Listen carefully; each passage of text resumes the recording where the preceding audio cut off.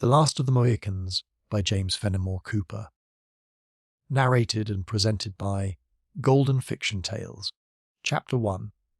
Mine ear is open, and my heart prepared. The worst is wordly loss you can unfold. Say, is my kingdom lost? Shakespeare. It was a feature peculiar to the colonial wars of North America that the toils and dangers of the wilderness were to be encountered before the adverse hosts could meet. A wide and apparently an impervious boundary of forests severed the possessions of the hostile provinces of France and England. The hardy colonist and the trained European who fought at his side frequently expended months in struggling against the rapids of the streams, or in effecting the rugged passes of the mountains, in quest of an opportunity to exhibit their courage in a more martial conflict. But, emulating the patience and self-denial of the practiced native warriors, they learned to overcome every difficulty, and it would seem that, in time, there was no recess of the woods so dark, nor any secret place so lovely, that it might claim exemption from the inroads of those who had pledged their blood to satiate their vengeance, or to uphold the cold and selfish policy of the distant monarchs of Europe. Perhaps no district throughout the wide extent of the intermediate frontiers can furnish a livelier picture of the cruelty and fierceness of the savage warfare of those periods than the country which lies between the headwaters of the Hudson and the adjacent lakes.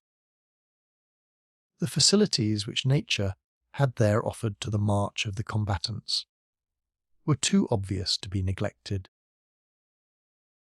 The lengthened sheet of the Champlain stretched from the frontiers of Canada, deep within the borders of the neighbouring province of New York, forming a natural passage across half the distance that the French were compelled to master in order to strike their enemies. Near its southern termination, it received the contributions of another lake, whose waters were so limpid as to have been exclusively selected by the Jesuit missionaries to perform the typical purification of baptism, and to obtain for it the title of Lake de Saint-Sacrament. The less zealous English thought they conferred a sufficient honour on its unsullied fountains when they bestowed the name of their reigning prince, the second of the House of Hanover.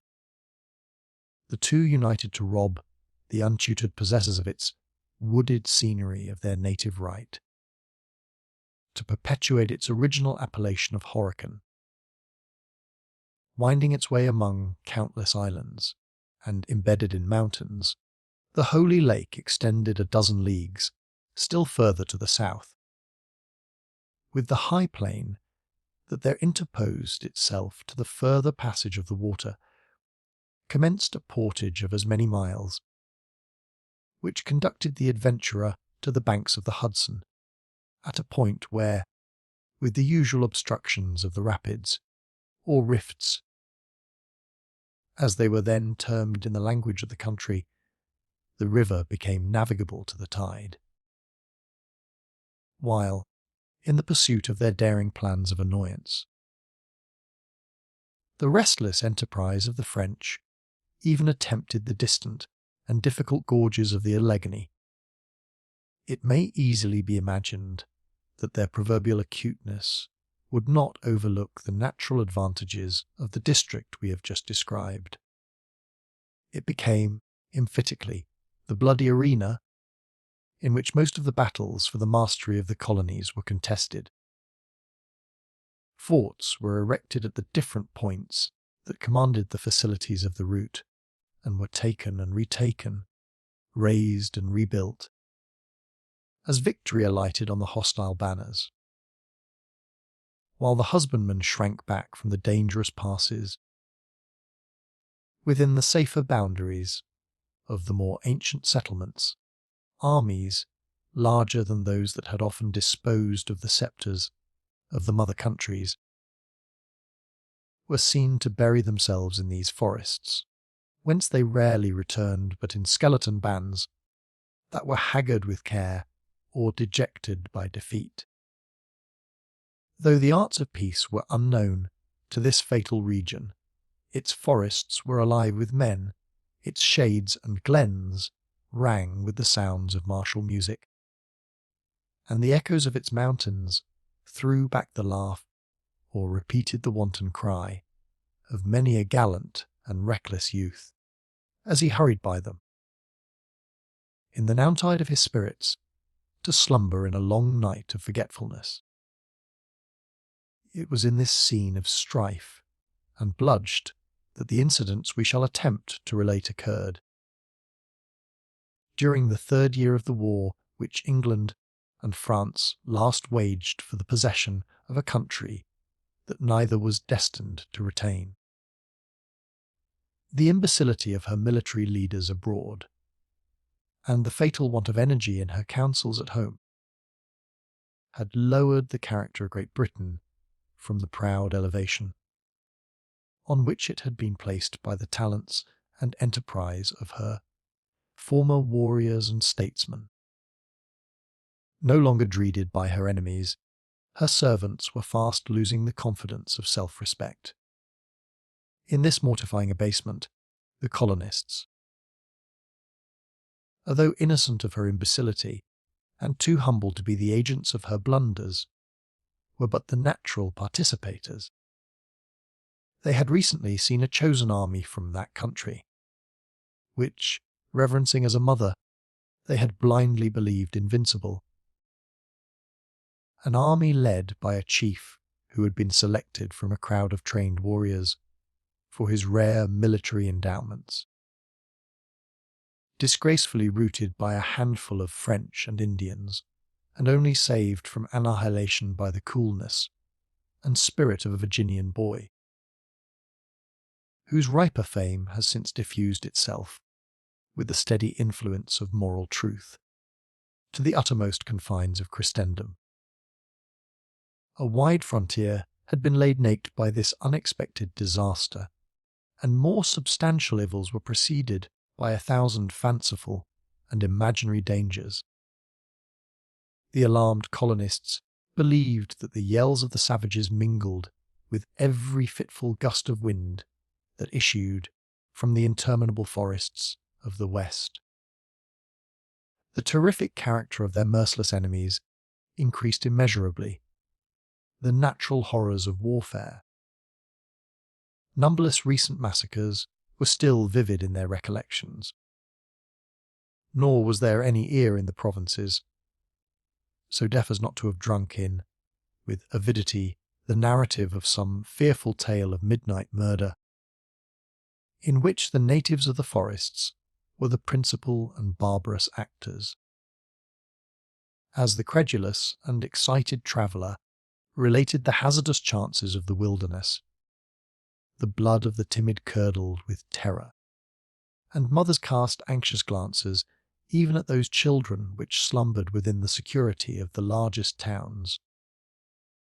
In short, the magnifying influence of fear began to set at naught the calculations of reason, and to remender those who should remembered their manhood, the slaves of the basest passions. Even the most confident and the stoutest hearts began to think the issue of the contest was becoming doubtful, and that abject class was hourly increasing in numbers, who thought they foresaw all the possessions of the English crown in America, subdued by their Christian foes, or laid waste by the inroads of their relentless allies, when, therefore, intelligence was received at the fort, which covered the southern termination of the portage between the Hudson and the lakes, that Montcalm had been seen moving up the Champlain with an army numerous as the leaves on the trees. Its truth was admitted with more of the craven reluctance of fear than with the stern joy that a warrior should feel in finding an enemy within reach of his blow. The news had been brought toward the decline of a day in midsummer by an Indian runner, who also bore an urgent request from Munro, the commander of a work on the shore of the Holy Lake, for a speedy and powerful reinforcement. It has already been mentioned that the distance between these two posts was less than 5 leagues. The rude path, which originally formed their line of communication, had been widened for the passage of wagons, so that the distance, which had been travelled by the son of the forest in 2 hours, might easily be effected by a detachment of troops, with their necessary baggage, between the rising and setting of a summer sun. The loyal servants of the British Crown had given to one of these forests fastnesses the name of William Henry, and to the other that of Fort Edward, calling each after a favourite prince of the reigning family. The veteran Scotchman just named held the first, with a regiment of regulars and a few provincials, a force really by far too small to make head against the formidable power that Montcalm was leading to the foot of his earthen mounds. At the latter, however, lay General Webb, who commanded the armies of the king in the northern provinces with a body of more than 5,000 men. By uniting the several detachments of his command, this officer might have arrayed nearly double that number of combatants against the enterprising Frenchman, who had ventured so far from his reinforcements with an army but little superior in numbers, but under the influence of their degraded fortunes.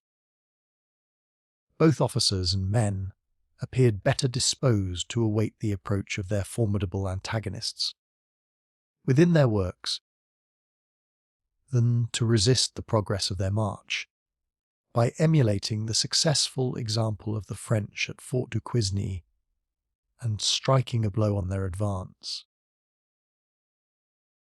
After the first surprise of the intelligence had a little abated, a rumour was spread through the entrenched camp, which stretched along the margin of the Hudson, forming a chain of outworks to the body of the fort itself, that a chosen detachment of 1,500 men was to depart with the dawn for William Henry, the post at the northern extremity of the portage. That which at first was only rumour soon became certainty, as orders passed from the quarters of the commander-in-chief to the several corps he had selected for this service, to prepare for their speedy departure. All doubts as to the intention of Webb now vanished, and an hour or two of hurried footsteps and anxious faces succeeded. The novice in the military flew from point to point, retarding his own preparations by the excess of his violent and somewhat distempered zeal, while the more practised veteran made his arrangements with a deliberation that scorned every appearance of haste, although his sober lineaments and anxious eye sufficiently betrayed that he had no very strong professional relish for the, as yet, untreed and dreaded warfare of the wilderness. At length the sun set in a flood of glory behind the distant western hills, and as darkness drew its veil around the secluded spot, the sounds of preparation diminished. The last light finally disappeared from the log cabin of some officer. The trees cast their deeper shadows over the mounds and the rippling stream, and a silence soon pervaded the camp, as deep as that which reigned in the vast forest by which it was environed. According to the orders of the preceding night, the heavy sleep of the army was broken by the rolling of the warning drums, whose rattling echoes were heard issuing on the damp morning air, out of every vista of the woods. Just as day began to draw the shaggy outlines of some tall pines of the vicinity, on the opening brightness of a soft and cloudless eastern sky. In an instant the whole camp was in motion, the meanest soldier arousing from his lair to witness the departure of his comrades, and to share in the excitement and incidents of the hour. The simple array of the chosen band was soon completed. Daffodils, while the regular and trained hirelings of the king marched with haughtiness to the right of the line. The less pretending colonists took their humbler position on its left, with a docility that long practice had rendered easy. The scouts departed. A strong guards proceeded and followed the lumbering vehicles that bore the baggage. And before the grey light of the morning was mellowed by the rays of the sun, the main body of the combatants wheeled into column, and left the encampment with a show of high military bearing that served to drown the slumbering apprehensions of many a novice who was now about to make his first essay in arms, while in view of their admiring comrades the same proud front and ordered array was observed, until the notes of their fifes growing fainter in distance, the forest at length appeared to swallow up the living mass which had slowly entered its bosom. The deepest sounds of the retiring and invisible column had ceased to be borne on the breeze to the listeners, and the latest straggler had already disappeared in pursuit. But there still remained the signs of another departure. Before a log cabin of unusual size and accommodations, in front of which those sentinels paced their rounds, who were known to guard the person of the English general.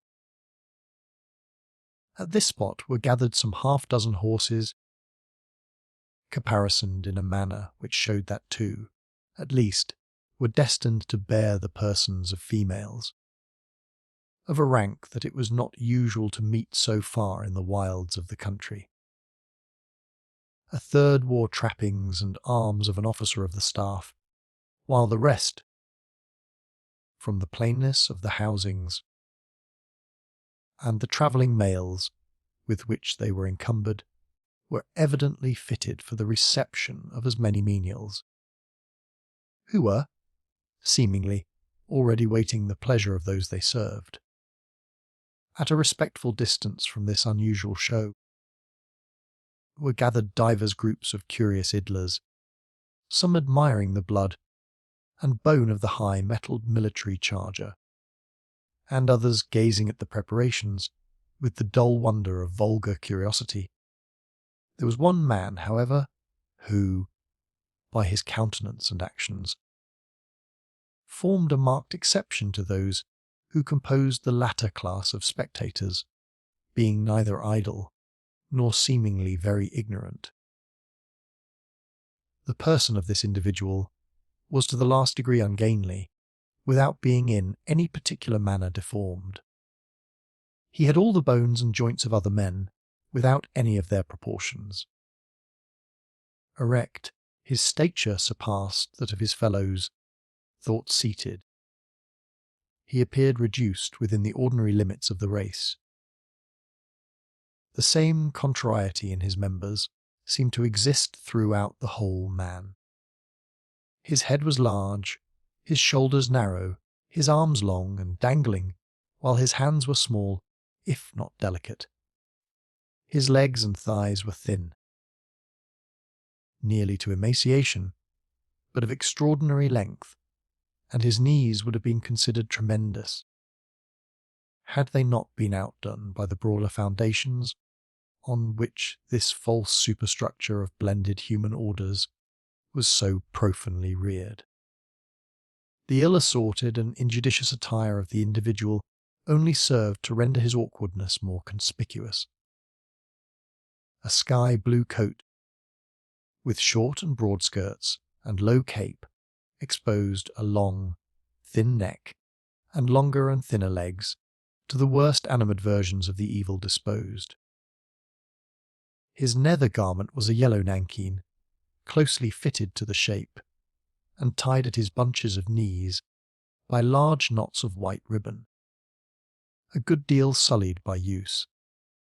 Clouded cotton stockings and shoes, on one of the latter of which was a plated spur, completed the costume of the lower extremity of this figure, no curve or angle of which was concealed, but, on the other hand, studiously exhibited, through the vanity or simplicity of its owner. From beneath the flap of an enormous pocket of a soiled vest of embossed silk, heavily ornamented with tarnished silver lace, projected an instrument which, from being seen in such martial company, might have been easily mistaken for some mischievous and unknown implement of war. Small as it was, this uncommon engine had excited the curiosity of most of the Europeans in the camp, though several of the provincials were seen to handle it, not only without fear, but with the utmost familiarity. A large, civil-cocked hat, like those worn by clergymen within the last 30 years, surmounted the whole, furnishing dignity to a good-natured and somewhat vacant countenance, that apparently needed such artificial aid to support the gravity of some high and extraordinary trust. While the common herd stood aloof, in deference to the quarters of Webb, the figure we have described stalked into of the domestics, freely expressing his censures or commendations on the merits of the horses, as by chance they displeased or satisfied his judgment. This beast, I rather conclude, friend, is not of home raising, but is from foreign lands, or perhaps from the little island itself over the blue water, he said, in a voice as remarkable for the softness and sweetness of its tones as was his person for its rare proportions. I may speak of these things, and be no braggart, for I have been down at both havens, that which is situate at the mouth of Thames, and is named after the capital of Old England, and that which is called Haven, with the addition of the word new, and have seen the scows and brigantines collecting their droves, like the gathering to the ark, being outward bound to the island of Jamaica, for the purpose of barter and traffic in four-footed animals. But never before have I beheld a beast which verified the true scripture war horse like this. He poureth in the valley, and rejoiceth in his strength. He goeth on to meet the armed men. He saith among the trumpets, Ha, ha, and he smelleth the battle afar off, the thunder of the captains, and the shouting. It would seem that the stock of the horse of Israel had descended to our own time, would it not, friend? Receiving no reply to this extraordinary appeal, which in truth, as it was delivered with the vigour of full and sonorous tones, merited some sort of notice, he who had thus sung forth the language of the Holy Book turned to the silent figure to whom he had unwittingly addressed himself, and found a new and more powerful subject of admiration in the object that encountered his gaze. His eyes fell on the still, upright, and rigid form of the Indian runner, who had borne to the camp the unwelcome tidings of the preceding evening. Although in a state of perfect repose, and apparently disregarding, with characteristic stoicism, the excitement and bustle around him, there was a sullen fierceness mingled with the quiet of the savage, that was likely to arrest the attention of much more experienced eyes than those which now scanned him in unconcealed amazement. The native bore both the tomahawk and knife of his tribe and yet his appearance was not altogether that of a warrior. On the contrary, there was an air of neglect about his person, like that which might have proceeded from great and recent exertion, which he had not yet found leisure to repair.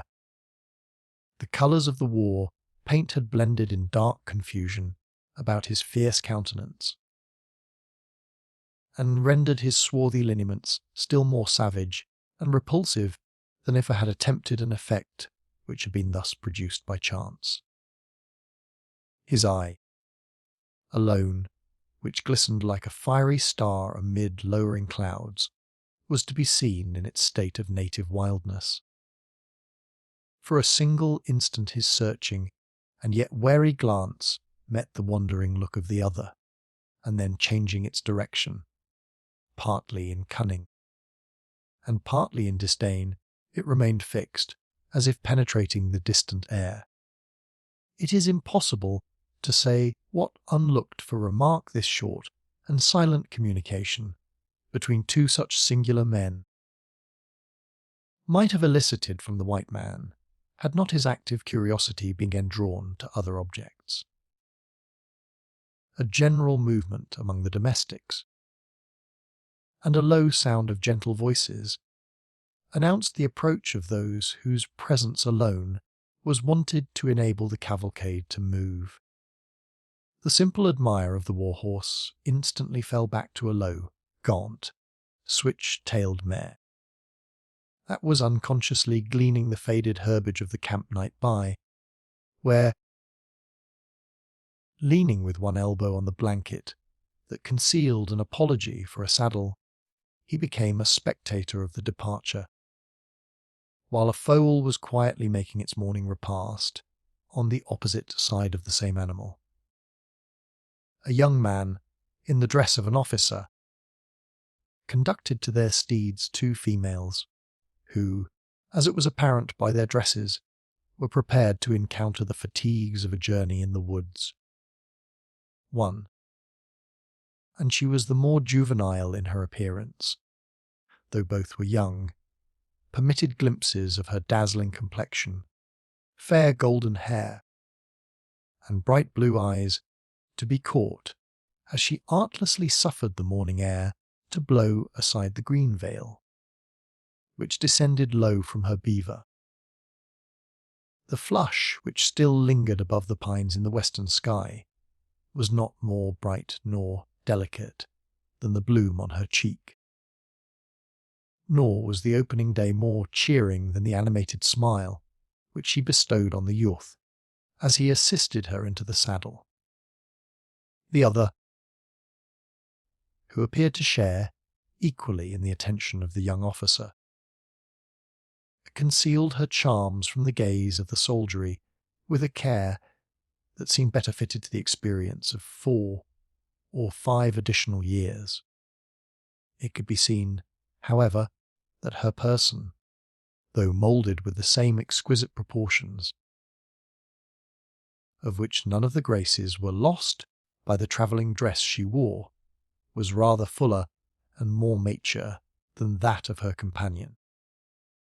No sooner were these females seated than their attendant sprang lightly into the saddle of the war-horse, when the whole 3 bowed to Webb, who in courtesy awaited their parting on the threshold of his cabin, and turning their horses' heads, they proceeded at a slow amble, followed by their train, toward the northern entrance of the encampment.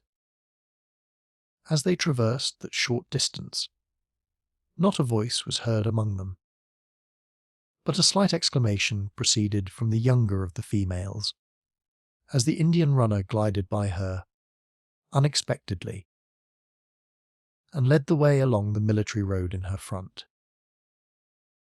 Though this sudden and startling movement of the Indian produced no sound from the other, in the surprise her veil also was allowed to open its folds, and betrayed an indescribable look of pity, admiration, and horror, as her dark eye followed the easy motions of the savage.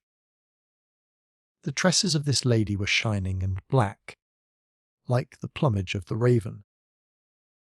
Her complexion was not brown, but it rather appeared charged with the colour of the rich blood that seemed ready to burst its bounds. And yet there was neither coarseness nor want of shadowing in a countenance that was exquisitely regular and dignified and surpassingly beautiful. She smiled, as if in pity at her own momentary forgetfulness, discovering by the act a row of teeth that would have shamed the purest ivory, when, replacing the veil, she bowed her face and rode in silence, like one whose thoughts were abstracted from the scene around her. Chapter 2. Sola, sola. Hoo-ha, ho sola. Shakespeare. While one of the lovely beings we have so cursorily presented to the reader was thus lost in thought, the other quickly recovered from the alarm which induced the exclamation, and, laughing at her own weakness, she inquired of the youth who rode by her side, "Are such spectres frequent in the woods, Hayward, or is this sight an especial entertainment ordered on our behalf?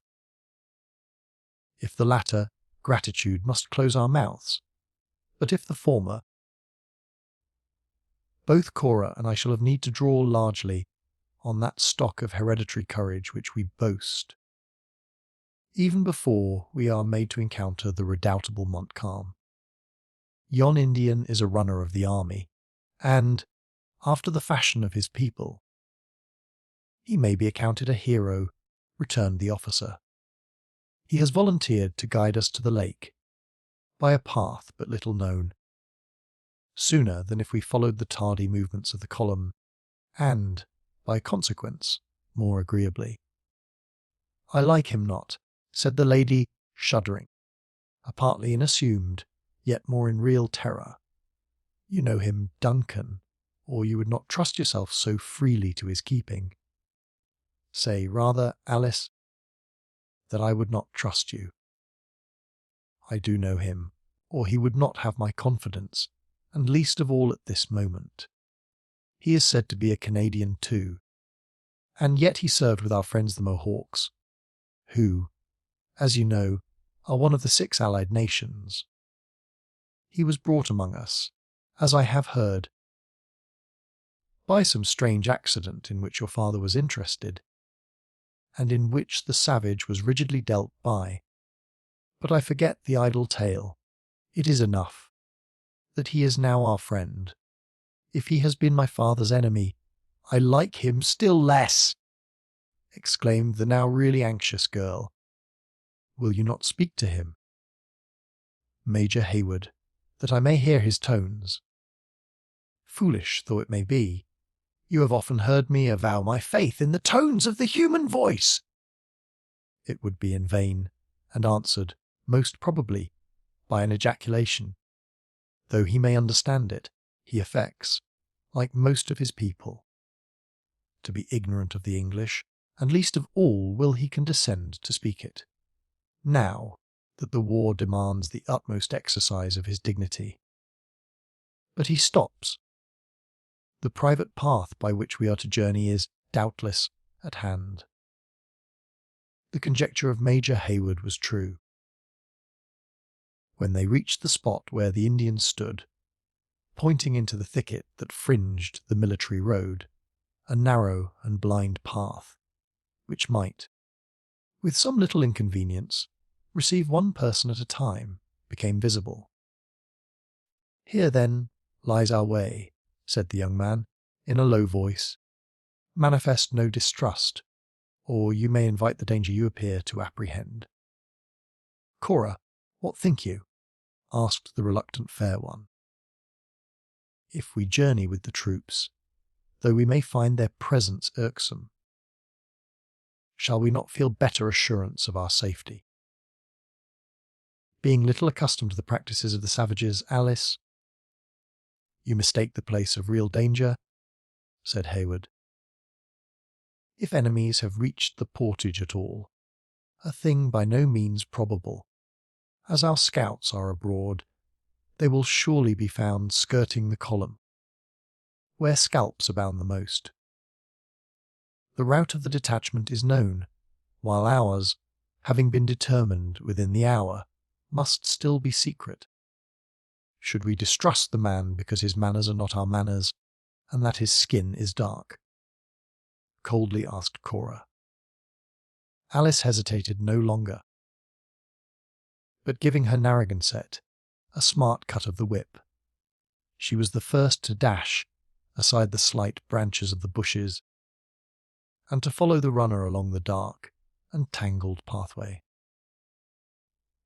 The young man regarded the last speaker in open admiration, and even permitted her fairer, although certainly not more beautiful companion, to proceed unattended, while he sedulously opened the way himself for the passage of her who has been called Cora. It would seem that the domestics had been previously instructed, for, instead of penetrating the thicket, they followed the route of the column, a measure which Hayward stated had been dictated by the sagacity of their guide, in order to diminish the marks of their trail, if, haply, the Canadian savages should be lurking so far in advance of their army. For many minutes the intricacy of the route admitted of no further dialogue, after which they emerged from the broad border of underbrush which grew along the line of the highway, and entered under the high but dark arches of the forest. Here their progress was less interrupted, and the instant the guide perceived that the females could command their steeds, he moved on, at a pace between a trot and a walk, and at a rate which kept the sure-footed and peculiar animals they rode at a fast yet easy amble. The youth had turned to speak to the dark-eyed Cora, when the distant sound of horses' hoofs, clattering over the roots of the broken way in his rear, caused him to check his charger, and, as his companions drew their reins at the same instant, the whole party came to a halt, in order to obtain an explanation of the unlooked-for interruption. In a few moments a colt was seen gliding, like a fallow deer, among the straight trunks of the pines, and, in another instant, the person of the ungainly man, described in the preceding chapter, came into view, with as much rapidity as he could excite his meagre beast to endure without coming to an open rupture. Until now this personage had escaped the observation of the travellers. If he possessed the power to arrest any wandering eye when exhibiting the glories of his altitude on foot, his equestrian graces were still more likely to attract attention. Notwithstanding a constant application of his one-armed heel to the flanks of the mare, the most confirmed gait that he could establish was a Canterbury gallop with the hind legs, in which those more forward assisted for doubtful moments, although generally content to maintain a loping trot. Perhaps the rapidity of the changes from one of these paces to the other created an optical illusion, which might thus magnify the powers of the beast, for it is certain that Hayward, who possessed a true eye for the merits of a horse, was unable, with his utmost ingenuity, to decide by what sort of movement his pursuer worked his sinuous way on his footsteps with such persevering hardihood. The industry and movements of the rider were not less remarkable than those of the ridden. At each change in the evolutions of the latter, the former raised his tall person in the stirrups, producing, in this manner, by the undue elongation of his legs, such sudden growths and diminishings of the stature as baffled every conjecture that might be made as to his dimensions. If to this be added the fact that in consequence of the ex parte application of the spur, one side of the mare appeared to journey faster than the other, and that the aggrieved flank was resolutely indicated by unremitted flourishes of a bushy tail, we finished the picture of both horse and man. The frown which had gathered around the handsome, open, and manly brow of Highwood gradually relaxed, and his lips curled into a slight smile as he regarded the stranger.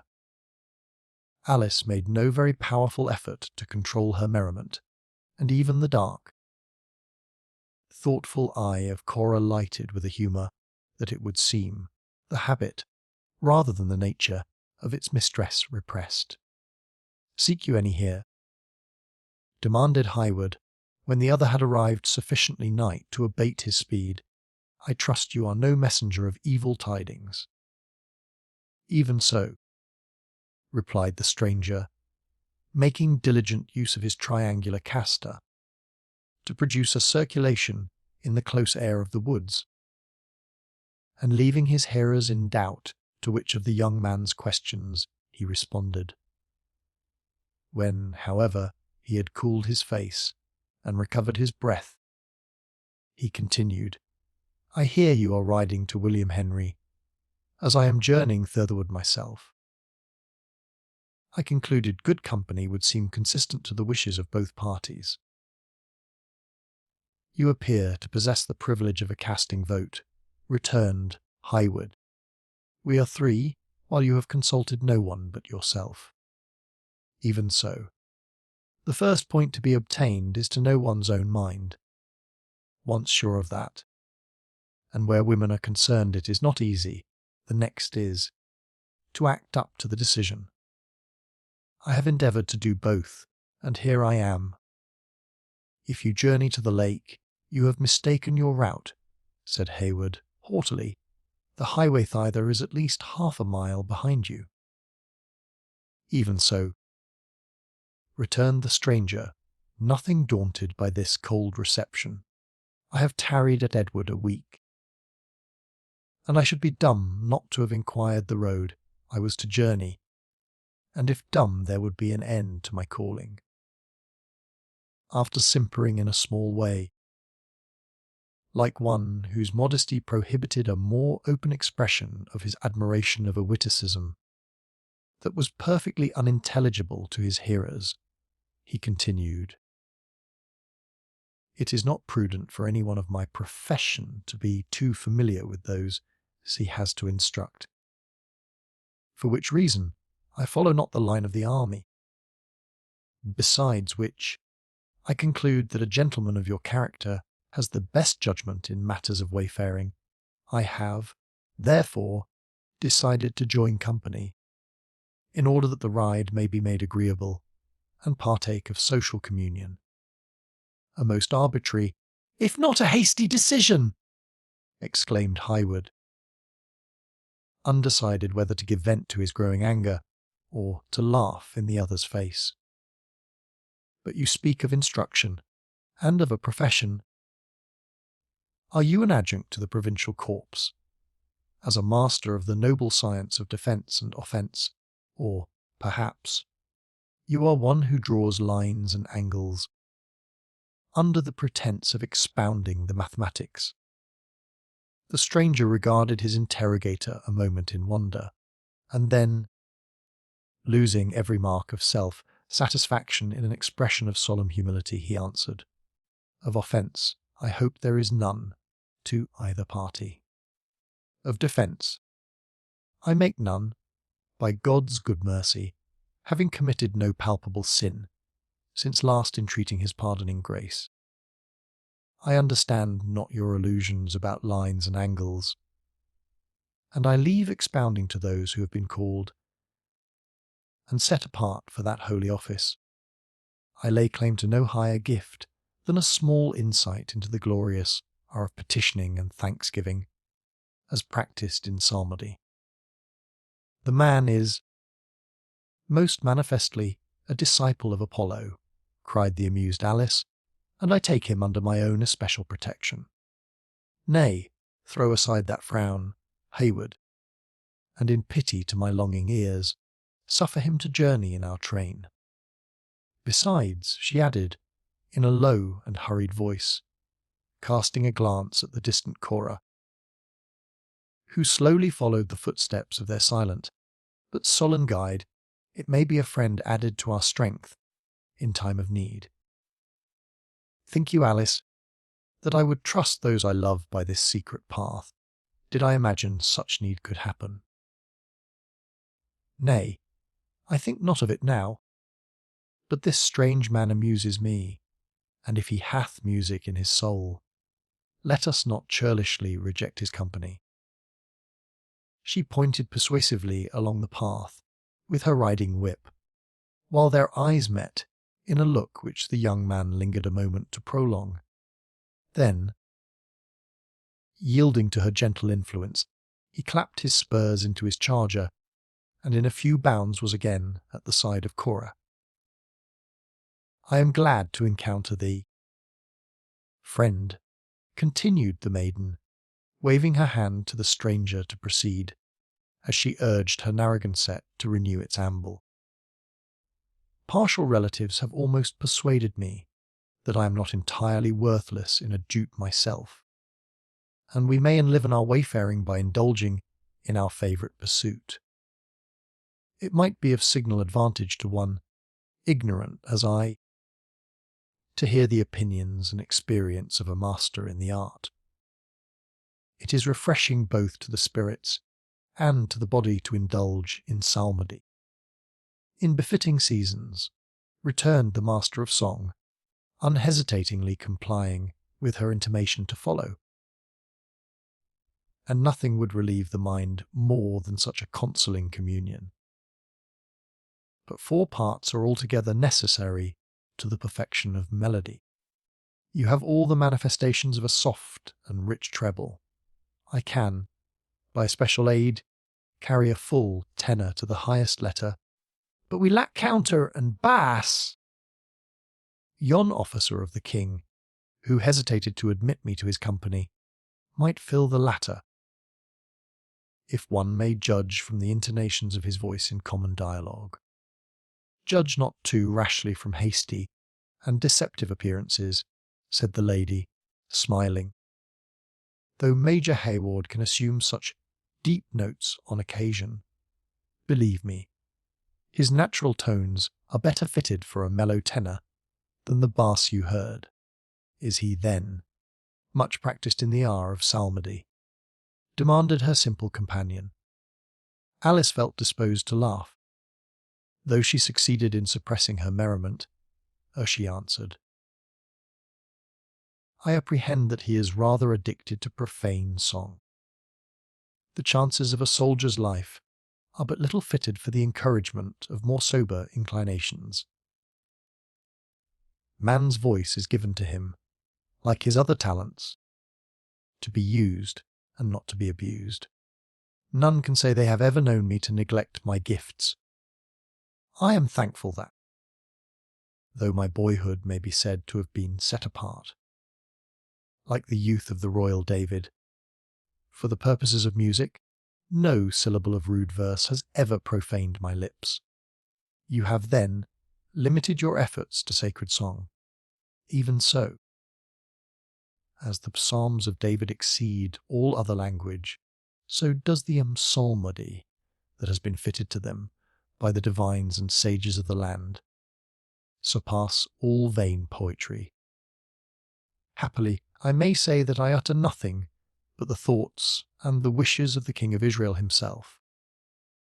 For though the times may call some slight changes, yet does this version which we use in the colonies of New England so much exceed all other versions, that, by its richness, its exactness, and its spiritual simplicity, it approacheth, as near as may be, to the great work of the inspired writer. I never abide in any place, sleeping or waking, without an example of this gifted work. 'Tis the 26th edition, promulgated at Boston, Anno Domini 1744, and is entitled The Psalms, Hymns, and spiritual songs of the Old and New Testaments, faithfully translated into English metre for the use, edification, and comfort of the saints, in public and private, especially in New England. During this eulogium on the rare production of his native poets, the stranger had drawn the book from his pocket, and fitting a pair of iron-rimmed spectacles to his nose, opened the volume with a care and veneration suited to its sacred purposes. Then, without circumlocution or apology, first pronounced the word Standish, and placing the unknown engine, already described, to his mouth, from which he drew a high, shrill sound, that was followed by an octave below. From his own voice, he commenced singing the following words in full, sweet, and melodious tones that set the music, the poetry, and even the uneasy motion of his ill-trained beast at defiance. How good it is, O sea, and how it pleaseth well, together e'en in unity, for brethren so to dwell. It's like the choice ointment, from the head to the beard did go, down Aaron's head, that downward went his garment's skirts unto. The delivery of these skilful rhymes was accompanied, on the part of the stranger, by a regular rise and fall of his right hand, which terminated at the descent, by suffering the fingers to dwell a moment on the leaves of the little volume, and on the ascent, by such a flourish of the member as none but the initiated may ever hope to imitate. It would seem long practice had rendered this manual accompaniment necessary, for it did not cease until the preposition which the poet had selected for the close of his verse had been duly delivered like a word of 2 syllables. Such an innovation on the silence and retirement of the forest could not fail to enlist the ears of those who journeyed at so short a distance in advance. The Indian muttered a few words in broken English to Heywood, who, in his turn, spoke to the stranger, at once interrupting and, for the time, closing his musical efforts. Though we are not in danger, a common prudence would teach us to journey through this wilderness in as quiet a manner as possible. You will then, pardon me, Alice, should I diminish your enjoyments by requesting this gentleman to postpone his chant until a safer opportunity. You will diminish them, indeed, returned the arch-girl, for never did I hear a more unworthy conjunction of execution and language that to which I have been listening. And I was far gone in a learning inquired into the causes of such an unfitness between sound and sense. When you broke the charm of my musings by that bass of yours, Duncan! I know not what you call my bass, said Heywood, piqued at her remark, but I know that your safety, and that of Cora, is far dearer to me than could be any orchestra of Handel's music. He paused, and turned his head quickly toward a thicket, and then bent his eyes suspiciously on their guide, who continued his steady pace, in undisturbed gravity. The young man smiled to himself, for he believed he had mistaken some shining berry of the woods for the glistening eyeballs of a prowling savage, and he rode forward, continuing the conversation which had been interrupted by the passing thought. Major Heywood was mistaken only in suffering his youthful and generous pride to suppress his active watchfulness. The cavalcade had not long passed. Before the branches of the bushes that formed the thicket were cautiously moved asunder, and a human visage, as fiercely wild as savage are, and unbridled passions could make it, peered out on the retiring footsteps of the travellers. A gleam of exultation shot, across the darkly painted lineaments of the inhabitant of the forest. As he traced the route of his intended victims, who rode unconsciously onward, the light and graceful forms of the females waving among the trees, in the curvatures of their path, followed at each bend by the manly figure of Hayward, until, finally, the shapeless person of the singing master was concealed behind the numberless trunks of trees that rose, in dark lines, in the intermediate space. Chapter 3. Before these fields were shorn and tilled, full to the brim our rivers flowed, the melody of waters filled the fresh and boundless wood, and torrents dashed, and rivulets played, and fountains spouted in the shade. Bryant. Leaving the unsuspecting Highwood and his confiding companions to penetrate still deeper into a forest that contained such treacherous inmates, we must use an author's privilege and shift the scene a few miles to the westward of the place where we have last seen them. On that day, two men were lingering on the banks of a small but rapid stream, within an hour's journey of the encampment of Webb. Like those who awaited the appearance of an absent person or the approach of some expected event, the vast canopy of woods spread itself to the margin of the river, overhanging the water and shadowing its dark current with a deeper hue. The rays of the sun were beginning to grow less fierce, and the intense heat of the day was lessened, as the cooler vapours of the springs and fountains rose above their leafy beds and rested in the atmosphere. Still that breathing silence, which marks the drowsy sultriness of an American landscape in July, pervaded the secluded spot, interrupted only by the low voices of the men, the occasional and lazy tap of a woodpecker, the discordant cry of some gaudy jay, or a swelling on the ear from the dull roar of a distant waterfall. These feeble and broken sounds were, however, too familiar to the foresters to draw their attention from the more interesting matter of their dialogue. While one of these loiters showed the red skin and wild accoutrements of a native of the woods, the other exhibited, through the mask of his rude and nearly savage equipments, the brighter, although sun-burned and long-faced complexion of one who might claim descent from a European parentage. The former was seated on the end of a mossy log, in a posture that permitted him to heighten the effect of his earnest language by the calm but expressive gestures of an Indian engaged in debate. His body, which was nearly naked, presented a terrific emblem of death, drawn in intermingled colours of white and black. His closely shaved head,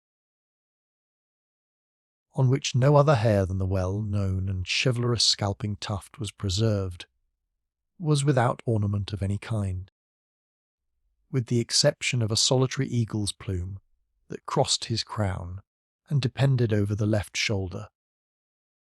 A tomahawk and scalping knife of English manufacture were in his girdle, while a short military rifle, of that sort with which the policy of the whites armed their savage allies, lay carelessly across his bare and sinewy knee. The expanded chest, full-formed limbs, and grave countenance of this warrior would denote that he had reached the vigour of his days, though no symptoms of decay appeared to have yet weakened his manhood.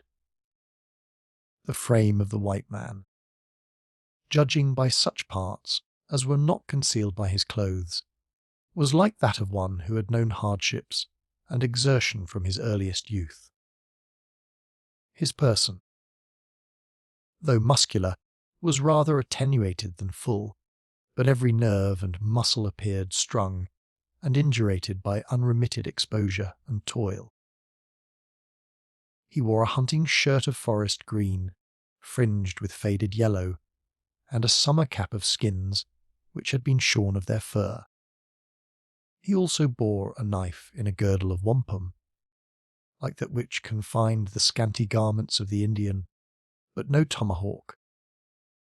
His moccasins were ornamented after the gay fashion of the natives, while the only part of his underdress which appeared below the hunting frock was a pair of buckskin leggings that laced at the sides, and which were gartered above the knees with the sinews of a deer.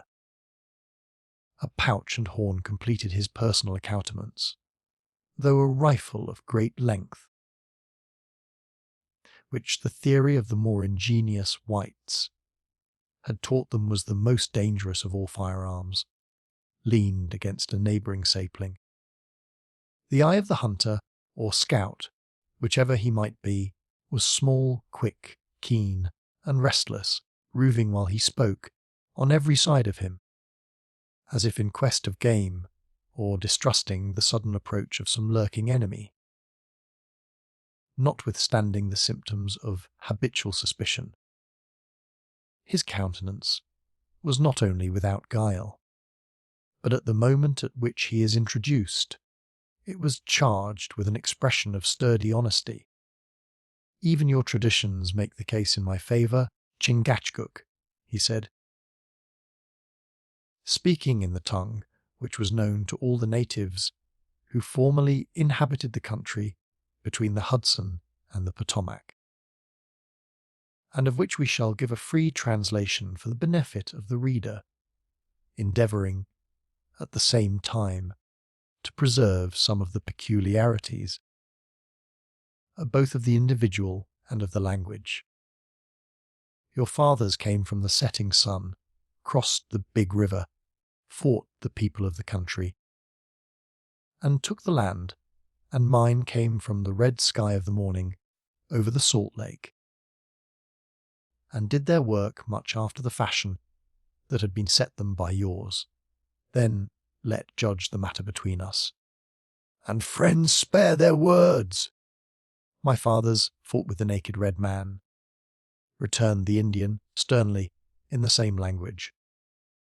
Is there no difference, Hawkeye, between the stone-headed arrow of the warrior and the leaden bullet with which you kill?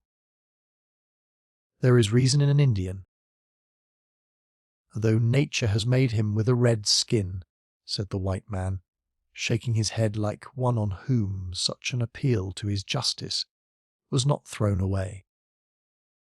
For a moment he appeared to be conscious of having the worst of the argument. Then, rallying again, he answered the objection of his antagonist in the best manner his limited information would allow. I am no scholar, and I care not who knows it, but, judging from what I have seen, at deer chases and squirrel hunts, of the Sparks below, I should think a rifle in the hands of their grandfathers was not so dangerous as a hickory bough and a good flint head might be, if drawn with Indian judgment and sent by an Indian eye. You have the story told by your fathers, returned the other, coldly waving his hand. What say your old men? Do they tell the young warriors that the pale faces met the red men, painted for war and armed with the stone hatchet and wooden gun?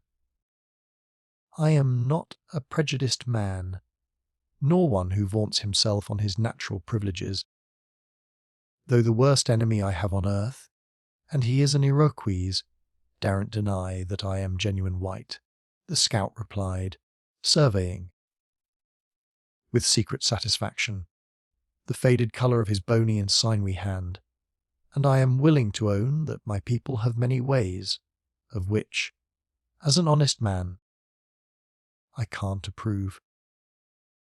It is one of their customs to write in books what they have done and seen, instead of telling them in their villages. Where the lie can be given to the face of a cowardly boaster, and the brave soldier can call on his comrades to witness for the truth of his words. In consequence of this bad fashion, a man, who is too conscientious to misspend his days among the women in learning the names of black marks, may never hear of the deeds of his fathers, nor feel a pride in striving to outdo them. For myself, I conclude the bumpers could shoot, for I have a natural turn with a rifle which must have been handed down from generation to generation, as our holy commandments tell us. All good and evil gifts are bestowed, though I should be loath to answer for other people in such a matter. But every story has its two sides. So I ask you, Chingachgook, what passed, according to the traditions of the Red Men, when our fathers first met? A silence of a minute succeeded, during which the Indian sat mute. Then, full of the dignity of his office, he commenced his brief tale, with a solemnity that served to heighten its appearance of truth. Listen, Hawkeye, and your ear shall drink no lie. This what my fathers have said, and what the Mohicans have done.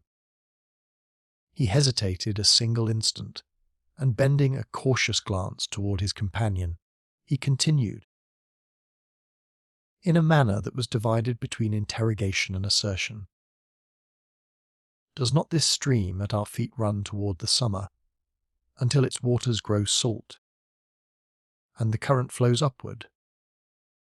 It can't be denied that your traditions tell you true in both these matters, said the white man, for I have been there, and have seen them, though why water, which is so sweet in the shade, should become bitter in the sun, is an alteration for which I have never been able to account. And the current? Demanded the Indian, who expected his reply with that sort of interest that a man feels in the confirmation of testimony, at which he marvels even while he respects it. The fathers of Chingachgook have not lied. The Holy Bible is not more true, and that is the truest thing in nature. They call this upstream current the tide, which is a thing soon explained, and clear enough. 6 hours the waters run in, and 6 hours they run out. And the reason is this. When there is higher water in the sea than in the river, they run in until the river gets to be highest, and then it runs out again. The waters in the woods and on the great lakes run downward until they lie like my hand, said the Indian, stretching the limb horizontally before him, and then they run no more. No honest man will deny it, said the scout, a little nettled at the implied distrust of his explanation of the mystery of the tides. And I grant that it is true on the small scale, and where the land is level, but everything depends on what scale you look at things. Now, on the small scale, the earth is level, but on the large scale it is round. In this manner, pools and ponds, and even the great freshwater lakes, may be stagnant, as you and I both know they are, having seen them. But when you come to spread water over a great tract, like the sea, where the earth is round, how in reason can the water be quiet? You might as well expect the river to lie still on the brink of those black rocks a mile above us, though your own ears tell you that it is tumbling over them at this very moment. If unsatisfied by the philosophy of his companion, the Indian was far too dignified to betray his unbelief. He listened like one who was convinced, and resumed his narrative in his former solemn manner. We came from the place where the sun is hid at night, over great plains where the buffaloes live, until we reached the big river. There we fought the Elijah till the ground was red with their blood. From the banks of the big river to the shores of the salt lake, there was none to meet us. The Maquas followed at a distance, We said the country should be ours from the place where the water runs up no longer on this stream, to a river 20 suns' journey toward the summer. We drove the Maquas into the woods with the bears. They only tasted salt at the licks. They drew no fish from the great lake. We threw them the bones. All this I have heard and believe, said the white man, observing that the Indian paused. But it was long before the English came into the country. A pine grew then where this chestnut now stands. The first pale-faces who came among us spoke no English.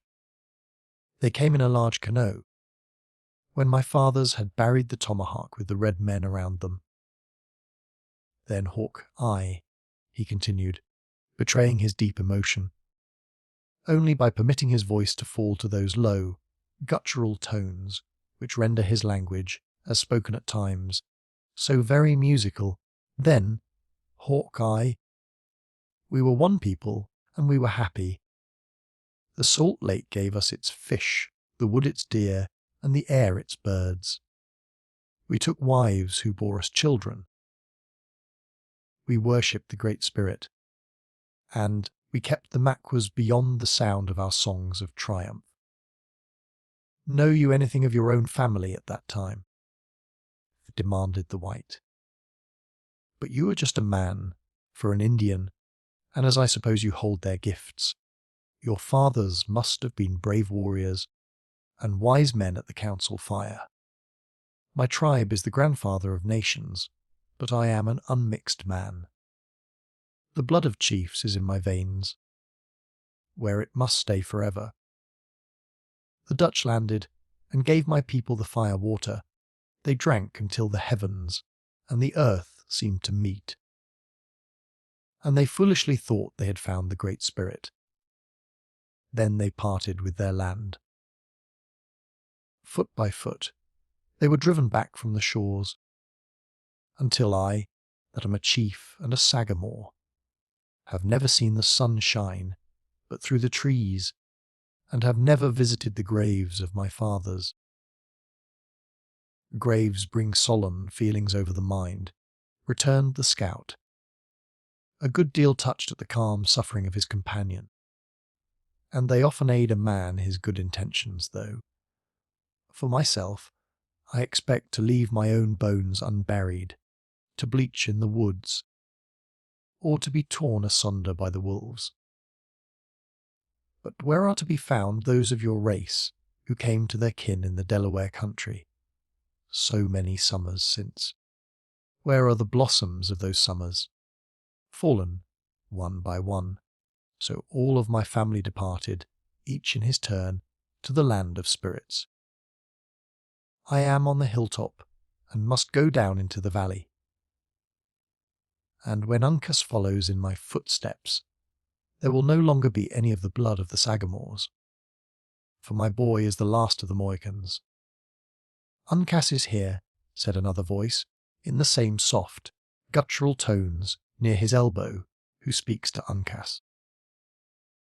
The white man loosened his knife in his leathern sheath, and made an involuntary movement of the hand toward his rifle at this sudden interruption. But the Indian sat composed, and without turning his head at the unexpected sounds. At the next instant, a youthful warrior passed between them, with a noiseless step, and seated himself on the bank of the rapid stream. No exclamation of surprise escaped the father, nor was any question asked, or reply given, for several minutes, each appearing to await the moment when he might speak, without betraying womanish curiosity or childish impatience. The white man seemed to take counsel from their customs, and, relinquishing his grasp of the rifle, he also remained silent and reserved. At length Chingachgook turned his eyes slowly toward his son, and demanded, "Do the Maquas dare to leave the print of their moccasins in these woods?" "I have been on their trail," replied the young Indian, and know that they number as many as the fingers of my 2 hands, but they lid hid like cowards. The thieves are outlying for scalps and plunder, said the white man, whom we shall call Hawkeye, after the manner of his companions. That busy Frenchman. Montcalm will send his spies into our very camp, but he will know what road we travel. This enough, returned the father, glancing his eye toward the setting sun. They shall be driven like deer from their bushes. Hawkeye, let us eat tonight, and show them a cause that we are men tomorrow. I am as ready to do the one as the other, but to fight the Iroquois, this necessary to find the skulkers, and to eat, this necessary to get the game. Talk of the devil, and he will come. There is a pair of the biggest antlers I have seen this season, moving the bushes below the hill. Now, Uncas, he continued, in a half-whisper and laughing with a kind of inward sound, like one who had learned to be watchful, I will bet my charger 3 times full of powder against a foot of wampum, that I take him atwixt the eyes, and nearer to the right than to the left. It cannot be, said the young Indian, springing to his feet with youthful eagerness. All but the tips of his horns are hid. He's a boy, said the white man, shaking his head while he spoke and addressing the father. Does he think, when a hunter sees a part of the creature, he can't tell where the rest of him should be? Adjusting his rifle, he was about to make an exhibition of that skill on which he so much valued himself, when the warrior struck up the piece with his hand, saying, Hawkeye, will you fight the Maquas? These Indians know the nature of the woods, as it might be by instinct, returned the scout, dropping his rifle, and turning away like a man who was convinced of his error. I must leave the buck to your arrow, Uncas, or we may kill a deer for them thieves. The Iroquois to eat. The instant the father seconded this intimation, by an expressive gesture of the hand, Uncas threw himself on the ground, and approached the animal with wary movements. When within a few yards of the cover, he fitted an arrow to his bow with the utmost care, while the antlers moved, as if their owner snuffed an enemy in the tainted air. In another moment the twang of the cord was heard. A white streak was seen glancing into the bushes, and the wounded buck plunged from the cover to the very feet of his hidden enemy. Avoiding the horns of the infuriated animal, Uncas darted to his side and passed his knife across the throat. When bounding to the edge of the river it fell, dyeing the waters with its blood. "'Too was done with Indian skill," said the scout, laughing inwardly, but with vast satisfaction, "and 'two's a pretty sight to behold, though an arrow is a near shot and needs a knife to finish the work." "Ho!" ejaculated his companion, turning quickly, like a hound who scented game. "By the Lord, there is a drove of them!" exclaimed the scout, whose eyes began to glisten with the ardour of his usual occupation. "If they come within range of a bullet, I will drop one, though the whole 6 nations should be lurking within sound. What do you hear, Chingachgook? For to my ears the woods are dumb. There is but one deer, and he is dead," said the Indian, bending his body till his ear nearly touched the earth. "I hear the sounds of feet. Perhaps the wolves have driven the buck to shelter, and are following on his trail. No.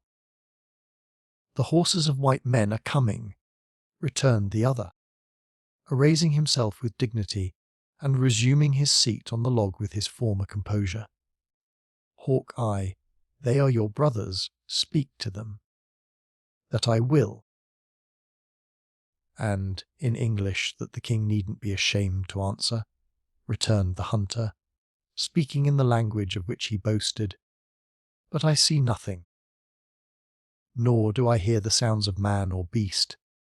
This strange that an Indian should understand white sounds better than a man who, his very enemies will own, has no cross in his blood, although he may have lived with the redskins long enough to be suspected. Ha! There goes something like the cracking of a dry stick, too. Now I hear the bushes move. Yes, yes, there is a trampling that I mistook for the falls, and... But here they come themselves. God keep them from the Iroquois. Chapter 4. Well, go they way. You shalt not from this grove, till I torment for this injury.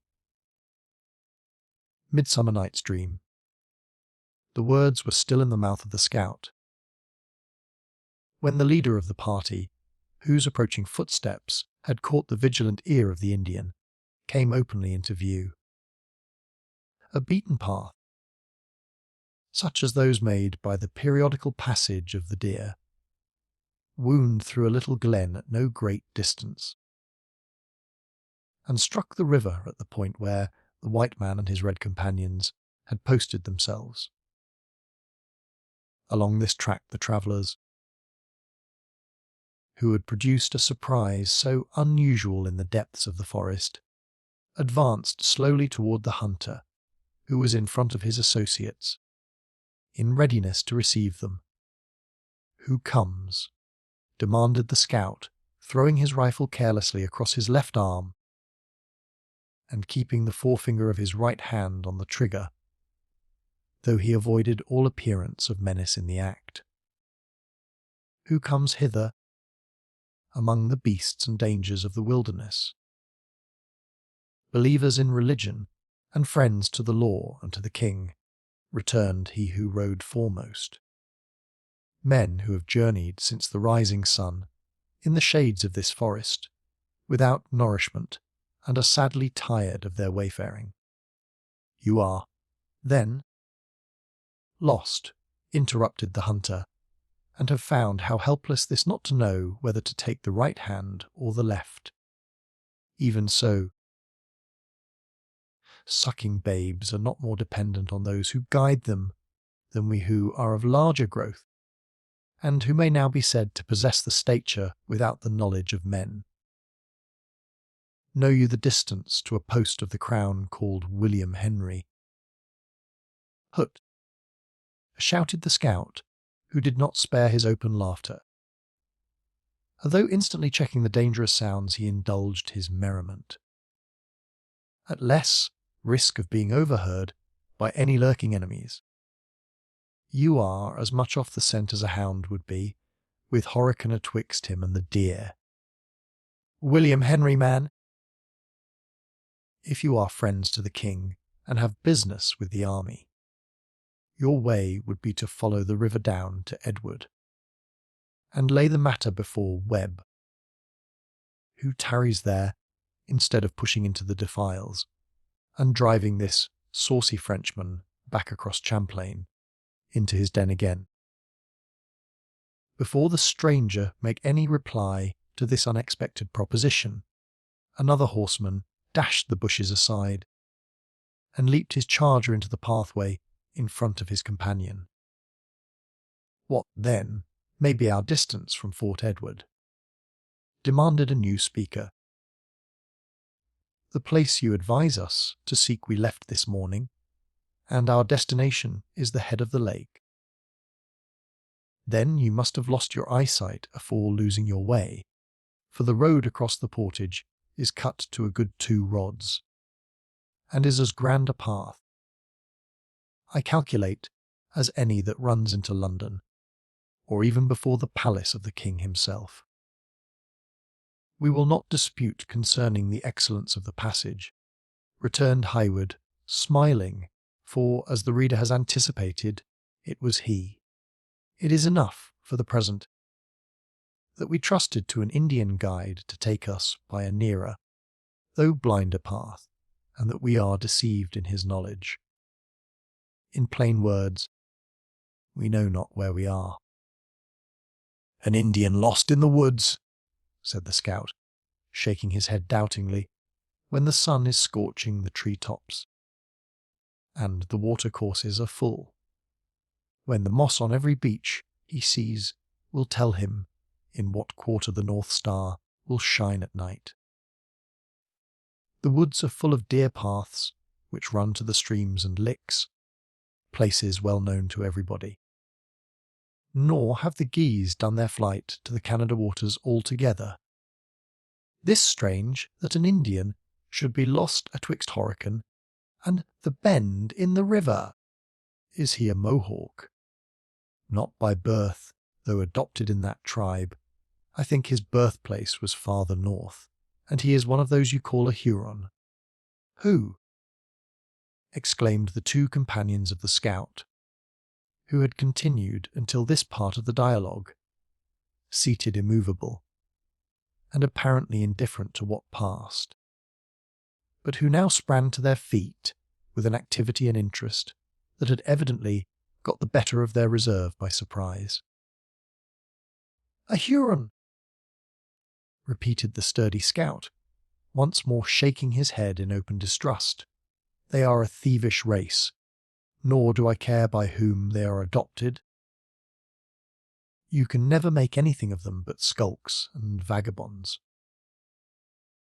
Since you trusted yourself to the care of one of that nation, I only wonder that you have not fallen in with more.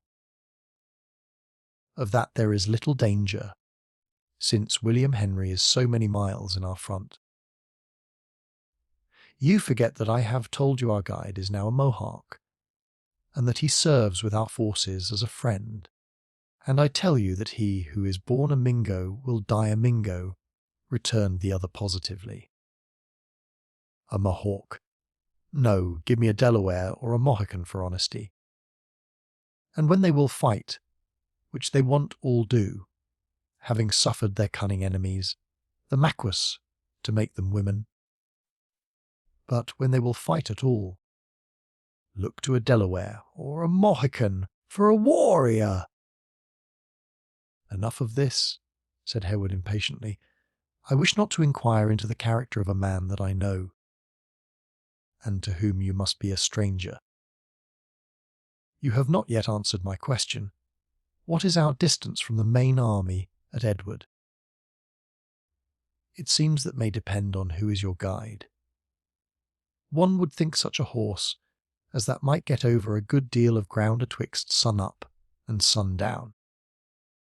I wish no contention of idle words with you, friend," said Hayward, curbing his dissatisfied manner and speaking in a more gentle voice. "If you will tell me the distance to Fort Edward, and conduct me thither, your labour shall not go without its reward. And in so doing, how know I that I don't guide an enemy and a spy of Montcalm to the works of the army? It is not every man who can speak the English tongue that is an honest subject. If you serve with the troops, of whom I judge you to be a scout, you should know of such a regiment of the King as the 16th. The 16th. You can tell me little of the Royal Americans that I don't know, though I do wear a hunting shirt instead of a scarlet jacket. Well, then, among other things, you may know the name of its major." "Its major!" interrupted the hunter, elevating his body like one who was proud of his trust. "If there is a man in the country who knows Major Effingham, he stands before you. It is a corps which has many majors. The gentleman you name is the senior, but I speak of the junior of them all, he who commands the companies in garrison at William Henry. Yes, yes, I have heard that a young gentleman of vast riches, from one of the provinces far south, has got the place. He is over young, too, to hold such rank, and to be put above men whose heads are beginning to bleach. And yet they say he is a soldier in his knowledge." "And a gallant gentleman!" Whatever he may be, or however he may be qualified for his rank, he now speaks to you and of course, can be no enemy to dread. The scout regarded Highwood in surprise, and then lifting his cap, he answered, in a tone less confident than before, though still expressing doubt. I have heard a party was to leave the encampment this morning for the lake shore. You have heard the truth, but I preferred a nearer route, trusting to the knowledge of the Indian I mentioned. And he deceived you, and then deserted. Neither, as I believe, certainly not the latter, for he is to be found in the rear. I should like to look at the creature. If it is a true Iroquois, I can tell him by his knavish look, and by his paint, said the scout, stepping past the charger of Highwood and entering the path behind the mare of the singing master, whose foil had taken advantage of the heart to exact the maternal contribution. After shoving aside the bushes and proceeding a few paces, he encountered the females, who awaited the result of the conference with anxiety and not entirely without apprehension. Behind these, the runner leaned against a tree, where he stood at the close examination of the scout with an air unmoved, though with a look so dark and savage that it might in itself excite fear. Satisfied with his scrutiny, the hunters soon left him. As he repassed the females, he paused a moment to gaze upon their beauty, answering to the smile and nod of Alice with a look of open pleasure. Thence he went to the side of the motherly animal, and spending a minute in a fruitless inquiry into the character of her rider, he shook his head and returned to Highwood. A Mingo is a Mingo, and God having made him so, neither the Mohawks nor any other tribe can alter him, he said, when he had regained his former position. If we were alone, and you would leave that noble horse at the mercy of the wolves tonight, I could show you the way to Edward myself, within an hour, for it lies only about an hour's journey hence. But with such ladies in your company this impossible. And why? They are fatigued, but they are quite equal to a ride of a few more miles. This a natural impossibility, repeated the scout. I wouldn't walk a mile in these woods after night gets into them, in company with that runner. For the best rifle in the colonies. They are full of outlying Iroquois, and your mongrel Mohawk knows where to find them too well to be my companion. Think you so? Said Highwood, leaning forward in the saddle, and dropping his voice nearly to a whisper. I confess I have not been without my own suspicions, though I have endeavoured to conceal them, and affected a confidence I have not always felt, on account of my companions. It was because I suspected him that I would follow no longer, making him, as you see, follow me. I knew he was one of the cheats as soon as I laid eyes on him, returned the scout, placing a finger on his nose in sign of caution. The thief is leaning against the foot of the sugar sapling that you can see over the bushes. His right leg is in a line with the bark of the tree, and, tapping his rifle, I can take him from where I stand, between the angle and the knee, with a single shot, putting an end to his tramping through the woods, for at least a month to come.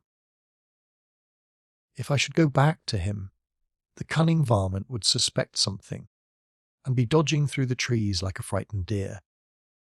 It will not do. He may be innocent, and I dislike the act. Though, if I felt confident of his treachery, this a safe thing to calculate on the knavery of an Iroquois, said the scout, throwing his rifle forward, by a sort of instinctive movement. "Hold," interrupted Highwood. "It will not do. We must think of some other scheme. And yet, I have much reason to believe the rascal has deceived me."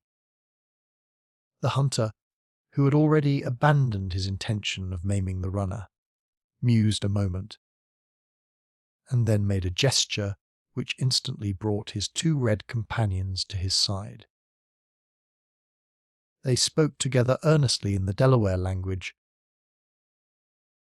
though in an undertone, and by the gestures of the white man, which were frequently directed towards the top of the sapling, it was evident he pointed out the situation of their hidden enemy. His companions were not long in comprehending his wishes, and laying aside their firearms, they parted, taking opposite sides of the path, and burying themselves in the thicket, with such cautious movements that their steps were inaudible. "Now, go you back," said the hunter, speaking again to Haywood, "and hold the imp in talk. These Mohicans here will take him without breaking his paint." "Nay," said Haywood proudly, "I will seize him myself." "Hist! What could you do, mounted?" "Against an Indian in the bushes?" "I will dismount." "And think you, when he saw one of your feet out of the stirrup, he would wait for the other to be free? Whoever comes into the woods to deal with the natives must use Indian fashions if he would wish to prosper in his undertakings. Go then. Talk openly to the miscreant, and seem to believe him the truest friend you have on earth." Haywood prepared to comply, though with strong disgust at the nature of the office he was compelled to execute. Each moment, however, pressed upon him a conviction of the critical situation in which he had suffered his invaluable trust to be involved through his own confidence. The sun had already disappeared, and the woods, suddenly deprived of his light, were assuming a dusky hue, which keenly reminded him that the hour the savage usually chose for his most barbarous and remorseless acts of vengeance or hostility was speedily drawing near. Stimulated by apprehension, he left the scout, who immediately entered into a loud conversation with the stranger that had so unceremoniously enlisted himself in the party of travellers that morning. In passing, his gentler companion's Hayward uttered a few words of encouragement, and was pleased to find that, though fatigued with the exercise of the day, they appeared to entertain no suspicion that their present embarrassment was other than the result of accident. Giving them reason to believe he was merely employed in a consultation concerning the future route, he spurred his charger and drew the reins again when the animal had carried him within a few yards of the place where the sullen runner still stood, leaning against the tree. "You may see, Maguire," he said, endeavouring to assume an air of freedom and confidence, "that the night is closing around us. And yet we are no nearer to William Henry than when we left the encampment of Webb with the rising sun. You have missed the way, nor have I been more fortunate. But, happily, we have fallen in with a hunter, he whom you hear talking to the singer.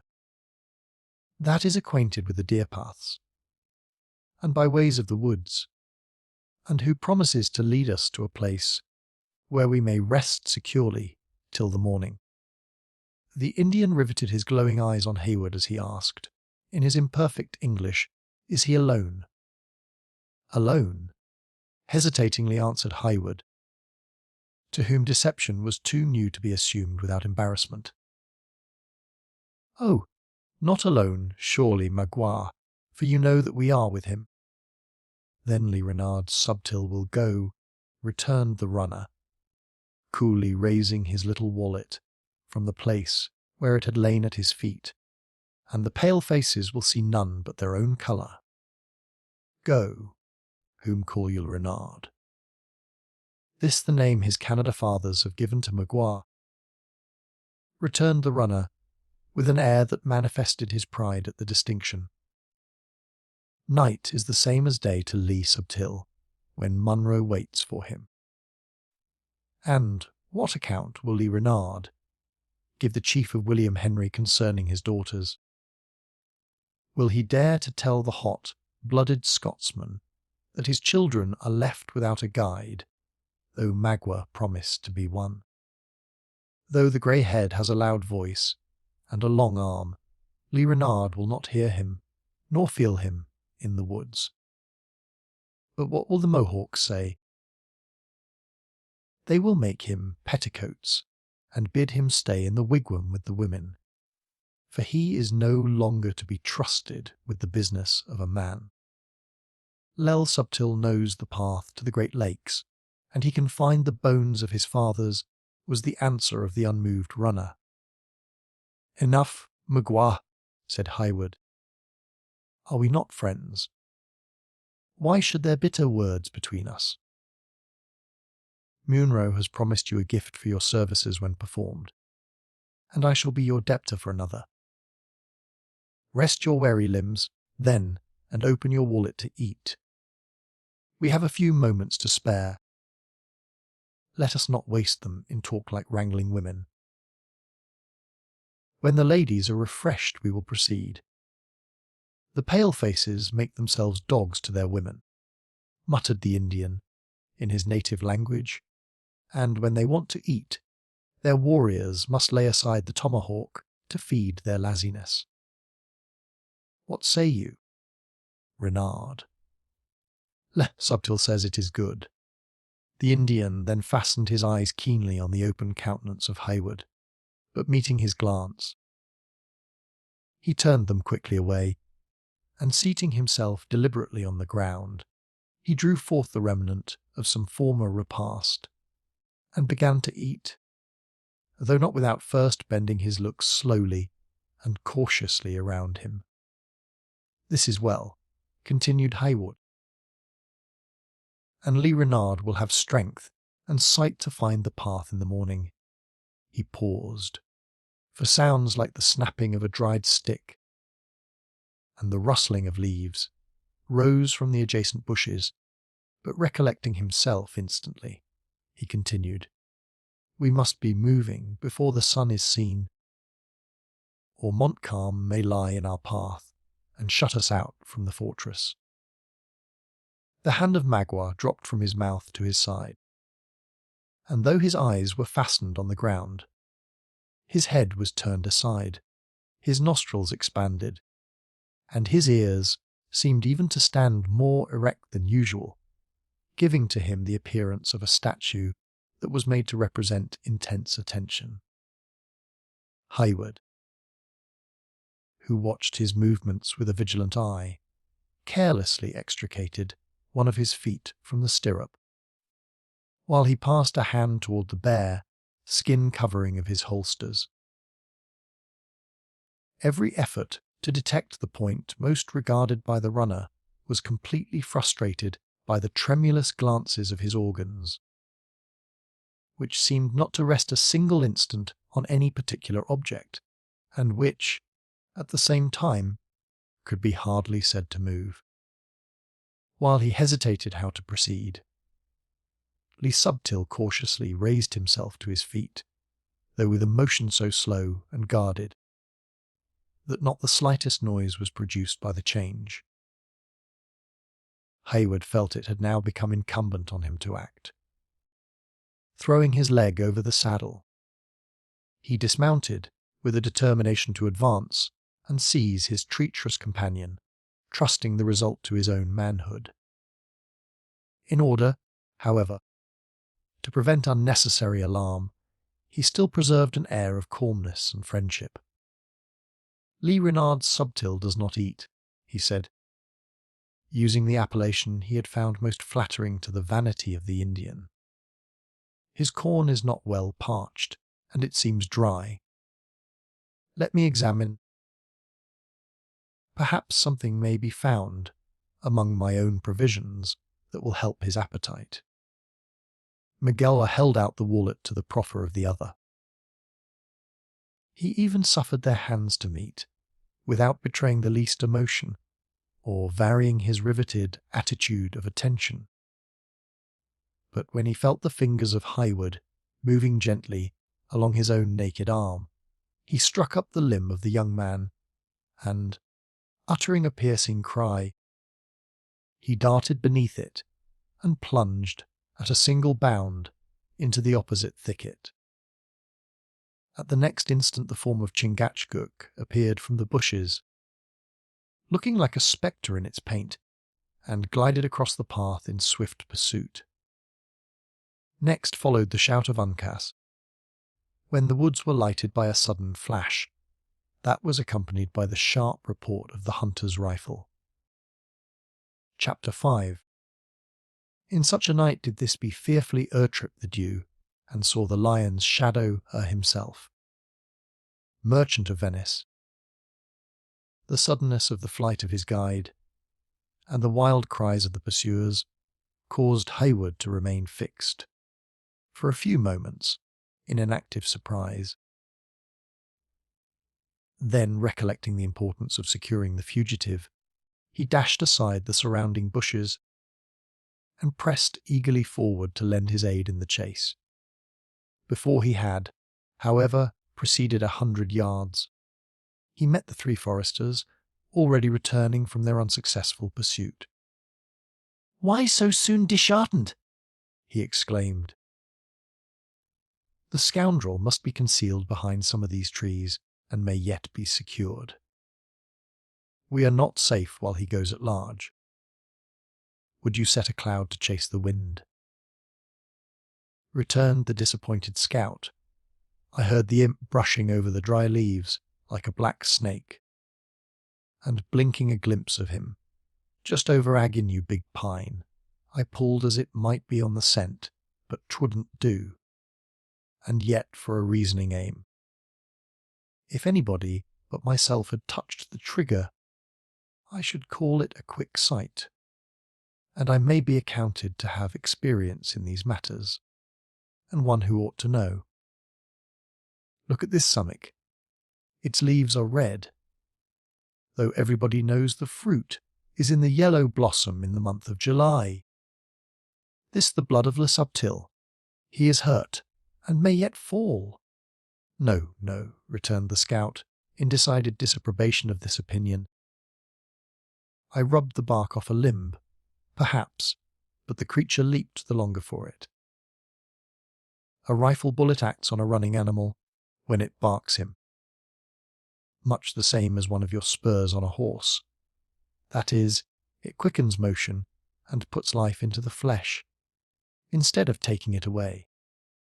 But when it cuts the ragged hole, after a bound or two, there is, commonly, a stagnation of further leaping. Be it Indian or be it deer, we are 4 able bodies to 1 wounded man. Is life grievous to you?" interrupted the scout. "Yonder red devil would draw you within swing of the tomahawks of his comrades, before you were heated in the chase.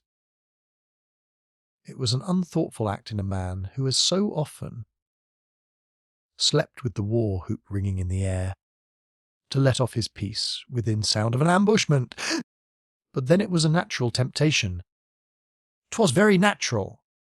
Come, friends, let us move our station, and in such fashion, too, as will throw the cunning of a Mingo on a wrong scent, or our scalps will be drying in the wind in front of Montcalm's mark, Agin this hour tomorrow."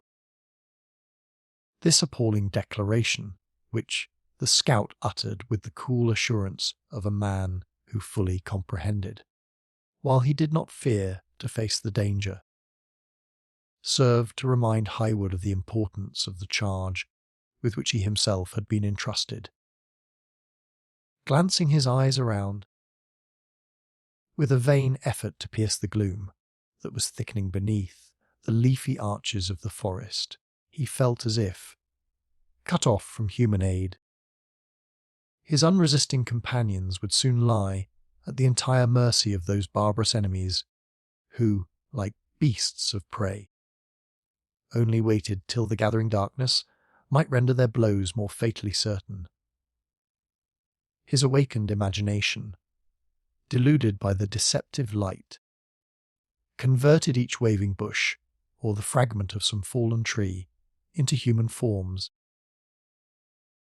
and 20 times he fancied he could distinguish the horrid visages of his lurking foes, peering from their hiding places, in never-ceasing watchfulness of the movements of his party. Looking upward, he found that the thin fleecy clouds, which evening had painted on the blue sky, were already losing their faintest tints of rose colour, while the embedded stream, which glided past the spot where he stood, was to be traced only by the dark boundary of its wooded banks. "What is to be done?" he said, feeling the utter helplessness of doubt in such a pressing strait. "Desert me not, for God's sake. Remain to defend those I escort, and freely name your own reward." His companions, who conversed apart in the language of their tribe, heeded not this sudden and earnest appeal. Though their dialogue was maintained in low and cautious sounds, but little above a whisper, Hayward, who now approached, could easily distinguish the earnest tones of the younger warrior from the more deliberate speeches of his seniors. It was evident that they debated on the propriety of some measure that nearly concerned the welfare of the travellers. Yielding to his powerful interest in the subject, and impatient of a delay that seemed fraught with so much additional danger, Hayward drew still nigher to the dusky group, with an intention of making his offers of compensation more definite, when the white man, motioning with his hand, as if he conceded the disputed point, turned away, saying in a sort of soliloquy, and in the English tongue, "Uncas is right. It would not be the act of men to leave such harmless things to their fate, even though it breaks up the harbouring place forever. If you would save these tender blossoms from the fangs of the worst of serpents, gentlemen, you have neither time to lose nor resolution to throw away. How can such a wish be doubted? Have I not already offered? Offer your prayers to him who can give us wisdom to circumvent the cunning of the devils who fill these woods," calmly interrupted the scout. "But spare your offers of money, which neither you may live to realize nor I to profit by. These Mohicans, and I will do what man's thoughts can invent, to keep such flowers, which, though so sweet, were never made for the wilderness, from harm, and that without hope of any other recompense but such as God always gives to upright dealings. First, you must promise 2 things, both in your own name and for your friends, or without serving you we shall only injure ourselves. Name them." "The one is, to be still as these sleeping woods, let what will happen, and the other is, to keep the place where we shall take you, forever a secret from all mortal men. I will do my utmost to see both these conditions fulfilled. Then follow, for we are losing moments that are as precious as the heart's blood to a stricken deer." Hayward could distinguish the impatient gesture of the scout through the increasing shadows of the evening, and he moved in his footsteps swiftly toward the place where he had left the remainder of the party. When they rejoined the expecting and anxious females, he briefly acquainted them with the conditions of their new guide, and with the necessity that existed for their hushing every apprehension in instant and serious exertions. Although his alarming communication was not received without much secret terror by the listeners. His earnest and impressive manner, aided perhaps by the nature of the danger, succeeded in bracing their nerves to undergo some unlooked-for and unusual trial. Silently, and without a moment's delay, they permitted him to assist them from their saddles. And when they descended quickly to the water's edge, where the scout had collected the rest of the party, more by the agency of expressive gestures than by any use of words. "What to do with these dumb creatures?" muttered the white man, on whom the sole control of their future movements appeared to devolve. It would be time lost to cut their throats and cast them into the river, and to leave them here would be to tell the Mingoes that they have not far to seek to find their owners. Then give them their bridles, and let them range the woods, Hayward ventured to suggest. No, it would be better to mislead the imps, and make them believe they must equal a horse's speed to run down their chase. That will blind their fireballs of eyes. Chingach! Hist! What stirs the bush? The colt. That colt, at least die, muttered the scout, grasping at the mane of the nimble beast, which easily eluded his hand. "Uncas! Your arrows!" "Hold!" exclaimed the proprietor of the condemned animal, aloud, without regard to the whispering tones used by the others. "Spare the foal of Miriam. It is the comely offspring of a faithful dam, and would willingly injure naught.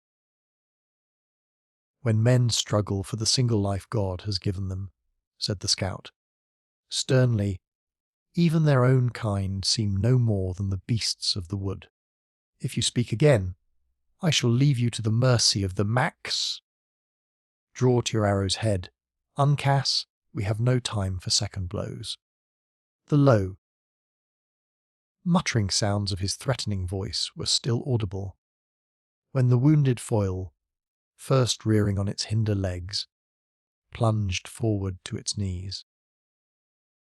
It was met by Chingachgook, whose knife passed across its throat quicker than thought, and then precipitating the motions of the struggling victim, he dashed into the river, down whose stream it glided away, gasping audibly for breath with its ebbing life. This deed of apparent cruelty, but of real necessity, fell upon the spirits of the travellers like a terrific warning of the peril in which they stood, heightened as it was by the calm, though steady resolution of the actors in the scene. The sisters shuddered and clung closer to each other, while Hayward instinctively laid his hand on one of the pistols he had just drawn from their holsters, as he placed himself between his charge and those dense shadows that seemed to draw an impenetrable veil before the bosom of the forest. The Indians, however, hesitated not a moment, but taking the bridles, they led the frightened and reluctant horses into the bed of the river. At a short distance from the shore they turned, and were soon concealed by the projection of the bank, under the brow of which they moved, in a direction opposite to the course of the waters. In the meantime, the scout drew a canoe of bark from its place of concealment beneath some low bushes, whose branches were waving with the eddies of the current, into which he silently motioned for the females to enter. They complied without hesitation, though many a fearful and anxious glance was thrown behind them toward the thickening gloom, which now lay like a dark barrier along the margin of the stream. So soon as Cora and Alice were seated, the scout, without regarding the element, directed Hayward to support one side of the frail vessel, and posting himself at the other, they bore it up against the stream, followed by the dejected owner of the dead foil. In this manner they proceeded, for many rods, in a silence that was only interrupted by the rippling of the water, as its eddies played around them, or the low dash made by their own cautious footsteps. Hayward yielded the guidance of the canoe implicitly to the scout, who approached or receded from the shore to avoid the fragments of rocks or deeper parts of the river, with a readiness that showed his knowledge of the route they held. Occasionally he would stop, and in the midst of a breathing stillness, that the dull but increasing roar of the waterfall only served to render more impressive, he would listen with painful intenseness to catch any sounds that might arise from the slumbering forest. When assured that all was still and unable to detect, even by the aid of his practiced senses, any sign of his approaching fuse, he would deliberately resume his slow and guarded progress. At length they reached a point in the river where the roving eye of Hayward became riveted on a cluster of black objects, collected at a spot where the high bank threw a deeper shadow than usual on the dark waters. Hesitating to advance, he pointed out the place to the attention of his companion. Returned the composed scout, "The Indians have hid the beasts with the judgment of natives. Water leaves no trail, and an owl's eyes would be blinded by the darkness of such a hole." The whole party was soon reunited, and another consultation was held between the scout and his new comrades, during which they, whose fates depended on the faith and ingenuity of these unknown foresters, had a little leisure to observe their situation more minutely. The river was confined between high and cragged rocks, one of which impended above the spot where the canoe rested. As these, again, were surmounted by tall trees, which appeared to totter on the brows of the precipice, it gave the stream the appearance of running through a deep and narrow dell. All beneath the fantastic limbs and ragged tree tops, which were, here and there, dimly painted against the starry zenith, lay alike in shadowed obscurity. Behind them, the curvature of the banks soon bounded the view by the same dark and wooded outline, but in front, and apparently at no great distance, the water seemed piled against the heavens, whence it tumbled into caverns, out of which issued those sullen sounds that had loaded the evening atmosphere. It seemed, in truth, to be a spot devoted to seclusion, and the sisters imbibed a soothing impression of security as they gazed upon its romantic, though not unappalling beauties. A general movement among their conductors, however, soon recalled them from a contemplation of the wild charms that night had assisted to lend the place to a painful sense of their real peril. The horses had been secured to some scattering shrubs that grew in the fissures of the rocks, where, standing in the water, they were left to pass the night. The scout directed Hayward and his disconsolate fellow travellers to seat themselves in the forward end of the canoe, and took possession of the other himself, as erect and steady as if he floated in a vessel of much firmer materials.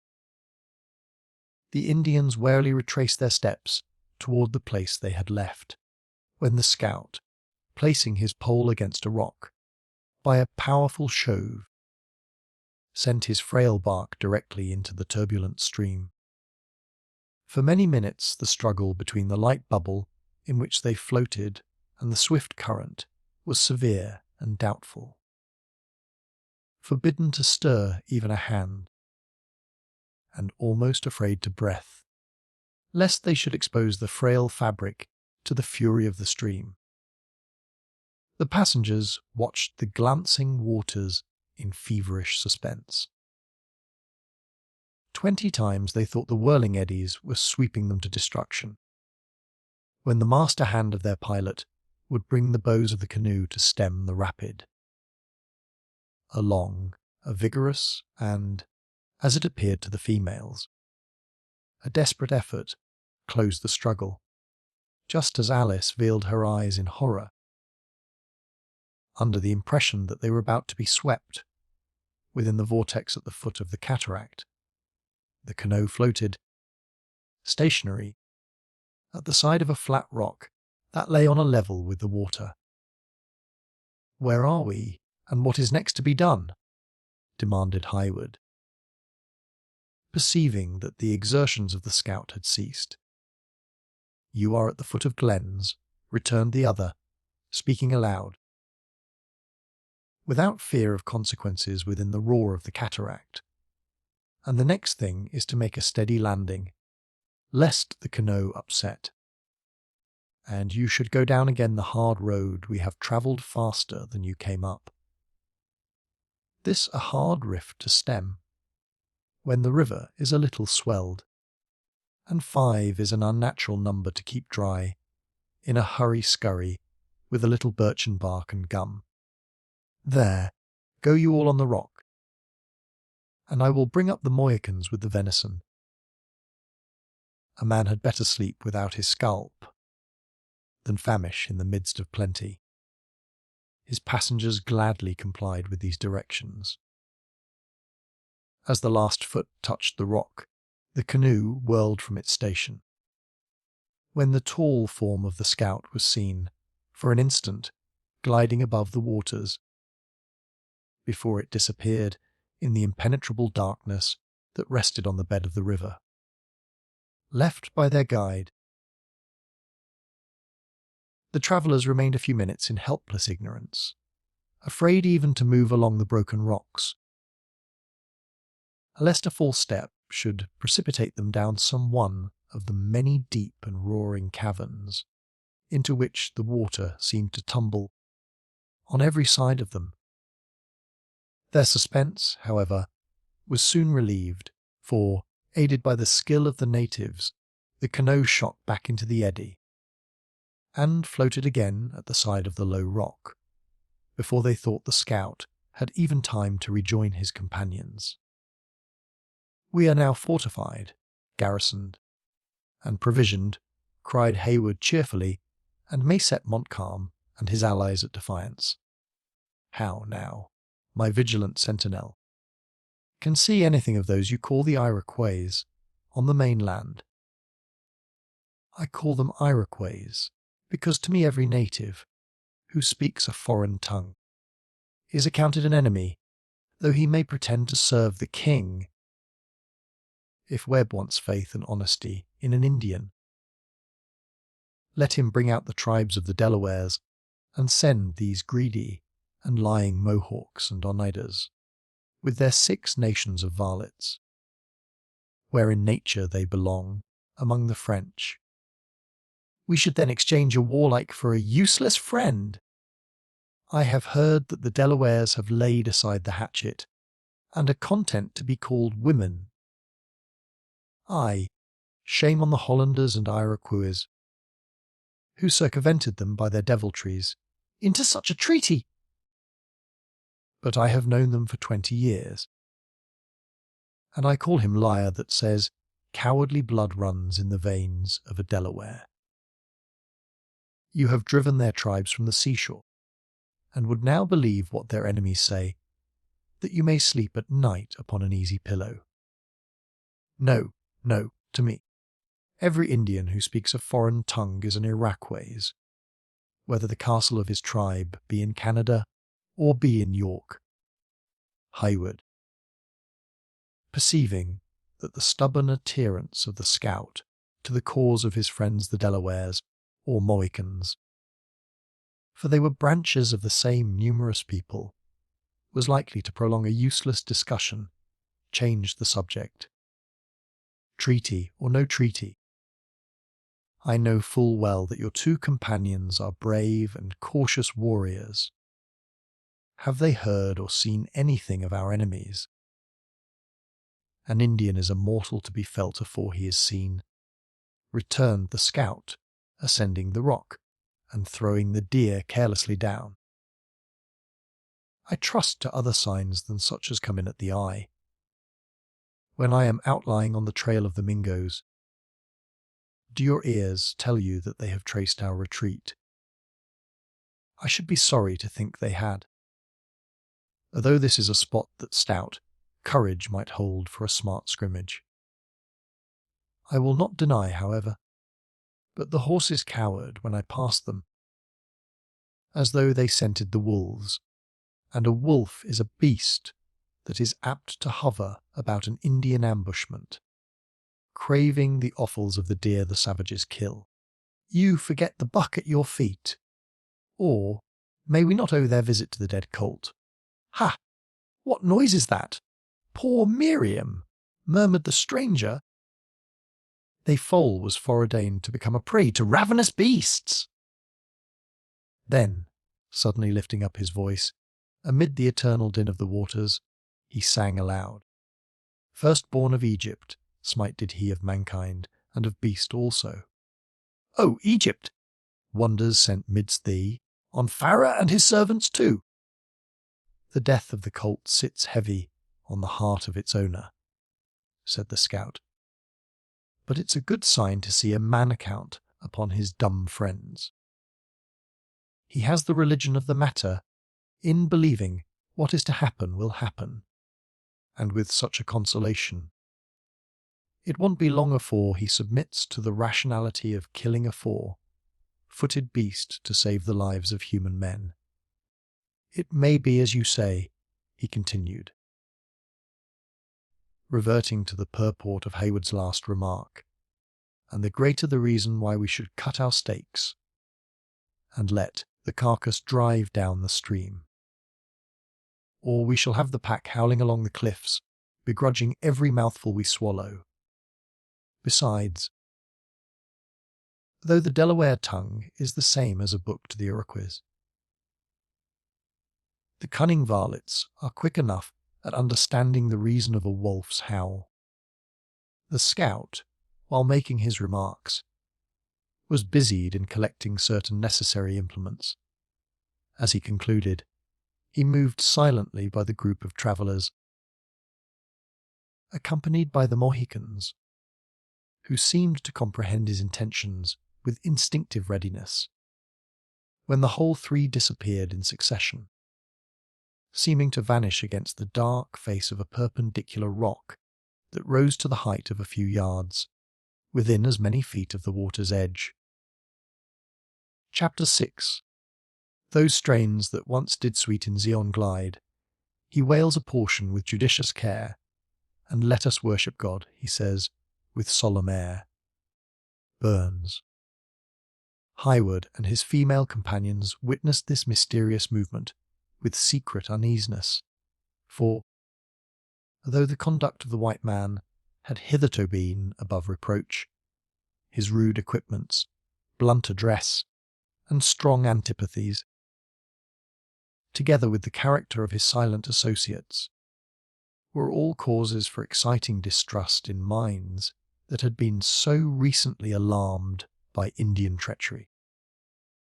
The stranger alone disregarded the passing incidents. He seated himself on a projection of the rocks, whence he gave no other signs of consciousness than by the struggles of his spirit, as manifested in frequent and heavy sighs. Smothered voices were next heard, as though men called to each other in the bowels of the earth, when a sudden light flashed upon those without, and laid bare the much-prized secret of the place. At the further extremity of a narrow, deep cavern in the rock, whose length appeared much extended by the perspective and the nature of the light by which it was seen, was seated the scout, holding a blazing knot of pine.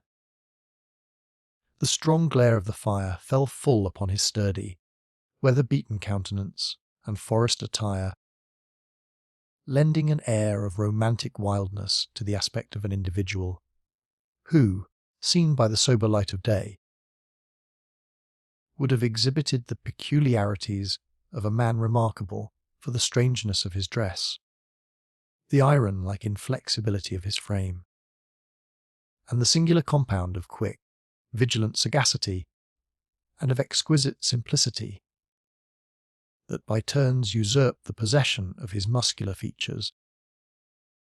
At a little distance in advance stood Uncas, his whole person thrown powerfully into view.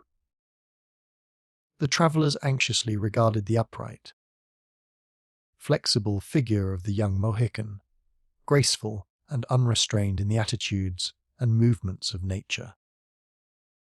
Though his person was more than usually screened by a gris and fringed hunting shirt, like that of the white man, there was no concealment to his dark, glancing, fearless eye, alike terrible and calm, the bold outline of his high, haughty features, pure in their native red, or to the dignified elevation of his receding forehead, together with all the finest proportions of a noble head, bared to the generous scalping tuft.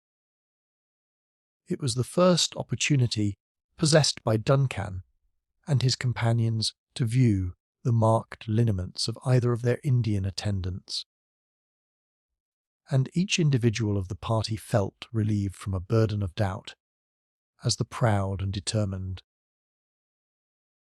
though wild expression of the features of the young warrior forced itself on their notice.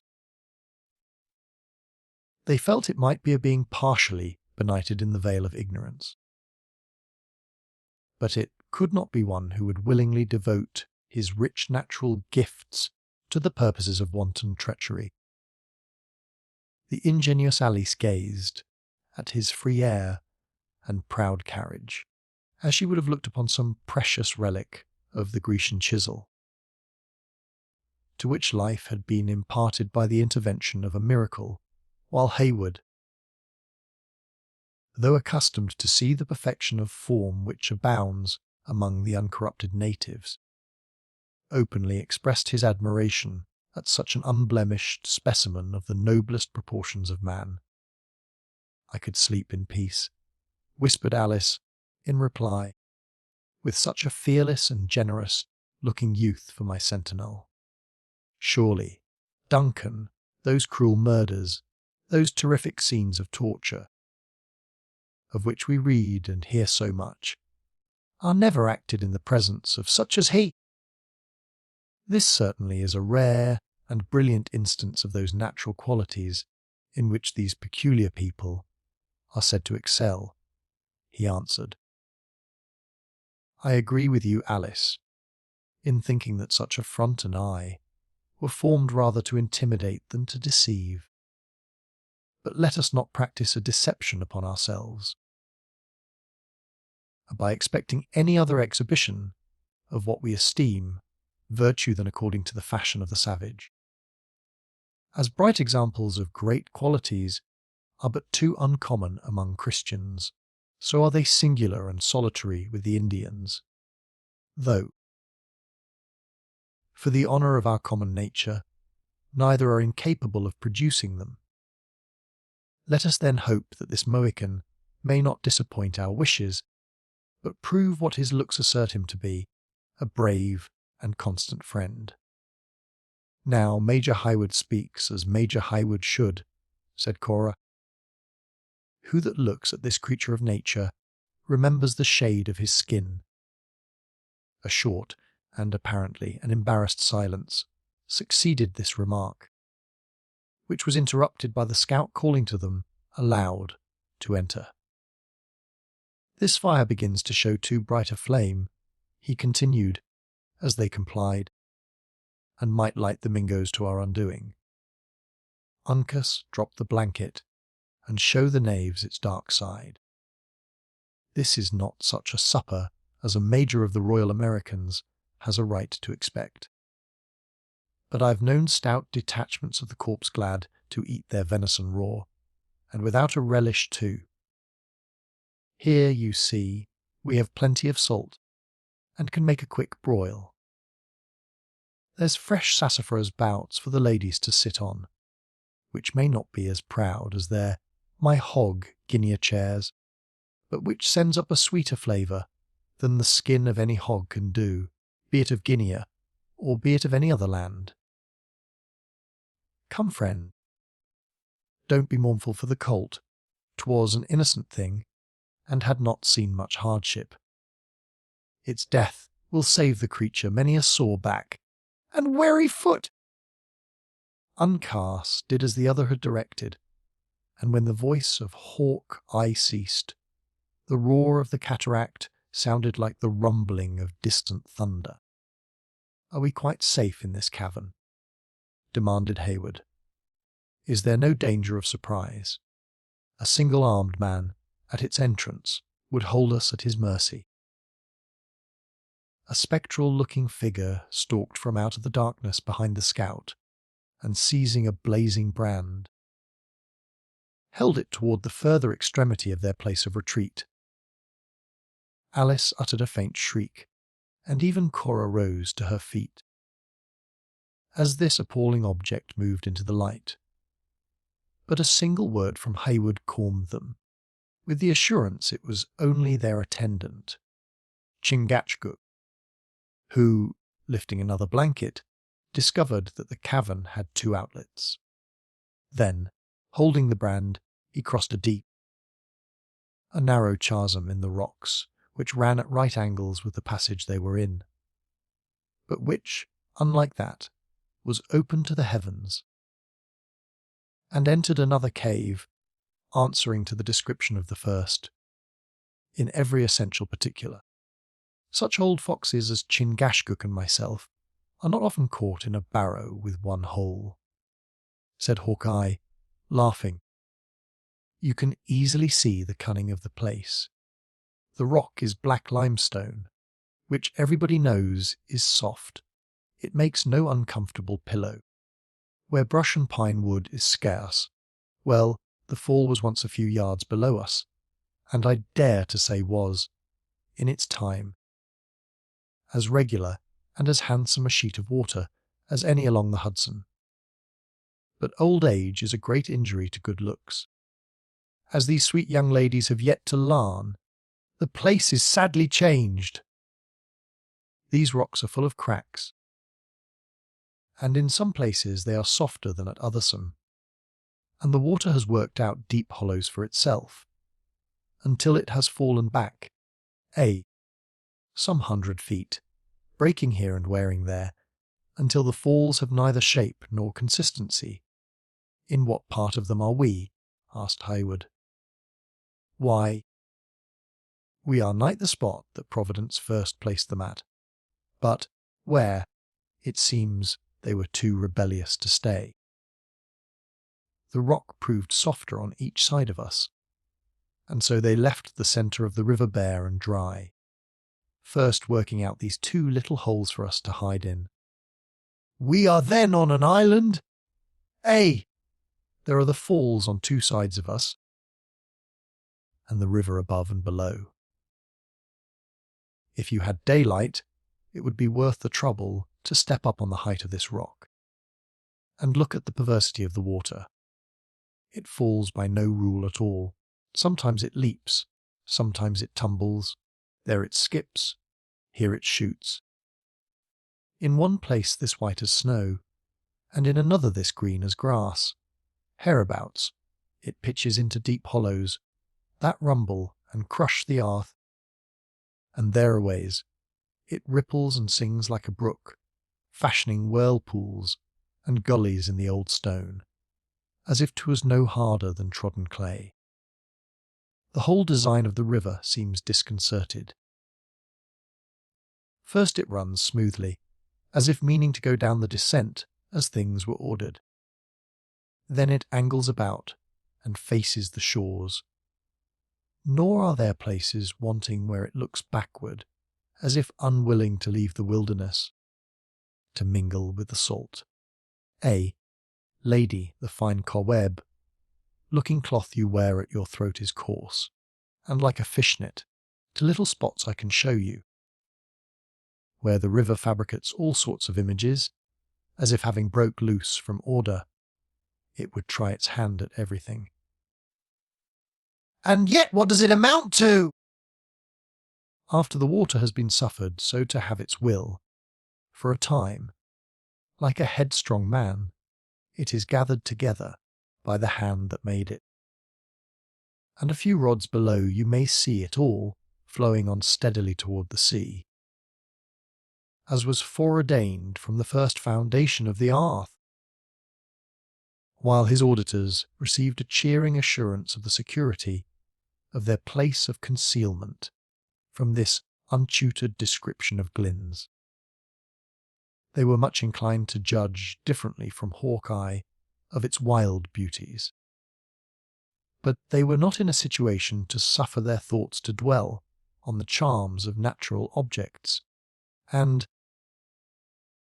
as the scout had not found it necessary to cease his culinary labours while he spoke, unless to point out, with a broken fork, the direction of some particularly obnoxious point in the rebellious stream,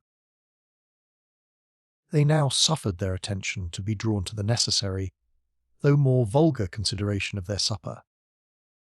The repast, which was greatly aided by the addition of a few delicacies that Hayward had the precaution to bring with him when they left their horses, was exceedingly refreshing to the wary party.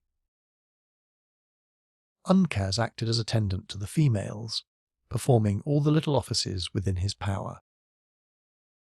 With a mixture of dignity and anxious grace that served to amuse Hayward, who well knew that it was an utter innovation on the Indian customs, which forbid their warriors to descend to any menial employment, especially in favour of their women, as the rites of hospitality were, however, considered sacred among them. This little departure from the dignity of manhood excited no audible comment. Had there been one there sufficiently disengaged to become a close observer, he might have fancied that the services of the young chief were not entirely impartial.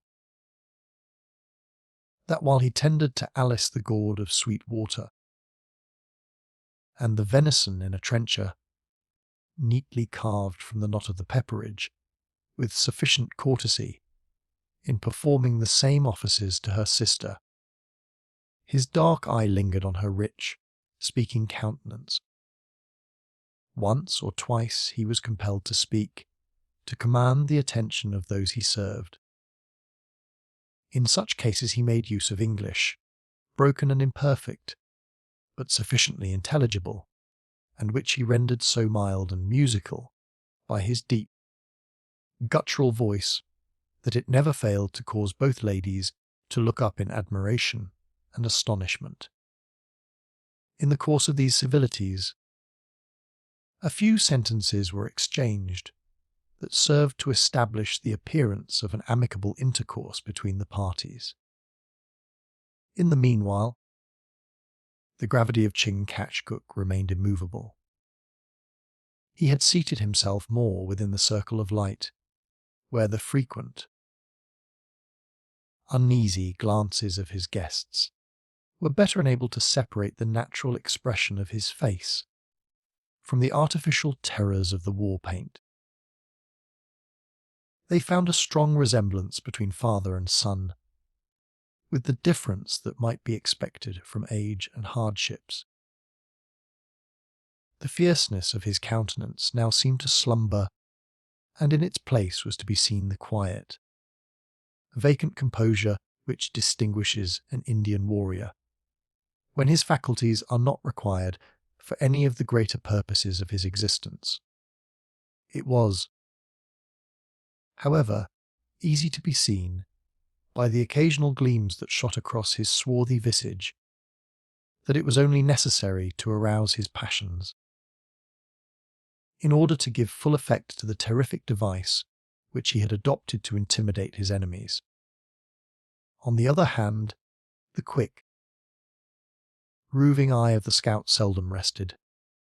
He ate and drank with an appetite that no sense of danger could disturb. But his vigilance seemed never to desert him. 20 times the gourd, or the venison, was suspended before his lips, while his head was turned aside, as though he listened to some distant and distrusted sounds.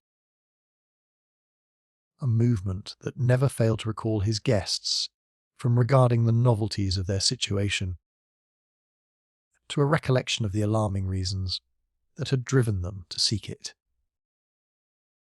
As these frequent pauses were never followed by any remark, the momentary uneasiness they created quickly passed away, and for a time was forgotten.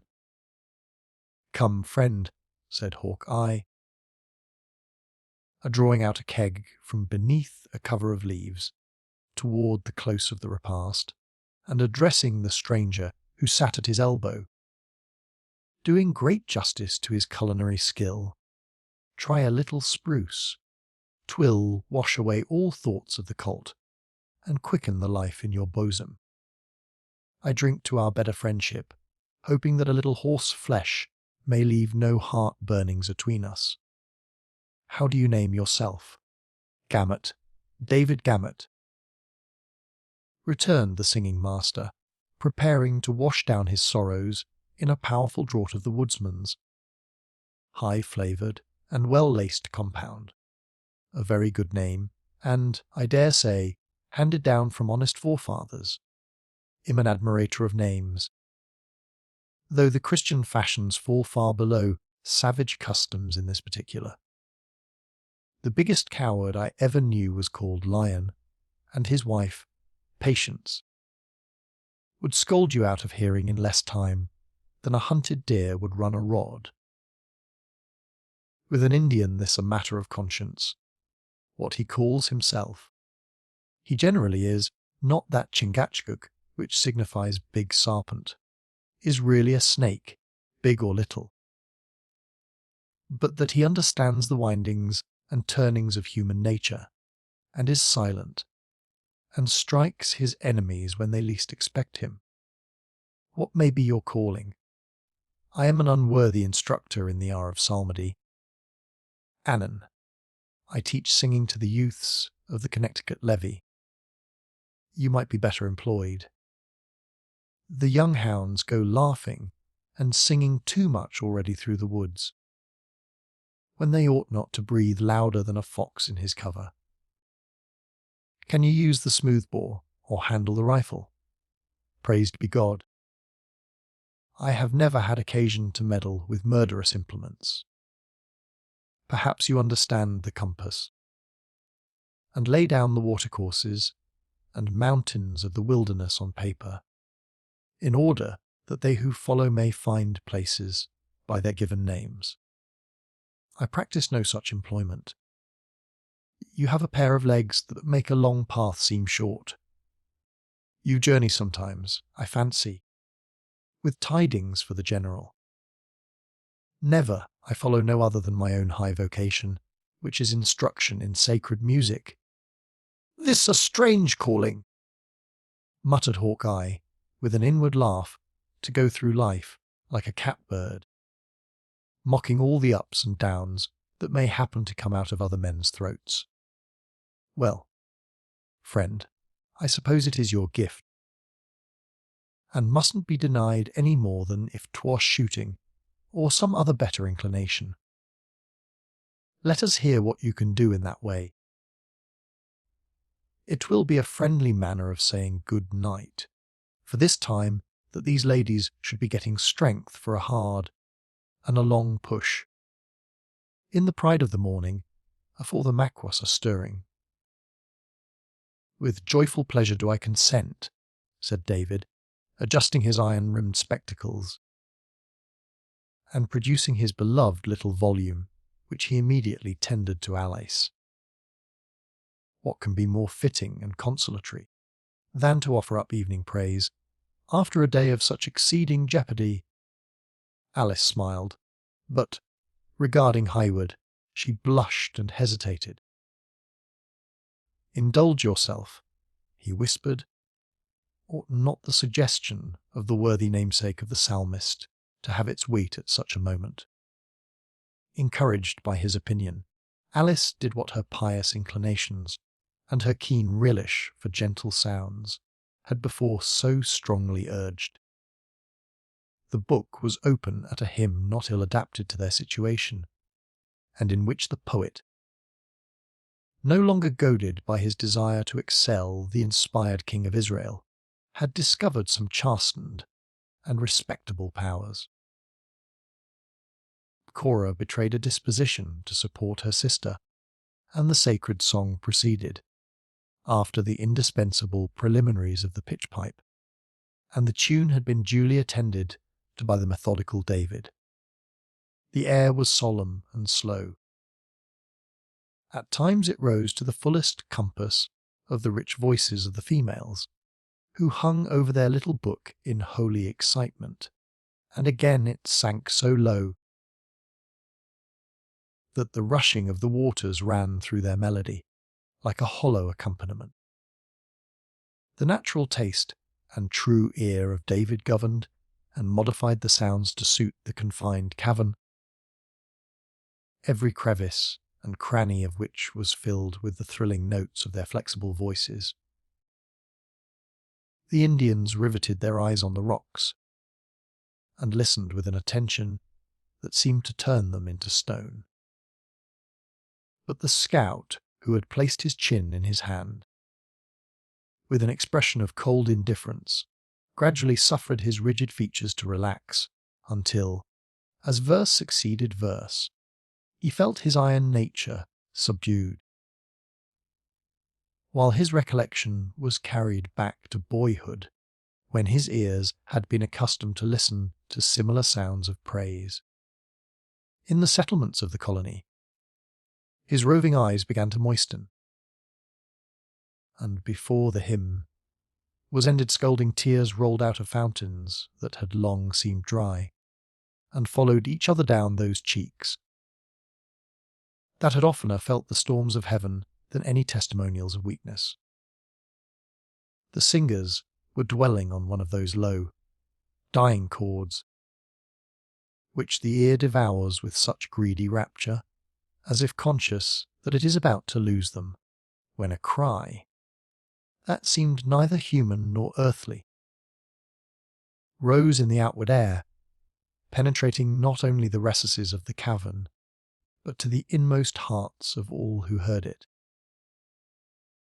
It was followed by a stillness apparently as deep as if the waters had been checked in their furious progress at such a horrid and unusual interruption. "What is it?" murmured Alice, after a few moments of terrible suspense. "What is it?" murmured Alice, after a few moments of terrible suspense. "What is it?" repeated Heward aloud. Neither Hawke nor the Indians made any reply. They listened, as if expecting the sound would be repeated, with a manner that expressed their own astonishment. At length they spoke together, earnestly, in the Delaware language, when Uncas, passing by the inner and most concealed aperture, cautiously left the cavern. When he had gone, the scout first spoke in English. "What it is, or what it is not, none here can tell, though two of us have ranged the woods for more than 30 years.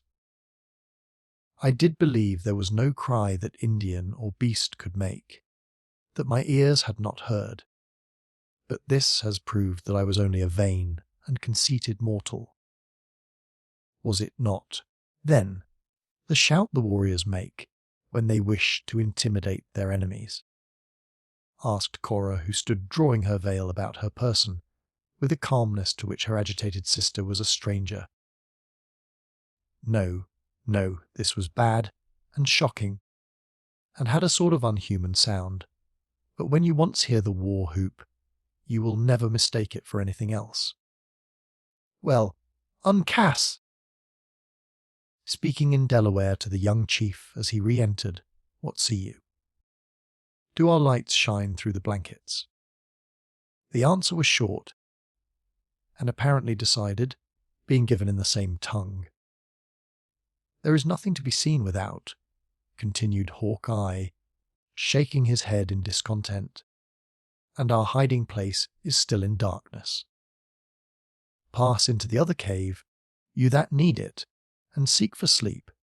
We must be afoot long before the sun, and make the most of our time to get to Edward, while the Mingos are taking their morning nap." Cora set the example of compliance, with a steadiness that taught the more timid Alice the necessity of obedience. Before leaving the place, however, she whispered a request to Duncan, that he would follow.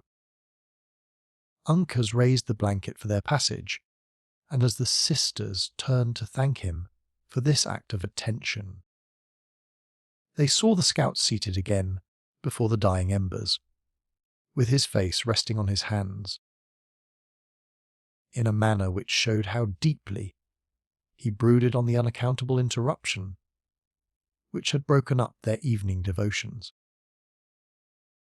Highwood took with him a blazing knot, which threw a dim light through the narrow vista of their new apartment. Placing it in a favourable position, he joined the females, who now found themselves alone with him for the first time since they had left the friendly ramparts of Fort Edward. "Leave us not, Duncan," said Alice. "We cannot sleep in such a place as this, with that horrid cry still ringing in our ears. First let us examine into the security of your fortress," he answered, "and then we will speak of rest." He approached the further end of the cavern, to an outlet which, like the others, was concealed by blankets, and removing the thick screen, breathed the fresh and reviving air from the cataract. One arm of the river flowed through a deep, narrow ravine, which its current had worn in the soft rock, directly beneath his feet, forming an effectual defence, as he believed, against any danger from that quarter, the water, a few rods above them, plunging, glancing, and sweeping along in its most violent and broken manner. "Nature has made an impenetrable barrier on this side," he continued, pointing down the perpendicular declivity into the dark current, before he dropped the blanket. "And as you know that good men and true are on guard, in front I see no reason why the advice of our honest host should be disregarded. I am certain Cora will join me in saying that sleep is necessary to you both." "Cora may submit to the justice of your opinion, though she cannot put it in practice," returned the elder sister, who had placed herself by the side of Alice on a couch of sassafras. "There would be other causes to chase away sleep, though we had been spared the shock of this mysterious noise. Ask yourself, Hayward, can daughters forget the anxiety a father must endure, whose children lodge he knows not where or how, in such a wilderness, and in the midst of so many perils? He is a soldier, and knows how to estimate the chances of the woods. He is a father, and cannot deny his nature. How kind has he ever been to all my follies? How tender and indulgent to all my wishes!" sobbed Alice. "We have been selfish, sister, in urging our visit at such hazard. I may have been rash in pressing his consent, in a moment of much embarrassment, but I would have proved to him that however others might neglect him in his strait, his children at least were faithful. When he heard of your arrival at Edward," said Hayward, kindly, "there was a powerful struggle in his bosom between fear and love, though the latter, heightened, if possible, by so long a separation, quickly prevailed. It is the spirit of my noble-minded Cora that leads them, Duncan," he said, "and I will not balk it. Would to God that he who holds the honour of our royal master in his guardianship would show but half her firmness. And did he not speak of me, Hayward? Demanded Alice with jealous affection. Surely he forgot not altogether his little Elsie. That were impossible, returned the young man. He called you by 1,000 endearing epithets, that I may not presume to use, but to the justice of which I can warmly testify. Once, indeed, he said. Duncan ceased speaking, for while his eyes were riveted on those of Alice, who had turned toward him with the eagerness of filial affection, to catch his words, the same strong, horrid cry as before filled the air and rendered him mute. A long, breathless silence succeeded, during which each looked at the others in fearful expectation of hearing the sound repeated. At length, the blanket was slowly raised, and the scout stood in the aperture with a countenance whose firmness evidently began to give way before a mystery that seemed to threaten some danger, against which all his cunning and experience might prove of no avail. Chapter 7. They do not sleep. On yonder cliffs, a grisly band, I see them sit. Grey. 'Twould be neglecting a warning that is given for our good to lie any longer, said Hawkeye, when such sounds are raised in the forest. These gentle ones may keep close, but the Mohicans and I will watch upon the rock, where I suppose a major of the 60th would wish to keep us company. Is, then, our danger so pressing? Asked Cora. He who makes strange sounds, and gives them out for man's information, alone knows our danger. I should think myself wicked unto rebellion against his will. Was I to burrow with such warnings in the air? Even the weak soul who passes his days in singing is stirred by the cry, and, as he says, is ready to go forth to the battle, if 'twere only a battle. It would be a thing understood by us all, and easily managed. But I have heard that when such shrieks are atween heaven and earth, it betokens another sort of warfare. If all our reasons for fear, my friend, are confined to such as proceed from supernatural causes, we have but little occasion to be alarmed, continued the undisturbed Cora.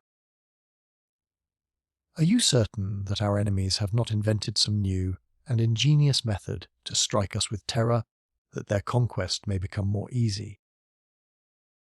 Lady, returned the scout, solemnly, I have listened to all the sounds of the woods for 30 years. As a man will listen whose life and death depend on the quickness of his ears. There is no whine of the panther, no whistle of the catbird, nor any invention of the devilish Mingoes, that can cheat me. I have heard the forest moon like mortal men in their affliction, often, and again have I listened to the wind playing its music in the branches of the girdled trees, and I have heard the lightning cracking in the air, like the snapping of blazing brush as it spitted forth sparks and forked flames. But never have I thought that I heard more than the pleasure of him who sported with the things of his hand. But neither the Mohicans nor I, who am a white man without a cross, can explain the cry just heard. We therefore believe it a sign given for our good. It is extraordinary, said Hayward, taking his pistols from the place where he had laid them on entering. Be it a sign of peace or a signal of war, it must be looked to. Lead the way, my friend, I follow. On issuing from their place of confinement, the whole party instantly experienced a grateful renovation of spirits. By exchanging the pent air of the hiding place for the cool and invigorating atmosphere which played around the whale pools and pitches of the cataract. A heavy evening breeze swept along the surface of the river and seemed to drive the roar of the falls into the recesses of their own cavern, whence it issued heavily and constant, like thunder rumbling beyond the distant hills. The moon had risen, and its light was already glancing here and there on the waters above them, but the extremity of the rock where they stood still lay in shadow.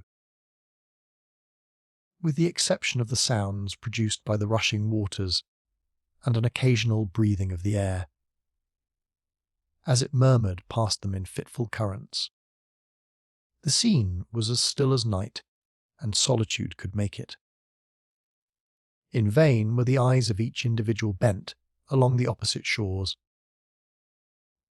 in quest of some signs of life that might explain the nature of the interruption they had heard. Their anxious and eager looks were baffled by the deceptive light, or rested only on naked rocks and straight and immovable trees. "Here is nothing to be seen but the gloom and quiet of a lovely evening," whispered Duncan. "How much should we prize such a scene? And all this breathing solitude at any other moment.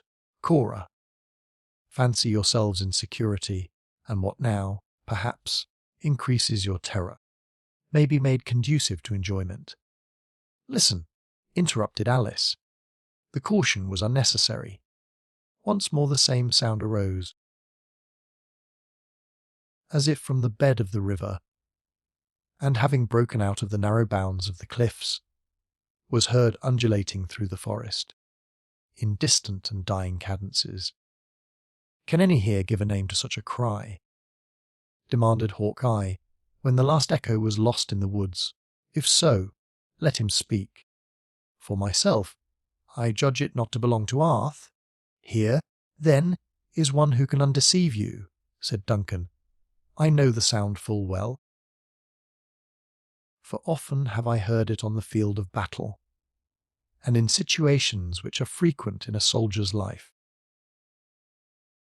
This the horrid shriek that a horse will give in his agony, often are drawn from him in pain, though sometimes in terror. My charger is either a prey to the beasts of the forest, or he sees his danger without the power to avoid it. The sound might deceive me in the cavern, but in the open air I know it too well to be wrong." The scout and his companions listened to this simple explanation with the interest of men who imbibe new ideas, at the same time that they get rid of old ones which had proved disagreeable inmates. The two latter uttered their usual expressive exclamation, "Who?" as the truth first glanced upon their minds, while the former, after a short, musing pause, took upon himself to reply. "I cannot deny your words," he said, "for I am little skilled in horses, though born where they abound. The wolves must be hovering above their heads on the bank, and the timesome creatures are calling on man for help in the best manner they are able. Uncas," he spoke in Delaware, "Uncas, drop down in the canoe, and whirl a brand among the pack, or fear may do what the wolves can't get it to perform, and leave us without horses in the morning, when we shall have so much need to journey swiftly." The young native had already descended to the water to comply, when a long howl was raised on the edge of the river and was borne swiftly off into the depths of the forest, as though the beasts, of their own accord, were abandoning their prey in sudden terror. Uncas, with instinctive quickness, receded, and the three foresters held another of their low, earnest conferences. "We have been like hunters who have lost the points of the heavens, and from whom the sun has been hid for days," said Hawkeye, turning away from his companions. "Now we begin again to know the signs of our course, and the paths are cleared from briars. Seat yourselves in the shade which the moon throws from yonder beech, this thicker than that of the pines, and let us wait for that which the Lord may choose to send next. Let all your conversation be in whispers, though it would be better, and, perhaps, in the end, wiser, if each one held discourse with his own thoughts for a time. The manner of the scout was seriously impressive, though no longer distinguished by any signs of unmanly apprehension. It was evident that his momentary weakness had vanished with the explanation of a mystery which his own experience had not served to fathom, and though he now felt all the realities of their actual condition, that he was prepared to meet them with the energy of his hardy nature. This feeling seemed also common to the natives, who placed themselves in positions which commanded a full view of both shores, while their own persons were effectually concealed from observation. In such circumstances, a common prudence dictated that Hayward and his companions should imitate a caution that proceeded from so intelligent a source. The young man drew a pile of the sassafras from the cave, and placing it in the chasm which separated the two caverns, it was occupied by the sisters, who were thus protected by the rocks from any missiles, while their anxiety was relieved by the assurance that no danger could approach without a warning. Hayward himself was posted at hand, so near that he might communicate with his companions without raising his voice to a dangerous elevation, while David, in imitation of the woodsman, bestowed his person in such a manner among the fissures of the rocks that his ungainly limbs were no longer offensive to the eye. In this manner hours passed without further interruption.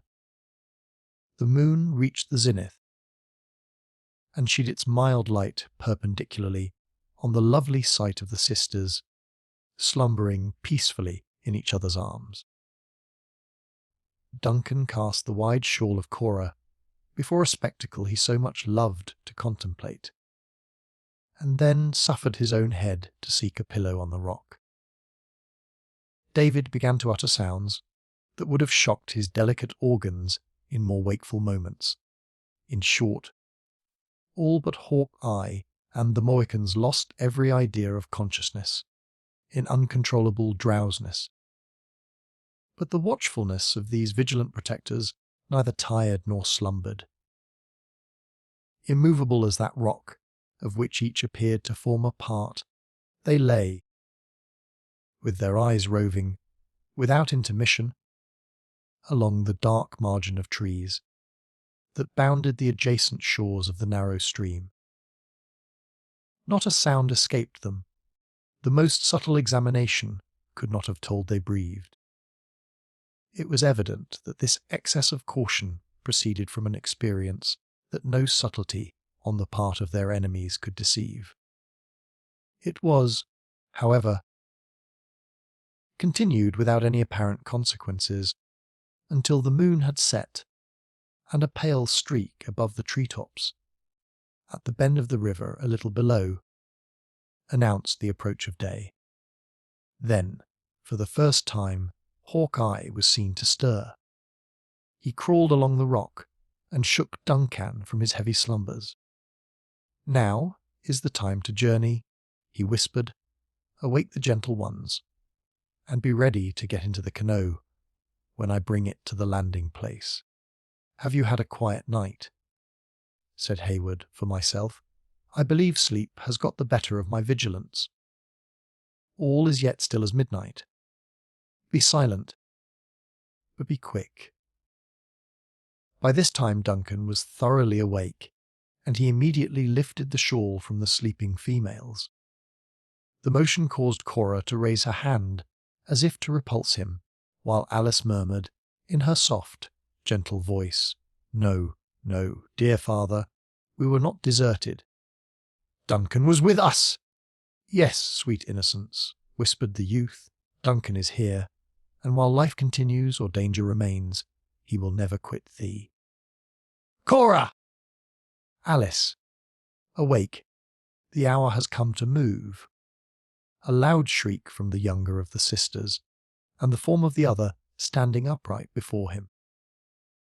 In bewildered horror was the unexpected answer he received. While the words were still on the lips of Hayward, there had arisen such a tumult of yells and cries as served to drive the swift currents of his own blood back from its bounding course into the fountains of his heart. It seemed for near a minute as if the demons of hell had possessed themselves of the air about them, and were venting their savage humours in barbarous sounds. The cries came from no particular direction, though it was evident they filled the woods, and, as the appalled listeners easily imagined, the caverns of the falls, the rocks, the bed of the river, and the upper air. David raised his tall person in the midst of the infernal din, with a hand on either ear, exclaiming, "Whence comes this discord?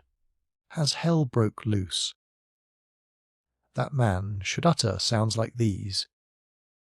The bright flashes and the quick reports of a dozen rifles from the opposite banks of the stream followed this incautious exposure of his person, and left the unfortunate singing master senseless on that rock where he had been so long slumbering.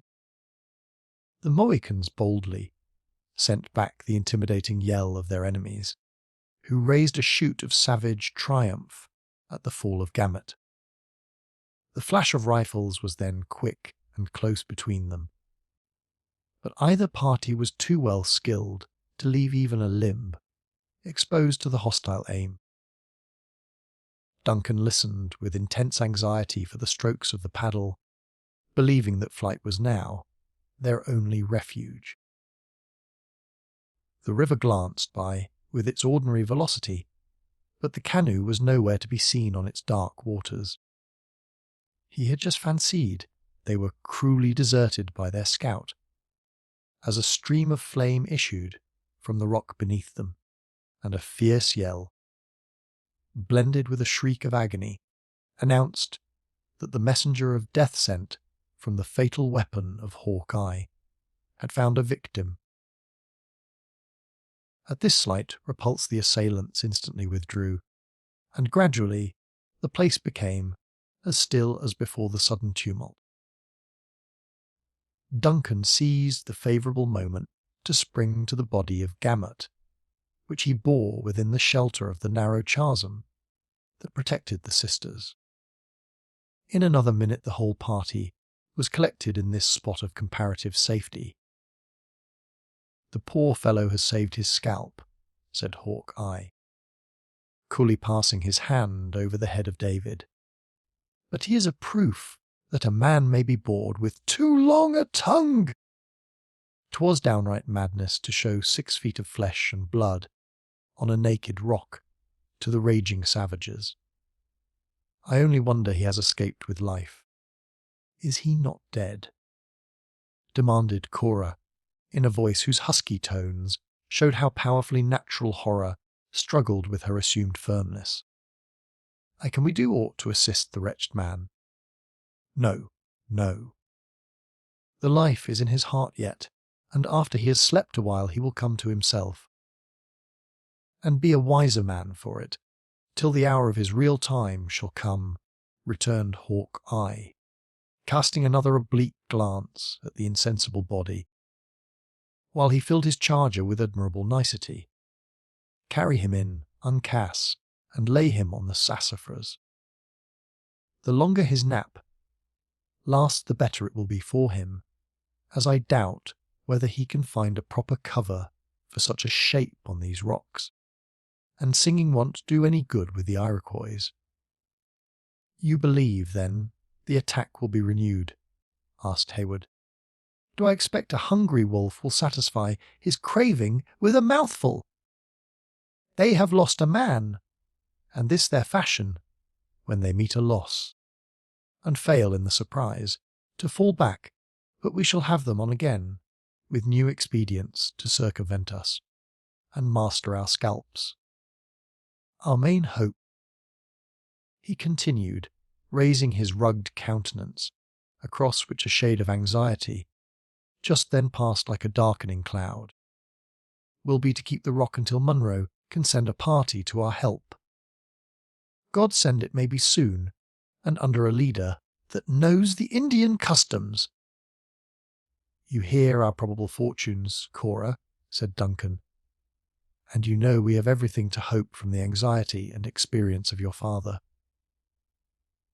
Come, then, with Alice into this cavern, where you, at least, will be safe from the murderous rifles of our enemies, and where you may bestow a care suited to your gentle natures on our unfortunate comrade.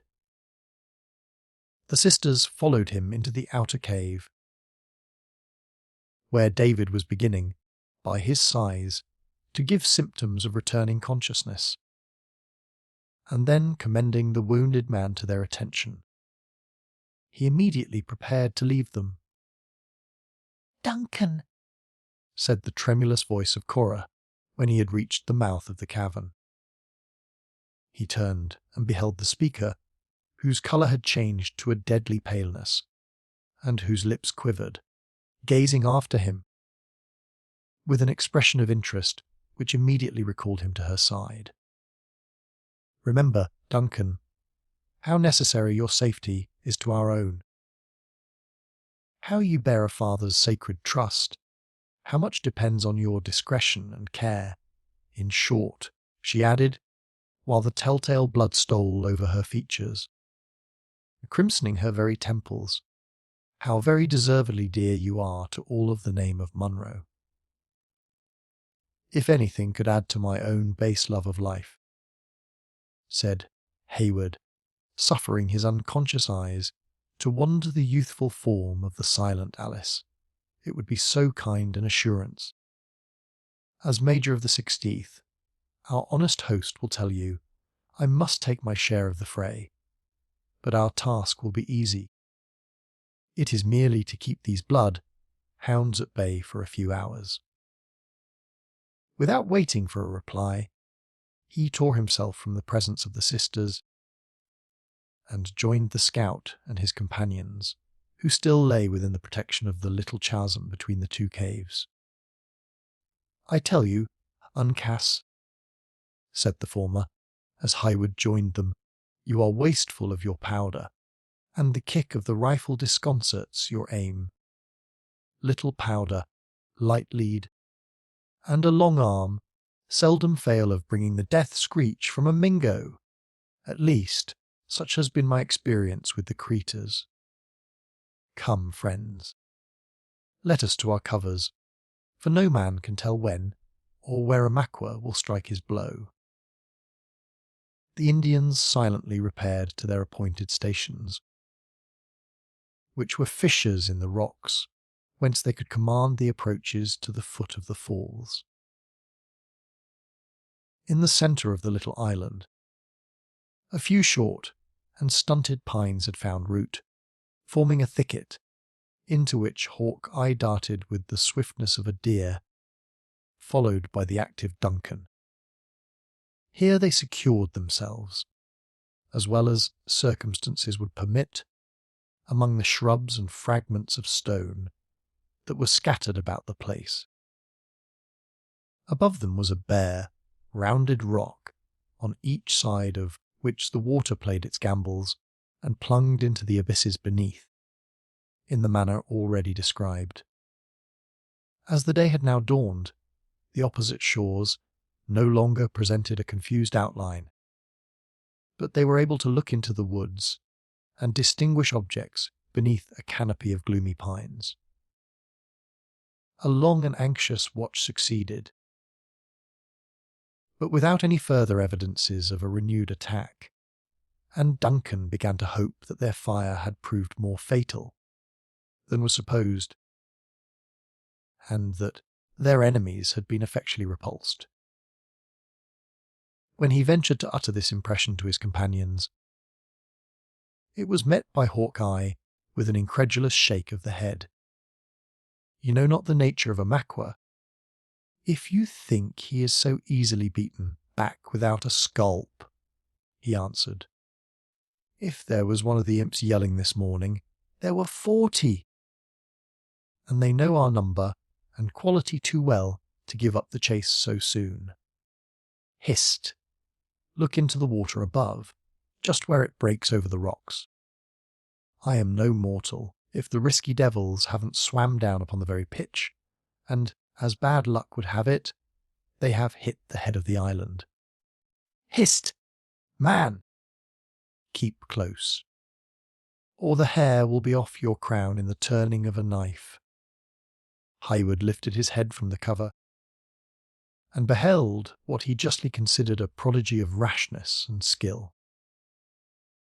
The river had worn away the edge of the soft rock in such a manner as to render its first pitch less abrupt and perpendicular than is usual at waterfalls.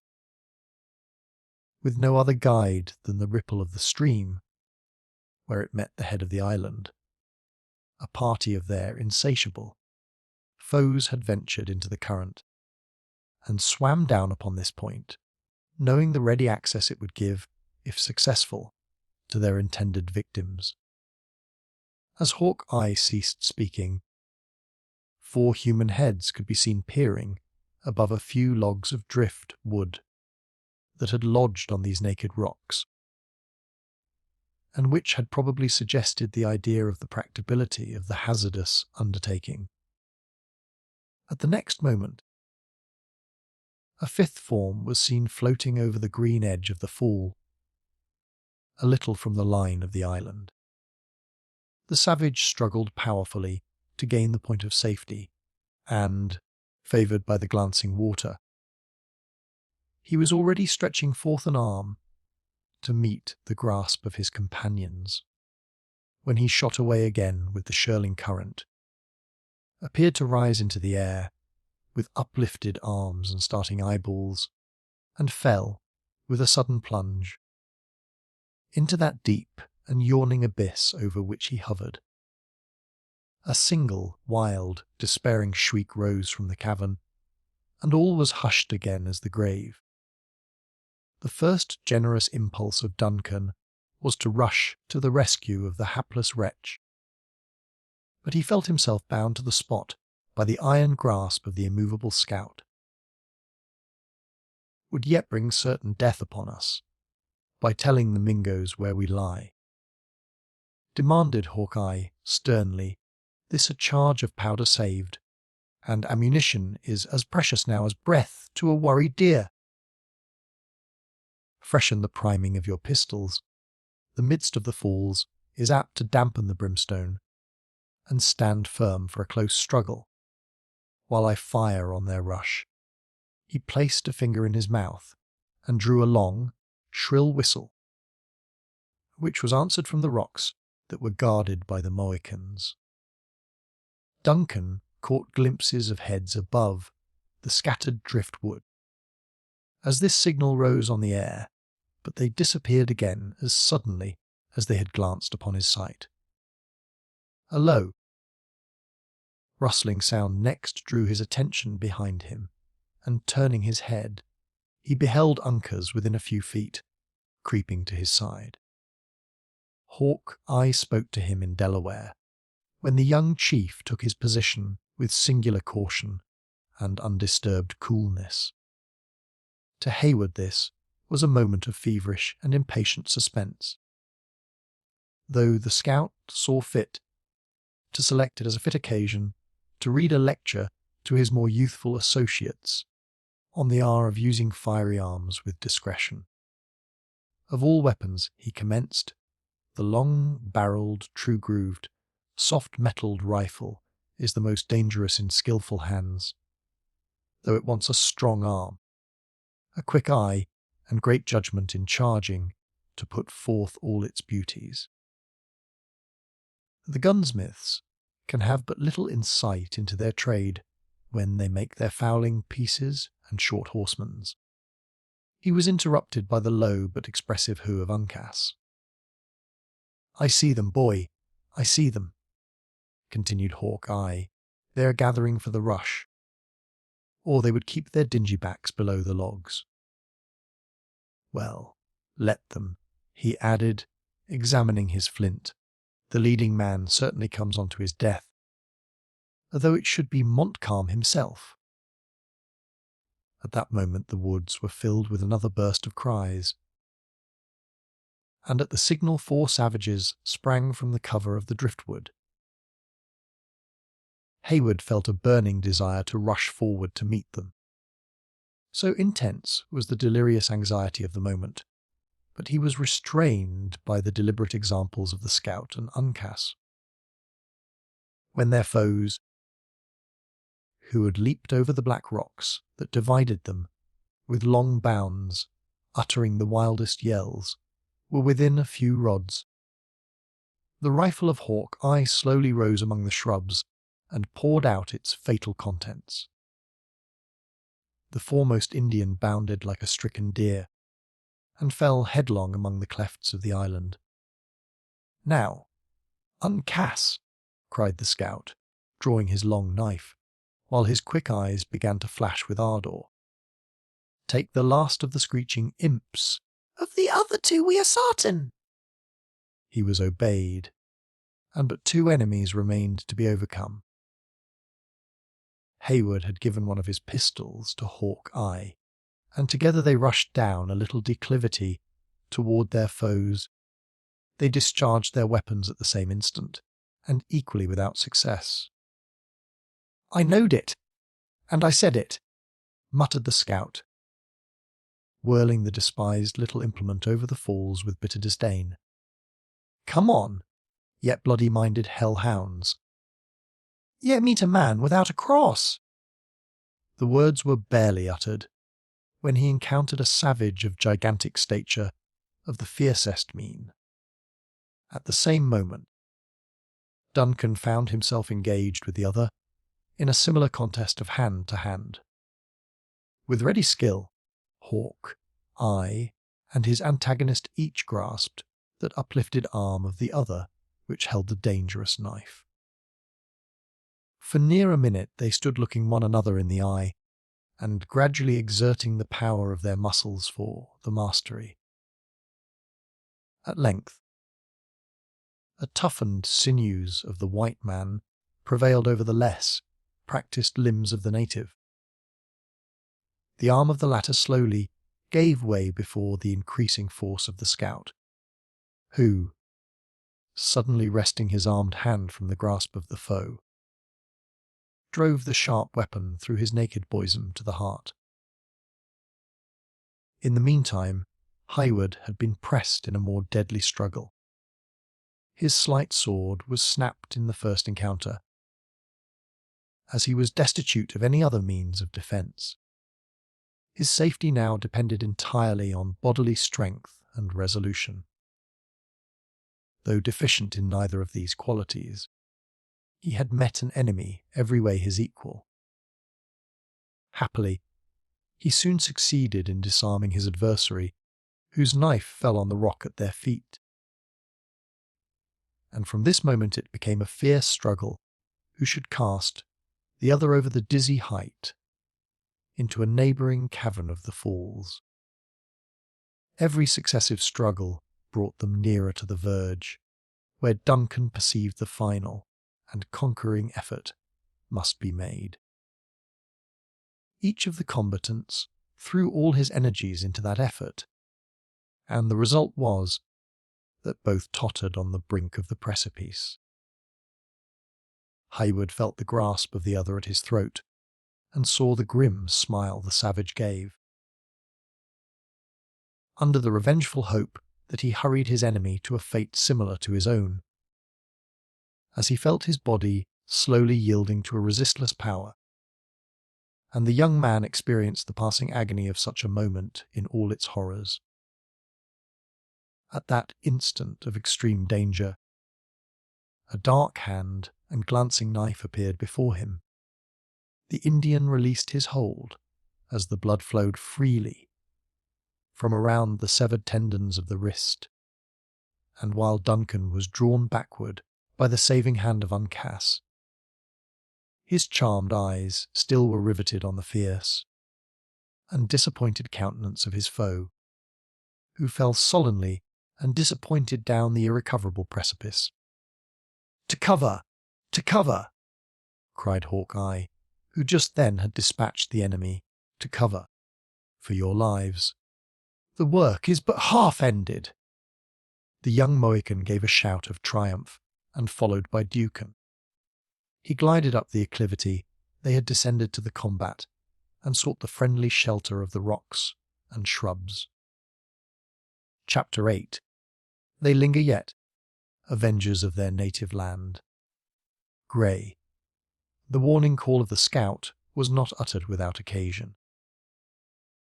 During the occurrence of the deadly encounter just related, the roar of the falls was unbroken by any human sound whatever. It would seem that interest in the result had kept the natives on the opposite shores in breathless suspense, while the quick evolutions and swift changes in the positions of the combatants effectually prevented a fire that might prove dangerous alike to friend and enemy. But the moment the struggle was decided, a yell arose as fierce and savage as wild and revengeful passions could throw into the air. It was followed by the swift flashes of the rifles, which sent their leaden messengers across the rock in volleys, as though the assailants would pour out their impotent fury on the insensible scene of the fatal contest. A steady, though deliberate return was made from the rifle of Chingachgook, who had maintained his post throughout the fray with unmoved resolution. When the triumphant shout of Uncas was borne to his ears, the gratified father raised his voice in a single responsive cry, after which his busy piece alone proved that he still guarded his pass with unwearied diligence. In this manner many minutes flew by with the swiftness of thought, the rifles of the assailants speaking, at times, in rattling volleys, and at others in occasional, scattering shots. Though the rock, the trees, and the shrubs were cut and torn in 100 places around the besieged, their cover was so close and so rigidly maintained that, as yet, David had been the only sufferer in their little band. "Let them burn their powder," said the deliberate scout, while bullet after bullet whizzed by the place where he securely lay.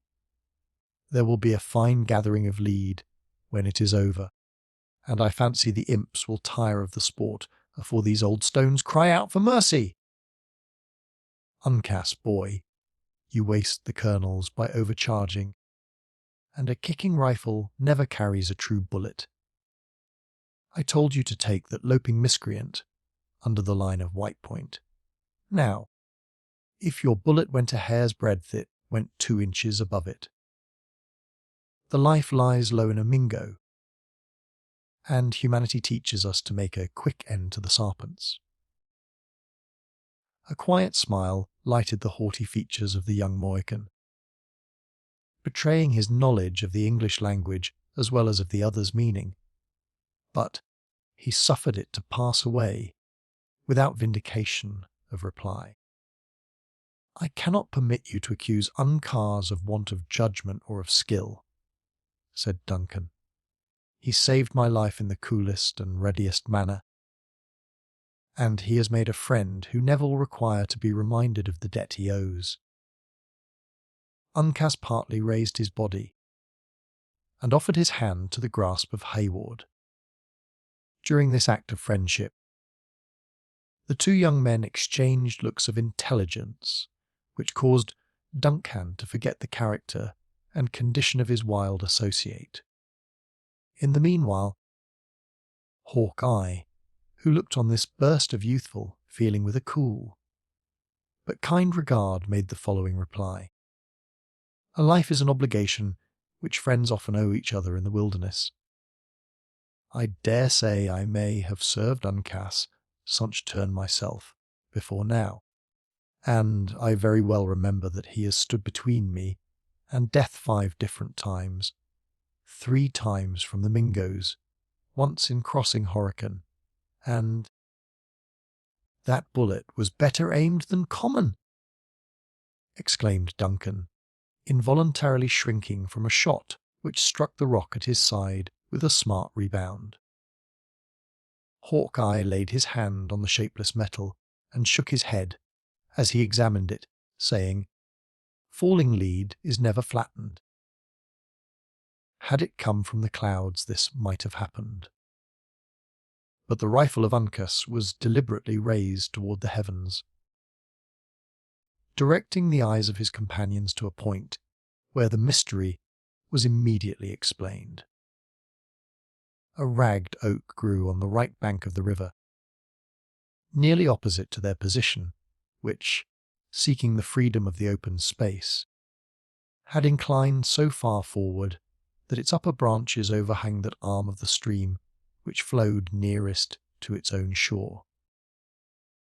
Among the topmost leaves, which scantily concealed the gnarled and stunted limbs, a savage was nestled, partly concealed by the trunk of the tree, and partly exposed, as though looking down upon them to ascertain the effect produced by his treacherous aim. "These devils will scale heaven to circumvent us to our ruin," said Hawkeye. "Keep him in play, boy, until I can bring Killdeer to bear, when we will try his mettle on each side of the tree at once."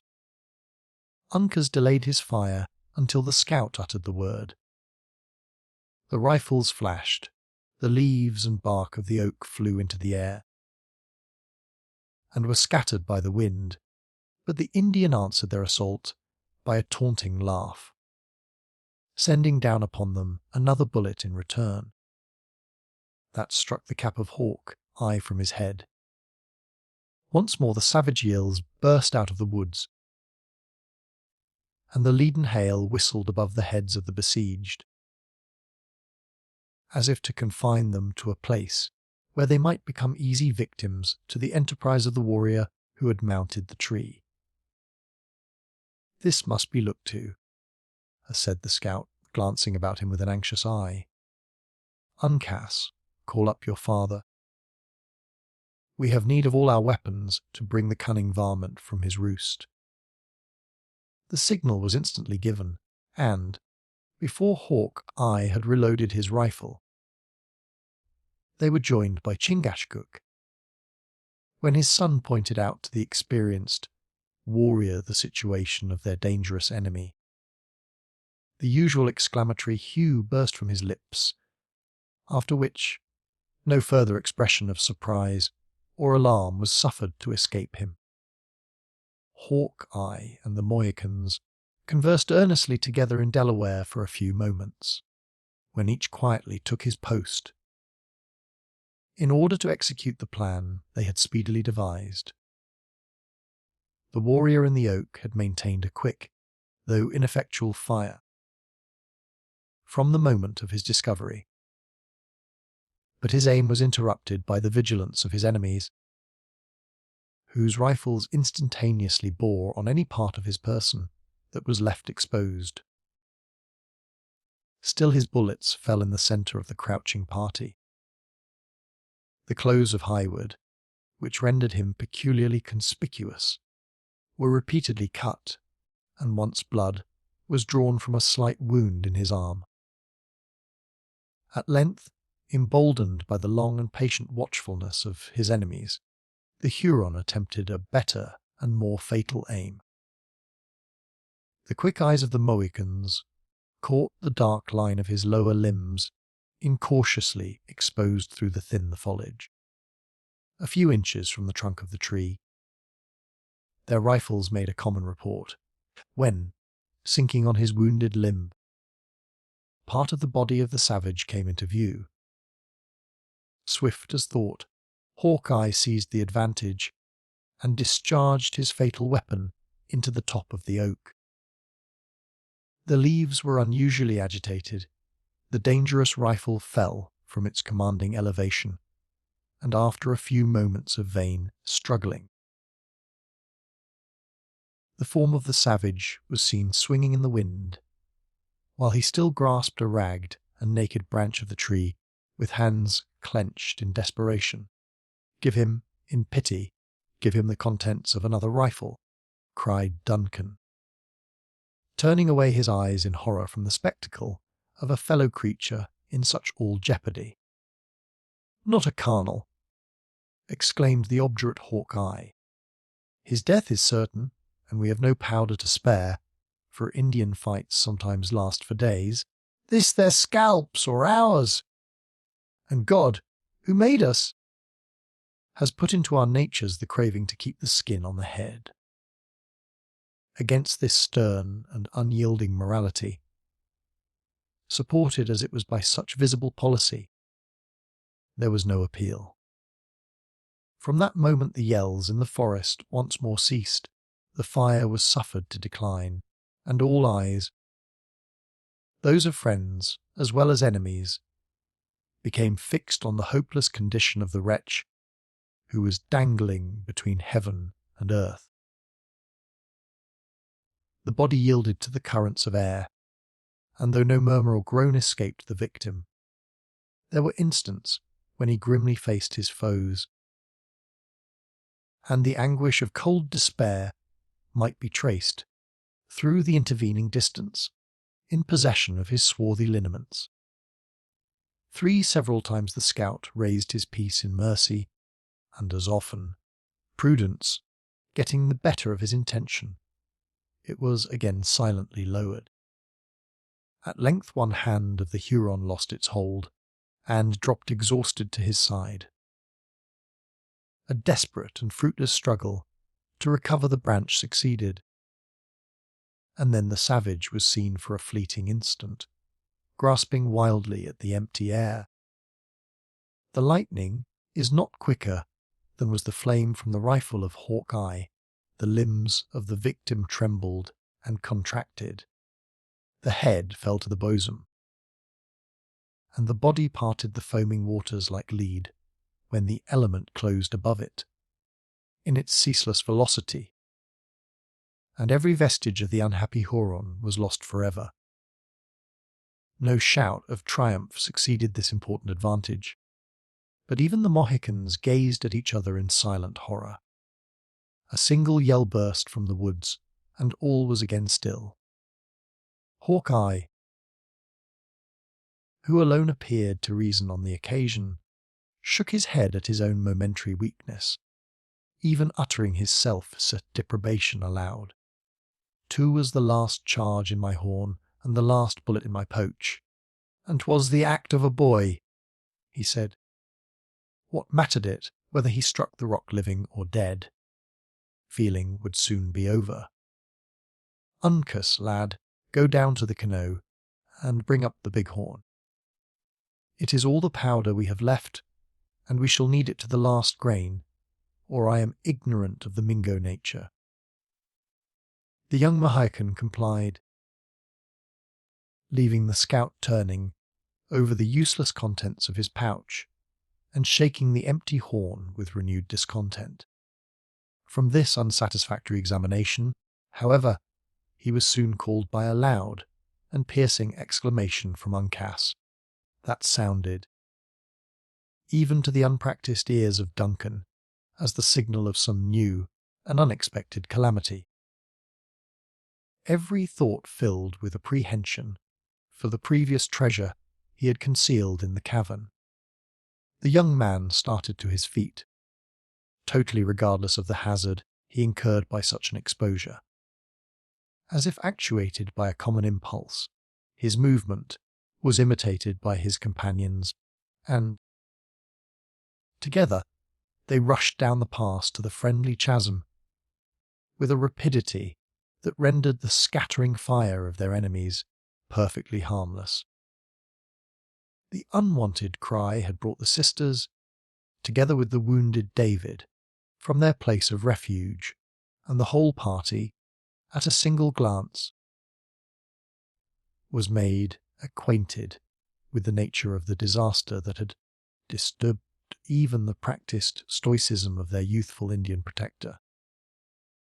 At a short distance from the rock, their little bark was to be seen floating across the eddy toward the swift current of the river, in a manner which proved that its course was directed by some hidden agent.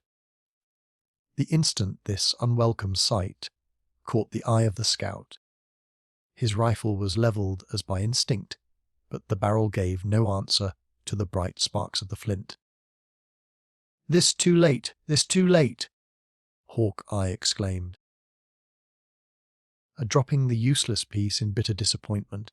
"The miscreant has struck the rapid, and had we powder, it could hardly send the lead swifter than he now goes." The adventurous Huron raised his head above the shelter of the canoe, and, while it glided swiftly down the stream, he waved his hand and gave forth the shout, which was the known signal of success. His cry was answered by a yell and a laugh from the woods, as tauntingly exulting as if 50 demons were uttering their blasphemies at the fall of some Christian soul. "Well may you laugh. Why, children of the devil," said the scout, seating himself on a projection of the rock, and suffering his gun to fall neglected at his feet. For the 3 quickest and truest rifles in these woods are no better than so many stalks of mullein, or the last year's horns of a buck. What is to be done?" demanded Duncan, losing the first feeling of disappointment in a more manly desire for exertion. "What will become of us?" Hawkeye made no other reply than by passing his finger around the crown of his head in a manner so significant that none who witnessed the action could mistake its meaning. Surely, our case is not so desperate," exclaimed the youth. "The Hurons are not here. We may make good the caverns, we may oppose their landing." "With what?" coolly demanded the scout. "The arrows of Uncas, or such tears as women shed. No. You are young and rich and have friends, and at such an age I know it is hard to die." But, glancing his eyes at the Mohicans, "Let us remember we are men without a cross, and let us teach these natives of the forest that white blood can run as freely as red. When the appointed hour is come." Duncan turned quickly in the direction indicated by the other's eyes, and read a confirmation of his worst apprehensions in the conduct of the Indians. Chingachgook, placing himself in a dignified posture on another fragment of the rock, had already laid aside his knife and tomahawk, and was in the act of taking the eagle's plume from his head, and smoothing the solitary tuft of hair in readiness to perform its last and revolting office. His countenance was composed, though thoughtful, while his dark, gleaming eyes were gradually losing the fierceness of the combat in expression better suited to the change he expected momentarily to undergo. "Our case cannot be so hopeless," said Duncan. "Even at this very moment succour may be at hand. I see no enemies." "They have sickened of a struggle in which they risk so much with so little prospect of gain. It may be a minute, or it may be an hour, afore the wily serpents steal upon us, and it is quite in nature for them to be lying within hearing at this very moment," said Hawkeye. "But come they will, and in such a fashion as will leave us nothing to hope. Chingachgook," he spoke in Delaware, "my brother,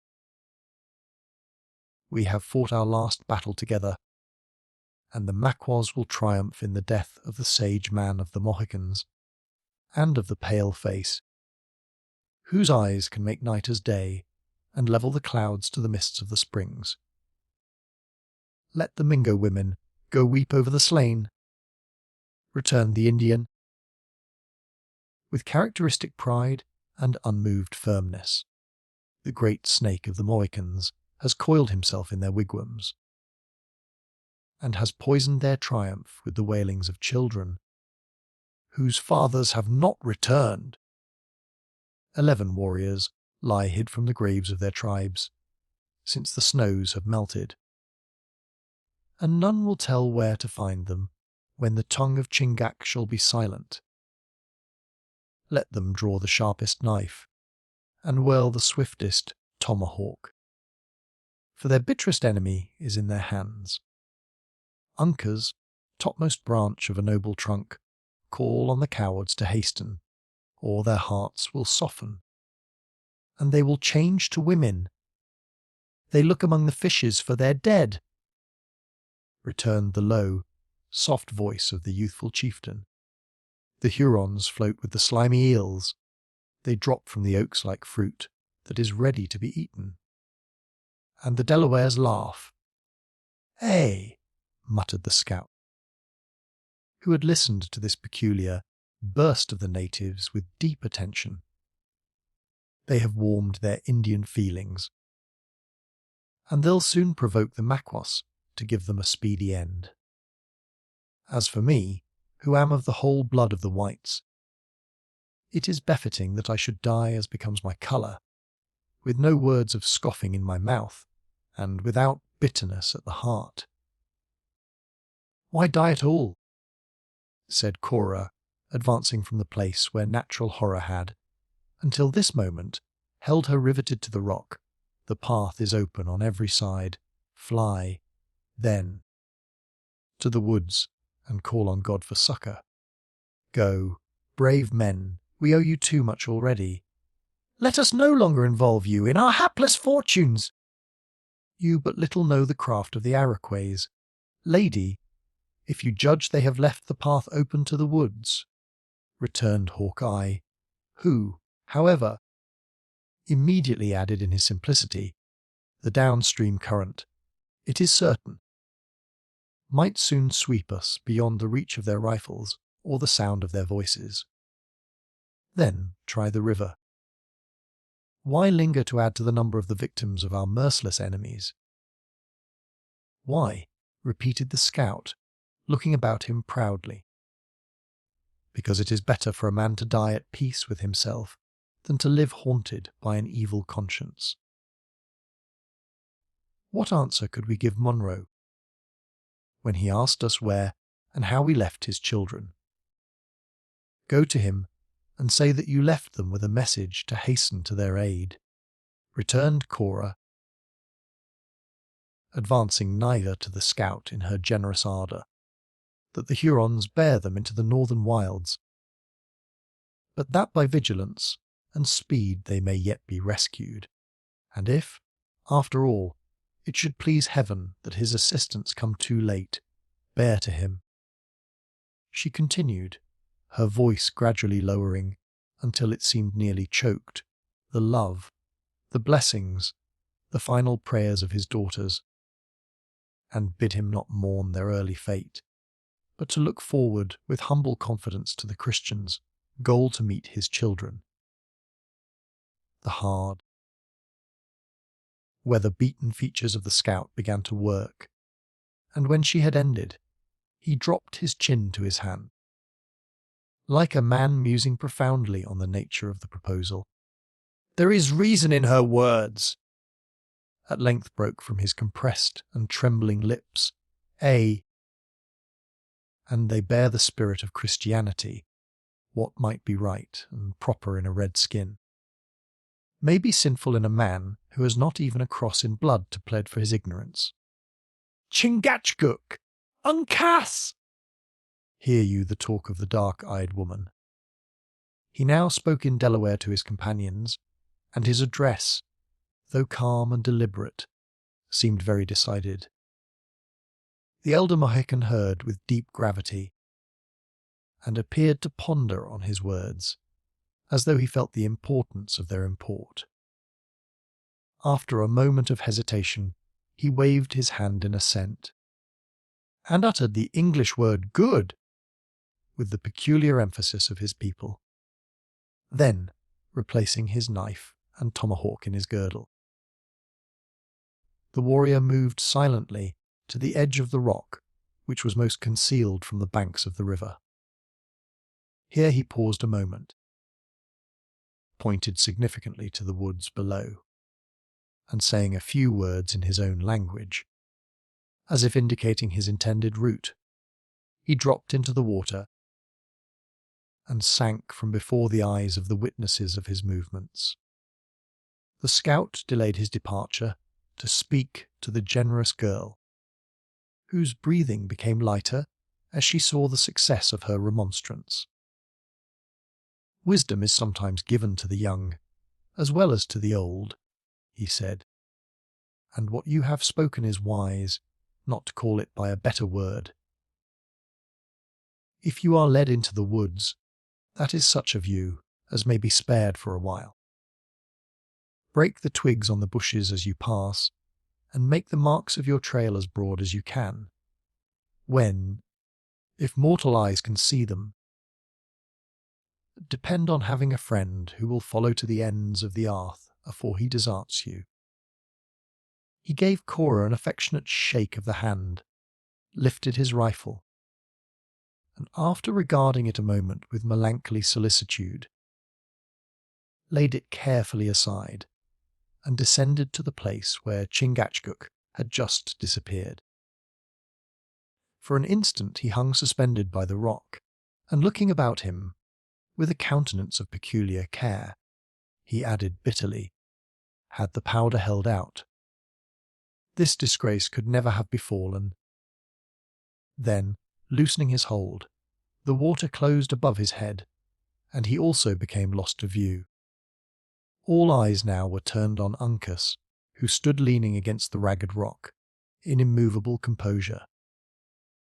After waiting a short time, Cora pointed down the river and said, "Your friends have not been seen, and are now, most probably, in safety. Is it not time for you to follow?" "Uncas will stay," the young Mohican calmly answered in English. "To increase the horror of our capture, and to diminish the chances of our release. Go." "Generous young man," Cora continued, lowering her eyes under the gaze of the Mohican, and perhaps with an intuitive consciousness of her power. "Go to my father, as I have said, and be the most confidential of my messengers.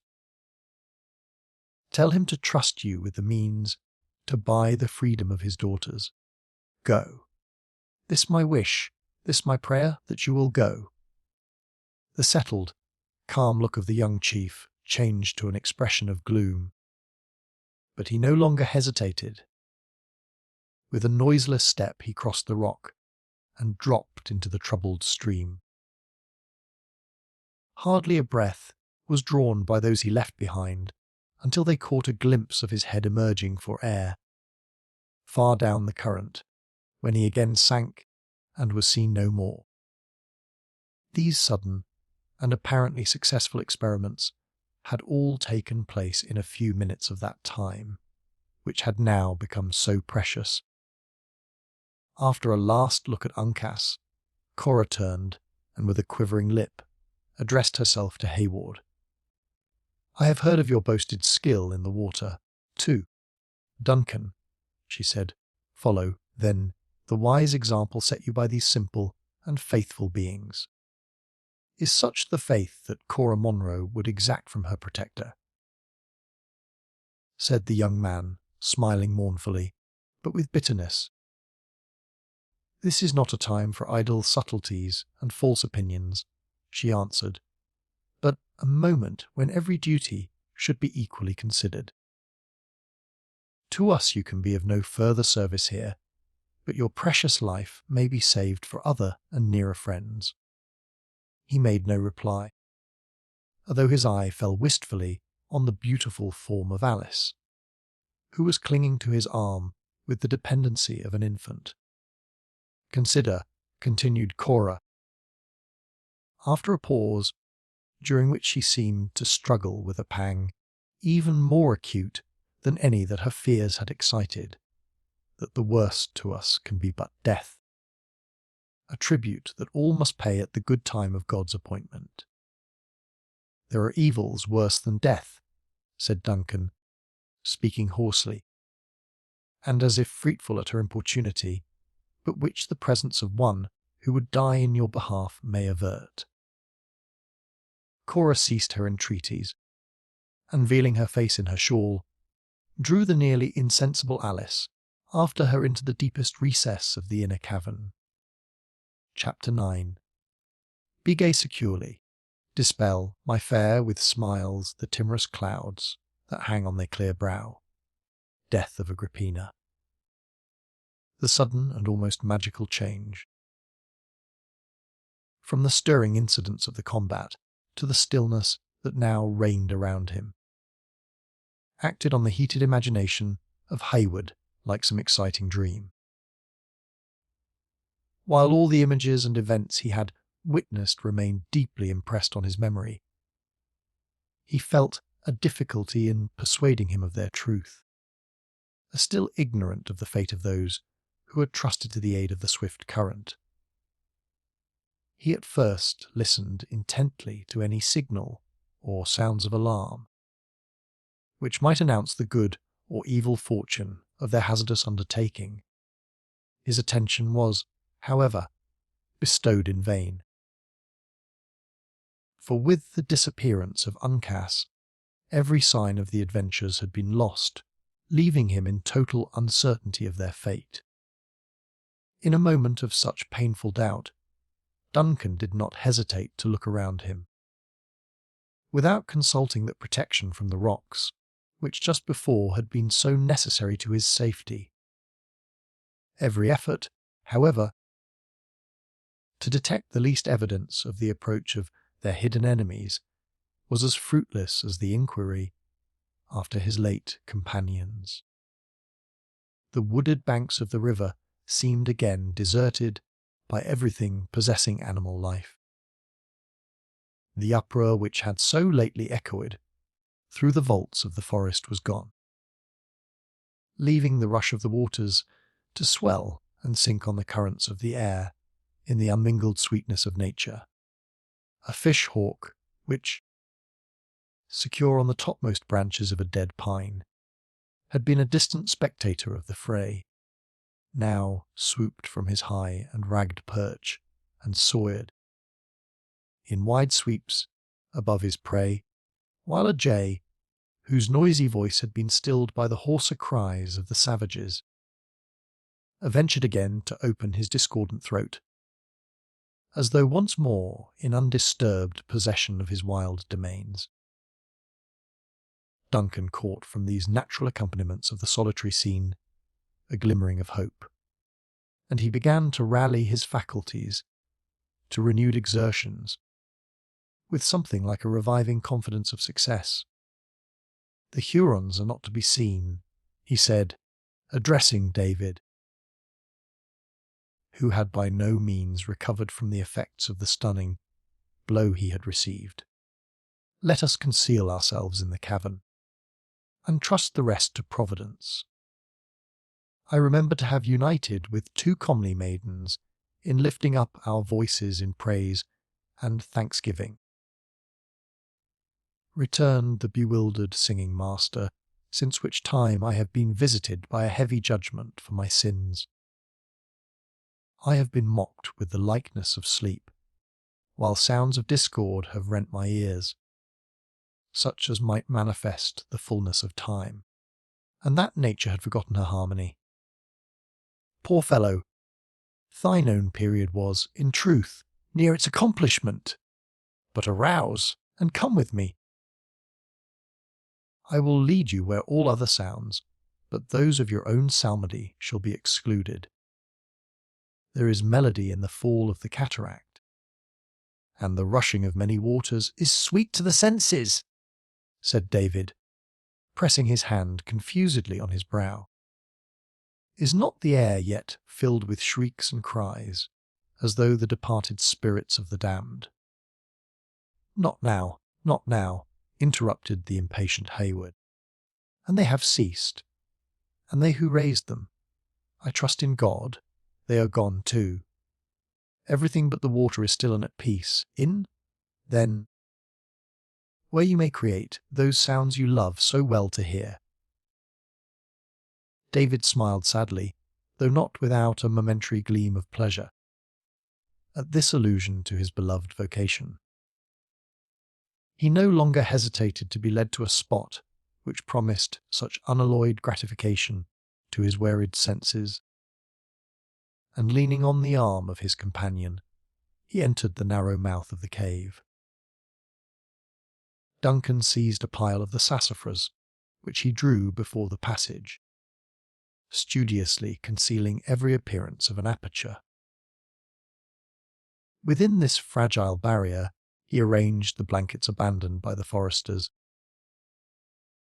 darkening the inner extremity of the cavern, while its outer received a chastened light from the narrow ravine, through which one arm of the river rushed to form the junction with its sister branch a few rods below.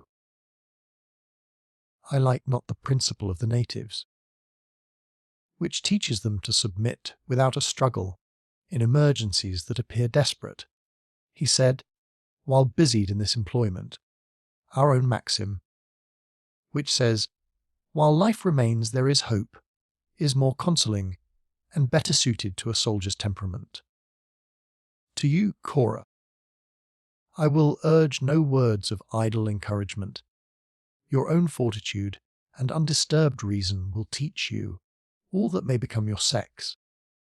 But cannot we dry the tears of that trembling weeper on your bosom? I am calmer, Duncan, said Alice, raising herself from the arms of her sister, and forcing an appearance of composure through her tears, much calmer now. Surely, in this hidden spot we are safe. We are secret, free from injury. We will hope everything from those generous men who have risked so much already in our behalf. Now does our gentle Alice speak like a daughter of Munro, said Hayward, pausing to press her hand as he passed toward the outer entrance of the cavern. With two such examples of courage before him, a man would be ashamed to prove other than a hero. He then seated himself in the centre of the cavern, grasping his remaining pistol with a hand convulsively clenched, while his contracted and frowning eye announced the sullen desperation of his purpose. The Hurons, if they come, may not gain our position so easily as they think, he slowly muttered, and propping his head back against the rock, he seemed to await the result in patience, though his gaze was unceasingly bent on the open avenue to their place of retreat. With the last sound of his voice, a deep, a long, and almost breathless silence succeeded. The fresh air of the morning had penetrated the recess, and its influence was gradually felt on the spirits of its inmates. As minute after minute passed by, leaving them in undisturbed security, the insinuating feeling of hope was gradually gaining possession of every bosom, although each one felt reluctant to give utterance to expectations that the next moment might so fearfully destroy. David alone formed an exception to these varying emotions. A gleam of light from the opening crossed his wan countenance, and fell upon the pages of the little volume, whose leaves he was again occupied in turning, as if searching for some song more fitted to their condition than any that had yet met their eye. He was, most probably, acting all this time under a confused recollection of the promised consolation of Duncan. At length, it would seem, his patient industry found its reward, for, Without explanation or apology, he pronounced aloud the words Isle of Wight, drew a long, sweet sound from his pitch pipe, and then ran through the preliminary modulations of the air, whose name he had just mentioned, with the sweeter tones of his own musical voice. "May not this prove dangerous?" asked Cora, glancing her dark eye at Major Hayward. "Poor fellow! His voice is too feeble to be heard above the din of the falls," was the answer. "Beside, the cavern will prove his friend. Let him indulge his passions, since it may be done without hazard." "Isle of Wight!" repeated David, looking about him with that dignity with which he had long been wont to silence the whispering echoes of his school. "This a brave tune, and set to solemn words. Let it be sung with meet respect," after allowing a moment of stillness to enforce his discipline. The voice of the singer was heard, in low, murmuring syllables, gradually stealing on the ear, until it filled the narrow vault with sounds rendered trebly thrilling by the feeble and tremulous utterance produced by his debility. The melody, which no weakness could destroy, gradually wrought its sweet influence on the senses of those who heard it. It even prevailed over the miserable travesty of the Song of David, which the singer had selected from a volume of similar effusions, and caused the sense to be forgotten in the insinuating harmony of the sounds. Alice unconsciously dried her tears, and bent her melting eyes on the pallid features of Gamut, with an expression of chastened delight that she neither affected or wished to conceal.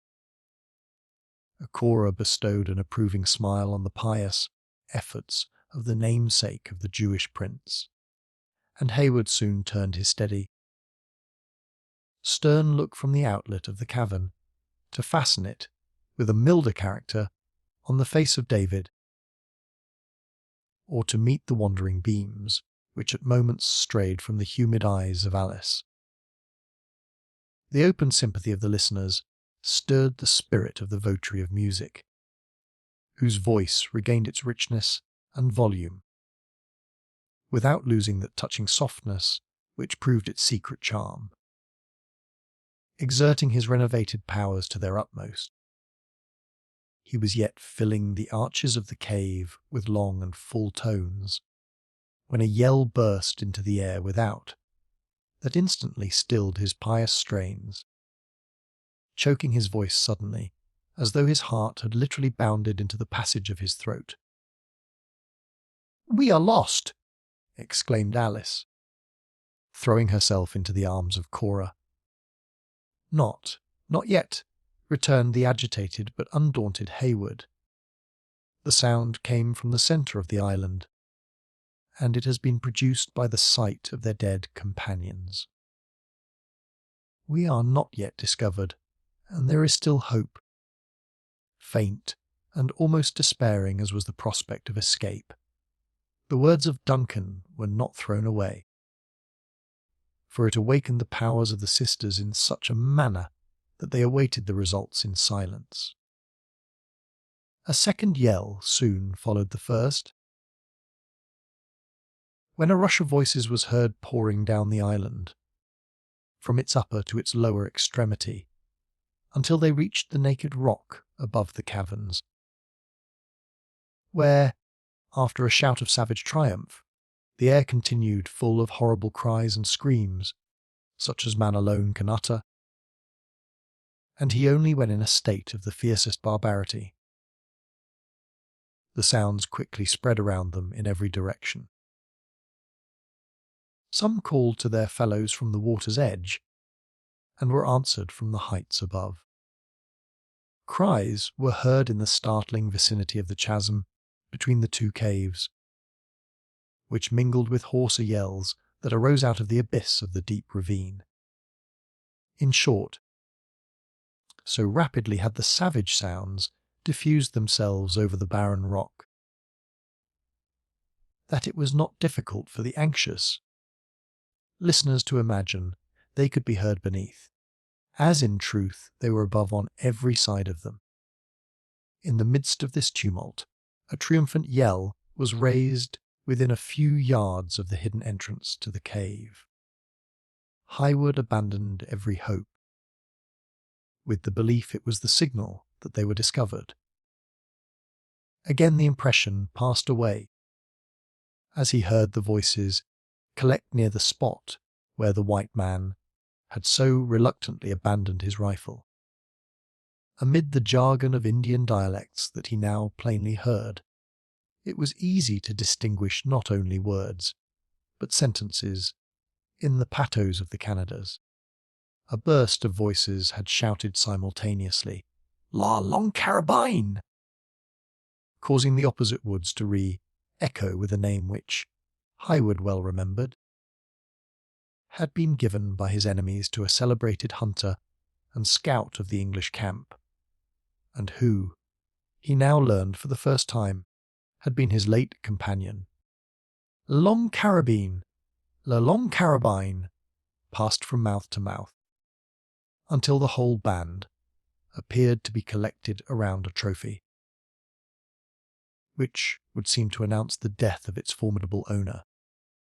After a vociferous consultation, which was, at times, deafened by bursts of savage joy, they again separated, filling the air with the name of a foe, whose body Haywood collect from their expressions they hoped to find concealed in some crevice of the island.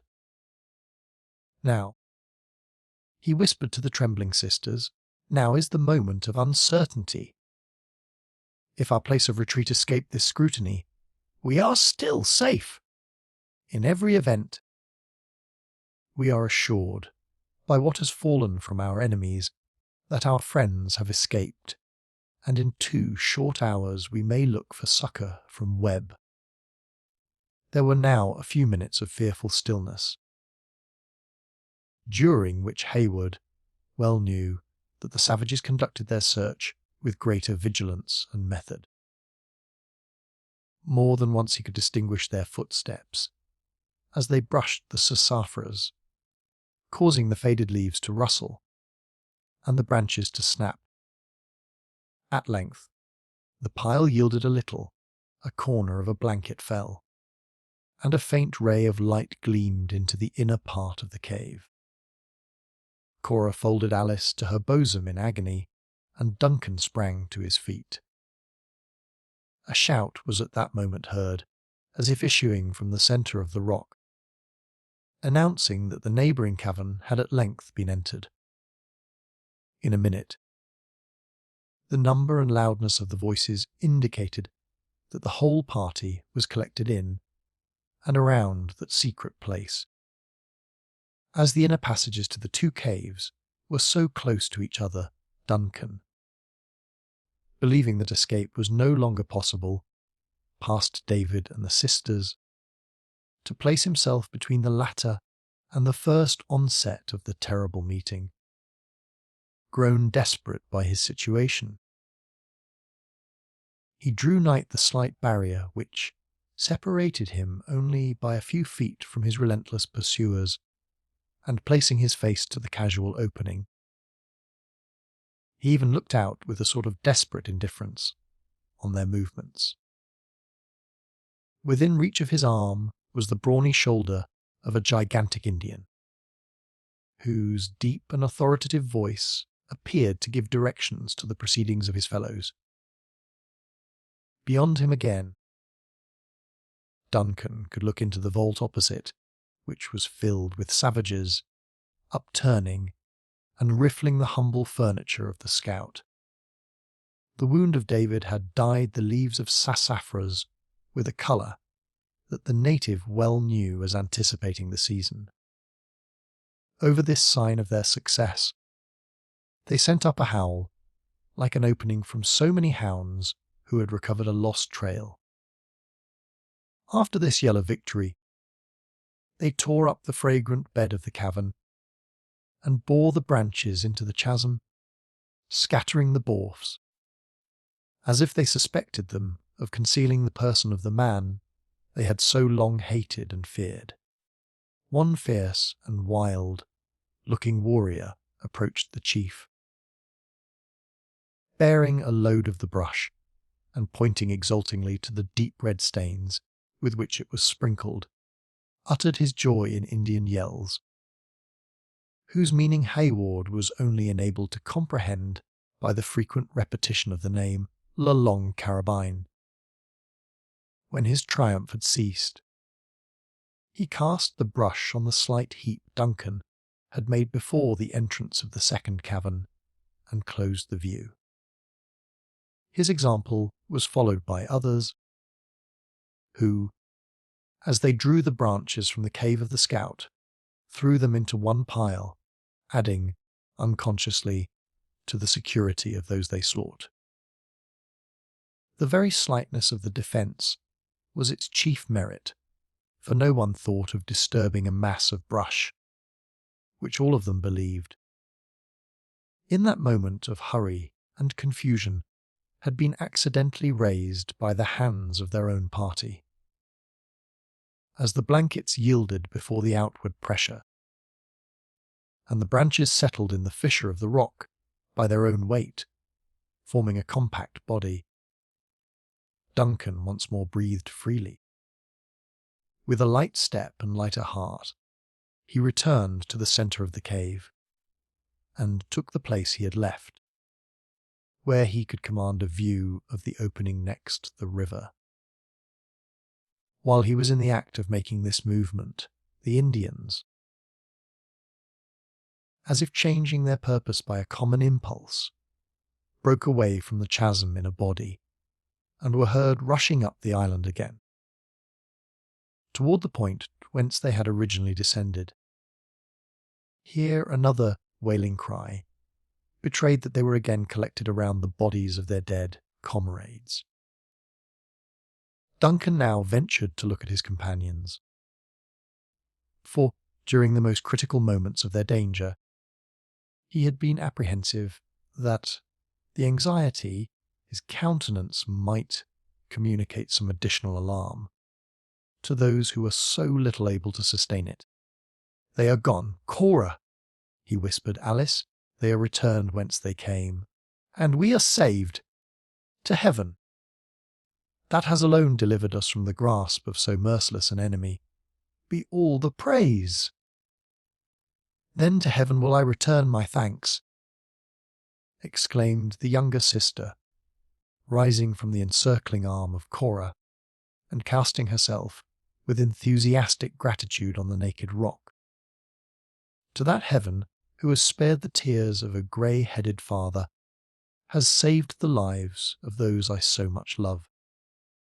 Both Hayward and the more temperate Cora witnessed the act of involuntary emotion with powerful sympathy, the former secretly believing that Petey had never worn a form so lovely as it had now assumed in the youthful person of Alice. Her eyes were radiant with the glow of grateful feelings. The flush of her beauty was again seated on her cheeks, and her whole soul seemed ready and anxious to pour out its thanksgivings through the medium of her eloquent features. But when her lips moved, the words they should have uttered appeared frozen by some new and sudden chill. Her bloom gave place to the paleness of death. Her soft and melting eyes grew hard, and seemed contracting with horror, while those hands, which she had raised, clasped in each other toward heaven, dropped in horizontal lines before her. The fingers pointed forward in convulsed motion. Hayward turned the instant she gave a direction to his suspicions, and peering just above the ledge which formed the threshold of the open outlet of the cavern, he beheld the malignant, fierce and savage features of Le Renard Subtil. In that moment of surprise, the self-possession of Hayward did not desert him. He observed by the vacant expression of the Indian's countenance that his eye accustomed to the open air, had not yet been able to penetrate the dusky light which pervaded the depth of the cavern. He had even thought of retreating beyond a curvature in the natural wall, which might still conceal him and his companions. When, by the sudden gleam of intelligence that shot across the features of the savage, he saw it was too late, and that they were betrayed, the look of exultation and brutal triumph which announced this terrible truth was irresistibly irritating. Forgetful of everything but the impulses of his hot blood, Duncan levelled his pistol and fired. The report of the weapon made the cavern below like an eruption from a volcano, and when the smoke it vomited had been driven away before the current of air, which issued from the ravine, the place so lately occupied by the features of his treacherous guide was vacant. Rushing to the outlet, Highwood caught a glimpse of his dark figure stealing around a low and narrow ledge, which soon hid him entirely from sight. Among the savages of frightful stillness succeeded the explosion which had just been heard bursting from the bowels of the rock.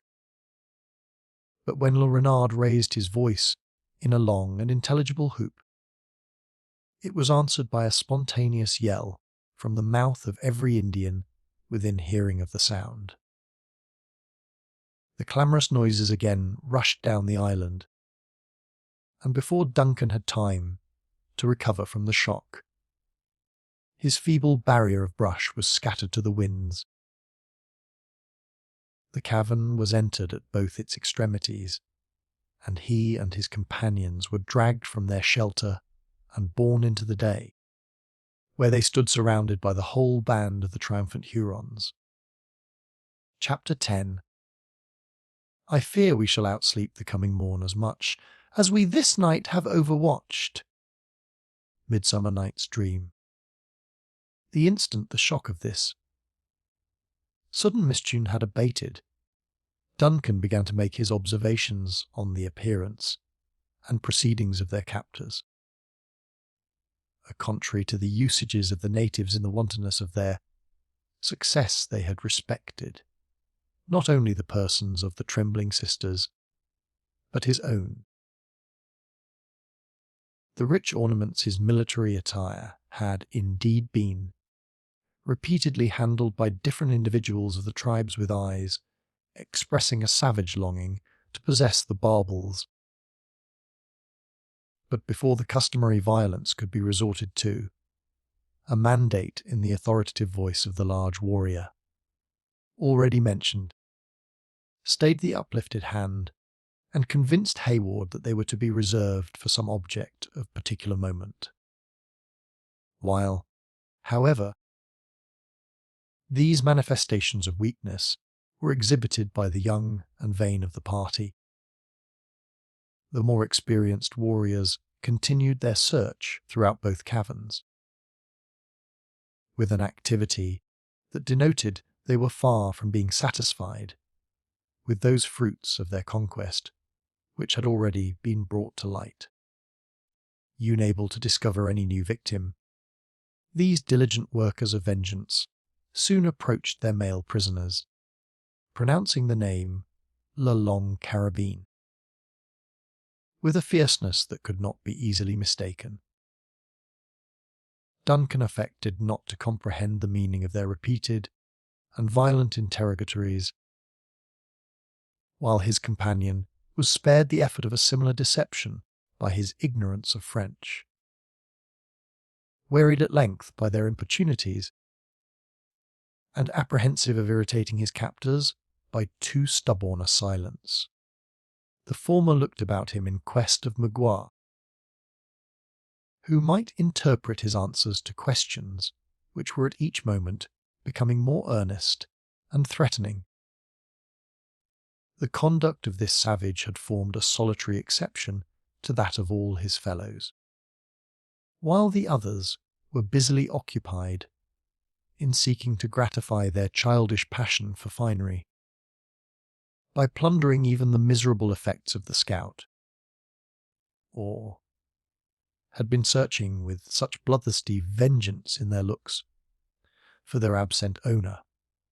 Le Renard had stood a little distance from the prisoners, with a demeanour so quiet and satisfied as to betray that he had already effected the grand purpose of his treachery.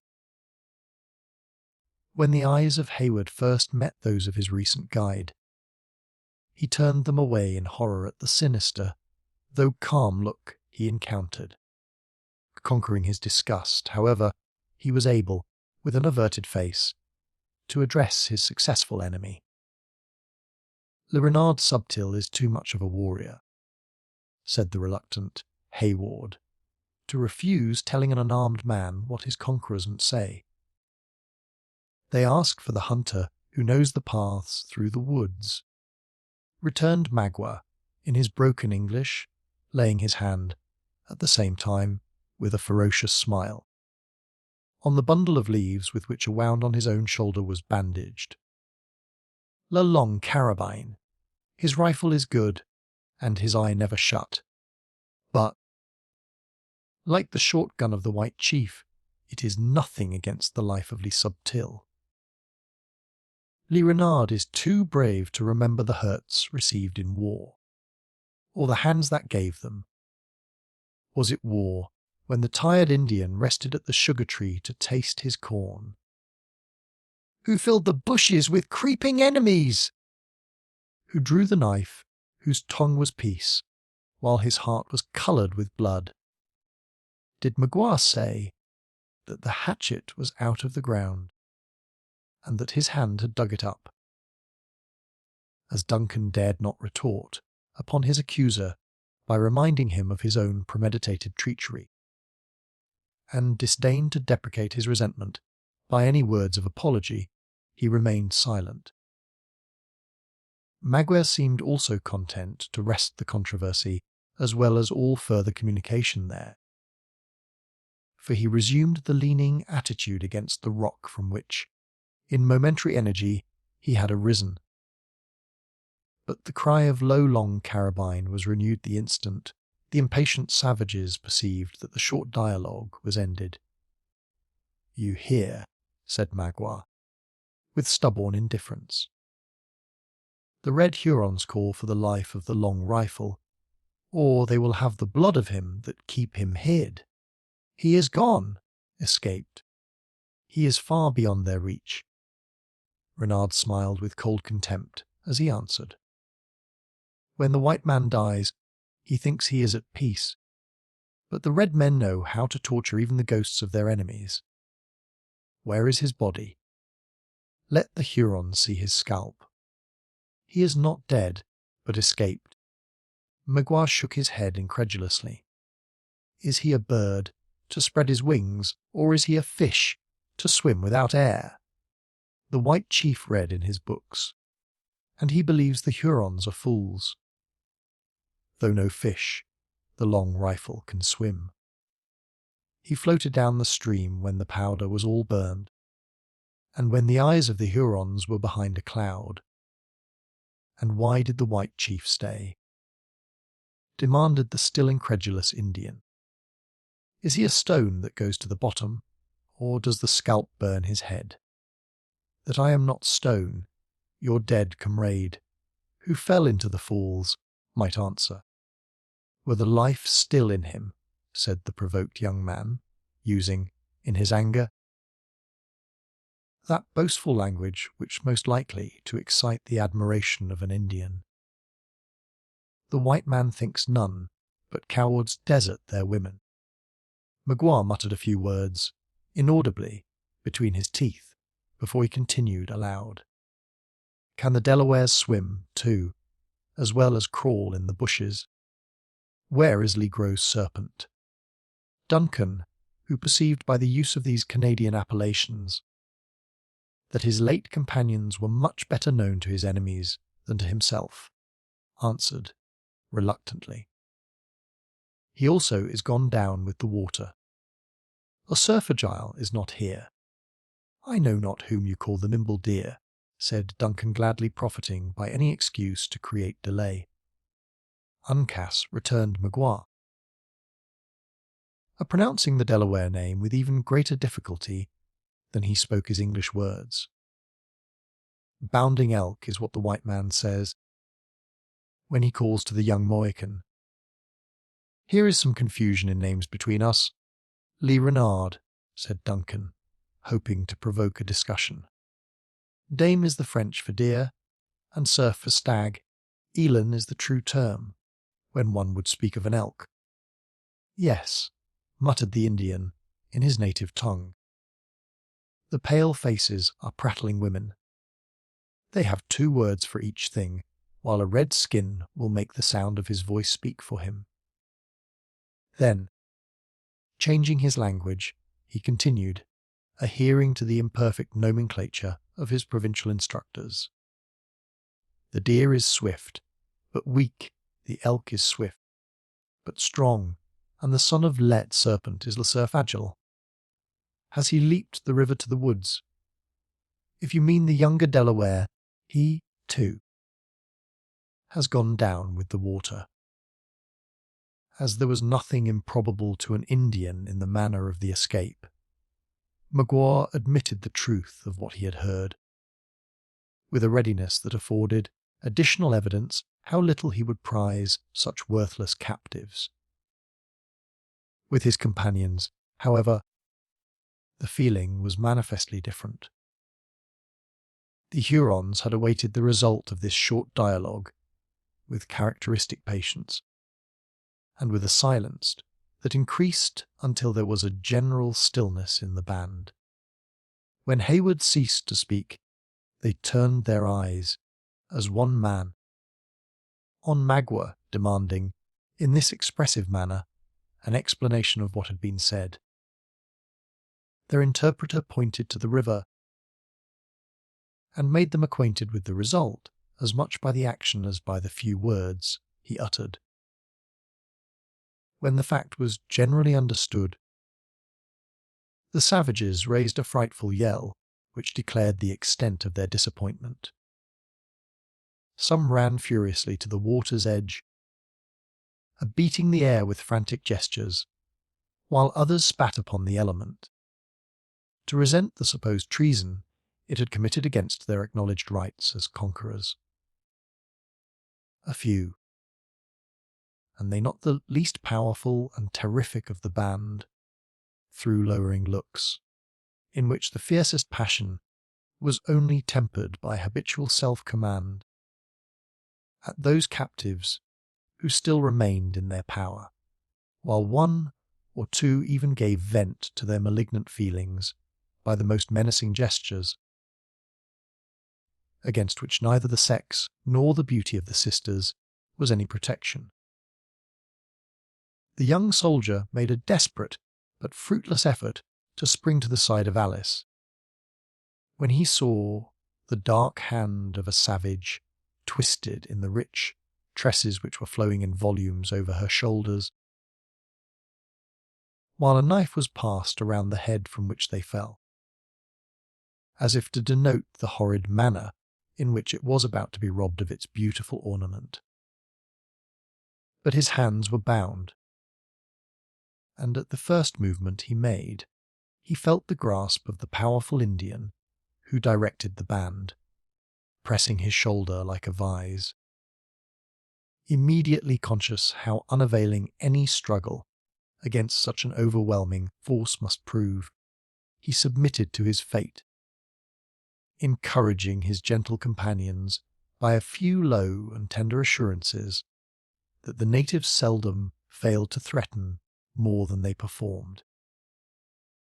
But while Duncan resorted these words of consolation to quiet the apprehensions of the sisters, he was not so weak as to deceive himself. He well knew that the authority of an Indian chief was so little conventional, that it was oftener maintained by physical superiority than by any moral supremacy he might possess. The danger was, therefore, magnified exactly in proportion to the number of the savage spirits by which they were surrounded. The most positive mandate from him, who seemed the acknowledged leader, was liable to be violated at each moment by any rash hand that might choose to sacrifice a victim to the manes of some dead friend or relative. While, therefore, he sustained an outward appearance of calmness and fortitude, his heart leaped into his throat. Whenever any of their fierce captors drew nearer than common to the helpless sisters, or fastened one of their sullen, wandering looks on those fragile forms which were so little able to resist the slightest assault, his apprehensions were, however, greatly relieved when he saw that the leader had summoned his warriors to himself in council. Their deliberations were short, and it would seem, by the silence of most of the party, the decision unanimous. By the frequency with which the few speakers pointed in the direction of the encampment of Webb, it was apparent they dreaded the approach of danger from that quarter. This consideration probably hastened their determination, and quickened the subsequent movements. During his short conference, Haywood, finding a respite from his gravest fears, had leisure to admire the cautious manner in which the Hurons had made their approaches, even after hostilities had ceased. It has already been stated that the upper half of the island was a naked rock, and destitute of any other defences than a few scattered logs of driftwood.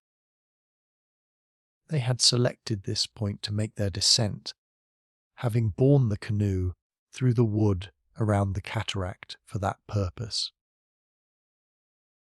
Placing their arms in the little vessel, a dozen men clinging to its sides had trusted themselves to the direction of the canoe, which was controlled by two of the most skilful warriors in attitudes that enabled them to command a view of the dangerous passage. Favoured by this arrangement, they touched the head of the island at that point which had proved so fatal to their first adventurers. But with the advantages of superior numbers and the possession of firearms, that such had been the manner of their descent was rendered quite apparent to Duncan. For they now bore the light bark from the upper end of the rock and placed it in the water near the mouth of the outer cavern. As soon as this change was made, the leader made signs to the prisoners to descend and enter. As resistance was impossible and remonstrance useless, Haywood set the example of submission by leading the way into the canoe, where he was soon seated with the sisters and the still wandering David. Notwithstanding the Hurons were necessarily ignorant of the little channels among the eddies and rapids of the stream. They knew the common signs of such a navigation too well to commit any material blunder. When the pilot chosen for the task of guiding the canoe had taken his station, the whole band plunged again into the river. The vessel glided down the current, and in a few moments the captives found themselves on the south bank of the stream, nearly opposite to the point where they had struck it the preceding evening.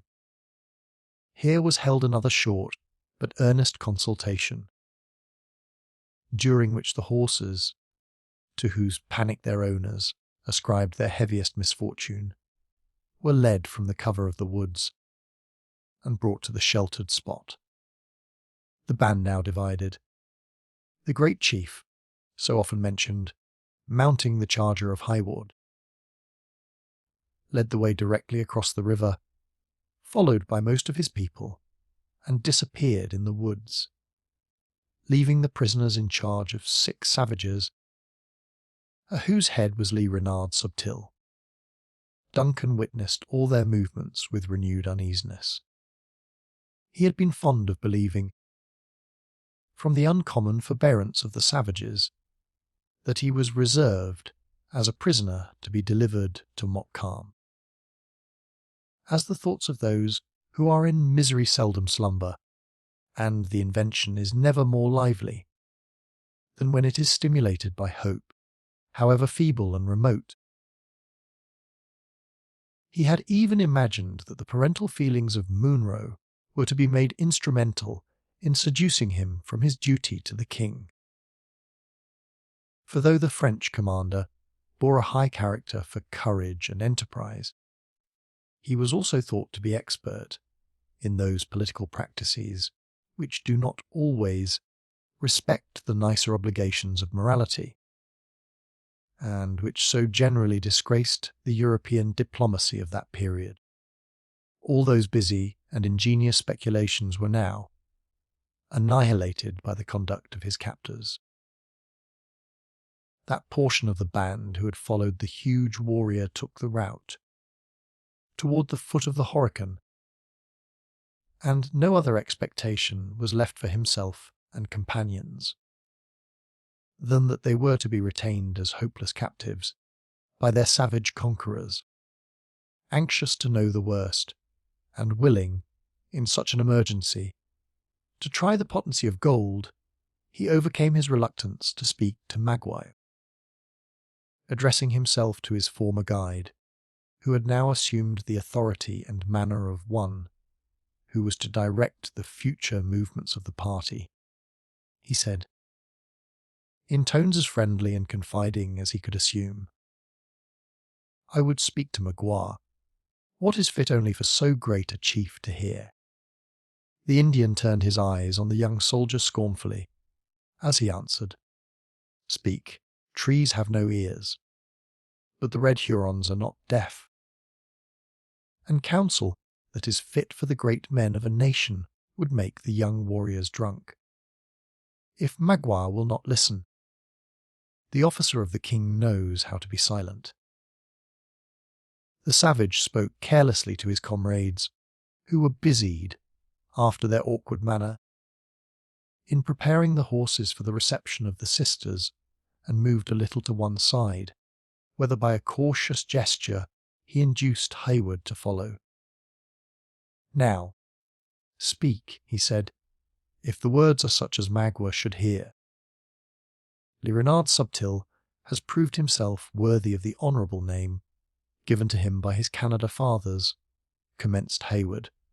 "I see his wisdom, and all that he has done for us, and shall remember it when the hour to reward him arrives. Yes, Renard has proved that he is not only a great chief in council, but one who knows how to deceive his enemies." "What has Renard done?" coldly demanded the Indian. "What? Has he not seen that the woods were filled with outlying parties of the enemies, and that the serpent could not steal through them without being seen? Then, did he not lose his path to blind the eyes of the Hurons? Did he not pretend to go back to his tribe, who had treated him ill, and driven him from their wigwams like a dog? And, when we saw what he wished to do, did we not aid him by making a false face, that the Hurons might think the white man believed that his friend was his enemy? Is not all this true? And when Lil Subtil had shut the eyes and stopped the ears of his nation by his wisdom, did they not forget that they had once done him wrong, and forced him to flee to the Mohawks? And did they not leave him on the south side of the river with their prisoners, while they have gone foolishly on the north? Does not Renard mean to turn like a fox on his footsteps, and to carry to the rich and grey-headed Scotchmen his daughters? Yes, Magua, I see it all, and I have already been thinking how so much wisdom and honesty should be repaid. First, the chief of William Henry will give us a great chief for such a service. The medal of Magua will no longer be of tin, but of beaten gold. His horn will run over with powder. Dollars will be as plenty in his pouch as pebbles on the shore of Horican. And the deer will lick his hand, for they will know it to be vain to fly from the rifle he will carry. As for myself, I know not how to exceed the gratitude of the Scotchman, but yes, I will. What will the young chief who comes from toward the sun give? Demanded the Huron, observing that he would hesitated in his desire to end the enumeration of benefits with that which might form the climax of an Indian's wishes. He will make the fire water from the islands in the salt lake flow before the wigwam of Magua, until the heart of the Indian shall be lighter than the feathers of the humming bird, and his breath sweeter than the wild honeysuckle. A lay Renard had listened gravely as Hayward slowly proceeded in this subtle speech. When the young man mentioned the artifice, he supposed the Indian to have practised on his own nation. The countenance of the listener was veiled in an expression of cautious gravity. At the allusion to the injury, which Duncan affected to believe had driven the Huron from his native tribe, a gleam of such ungovernable ferocity flashed from the other's eyes as induced the adventurous speaker to believe he had struck the proper chord. And by the time he reached the part where he so artfully blended the thirst of vengeance with the desire of gain, he had, at least, obtained a command of the deepest attention of the savage. The question put by Lee Renard had been calm, and with all the dignity of an Indian. But it was quite apparent, by the thoughtful expression of the listener's countenance, that the answer was most cunningly devised. The Huron mused a few moments, and then laying his hand on the rude bandages of his wounded shoulder, he said, with some energy, "Do friends make such marks?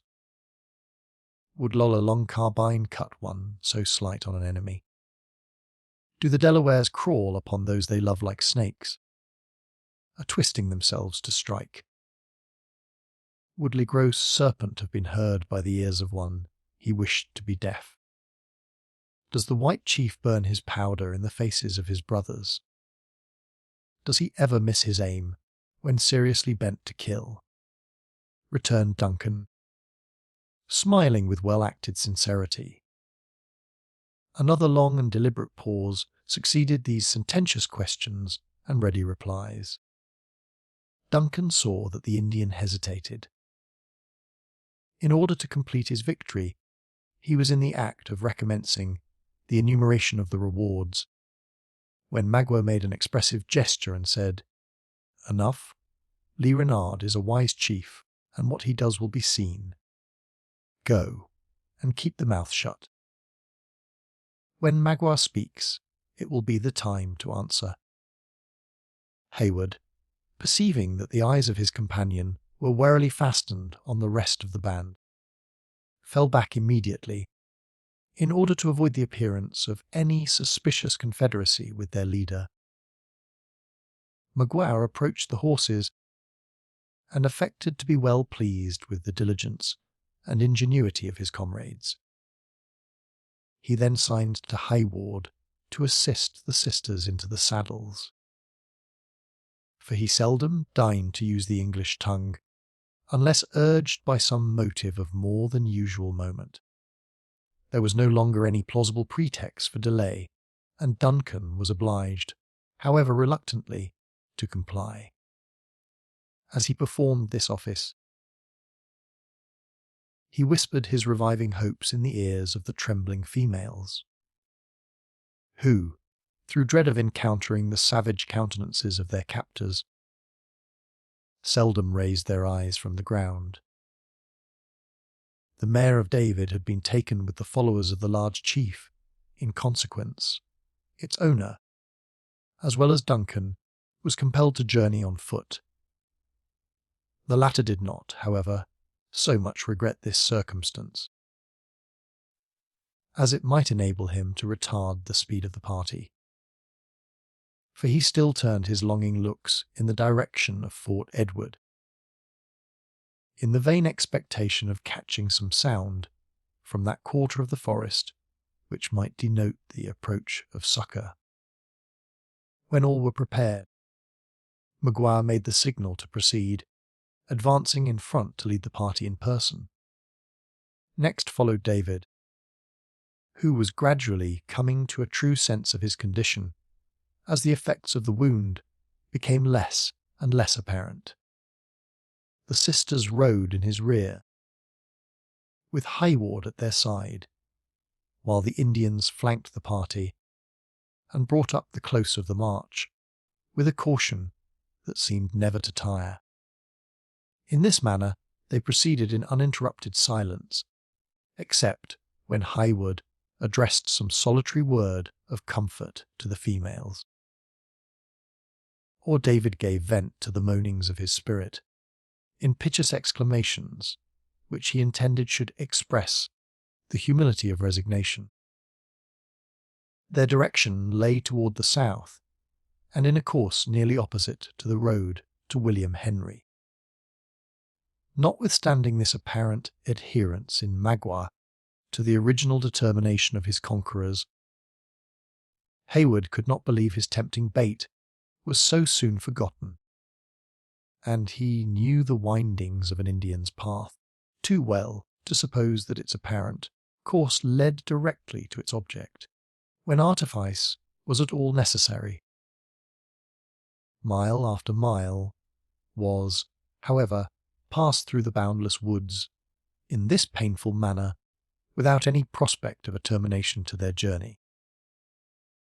Hayward watched the sun as he darted his meridian rays through the branches of the trees, and pined for the moment when the policy of Magua should change their route to one more favourable to his hopes.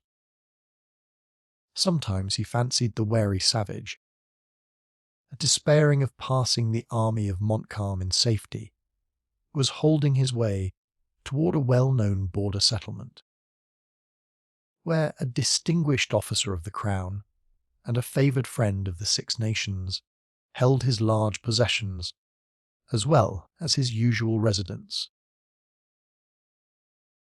To be delivered into the hands of Sir William Johnson was far preferable to being led into the wilds of Canada, but in order to effect even the former, it would be necessary to traverse the forest for many weary leagues, each step of which was carrying him further from the scene of the war, and, consequently, from the post not only of honour but of duty. Cora alone remembered the parting injunctions of the scout, and whenever an opportunity offered, she stretched forth her arm to bend aside the twigs that met her hands. But the vigilance of the Indians rendered this act of precaution both difficult and dangerous. She was often defeated in her purpose by encountering their watchful eyes. When it became necessary to feign an alarm, she did not feel, and occupy the limb by some gesture of feminine apprehension. Once, and once only, was she completely successful, when she broke down the bourse of a large sumach, and by a sudden thought, let her glove fall at the same instant. This sign, intended for those that might follow, was observed by one of her conductors, who restored the glove, broke the remaining branches of the bush in such a manner that it appeared to proceed from the struggling of some beast in its branches, and then laid his hand on his tomahawk with a look so significant that it put an effectual end to these stolen memorials of their passage. As there were horses to leave the prints of their footsteps in both bands of the Indians, this interruption cut off any probable hopes of assistance being conveyed through the means of their trail. Hayward would have ventured a remonstrance, Had there been anything encouraging in the gloomy reserve of Magua? But the savage, during all this time, seldom turned to look at his followers and never spoke, with the sun for his only guide, or aided by such blind marks as are only known to the sagacity of a native. He held his way along the barrens of pine, through occasional little fertile vales, across brooks and rivulets, and over undulating hills, with the accuracy of instinct, and nearly with the directness of a bird. He never seemed to hesitate. Whether the path was hardly distinguishable, whether it disappeared, or whether it lay beaten and plain before him, made no sensible difference in his speed or certainty. It seemed as if fatigue could not affect him. Whenever the eyes of the wearied travellers rose from the decayed leaves over which they trod, his dark form was to be seen glancing among the stems of the trees in front, his head immovably fastened in a forward position, with the light plume on his crest fluttering in a current of air, made solely by the swiftness of his own motion. But all this diligence and speed were not without an object. After crossing a low vale, through which a gushing brook meandered, he suddenly ascended a hill, so steep and difficult of ascent that the sisters were compelled to alight in order to follow. When the summit was gained, they found themselves on a level spot, but thinly covered with trees, under one of which Magua had thrown his dark form, as if willing and ready to seek that rest which was so much needed by the whole party. Chapter 11. Cursed be my tribe if I forgive him. Shylock. The Indian had selected for this desirable purpose one of those steep, pyramidal hills, which bear a strong resemblance to artificial mounds, and which so frequently occur in the valleys of America.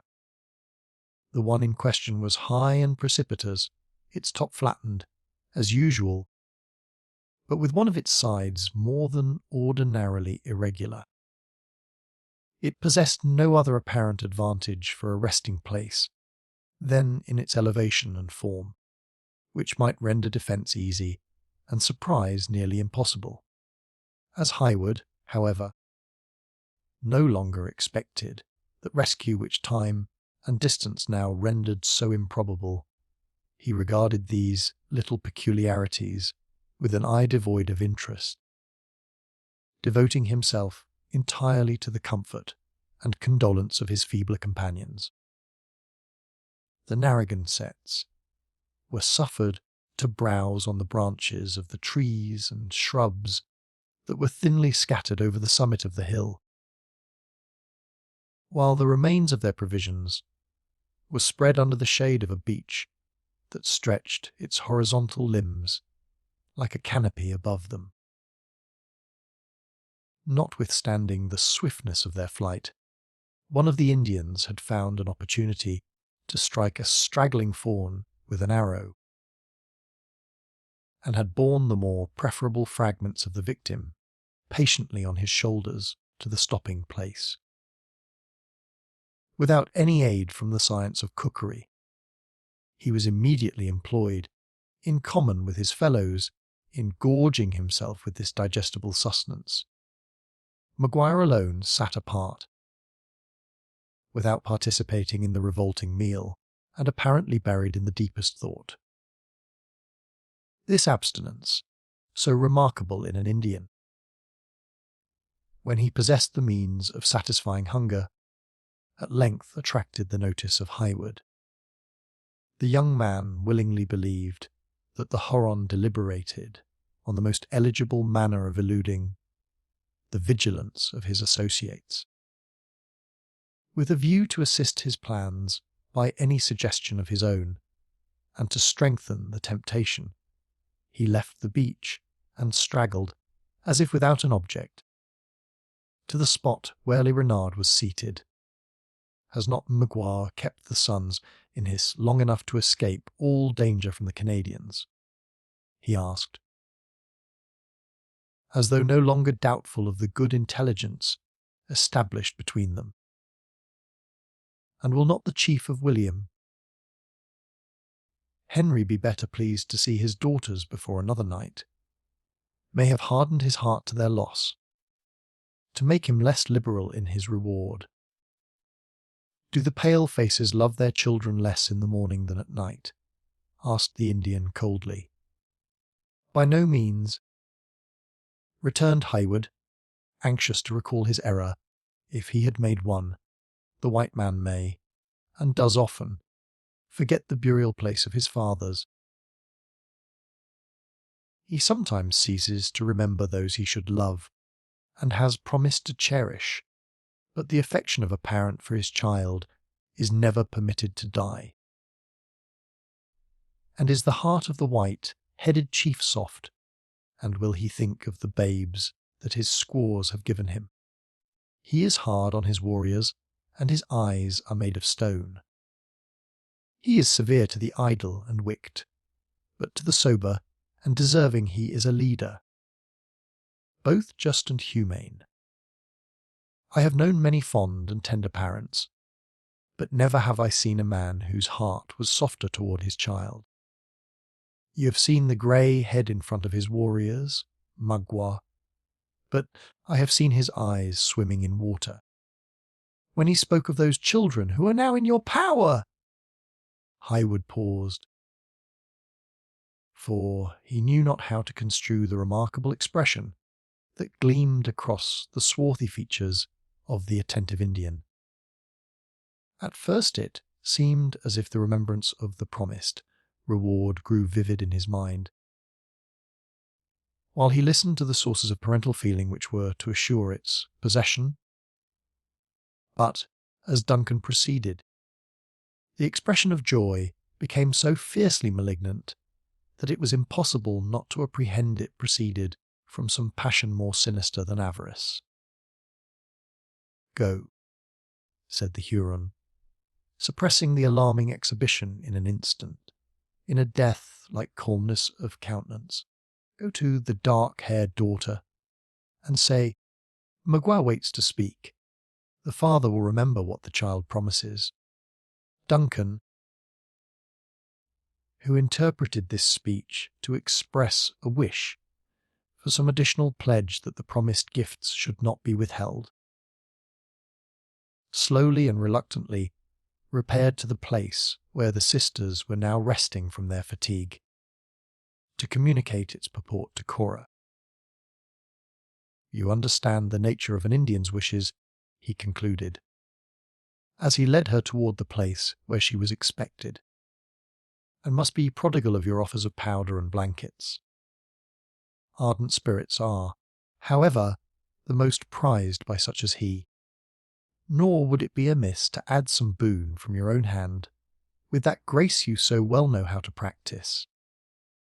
Remember, Cora, that on your presence of mind and ingenuity, even your life, as well as that of Alice, may in some measure depend. Haywood, and yours. Mine is of little moment. It is already sold to my king, and is a prize to be seized by any enemy who may possess the power. I have no father to expect me, and but few friends to lament a fate I have courted with the insatiable longings of youth after distinction. But hush! We approach the Indian. Magua, the lady with whom you wish to speak is here." The Indian rose slowly from his seat, and stood for near a minute silent and motionless. He then signed with his hand for Haywood to retire, saying coldly, "When the Huron talks to the women, his tribe shut their ears." Duncan, still lingering, as if refusing to comply, Cora said, with a calm smile, "You hear, Haywood, and delicacy at least should urge you to retire. Go to Alice, and comfort her with our reviving prospects." She waited until he had departed, and then turning to the native, With the dignity of her sex in her voice and manner, she added, "What would Lee Renard say to the daughter of Munro?" "Listen," said the Indian, laying his hand firmly upon her arm, as if willing to draw her utmost attention to his words. A movement that Cora as firmly but quietly repulsed by extricating the limb from his grasp. Magua was born a chief and a warrior among the red Hurons of the lakes. He saw the suns of 20 summers make the snows of 20 winters, run off in the streams before he saw a pale face, and he was happy. Then his Canada fathers came into the woods and taught him to drink the fire water, and he became a rascal. The Hurons drove him from the graves of his fathers as they would chase the hunted buffalo. He ran down the shores of the lakes and followed their outlet to the city of Cannon. There he hunted and fished, till the people chased him again through the woods into the arms of his enemies. The chief, who was born a Huron, was at last a warrior among the Mohawks. Something like this I had heard before, said Cora, observing that he paused to suppress those passions which began to burn with too bright a flame. As he recalled the recollection of his supposed injuries, was it the fault of Lee Renard that his head was not made of rock? Who gave him the fire water? Who made him a villain? 'Twas the pale-faces, the people of your own colour. And am I answerable that thoughtless and unprincipled men exist, whose shades of countenance may resemble mine? Cora calmly demanded of the excited savage. No, Magua is a man, and not a fool. Such as you never open their lips to the burning stream. The Great Spirit has given you wisdom. What, then, have I do to, or say, in the matter of your misfortunes, not to say of your errors? Listen, repeated the Indian, resuming his earnest attitude. When his English and French fathers dug up the hatchet, Lee Renard struck the war post of the Mohawks and went out against his own nation. The pale faces have driven the red skins from their hunting grounds, and now when they fight, a white man leads the way. The old chief at Horican. Your father was the great captain of our war party. He said to the Mohawks, do this, and do that, and he was minded. He made a law that if an Indian swallowed the fire water and came into the cloth wigwams of his warriors, it should not be forgotten. Magua foolishly opened his mouth, and the hot liquor led him into the cabin of Munro. What did the grey head let his daughter say? He forgot not his words, and did justice. By punishing the offender, said the undaunted daughter. Justice, repeated the Indian, casting an oblique glance of the most ferocious expression at her unyielding countenance. Is it justice to make evil, and then punish for it? And Maguire was not himself. It was the fire water that spoke and acted for him. But Munro did believe it.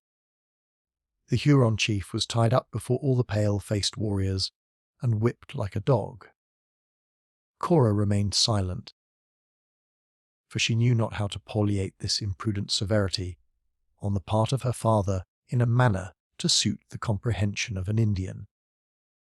See, continued Magua, tearing aside the slight calico that very imperfectly concealed his painted breast. Here are scars given by knives and bullets. Of these a warrior may boast before his nation. But the grey head has left marks on the back of the Huron chief that he must hide like a squaw, under this painted cloth of the whites. I had thought, resumed Cora, that an Indian warrior was patient, and that his spirit felt not and knew not the pain his body suffered. When the chippy was tied Magua to the stake, and cut this gash, said the other, Laying his finger on a deep scar, the Huron laughed in their faces and told them women struck so light. His spirit was then in the clouds. But when he felt the blows of Munro, his spirit lay under the birch. The spirit of a Huron is never drunk. It remembers forever. But it may be appeased. If my father has done you this injustice, show him how an Indian can forgive an injury and take back his daughters. You have heard from Major Hayward. Magua shook his head, forbidding the repetition of offers he so much despised. What would you have? Continued Cora, after a most painful pause. While the conviction forced itself on her mind that the too sanguine and generous Duncan had been cruelly deceived by the cunning of the savage. What a Huron loves, good for good, bad for bad. You would then revenge the injury inflicted by Munro on his helpless daughters. Would it not be more like a man to go before his face and take the satisfaction of a warrior? The arms of the pale faces are long, and their knives sharp, returned the savage with a malignant laugh. Why should Lee Renard go among the muskets of his warriors when he holds the spirit of the greyhead in his hand? Name your intention, Magua, said Cora, struggling with herself to speak with steady calmness. Is it to lead us prisoners to the woods, or do you contemplate even some greater evil? Is there no reward, no means of palliating the injury, and of softening your heart? At least, release my gentle sister, and pour out all your malice on me. Purchase wealth by her safety, and satisfy your revenge with a single victim.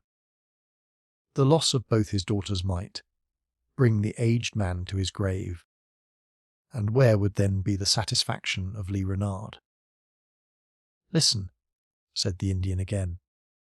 The light eyes can go back to the Horican, and tell the old chief what has been done, if the dark-haired woman will swear by the great spirit of her fathers to tell no lie. What must I promise? Demanded Cora, still maintaining a secret ascendancy over the fierce native by the collected and feminine dignity of her presence.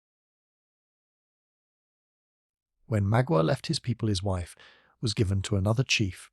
He has now made friends with the Hurons, and will go back to the graves of his tribe on the shores of the Great Lake. Let the daughter of the English chief follow, and live in his wigwam forever. However revolting a proposal of such a character might prove to Cora, she retained, notwithstanding her powerful disgust, sufficient self-command to reply, without betraying the weakness.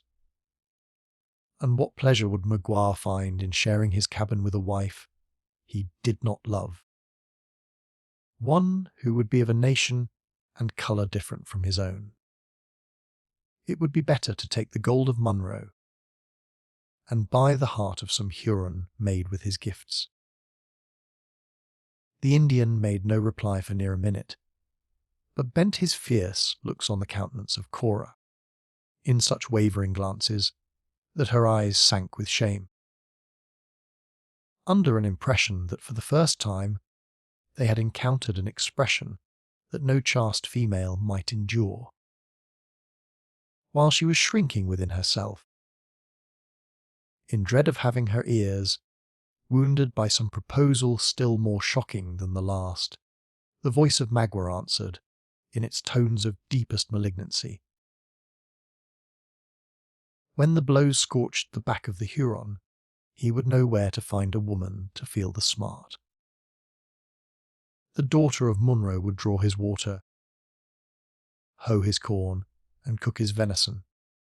The body of the grey head would sleep among his cannon, but his heart would lie within reach of the knife of all subtil. "Monster! Well dost you deserve thy treacherous name," cried Cora, in an ungovernable burst of filial indignation. None but a fiend could meditate such a vengeance. But you overratest thy power. You shall find it is, in truth, the heart of Munro you hold, and that it will defy your utmost malice. The Indian answered this bold defiance by a ghastly smile. That showed an unaltered purpose, while he motioned her away, as if to close the conference forever. Cora, already regretting her precipitation, was obliged to comply, for Magua instantly left the spot and approached his gluttonous comrades. Highward flew to the side of the agitated female, and demanded the result of a dialogue that he had watched at a distance with so much interest.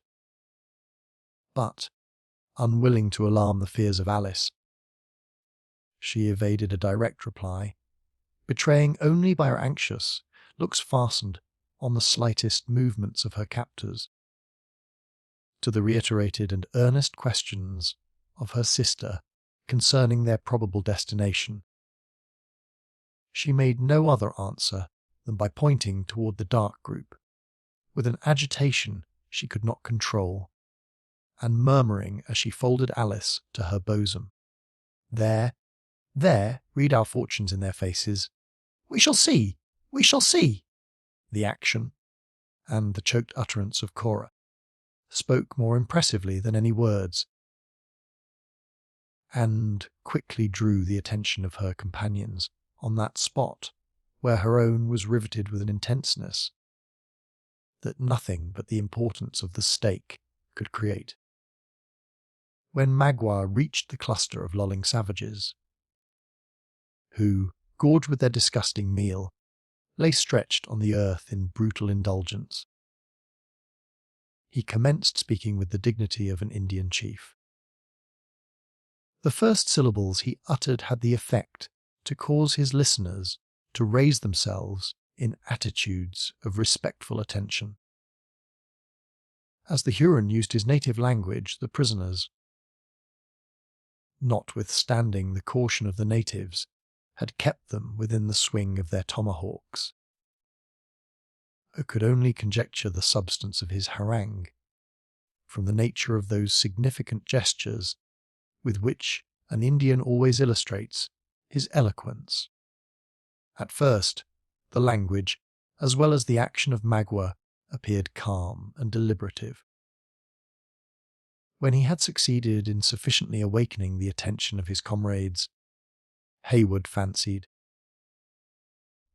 by his pointing so frequently toward the direction of the Great Lakes, that he spoke of the land of their fathers and of their distant tribe. Frequent indications of applause escaped the listeners, who, as they uttered the expressive hue, looked at each other in commendation of the speaker. Le Renard was too skilful to neglect his advantage. He now spoke of the long and painful route by which they had left those spacious grounds and happy villages, to come and battle against the enemies of their Canadian fathers. He enumerated the warriors of the party, their several merits, their frequent services to the nation, their wounds, and the number of the scalps they had taken. Whenever he alluded to any present, and the subtle Indian neglected none, the dark countenance of the flattered individual gleamed with exultation. Nor did he even hesitate to urge the truth of the words by gestures of applause and confirmation. Then the voice of the speaker fell, and lost the loud, animated tones of triumph with which he had enumerated their deeds of success and victory. He described the cataract of Glens, the impregnable position of its rocky island, with its caverns and its numerous rapids and whirlpools. He named the name of La Longue Carabine, and paused until the forest beneath them had sent up the last echo of a loud and long yell, with which the hated appellation was received. He pointed toward the youthful military captive, and described the death of a favourite warrior who had been precipitated into the deep ravine by his hand.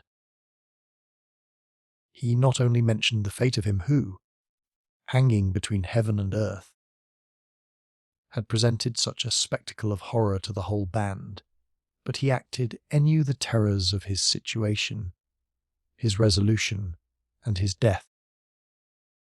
On the branches of a sapling, and, finally, he rapidly recounted the manner in which each of their friends had fallen, never failing to touch upon their courage and their most acknowledged virtues.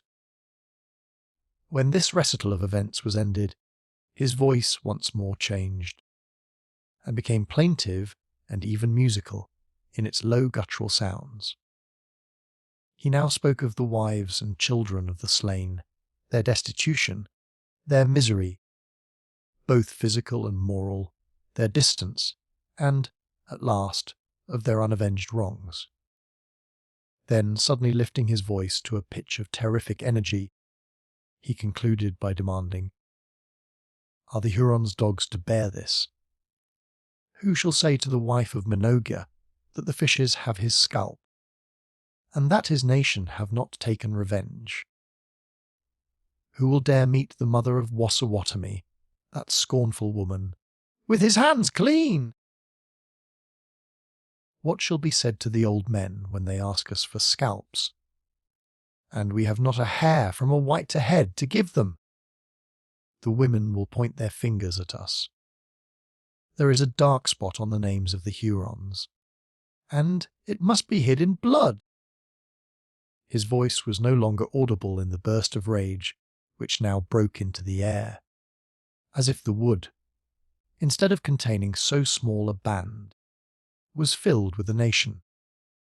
During the foregoing address, the progress of the speaker was too plainly read by those most interested in his success through the medium of the countenances of the men he addressed.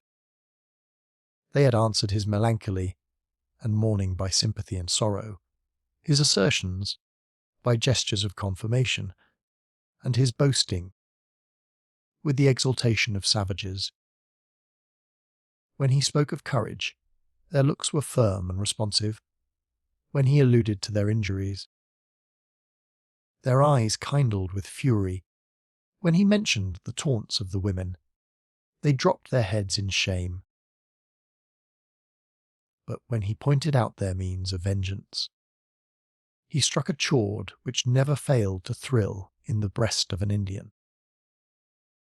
With the first intimation that it was within their reach, the whole band sprang upon their feet as one man. Giving utterance to their rage in the most frantic cries, they rushed upon their prisoners in a body with drawn knives and uplifted tomahawks. Highwood threw himself between the sisters and the foremost, whom he grappled with a desperate strength that for a moment checked his violence. This unexpected resistance gave Magua time to interpose, and with rapid enunciation and animated gesture, he drew the attention of the band again to himself. In that language he knew so well how to assume, he diverted his comrades from their instant purpose, and invited them to prolong the misery of their victims. His proposal was received with acclamations, and executed with the swiftness of thought. 2 powerful warriors cast themselves on Highwood, while another was occupied in securing the less active singing master. Neither of the captives, however, submitted without a desperate, though fruitless, struggle. Even David hurled his assailant to the earth, nor was Hiward secured until, the victory over, his companion enabled the Indians to direct their united force to that object. He was then bound and fastened to the body of the sapling, on whose branches Magua had acted the pantomime of the falling Huron. When the young soldier regained his recollection, he had the painful certainty before his eyes that a common fate was intended for the whole party. On his right was Cora in a durance similar to his own, pale and agitated, but with an eye whose steady look still read the proceedings of their enemies. On his left, the withies which bound her to a pine performed that office for Alice which her trembling limbs refused, and alone kept her fragile form from sinking. Her hands were clasped before her in prayer. But instead of looking upward toward that power which alone could rescue them, her unconscious looks wandered to the countenance of Duncan with infantile dependency. David had contended, and the novelty of the circumstance held him silent, in deliberation on the propriety of the unusual occurrence. The vengeance of the Hurons had now taken a new direction, and they prepared to execute it with that barbarous ingenuity with which they were familiarized by the practice of centuries. Some sought knots to raise the blazing pile. One was riving the splinters of pine, in order to pierce the flesh of their captives with the burning fragments. And others bent the tops of 2 saplings to the earth, in order to suspend highward by the arms between the recoiling branches. But the vengeance of Magua sought a deeper and more malignant enjoyment. While the less refined monsters of the band prepared, before the eyes of those who were to suffer these well-known and vulgar means of torture, he approached Cora and pointed out, with the most malign expression of countenance, the speedy fate that awaited her. "Ha!" he added, "what says the daughter of Munro? Her head is too good to find a pillow in the wigwam of Le Renard. Will she like it better when it rolls about this hill a plaything for the wolves? Her bosom cannot nurse the children of a Huron. She will see it spit upon by Indians." "What means the monster?" demanded the astonished Hayward. "Nothing," was the firm reply. "He is a savage, a barbarous and ignorant savage, and knows not what he does. Let us find leisure, with our dying breath, to ask for him penitence and pardon." "Pardon," echoed the fierce Huron, mistaking in his anger the meaning of her words. "The memory of an Indian is no longer than the arm of the pale-faces, his mercy shorter than their justice.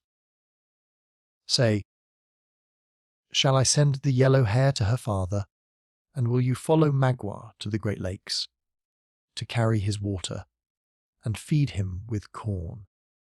Cora beckoned him away, with an emotion of disgust she could not control. "Leave me," she said, with a solemnity that for a moment checked the barbarity of the Indian. "You mingle bitterness in my prayers. You stand between me and my God." The slight impression produced on the savage was, however, soon forgotten, and he continued pointing, with taunting irony, toward Alice. "Look! The child weeps. She is too young to die. Send her to Munro to comb his grey hairs and keep life in the heart of the old man." Cora could not resist the desire to look upon her youthful sister, in whose eyes she met an imploring glance. That betrayed the longings of nature. "What says he, dearest Cora?" asked the trembling voice of Alice. "Did he speak of sending me to our father?" For many moments the elder sister looked upon the younger with a countenance that wavered with powerful and contending emotions. At length she spoke, though her tones had lost their rich and calm fullness, in an expression of tenderness that seemed maternal. "Alice," she said, "the Huron offers us both life, nay, more than both. He offers to restore Duncan, our invaluable Duncan, as well as you, to our friends, to our father, to our heart-stricken, childless father, if I will bow down this rebellious, stubborn pride of mine, and consent." Her voice became choked. and clasping her hands, she looked upward, as if seeking, in her agony, intelligence from a wisdom that was infinite. "Say on," cried Alice. "To what?" "Dearest Cora." "Oh, that the proffer were made to me. To save you, to cheer our aged father, to restore Duncan. How cheerfully could I die?" "Die?" repeated Cora, with a calmer and firmer voice. "That were easy." "Perhaps the alternative may not be less so. He would have me," she continued, her accent sinking under a deep consciousness of the degradation of the proposal. "Follow him to the wilderness. Go to the habitations of the Hurons, to remain there, in short, to become his wife. Speak, then, Alice, child of my affections, sister of my love, and you too, Major Highwood, aid my weak reason with your counsel. Is life to be purchased by such a sacrifice? Will you, Alice, receive it at my hands at such a price? And you, Duncan, guide me. Control me between you, for I am wholly yours? Would I? Echoed the indignant and astonished youth. Cora! Cora! You jest with our misery! Name not the horrid alternative again. The thought itself is worse than 1,000 deaths. That such would be your answer, I well knew, exclaimed Cora, her cheeks flushing and her dark eyes once more sparkling with the lingering emotions of a woman. What says my Alice? For her will I submit without another murmur. Although both Highwood and Cora listened with painful suspense and the deepest attention, no sounds were heard in reply. It appeared as if the delicate and sensitive form of Alice would shrink into itself as she listened to this proposal. Her arms had fallen lengthwise before her, the fingers moving in slight convulsions, her head dropped upon her bosom, and her whole person seemed suspended against the tree, looking like some beautiful emblem of the wounded delicacy of her sex, devoid of animation and yet keenly conscious. In a few moments, however, her head began to move slowly, in a sign of deep, unconquerable disapprobation. No, no, better that we die as we have lived together. Then die, shouted Magua, hurling his tomahawk with violence at the unresisting speaker. Then die, shouted Magua, hurling his tomahawk with violence at the unresisting speaker, and gnashing his teeth with a rage. Could no longer be bridled at this sudden exhibition of firmness in the one he believed the weakest of the party. The axe cleaved the air in front of Highwood, and cutting some of the flowing ringlets of Alice, quivered in the tree above her head. The sight maddened Duncan to desperation. Collecting all his energies in one effort, he snapped the twigs which bound him, and rushed upon another savage, who was preparing, with loud yells and a more deliberate aim, to repeat the blow. They encountered, grappled, and fell to the earth together. The naked body of his antagonist afforded Hayward no means of holding his adversary, who glided from his grasp, and rose again with one knee on his chest, oppressing him down with the weight of a giant. Duncan already saw the knife gleaming in the air, when a whistling sound swept past him, and was rather accompanied than followed by the sharp crack of a rifle. He felt his breast relieved from the load it had endured. He saw the savage expression of his adversary's countenance change to a look of vacant wildness, when the Indian fell dead on the faded leaves by his side. Chapter 12. Clown.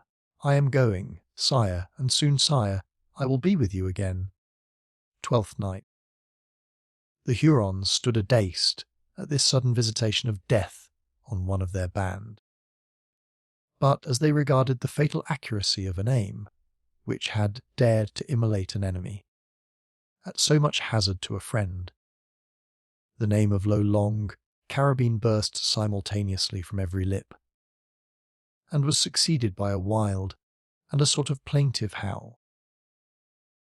The cry was answered by a loud shout from a little thicket, where the incautious party had piled their arms, and at the next moment, Hawkeye, too eager to load the rifle he had regained, was seen advancing upon them, brandishing the clubbed weapon, and cutting the air with wide and powerful sweeps.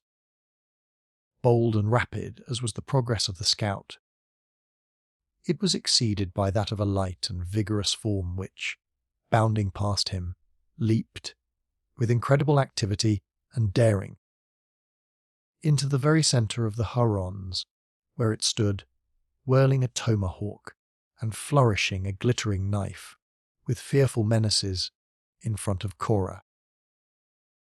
Quicker than the thoughts could follow those unexpected and audacious movements, an image, armed in the emblematic panoply of death, glided before their eyes and assumed a threatening attitude at the other's side. The savage tormentors recoiled before these warlike intruders, and uttered, as they appeared in quick succession, the often repeated and peculiar exclamations of surprise, followed by the well-known and dreaded appellations of Le Cerf Agile, Le Gros Serpent. But the wary and vigilant leader of the Hurons was not so easily disconcerted. Casting his keen eyes around the little plain, he comprehended the nature of the assault at a glance, and encouraging his followers by his voice as well as by his example, he unsheathed his long and dangerous knife, and rushed with a loud whoop upon the expected Chingachgook. It was the signal for a general combat. Neither party had firearms, and the contest was to be decided in the deadliest manner, hand to hand, with weapons of offence and none of defence. Uncas answered the whoop, and leaping on an enemy, with a single, well-directed blow of his tomahawk, cleft him to the brain. Hayward tore the weapon of Magua from the sapling, and rushed eagerly toward the fray. As the combatants were now equal in number, each singled an opponent from the adverse band. The rush and blows passed with the fury of a whirlwind and the swiftness of lightning. Hawkeye soon got another enemy within reach of his arm, and with one sweep of his formidable weapon, he beat down the slight and inartificial defences of his antagonist, crushing him to the earth with the blow. Hayward ventured to hurl the tomahawk he had seized, too ardent to await the moment of closing. It struck the Indian he had selected on the forehead, and checked for an instant his onward rush. Encouraged by this slight advantage, the impetuous young man continued his onset, and sprang upon his enemy with naked hands. A single instant was enough to assure him of the rashness of the measure, for he immediately found himself fully engaged, with all his activity and courage, in endeavouring to ward the desperate thrusts made with the knife of the Huron. Unable longer to foil an enemy so alert and vigilant, he threw his arms about him and succeeded in pinning the limbs of the other to his side with an iron grasp, but one that was far too exhausting to himself to continue long. In this extremity he heard a voice near him shouting, "Exterminate the varlets!" No quarter to an accursed Mingo. At the next moment, the breech of Hawkeye's rifle fell on the naked head of his adversary, whose muscles appeared to wither under the shock, as he sank from the arms of Duncan, flexible and motionless.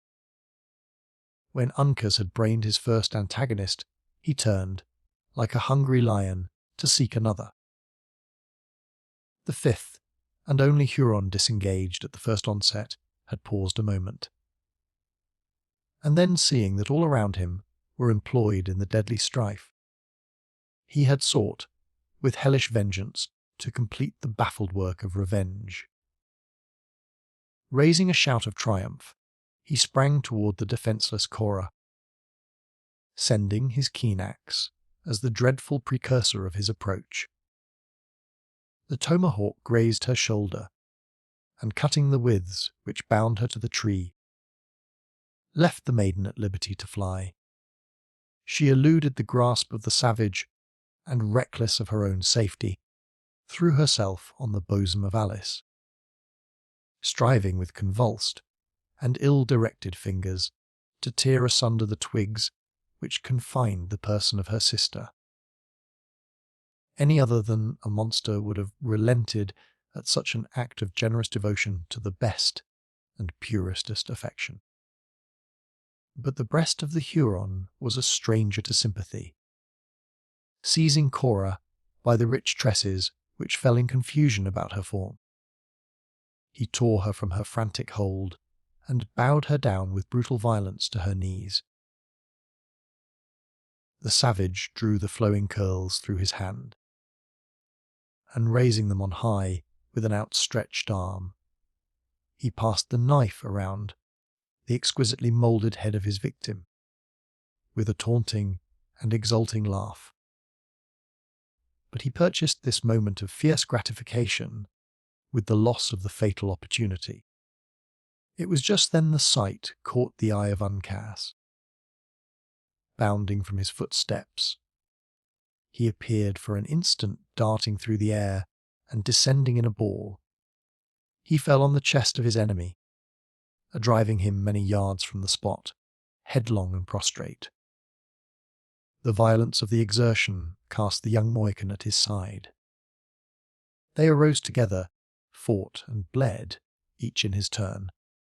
But the conflict was soon decided.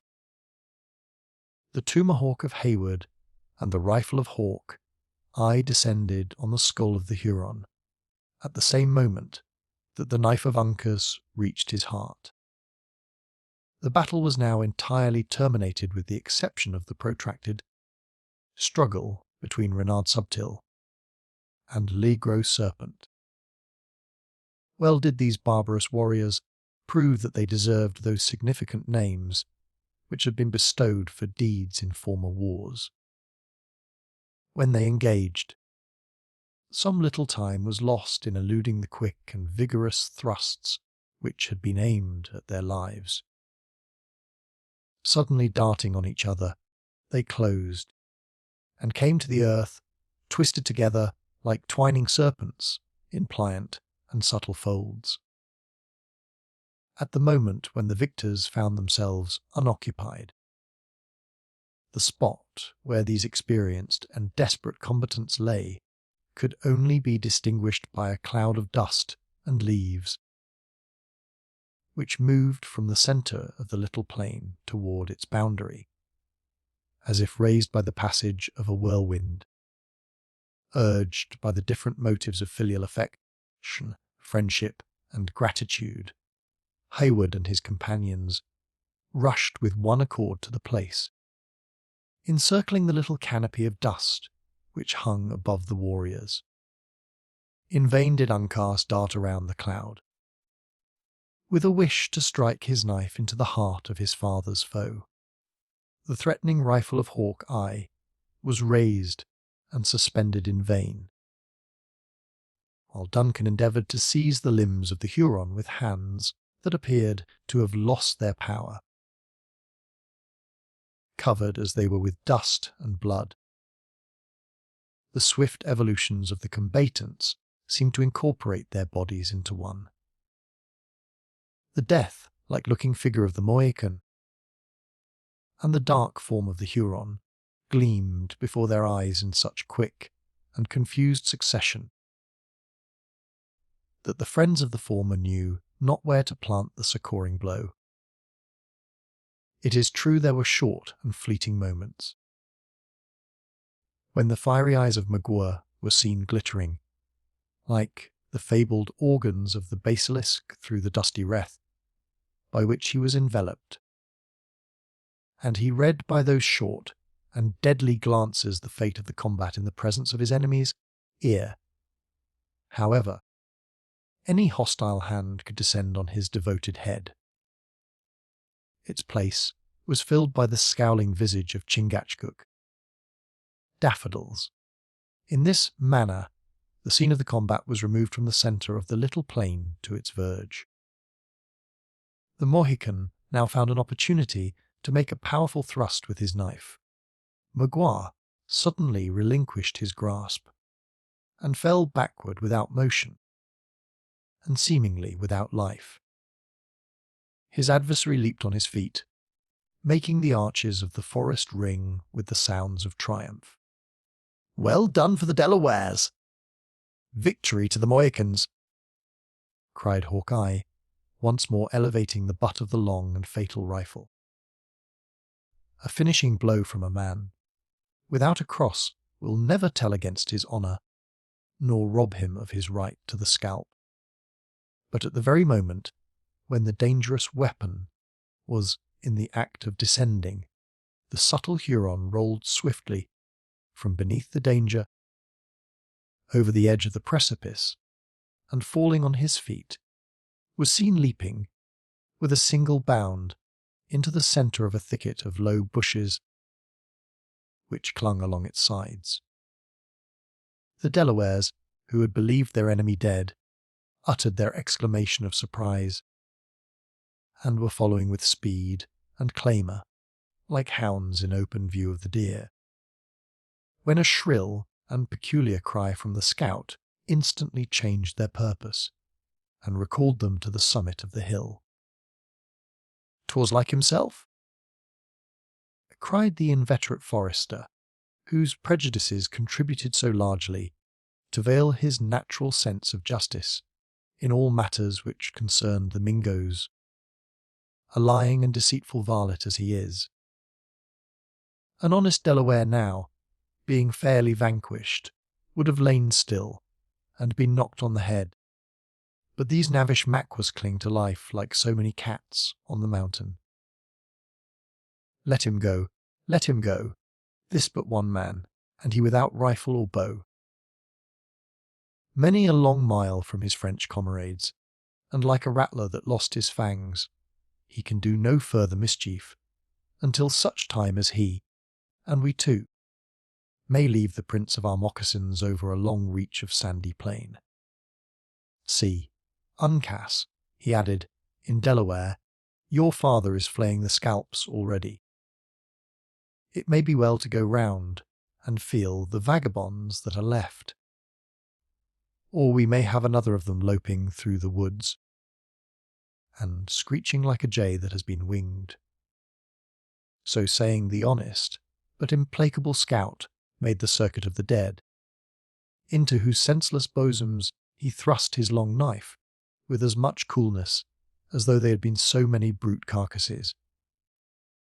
He had, however, been anticipated by the elder Mohican, who had already torn the emblems of victory from the unresisting heads of the slain. But Uncas, denying his habits, we had almost said his nature, flew with instinctive delicacy, accompanied by Hayward, to the assistance of the females, and quickly releasing Alice, placed her in the arms of Cora. We shall not attempt to describe the gratitude to the almighty disposer of events, which glowed in the bosoms of the sisters, who were thus unexpectedly restored to life and to each other. Their thanksgivings were deep and silent, the offerings of their gentle spirits burning brightest and purest on the secret altars of their hearts, and their renovated and more earthly feelings exhibiting themselves in long and fervent though speechless caresses. As Alice rose from her knees, where she had sunk by the side of Cora, she threw herself on the bosom of the latter, and sobbed aloud the name of their aged father, while her soft and dove-like eyes sparkled with the rays of hope. "We are saved! We are saved!" she murmured, to return to the arms of our dear, dear father, and his heart will not be broken with grief. And you too, Cora, my sister, my more than sister, my mother, you too are spared. And Duncan, she added, looking round upon the youth with a smile of ineffable innocence, even our own brave and noble Duncan has escaped without a hurt. To these ardent and nearly innocent words Cora made no other answer than by straining the youthful speaker to her heart, as she bent over her in melting tenderness. The manhood of Highwood felt no shame in dropping tears over this spectacle of affectionate rapture, and Uncas stood, fresh and blood stained from the combat, a calm and apparently an unmoved looker-on, it is true, but with eyes that had already lost their fierceness and were beaming with a sympathy that elevated him far above the intelligence and advanced him, probably centuries before, the practices of his nation. During this display of emotions so natural in their situation, Hawkeye, whose vigilant distrust had satisfied itself that the Hurons, who disfigured the heavenly scene, no longer possessed the power to interrupt its harmony, approached David and liberated him from the bonds he had, until that moment, endured with the most exemplary patience. "There," exclaimed the scout, casting the last with behind him, "you are once more master of your own limbs, though you seem not to use them with much greater judgment than that in which they were first fashioned. If advice from one who is not older than yourself, but who, having lived most of his time in the wilderness, may be said to have experience beyond his years, will give no offence. You are welcome to my thoughts, and these are: to part with the little tooting instrument in your jacket to the first fool you meet with, and buy some weapon with the money, if it be only the barrel of a horseman's pistol. By industry and care you might thus come to some preferment, for by this time, I should think, your eyes would plainly tell you that a carrion crow is a better bird than a mocking thresher. The one will, at least, remove false sights from before the face of man, while the other is only good to brew disturbances in the woods, by cheating the ears of all that hear them. Arms and the clarion for the battle. "But the song of thanksgiving to the victory!" answered the liberated David. "Friend," he added, thrusting forth his lean, delicate hand toward Hawkeye in kindness, while his eyes twinkled and grew moist, "I think that the hairs of my head still grow where they were first rooted by Providence, for, although those of other men may be more glossy and curling, I have ever found mine own well suited to the brain they shelter. That I did not join myself to the battle was less owing to disinclination than to the bonds of the heathen. Valiant and skilful hast you proved thyself in the conflict, and I hereby thank thee, before proceeding to discharge other and more important duties. Because thou hast proved thyself well worthy of a Christian's praise. The thing is but a trifle, and what you may often see if you tarry long among us," returned the scout, a good deal softened toward the man of song by this unequivocal expression of gratitude. "I have got back my old companion, Killdeer," he added, striking his hand on the breech of his rifle, "and that in itself is a victory. These Iroquois are cunning, but they outwitted themselves when they placed their firearms out of reach. And had Uncas or his father been gifted with only their common Indian patience, we should have come in upon the knaves with 3 bullets instead of 1, and that would have made a finish of the whole pack yon loping varlet, as well as his comrades. But 'twas all foreordered, and for the best. You sayest well, returned David, and haste caught the true spirit of Christianity. He that is to be saved will be saved, and he that is predestined to be damned will be damned. This is the doctrine of truth, and most consoling and refreshing it is to the true believer. The scout, who by this time was seated, examining into the state of his rifle with a species of parental assiduity, now looked up at the other in a displeasure that he did not affect to conceal, roughly interrupting further speech. Doctrine or no doctrine, said the sturdy woodsman, this the belief of knaves, and the curse of an honest man. I can credit that yonder Huron was to fall by hand. For with my own eyes I have seen it, but nothing short of being a witness will cause me to think he has met with any reward. Or that Chingachgook there will be condemned at the final day. You have no warranty for such an audacious doctrine, nor any covenant to support it, cried David, who was deeply tinctured with the subtle distinctions which, in his time, and more especially in his province, had been drawn around the beautiful simplicity of revelation, by endeavouring to penetrate the awful mystery of the divine nature, supplying faith by self-sufficiency, and by consequence, involving those who reason from such human dogmas in absurdities and doubt. Your temple is reared on the sands, and the first tempest will wash away its foundation. I demand your authorities for such an uncharitable assertion. Like other advocates of a system, David was not always accurate in his use of terms. Name chapter and verse. In which of the holy books do you find language to support you? Book, repeated hoar I, with singular and ill, concealed disdain.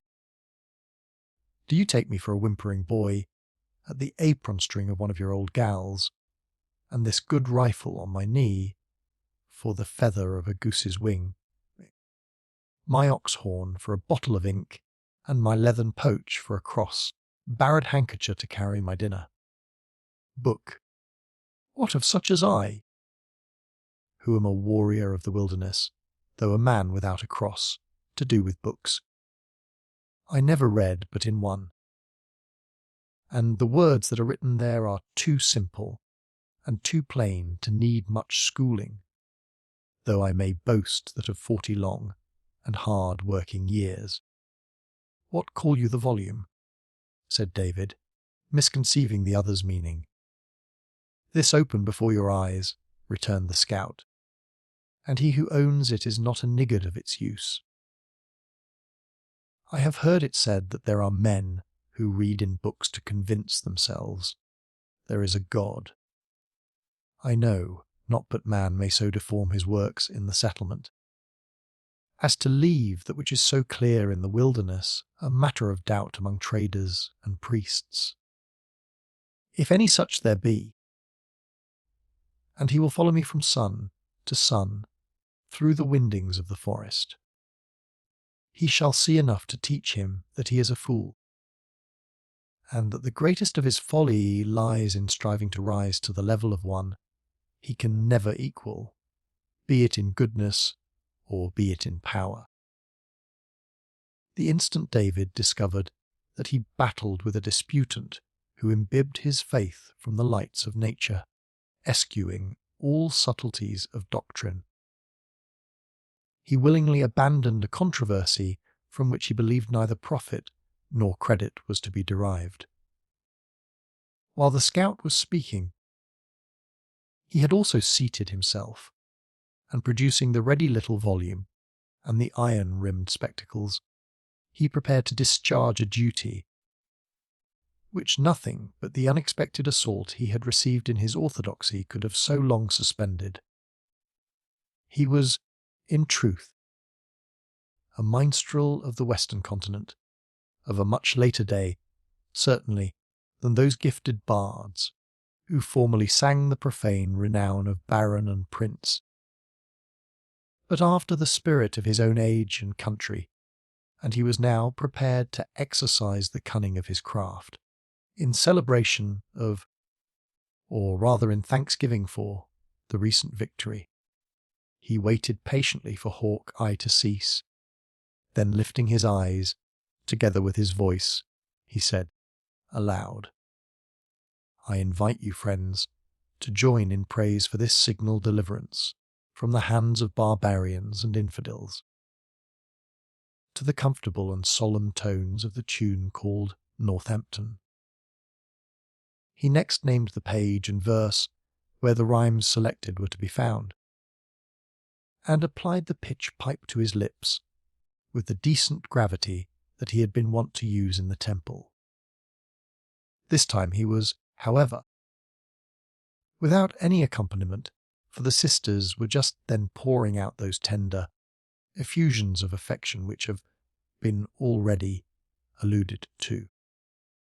Nothing deterred by the smallness of his audience, which, in truth, consisted only of the discontented scout, he raised his voice, commencing and ending the sacred song without accident or interruption of any kind. Hawkeye listened while he coolly adjusted his flint and reloaded his rifle, but the sounds, wanting the extraneous assistance of scene and sympathy, failed to awaken his slumbering emotions. Never minstrel, or by whatever more suitable name David should be known, drew upon his talents in the presence of more insensible auditors, though considering the singleness and sincerity of his motive, it is probable that no bard of profane song ever uttered notes that ascended so near to that throne where all homage and praise is due. The scout shook his head, and muttering some unintelligible words, among which throat and Iroquois were alone audible, he walked away to collect and to examine into the state of the captured arsenal of the Hurons. In this office he was now joined by Chingachgook, who found his own, as well as the rifle of his son, among the arms. Even Highwood and David were furnished with weapons, nor was ammunition wanting to render them all effectual. When the foresters had made their selection and distributed their prizes, the scout announced that the hour had arrived when it was necessary to move. By this time the song of Gamut had ceased, and the sisters had learned to still the exhibition of their emotions, aided by Duncan and the younger Mohican. The two latter descended the precipitous sides of that hill which they had so lately ascended under so very different auspices, and whose summit had so nearly proved the scene of their massacre. At the foot they found the Narragansetts browsing the herbage of the bushes, and having mounted, they followed the movements of a guide, who, in the most deadly straits, had so often proved himself their friend. The journey was, however, short. Hawkeye, leaving the blind path that the Hurons had followed, turned short to his right, and entering the thicket, he crossed a babbling brook and halted in a narrow dell, under the shade of a few water elms.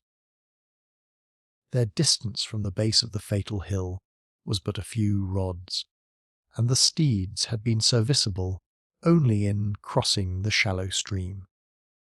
The scout and the Indians appeared to be familiar with the sequestered place where they now were, for, leaning their rifle against the trees, they commenced throwing aside the dried leaves and opening the blue clay out of which a clear and sparkling spring of bright, glancing water quickly bubbled. The white man then looked about him as though seeking for some object which was not to be found as readily as he expected.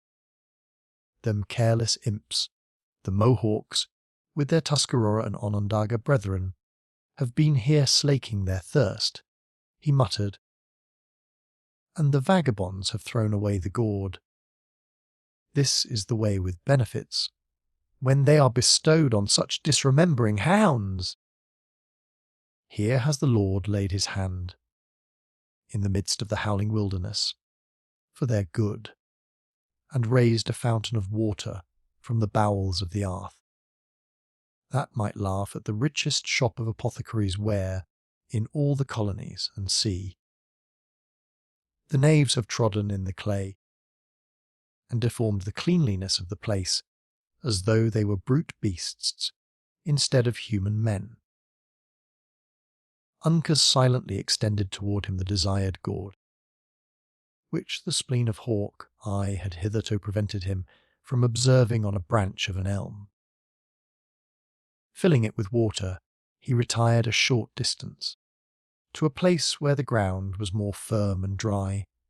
Here he coolly seated himself, and after taking a long, and apparently a grateful draught, he commenced a very strict examination of the fragments of food left by the Hurons, which had hung in a wallet on his arm.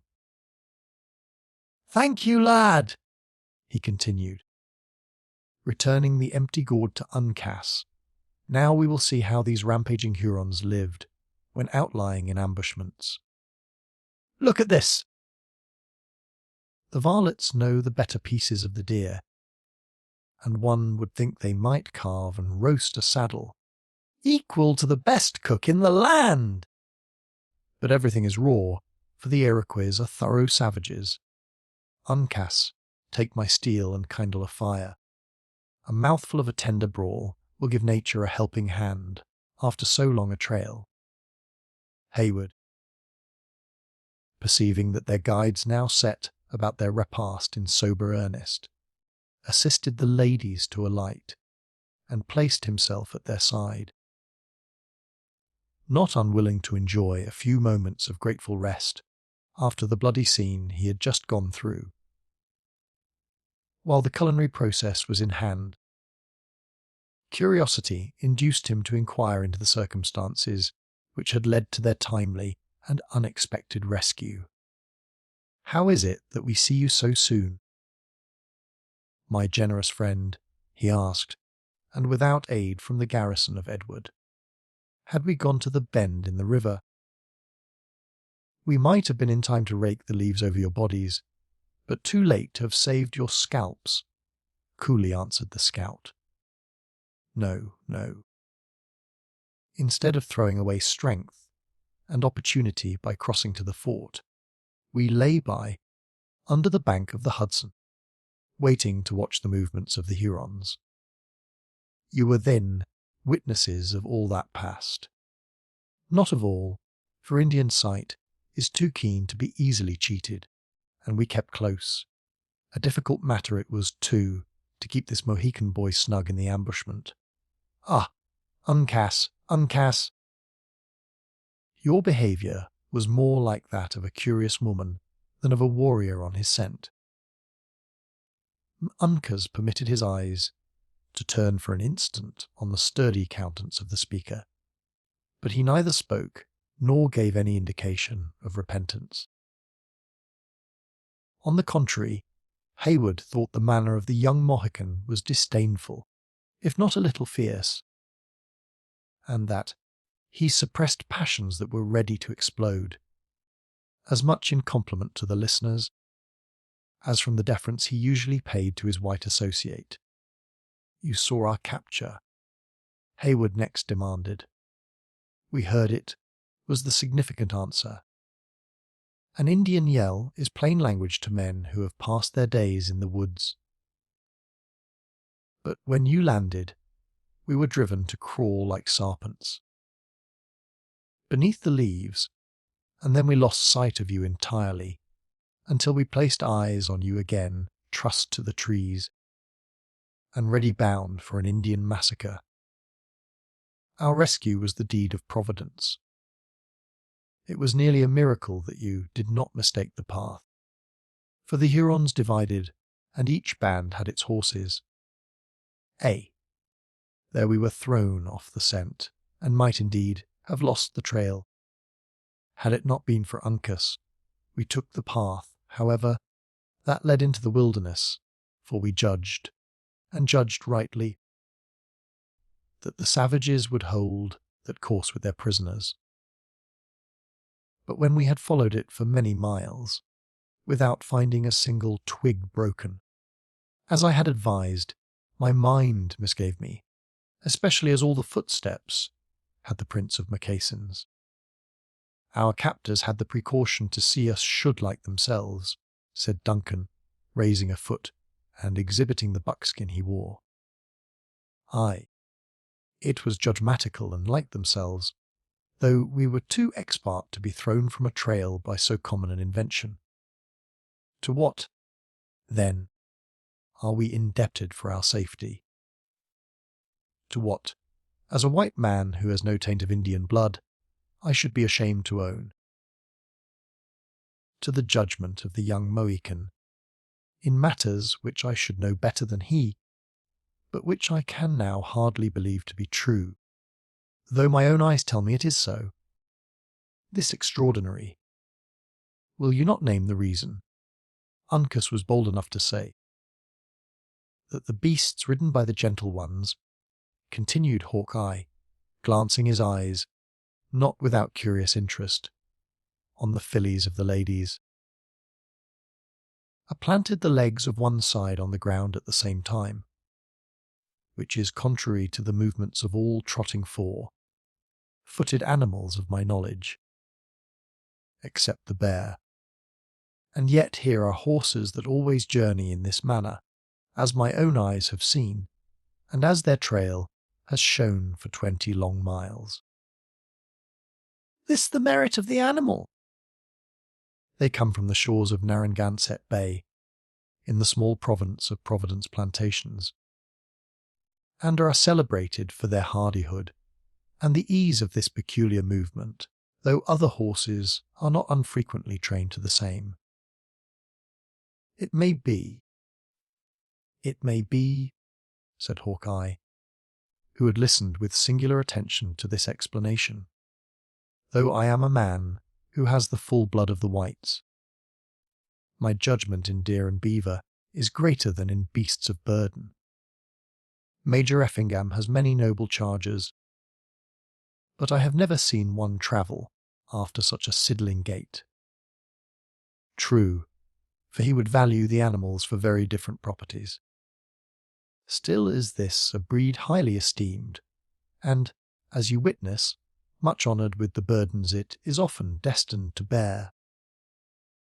The Mohicans had suspended their operations about the glimmering fire to listen, and, when Duncan had done, they looked at each other significantly, the father uttering the never-failing exclamation of surprise. The scout ruminated, like a man digesting his newly acquired knowledge, and once more stole a glance at the horses. I dare to say there are even stranger sights to be seen in the settlements, he said, at length. Nature is sadly abused by man when he once gets the mastery. But, go sidling or go straight, Uncas had seen the movement, and their trail led us on to the broken bush. The outer branch, near the prints of one of the horses, was bent upward, as a lady breaks a flower from its stem, but all the rest were ragged and broken down, as if the strong hand of a man had been tearing them. So I concluded the cunning varmints had seen the twig bent, and had torn the rest, to make us believe a buck had been feeling the boars with his antlers. I do believe your sagacity did not deceive you, for some such thing occurred. That was easy to see, added the scout, in no degree conscious of having exhibited any extraordinary sagacity. And a very different matter it was from a waddling horse. It then struck me the Mingoes would push for this spring, for the knaves well know the virtue of its waters. Is it, then so famous? Demanded Hayward, examining, with a more curious eye, the secluded dell, with its bubbling fountain, surrounded, as it was, by earth of a deep, dingy brown. Few redskins, who travel south and east of the Great Lakes but have heard of its qualities. Will you taste for yourself? Hayward took the gourd, and after swallowing a little of the water, threw it aside with grimaces of discontent.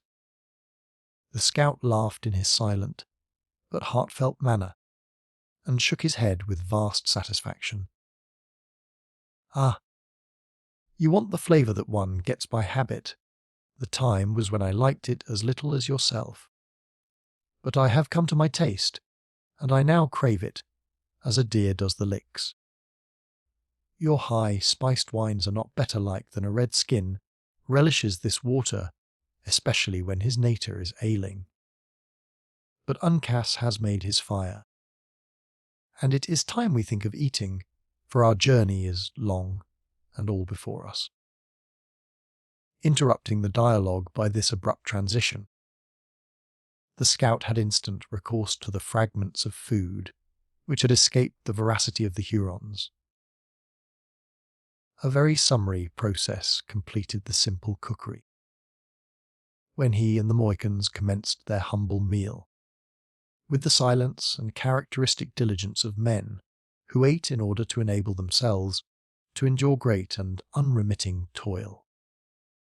When this necessary and, happily, grateful duty had been performed, each of the foresters stooped and took a long and parting draught at that solitary and silent spring, around which and its sister fountains, within 50 years, the wealth, beauty and talents of a hemisphere were to assemble in throngs, in pursuit of health and pleasure.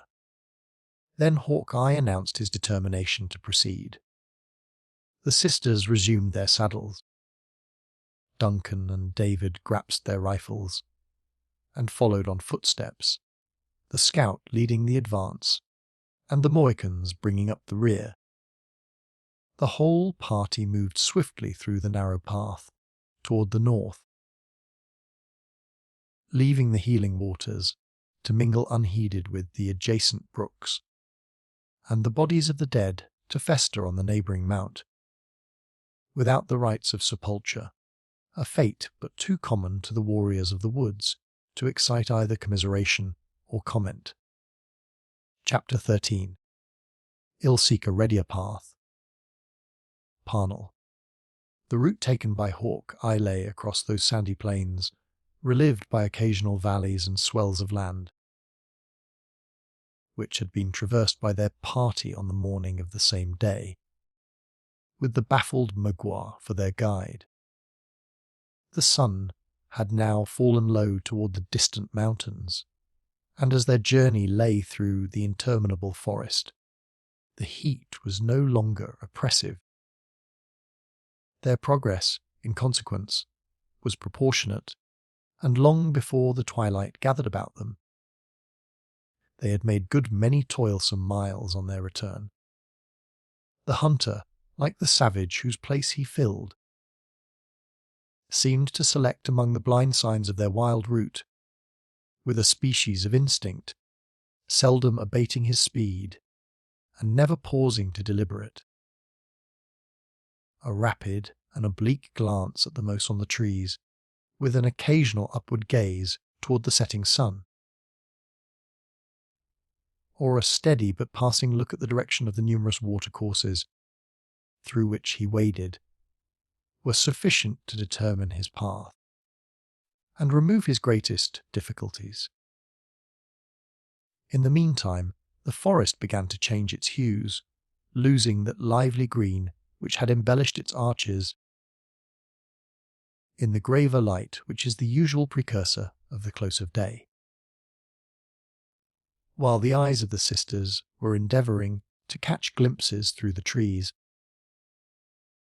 of the flood of golden glory which formed a glittering halo around the sun, tinging here and there with ruby streaks, or bordering with narrow edgings of shining yellow, a mass of clouds that lay piled at no great distance above the western hills.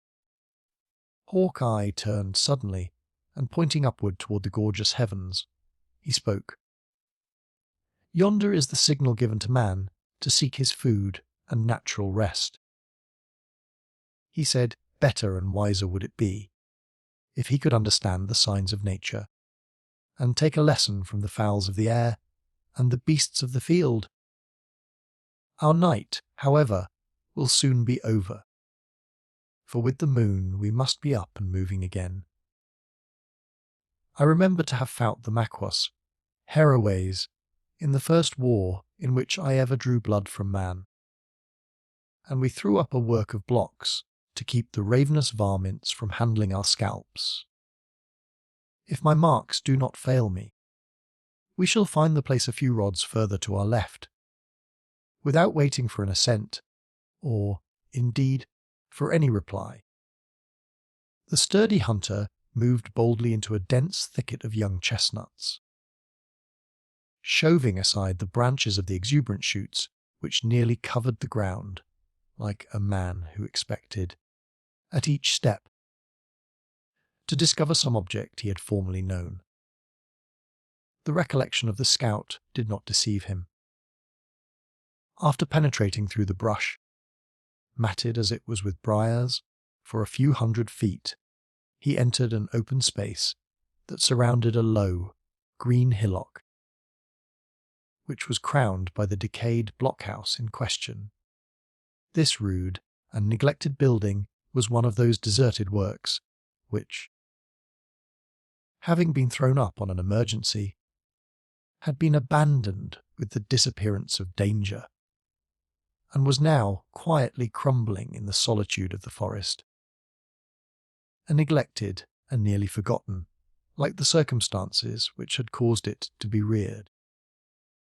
Such memorials of the passage and struggles of man are yet frequent throughout the broad barrier of wilderness which once separated the hostile provinces, and form a species of ruins that are intimately associated with the recollections of colonial history, and which are in appropriate keeping with the gloomy character of the surrounding scenery. The roof of bark had long since fallen, and mingled with the soil, but the huge logs of pine, which had been hastily thrown together, still preserved their relative positions, though one angle of the work had given way under the pressure, and threatened a speedy downfall to the remainder of the rustic edifice. While Highwood and his companions hesitated to approach a building so decayed, Hawkeye and the Indians entered within the low walls, not only without fear, but with obvious interest. While the former surveyed the ruins both internally and externally, with the curiosity of one whose recollections were reviving at each moment, Chingachgook related to his son, in the language of the Delawares, and with the pride of a conqueror, the brief history of the skirmish which had been fought, in his youth, in that secluded spot. A strain of melancholy, however, blended with his triumph, rendering his voice, as usual, soft and musical. In the meantime, the sisters gladly dismounted, and prepared to enjoy their halt in the coolness of the evening, and in a security which they believed nothing but the beasts of the forest could invade. Would not our resting place have been more retired? My worthy friend demanded the more vigilant Duncan, perceiving that the scout had already finished his short survey. Had we chosen a spot less known, and one more rarely visited than this? Few live who know the blockhouse was ever raised, was the slow and musing answer. This not often that books are made, and narratives written of such a scrimmage as was here fought between the Mohicans and the Mohawks, in a war of their own waging, I was then a younker, and went out with the Delawares, because I knowed they were a scandalized and wronged race. A 40 days and 40 nights did the imps crave our blood around this pile of logs, which I designed and partly reared, being, as you'll remember, no Indian myself, but a man without a cross. The Delawares lent themselves to the work, and we made it good 10 to 20, until our numbers were nearly equal, and then we sallied out upon the hounds, and not a man of them ever got back to tell the fate of his party. Yes. I was then young, and new to the sight of blood, and not relishing the thought that creatures who had spirits like myself should lay on the naked ground, to be torn asunder by beasts, or to bleach in the rains. I buried the dead with my own hands, under that very little hillock where you have placed yourselves, and no bad seat does it make neither, though it be raised by the bones of mortal men. Highward and the sisters arose, on the instant, from the grassy sepulchre, nor could the two latter, notwithstanding the terrific scenes they had so recently passed through, entirely suppress an emotion of natural horror.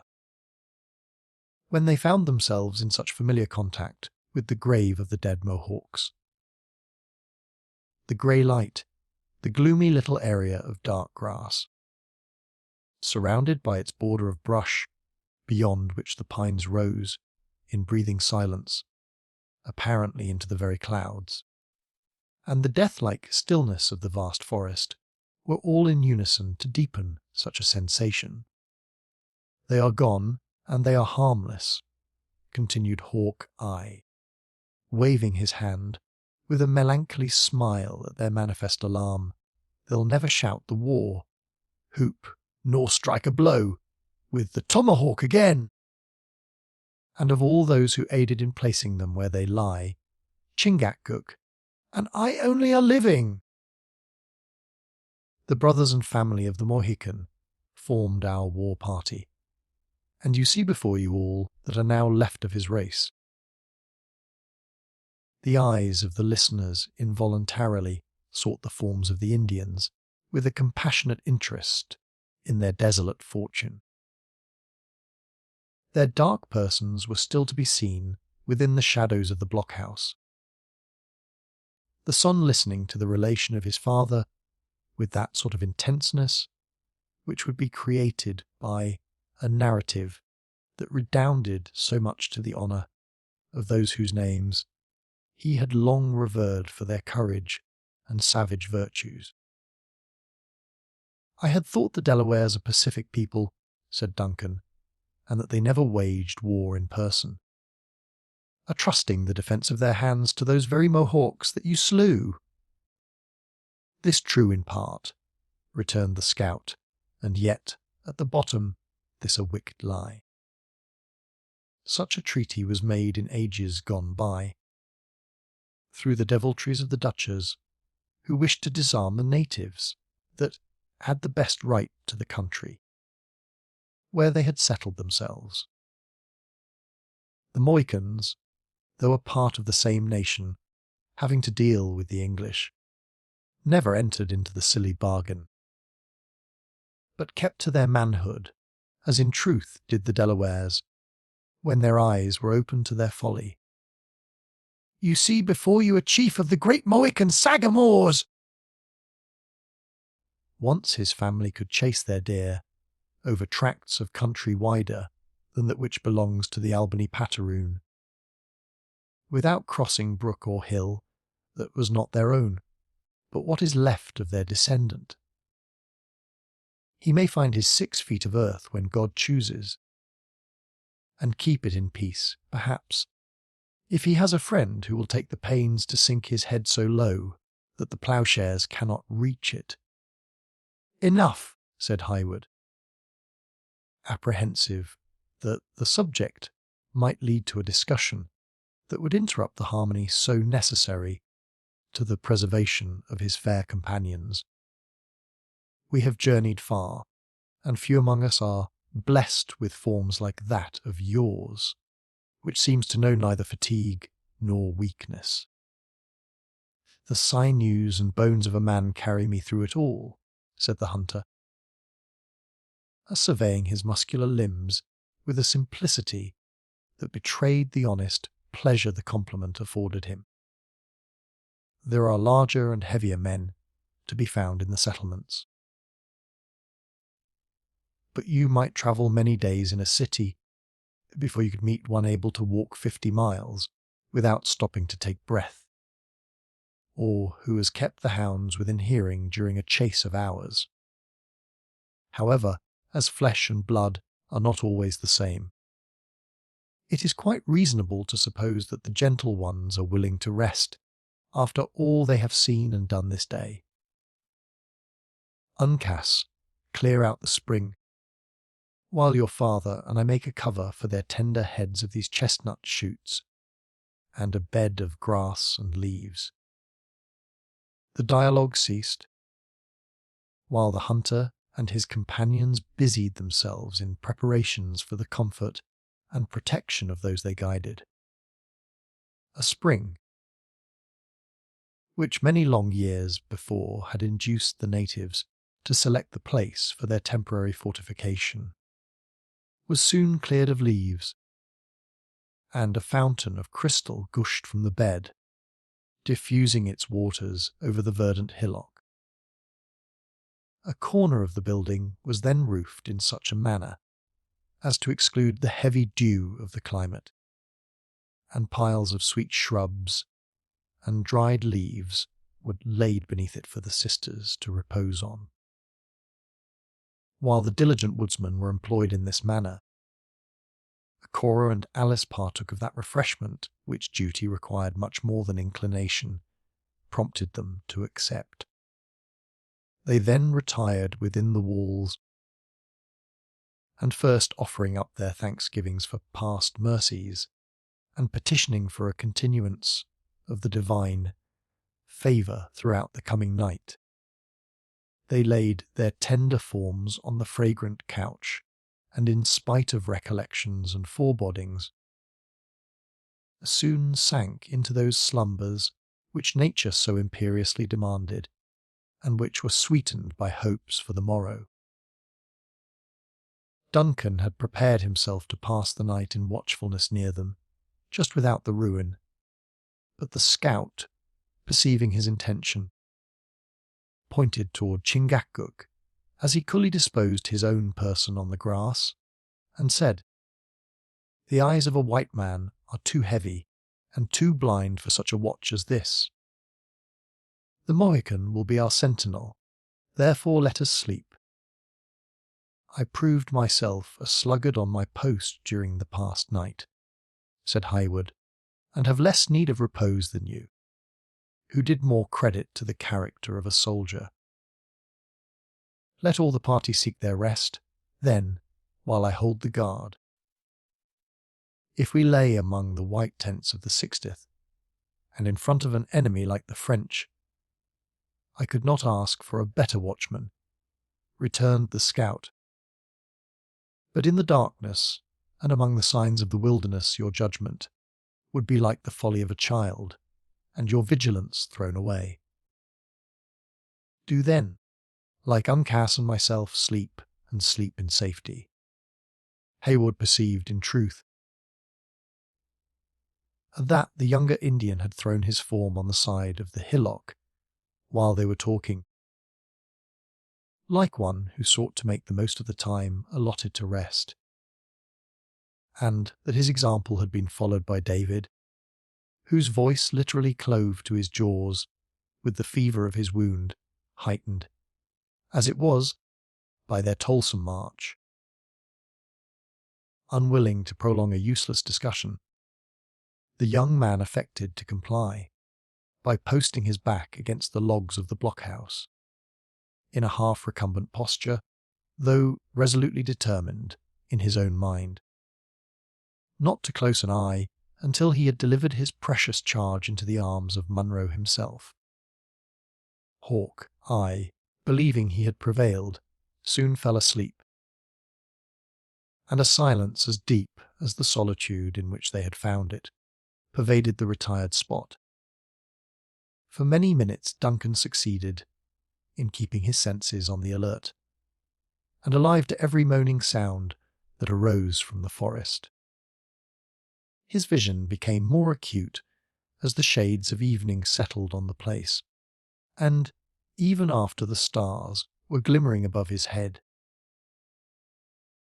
he was able to distinguish the recumbent forms of his companions, as they lay stretched on the grass, and to note the person of Chingachgook, who sat upright and motionless as one of the trees which formed the dark barrier on every side.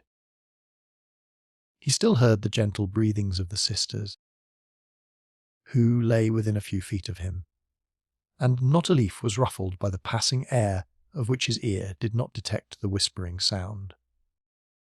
At length, however, the mournful notes of a whip-paw became blended with the moanings of an owl.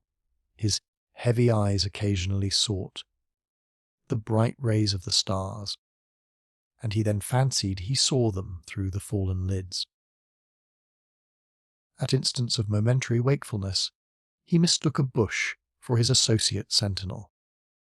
His head-neck sank upon his shoulder, which, in its turn, sought the support of the ground, and finally, his whole person became relaxed and pliant, and the young man sank into a deep sleep, dreaming that he was a knight of ancient chivalry, holding his midnight vigils before the tent of a recaptured princess, whose favour he did not despair of gaining by such a proof of devotion and watchfulness. How long the tired Duncan lay in this insensible state he never knew himself, but his slumbering visions had been long lost in total forgetfulness when he was awakened by a light tap on the shoulder. Aroused by this signal, slight as it was, he sprang upon his feet with a confused recollection of the self-imposed duty he had assumed with the commencement of the night. "Who comes?" he demanded, feeling for his sword at the place where it was usually suspended. "Speak, friend or enemy?" "Friend," replied the low voice of Chingachgook, who, pointing upward at the luminary which was shedding its mild light through the opening in the trees, directly in their bivouac, immediately added, in his rude English, "Moon comes and white man's fought far, far off, time to move." When sleep shuts both eyes of the Frenchman, "You say true." "Call up your friends, and bridle the horses, while I prepare my own companions for the march."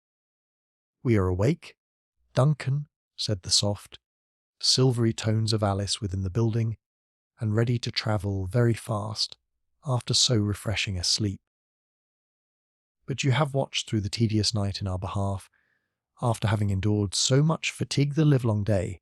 Say, rather, I would have watched, but my treacherous eyes betrayed me. Twice have I proved myself unfit for the trust I bear."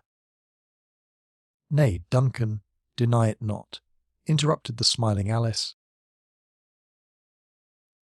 issuing from the shadows of the building into the light of the moon, in all the loveliness of her freshened beauty. "I know you to be a headless one, when self is the object of your care, and but too vigilant in favour of others. Can we not tarry here a little longer, while you find the rest you need? Cheerfully, most cheerfully, will Cora and I keep the vigils, while you and all these brave men endeavour to snatch a little sleep. If shame could cure me of my drowsiness, I should never close an eye again," said the uneasy youth, gazing at the ingenuous countenance of Alice, where, however, in its sweet solicitude, he read nothing to confirm his half-awakened suspicion. "It is but too true, that after leading you into danger by my headlessness, I have not even the merit of guarding your pillows, as should become a soldier. No one but Duncan himself should accuse Duncan of such a weakness. Go, then, and sleep, believe me, neither of us, weak girls as we are, will betray our watch.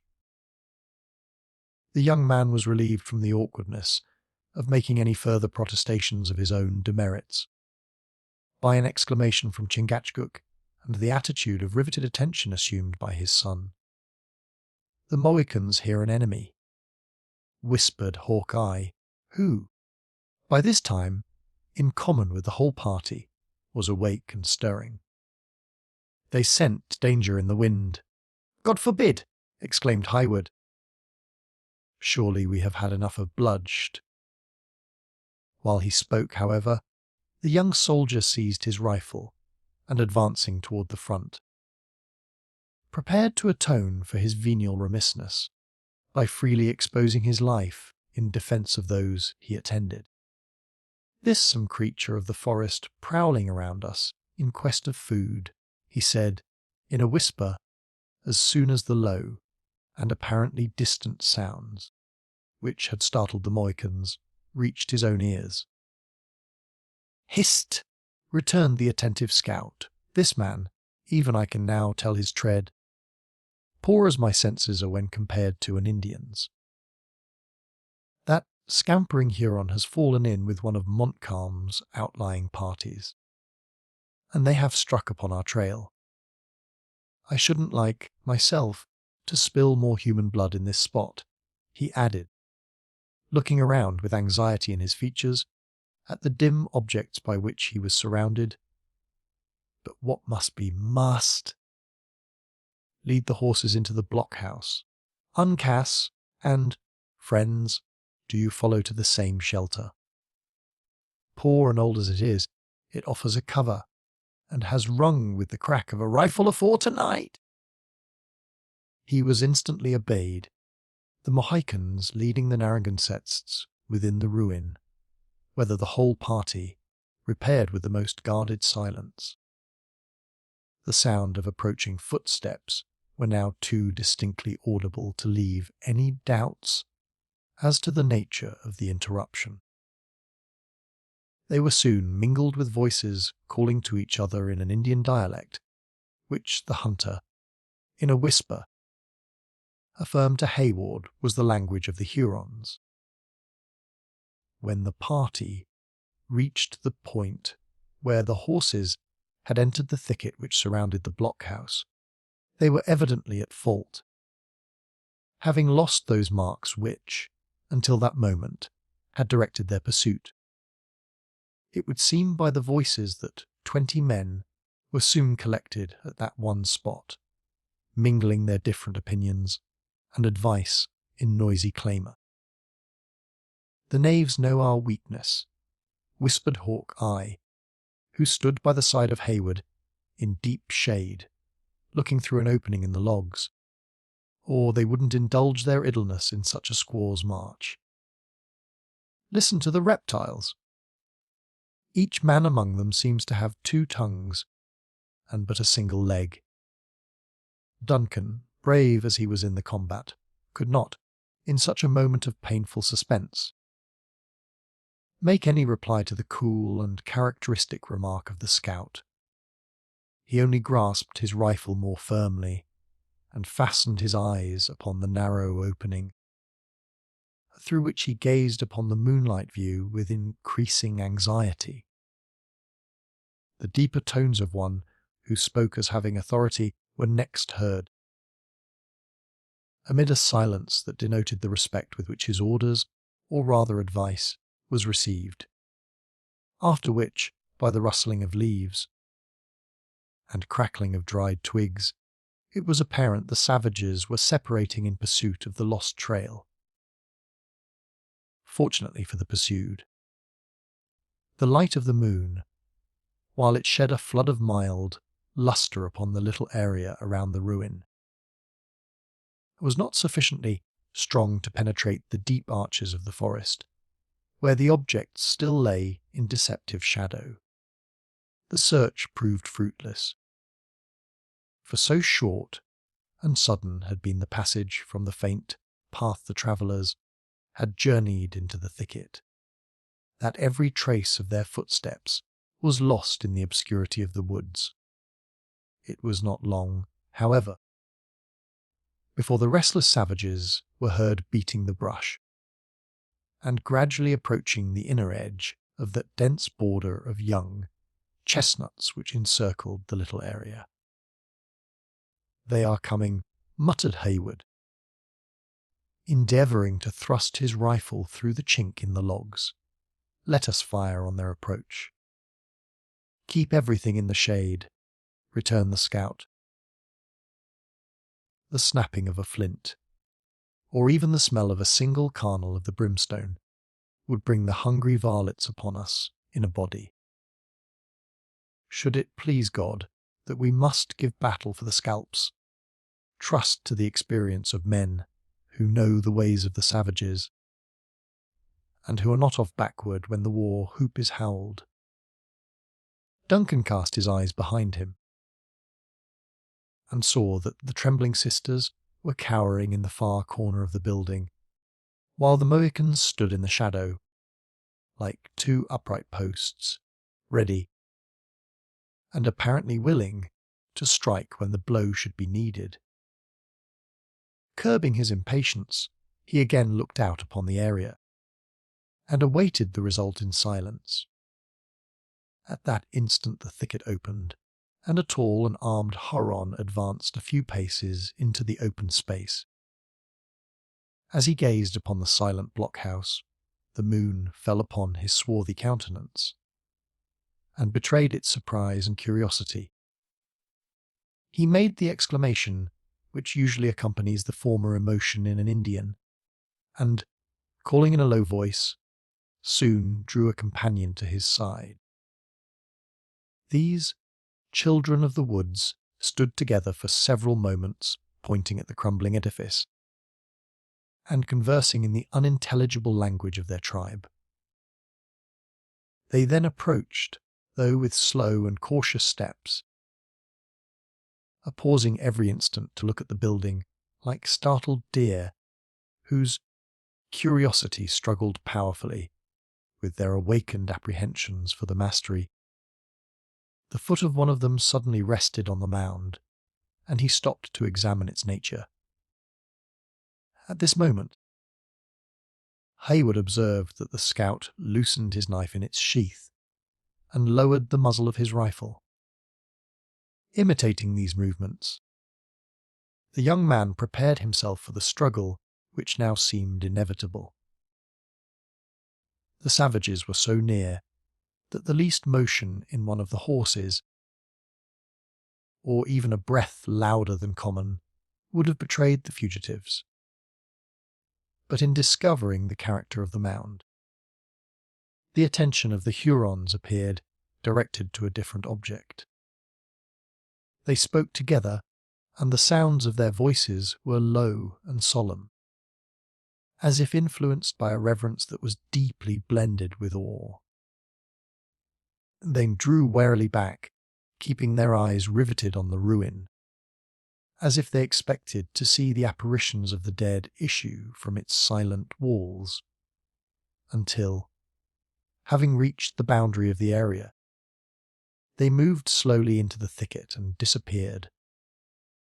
Hawkeye dropped the breech of his rifle to the earth, and drawing a long, free breath, exclaimed, in an audible whisper, "Hey, they respect the dead, and it has this time saved their own lives, and, it may be, the lives of better men too."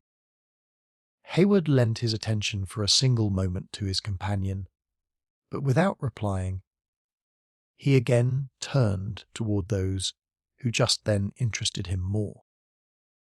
He heard the two Hurons leave the bushes, and it was soon plain that all the pursuers were gathered about them, in deep attention to their report. After a few minutes of earnest and solemn dialogue, altogether different from the noisy clamour with which they had first collected about the spot, the sounds grew fainter and more distant, and finally were lost in the depths of the forest. Hawk Eye waited until a signal from the listening Chingachgook assured him that every sound from the retiring party was completely swallowed by the distance. When he motioned to Hayward to lead forth the horses and to assist the sisters into their saddles, the instant this was done, they issued through the broken gateway, and stealing out by a direction opposite to the one by which they entered, they quitted the spot, the sisters casting furtive glances at the silent, grave and crumbling ruin, as they left the soft light of the moon to bury themselves in the gloom of the woods. Chapter 14. Guard. Who is there? Purcell. Peasants, poor people of France. King Henry VI. The scout resumed his post in the advance during the rapid movement from the blockhouse, and until the party was deeply buried in the forest. Each individual was too much interested in the escape to hazard a word even in whispers. The scout resumed his post in advance, though his steps, after he had thrown a safe distance between himself and his enemies, were more deliberate than in their previous march. In consequence of his utter ignorance of the localities of the surrounding woods, more than once he halted to consult with his confederates, the Mohicans, pointing upward at the moon and examining the barks of the trees with care. In these brief pauses, Hayward and the sisters listened, with senses rendered doubly acute by the danger, to detect any symptoms which might announce the proximity of their foes. At such moments, it seemed as if a vast range of country lay buried in eternal sleep, not the least sound arising from the forest, unless it was the distant and scarcely audible rippling of a watercourse. Birds, beasts, and man appeared to slumber alike, if, indeed, any of the latter were to be found in that wide tract of wilderness. But the sounds of the rivulet, feeble and murmuring as they were, relieved the guides at once from no trifling embarrassment, and toward it they immediately held their way. When the banks of the little stream were gained, Hawk Eye made another halt, and taking the moccasins from his feet, he invited Hayward and Gamut to follow his example. He then entered the water, and for near an hour they travelled in the bed of the brook, leaving no trail. The moon had already sunk into an immense pile of black clouds, which lay impending above the western horizon. When they issued from the low and devious water, course to rise again to the light and level of the sandy but wooded plain. Here the scout seemed to be once more at home, for he held on this way with the certainty and diligence of a man who moved in the security of his own knowledge.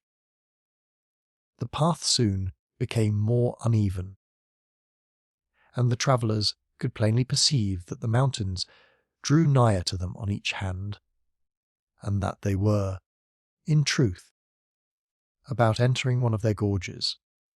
Suddenly, Hawk Eye made a pause, and waiting until he was joined by the whole party, he spoke, though in tones so low and cautious that they added to the solemnity of his words in the quiet and darkness of the place. It is easy to know the pathways, and to find the licks and water courses of the wilderness, he said, but who that saw this spot would venture to say that a mighty army was at rest among yonder silent trees and barren mountains? We are, then, at no great distance from William Henry, said Hayward, advancing nigher to the scout. It is yet a long and wary path, and when and where to strike it is now our greatest difficulty. See, he said, pointing through the trees toward a spot where a little basin of water reflected the stars from its placid bosom. Here is the bloody pond, and I am on ground that I have not only often travelled, but over which I have foot the enemy from the rising to the setting sun. Ha! That sheet of dull and dreary water, then, is the sepulchre of the brave men who fell in the contest. I have heard it named, but never have I stood on its banks before. 3 battles did we make with the Dutch Frenchman in a day, continued Hawkeye, pursuing the train of his own thoughts, rather than replying to the remark of Duncan. He met us hard by, in our outward march to ambush his advance, and scattered us, like driven deer, through the defile to the shores of Horican. Then we rallied behind our fallen trees, and made head against him, under Sir William, who was made Sir William for that very deed. And well did we pay him for the disgrace of the morning. Hundreds of Frenchmen saw the sun that day for the last time, and even their leader, Disco himself, fell into our hands, so cut and torn with the lead, that he has gone back to his own country, unfit for further acts in war. "'Twas a noble repulse!" exclaimed Highwood, in the heat of his youthful ardour. The fame of it reached us early, in our southern army. But it did not end there. I was sent by Major Effingham, at Sir William's own bidding, to outflank the French, and carry the tidings of their disaster across the portage, to the fort on the Hudson, just Heraway, where you see the trees rise into a mountain swell. I met a party coming down to our aid, and I led them where the enemy were taking their meal, little dreaming that they had not finished the bloody work of the day. And you surprised them. If death can be a surprise to men who are thinking only of the cravings of their appetites. We gave them but little breathing time, for they had borne hard upon us in the fight of the morning, and there were few in our party who had not lost friend or relative by their hands. When all was over, the dead, and some say the dying, were cast into that little pond. These eyes have seen its waters coloured with blood, as natural water never yet flowed from the bowels of the earth. It was a convenient and, I trust, will prove a peaceful grave for a soldier. You have then seen much service on this frontier. Said the scout, erecting his tall person with an air of military pride. There are not many echoes among these hills that haven't rung with the crack of my rifle. Nor is there the space of a square mile atwixt Horican and the river that Killdeer hasn't dropped a living body on, be it an enemy, or be it a brute beast. As for the grave there being as quiet as you mention, it is another matter. There are them in the camp who say and think, man, to lie still, should not be buried while the breath is in the body. And certain it is that in the hurry of that evening, the doctors had but little time to say who was living and who was dead. Hist! See you nothing walking on the shore of the pond? This not probable that any are as houseless as ourselves in this dreary forest, such as he may care but little for house or shelter, and night dew can never wet a body that passes its days in the water, returned the scout, grasping the shoulder of Highward with such convulsive strength as to make the young soldier painfully sensible how much superstitious terror had got the mastery of a man usually so dauntless. By heaven, there is a human form, and it approaches. Stand to your arms, my friends, for we know not whom we encounter. Qui vive? Demanded a stern, quick voice, which sounded like a challenge from another world issuing out of that solitary and solemn place. "What says it?" whispered the scout. "It speaks neither Indian nor English." "Qui vive," repeated the same voice, which was quickly followed by the rattling of arms and a menacing attitude. "France," cried Hayward, advancing from the shadow of the trees to the shore of the pond, within a few yards of the sentinel. "Du venes vaus, o allais vaus. A dossi bon here," demanded the grenadier, in the language and with the accent of a man from old France. "Je viens della de covert, et je vais mi coucher, eats vs officia du roi. Sans doute, mon camarade, me prends the poor unprovincial. Je suis capitaine de chasseurs." Hayward well knew that the other was of a regiment in the line, Jai ici avec moi, les fils du commandant de la fortification. "Ah, t'en as entendu parler. Je les ai fait prisonnier res prisses de l'autre fort, et je les conduis a general. Ma foi, mes dames, gensus fash pour vaus," exclaimed the young soldier, touching his cap with grace. "Mais fortune de guerre! Vos traveras not a general on brave home, it been poli avec les dames." "C'est le character des gens de guerre," said Cora, with admirable self-possession. "Adieu, mon ami. The G vows so hatteras on devoir plus agreeable a remplir."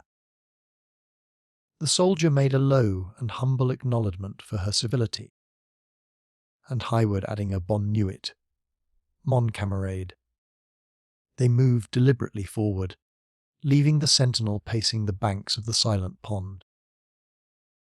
Little suspecting an enemy of so much effrontery, and humming to himself those words, which were recalled to his mind by the sight of women, and, perhaps, by recollections of his own distant and beautiful France. "Vive la Vin, vive l'amour, etc., etc."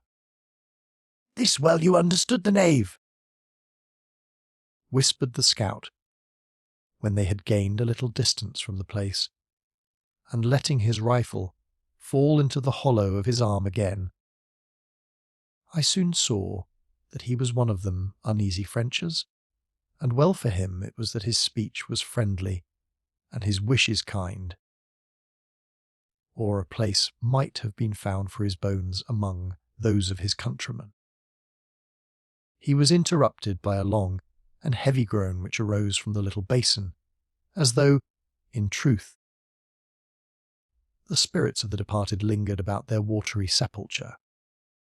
"Surely it was of flesh," continued the scout.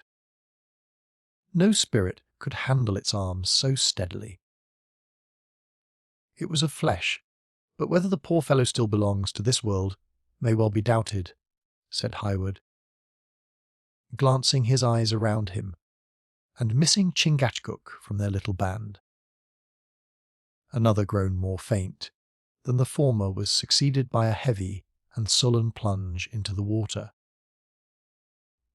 And all was still again, as if the borders of the dreary pool had never been awakened from the silence of creation. While they yet hesitated in uncertainty, the form of the Indian was seen gliding out of the thicket, as the chief rejoined them. With one hand he attached the reeking scalp of the unfortunate young Frenchman to his girdle, and with the other he replaced the knife and tomahawk that had drunk his blood.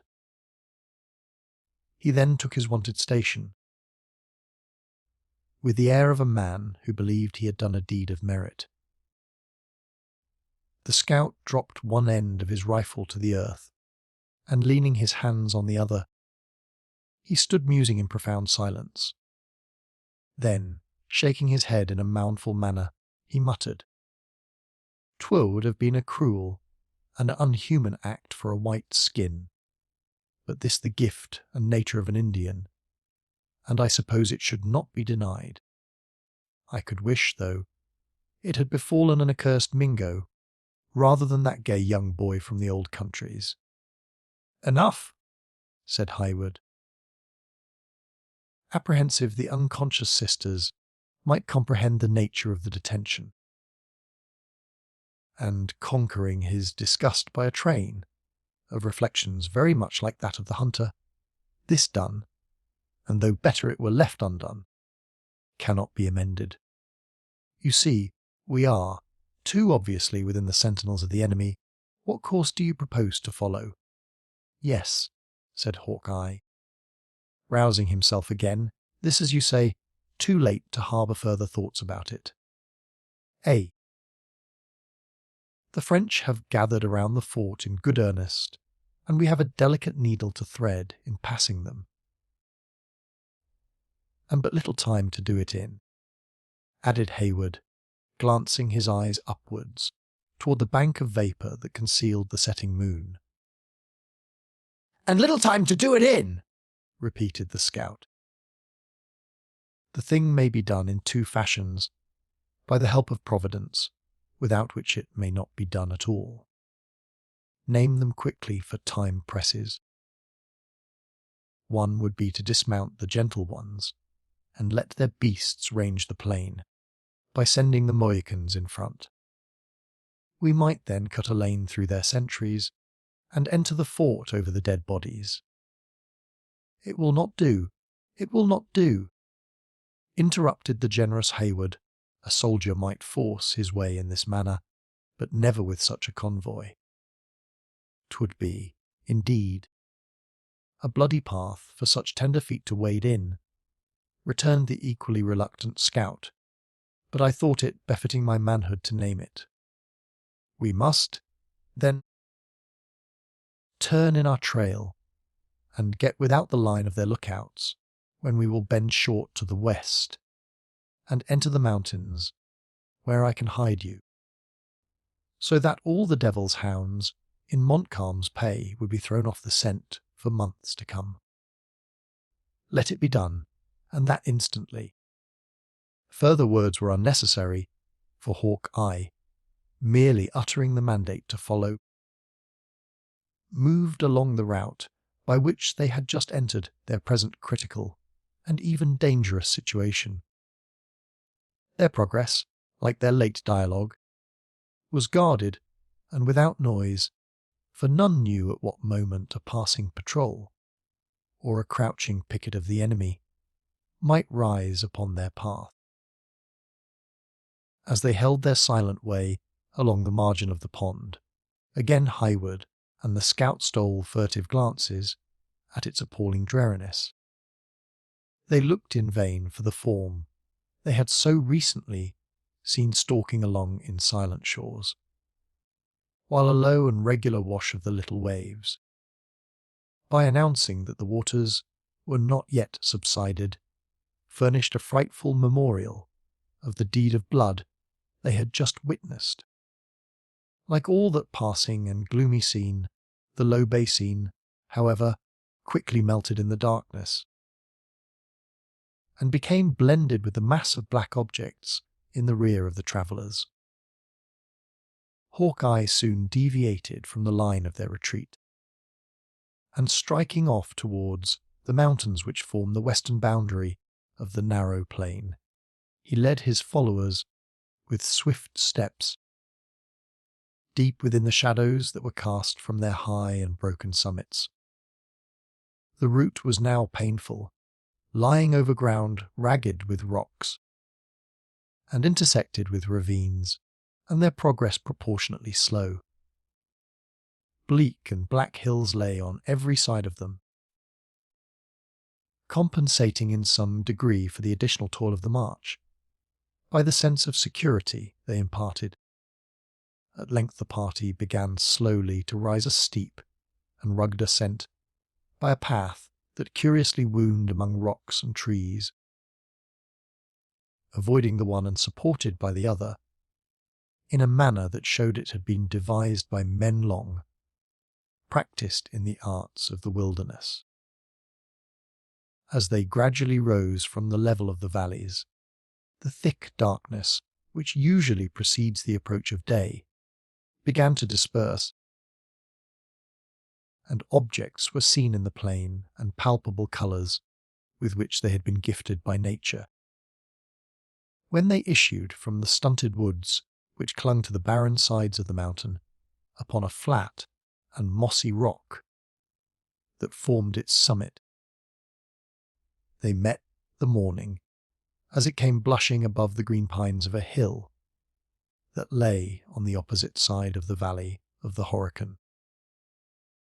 The scout now told the sisters to dismount, and taking the bridles from the mouths and the saddles off the backs of the jaded beasts, he turned them loose to glean a scanty subsistence among the shrubs and meagre herbage of that elevated region. "Go," he said, "and seek your food where nature gives it to you, and beware that you become not food to ravenous wolves yourselves among these hills." "Have we no further need of them?" demanded Highwood. "See and judge with your own eyes," said the scout, advancing toward the eastern brow of the mountain. Whether he beckoned for the whole party to follow. If it was easy to look into the heart of man, as it is to spy out the nakedness of Montcalm's camp from this spot, hypocrites would grow scarce, and the cunning of a Mingo might prove a losing game, compared to the honesty of a Delaware. When the travellers reached the verge of the precipices, they saw, at a glance, the truth of the scout's declaration, and the admirable foresight with which he had led them to their commanding station. The mountain on which they stood, elevated perhaps 1,000 feet in the air, was a high corn that rose a little in advance of that range which stretches for miles along the western shores of the lake, until meeting its sisters miles beyond the water, it ran off toward the Canadas in confused and broken masses of rock, thinly sprinkled with evergreens. Immediately at the feet of the party, the southern shore of the Horican swept, in a broad semicircle from mountain to mountain, marking a wide strand that soon rose into an uneven and somewhat elevated plain. To the north stretched the limpid, and, as it appeared from that dizzy height, the narrow sheet of the Holy Lake, indented with numberless bays, embellished by fantastic headlands, and dotted with countless islands. At the distance of a few leagues, the bed of the water became lost among mountains, or was wrapped in the masses of vapour that came slowly rolling along their bosom, before a light morning air. But a narrow opening between the crests of the hills pointed out the passage by which they found their way still further north, to spread their pure and ample sheets again before pouring out their tribute into the distant Champlain. To the south stretched the defile, or rather broken plain, so often mentioned. For several miles in this direction, the mountains appeared reluctant to yield their dominion.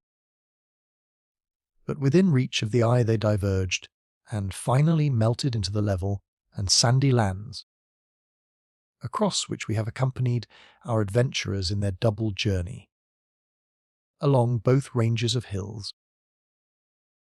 which bounded the opposite sides of the lake and valley. Clouds of light vapour were rising in spiral wreaths from the uninhabited woods, looking like the smoke of hidden cottages, or rolled lazily down the declivities to mingle with the fogs of the lower land. A single, solitary, snow white cloud floated above the valley and marked the spot beneath which lay the silent pool of the Bloody Pond. Directly on the shore of the lake, and nearer to its western than its eastern margin, lay the extensive earthen ramparts and low buildings of William Henry. Two of the sweeping bastions appeared to rest on the water, which washed their bases, while a deep ditch and extensive morasses guarded its other sides and angles. The land had been cleared of wood for a reasonable distance around the work.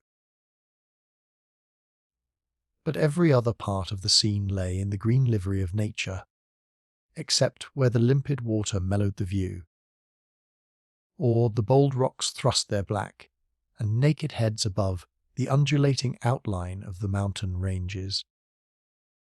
In its front might be seen the scattered sentinels, who held a wary watch against their numerous foes, and within the walls themselves, the travellers looked down upon men still drowsy with a night of vigilance.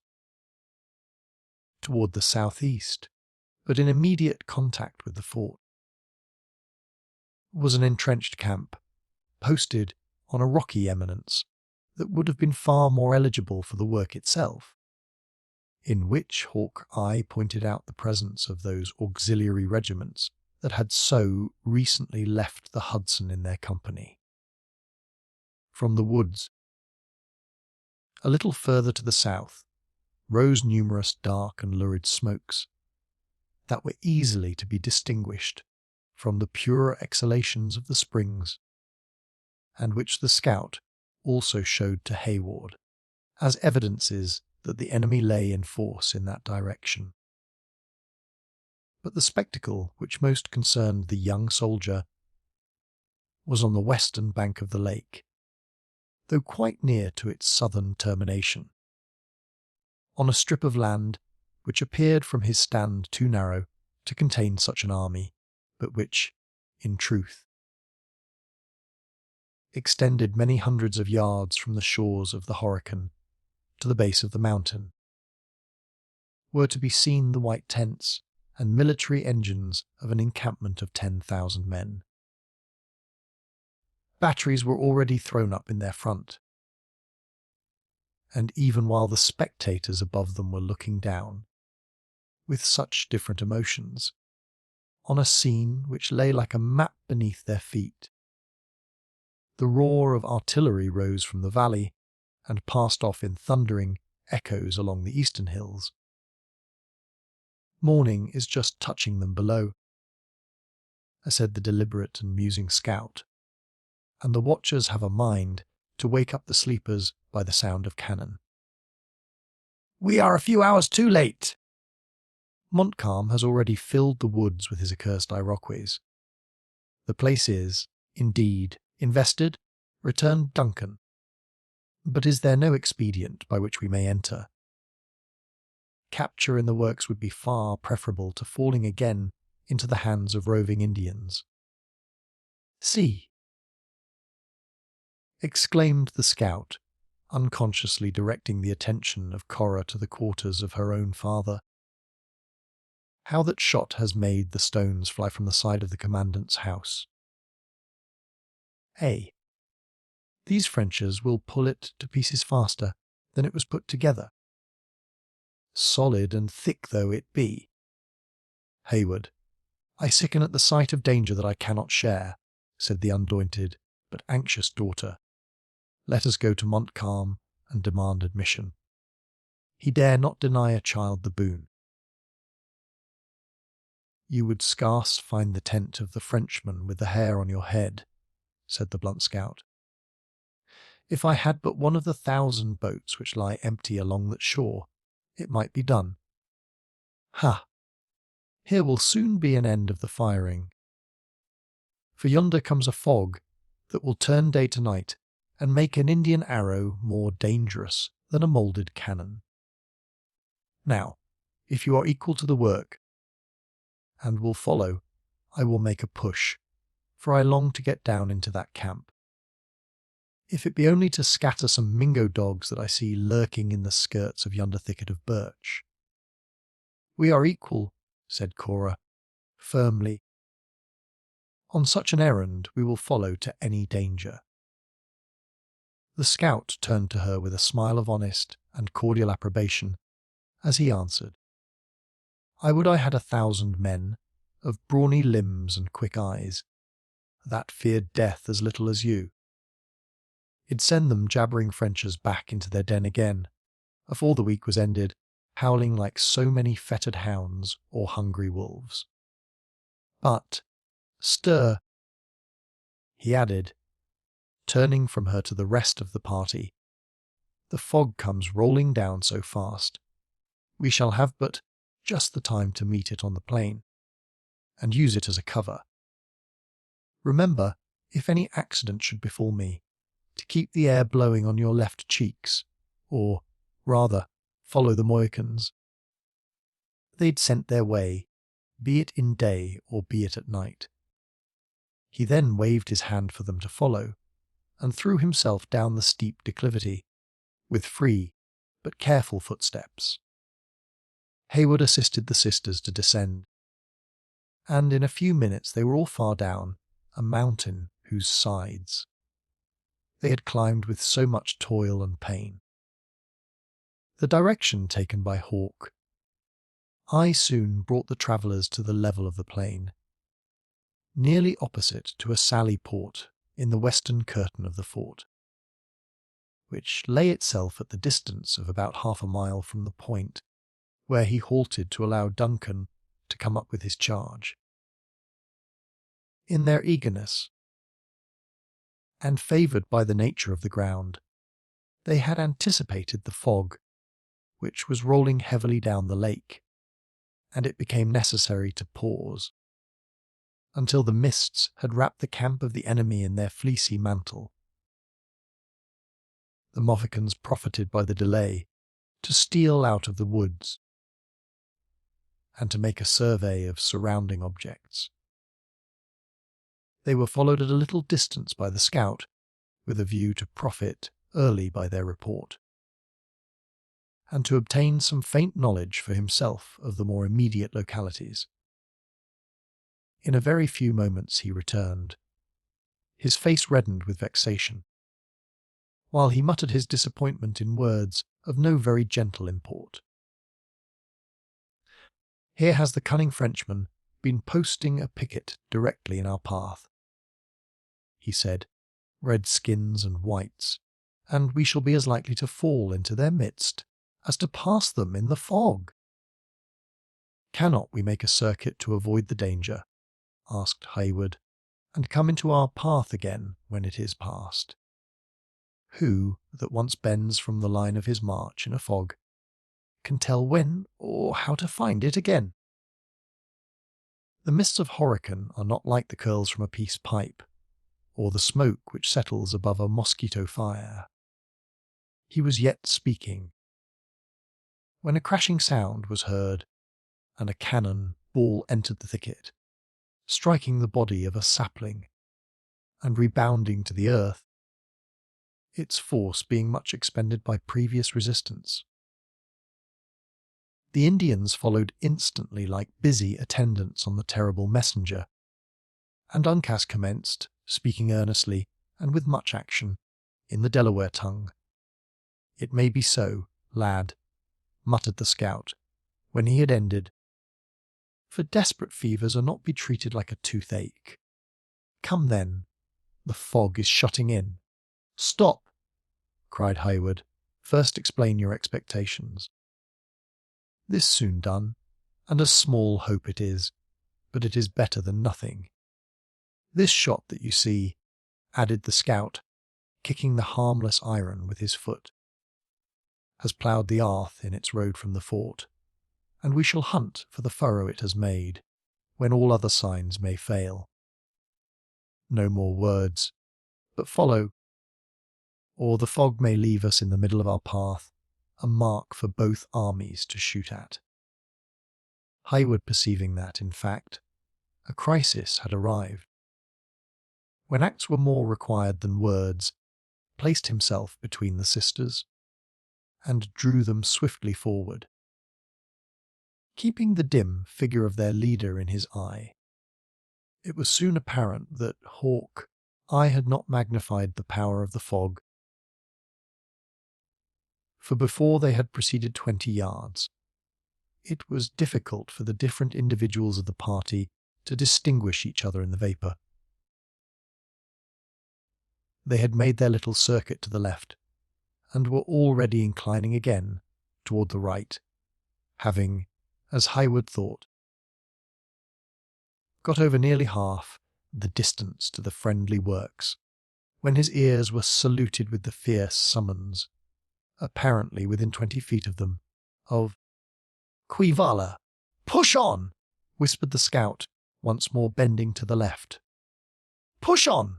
repeated Highwood, when the summons was renewed by a dozen voices, each of which seemed charged with menace. "C'est moi!"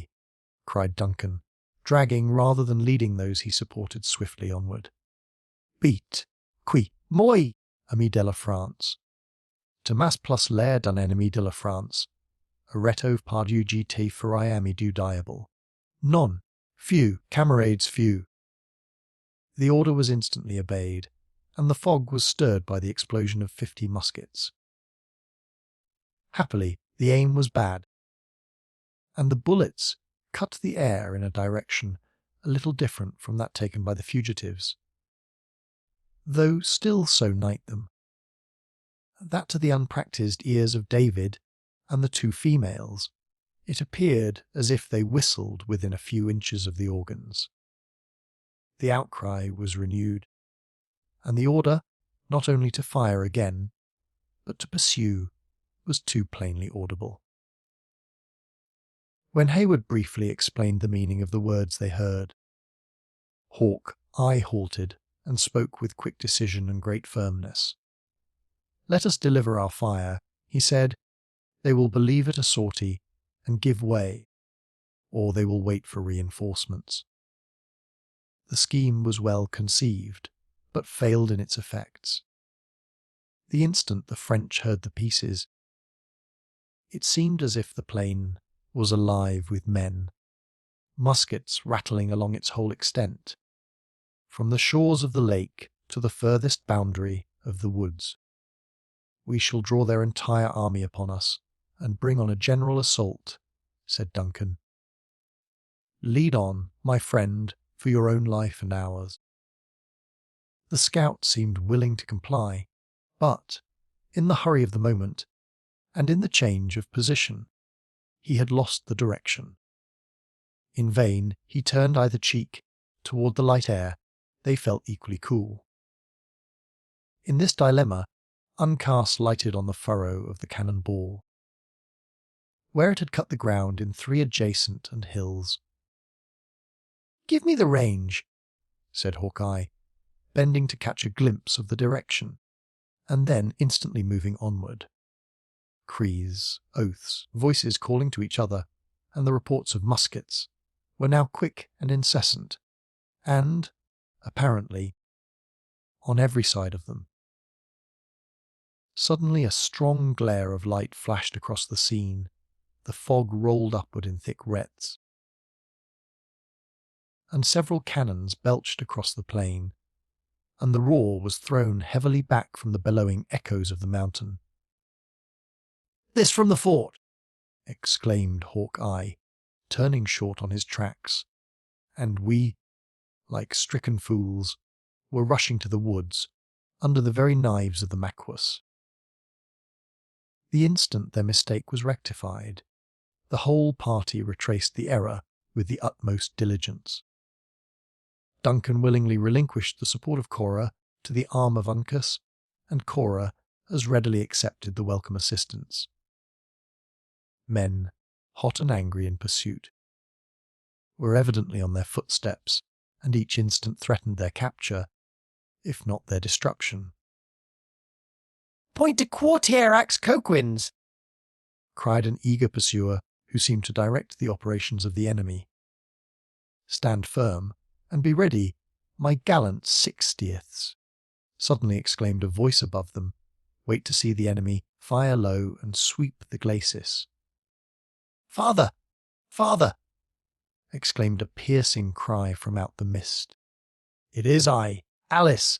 They own Elsie! Spare, oh, save your daughters! Hold!" shouted the former speaker, in the awful tones of parental agony, the sound reaching even to the woods, and rolling back in solemn echo. "This she, God has restored me to my children. Throw open the sally port. To the field, 60ths, to the field, pull not a trigger, lest ye kill my lambs. Drive off these dogs of France with your steel. Duncan heard the grating of the rusty hinges, and darting to the spot, directed by the sound, he met a long line of dark red warriors, passing swiftly toward the glacis. He knew them for his own battalion of the Royal Americans, and flying to their head, soon swept every trace of his pursuers from before the works. For an instant, Cora and Alice had stood trembling and bewildered by this unexpected desertion, but before either had leisure for speech or even thought, an officer of gigantic frame, whose locks were bleached with years and service, but whose air of military grandeur had been rather softened than destroyed by time, rushed out of the body of mist and folded them to his bosom, while large scalding tears rolled down his pale and wrinkled cheeks, and he exclaimed, in the peculiar accent of Scotland, "For this I thank thee, Lord. Let danger come as it will, thy servant is now prepared." Chapter 15. Then go we in, to know his embassy, which I could, with ready guess, declare, before the Frenchmen speak a word of it. King Henry V. A few succeeding days were passed amid the privations, the uproar, and the dangers of the siege, which was vigorously pressed by a power against whose Munro possessed no competent means of resistance. It appeared as if Webb, with his army, which lay slumbering on the banks of the Hudson, had utterly forgotten the strait to which his countrymen were reduced. Montcalm had filled the woods of the portage with his savages, every yell and whoop from whom rang through the British encampment, chilling the hearts of men who were already but too much disposed to magnify the danger.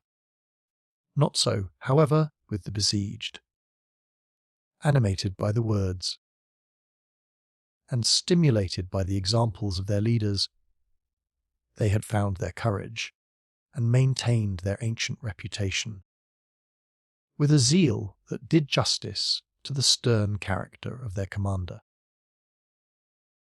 As if satisfied with the toil of marching through the wilderness to encounter his enemy, the French general, though of approved skill, had neglected to seize the adjacent mountains, whence the besieged might have been exterminated with impunity, and which, in the more modern warfare of the country, would not have been neglected for a single hour. This sort of contempt for eminences, or rather dread of the labour of ascending them, might have been termed the besetting weakness of the warfare of the period. It originated in the simplicity of the Indian contests, in which, from the nature of the combats and the density of the forests, fortresses were rare and artillery next to useless. The carelessness engendered by these usages descended even to the War of the Revolution, and lost the states the important fortress of Ticonderoga, opening a way for the army of Burgoyne into what was then the bosom of the country. We look back at this ignorance, or infatuation, whichever it may be called, with wonder, knowing that the neglect of an eminence, whose difficulties, like those of Mount Defiance, have been so greatly exaggerated, would, at the present time, prove fatal to the reputation of the engineer who had planned the works at their base, or to that of the general whose lot it was to defend them.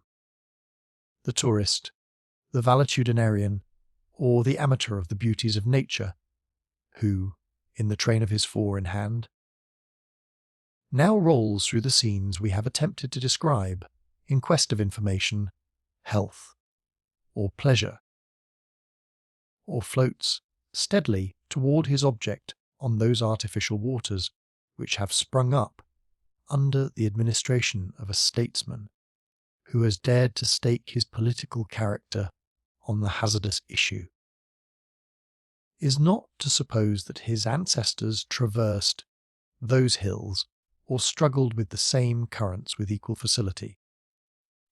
The transportation of a single heavy gun was often considered equal to a victory gained, if happily. The difficulties of the passage had not so far separated it from its necessary concomitant, the ammunition, as to render it no more than a useless tube of unwieldy iron. The evils of this state of things pressed heavily on the fortunes of the resolute Scotsman who now defended William Henry. Though his adversary neglected the hills, he had planted his batteries with judgment on the plain, and caused them to be served with vigour and skill. Against this assault, the besieged could only oppose the imperfect and hasty preparations of a fortress in the wilderness. It was in the afternoon of the 5th day of the siege, and the 4th of his own service in it, that Major Hayward profited by a parley that had just been beaten by repairing to the ramparts of one of the water bastions, to breathe the cool air from the lake and to take a survey of the progress of the siege. He was alone, if the solitary sentinel who paced the mound be excepted, for the artillerists had hastened also to profit by the temporary suspension of their arduous duties. The evening was delightfully calm, and the light air from the limpid water fresh and soothing. It seemed as if, with the termination of the roar of artillery and the plunging of shot, nature had also seized the moment to assume her mildest and most captivating form. The sun poured down his parting glory on the scene, without the oppression of those fierce rays that belong to the climate and the season. The mountains looked green and fresh and lovely, tempered with the milder light, or softened in shadow, as thin vapours floated between them and the sun. The numerous islands rested on the bosom of the Horican, some low and sunken, as if embedded in the waters, and others appearing to hover about the element, in little hillocks of green velvet, among which the fishermen of the beleaguering army peacefully rowed their skiffs, or floated at rest on the glassy mirror in quiet pursuit of their employment. The scene was at once animated and still. All that pertained to nature was sweet, or simply grand, while those parts which depended on the temper and movements of man were lively and playful. 2 little spotless flags were abroad, the one on a salient angle of the fort, and the other on the advanced battery of the besiegers, emblems of the truth which existed not only to the acts, but it would seem also to the enmity of the combatants. Behind these again swing, heavily opening and closing in silken folds, the rival standards of England and France. 100 gay and thoughtless young Frenchmen were drawing a net to the pebbly beach, within dangerous proximity to the sullen but silent cannon of the fort, while the eastern mountain was sending back the loud shouts and gay merriment that attended their sport. Some were rushing eagerly to enjoy the aquatic games of the lake, and others were already toiling their way up the neighbouring hills, with the restless curiosity of their nation. To all these sports and pursuits, those of the enemy who watched the besieged, and the besieged themselves, were, however, merely the idle though sympathising spectators. Here and there a picket had, indeed, raised a song, or mingled in a dance, which had drawn the dusky savages around them from their lairs in the forest. In short, everything wore rather the appearance of a day of pleasure than of an hour stolen from the dangers and toil of a bloody and vindictive warfare. Duncan had stood in a musing attitude, contemplating this scene a few minutes, when his eyes were directed to the glacis in front of the Sally Port, already mentioned, by the sounds of approaching footsteps. He walked to an angle of the bastion and beheld the scout advancing, under the custody of a French officer, to the body of the fort. The countenance of Hawkeye was haggard and careworn, and his air dejected, as though he felt the deepest degradation at having fallen into the power of his enemies. He was without his favourite weapon, and his arms were even bound behind him with thongs, made of the skin of a deer. The arrival of flags to cover the messengers of summons had occurred so often of late, that when Hayward first threw his careless glance on this group, he expected to see another of the officers of the enemy, charged with a similar office, but the instant he recognised the tall person and still sturdy though downcast features of his friend, the woodsman, he started with surprise and turned to descend from the bastion into the bosom of the work. The sounds of other voices, however, caught his attention, and for a moment caused him to forget his purpose. At the inner angle of the mound he met the sisters, walking along the parapet, in search, like himself, of air and relief from confinement. They had not met from that painful moment when he deserted them on the plain, only to assure their safety. He had parted from them worn with care, and jaded with fatigue. He now saw them refreshed and blooming, though timid and anxious. Under such an inducement it will cause no surprise that the young man lost sight for a time of other objects in order to address them. He was, however, anticipated by the voice of the ingenuous and youthful Elise. "Ah, you tyrant! You recreant knight!" He who abandons his damsels in the very lists.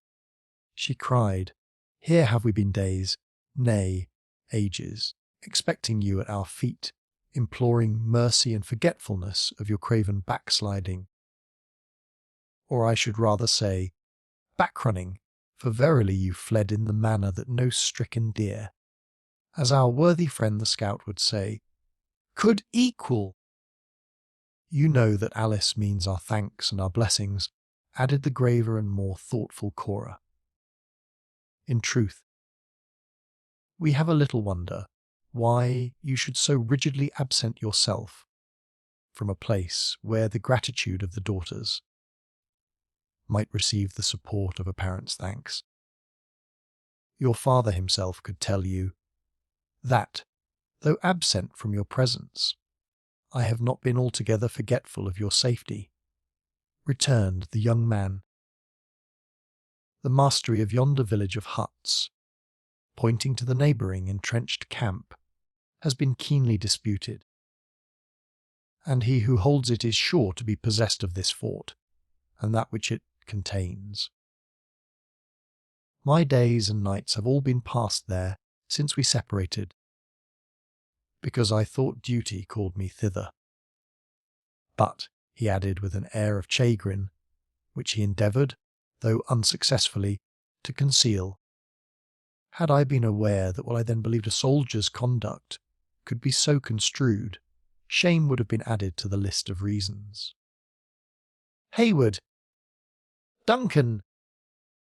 exclaimed Alice, bending forward to read his half-averted countenance, until a lock of her golden hair rested on her flushed cheek, and nearly concealed the tear that had started to her eye. "Did I think this idle tongue of mine had pained you, I would silence it forever. Cora can say, if Cora would, how justly we have prized your services, and how deep, I had almost said, how fervent, is our gratitude.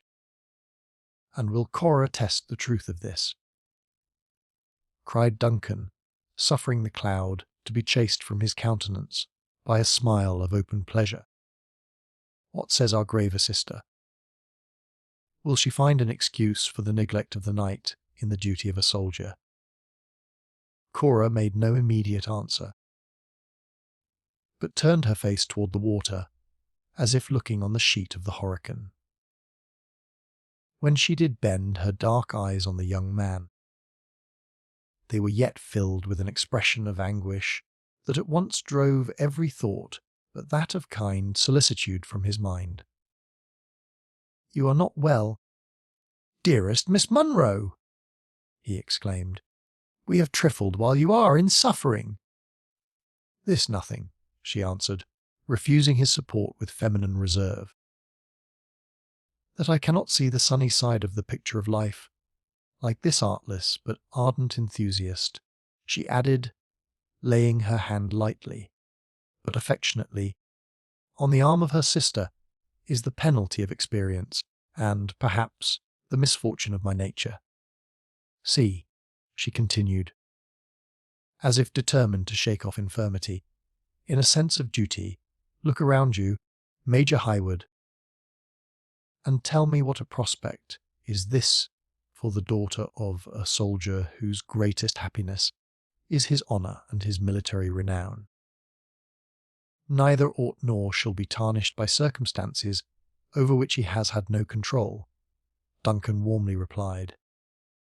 "But your words recall me to my own duty. I go now to your gallant father to hear his determination in matters of the last moment to the defence. God bless you in every fortune, noble Cora. I may and must call you." She frankly gave him her hand, though her lip quivered, and her cheeks gradually became of ashy paleness. "In every fortune. I know you will be an ornament and honour to your sex. Alice, adieu." His voice changed from admiration to tenderness. "Adieu, Alice. We shall soon meet again, as conquerors, I trust, and amid rejoicings." Without waiting for an answer from either, the young man threw himself down the grassy steps of the bastion, and moving rapidly across the parade, he was quickly in the presence of their father.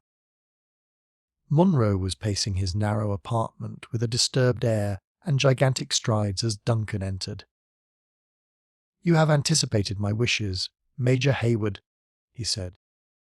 "I was about to request this favour. I am sorry to see, sir, that the messenger I so warmly recommended has returned in custody of the French. I hope there is no reason to distrust his fidelity." "The fidelity of the long rifle is well known to me," returned Munro, "and is above suspicion, although his usual good fortune seems, at last, to have failed. Montcalm has got him, and with the accursed politeness of his nation, he has sent him in with a doleful tale of knowing how I valued the fellow, he could not think of retaining him. A Jesuitical way that, Major Duncan Highward, of telling a man of his misfortunes. But the general and his succour, did ye look to the south as ye entered, and could ye not see them?" said the old soldier, laughing bitterly. "Hoot, hoot! You're an impatient boy, sir, and cannot give the gentlemen leisure for their march. They are coming, then. The scout has said as much. When, and by what path? For the dunce has omitted to tell me this. There is a letter, it would seem, too, and that is the only agreeable part of the matter. For the customary attentions of your Marquis of Montcalm, I warrant me, Duncan, that he of Lothian would buy a dozen such marquisates. But if the news of the letter were bad, the gentility of this French monsieur would certainly compel him to let us know it. He keeps the letter, then, while he releases the messenger. That does he, and all for the sake of what you call your bonhomie. I would venture, if the truth was known, The fellow's grandfather taught the noble science of dancing. But what says the scout? He has eyes and ears, and a tongue. What verbal report does he make? Oh, sir, he is not wanting in natural organs, and he is free to tell all that he has seen and heard. The whole amount is this. There is a fort of His Majesty's on the banks of the Hudson, called Edward, in honour of His Gracious Highness of York, you'll know. And it is well filled with armed men, as such a work should be. But was there no movement, no signs of any intention to advance to our relief? There were the morning and evening parades, and when one of the provincial loons, you'll know, Duncan, you're half a Scotsman yourself, when one of them dropped his powder over his perretch, if it touched the coals, it just burned. Then, suddenly changing his bitter, ironical manner to one more grave and thoughtful, he continued, and yet there might, and must be, something in that letter which it would be well to know. Our decision should be speedy, said Duncan, gladly availing himself of this change of humour, to press the more important objects of their interview. I cannot conceal from you, sir, that the camp will not be much longer tenable, and I am sorry to add that things appear no better in the fort. More than half the guns are bursted. And how should it be otherwise? Some were fished from the bottom of the lake. Some have been rusting in woods since the discovery of the country, and some were never guns at all, mere privateersmen's playthings. Do you think, sir, you can have Woolwich Warren in the midst of a wilderness 3,000 miles from Great Britain? The walls are crumbling about our ears, and provisions begin to fail us, continued Hayward, without regarding the new burst of indignation. Even the men show signs of discontent and alarm. Major Hayward, said Munro, turning to his youthful associate with the dignity of his years and superior rank, I should have served His Majesty for half a century, and earned these grey hairs in vain, were I ignorant of all you say, and of the pressing nature of our circumstances. Still, there is everything due to the honour of the King's arms, and something to ourselves.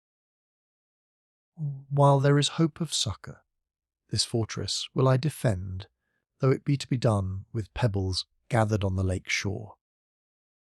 It is a sight of the letter, therefore, that we want, that we may know the intentions of the man the Earl of Loudon has left among us as his substitute. And can I be of service in the matter? Sir, you can. The Marquis of Montcalm has, in addition to his other civilities, invited me to a personal interview between the works and his own camp, in order, as he says, to impart some additional information. Now, I think it would not be wise to show any undue solicitude to meet him, and I would employ you, an officer of rank, as my substitute. For it would but ill comport with the honour of Scotland to let it be said one of her gentlemen was outdone in civility by a native of any other country on earth. Without assuming the supererogatory task of entering into a discussion of the comparative merits of national courtesy, Duncan cheerfully assented to supply the place of the veteran in the approaching interview. A long and confidential communication now succeeded, during which the young man received some additional insight into his duty from the experience and native acuteness of his commander, and then the former took his leave, as Duncan could only act as the representative of the commandant of the fort. The ceremonies which should have accompanied a meeting between the heads of the adverse forces were, of course, dispensed with. the truce still existed, and with a roll and beat of the drum, and covered by a little white flag, Duncan left the Sally Port. Within 10 minutes after his instructions were ended, he was received by the French officer in advance with the usual formalities, and immediately accompanied to a distant marquee of the renowned soldier who led the forces of France. The general of the enemy received the youthful messenger, surrounded by his principal officers and by a swarthy band of the native chiefs, who had followed him to the field with the warriors of their several tribes. Hayward paused short, when, in glancing his eyes rapidly over the dark group of the latter, he beheld the malignant countenance of Magua. Regarding him with the calm but sullen attention which marked the expression of that subtle savage, a slight exclamation of surprise even burst from the lips of the young man, but instantly, recollecting his errand, and the presence in which he stood, he suppressed every appearance of emotion, and turned to the hostile leader, who had already advanced a step to receive him. The Marquis of Montcalm was, at the period of which we write, in the flower of his age, and, it may be added, in the zenith of his fortunes. But even in that enviable situation, he was affable and distinguished as much for his attention to the forms of courtesy as for that chivalrous courage which, only 2 short years afterward, induced him to throw away his life on the plains of Abraham. Duncan, in turning his eyes from the malign expression of Magua, suffered them to rest with pleasure on the smiling and polished features and the noble military air of the French general.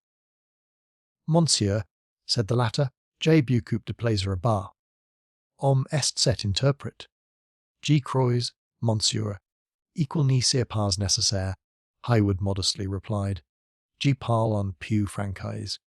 "Ah, Gensu's been ease," said Montcalm, taking Duncan familiarly by the arm and leading him deep into the marquee, a little out of earshot. "J'y détestes frippins là. On ne sait jamais ce quel paille honest avec ex.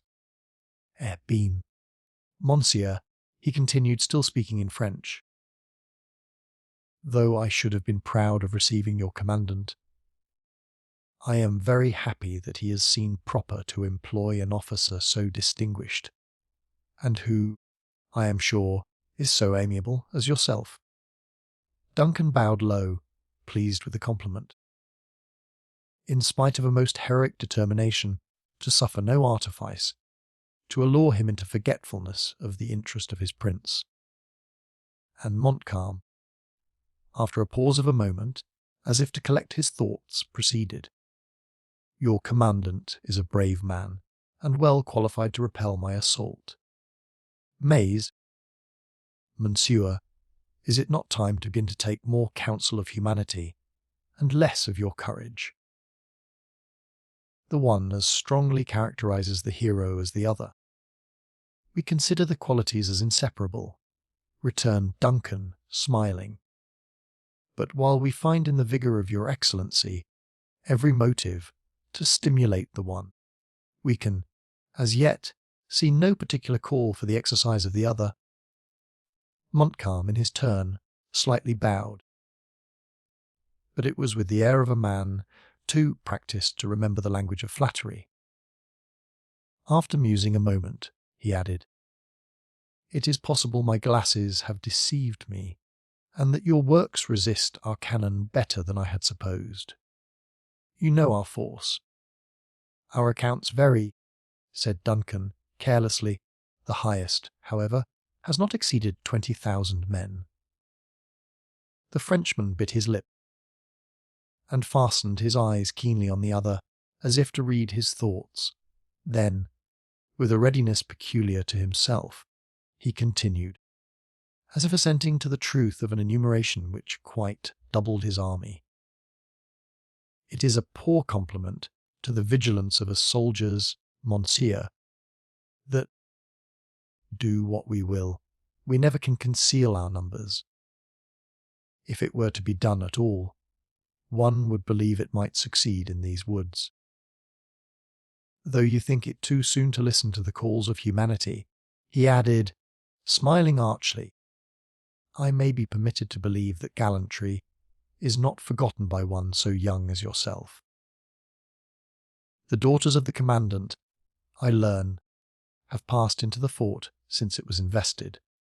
It is true, monsieur, but, so far from weakening our efforts, they set us an example of courage in their own fortitude.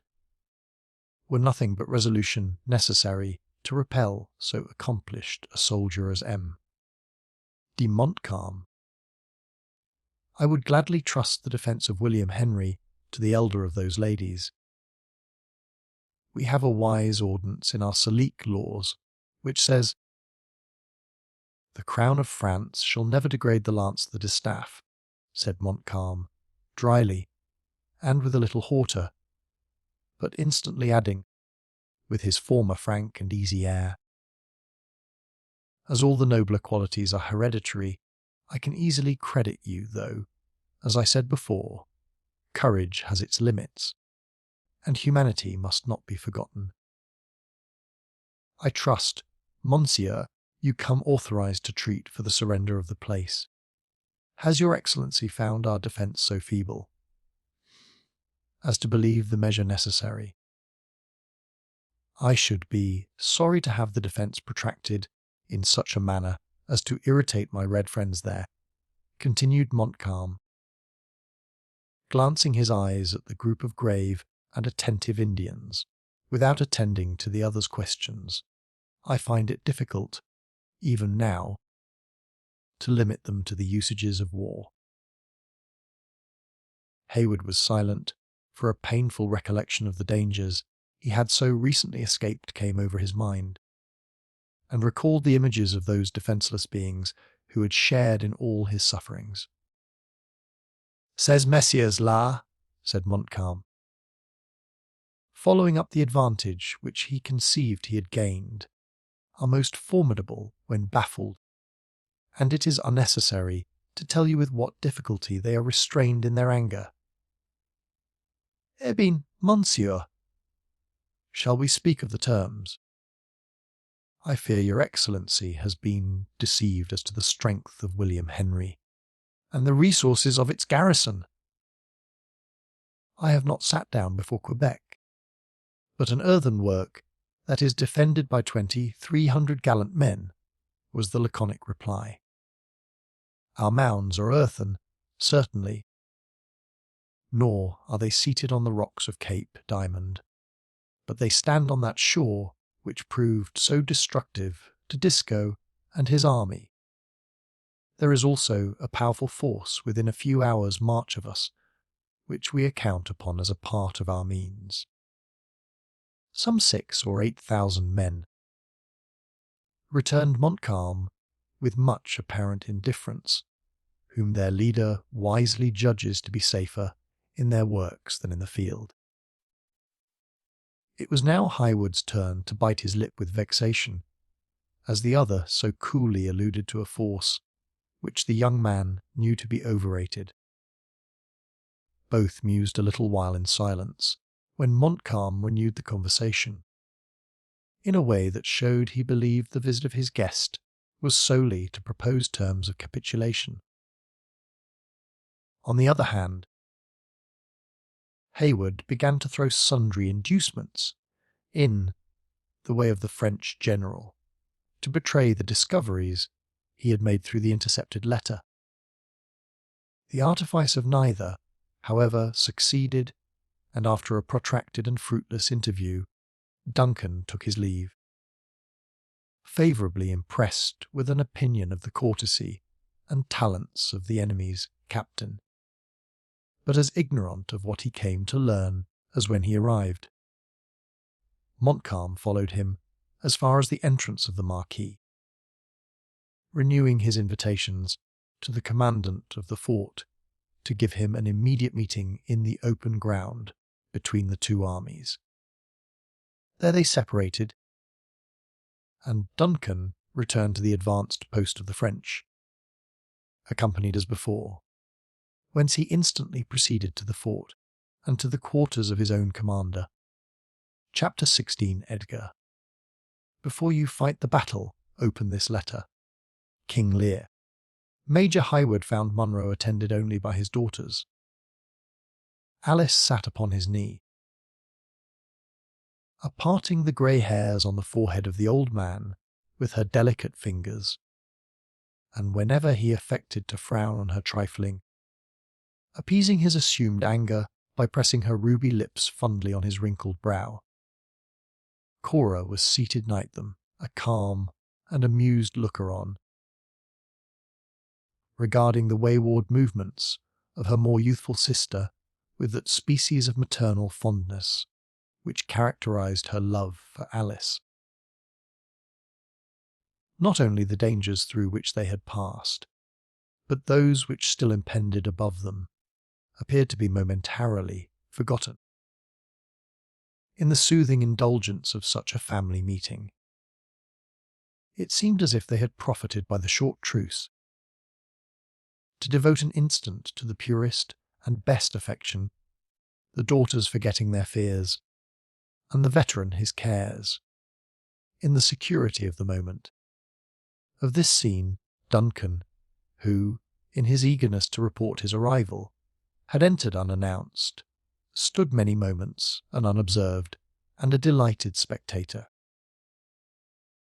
But the quick and dancing eyes of Alice soon caught a glimpse of his figure reflected from a glass, and she sprang blushing from her father's knee, exclaiming aloud, "Major Hayward!" "What of the lad?" demanded her father. "I have sent him to crack a little with the Frenchman." "Ha, sir, you are young, and you're nimble. Away with you, ye baggage, as if there were not troubles enough for a soldier, without having his camp filled with such prattling hussies as yourself." Alice laughingly followed her sister, who instantly led the way from an apartment where she perceived their presence was no longer desirable. Munro, instead of demanding the result of the young man's mission, paced the room for a few moments, with his hands behind his back, and his head inclined toward the floor like a man lost in thought. At length he raised his eyes, glistening with a father's fondness, and exclaimed, "They are a pair of excellent girls, Hayward, and such as any one may boast of. You are not now to learn my opinion of your daughters, Colonel Munro. True." "Lad, true," interrupted the impatient old man. "You were about opening your mind more fully on that matter the day you got in. But I did not think it becoming in an old soldier to be talking of nuptial blessings and wedding jokes when the enemies of his king were likely to be unbidden guests at the feast. But I was wrong, Duncan, boy. I was wrong there, and I am now ready to hear what you have to say, notwithstanding the pleasure your assurance gives me. The dear sir, I have just now a message from Montcalm." "Let the Frenchman and all his host go to the devil, sir," exclaimed the hasty veteran. "He is not yet master of William Henry, nor shall he ever be, provided Webb proves himself the man he should. No, sir. Thank heaven we are not yet in such a strait that it can be said Munro is too much pressed to discharge the little domestic duties of his own family. Your mother was the only child of my bosom friend, Duncan, and ill just give you a hearing, though all the knights of St. Louis were in a body at the Sally Port, with the French saint at their head, crying to speak a word under favour. A pretty degree of knighthood, sir, is that which can be bought with sugar hogsheads, and then your twopenny marquisates. The thistle is the order for dignity and antiquity, the veritable Nemomi impune lacicet of chivalry. Ye had ancestors in that degree, Duncan, and they were an ornament to the nobles of Scotland. Highwood, who perceived that his superior took a malicious pleasure in exhibiting his contempt for the message of the French general. It was fain to humour a spleen that he knew would be short-lived. He therefore replied with as much indifference as he could assume on such a subject. My request, as you know, sir, went so far as to presume to the honour of being your son. Boy, you found words to make yourself very plainly comprehended. But let me ask yet, sir, have you been as intelligible to the girl? On my honour, no, exclaimed Duncan, warmly. There would have been abuse of a confided trust, had I taken advantage of my situation for such a purpose. Your notions are those of a gentleman, Major Hayward, and well enough in their place.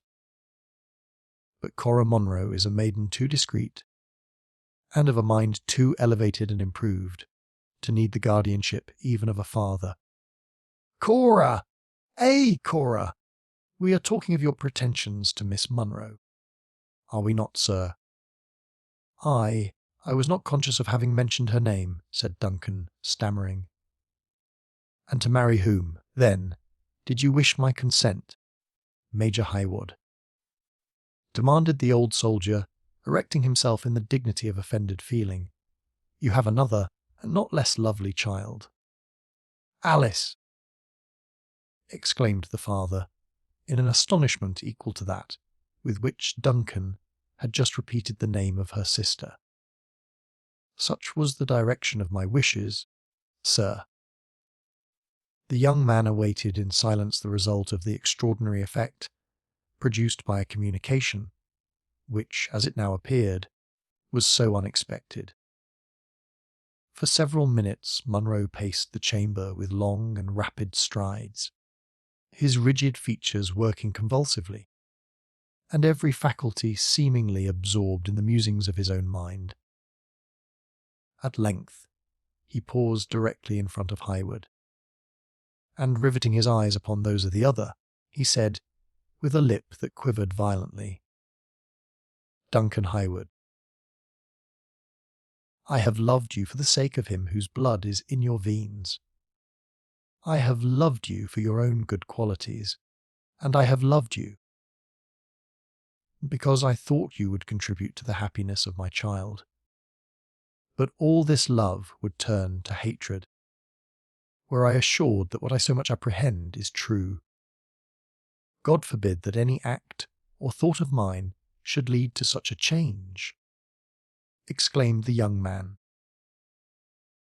whose eye never quailed under the penetrating look it encountered. Without adverting to the impossibility of the other's comprehending those feelings which were hid in his own bosom, Monroe suffered himself to be appeased by the unaltered countenance he met, and with a voice sensibly softened, he continued, You would be my son, Duncan, and you're ignorant of the history of the man you wish to call your father. Sit ye down, young man, and I will open to you the wounds of a seared heart, in as few words as may be suitable. By this time, the message of Montcalm was as much forgotten by him who bore it as by the man for whose ears it was intended. Each drew a chair, and while the veteran communed a few moments with his own thoughts, apparently in sadness, the youth suppressed his impatience in a look and attitude of respectful attention. At length the former spoke. You'll know already, Major Hayward, that my family was both ancient and honourable, commenced the Scotsman, though it might not altogether be endowed with an amount of wealth that should correspond with its degree. I was, maybe, such an one as yourself when I plighted my faith to Alice Graham. the only child of a neighbouring laird of some estate. But the connection was disagreeable to her father, on more accounts than my poverty. I did, therefore, what an honest man should, restored the maiden her truth, and departed the country in the service of my king. I had seen many regions, and had shed much blood in different lands, before duty called me to the islands of the West Indies. There it was my lot to form a connection with one who in time became my wife, and the mother of Cora. She was the daughter of a gentleman of those isles, by a lady whose misfortune it was, if you will, said the old man, proudly, to be descended remotely from that unfortunate class who are so basely enslaved to administer to the wants of a luxurious people.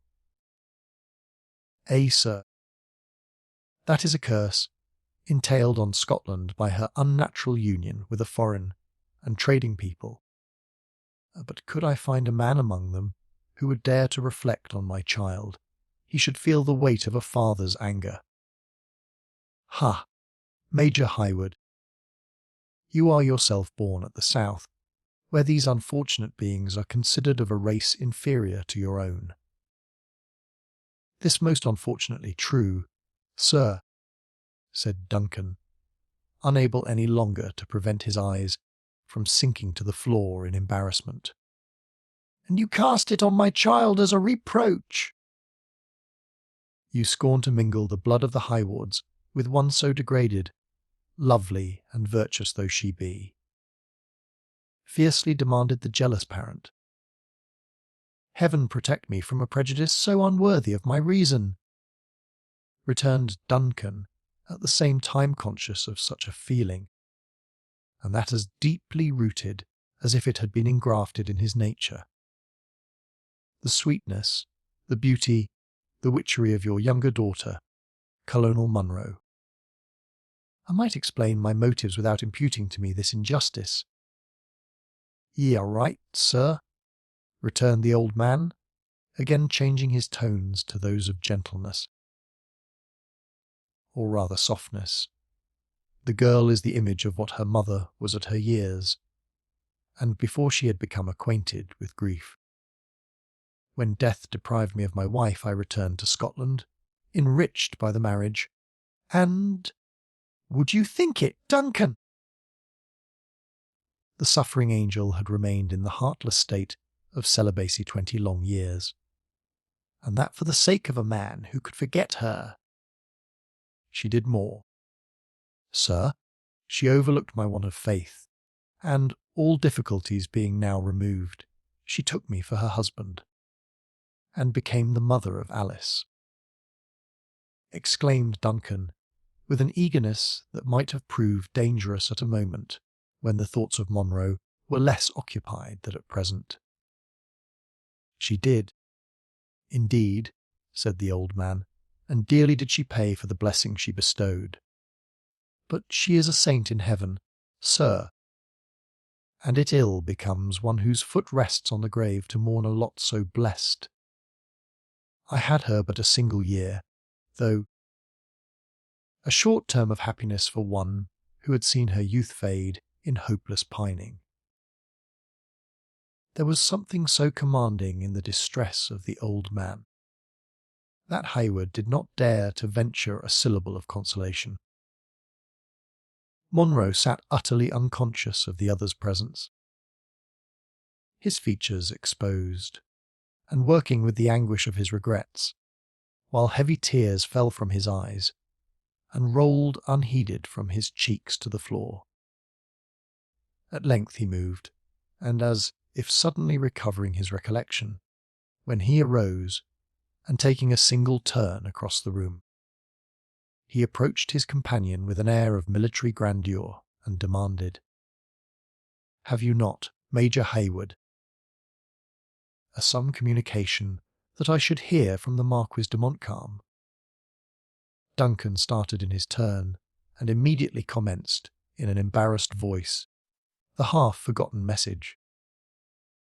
It is unnecessary to dwell upon the evasive though polite manner with which the French general had eluded every attempt of Hereward to worm from him the purport of the communication he had proposed making, or on the decided, though still polished message by which he now gave his enemy to understand that, unless he chose to receive it in person, he should not receive it at all. As Munro listened to the detail of Duncan, the excited feelings of the father gradually gave way before the obligations of his station. And when the other was done, he saw before him nothing but the veteran, swelling with the wounded feelings of a soldier.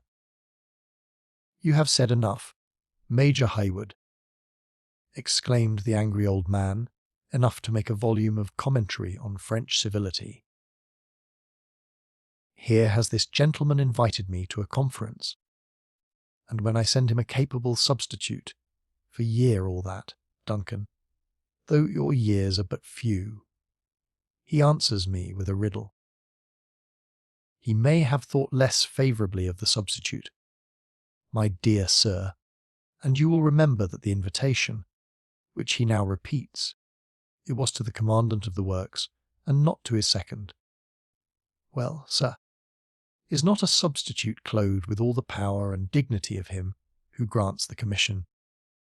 He wishes to confer with Munro. Faith, sir, I have much inclination to indulge the man, if it should only be to let him behold the firm countenance we maintain in spite of his numbers and his summons. There might be not bad policy in such a stroke, young man. Duncan, who believed of the last importance that they should speedily come to the contents of the letter borne by the scout, gladly encouraged this idea. Without doubt, he could gather no confidence by witnessing our indifference, he said. You never said truer word. I could wish, sir, that he would visit the works in open day, and in the form of a storming party. That is the least failing method of proving the countenance of an enemy, and would be far preferable to the battering system he has chosen. The beauty and manliness of warfare has been much deformed, Major Highwood, by the arts of your Monsieur Vauban. Our ancestors were far above such scientific cowardice. It may be very true, sir, but we are now obliged to repel by art. What is your pleasure in the matter of the interview? I will meet the Frenchman, and that without fear or delay, promptly, sir, as becomes a servant of my royal master. Go, Major Highwood, and give them a flourish of the music, and send out a messenger to let them know who is coming. We will follow with a small guard. For such respect is due to one who holds the honour of his king in keeping. And hark ye, Duncan, he added, in a half-whisper, though they were alone, it may be prudent to have some aid at hand, in case there should be treachery at the bottom of it all. The young man availed himself of this order to quit the apartment, and, as the day was fast coming to a close, he hastened, without delay, to make the necessary arrangements. A very few minutes only were necessary to parade a few files, and to dispatch an orderly with a flag to announce the approach of the commandant of the fort. When Duncan had done both these, he led the guard to the sally port, near which he found his superior ready, waiting his appearance. As soon as the usual ceremonials of a military departure were observed, the veteran and his more youthful companion left the fortress, attended by the escort. They had proceeded only 100 yards from the works, when the little array which attended the French general to the conference was seen issuing from the hollow way which formed the bed of a brook that ran between the batteries of the Bizages and the fort. from the moment that Munro left his own works to appear in front of his enemies. His air had been grand, and his step and countenance highly military. The instant he caught a glimpse of the white plume that waved in the hat of Montcalm, his eye lighted, and age no longer appeared to possess any influence over his vast and still muscular person. "Speak to the boys to be watchful, sir," he said, in an undertone, to Duncan, "and to look well to their flints and steel, for one is never safe with a servant of these Lewis. At the same time, we shall show them the front of men in deep security. Yell, understand me, Major Hayward!" He was interrupted by the clamour of a drum from the approaching Frenchman, which was immediately answered, when each party pushed an orderly in advance, bearing a white flag, and the wary Scotsman halted with his guard close at his back. As soon as this slight salutation had passed, Montcalm moved toward them with a quick but graceful step, bearing his head to the veteran, and dropping his spotless plume nearly to the earth in courtesy. If the air of Munro was more commanding and manly, it wanted both the ease and insinuating polish of that of the Frenchman. Neither spoke for a few moments, each regarding the other with curious and interested eyes. Then, as became his superior rank and the nature of the interview, Montcalm broke the silence. After uttering the usual words of greeting, he turned to Duncan and continued, with a smile of recognition, speaking always in French, "I am rejoiced, Monsieur, that you have given us the pleasure of your company on this occasion. There will be no necessity to employ an ordinary interpreter, for, in your hands, I feel the same security as if I spoke your language myself." Duncan acknowledged the compliment, when Montcalm, turning to his guard, which in imitation of that of their enemies, pressed close upon him, continued, "In arrière, mes enfants, il fait chard, retires vous en pieux." Before Major Hayward would imitate this proof of confidence, he glanced his eyes around the plain, and beheld with uneasiness the numerous dusky groups of savages who looked out from the margin of the surrounding woods, the curious spectators of the interview. "Monsieur de Montcalm will readily acknowledge the difference in our situation," he said, with some embarrassment, pointing at the same time toward those dangerous foes, who were to be seen in almost every direction. "Were we to dismiss our guard, we should stand here at the mercy of our enemies. Monsieur, you have the plighted faith of on gentilhomme Francaise. For your safety," returned Montcalm, laying his hand impressively on his heart, "it should suffice. It shall." "Fall back," Duncan added to the officer who led the escort. "Fall back, sir, beyond hearing, and wait for orders." Munro witnessed this movement with manifest uneasiness, nor did he fail to demand an instant explanation. "Is it not our interest, sir, to betray no distrust?" retorted Duncan. "Monsieur de Montcalm pledges his word for our safety, and I have ordered the men to withdraw a little, in order to prove how much we depend on his assurance. It may be all right, sir, but I have no overweening reliance on the faith of these marquesses, or marquis, as they call themselves. Their patents of nobility are too common to be certain that they bear the seal of true honour.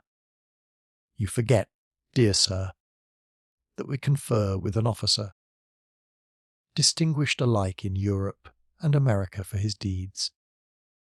From a soldier of his reputation we can have nothing to apprehend." The old man made a gesture of resignation, though his rigid features still betrayed his obstinate adherence to a distrust. which he derived from a sort of hereditary contempt of his enemy, rather than from any present signs which might warrant so uncharitable a feeling. Montcalm waited patiently until this little dialogue in Demai voice was ended, when he drew nigher and opened the subject of their conference. "I have solicited this interview from your superior, Monsieur," he said, "because I believe he will allow himself to be persuaded that he has already done everything which is necessary for the honour of his prince, and will now listen to the admonitions of humanity. I will forever bear testimony that his resistance has been gallant, and was continued as long as there was hope." When this opening was translated to Munro, he answered with dignity, but with sufficient courtesy, "However I may prize such testimony from Monsieur Montcalm, it will be more valuable when it shall be better merited." The French general smiled, as Duncan gave him the port of this reply, and observed, "What is now so freely accorded to approved courage may be refused to useless obstinacy. Monsieur would wish to see my camp, and witness for himself our numbers, and the impossibility of his resisting them with success. I know that the King of France is well served," returned the unmoved Scotsman, as soon as Duncan ended his translation, "but my own royal master has as many and as faithful troops." "Though not at hand, fortunately for us," said Montcalm, without waiting, in his ardour, for the interpreter. "There is a destiny in war, to which a brave man knows how to submit with the same courage that he faces his foes. Had I been conscious that Monsieur Montcalm was master of the English, I should have spared myself the trouble of so awkward a translation," said the vexed Duncan dryly, remembering instantly his recent by-play with Munro. "Your pardon, monsieur," rejoined the Frenchman, suffering a slight colour to appear on his dark cheek. "There is a vast difference between understanding and speaking a foreign tongue. You will, therefore, please to assist me still." Then, after a short pause, he added, "These hills afford us every opportunity of reconnoitring your works, messieurs, and I am possibly as well acquainted with their weak condition as you can be yourselves. Ask the French general if his glasses can reach to the Hudson," said Munro proudly, "and if he knows when and where to expect the army of Webb." "Let General Webb be his own interpreter," returned the politic Montcalm, suddenly extending an open letter toward Munro as he spoke. "You will there learn, Monsieur, that his movements are not likely to prove embarrassing to my army." The veteran seized the offered paper. Without waiting for Duncan to translate the speech, and with an eagerness that betrayed how important he deemed its contents, as his eye passed hastily over the words, his countenance changed from its look of military pride to one of deep chagrin. His lip began to quiver, and suffering the paper to fall from his hand, his head dropped upon his chest like that of a man whose hopes were withered at a single blow. Duncan caught the letter from the ground, and without apology for the liberty he took, he read at a glance its cruel purport. Their common superior, so far from encouraging them to resist, advised a speedy surrender, urging in the plainest language, as a reason, the utter impossibility of his sending a single man to their rescue. "Here is no deception!" exclaimed Duncan, examining the billet both inside and out. "This is the signature of Webb, and must be the captured letter." "The man has betrayed me," Munro at length bitterly exclaimed. "He has brought dishonour to the door of one where disgrace was never before known to dwell, and shame has he heaped heavily on my grey hairs." "Say not so," cried Duncan. "We are yet masters of the fort, and of our honour. Let us, then, sell our lives at such a rate as shall make our enemies believe the purchase too dear." "Boy, I thank thee," exclaimed the old man. Rousing himself from his stupor, "you have, for once, reminded Munro of his duty. We will go back and dig our graves behind those ramparts." "Messieurs," said Montcalm, advancing toward them a step, in generous interest, "you little know Louis de Saint Véran, if you believe him, capable of profiting by this letter to humble brave men, or to build up a dishonest reputation for himself. Listen to my terms before you leave me." "What says the Frenchman?" demanded the veteran, sternly. "Does he make a merit of having captured a scout with a note from headquarters? Sir, he had better raise this siege. To go and sit down before Edward if he wishes to frighten his enemy with words." Duncan explained the other's meaning. "Monsieur de Montcalm, we will hear you," the veteran added, more calmly, as Duncan ended. "To retain the fort is now impossible," said his liberal enemy. "It is necessary to the interests of my master that it should be destroyed. But as for yourselves, and your brave comrades, there is no privilege dear to a soldier that shall be denied. Our colours," demanded Hereward, "carry them to England, and show them to your king. Our arms, keep them, none can use them better. Our march, the surrender of the place, shall all be done in a way most honourable to yourselves." Duncan nowed to explain these proposals to his commander, who heard him with amazement, and a sensibility that was deeply touched by so unusual and unexpected generosity. "Go you, Duncan," he said, "go with this Marquess, as indeed Marquess he should be. Go to his mark and arrange it all.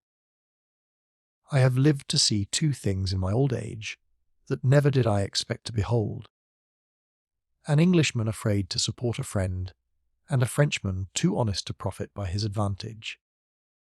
So saying, the veteran again dropped his head to his chest, and returned slowly toward the fort, exhibiting, by the dejection of his air, to the anxious garrison, a harbinger of evil tidings. From the shock of this unexpected blow the haughty feelings of Munro never recovered. But from that moment there commenced a change in his determined character, which accompanied him to a speedy grave. Duncan remained to settle the terms of the capitulation. He was seen to re-enter the works during the first watches of the night, and immediately after a private conference with the commandant, to leave them again. It was then openly announced that hostilities must cease, Munro having signed a treaty by which the place was to be yielded to the enemy, with the morning the garrison to retain their arms, the colours and their baggage, and, consequently, according to military opinion, their honour. Chapter 17. Weave we the woof. The thread is spun. The web is wove. The work is done.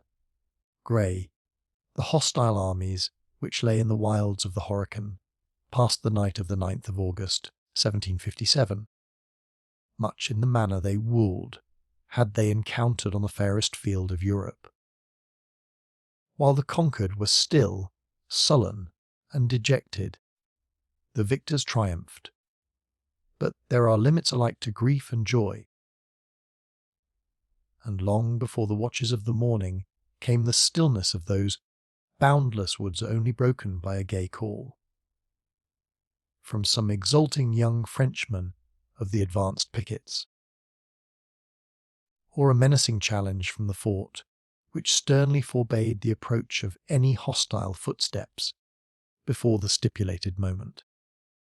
Even these occasional threatening sounds ceased to be heard in that dull hour which precedes the day, at which period a listener might have sought in vain any evidence of the presence of those armed powers that then slumbered on the shores of the Holy Lake. It was during these moments of deep silence that the canvas which concealed the entrance to a spacious marquee in the French encampment was shoved aside, and a man issued from beneath the drapery into the open air. He was enveloped in a cloak that might have been intended as a protection from the chilling damps of the woods, but which served equally well as a mantle to conceal his person. He was permitted to pass the grenadier, who watched over the slumbers of the French commander without interruption, the man making the usual salute which betokens military deference, as the other passed swiftly through the little city of tents in the direction of William Henry. Whenever this unknown individual encountered one of the numberless sentinels who crossed his path, his answer was prompt, and, as it appeared, satisfactory, for he was uniformly allowed to proceed without further interrogation. With the exception of such repeated but brief interruptions, he had moved silently from the centre of the camp to its most advanced outposts. When he drew nigh the soldier who held his watch nearest to the works of the enemy. As he approached, he was received with the usual challenge. Qui vive? France, was the reply. Le mot d'ordre. La victory, said the other, drawing so nigh as to be heard in a loud whisper. C'est bien, returned the sentinel. Throwing his musket from the charge to his shoulder, Vespromens bien matin, monsieur. Il est nécessaire d'être vigilant, mon enfant, the other observed. Dropping a fold of his cloak, and looking the soldier close in the face as he passed him, still continuing his way toward the British fortification. The man started, his arms rattled heavily as he threw them forward in the lowest and most respectful salute, and when he had again recovered his peace, he turned to walk his post, muttering between his teeth, Il faut être vigilant, in verit. Je crois qui nous avons là, on caporal, qui ni d'autre jamais. The officer proceeded, without affecting to hear the words, which escaped the sentinel in his surprise. Nor did he again pause until he had reached the low strand, and in a somewhat dangerous vicinity to the western water bastion of the fort. The light of an obscure moon was just sufficient to render objects, though dim, perceptible in their outlines. He, therefore, took the precaution to place himself against the trunk of a tree, where he leaned for many minutes, and seemed to contemplate the dark and silent mounds of the English works in profound attention. His gaze at the ramparts was not that of a curious or idle spectator, but his looks wandered from point to point, denoting his knowledge of military usages and betraying that his search was not unaccompanied by distrust. At length he appeared satisfied, and having cast his eyes impatiently upward toward the summit of the eastern mountain, as if anticipating the approach of the morning, he was in the act of turning on his footsteps, when a light sound on the nearest angle of the bastion caught his ear, and induced him to remain. Just then a figure was seen to approach the edge of the rampart, where it stood, apparently contemplating in its turn the distant tents of the French encampment. Its head was then turned toward the east, as though equally anxious for the appearance of light, when the form leaned against the mound, and seemed to gaze upon the glassy expanse of the waters, which, like a submarine firmament, glittered with its 1,000 mimic stars. The melancholy air, the hour, together with the vast frame of the man who thus leaned, musing, against the English ramparts, left no doubt as to his person in the mind of the observant spectator. Delicacy, no less than prudence, now urged him to retire, and he had moved cautiously round the body of the tree for that purpose, when another sound drew his attention, and once more arrested his footsteps. It was a low and almost inaudible movement of the water, and was succeeded by a grating of pebbles one against the other. In a moment he saw a dark form rise, as it were, out of the lake, and steal without further noise to the land, within a few feet of the place where he himself stood. A rifle next slowly rose between his eyes and the watery mirror, but before it could be discharged his own hand was on the lock. "Who?" exclaimed the savage, whose treacherous aim was so singularly and so unexpectedly interrupted, without making any reply. The French officer laid his hand on the shoulder of the Indian, and led him in profound silence to a distance from the spot, where their subsequent dialogue might have proved dangerous, and where it seemed that one of them, at least, sought a victim. Then throwing open his cloak, so as to expose his uniform and the cross of St. Louis, which was suspended at his breast, Montcalm sternly demanded, "What means this? Does not my son know that the hatchet is buried between the English and his Canadian father? What can the Hurons do?" returned the savage, speaking also, though imperfectly, in the French language. "Not a warrior has a scalp, and the pale faces make friends. Ha! Le Renard Subtil! Methinks this is an excess of zeal for a friend, who was so late an enemy. How many suns have set since Le Renard struck the war post of the English? Where is that sun?" demanded the sullen savage. "Behind the hill, and it is dark and cold. But when he comes again, it will be bright and warm. Le Subtil is the son of his tribe. There have been clouds, and many mountains between him and his nation, but now he shines, and it is a clear sky. That Le Renard has power with his people, I well know," said Montcalm, "for yesterday he hunted for their scalps, and today they hear him at the council fire. Magua is a great chief. Let him prove it, by teaching his nation how to conduct themselves toward our new friends." Why did the chief of the Canadas bring his young men into the woods, and fire his cannon at the earthen house?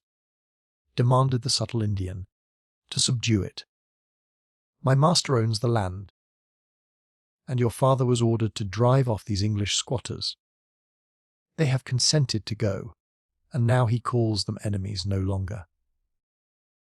This well. Magua took the hatchet to colour it with blood. It is now bright. When it is red, it shall be buried. But Magua is pledged not to sully the lilies of France. The enemies of the great king across the Salt Lake are his enemies, his friends, the friends of the Hurons. "Friends," repeated the Indian in scorn. "Let his father give Magua a hand." Montcalm, who felt that his influence over the warlike tribes he had gathered was to be maintained by concession rather than by power, complied reluctantly with the other's request. The savage placed the fingers of the French commander on a deep scar in his bosom, and then exultingly demanded, "Does my father know that? What warrior does not? This where a leaden bullet has cut, and this," continued the Indian, who had turned his naked back to the other, his body being without its usual calico mantle. "This, My son has been sadly injured here. Who has done this?" Magua slept hard in the English wigwams, and the sticks have left their mark, returned the savage, with a hollow laugh, which did not conceal the fierce temper that nearly choked him. Then, recollecting himself, with sudden and native dignity, he added, "Go, teach your young men it is peace." Le Renard Subtil knows how to speak to a Huron warrior, without deigning to bestow further words, or to wait for any answer. The savage cast his rifle into the hollow of his arm, and moved silently through the encampment toward the woods where his own tribe was known to lie. Every few yards, as he proceeded, he was challenged by the sentinels, but he stalked sullenly onward, utterly disregarding the summons of the soldiers, who only spared his life because they knew the air and tread no less than the obstinate daring of an Indian. Montcalm lingered long and melancholy on the strand where he had been left by his companion, abrooding deeply on the temper which his ungovernable ally had just discovered. Already had his fair fame been tarnished by one horrid scene, and in circumstances fearfully resembling those under which he now found himself.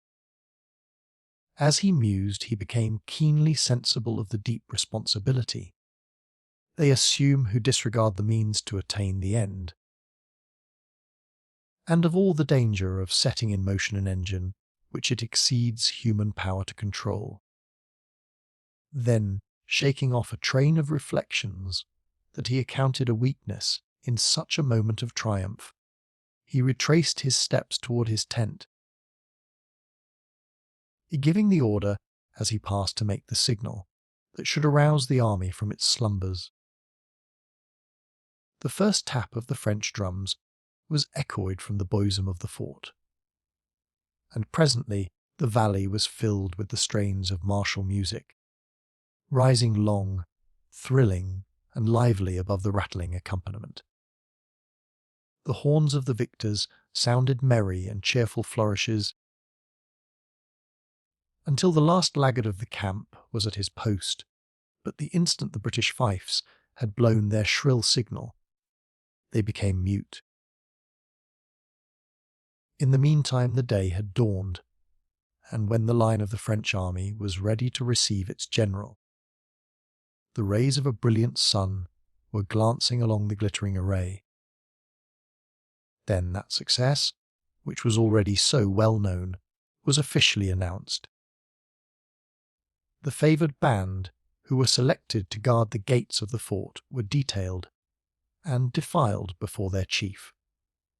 The signal of their approach was given, and all the usual preparations for a change of masters were ordered and executed directly under the guns of the contested works.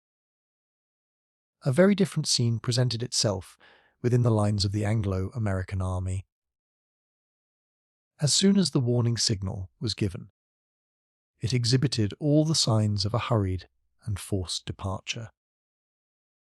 The sullen soldiers shouldered their empty tubes and fell into their places, like men whose blood had been heated by the past contest, and who only desired the opportunity to revenge an indignity which was still wounding to their pride, concealed as it was under the observances of military etiquette. Women and children ran from place to place, some bearing the scanty remnants of their baggage, and others searching in the ranks for those countenances they looked up to for protection.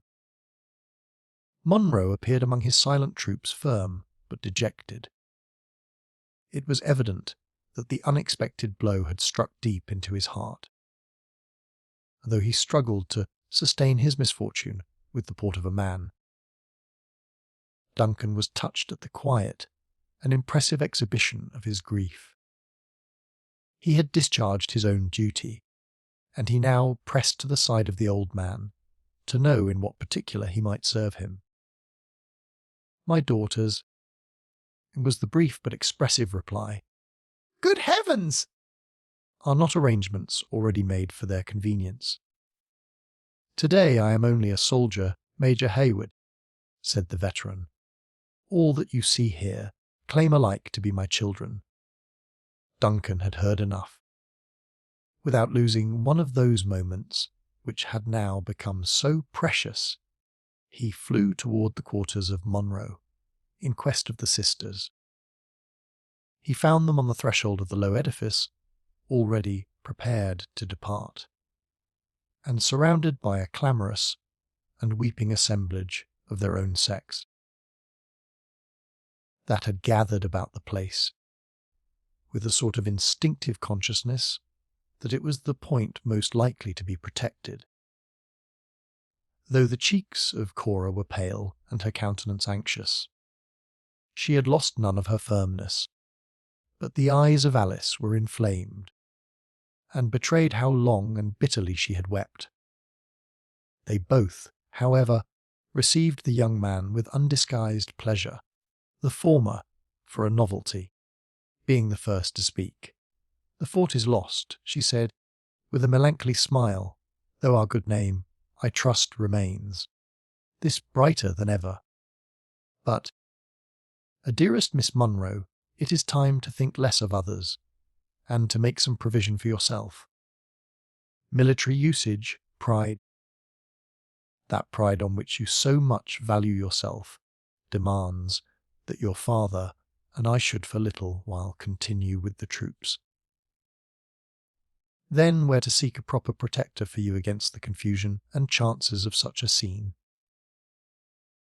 None is necessary, returned Cora. Who will dare to injure or insult the daughter of such a father at a time like this? I would not leave you alone, continued the youth, looking about him in a hurried manner, for the command of the best regiment in the pay of the king. Remember, our Alice is not gifted with all your firmness, and God only knows the terror she might endure. You may be right, Cora replied, smiling again, but far more sadly than before. Listen, chance has already sent us a friend when he is most needed. Duncan did listen, and on the instant comprehended her meaning. The low and serious sounds of the sacred music, so well known to the eastern provinces, caught his ear, and instantly drew him to an apartment in an adjacent building which had already been deserted by its customary tenants. There he found David, pouring out his pious feelings through the only medium in which he ever indulged. Duncan waited until, by the cessation of the movement of the hand, he believed the strain was ended, when, by touching his shoulder, he drew the attention of the other to himself, and in a few words explained his wishes. Even so, replied the single-minded disciple of the King of Israel, when the young man had ended, I have found much that is comely and melodious in the maidens, and it is fitting that we who have consorted in so much peril should abide together in peace. I will attend them when I have completed my morning praise, to which nothing is now wanting but the doxology. Wilt you bear a part, friend? The metre is common, and the tune Southwell. Then, extending the little volume, and giving the pitch of the air anew, with considerate attention, David recommenced and finished his strains, with a fixedness of manner that it was not easy to interrupt. Hayward was fain to wait until the verse was ended, when, seeing David relieving himself from the spectacles and replacing the book, he continued, It will be your duty to see that none dare to approach the ladies with any rude intention, or to offer insult or taunt at the misfortune of their brave father.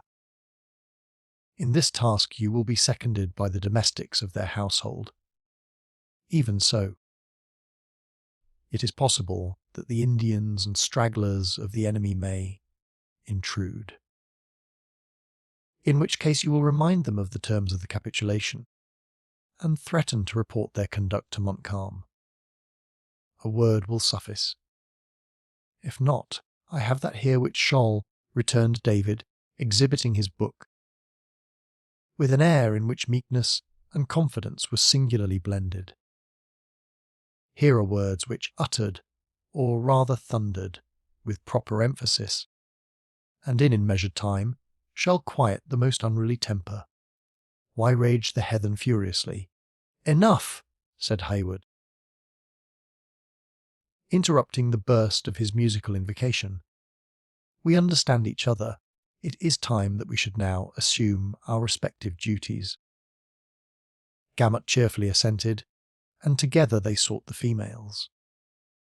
Cora received her new and somewhat extraordinary protector courteously, at least, and even the palled features of Alice lighted again with some of their native archness, as she thanked Hayward for his care. Duncan took occasion to assure them he had done the best that circumstances permitted, and, as he believed, quite enough for the security of their feelings. Of danger there was none. He then spoke gladly of his intention to rejoin them the moment he had led the Advance a few miles toward the Hudson, and immediately took his leave. By this time the signal for departure had been given, and the head of the English column was in motion.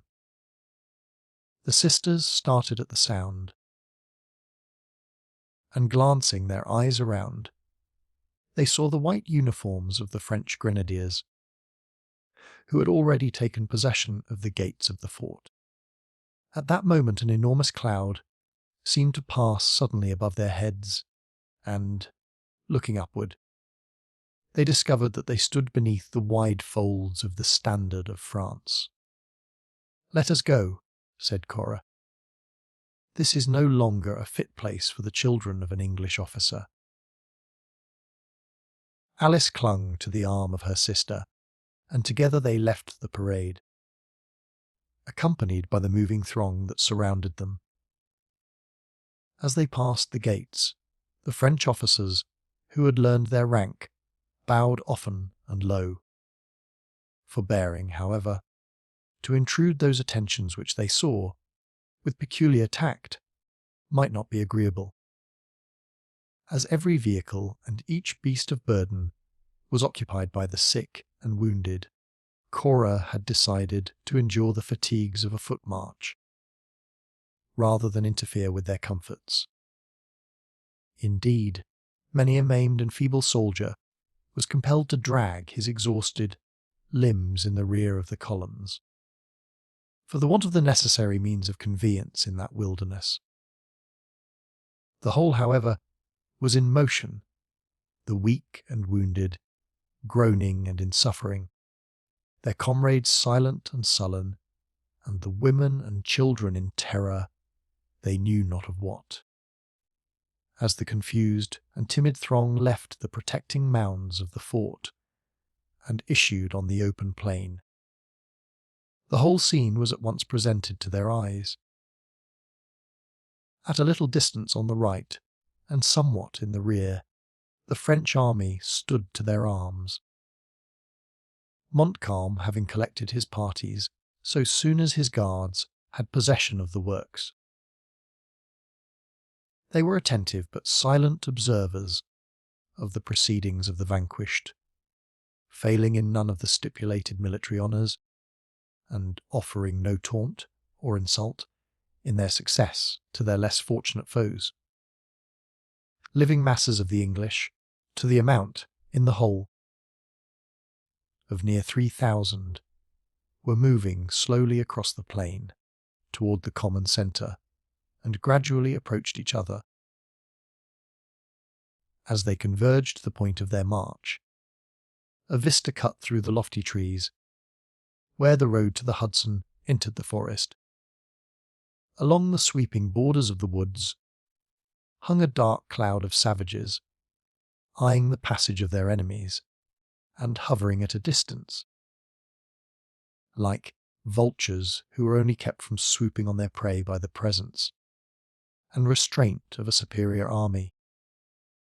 A few had straggled among the conquered columns, where they stalked in sullen discontent, attentive, though, as yet, passive observers of the moving multitude. The advance, with Highwood at its head, had already reached the defile, and was slowly disappearing,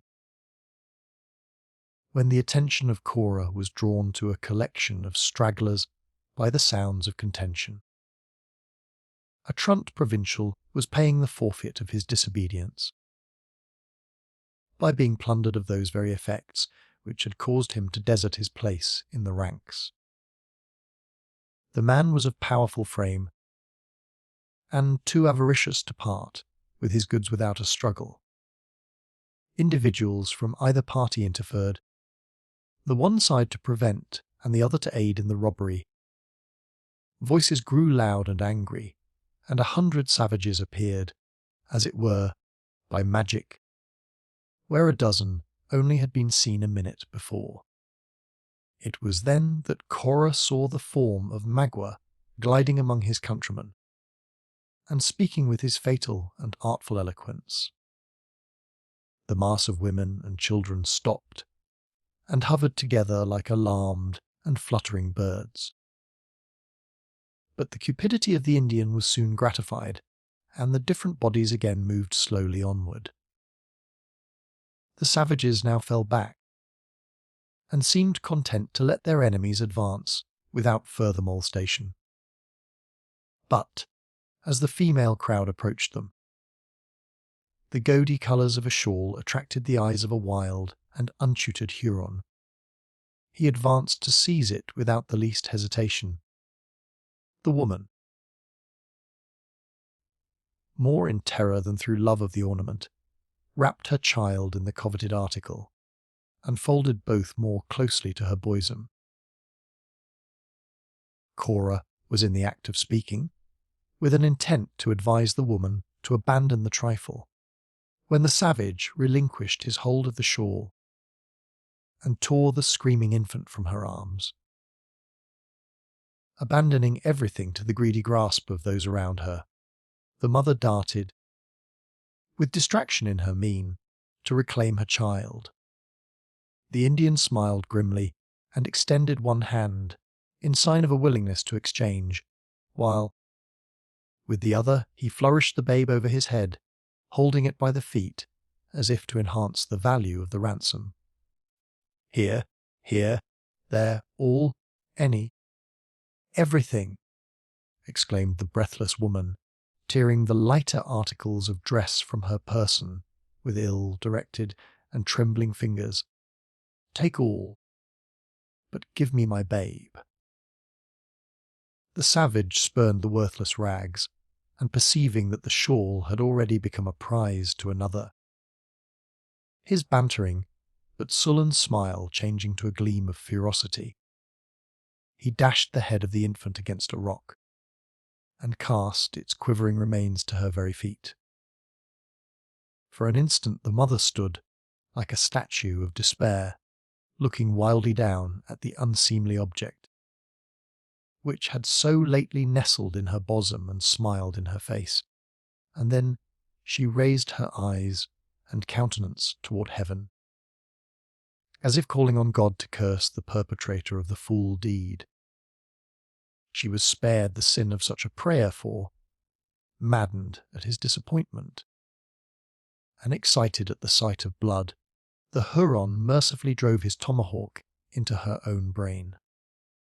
The mother sank under the blow and fell, grasping at her child, in death, with the same engrossing love that had caused her to cherish it when living. At that dangerous moment, Magua placed his hands to his mouth and raised the fatal and appalling hoop. The scattered Indians started at the well-known cry, as coursers bound at the signal to quit the goal, and directly there arose such a yell along the plain. and through the arches of the wood, as seldom burst from human lips before. They who heard it listened with a curdling horror at the heart, little inferior to that dread which may be expected to attend the blasts of the final summons. More than 2,000 raving savages broke from the forest at the signal and threw themselves across the fatal plain with instinctive alacrity. We shall not dwell on the revolting horrors that succeeded. Death was everywhere, and in his most terrific and disgusting aspects. Resistance only served to inflame the murderers, who inflicted their furious blows long after their victims were beyond the power of their resentment. The flow of blood might be likened to the outbreaking of a torrent, and as the natives became heated and maddened by the sight, many among them even kneeled to the earth and drank freely, exultingly, hellishly of the crimson tide. The trained bodies of the troops threw themselves quickly into solid masses, endeavouring to awe their assailants by the imposing appearance of a military front. The experiment in some measure succeeded, though far too many suffered, their unloaded muskets to be torn from their hands in the vain hope of appeasing the savages. In such a scene none had leisure to note the fleeting moments.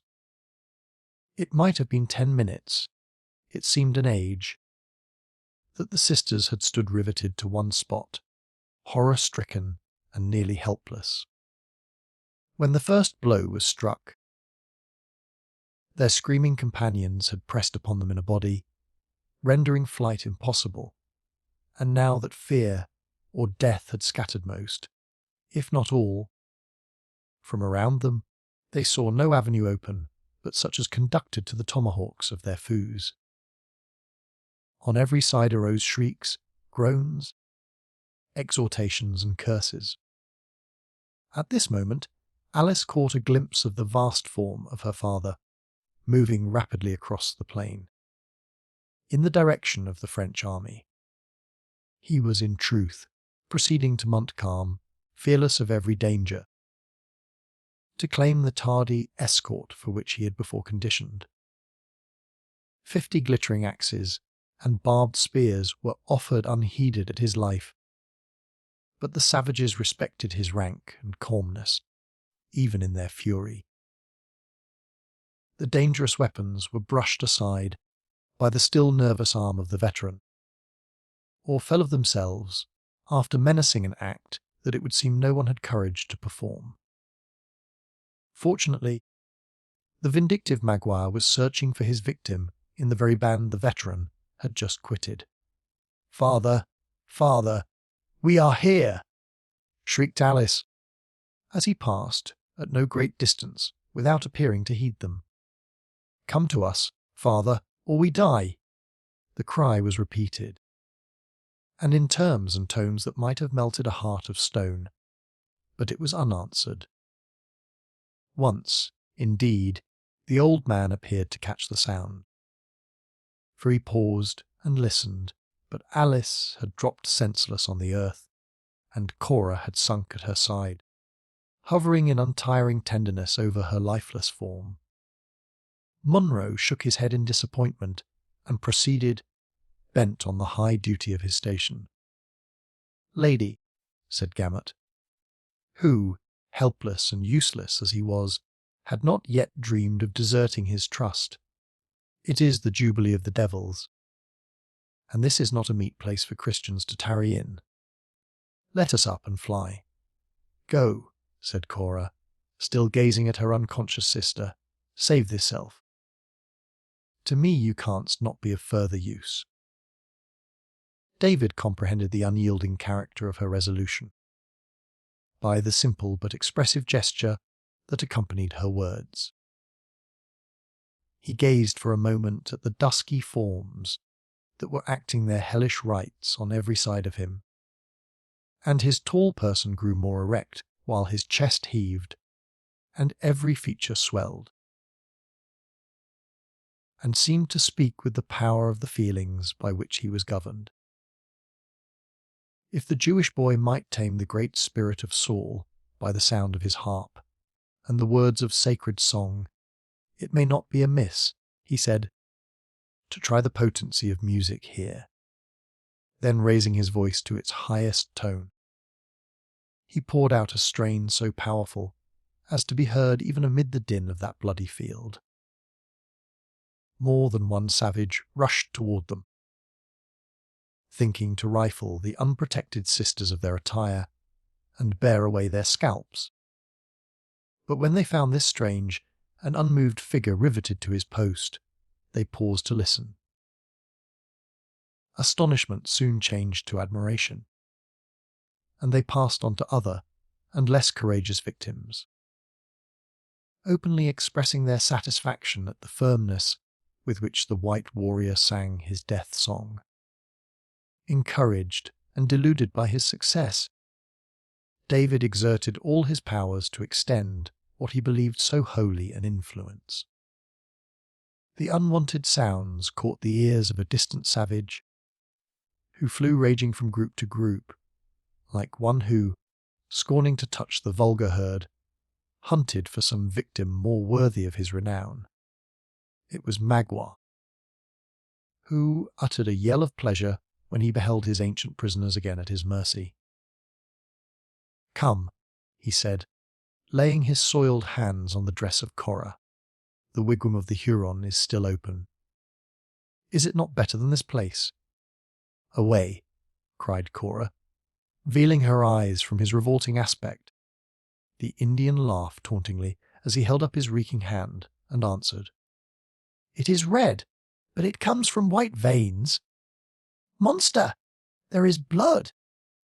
"Oceans of blood upon thy soul, thy spirit has moved this scene." "Magua is a great chief," returned the exulting savage. "Will the dark hair go to his tribe?" "Never.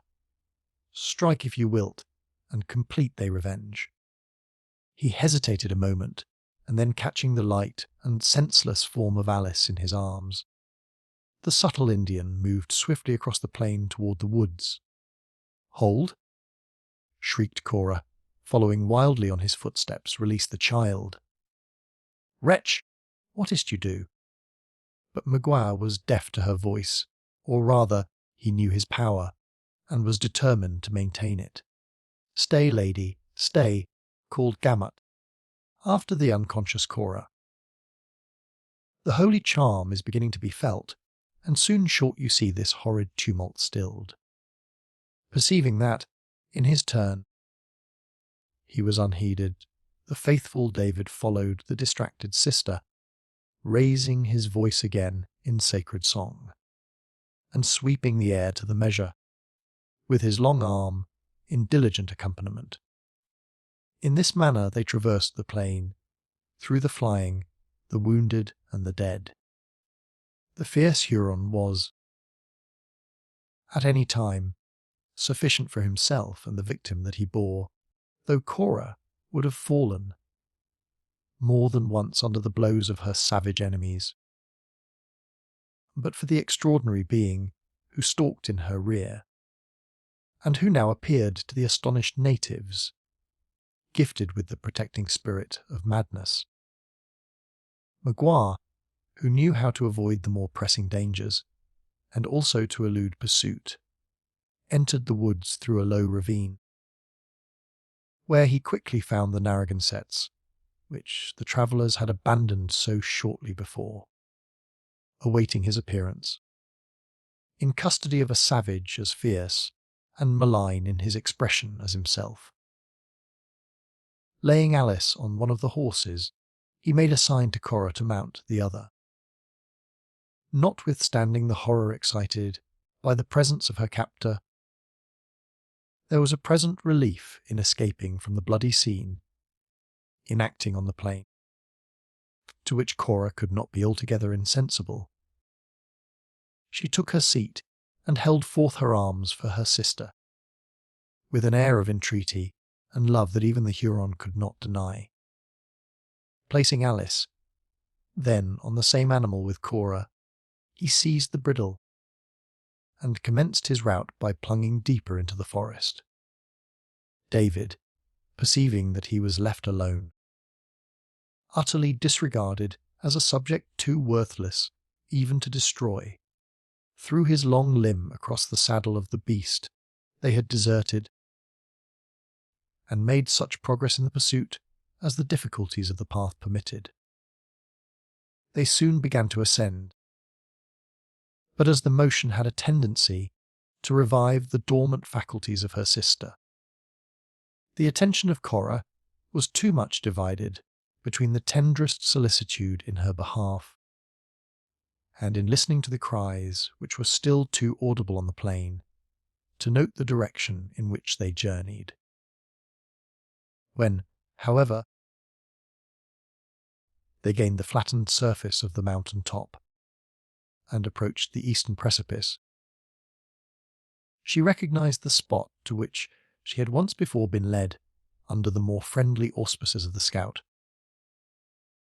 Here Magua suffered them to dismount, and notwithstanding their own captivity, the curiosity which seems inseparable from horror induced them to gaze at the sickening sight below.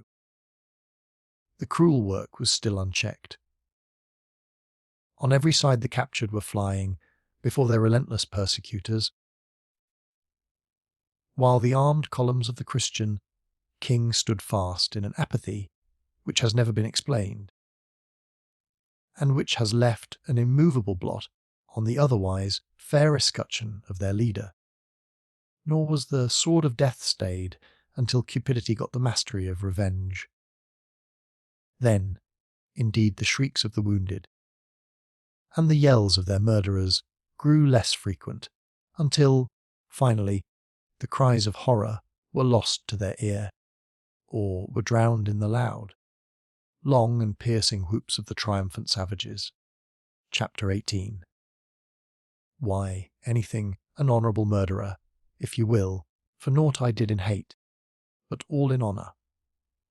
Othello. The bloody and inhuman scene, rather incidentally mentioned than described in the preceding chapter, is conspicuous in the pages of colonial history by the merited title of the massacre of William Henry. It so far deepened the stain which a previous and very similar event had left upon the reputation of the French commander that it was not entirely erased by his early and glorious death. It is now becoming obscured by time, and thousands who know that Montcalm died like a hero on the plains of Abraham have yet to learn how much he was deficient in that moral courage without which no man can be truly great.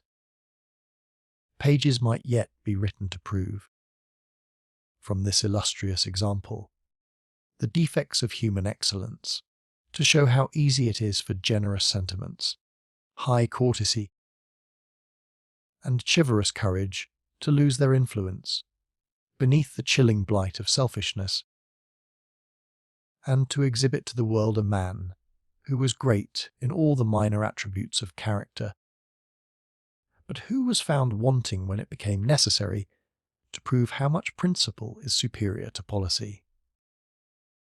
But the task would exceed our prerogatives, and, as history, like love, is so apt to surround her heroes with an atmosphere of imaginary brightness, it is probable that Louis de Saint Véran will be viewed by posterity only as the gallant defender of his country, while his cruel apathy on the shores of the Oswego and of the Horican will be forgotten. Deeply regretting this weakness on the part of a sister muse, we shall at once retire from her sacred precincts within the proper limits of our own humble vocation. The third day from the capture of the fort was drawing to a close, but the business of the narrative must still detain the reader on the shores of the Holy Lake. When last seen, the environs of the works were filled with violence and uproar. They were now possessed by stillness and death. The blood-stained conquerors had departed, and their camp, which had so lately rung with the merry rejoicings of a victorious army, lay a silent and deserted city of huts. The fortress was a smouldering ruin, charred rafters, fragments of exploded artillery, and rent mason work covering its earthen mounds in confused disorder. A frightful change had also occurred in the season. The sun had hid its warmth behind an impenetrable mass of vapour, and hundreds of human forms, which had blackened beneath the fierce heats of August, were stiffening in their deformity before the blasts of a premature November. The cooling and spotless mists, which had been seen sailing above the hills toward the north, were now returning in an interminable dusky sheet that was urged along by the fury of a tempest. The crowded mirror of the hurricane was gone, and, in its place, the green and angry waters lashed the shores, as if indignantly casting back its impurities to the polluted strand. Still the clear fountain retained a portion of its charmed influence, but it reflected only the sombre gloom that fell from the impending heavens. That humid and congenial atmosphere which commonly adorned the view, veiling its harshness and softening its asperities, had disappeared. The northern air poured across the waste of water so harsh and unmingled that nothing was left to be conjectured by the eye or fashioned by the fancy.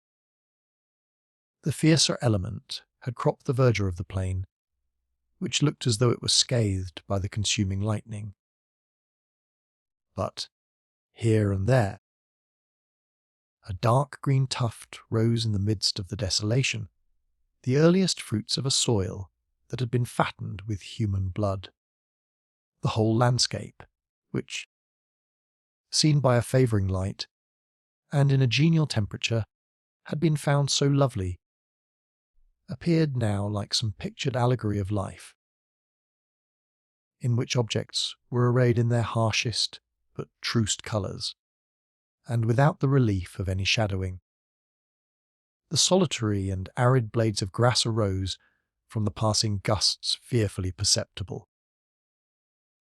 The bold and rocky mountains were too distinct in their barrenness, and the eye even sought relief, in vain, by attempting to pierce the illimitable void of heaven, which was shut to its gaze by the dusky sheet of ragged and driving vapour.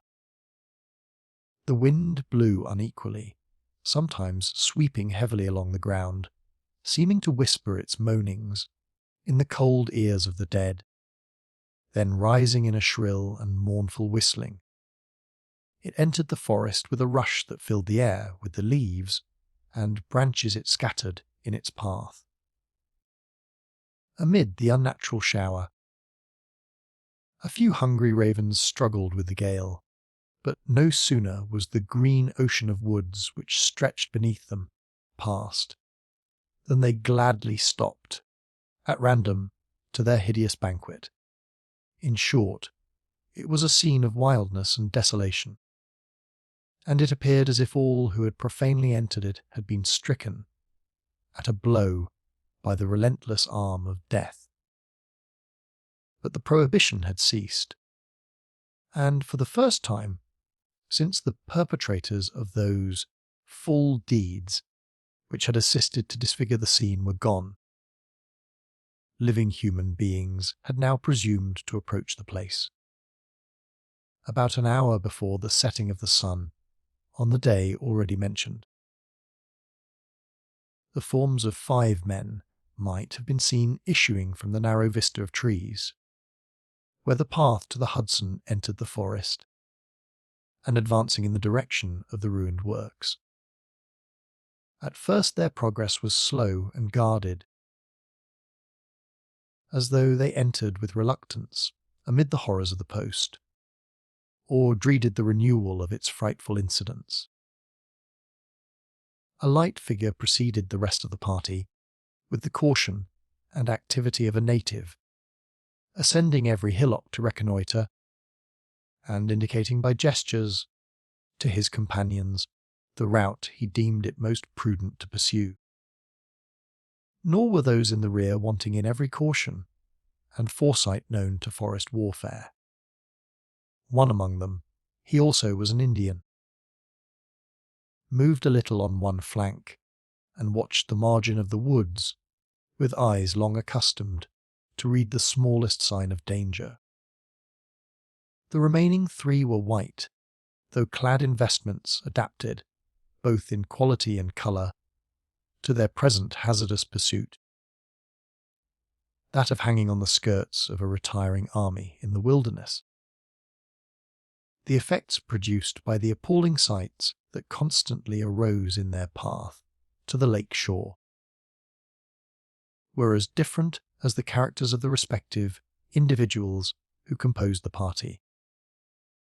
The youth in front threw serious but furtive glances at the mangled victims as he stepped lightly across the plain, afraid to exhibit his feelings, and yet too inexperienced to quell entirely their sudden and powerful influence.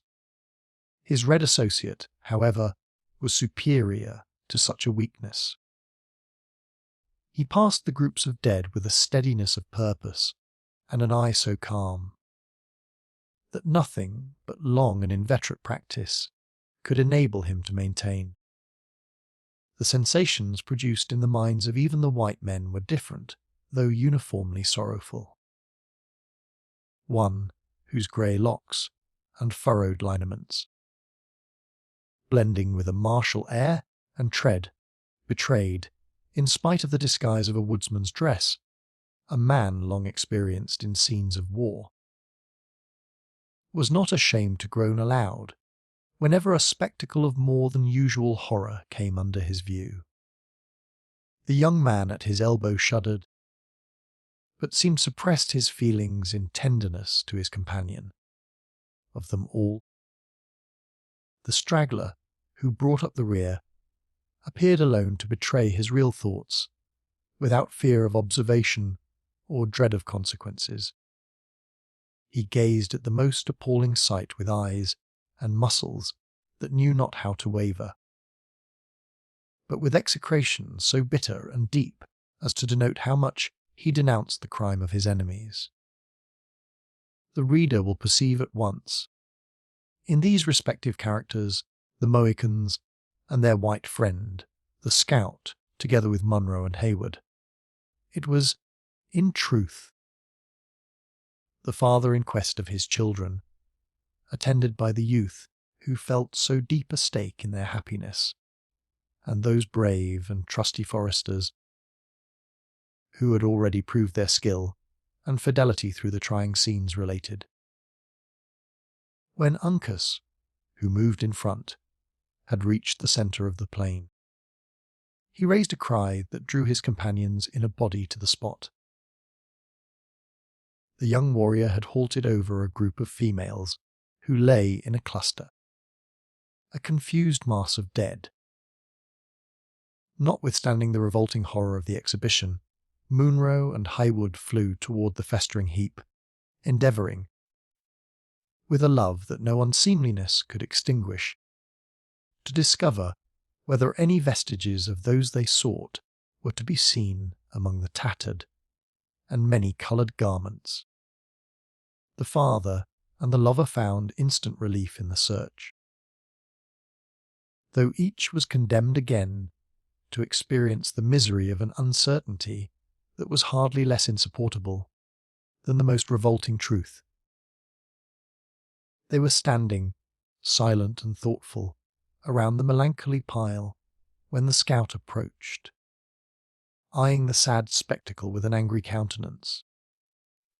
The sturdy woodsman, for the first time since his entering the plain, spoke intelligibly and aloud.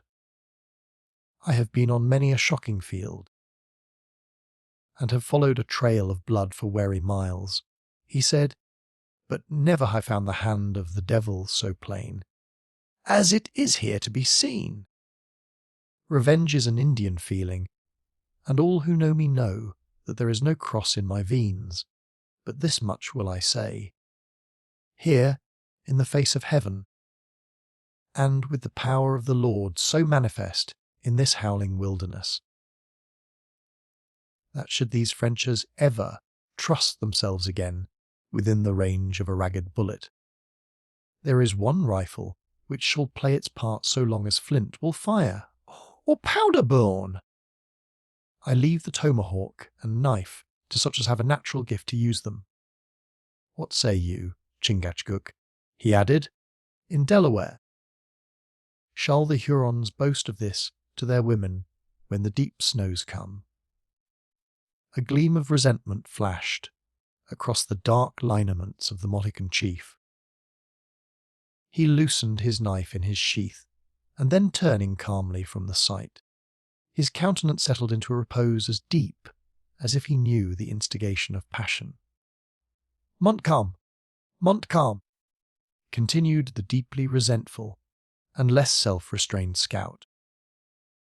They say a time must come when all the deeds done in the flesh will be seen at a single look, and that by eyes cleared from mortal infirmities. Woe betide the wretch who is born to behold this plain, with the judgment hanging about his soul.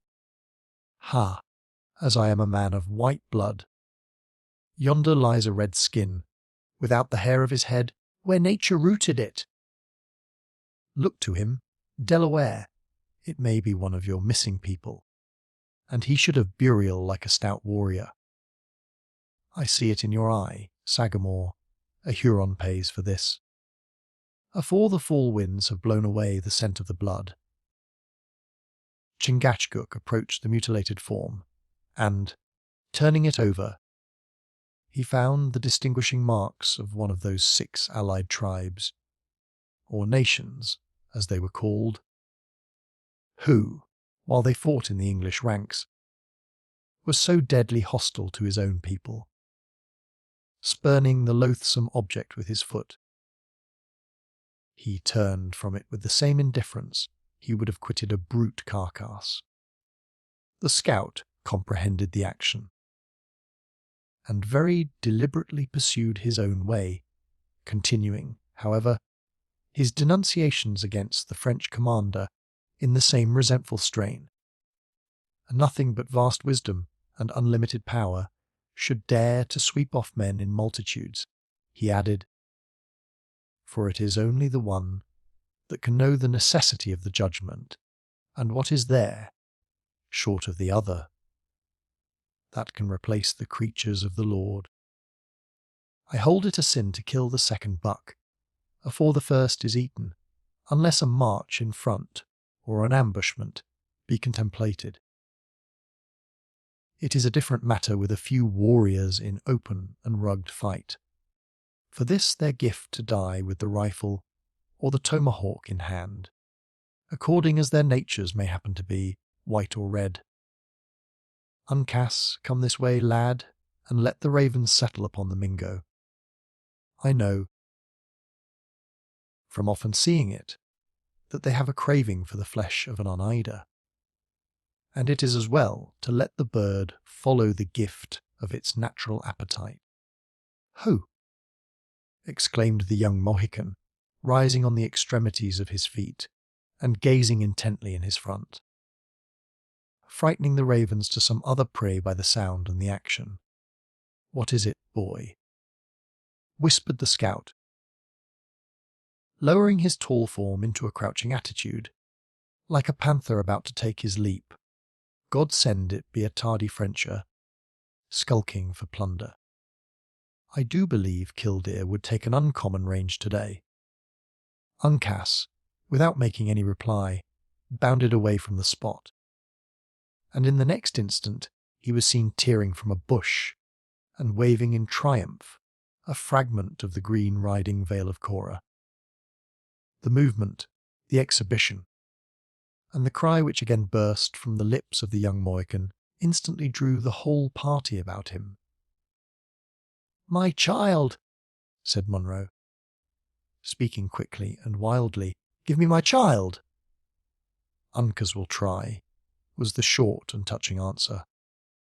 The simple but meaning assurance was lost on the father, who seized the piece of gauze and crushed it in his hand, while his eyes roamed fearfully among the bushes, as if he equally dreaded and hoped for the secrets they might reveal. "Here are no dead," said Hayward. "The storm seems not to have passed this way." "That's manifest, and clearer than the heavens above our heads," returned the undisturbed scout, "but either she, or they that have robbed her, have passed the bush, for I remember the rag she wore to hide a face that all did love to look upon." "Uncas, you are right. The dark hair has been here, and she has fled like a frightened fawn. To the wood, none who could fly would remain to be murdered. Let us search for the marks she left, for, to Indian eyes, I sometimes think a humming bird leaves his trail in the air." The young Mohican darted away at the suggestion, and the scout had hardly done speaking before the former raised a cry of success from the margin of the forest. On reaching the spot, the anxious party perceived another portion of the veil fluttering on the lower branch of a beech. "Softly, softly," said the scout, extending his long rifle in front of the eager Hayward. "We now know our work, but the beauty of the trail must not be deformed. A step too soon may give us hours of trouble. We have them, that much is beyond denial." Bless ye, worthy man!" exclaimed Munro. "Whether then have they fled, and where are my babes? The path they have taken depends on many chances. If they have gone alone, they are quite as likely to move in a circle as straight, and they may be within a dozen miles of us. But if the Hurons, or any of the French Indians, have laid hands on them, this probably they are now near the borders of the Canadas.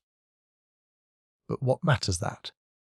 continued the deliberate scout, observing the powerful anxiety and disappointment the listeners exhibited. "Here are the Mohicans, and I on one end of the trail, and, rely on it, we find the other, though they should be 100 leagues asunder." "Gently, gently, Uncas. You are as impatient as a man in the settlements. You forget that light feet leave but faint marks." "Ho!" exclaimed Chingachgook, who had been occupied in examining an opening that had been evidently made through the low underbrush which skirted the forest, and who now stood erect, as he pointed downward, in the attitude and with the air of a man who beheld a disgusting serpent.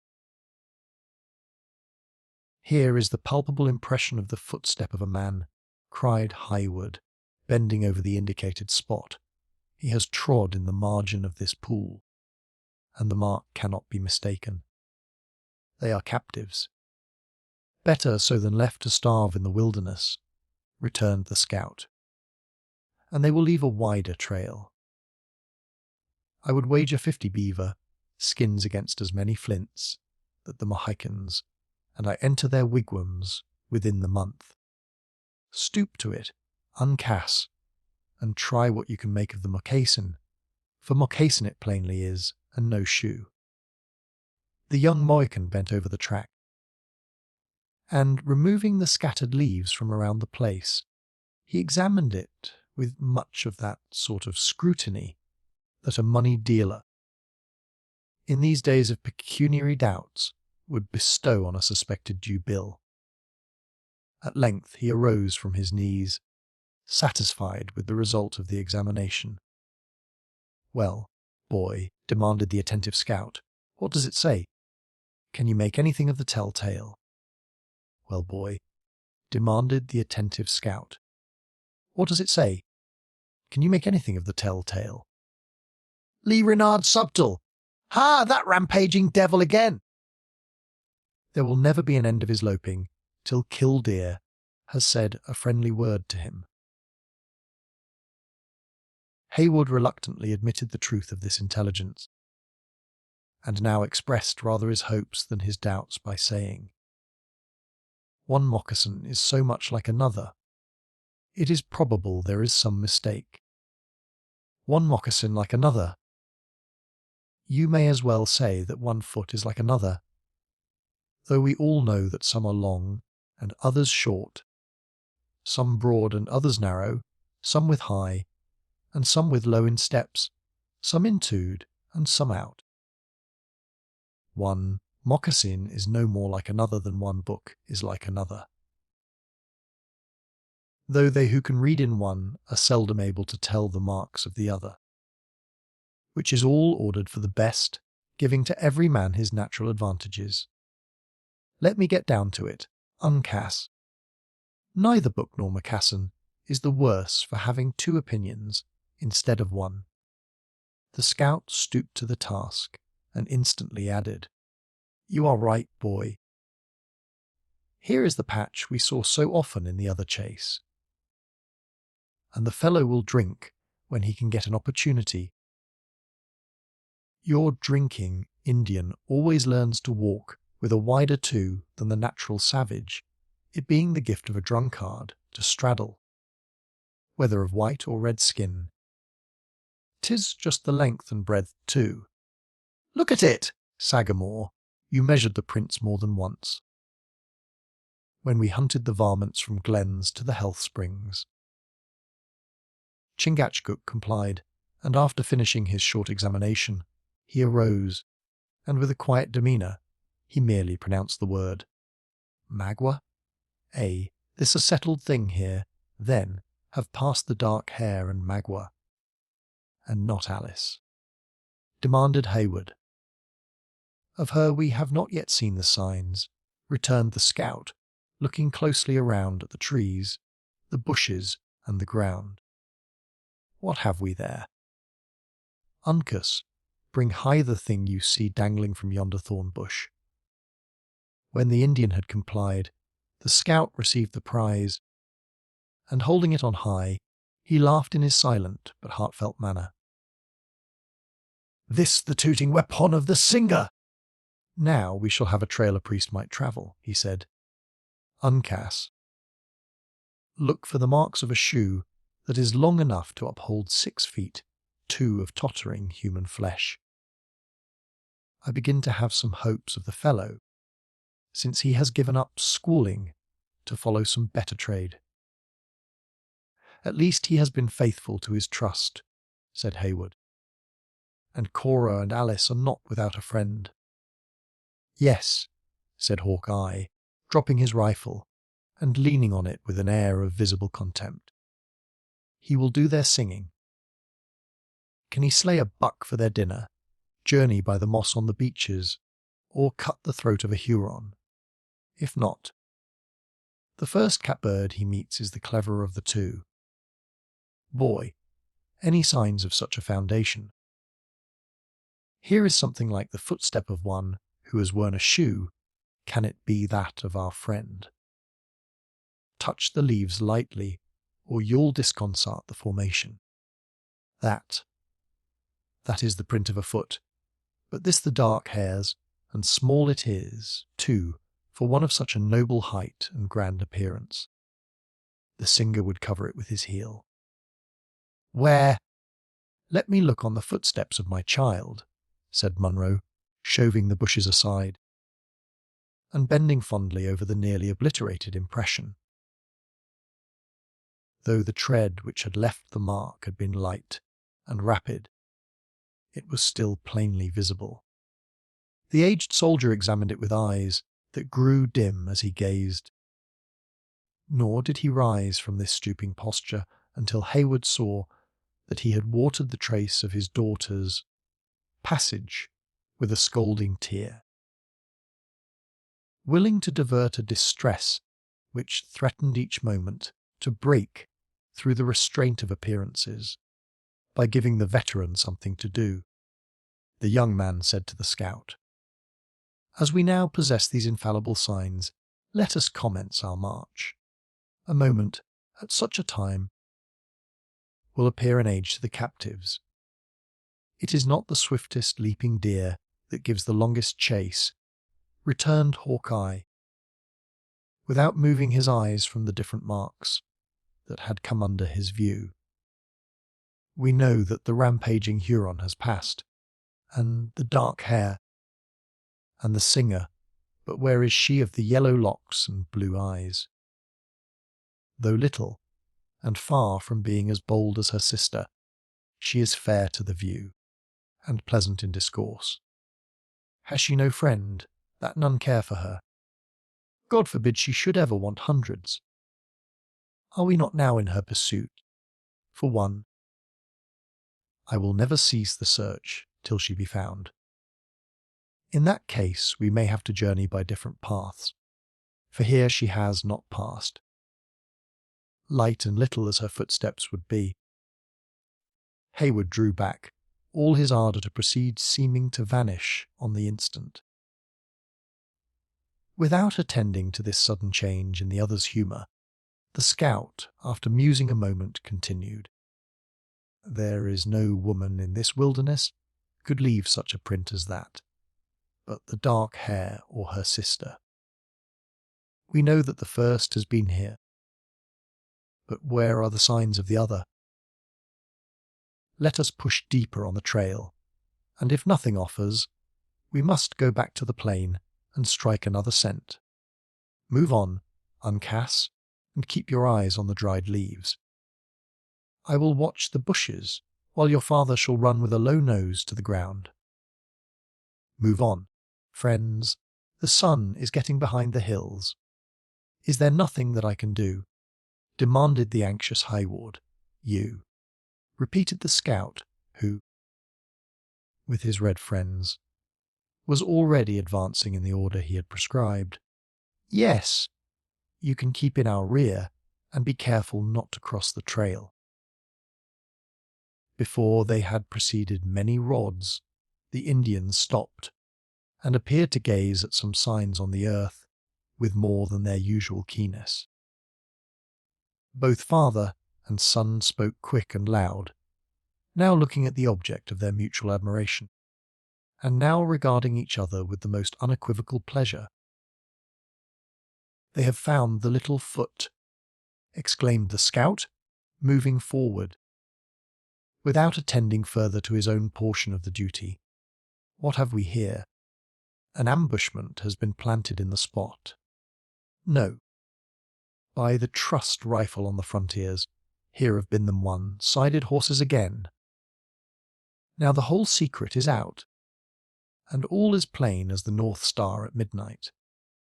Yes, here they have mounted. There the beasts have been bound to a sapling, in waiting, and yonder runs the broad path away to the north, in full sweep for the Canadas. But still there are no signs of Alice, of the younger Miss Munro, said Duncan, unless the shining Babel anchors has just lifted from the ground should prove one. Pass it this way, lad, that we may look at it. Hayward instantly knew it for a trinket that Alice was fond of wearing, and which he recollected, with the tenacious memory of a lover, to have seen, on the fatal morning of the massacre, dangling from the fair neck of his mistress. He seized the highly prized jewel, and as he proclaimed the fact, it vanished from the eyes of the wondering scout, who in vain looked for it on the ground. Long after it was warmly pressed against the beating heart of Duncan. Pshaw, said the disappointed Hawkeye, ceasing to rake the leaves with the breech of his rifle, this a certain sign of age, when the sight begins to weaken. Such a glittering gewgaw, and not to be seen. Well, I can squint along a clouded barrel yet, and that is enough to settle all disputes between me and the Mingoes. I should like to find the thing too, if it were only to carry it to the right owner, and that would be bringing the two ends of what I call a long trail together, for by this time the broad St. Lawrence or perhaps the Great Lakes themselves are between us. So much the more reason why we should not delay our march, returned Hayward. Let us proceed. Young blood and hot blood, they say, are much the same thing. We are not about to start on a squirrel hunt, or to drive a deer into the Horican, but to outly for days and nights, and to stretch across a wilderness where the feet of men seldom go, and where no bookish knowledge would carry you through harmless. An Indian never starts on such an expedition without smoking over his council fire, and, although a man of white blood, I honour their customs in this particular, seeing that they are deliberate and wise.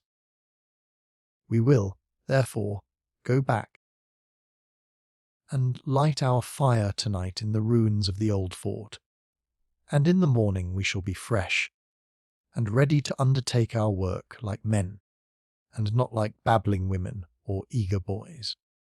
Hayward saw, by the manner of the scout, that altercation would be useless.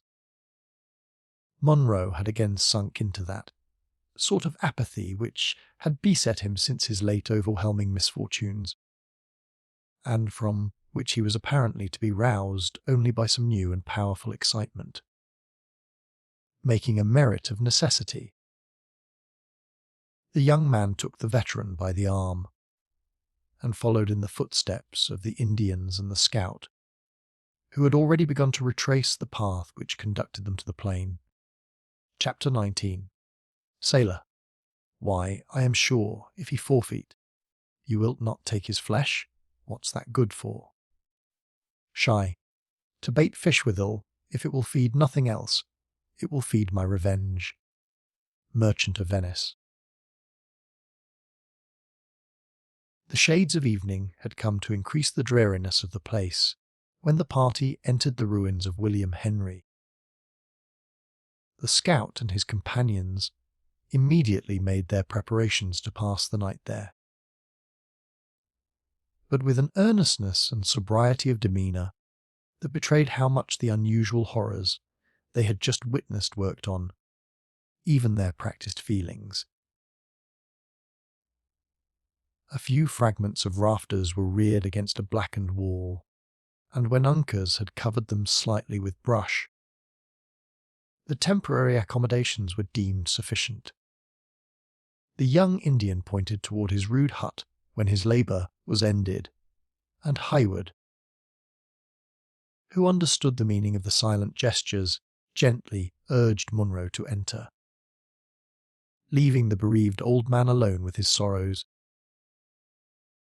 Duncan immediately returned into the open air, too much excited himself to seek the repose he had recommended to his veteran friend. While Hawkeye and the Indians lighted their fire and took their evening's repast, a frugal meal of dried bear's meat, the young man paid a visit to that curtain of the dilapidated fort which looked out on the sheet of the Horican. The wind had fallen, and the waves were already rolling on the sandy beach beneath him, in a more regular and tempered succession. The clouds, as if tired of their furious chase, were breaking asunder the heavier volumes, gathering in black masses about the horizon, while the lighter scud still hurried above the water or eddied among the tops of the mountains, like broken flights of birds hovering around their roosts. Here and there, a red and fiery star struggled through the drifting vapour, furnishing a lurid gleam of brightness to the dull aspect of the heavens. Within the bosom of the encircling hills, an impenetrable darkness had already settled, and the plain lay like a vast and deserted charnel house, without omen or whisper to disturb the slumbers of its numerous and hapeless tenants. Of this scene, so chillingly in accordance with the past, Duncan stood for many minutes a rapt observer. His eyes wandered from the bosom of the mound, where the foresters were seated around their glimmering fire, to the fainter light which still lingered in the skies, and then rested long and anxiously on the embodied gloom, which lay like a dreary void on that side of him, where the dead reposed. He soon fancied that inexplicable sounds arose from the place, though so indistinct and stolen, as to render not only their nature, but even their existence uncertain. Ashamed of his apprehensions, the young man turned toward the water, and strove to divert his attention to the mimic stars that dimly glimmered on its moving surface. Still, his too conscious ears performed their ungrateful duty, as if to warn him of some lurking danger. At length, a swift trampling seemed, quite audibly, to rush athwart the darkness. Unable any longer to quiet his uneasiness, Duncan spoke in a low voice to the scout, requesting him to ascend the mound to the place where he stood. Hawkeye threw his rifle across an arm and complied, but with an air so unmoved and calm as to prove how much he counted on the security of their position. "Listen," said Duncan, when the other placed himself deliberately at his elbow. "There are suppressed noises on the plain which may show Montcalm has not yet entirely deserted his conquest." "Then ears are better than eyes," said the undisturbed scout, who, having just deposited a portion of a bear between his grinders, spoke thick and slow, like one whose mouth was doubly occupied. "I myself saw him caged in tie, with all his host, for your Frenchers, when they have done a clever thing, like to get back and have a dance or a merry-making with the women over their success. I know not. An Indian seldom sleeps in war, and plunder may keep a Huron here after his tribe has departed. It would be well to extinguish the fire and have a watch. "Listen! You hear the noise, I mean." An Indian more rarely lurks about the graves. Though ready to slay, and not over-regardful of the means, he is commonly content with the scalp, unless when blood is hot and temper up, but after spirit is once fairly gone, he forgets his enmity, and is willing to let the dead find their natural rest. Speaking of spirits, Major, are you of opinion that the heaven of a red skin and of us whites will be of one and the same?" "No doubt, no doubt." "I thought I heard it again." Or was it the rustling of the leaves in the top of the beech? For my own part, continued Hawkeye, turning his face for a moment in the direction indicated by Hayward, but with a vacant and careless manner, I believe that paradise is ordained for happiness, and that men will be indulged in it according to their dispositions and gifts. I, therefore, judge that a red skin is not far from the truth when he believes he is to find them glorious hunting grounds of which his traditions tell, nor, for that matter, do I think it would be any disparagement to a man without a cross to pass his time. "You hear it again," interrupted Duncan.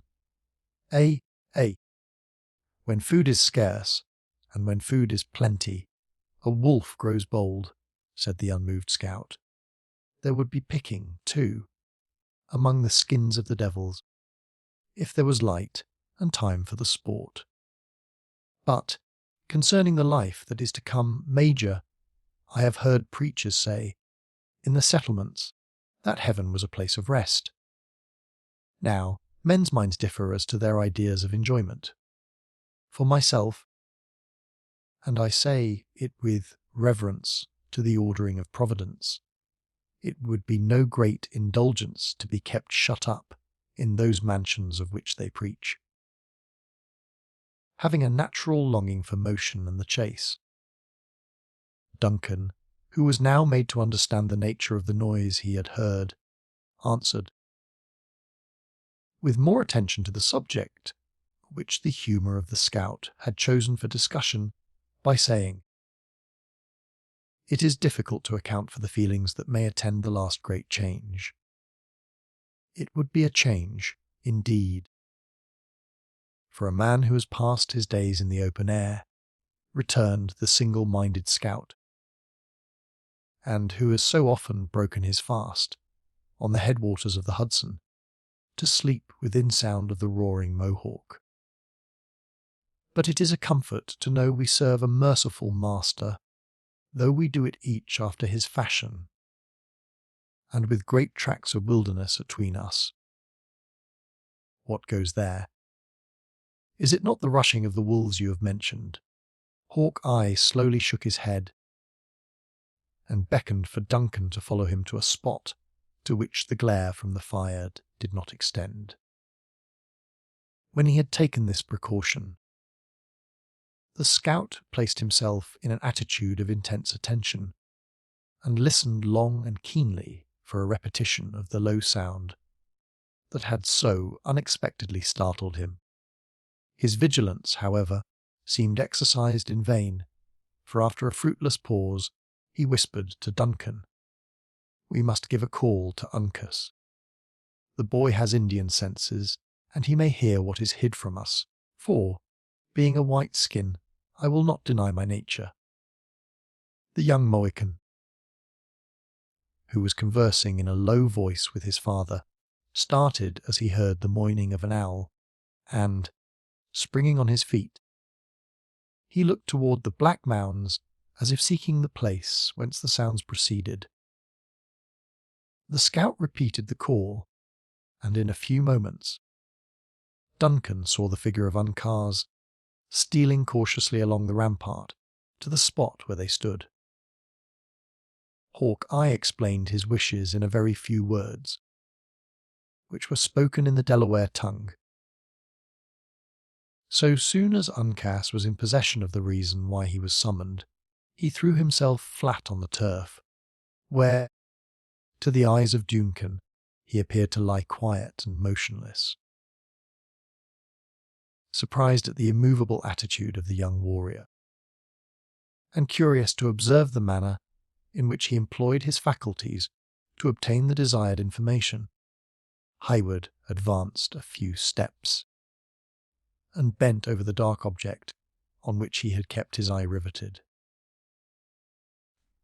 Then it was he discovered that the form of Uncas vanished, and that he beheld only the dark outline of an inequality in the embankment. "What has become of the Mohican?" he demanded of the scout, stepping back in amazement. "It was here that I saw him fall, and could have sworn that here he yet remained." "Hist! Speak lower, for we know not what ears are open, and the Mingoes are a quick-witted breed. As for Uncas, he is out on the plain, and the Maquas, if any such are about us, will find their equal. You think that Montcalm has not called off all his Indians. Let us give the alarm to our companions, that we may stand to our arms. Here are 5 of us, who are not unused to meet an enemy. Not a word to either, as you value your life. Look at the Sagamore, how like a grand Indian chief he sits by the fire. If there are any skulkers out in the darkness, they will never discover, by his countenance, that we suspect danger at hand. But they may discover him, and it will prove his death. His person can be too plainly seen by the light of that fire, and he will become the first and most certain victim. It is undeniable that now you speak the truth," returned the scout, betraying more anxiety than was usual. "Yet what can be done? A single suspicious look might bring on attack before we are ready to receive it. He knows, by the call I gave to Uncas, that we have struck a scent. I will tell him that we are on the trail of the Mingus. His Indian nature will teach him how to act." The scout applied his fingers to his mouth, and raised a low hissing sound that caused Duncan at first to start aside, believing that he heard a serpent. The head of Chingachgook was resting on a hand as he sat musing by himself, but the moment he had heard the warning of the animal whose name he bore, he arose to an upright position, and his dark eyes glanced swiftly and keenly on every side of him. With his sudden and, perhaps, involuntary movement, every appearance of surprise or alarm ended. His rifle lay untouched, and apparently unnoticed, within reach of his hand. The tomahawk that he had loosened in his belt for the sake of ease was even suffered to fall from its usual situation to the ground, and his form seemed to sink, like that of a man whose nerves and sinews were suffered to relax for the purpose of rest. Cunningly resuming his former position, though with a change of hands, as if the movement had been made merely to relieve the limb, the native awaited the result with a calmness and fortitude that none but an Indian warrior would have known how to exercise. But Heywood saw that while to a less instructed eye the Mohican chief appeared to slumber, his nostrils were expanded. His head was turned a little to one side, as if to assist the organs of hearing, and that his quick and rapid glances ran incessantly over every object within the power of his vision. "See the noble fellow," whispered Hawkeye, pressing the arm of Heywood. "He knows that a look or a motion might disconcert our schemes, and put us at the mercy of the imps." He was interrupted by the flash and report of a rifle. The air was filled with sparks of fire. Around that spot where the eyes of Heywood were still fastened, with admiration and wonder. A second look told him that Chingachgook had disappeared in the confusion. In the meantime, the scout had thrown forward his rifle, like one prepared for service, and awaited impatiently the moment when an enemy might rise to view. But with the solitary and fruitless attempt made on the life of Chingachgook, the attack appeared to have terminated. Once or twice the listeners thought they could distinguish the distant rustling of bushes, as bodies of some unknown description rushed through them. Nor was it long before I pointed out the scampering of the wolves, as they fled precipitately before the passage of some intruder on their proper domains. After an impatient and breathless pause, a plunge was heard in the water, and it was immediately followed by the report of another rifle. "There goes Uncass," said the scout. "The boy bears a smart piece. I know its crack, as well as a father knows the language of his child, for I carried the gun myself, until a better offered. What can this mean?" demanded Duncan.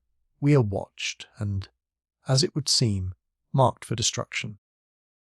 Yonder scattered brand can witness that no good was intended, and this Indian will testify that no harm has been done," returned the scout, dropping his rifle across his arm again, and following Chingachgook, who just then reappeared within the circle of light, into the bosom of the work. "How is it, Sagamore? Are the Mingoes upon us in earnest, or is it only one of those reptiles who hang upon the skirts of a war party to scalp the dead?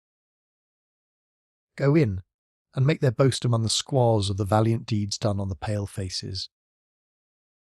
Chingachgook very quietly resumed his seat, nor did he make any reply, until after he had examined the firebrand, which had been struck by the bullet that had nearly proved fatal to himself, after which he was content to reply, holding a single finger up to view with the English monosyllable. "1. I thought as much," returned Hawkeye.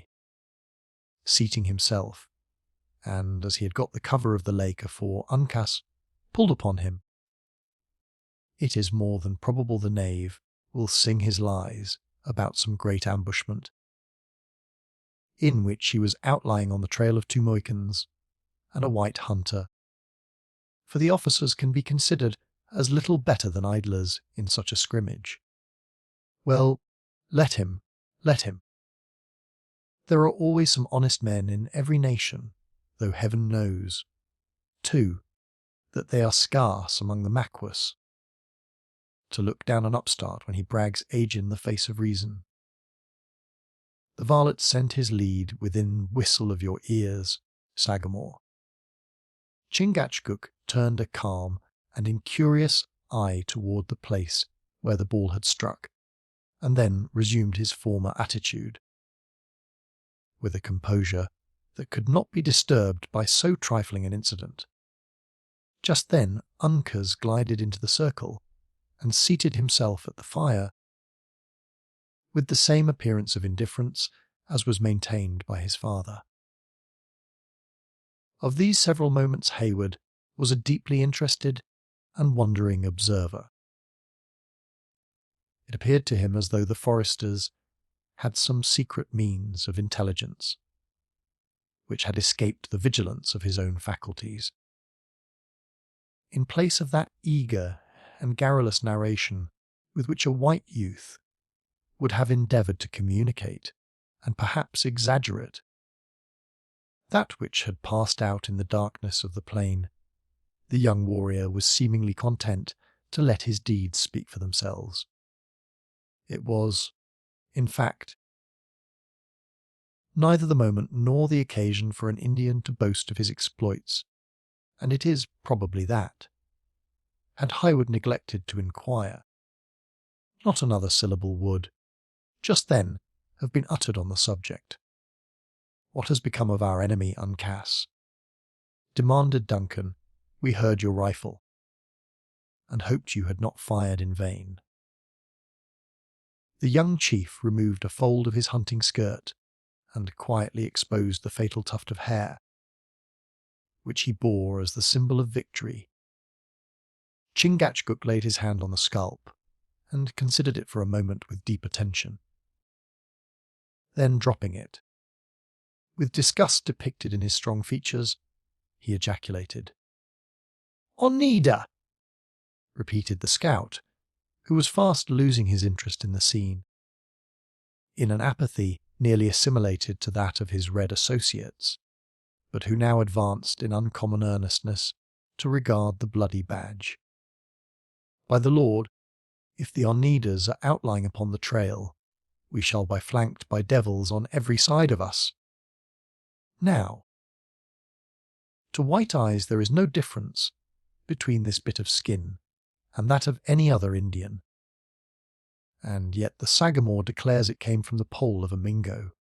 Nay, he even names the tribe of the poor devil, with as much ease as if the scalp was the leaf of a book, and each hair a letter.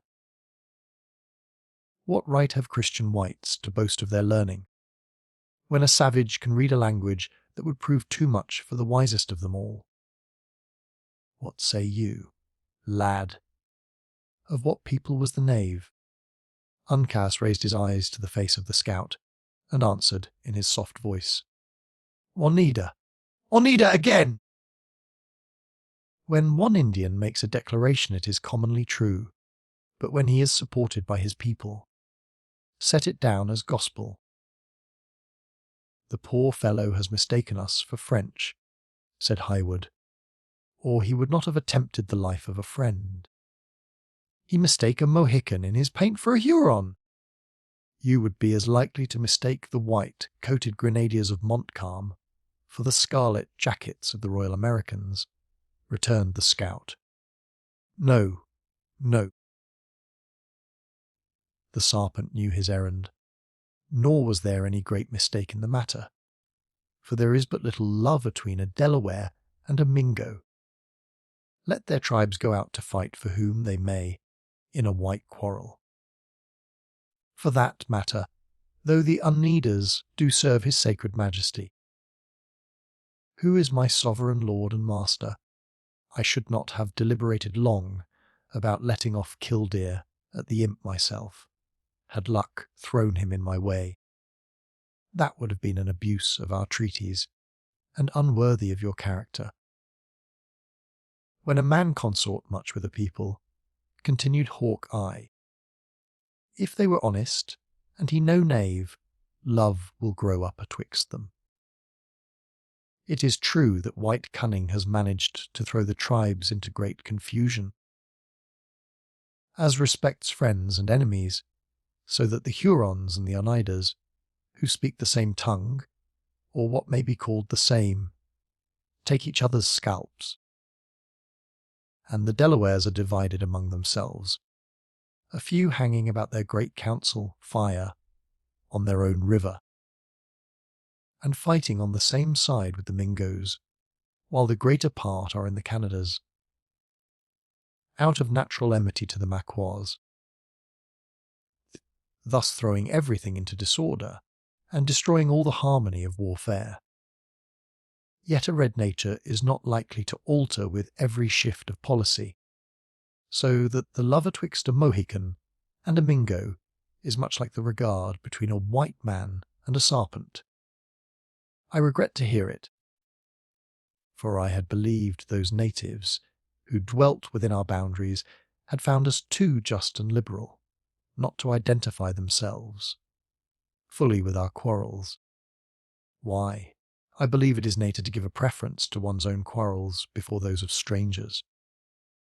Now, for myself, I do love justice, and, therefore, I will not say I hate a Mingo, for that may be unsuitable to my colour and my religion, though I will just repeat.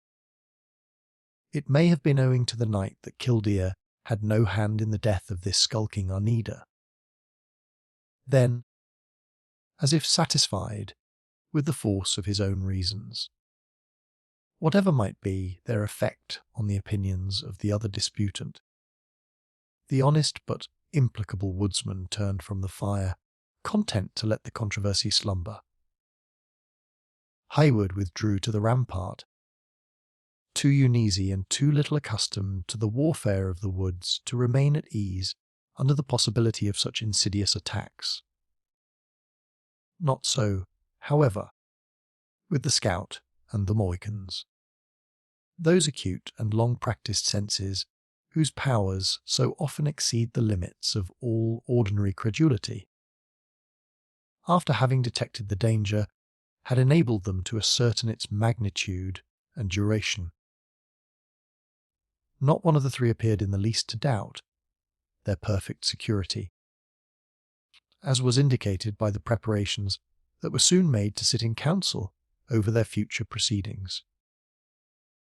The confusion of nations, and even of tribes, to which Hawk-Eye alluded, existed at that period in the fullest force. The great tie of language, and, of course, of a common origin. It was severed in many places, and it was one of its consequences that the Delaware and the Mingo, as the people of the Six Nations were called, were found fighting in the same ranks, while the latter sought the scalp of the Huron, though believed to be the root of his own stock. The Delawares were even divided among themselves, though love for the soil, which had belonged to his ancestors, kept the Sagamore of the Mohicans with a small band of followers who were serving at Edward, under the banners of the English king. By far the largest portion of his nation were known to be in the field, as allies of Montcalm. The reader probably knows, if enough has not already been gleaned from this narrative, that the Delaware, or Lenape, acclaimed to be the progenitors of that numerous people, who once were masters of most of the eastern and northern states of America, of whom the community of the Mohicans was an ancient and highly honoured member. It was, of course, with a perfect understanding of the minute and intricate interests which had armed friend against friend and brought natural enemies to combat by each other's side. That the scout and his companions now disposed themselves to deliberate on the measures that were to govern their future movements, amid so many jarring and savage races of men. Duncan knew enough of Indian customs to understand the reason that the fire was replenished, and why the warriors, not excepting Hawkeye, took their seats within the curl of its smoke with so much gravity and decorum. Placing himself at an angle of the works, where he might be a spectator of the scene without, he awaited the result with as much patience as he could summon. After a short and impressive pause, Chingachgook lighted a pipe whose bowl was curiously carved in one of the soft stones of the country, and whose stem was a tube of wood, and commenced smoking. When he had inhaled enough of the fragrance of the soothing weed, he passed the instrument into the hands of the scout. In this manner the pipe had made its rounds 3 several times, amid the most profound silence, before either of the party opened his lips. Then the Sagamore, as the oldest and highest in rank, in a few calm and dignified words, proposed the subject for deliberation. He was answered by the scout, and Chingachgook rejoined, when the other objected to his opinions. But the youthful Uncas continued a silent and respectful listener until Hawkeye, in complaisance, demanded his opinion. Highwood gathered from the manners of the different speakers that the father and son espoused one side of a disputed question, while the white man maintained the other. The contest gradually grew warmer, until it was quite evident the feelings of the speakers began to be somewhat enlisted in the debate. Notwithstanding the increasing warmth of the amicable contest, the most decorous Christian assembly, not even excepting those in which its reverent ministers are collected, might have learned a wholesome lesson of moderation from the forbearance and courtesy of the disputants. The words of Uncas were received with the same deep attention as those which fell from the maturer wisdom of his father, and so far from manifesting any impatience, neither spoke in reply until a few moments of silent meditation were, seemingly, bestowed in deliberating on what had already been said. The language of the Mohicans was accompanied by gestures so direct and natural that Hayward had but little difficulty in following the thread of their argument. On the other hand, the scout was obscure, because from the lingering pride of colour, he rather affected the cold and artificial manner which characterises all classes of Anglo-Americans when unexcited. By the frequency with which the Indians described the marks of a forest trial, it was evident they urged a pursuit by land, while the repeated sweep of Hawkeye's arm toward the Horican denoted that he was for a passage across its waters. The latter was to every appearance fast losing ground, and the point was about to be decided against him, when he arose to his feet, and shaking off his apathy, he suddenly assumed the manner of an Indian and adopted all the arts of native eloquence. Elevating an arm, he pointed out the track of the sun, repeating the gesture for every day that was necessary to accomplish their objects. Then he delineated a long and painful path amid rocks and water courses. The age and weakness of the slumbering and unconscious Munro were indicated by signs too palpable to be mistaken. Duncan perceived that even his own powers were spoken lightly of, as the scout extended his palm and mentioned him by the appellation of the Open Hand, a name his liberality had purchased of all the friendly tribes. Then came a representation of the light and graceful movements of a canoe, set in forcible contrast to the tottering steps of one enfeebled and tired. He concluded by pointing to the scalp of the Oneida, and apparently urging the necessity of their departing speedily and in a manner that should leave no trail. The Mohicans listened gravely, and with countenances that reflected the sentiments of the speaker. The Mohicans listened gravely, and with countenances that reflected the sentiments of the speaker.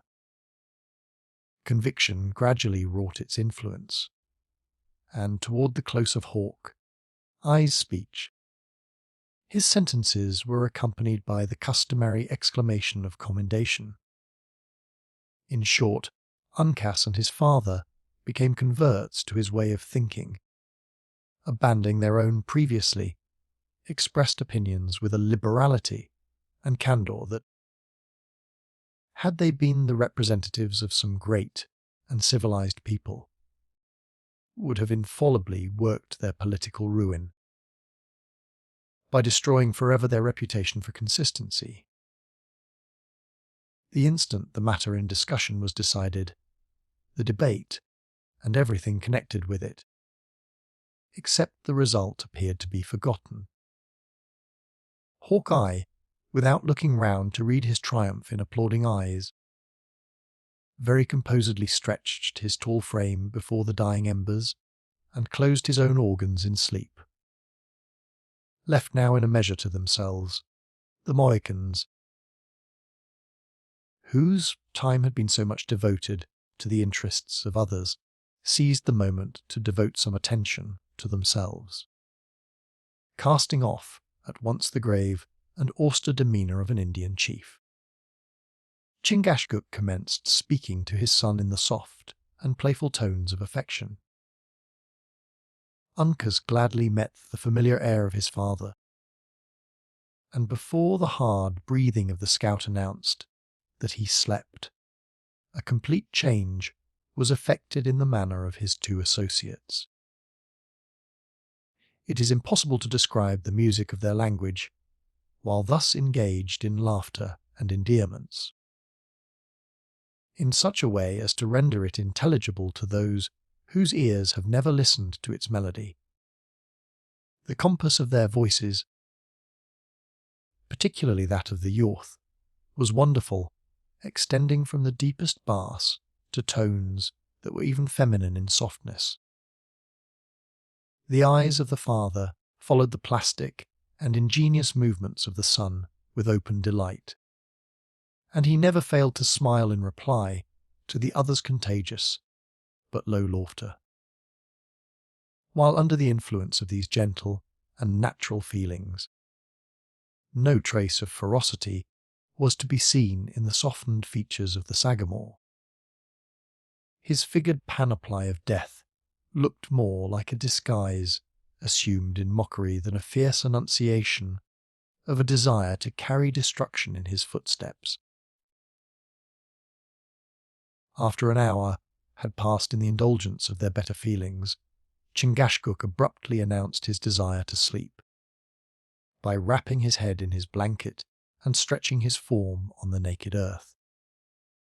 The merriment of Uncas instantly ceased, and, carefully raking the coals in such a manner that they should impart their warmth to his father's feet, the youth sought his own pillow among the ruins of the place. Imbibing renewed confidence from the security of these experienced foresters, Hayward soon imitated their example, and long before the night had turned, they who lay in the bosom of the ruined work seemed to slumber as heavily as the unconscious multitude whose bones were already beginning to bleach on the surrounding plain. Chapter 20. Land of Albania! Let me bend mine eyes on thee, you rugged nurse of savage men, Childe Harold. The heavens were still studded with stars when Hawkeye came to arouse the sleepers. Casting aside their cloaks, Munro and Heward were on their feet, while the woodsman was still making his low calls. At the entrance of the rude shelter where they had passed the night, when they issued from beneath its concealment, they found the scout awaiting their appearance night by, and the only salutation between them was the significant gesture for silence, made by their sagacious leader. "Think over your prayers," he whispered as they approached him, "for he to whom you make them knows all tongues, that of the heart as well as those of the mouth. But speak not a syllable. It is rare for a white voice to pitch itself properly in the woods, as we have seen by the example of that miserable devil, the singer. Come," he continued, turning toward a curtain of the works. "Let us get into the ditch on this side, and be regardful to step on the stones and fragments of wood as you go." His companions complied, though to two of them the reasons of this extraordinary precaution were yet a mystery. When they were in the low cavity that surrounded the earthen fort on three sides, they found that passage nearly choked by the ruins. With care and patience, however, they succeeded in clambering after the scout until they reached the sandy shore of the Horican. "That's a trail that nothing but a nose can follow," said the satisfied scout, looking back along their difficult way. "A grass is a treacherous carpet for a flying party to tread on, but wood and stone take no print from a moccasin. Had you worn your armed boots, there might indeed have been something to fear, but with the deer skin suitably prepared, a man may trust himself generally on rocks with safety. Shove in the canoe neither to the land, uncast. This sand will take a stamp as easily as the butter of the Jarmans on the Mohawk. Softly, lad, softly. It must not touch the beach, or the knaves will know by what road we have left the place." The young man observed the precaution, and the scout, laying a board from the ruins to the canoe, made a sign for the two officers to enter. When this was done, everything was studiously restored to its former disorder, and then Hawkeye succeeded in reaching his little birchen vessel, without leaving behind him any of those marks which he appeared so much to dread. Hyward was silent until the Indians had cautiously paddled the canoe some distance from the fort, and within the broad and dark shadows that fell from the eastern mountain on the glassy surface of the lake. Then he demanded, "What need have we for this stolen and hurried departure? If the blood of an Oneida could stain such a sheet of pure water as this we float on," returned the scout, "your two eyes would answer your own question. Have you forgotten the skulking reptile Uncas slew?" "By no means. But he was said to be alone, and dead men give no cause for fear." "Ay, he was alone in his deviltry." "But an Indian whose tribe counts so many warriors need seldom fear his blood will run without the death shriek coming speedily from some of his enemies. But our presence, the authority of Colonel Munro, would prove sufficient protection against the anger of our allies, especially in a case where the wretch so well merited his fate. I trust in heaven you have not deviated a single from the direct line of our course "With so slight a reason." Do you think the bullet of that varlet's rifle would have turned aside, though his sacred majesty the king had stood in its path?" returned the stubborn scout. "Why did not the Grand Frencher, he who is Captain General of the Canadas, bury the tomahawks of the Hurons. If a word from a white can work so strongly on the nature of an Indian. The reply of Highwood was interrupted by a groan from Munro. But after he had paused a moment, in deference to the sorrow of his aged friend, he resumed the subject. "The Marquis of Montcalm can only settle that error with his God," said the young man solemnly. Now, there is reason in your words, for they are bottomed on religion and honesty. There is a vast difference between throwing a regiment of white coats atwixt the tribes and the prisoners, and coaxing an angry savage to forget he carries a knife and rifle, with words that must begin with calling him your son. No, continued the scout, looking back at the dim shore of William Henry, which was now fast receding, and laughing in his own silent but heartfelt manner. I have put a trail of water atween us, and unless the imps can make friends with the fishes, and hear who has paddled across their basin this fine morning, we shall throw the length of the Horican behind us before they have made up their minds which path to take. With foes in front and foes in our rear, our journey is like to be one of danger. Danger, repeated Hawkeye calmly. No, not absolutely of danger, for, with vigilant ears and quick eyes, we can manage to keep a few hours ahead of the knaves, or, if we must try the rifle, there are 3 of us who understand its gifts as well as any you can name on the borders. No, not of danger, but that we shall have what you may call a brisk push of it, is probable, and it may happen, a brush, a scrimmage, or some such diversion, but always where covers are good and ammunition abundant. It is possible that Heward's estimate of danger differed in some degree from that of the scout, for, instead of replying, he now sat in silence while the canoe glided over several miles of water. Just as the day dawned, they entered the narrows of the lake and stole swiftly and cautiously among their numberless little islands. It was by this road that Montcalm had retired with his army, and the adventurers knew not but he had left some of his Indians in ambush, to protect the rear of his forces and collect the stragglers. They, therefore, approached the passage with the customary silence of their guarded habits. Chingachgook laid aside his paddle, while Uncas and the scout urged the light vessel through crooked and intricate channels, where every foot that they advanced exposed them to the danger of some sudden rising on their progress.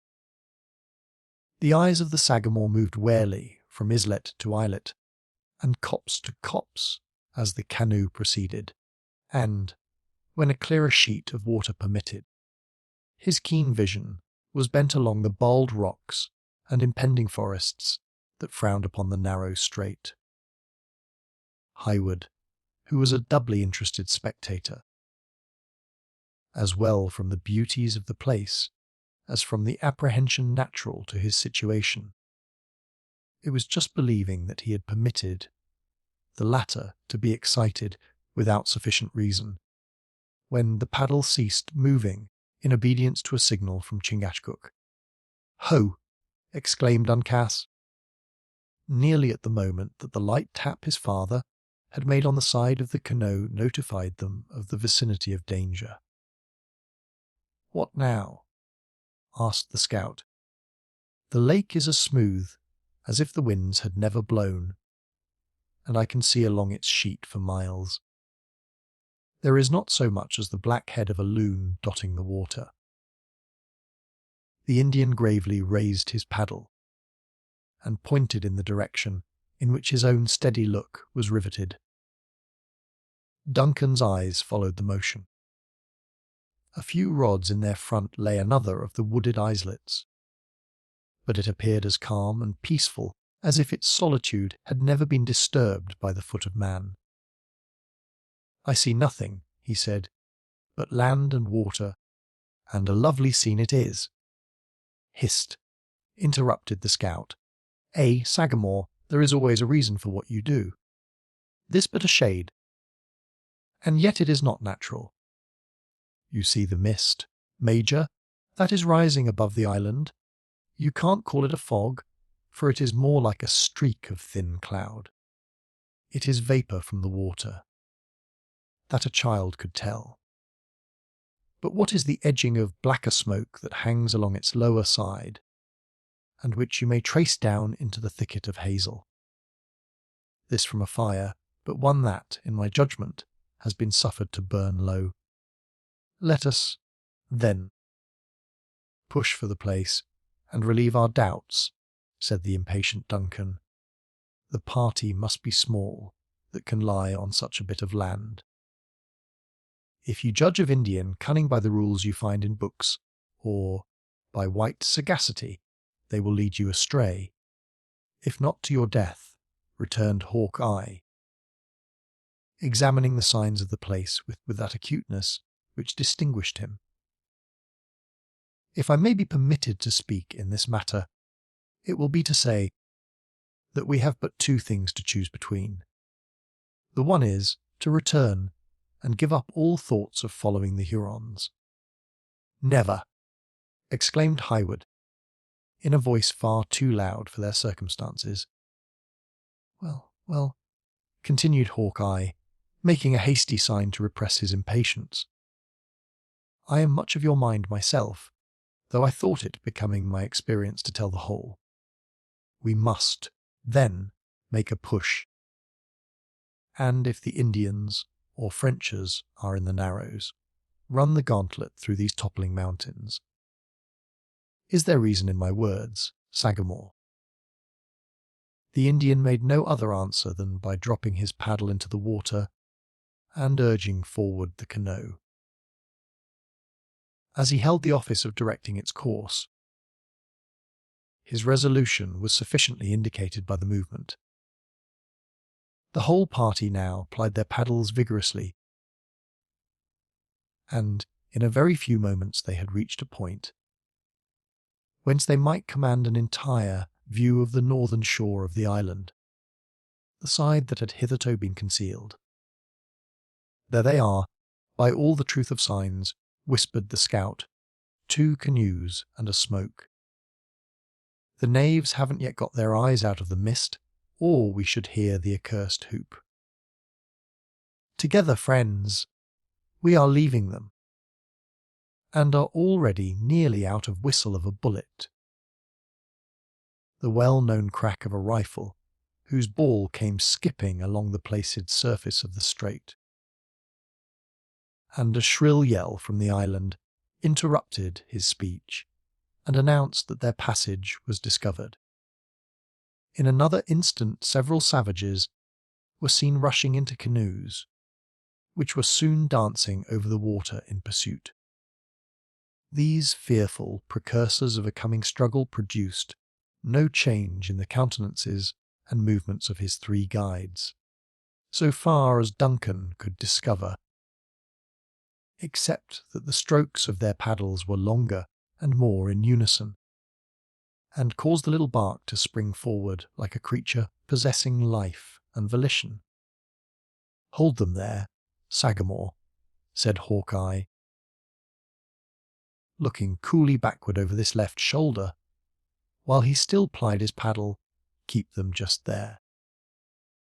Them Hurons have never a piece in their nation that will execute at this distance, but Killdeer has a barrel on which a man may calculate." The scout, having ascertained that the Mohicans were sufficient of themselves to maintain the requisite distance, deliberately laid aside his paddle and raised the fatal rifle. 3 several times he brought the piece to his shoulder, and when his companions were expecting its report, he as often lowered it to request the Indians would permit their enemies to approach a little nider. At length his accurate and fastidious eye seemed satisfied, and, throwing out his left arm on the barrel, he was slowly elevating the muzzle, when an exclamation from Uncas, who sat in the bow, once more caused him to suspend the shot. "What now, lad?" demanded Hawkeye. "You save a Huron from the death. Shriek by that word. Have you reason for what you do?" Uncas pointed toward a rocky shore a little in their front, whence another war canoe was darting directly across their course. It was too obvious now that their situation was imminently perilous to need the aid of language to confirm it. The scout laid aside his rifle and resumed the paddle, while Chingachgook inclined the bows of the canoe a little toward the western shore, in order to increase the distance between them and this new enemy. In the meantime, they were reminded of the presence of those who pressed upon their rear by wild and exulting shouts. The stirring scene awakened even Munro from his apathy.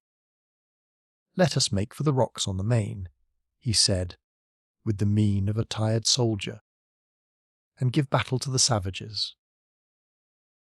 God forbid that I, or those attached to me and mine, should ever trust again to the faith of any servant of the Lewis.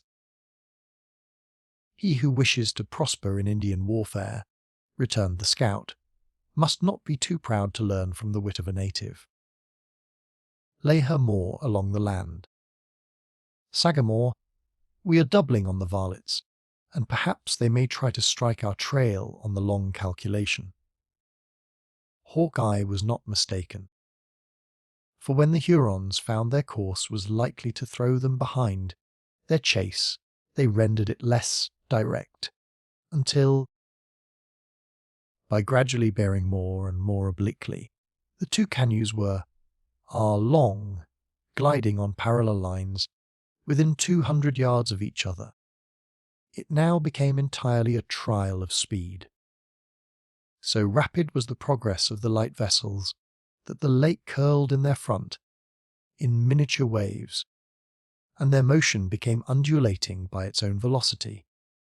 It was, perhaps, owing to this circumstance, in addition to the necessity of keeping every hand employed at the paddles, that the Hurons had not immediate recourse to their firearms. The exertions of the fugitives were too severe to continue long, and the pursuers had the advantage of numbers.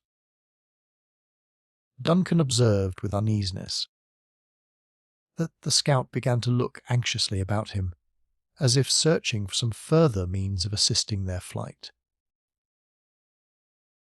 "Edge her a little more from the sun."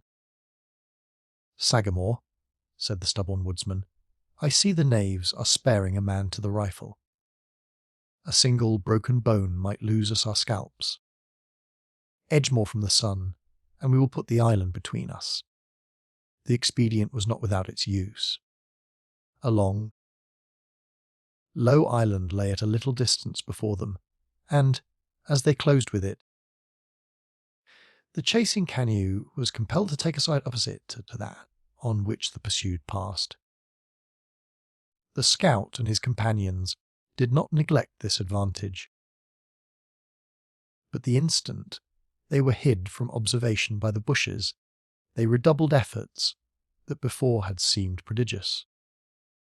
The two canoes came round the last low point, like two coursers at the top of their speed, the fugitives taking the lead. This change had brought them nigher to each other. However, while it altered their relative positions, you showed knowledge in the shaping of a birchen bark, Uncas, when you chose this from among the Huron canoes, said the scout, smiling, apparently more in satisfaction at their superiority in the race than from that prospect of final escape, which now began to open a little upon them. The imps have put all their strength again at the paddles, and we are to struggle for our scalps with bits of flattened wood, instead of clouded barrels and true eyes. A long stroke, and together friends. They are preparing for a shot, said Highwood, and as we are in a line with them, it can scarcely fail. Get you then into the bottom of the canoe, returned the scout, you and the colonel. It will be so much taken from the size of the mark. Hayward smiled as he answered. It would be but an ill example for the highest in rank to dodge, while the warriors were under fire. Lord, Lord, that is now a white man's courage, exclaimed the scout, and like to many of his notions, not to be maintained by reason. Do you think the Sagamore, or Uncas, or even I, who am a man without a cross, would deliberate about finding a cover in the scrimmage when an open body would do no good? For what have the Frenchers reared up their Quebec, if fighting is always to be done in the clearings? All that you say is very true, my friend, replied Hayward. Still, our customs must prevent us from doing as you wish. A volley from the Hurons interrupted the discourse, and as the bullets whistled about them, Duncan saw the head of Uncas turned, looking back at himself and Munro. Notwithstanding the nearness of the enemy, and his own great personal danger, the countenance of the young warrior expressed no other emotion, as the former was compelled to think, than amazement at finding men willing to encounter so useless an exposure. Chingachgook was probably better acquainted with the notions of white men, for he did not even cast a glance aside from the riveted look his eye maintained on the object by which he governed their course. A ball soon struck the light and polished paddle from the hands of the chief, and drove it through the air, far in the advance. A shout arose from the Hurons, who seized the opportunity to fire another volley. Uncas described an arc in the water with his own blade, and as the canoe passed swiftly on, Chingachgook recovered his paddle, and flourishing it on high, he gave the war whoop of the Mohicans, and then lent his strength and skill again to the important task. The clamorous sounds of Le Gros Serpent, La Longue Carabine, Le Surf Agile, burst at once from the canoes behind, and seemed to give new zeal to the pursuers. The scout seized Killdeer in his left hand, and elevating it about his head, he shook it in triumph at his enemies. The savages answered the insult with a yell, and immediately another volley succeeded. The bullets pattered along the lake, and one even pierced the bark of their little vessel. No perceptible emotion could be discovered in the Mohicans during this critical moment, their rigid features expressing neither hope nor alarm. But the scout again turned his head, and, laughing in his own silent manner, he said to Hayward, "The knaves love to hear the sounds of their pieces, but the eye is not to be found among the Mingoes that can calculate a true range in a dancing canoe. You see, the dumb devils have taken off a man to charge, and by the smallest measurement that can be allowed, we move 3 feet to their 2. Duncan, who was not altogether as easy under this nice estimate of distances as his companions, was glad to find, however, that owing to their superior dexterity and the diversion among their enemies, they were very sensibly obtaining the advantage. The Hurons soon fired again, and a bullet struck the blade of Hawkeye's paddle without injury. "That will do," said the scout, examining the slight indentation with a curious eye. "It would not have cut the skin of an infant, much less of men, who, like us, have been blown upon by the heavens in their anger. Now, Major, if you will try to use this piece of flattened wood, it'll let Kildare take a part in the conversation."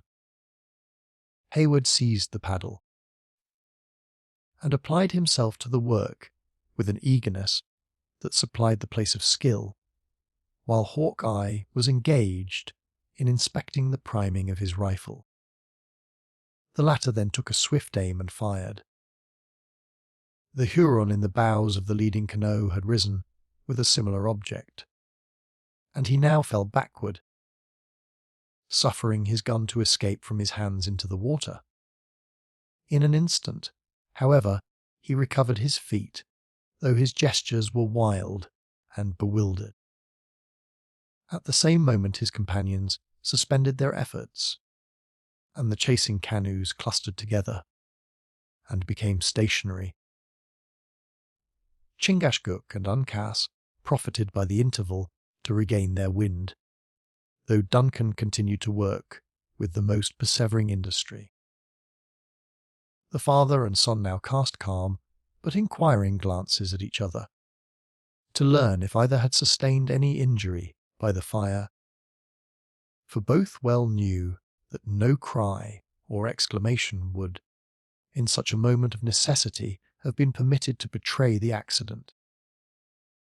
A few large drops of blood were trickling down the shoulder of the Sagamore, who, when he perceived that the eyes of Uncas dwelt too long on the sight, raised some water in the hollow of his hand, and washing off the stain, was content to manifest, in this simple manner, the slightness of the injury. "Softly, softly, Major," said the scout, who by this time had reloaded his rifle. "We are a little too far already for a rifle to put forth its beauties. And you see yonder imps are holding a council. Let them come up within striking distance. My eye may well be trusted in such a matter, and I will trail the varlets the length of the Horican, guaranteeing that not a shot of theirs shall, at the worst, more than break the skin, while Kildare shall touch the life twice in 3 times. We forget our errand," returned the diligent Duncan. "For God's sake let us profit by this advantage, and increase our distance from the enemy."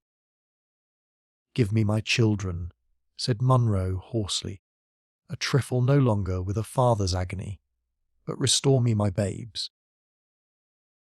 Long and habitual deference to the mandates of his superiors had taught the scout the virtue of obedience.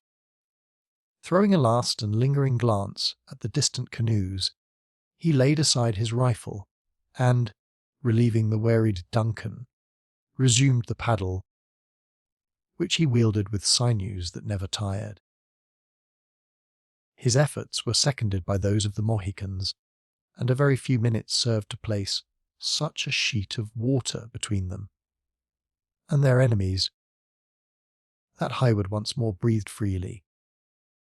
The lake now began to expand, and their route lay along a wide reach that was lined, as before, by high and ragged mountains. But the islands were few and easily avoided. The strokes of the paddles grew more measured and regular, while they who plied them continued their labour after the close and deadly chase from which they had just relieved themselves, with as much coolness as though their speed had been tried in sport, rather than under such pressing, nay, almost desperate, circumstances. Instead of following the western shore, whither their errand led them, the wary Mohican inclined his course more toward those hills behind, which Montcalm was known to have led his army into the formidable fortress of Ticonderoga. As the Hurons, to every appearance, had abandoned the pursuit, there was no apparent reason for this excess of caution. It was, however, maintained for hours, until they had reached a bay, nigh the northern termination of the lake. Here the canoe was driven upon the beach, and the whole party landed. Hawk, I, and Hayward ascended an adjacent bluff, where the former, after considering the expanse of water beneath him, pointed out to the latter a small black object, hovering under a headland at the distance of several miles. "Do you see it?" demanded the scout. "Now, what would you account that spot? Were you left alone to white experience, to find your way through this wilderness? But for its distance and its magnitude, I should suppose it a bird. Can it be a living object? This a canoe of good birchen bark, and paddled by fierce and crafty Mingoes. Though Providence has lent to those who inhabit the woods eyes that would be needless to men in the settlements, where there are inventions to assist the sight, yet no human organs can see all the dangers which at this moment circumvent us. These varlets pretend to be bent chiefly on their sundown meal, but the moment it is dark they will be on our trail, as true as hounds on the scent. We must throw them off, or our pursuit of Lee Renard's subtil may be given up. These lakes are useful at times, especially when the game take the water," continued the scout, gazing about him with a countenance of concern. "But they give no cover, except it be to the fishes. God knows what the country would be if the settlements should ever spread far from the two rivers. Both hunting and war would lose their beauty. Let us not delay a moment, without some good and obvious cause. I little like that smoke, which you may see worming up along the rock above the canoe," interrupted the abstracted scout. "My life on it, other eyes than ours see it, and know its meaning. Well, words will not mend the matter, and it is time that we were doing." Hawk Eye moved away from the lookout, and descended, musing profoundly, to the shore. He communicated the result of his observations to his companions, in Delaware, and a short and earnest consultation succeeded. When it terminated, the three instantly set about executing their new resolutions. The canoe was lifted from the water and borne on the shoulders of the party. They proceeded into the wood, making as broad and obvious a trail as possible. They soon reached the watercourse, which they crossed, and, continuing onward until they came to an extensive innate rock. At this point, where their footsteps might be expected to be no longer visible, they retraced their route to the brook, walking backward with the utmost care. They now followed the bed of the little stream to the lake, into which they immediately launched their canoe again. A low point concealed them from the headland, and the margin of the lake was fringed for some distance with dense and overhanging bushes. Under the cover of these natural advantages, they toiled their way, with patient industry, until the scout pronounced that he believed it would be safe once more to land. The halt continued until evening rendered objects indistinct and uncertain to the eye. Then they resumed their route, and, favoured by the darkness, pushed silently and vigorously toward the western shore. Although the rugged outline of mountain to which they were steering presented no distinctive marks to the eyes of Duncan, the Mohican entered the little haven he had selected with the confidence and accuracy of an experienced pilot. The boat was again lifted and borne into the woods, where it was carefully concealed under a pile of brush. The adventurers assumed their arms and packs, and the scout announced to Munro and Highwood that he and the Indians were at last in readiness to proceed. Chapter 21. If you find a man there, he shall die a flea's death. Merry Wives of Windsor. The party had landed on the border of a region that is, even to this day, less known to the inhabitants of the States than the deserts of Arabia or the steppes of Tartary. It was the sterile and rugged district which separates the tributaries of Champlain from those of the Hudson, the Mohawk, and the St. Lawrence.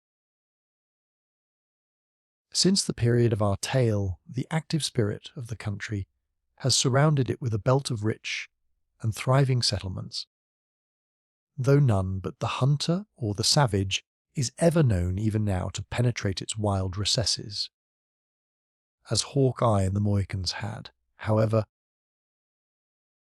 often traversed the mountains and valleys of this vast wilderness, they did not hesitate to plunge into its depth. With the freedom of men accustomed to its privations and difficulties. For many hours the travellers toiled on their laborious way, guided by a star, or following the direction of some watercourse, until the scout called a halt, and holding a short consultation with the Indians, they lighted their fire and made the usual preparations to pass the remainder of the night where they then were. Imitating the example, and emulating the confidence of their more experienced associates, Munro and Duncan slept without fear, if not without uneasiness. The dews were suffered to exhale, and the sun had dispersed the mists, and was shedding a strong and clear light in the forest, when the travellers resumed their journey. After proceeding a few miles, the progressive Hawkeye, who led the advance, became more deliberate and watchful. He often stopped to examine the trees, nor did he cross a rivulet without attentively considering the quantity, and the velocity, and the colour of its waters. Distrusting his own judgment, his appeals to the opinion of Chingachgook were frequent and earnest. During one of these conferences, Hayward observed that Uncas stood a patient and silent, though, as he imagined, an interested listener. He was strongly tempted to address the young chief and demand his opinion of their progress, but the calm and dignified demeanour of the native induced him to believe that, like himself, the other was wholly dependent on the sagacity and intelligence of the seniors of the party. At last the scout spoke in English, and at once explained the embarrassment of their situation. "When I found that the home path of the Hurons run north," he said, "it did not need the judgment of many long years to tell that they would follow the valleys, and keep between the waters of the Hudson and the Horican, until they might strike the springs of the Canada streams, which would lead them into the heart of the country of the Frenchers. Yet here are we, within a short range of the Scaroons, and not a sign of a trail have we crossed. Human nature is weak, and it is possible we may not have taken the proper scent. Heaven protect us from such an error!" exclaimed Duncan. "Let us retrace our steps, and examine as we go with keener eyes. Has Uncas no counsel to offer in such a strait?" The young Mohican cast a glance at his father, but, maintaining his quiet and reserved mien, he continued silent. Chingachgook had caught the look, and motioning with his hand, he bade him speak. The moment this permission was accorded, the countenance of Uncas changed from its grave composure to a gleam of intelligence and joy. Bounding forward like a deer, he sprang up the side of a little acclivity, a few rods in advance, and stood, exultingly, over a spot of fresh earth that looked as though it had been recently upturned by the passage of some heavy animal. The eyes of the whole party followed the unexpected movement, and read their success in the air of triumph that the youth assumed. "This the trail!" exclaimed the scout, advancing to the spot. The lad is quick of sight and keen of wit for his years. "This extraordinary that he should have withheld his knowledge so long," muttered Duncan. At his elbow, it would have been more wonderful had he spoken without a bidding. No, your young wight, who gathers his learning from books and can measure what he knows by the page, may conceit that his knowledge, like his legs, outruns that of his fathers. But where experience is the master, the scholar is made to know the value of years and respects them accordingly. "See," said Uncas, pointing north and south at the evident marks of the broad trail on either side of him. "The dark hare has gone toward the forest." "Hound never ran on a more beautiful scent," responded the scout, dashing forward, at once, on the indicated route. "We are favoured, greatly favoured, and can follow with high noses. Here are both your waddling beasts. This Huron travels like a white general. The fellow is stricken with a judgment, and is mad. Look sharp for wheels, Sagamore," he continued, looking back and laughing in his newly awakened satisfaction. "We shall soon have the fool journeying in a coach, and that with 3 of the best pair of eyes on the borders in his rear. The spirits of the scout, and the astonishing success of the chase, in which a circuitous distance of more than 40 miles had been passed, did not fail to impart a portion of hope to the whole party. Their advance was rapid, and made with as much confidence as a traveller would proceed along a wide highway. If a rock, or a rivulet, or a bit of earth harder than common severed the links of the clue they followed, the true eye of the scout recovered them at a distance, and seldom rendered the delay of a single moment necessary. Their progress was much facilitated by the certainty that Magua had found it necessary to journey through the valleys, a circumstance which rendered the general direction of the route sure.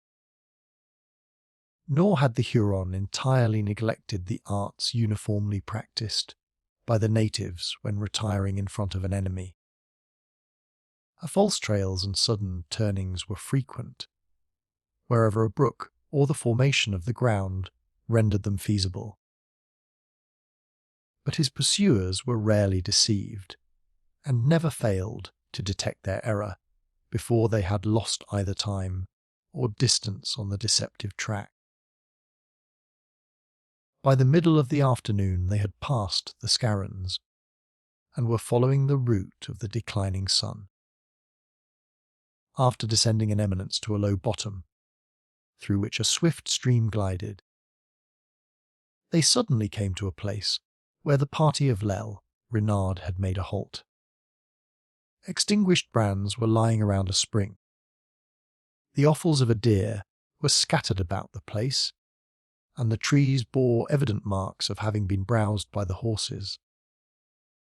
At a little distance, Hayward discovered, and contemplated with tender emotion, the small bower under which he was fain to believe that Cora and Alice had reposed. But while the earth was trodden, and the footsteps of both men and beasts were so plainly visible around the place, the trail appeared to have suddenly ended. It was easy to follow the tracks of the Narragansetts, but they seemed only to have wandered without guides, or any other object than the pursuit of food.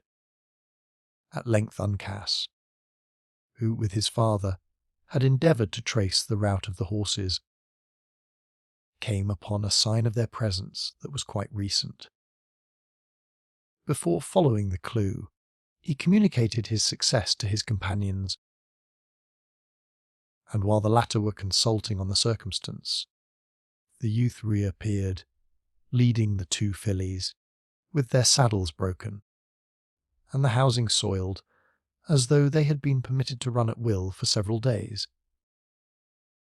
"What should this prove?" said Duncan, turning pale, and glancing his eyes around him, as if he feared the brush and leaves were about to give up some horrid secret. "That our march is come to a quick end, and that we are in an enemy's country," returned the scout. "Had the knave been pressed, and the gentle ones wanted horses to keep up with the party, he might have taken their scalps, but without an enemy at his heels, and with such rugged beasts as these, he would not hurt a hair of their heads. I know your thoughts, and shame be it to our colour that you have reason for them. But he who thinks that even a Mingo would ill-treat a woman, unless it be to tomahawk her, knows nothing of Indian nature, or the laws of the woods. No, no. I have heard that the French Indians had come into these hills to hunt the moose, and we are getting within scent of their camp. Why should they not? The morning and evening guns of Thai may be heard any day among these mountains. For the Frenchers are running a new line between the provinces of the King and the Canadas. It is true that the horses are here, but the Hurons are gone. Let us, then, hunt for the path by which they parted. Hawkeye and the Mohicans now applied themselves to their task in good earnest. A circle of a few 100 feet in circumference was drawn, and each of the party took a segment for his portion. The examination, however, resulted in no discovery. The impressions of footsteps were numerous, but they all appeared like those of men who had wandered about the spot, without any design to quit it. Again the scout and his companions made the circuit of the halting place, each slowly following the other, until they assembled in the centre once more, no wiser than when they started. "Such cunning is not without its deviltry," exclaimed Hawkeye, when he met the disappointed looks of his assistants. "We must get down to it, Sagamore, beginning at the spring, and going over the ground by inches. The Huron shall never brag in his tribe that he has a foot which leaves no print." Setting the example himself, the scout engaged in the scrutiny with renewed zeal. Not a leaf was left unturned. The sticks were removed, and the stones lifted. For Indian cunning was known frequently to adopt these objects as covers, labouring with the utmost patience and industry to conceal each footstep as they proceeded. Still no discovery was made. At length Uncas, whose activity had enabled him to achieve his portion of the task the soonest, raked the earth across the turbid little rill which ran from the spring, and diverted its course into another channel. So soon as its narrow bed below the dam was dry, he stooped over it with keen and curious eyes. A cry of exultation immediately announced the success of the young warrior. The whole party crowded to the spot where Uncas pointed out the impression of a moccasin in the moist alluvion. "This lad will be an honour to his people," said Hawkeye, regarding the trail with as much admiration as a naturalist would expend on the tusk of a mammoth or the rib of a mastodon. And a thorn in the sides of the Hurons.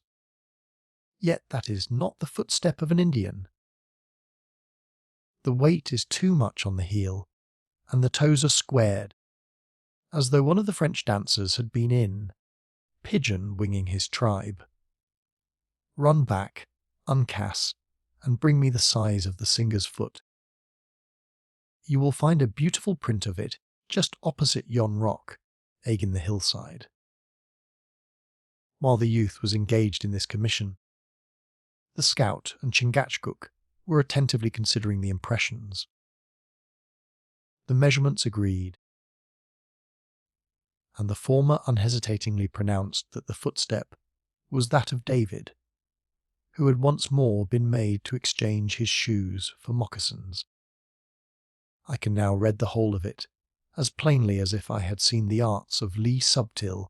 He added, "The singer, being a man whose gifts lay chiefly in his throat and feet, was made to go first, and the others have trod in his steps, imitating their formation. But," cried Duncan, "I see no signs of. The gentle ones interrupted the scout. The varlet has found a way to carry them, until he supposed he had thrown any followers off the scent. My life on it, we see their pretty little feet again, before many rods go by." The whole party now proceeded, following the course of the rill, keeping anxious eyes on the regular impressions. The water soon flowed into its bed again, but watching the ground on either side. The foresters pursued their way content with knowing that the trail lay beneath. More than half a mile was passed before the rill rippled close around the base of an extensive and dry rock. Here they paused to make sure that the Hurons had not quitted the water. It was fortunate they did so, for the quick and active Uncas soon found the impression of a foot on a bunch of moss, where it would seem an Indian had inadvertently trodden. Pursuing the direction given by this discovery, he entered the neighbouring thicket, and struck the trail as fresh and obvious as it had been before they reached the spring. Another shout announced the good fortune of the youth to his companions, and at once terminated the search. "It has been planned with Indian judgment," said the scout, when the party was assembled around the place, and would have blinded White Eyes. "Shall we proceed?" demanded Hayward. "Softly, softly. We know our path, but it is good to examine the formation of things. This is my schooling, Major, and if one neglects the book, there is little chance of learning from the open land of Providence. All is plain but one thing, which is the manner that the knave contrived to get the gentle ones along the blind trail. Even a Huron would be too proud to let their tender feet touch the water. Will this assist in explaining the difficulty?" said Hayward, pointing toward the fragments of a sort of handbarrow that had been rudely constructed of boughs and bound together with withes, and which now seemed carelessly cast aside as useless. "This explained," cried the delighted Hawkeye. "If them varlets have passed a minute, they have spent hours in striving to fabricate a lying end to their trail. Well, I've known them to waste a day in the same manner to as little purpose. Here we have 3 pair of moccasins and 2 of little feet. It is amazing that any mortal beings can journey on limbs so small. Pass me the thong of buckskin, Uncas, and let me take the length of this foot. By the Lord, it is no longer than a child's, and yet the maidens are tall and comely.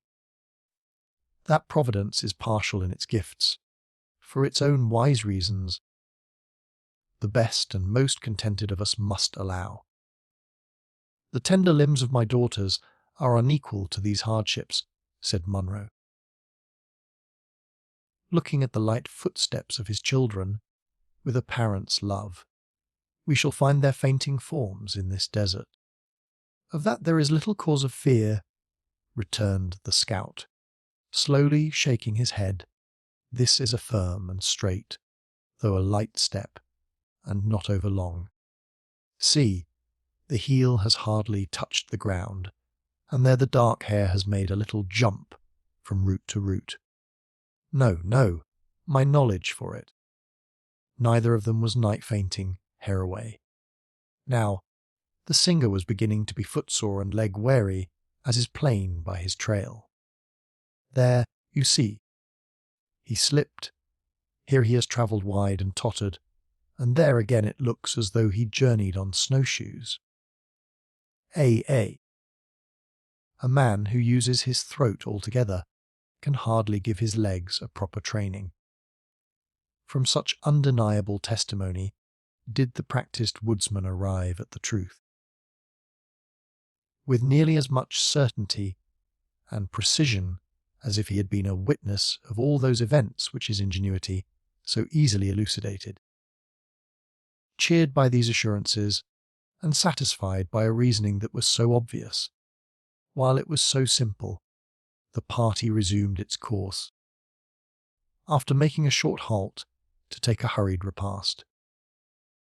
When the meal was ended, the scout cast a glance upward at the setting sun, and pushed forward with a rapidity which compelled Highwood and the still vigorous Munro to exert all their muscles to equal.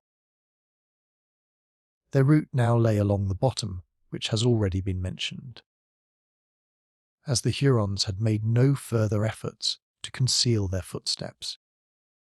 The progress of the pursuers was no longer delayed by uncertainty.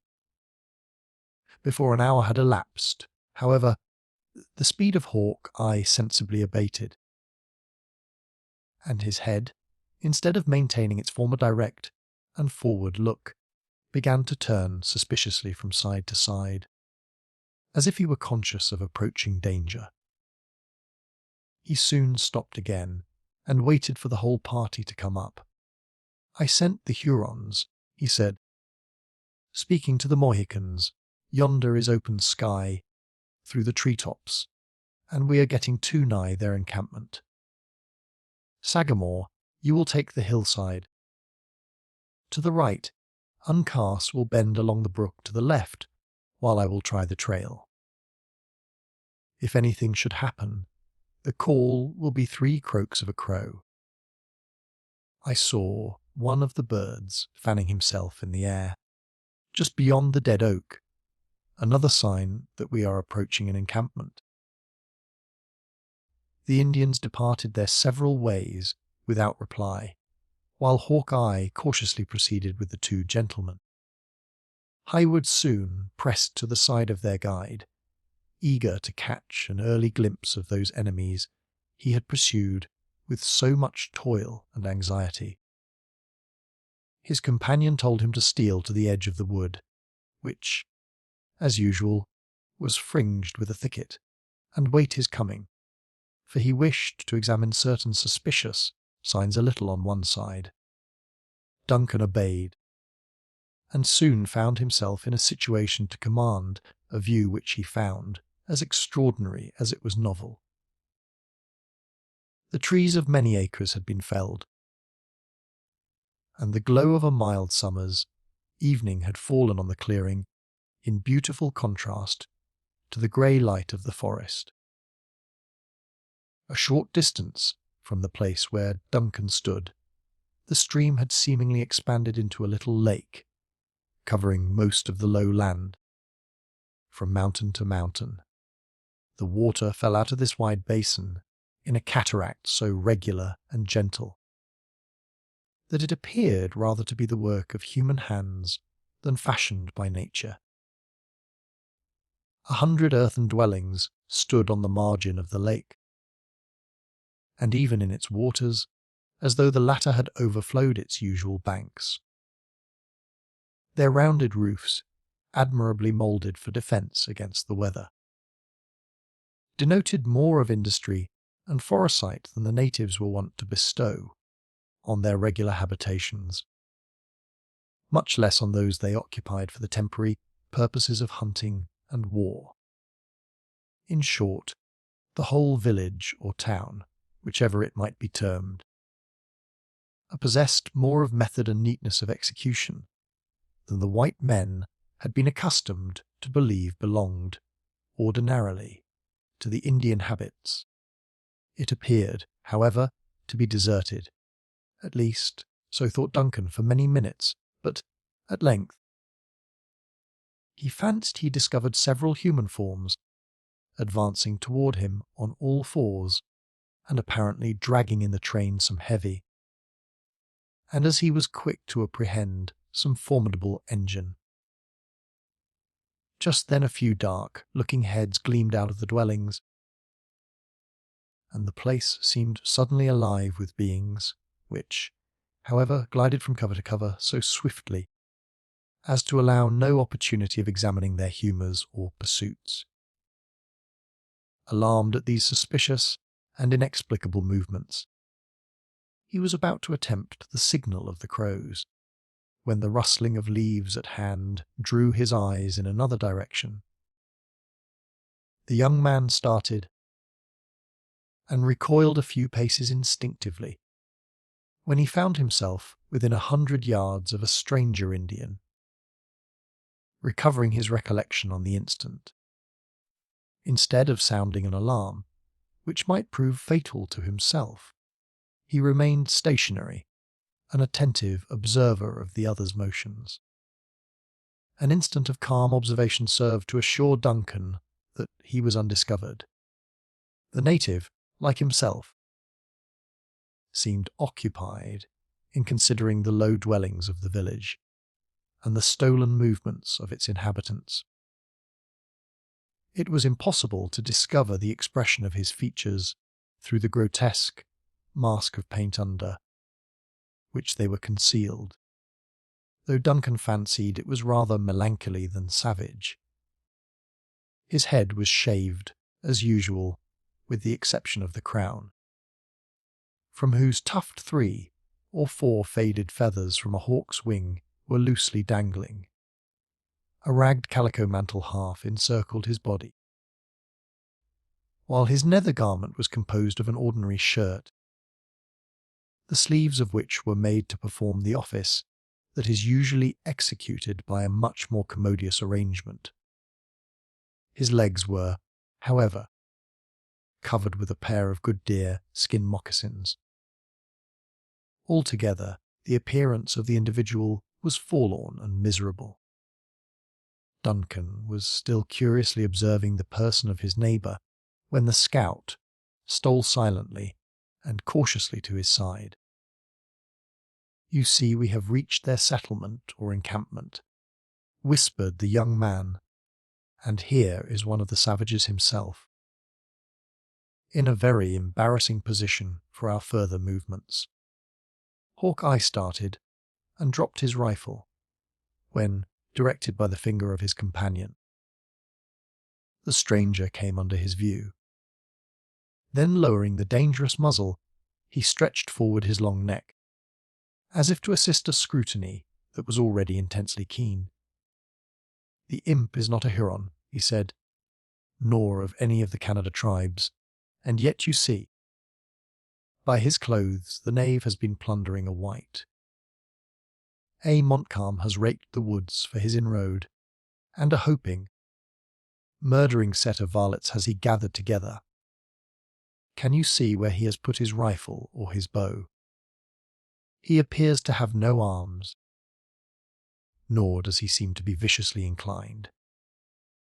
Unless he communicate the alarm to his fellows, who, as you see, are dodging about the water, we have but little to fear from him."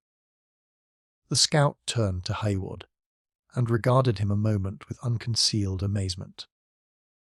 Then, opening wide his mouth, he indulged in unrestrained and heartfelt laughter, though in that silent and peculiar manner which danger had so long taught him to practice, repeating the words, "Fellows who are dodging about the water," he added, "so much for schooling and passing a boyhood, in the settlements. The knave has long legs, though, and shall not be trusted.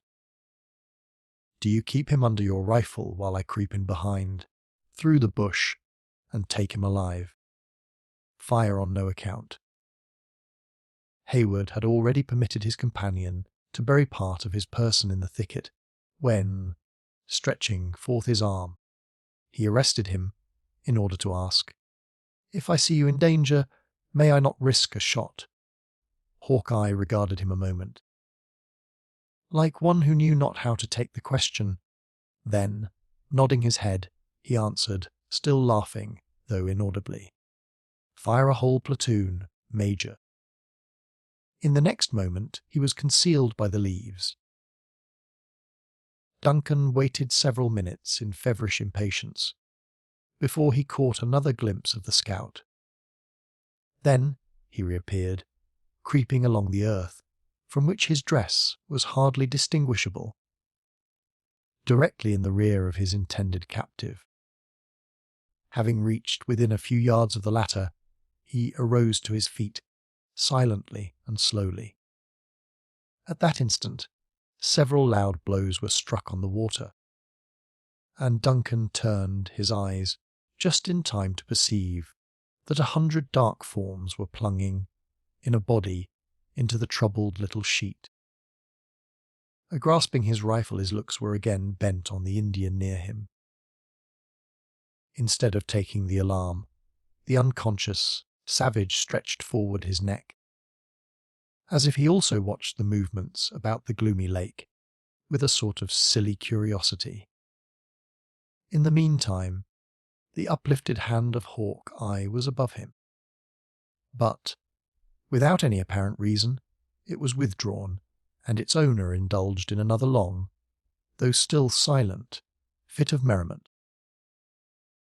When the peculiar and hearty laughter of Hawkeye was ended, instead of grasping his victim by the throat, he tapped him lightly on the shoulder and exclaimed aloud, "How now, friend? Have you a mind to teach the beavers to sing?" "Even so," was the ready answer. It would seem that the being that gave them power to improve his gifts so well would not deny them voices to proclaim his praise. Chapter 22. Bottom. Are we all met? Quince. Pat, and here is a marvellous convenient place for our rehearsal. A Midsummer Night's Dream. The reader may better imagine. Then we describe the surprise of Hayward.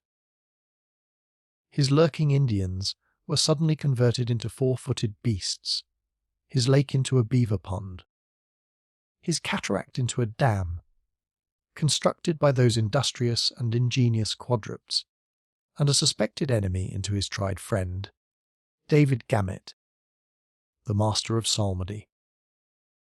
The presence of the latter created so many unexpected hopes relative to the sisters that, without a moment's hesitation, the young man broke out of his ambush and sprang forward to join the two principal actors in the scene. The merriment of Hawkeye was not easily appeased.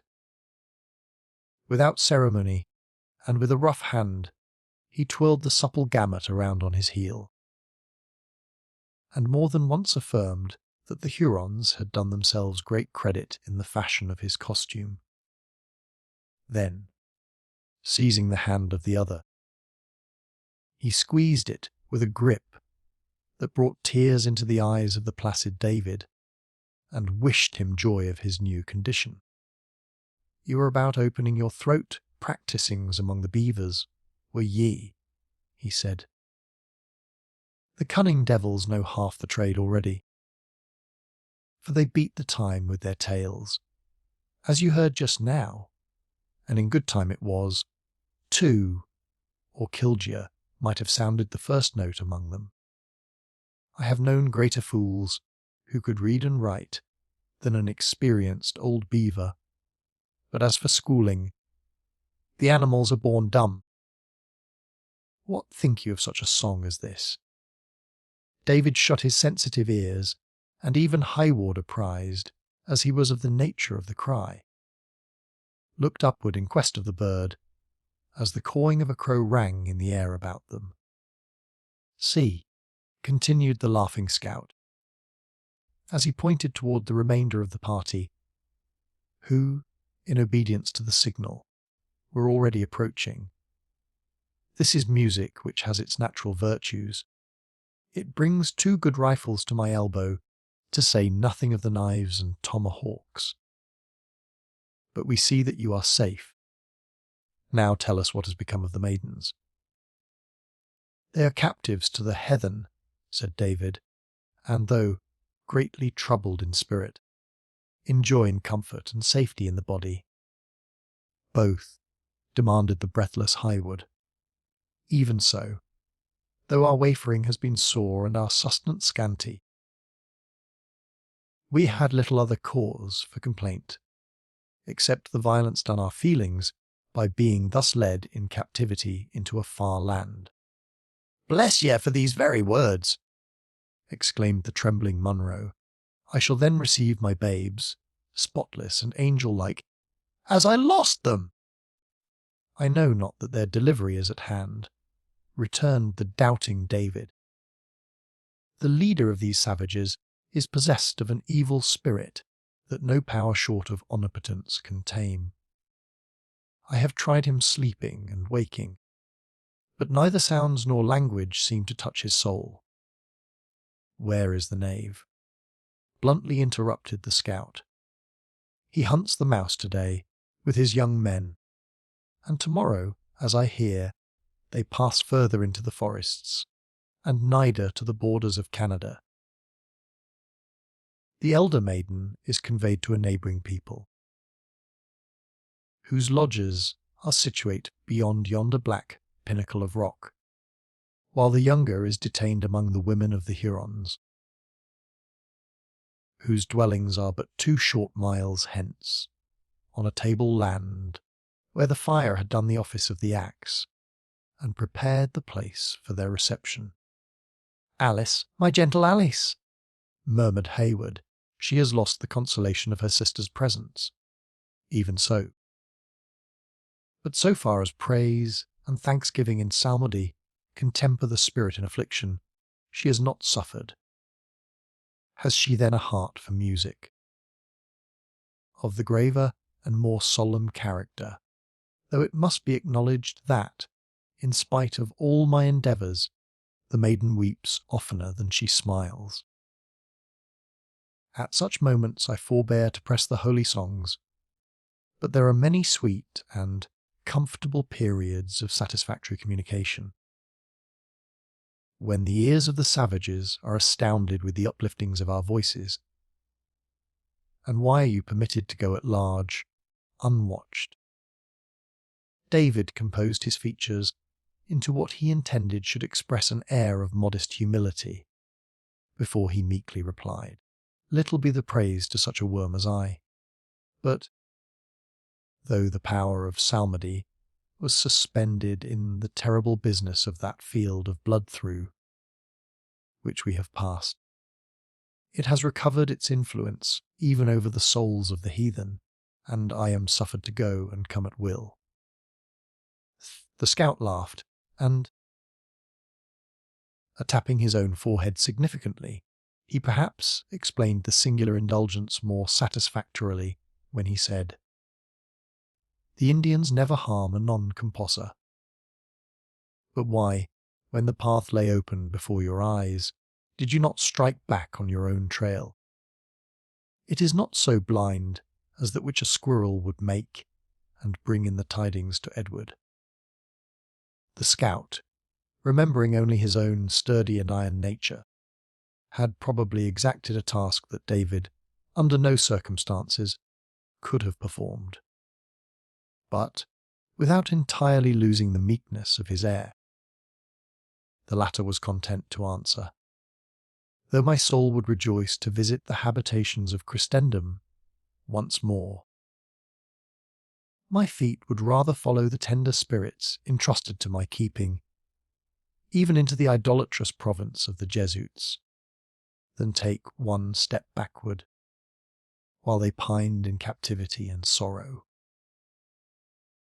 Though the figurative language of David was not very intelligible, the sincere and steady expression of his eye, and the glow of his honest countenance were not easily mistaken.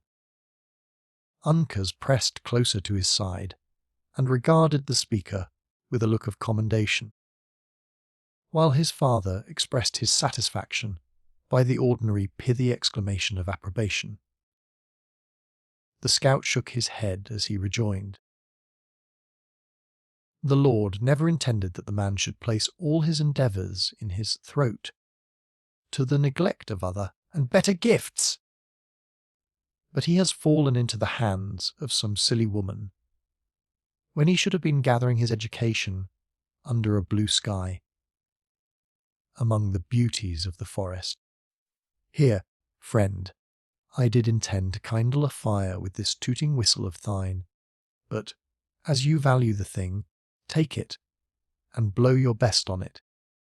Gamut received his pipe with as strong an expression of pleasure as he believed compatible with the grave functions he exercised. After essaying its virtues repeatedly, in contrast with his own voice, and satisfying himself that none of its melody was lost, he made a very serious demonstration toward achieving a few stanzas of one of the longest effusions in the little volume so often mentioned. Highwood, however, hastily interrupted his purpose by continuing questions concerning the past and present condition of his fellow captives, and in a manner more methodical than had been permitted by his feelings in the opening of their interview. David, though he regarded his treasure with longing eyes, was constrained to answer, especially as the venerable father took a part in the interrogatories with an interest too imposing to be denied. Nor did the scout fail to throw in a pertinent inquiry whenever a fitting occasion presented. In this manner,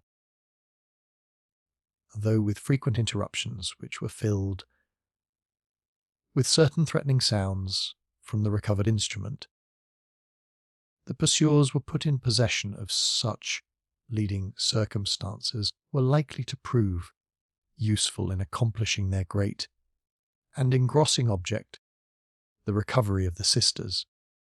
The narrative of David was simple, and the facts but few. Magua had waited on the mountain until a safe moment to retire presented itself, when he had descended, and taken the route along the western side of the Horican in direction of the Canadas.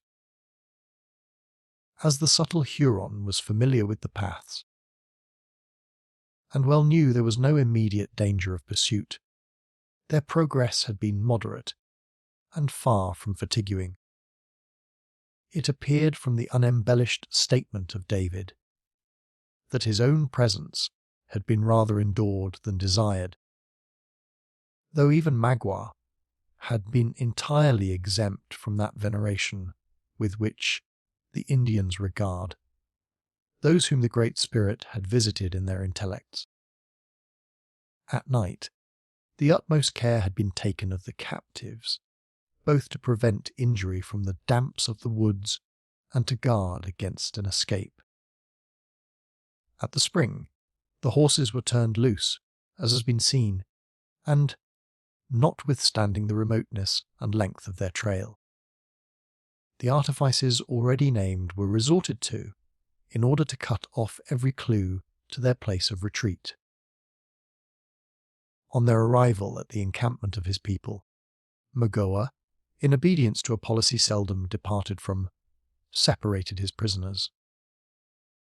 Cora had been sent to a tribe that temporarily occupied an adjacent valley, though David was far too ignorant of the customs and history of the natives to be able to declare anything satisfactory concerning their name or character. He only knew that they had not engaged in the late expedition against William Henry, that, like the Hurons themselves, they were allies of Montcalm, and that they maintained an amicable, though a watchful intercourse with the warlike and savage people whom chance had, for a time, brought in such close and disagreeable contact with themselves. The Mohicans and the scout listened to his interrupted and imperfect narrative, with an interest that obviously increased as he proceeded.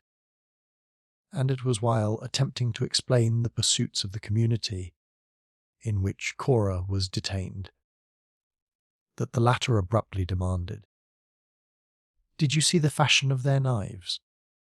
Were they of English or French formation?" My thoughts were bent on no such vanities, but rather mingled in consolation with those of the maidens. The time may come when you will not consider the knife of a savage such a despicable vanity, returned the scout, with a strong expression of contempt for the other's dullness. Had they held their corn feast? Or can you say anything of the totems of the tribe? Of corn, we had many and plentiful feasts. For the grain, the being in the milk is both sweet to the mouth and comfortable to the stomach. Of totem, I know not the meaning. But if it appertaineth in any wise to the hour of Indian music, it need not be inquired after at their hands. They never join their voices in praise, and it would seem that they are among the profanest of the idolatrous. Therein you belie the nature of an Indian. Even the Mingo adores but the true and loving God. This wicked fabrication of the whites, and I say it to the shame of my colour, that would make the warrior bow down before images of his own creation. It is true, they endeavour to make truces to the wicked one, as who would not with an enemy he cannot conquer, but they look up for favour and assistance to the great and good spirit only. It may be so, said David, but I have seen strange and fantastic images drawn in their paint, of which their admiration and care savoured of spiritual pride, especially one, and that, too, a foul and loathsome object. Was it a serpent? Quickly demanded the scout. Much the same. It was in the likeness of an abject and creeping tortoise. "Ho!" exclaimed both the attentive Mohicans in a breath, while the scout shook his head with the air of one who had made an important, but by no means a pleasing discovery. Then the father spoke, in the language of the Delawares, and with a calmness and dignity that instantly arrested the attention even of those to whom his words were unintelligible. His gestures were impressive, and at times energetic. Once he lifted his arm on high, and as it descended, the action threw aside the folds of his light mantle, a finger resting on his breast, as if he would enforce his meaning by the attitude. Duncan's eyes followed the movement, and he perceived that the animal just mentioned was beautifully, though faintly, worked in blue tint on the swarthy breast of the chief. All that he had ever heard of the violent separation of the vast tribes of the Delawares rushed across his mind, and he awaited the proper moment to speak, with a suspense that was rendered nearly intolerable by his interest in the stake. His wish, however, was anticipated by the scout, who turned from his red friend, saying, "We have found that which may be good or evil to us, as heaven disposes. The Sagamore is of the high blood of the Delawares, and is the great chief of their tortoises.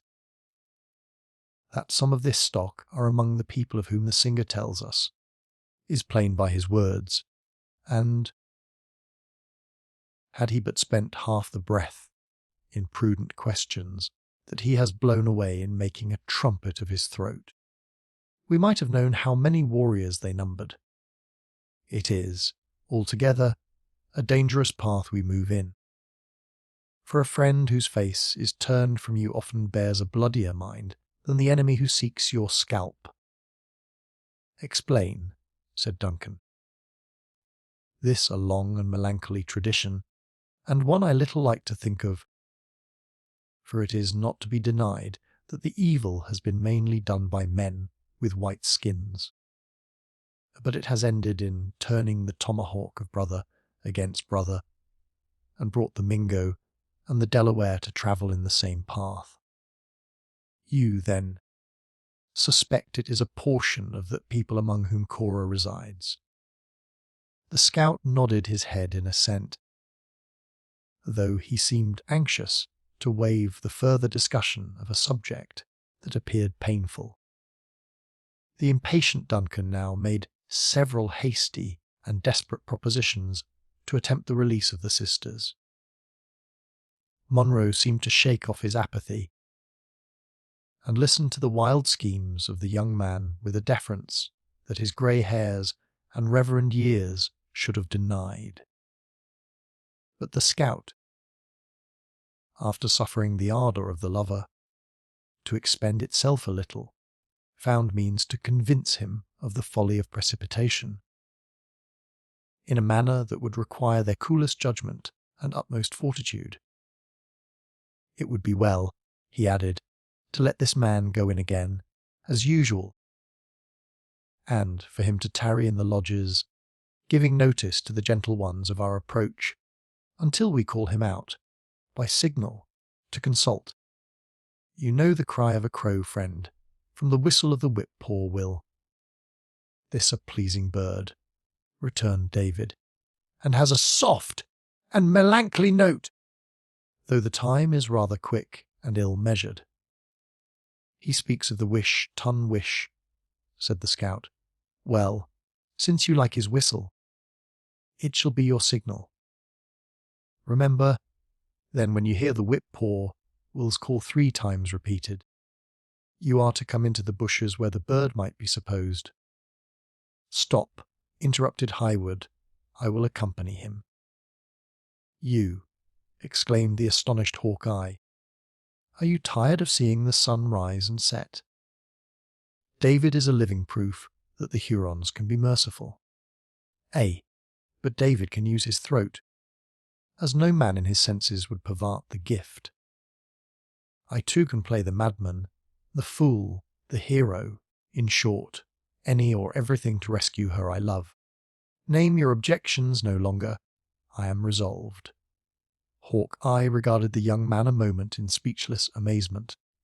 But Duncan, who, in deference to the other's skill and services, had hitherto submitted somewhat implicitly to his dictation, now assumed the superior, with a manner that was not easily resisted.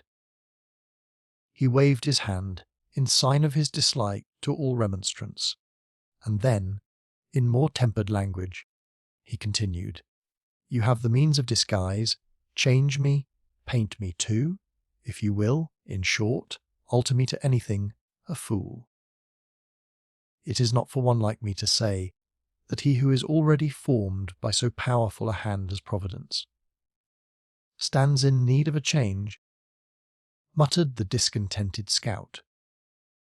When you send your parties abroad in war, you find it prudent, at least, to arrange the marks and places of encampment, in order that they who fight on your side may know when and where to expect a friend. Listen, interrupted Duncan. You have heard from this faithful follower of the captives that the Indians are of 2 tribes, if not of different nations. With one, whom you think to be a branch of the Delawares, is she you call the dark hair. The other, and younger, of the ladies, is undeniably with our declared enemies, the Hurons. It becomes my youth and rank to attempt the latter adventure. While you, therefore, are negotiating with your friends for the release of one of the sisters, I will effect that of the other, or die. The awakened spirit of the young soldier gleamed in his eyes, and his form became imposing under its influence. Hawkeye, although too much accustomed to Indian artifices not to foresee the danger of the experiment, knew not well how to combat this sudden resolution. Perhaps there was something in the proposal that suited his own hardy nature, and that secret love of desperate adventure, which had increased with his experience, until hazard and danger had become, in some measure, necessary to the enjoyment of his existence. Instead of continuing to oppose the scheme of Duncan, his humour suddenly altered, and he lent himself to its execution. "Come," he said, with a good-humoured smile, "the buck that will take to the water must be headed, and not followed." Chingachgook has as many different paints as the engineer officer's wife, who takes down natur on scraps of paper, making the mountains look like cocks of rusty hay, and placing the blue sky in reach of your hand. The Sagamore can use them, too. Seat yourself on the log, and my life on it. He can soon make a natural fool of you, and that well to your liking. Duncan complied, and the Mohican, who had been an attentive listener to the discourse, readily undertook the office. Long practised in all the subtle arts of his race, he drew, with great dexterity and quickness, the fantastic shadow that the natives were accustomed to consider as the evidence of a friendly and jocular disposition. Every line that could possibly be interpreted into a secret inclination for war was carefully avoided, while, on the other hand, he studied those conceits that might be construed into amity. In short, he entirely sacrificed every appearance of the warrior to the masquerade of a buffoon. Such exhibitions were not uncommon among the Indians, and as Duncan was already sufficiently disguised in his dress, there certainly did exist some reason for believing that, with his knowledge of French, he might pass for a juggler from Ticonderoga, straggling among the allied and friendly tribes. When he was thought to be sufficiently painted, the scout gave him much friendly advice, concerted signals, and appointed the place where they should meet, in the event of mutual success. The parting between Monro and his young friend was more melancholy still. The former submitted to the separation with an indifference that his warm and honest nature would never have permitted. In a more healthful state of mind, the scout led Highwood aside and acquainted him with his intention to leave the veteran in some safe encampment, in charge of Chingachgook. While he and Uncas pursued their inquiries among the people they had reason to believe were Delawares. Then, renewing his cautions and advice, he concluded by saying, with a solemnity and warmth of feeling with which Duncan was deeply touched, "And now, God bless you! You have shown a spirit that I like, for it is the gift of youth, more especially one of warm blood and a stout heart. But believe the warning of a man who has reason to know all he says to be true. You will have occasion for your best manhood, and for a sharper wit than what is to be gathered in books, afore you outdo the cunning or get the better of the courage of a Mingo. God bless you! If the Hurons master your scalp, rely on the promise of one who has 2 stout warriors to back him. They shall pay for their victory, with a life for every hair it holds. I say, young gentlemen, may Providence bless your undertaking, which is altogether for good, and remember that to outwit the knaves it is lawful to practice things that may not be naturally the gift of a white skin." Duncan shook his worthy and reluctant associate warmly by the hand, once more recommended his aged friend to his care, and returning his good wishes, he motioned to David to proceed. Hawkeye gazed after the high-spirited and adventurous young man for several moments, in open admiration. Then, shaking his head doubtingly, he turned and led his own division of the party into the concealment of the forest. The route taken by Duncan, and David lay directly across the clearing of the beavers and along the margin of their pond. When the former found himself alone with one so simple, and so little qualified to render any assistance in desperate emergencies, he first began to be sensible of the difficulties of the task he had undertaken. The fading light increased the gloominess of the bleak and savage wilderness that stretched so far on every side of him, and there was even a fearful character in the stillness of those little huts that he knew were so abundantly peopled. It struck him, as he gazed at the admirable structures and the wonderful precautions of their sagacious inmates, that even the brutes of these vast wilds were possessed of an instinct nearly commensurate with his own reason, and he could not reflect, without anxiety, on the unequal contest that he had so rashly courted. Then came the glowing image of Alice, her distress, her actual danger, and all the peril of his situation was forgotten. Cheering David, he moved on with the light and vigorous step of youth and enterprise. After making nearly a semicircle around the pond, they diverged from the watercourse and began to ascend to the level of a slight elevation in that bottomland over which they journeyed. Within half an hour, they gained the margin of another opening that bore all the signs of having been also made by the beavers, and which those sagacious animals had probably been induced, by some accident, to abandon for the more eligible position they now occupied. A very natural sensation caused Duncan to hesitate a moment, unwilling to leave the cover of their bushy path.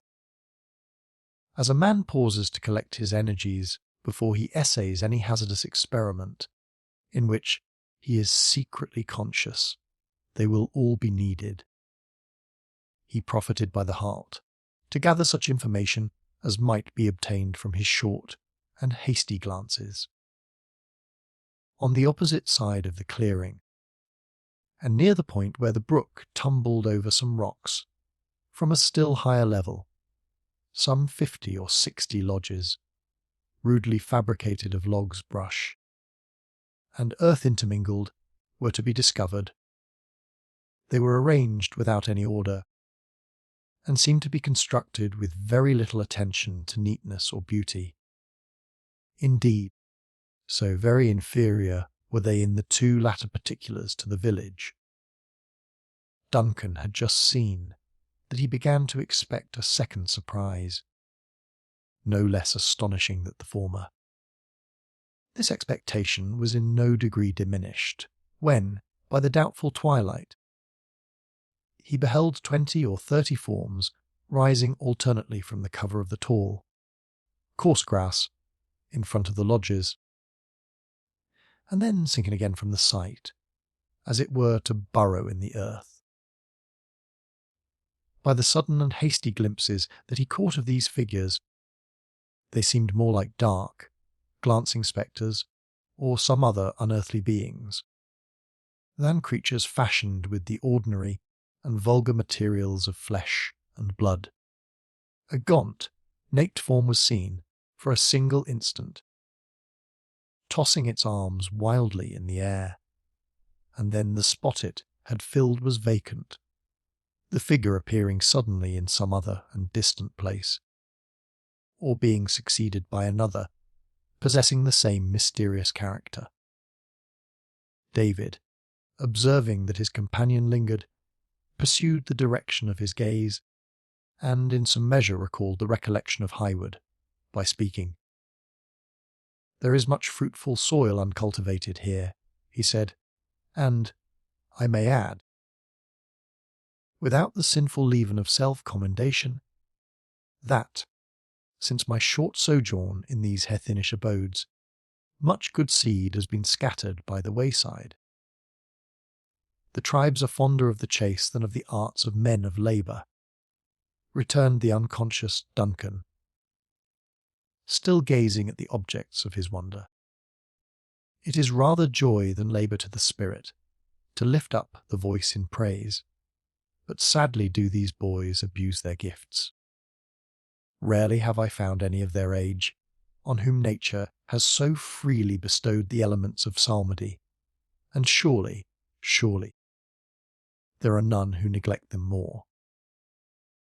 3 nights have I now tarried here, and 3 several times have I assembled the urchins to join in sacred song, and as often have they responded to my efforts with hopings and howlings that have chilled my soul. Of whom speak you? Of those children of the devil, who waste the precious moments in yonder idle antics. Ah, the wholesome restraint of discipline is but little known among this self-abandoned people. In a country of birches, a rod is never seen, and it ought not to appear a marvel in my eyes that the choicest blessings of Providence are wasted in such cries as these.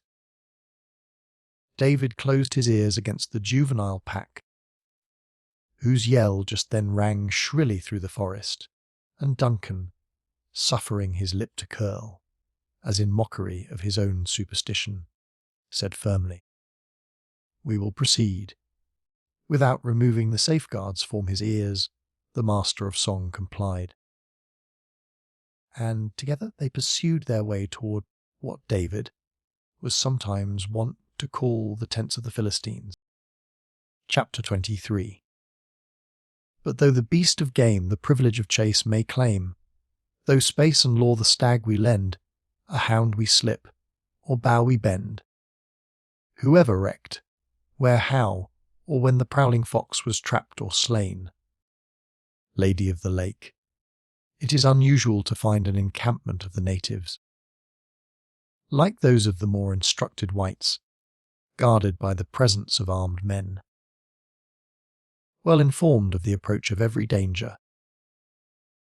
While it is yet at a distance, the Indian generally rests, secure under his knowledge of the signs of the forest, and the long and difficult paths that separate him from those he has most reason to dread. But the enemy, who, by any lucky concurrence of accidents, has found means to elude the vigilance of the scouts, will seldom meet with sentinels nearer home to sound the alarm. In addition to this general usage, the tribes friendly to the French knew too well the weight of the blow that had just been struck to apprehend any immediate danger from the hostile nations that were tributary to the crown of Britain. When Duncan and David, therefore, found themselves in the centre of the children, who played the antics already mentioned, it was without the least previous intimation of their approach. But so soon as they were observed, the whole of the juvenile pack raised, by common consent, a shrill and warning whoop, and then sank, as it were, by magic, from before the sight of their visitors. The naked, tawny bodies of the crouching urchins blended so nicely at that hour with the withered herbage that at first it seemed as if the earth had, in truth, swallowed up their forms, though when surprise permitted Duncan to bend his look more curiously about the spot, he found it everywhere met by dark, quick, and rolling eyeballs. Gathering no encouragement from this startling presage of the nature of the scrutiny, he was likely to undergo from the more mature judgments of the men. There was an instant when the young soldier would have retreated. It was, however, too late to appear to hesitate. The cry of the children had drawn a dozen warriors to the door of the nearest lodge, where they stood clustered in a dark and savage group, gravely awaiting the nearer approach of those who had unexpectedly come among them. David, in some measure familiarized to the scene, led the way with a steadiness that no slight obstacle was likely to disconcert into this very building. It was the principal edifice of the village. Though roughly constructed of the bark and branches of trees, being the lodge in which the tribe held its councils and public meetings during their temporary residence on the borders of the English province. Duncan found it difficult to assume the necessary appearance of unconcern.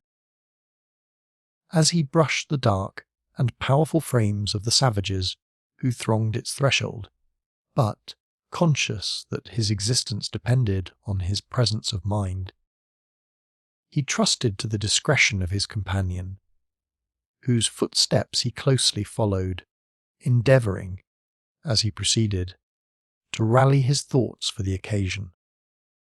His blood curdled when he found himself in absolute contact with such fierce and implacable enemies, but he so far mastered his feelings as to pursue his way into the centre of the lodge with an exterior that did not betray the weakness. Imitating the example of the deliberate gamut, he drew a bundle of fragrant brush from beneath a pile that filled the corner of the hut, and seated himself in silence.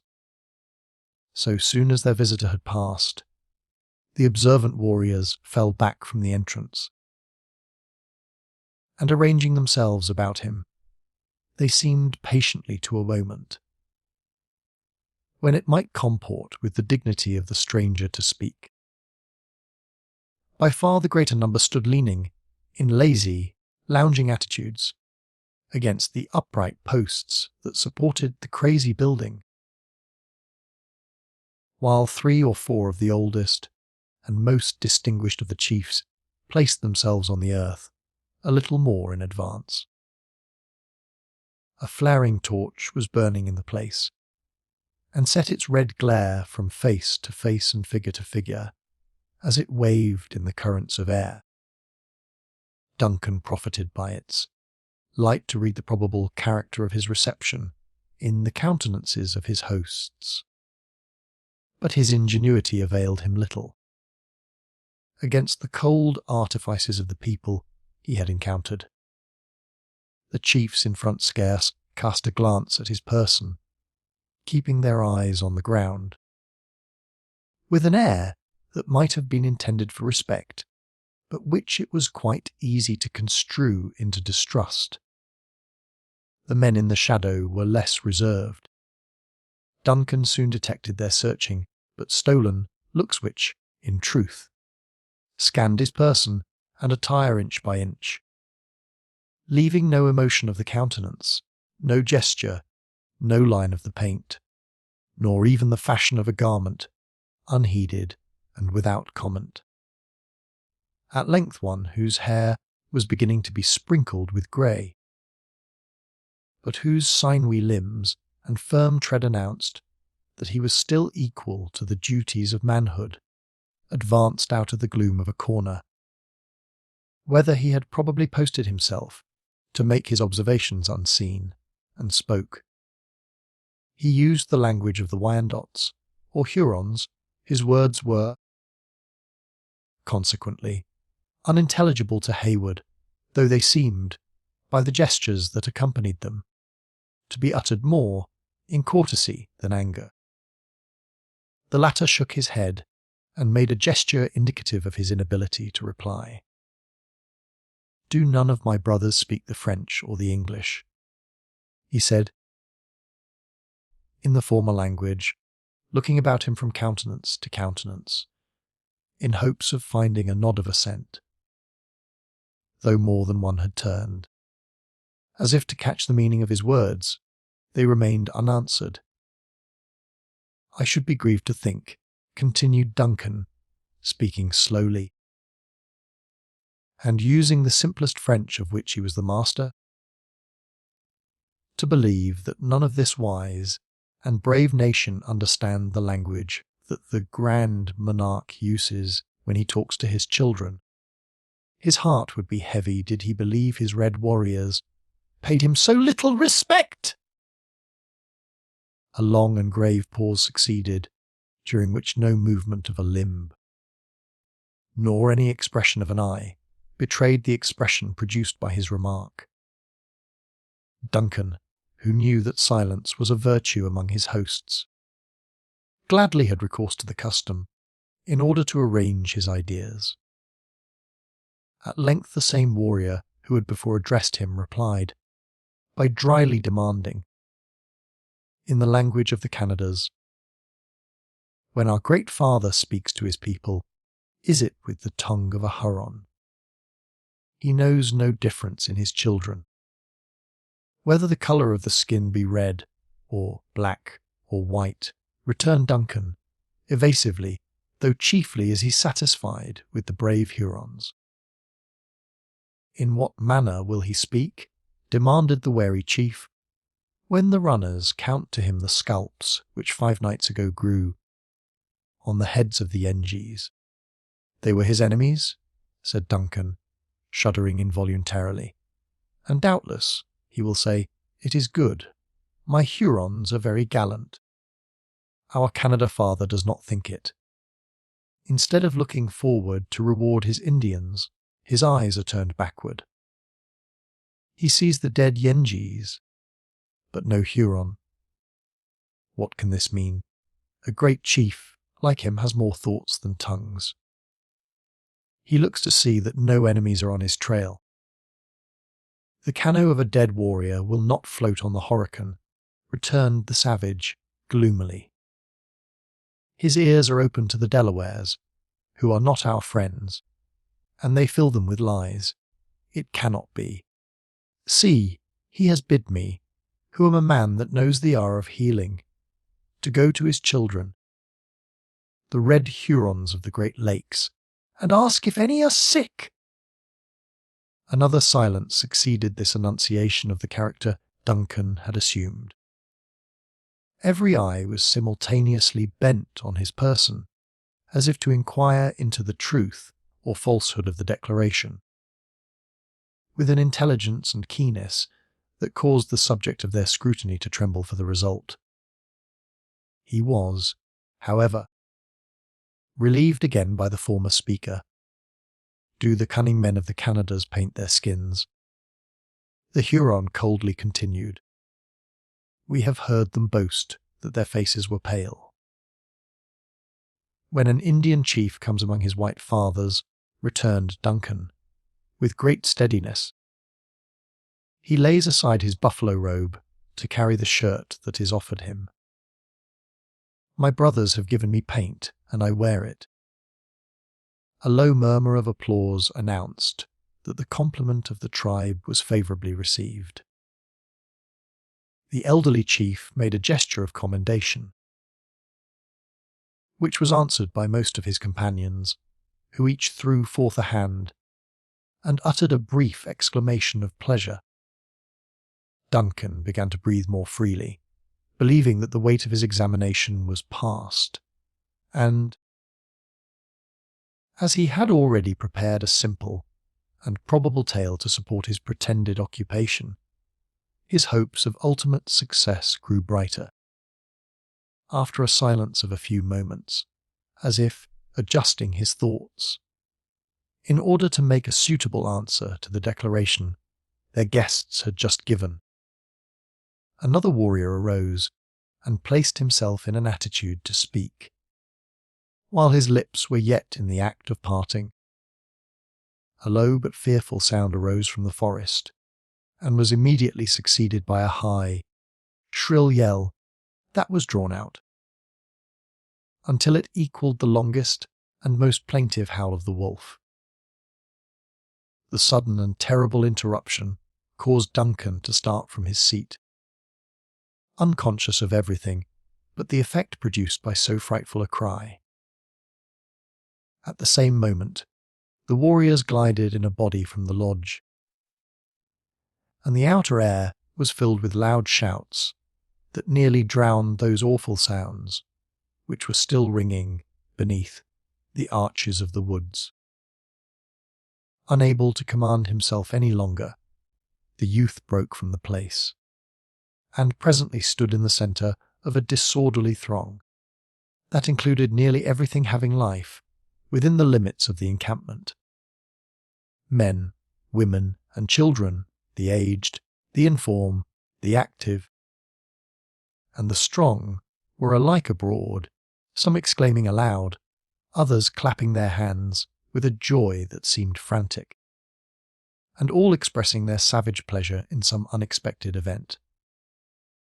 Though astounded at first by the uproar, Highwood was soon enabled to find its solution by the scene that followed. There yet lingered sufficient light in the heavens to exhibit those bright openings among the tree tops, where different paths left the clearing to enter the depths of the wilderness.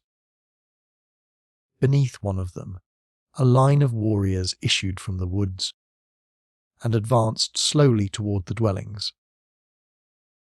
One in front bore a short pole on which, as it afterwards appeared, were suspended several human scalps.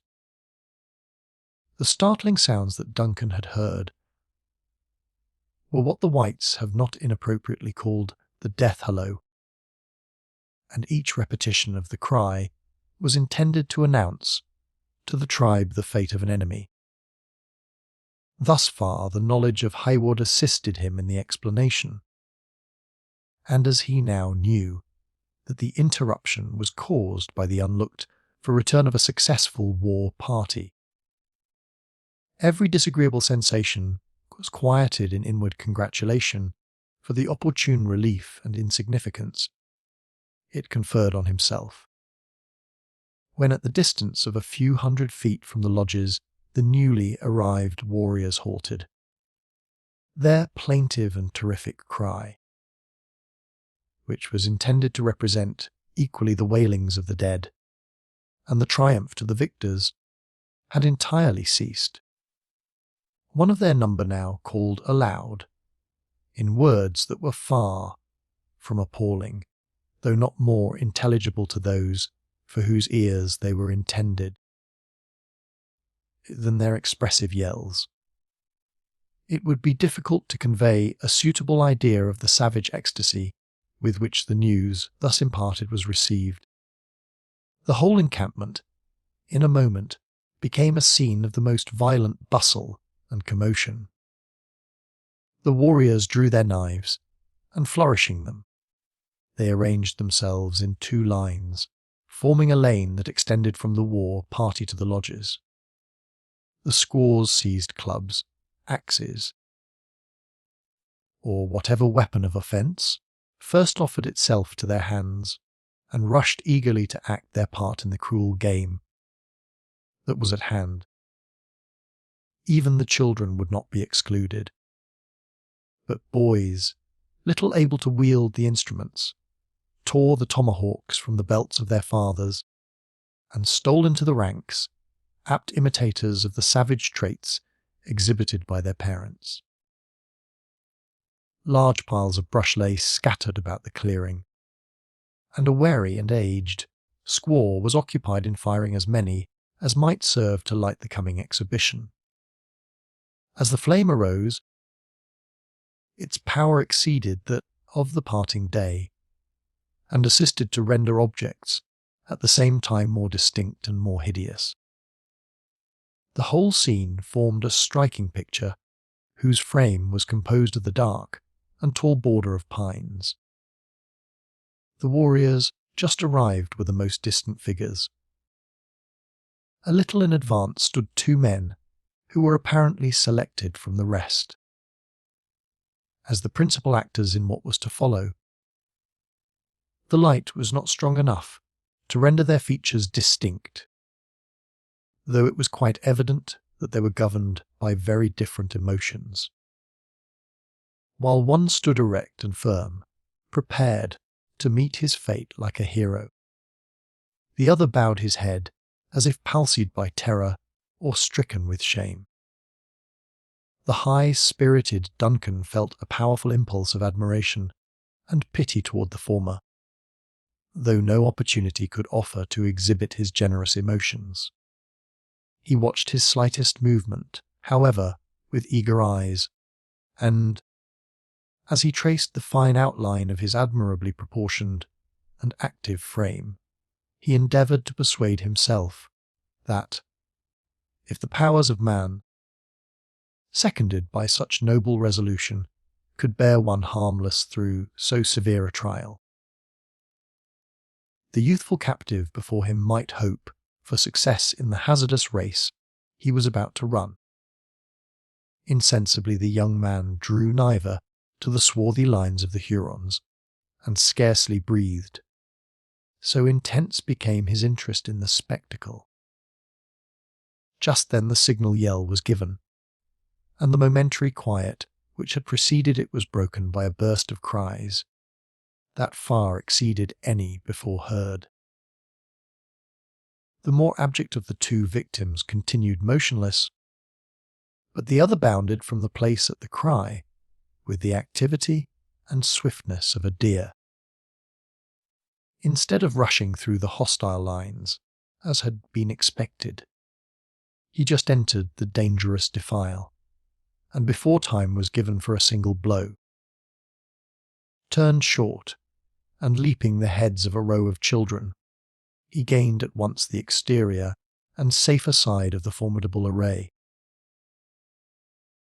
The artifice was answered by 100 voices raised in imprecations, and the whole of the excited multitude broke from their order and spread themselves about the place in wild confusion.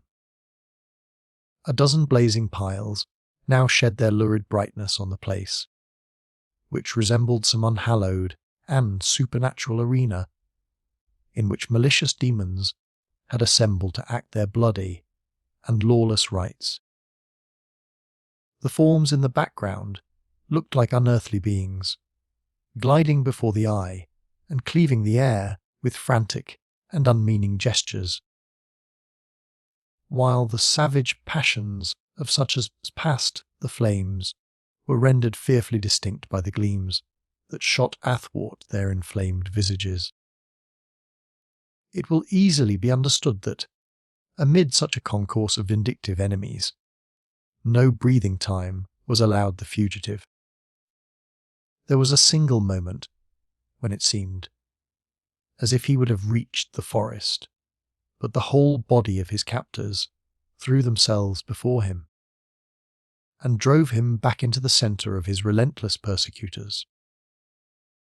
Turning like a headed deer, he shot, with the swiftness of an arrow, through a pillar of forked flame, and passing the whole multitude harmless, he appeared on the opposite side of the clearing.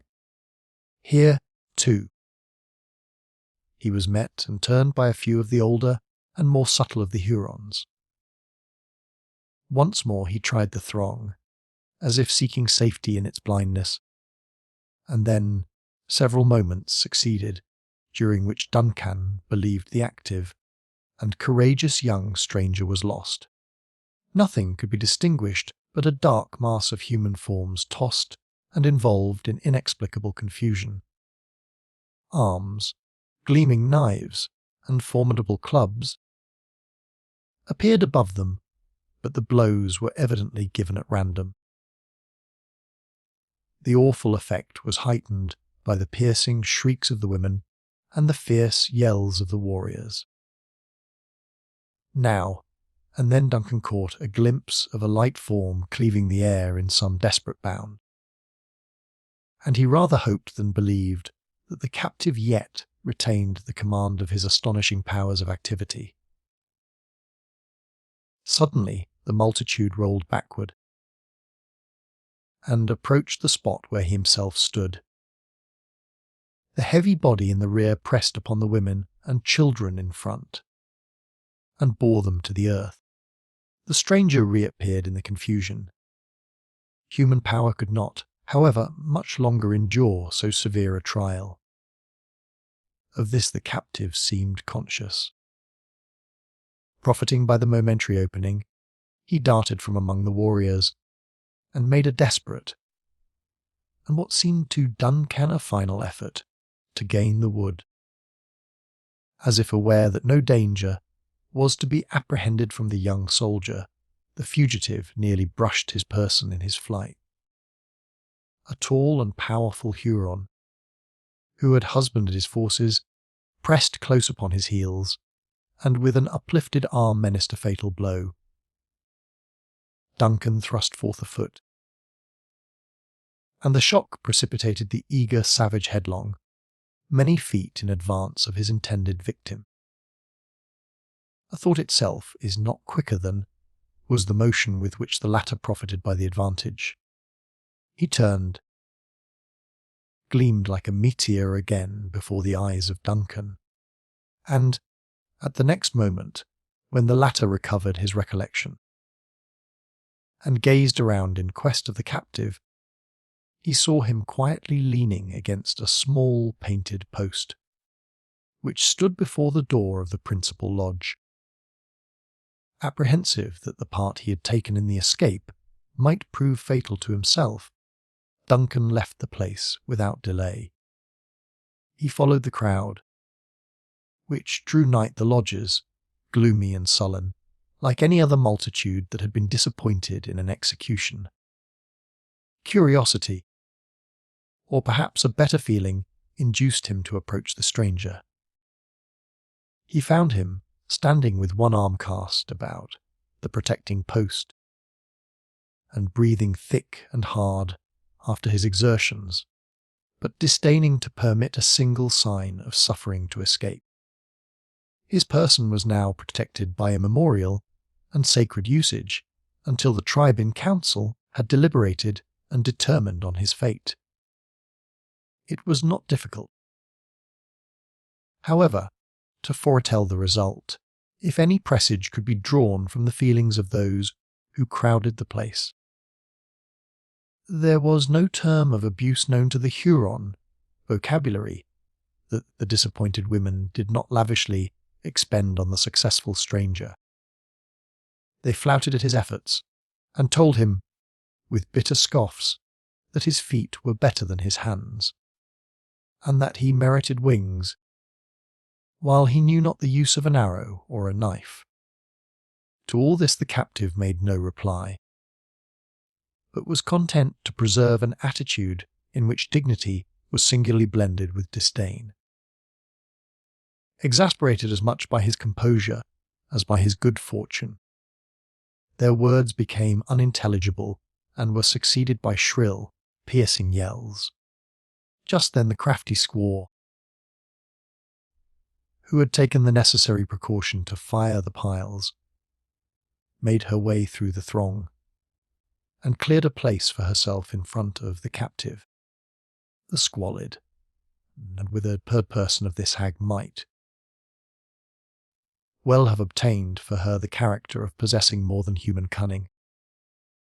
Throwing back her light vestment, she stretched forth her long, skinny arm in derision, and using the language of the Lenape, as more intelligible to the subject of her gibes, she commenced aloud. "Look you, Delaware," she said, snapping her fingers in his face. "Your nation is a race of women, and the hoe is better fitted to your hands than the gun. Your squaws are the mothers of deer, but if a bear, or a wildcat, or a serpent were born among you, ye would flee. The Huron girls shall make you petticoats, and we will find you a husband."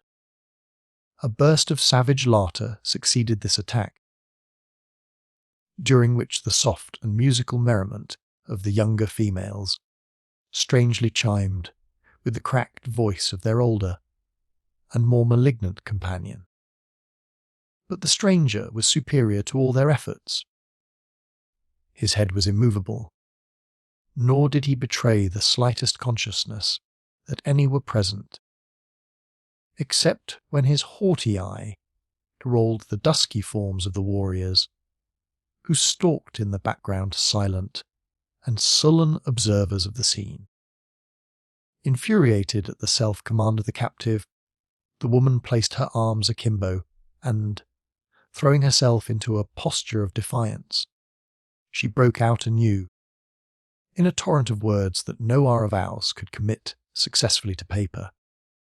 Her breath was, however, expended in vain, for, although distinguished in her nation as a proficient in the art of abuse, she was permitted to work herself into such a fury as actually to foam at the mouth, without causing a muscle to vibrate in the motionless figure of the stranger. The effect of his indifference began to extend itself to the other spectators and a youngster who was just quitting the condition of a boy to enter the state of manhood, attempted to assist the termagant by flourishing his tomahawk before their victim and adding his empty boasts to the taunts of the women. Then, indeed, the captive turned his face toward the light and looked down on the stripling with an expression that was superior to contempt. At the next moment he resumed his quiet and reclining attitude against the post. But the change of posture had permitted Duncan to exchange glances with the firm and piercing eyes of Uncas, breathless with amazement, and heavily oppressed with the critical situation of his friend. Hayward recalled before the look, trembling lest its meaning might, in some unknown manner, hasten the prisoner's fate. There was not, however, any instant cause for such an apprehension. Just then a warrior forced his way into the exasperated crowd. Motioning the women and children aside with a stern gesture, he took Uncas by the arm and led him toward the door of the council lodge. Thither all the chiefs and most of the distinguished warriors followed, among whom the anxious Hayward found means to enter without attracting any dangerous attention to himself. A few minutes were consumed in disposing of those present in a manner suitable to their rank and influence in the tribe. An order very similar to that adopted in the preceding interview was observed, the aged and superior chiefs occupying the area of the spacious apartment, within the powerful light of a glaring torch, while their juniors and inferiors were arranged in the background, presenting a dark outline of swarthy and marked visages. In the very centre of the lodge, immediately under an opening that admitted the twinkling light of one or two stars, stood Uncas, calm, elevated, and collected. His high and haughty carriage was not lost on his captors, who often bent their looks on his person, with eyes which, while they lost none of their inflexibility of purpose, plainly betrayed their admiration of the stranger's daring. The case was different with the individual whom Duncan had observed to stand forth with his friend, previously to the desperate trial of speed, and who, instead of joining in the chase, had remained, throughout its turbulent uproar, like a cringing statue, expressive of shame and disgrace. Though not a hand had been extended to greet him, nor yet an eye had condescended to watch his movements, he had also entered the lodge, as though impelled by a fate to whose decrees he submitted, seemingly without a struggle. Hayward profited by the first opportunity to gaze in his face. Secretly apprehensive, he might find the features of another acquaintance, but they proved to be those of a stranger, and, what was still more inexplicable, of one who bore all the distinctive marks of a Huron warrior. Instead of mingling with his tribe, however, he sat apart, a solitary being in a multitude, his form shrinking into a crouching and abject attitude, as if anxious to fill as little space as possible. When each individual had taken his proper station, and silence reigned in the place, the grey-haired chief, already introduced to the reader, spoke aloud, in the language of the Lenni Lenape. Delaware, he said, though one of a nation of women, you have proved yourself a man. I would give you food, but he who eats with a Huron should become his friend. Rest in peace till the morning sun, when our last words shall be spoken. 7 nights, and as many summer days, have I fasted on the trail of the Hurons, Uncas coldly replied. The children of the Lenape know how to travel the path of the just, without lingering to eat. 2 of my young men are in pursuit of your companion. Resumed the other, without appearing to regard the boast of his captive. When they get back, then will our wise man say to you, live or die. Has a Huron no ears? Scornfully exclaimed Uncas, twice, since he has been your prisoner, has the Delaware heard a gun that he knows. Your young men will never come back. A short and sullen pause succeeded this bold assertion. Duncan, who understood the Mohican to allude to the fatal rifle of the scout, bent forward in earnest. Observation of the effect it might produce on the conquerors, but the chief was content with simply retorting. If the Lenape are so skilful, why is one of their bravest warriors here? He followed in the steps of a flying coward, and fell into a snare. The cunning beaver may be caught. As Uncas thus replied, he pointed with his finger toward the solitary Huron, but without deigning to bestow any other notice on so unworthy an object. The words of the answer and the air of the speaker produced a strong sensation among his auditors. Every eye rolled sullenly toward the individual indicated by the simple gesture, and a low, threatening murmur passed through the crowd. The ominous sounds reached the outer door, and the women and children pressing into the throng. No gap had been left between shoulder and shoulder that was not now filled with the dark lineaments of some eager and curious human countenance. In the meantime, the more aged chiefs, in the centre, communed with each other in short and broken sentences. Not a word was uttered that did not convey the meaning of the speaker, in the simplest and most energetic form. Again, a long and deeply solemn pause took place. It was known, by all present, to be the brave precursor of a weighty and important judgment.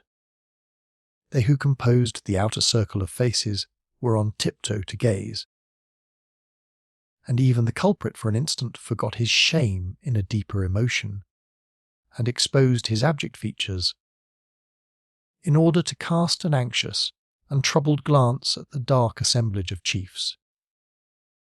The silence was finally broken by the aged warrior so often named. He arose from the earth, and moving past the immovable form of Uncas, placed himself in a dignified attitude before the offender. At that moment, the withered squaw already mentioned moved into the circle, in a slow, sidling sort of a dance, holding the torch, and muttering the indistinct words of what might have been a species of incantation. Though her presence was altogether an intrusion, it was unheeded. Approaching Uncas, she held the blazing brand in such a manner as to cast its red glare on his person, and to expose the slightest emotion of his countenance. The Mohican maintained his firm and haughty attitude, and his eyes, so far from deigning to meet her inquisitive look, dwelt steadily on the distance, as though it penetrated the obstacles which impeded the view and looked into futurity. Satisfied with her examination, she left him, with a slight expression of pleasure, and proceeded to practice the same, trying experiment on her delinquent countryman. The young Huron was in his war paint, and very little of a finely moulded form was concealed by his attire. The light rendered every limb and joint discernible. and Duncan turned away in horror when he saw they were writhing in irrepressible agony. The woman was commencing a low and plaintive howl at the sad and shameful spectacle, when the chief put forth his hand and gently pushed her aside. "Read, that bends," he said, addressing the young culprit by name, and in his proper language, though the Great Spirit has made you pleasant to the eyes. It would have been better that you had not been born. Your tongue is loud in the village, but in battle it is still. None of my young men strike the tomahawk deeper into the war post, none of them so lightly on the NGs. The enemy know the shape of your back, but they have never seen the colour of your eyes. 3 times have they called on you to come, and as often did you forget to answer. Your name will never be mentioned again in your tribe. It is already forgotten. As the chief slowly uttered these words, pausing impressively between each sentence, the culprit raised his face, in deference to the other's rank and years.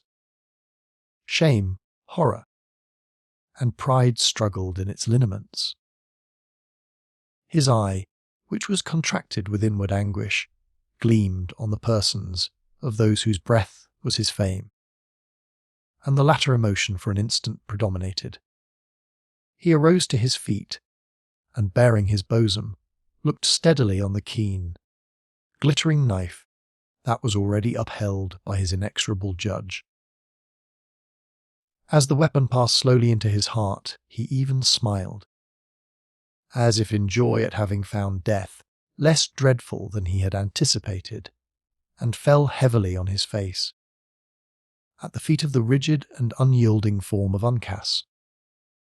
The squaw gave a loud and plaintive yell, dashed the torch to the earth, and buried everything in darkness.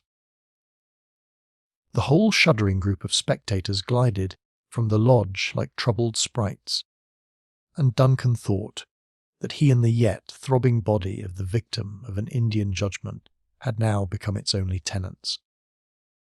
Chapter 24. Thus spoke the sage. The kings without delay dissolve the council, and their chief obey. Pope's Iliad. A single moment served to convince the youth that he was mistaken.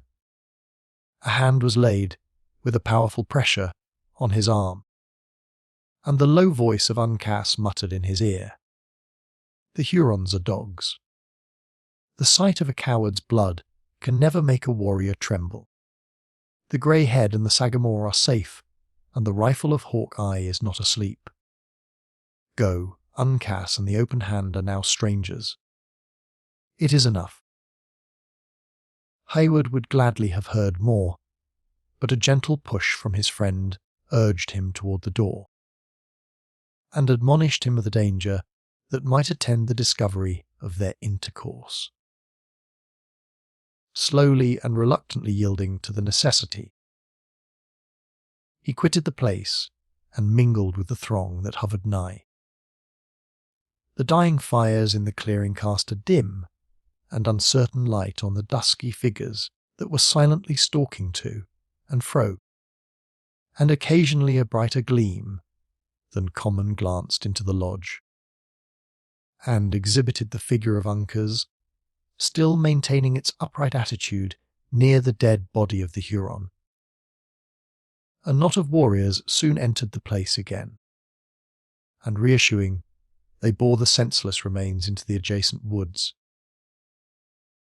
After this termination of the scene, Duncan wandered among the lodges, unquestioned and unnoticed, endeavouring to find some trace of her, in whose behalf he incurred the risk he ran. In the present temper of the tribe, it would have been easy to have fled and rejoined his companions, had such a wish crossed his mind. But, in addition to the never-ceasing anxiety on account of Alice, a fresher though feebler interest in the fate of Uncas assisted to chain him to the spot. He continued, therefore, to stray from hut to hut, looking into each only to encounter additional disappointment, until he had made the entire circuit of the village.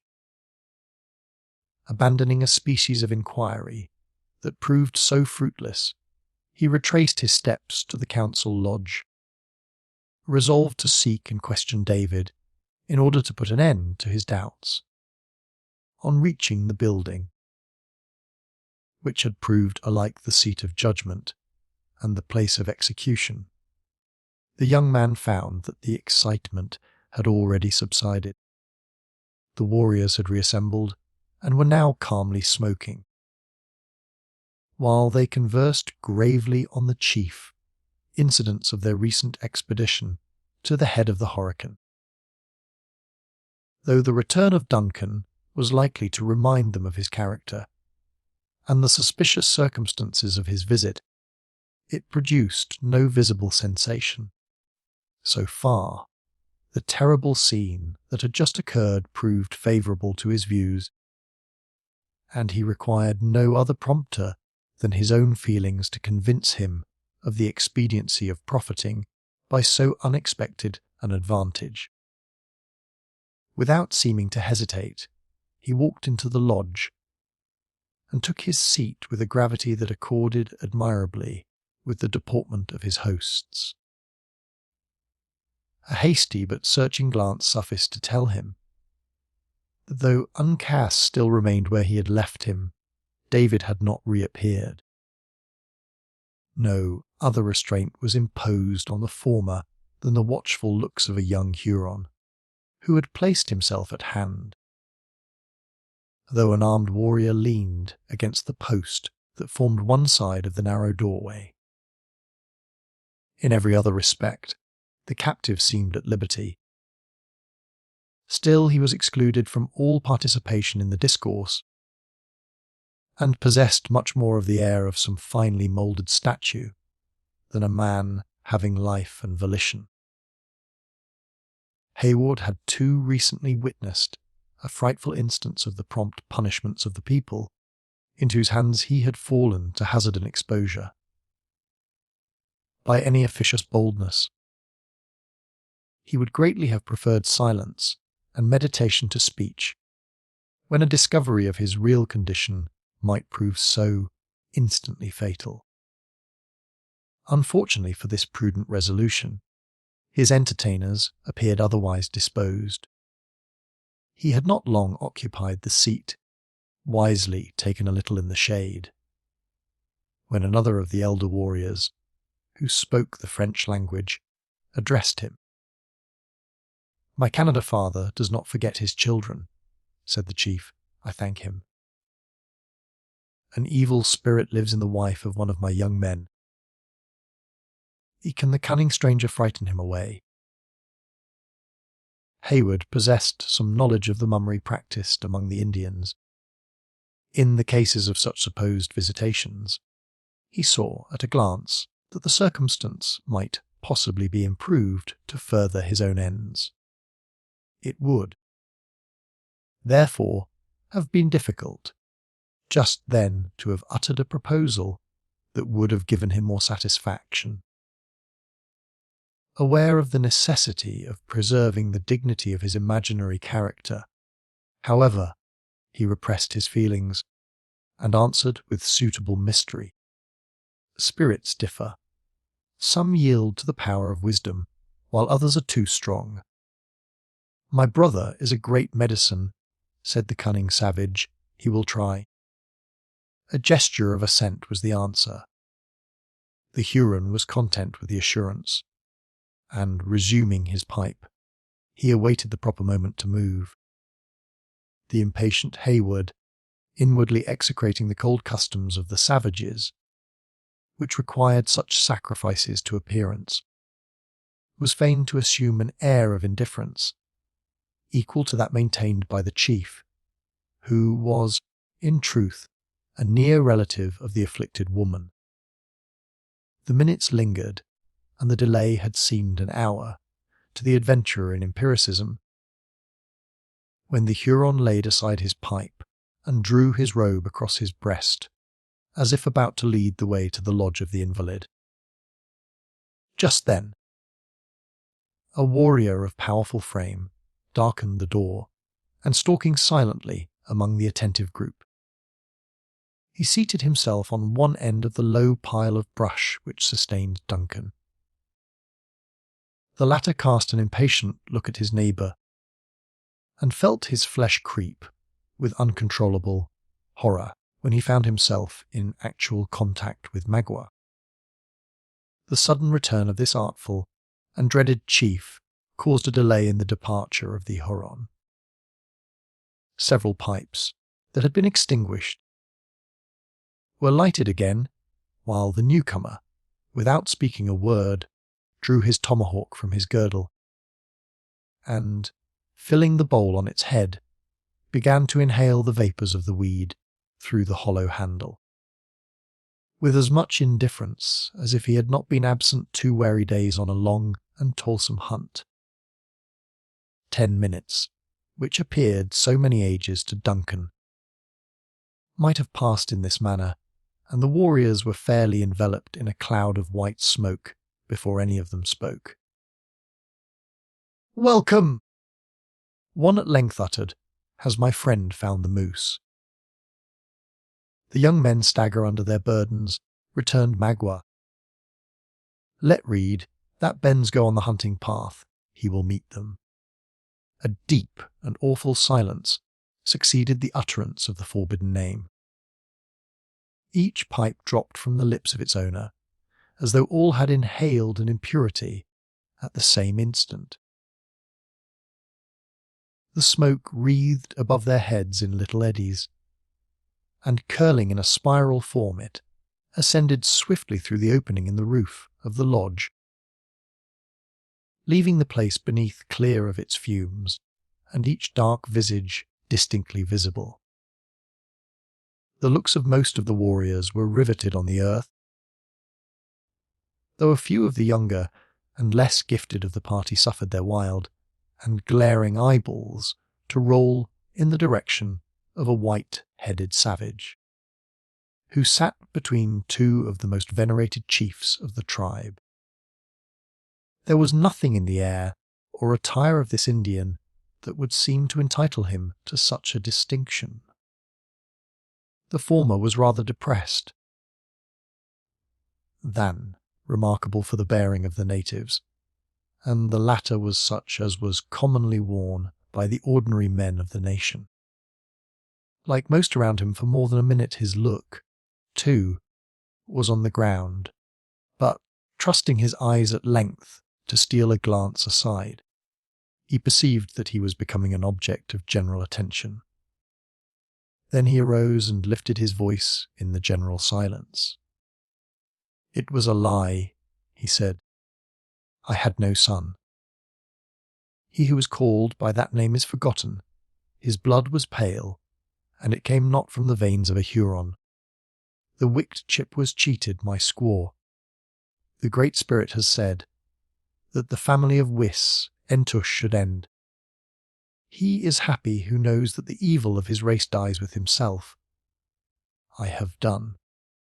The speaker, who was the father of the recreant young Indian, looked round and about him, as if seeking commendation of his stoicism in the eyes of the auditors. But the stern customs of his people had made too severe an exaction of the feeble old man. The expression of his eye contradicted his figurative and boastful language, while every muscle in his wrinkled visage was working with anguish. Standing a single minute to enjoy his bitter triumph, he turned away, as if sickening at the gaze of men, and, veiling his face in his blanket, he walked from the lodge with the noiseless step of an Indian seeking, in the privacy of his own abode, the sympathy of one like himself, aged, fallen and childless. The Indians, who believe in the hereditary transmission of virtues and defects in character, suffered him to depart in silence. Then, with an elevation of breeding that many in a more cultivated state of society might profitably emulate. One of the chiefs drew the attention of the young men from the weakness they had just witnessed by saying, in a cheerful voice, addressing himself in courtesy to Magua as the newest comer, "The Delawares have been like bears after the honey pots, prowling around my village. But who has ever found a Huron asleep?" The darkness of the impending cloud, which precedes a burst of thunder, was not blacker than the brow of Magua as he exclaimed, "The Delawares of the lakes." "Not so. They who wear the petticoats of squaws on their own river. One of them has been passing the tribe. Did my young men take his scalp? His legs were good, though his arm is better for the hoe than the tomahawk," returned the other, pointing to the immovable form of Uncas. Instead of manifesting any womanish curiosity to feast his eyes with the sight of a captive from a people he was known to have so much reason to hate, Magua continued to smoke with the meditative air that he usually maintained when there was no immediate call on his cunning or his eloquence. Although secretly amazed at the facts communicated by the speech of the aged father, he permitted himself to ask no questions, reserving his inquiries for a more suitable moment. It was only after a sufficient interval that he shook the ashes from his pipe, replaced the tomahawk, tightened his girdle, and arose, casting for the first time a glance in the direction of the prisoner, who stood a little behind him.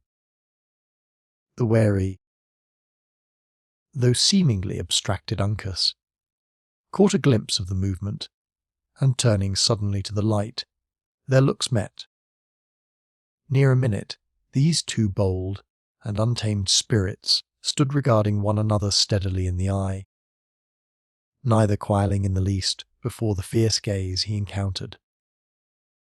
The form of Uncas dilated, and his nostrils opened like those of a tiger at bay, but so rigid and unyielding was his posture that he might easily have been converted by the imagination into an exquisite and faultless representation of the warlike deity of his tribe.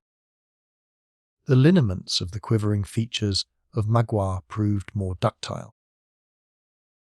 His countenance gradually lost its character of defiance in an expression of ferocious joy, and heaving a breath from the very bottom of his chest, he pronounced aloud the formidable name of Le Cerf Agile. Each warrior sprang upon his feet at the utterance of the well-known appellation, and there was a short period during which the stoical constancy of the natives was completely conquered by surprise.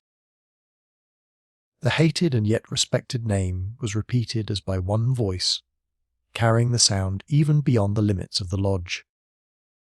The women and children, who lingered around the entrance, took up the words in an echo, which was succeeded by another shrill and plaintive howl. The latter was not yet ended. When the sensation among the men had entirely abated, each one in presence seated himself, as though ashamed of his precipitation. But it was many minutes before their meaning eyes ceased to roll toward their captive, in curious examination of a warrior who had so often proved his prowess on the best and prudest of their nation. Uncas enjoyed his victory, but was content with merely exhibiting his triumph by a quiet smile, an emblem of scorn which belongs to all time and every nation.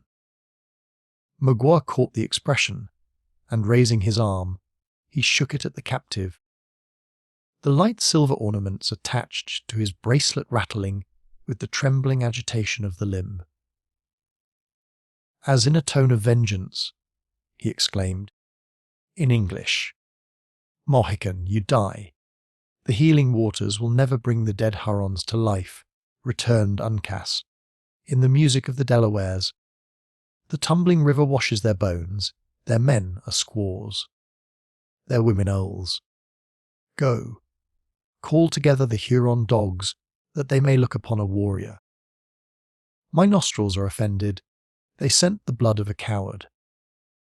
The latter allusion struck deep, and the injury rankled.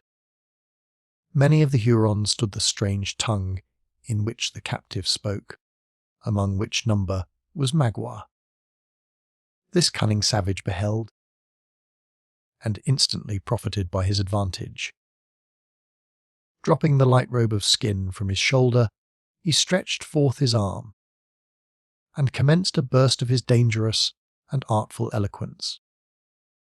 However much his influence among his people had been impaired by his occasional and besetting weakness, as well as by his desertion of the tribe, his courage and his fame as an orator were undeniable.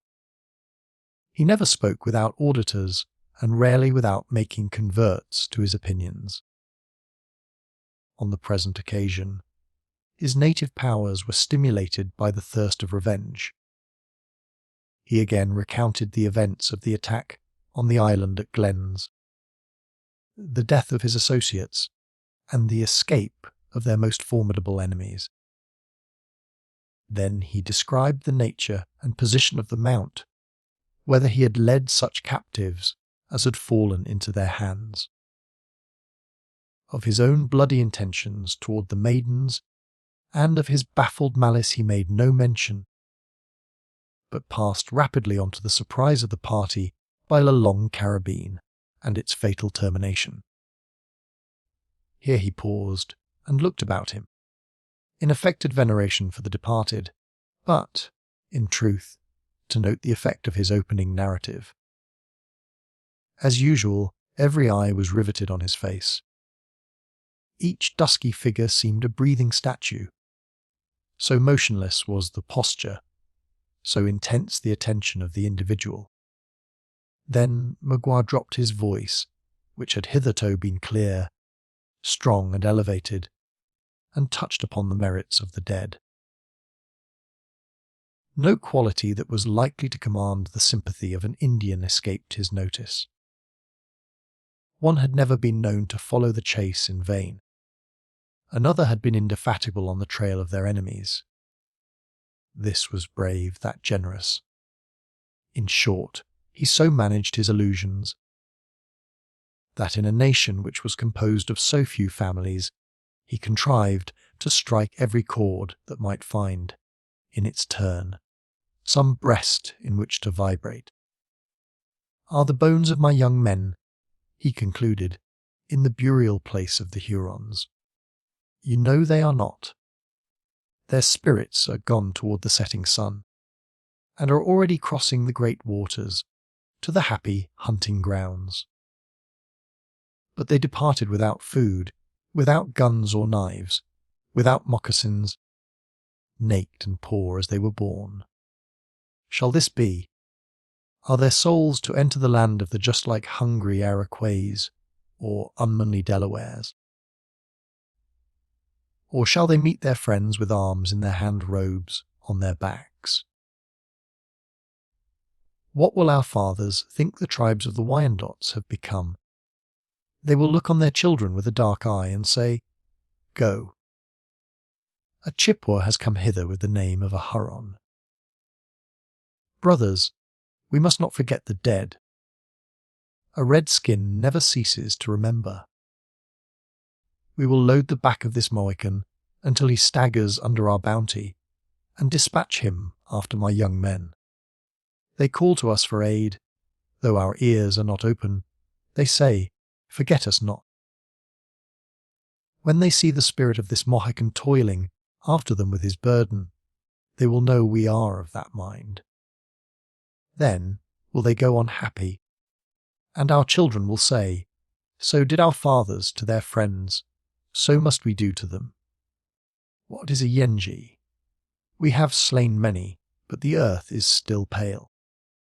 A stain on the name of Huron can only be hid by blood that comes from the veins of an Indian. let this Delaware die. The effect of such an harangue, delivered in the nervous language and with the emphatic manner of a Huron orator, could scarcely be mistaken. Magua had so artfully blended the natural sympathies with the religious superstition of his auditors that their minds, already prepared by custom to sacrifice a victim to the manes of their countrymen, lost every vestige of humanity in a wish for revenge. One warrior in particular, a man of wild and ferocious mien, had been conspicuous for the attention he had given to the words of the speaker.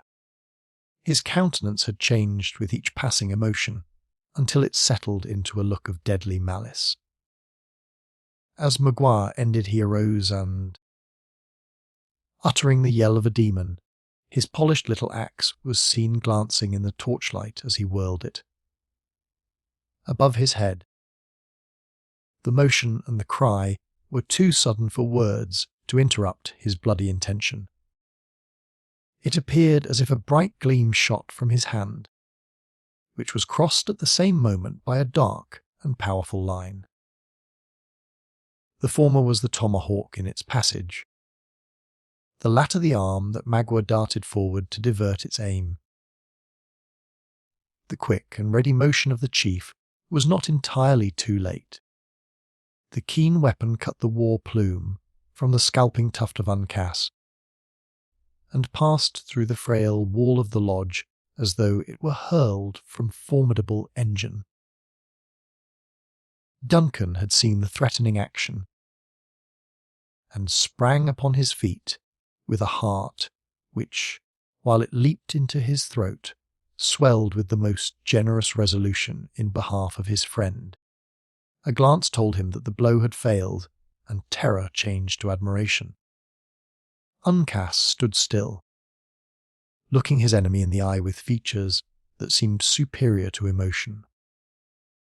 Marble could not be colder, calmer, or steadier than the countenance he put upon this sudden and vindictive attack. Then, as if pitying a want of skill which had proved so fortunate to himself, he smiled and muttered a few words of contempt in his own tongue. "No," said Magua.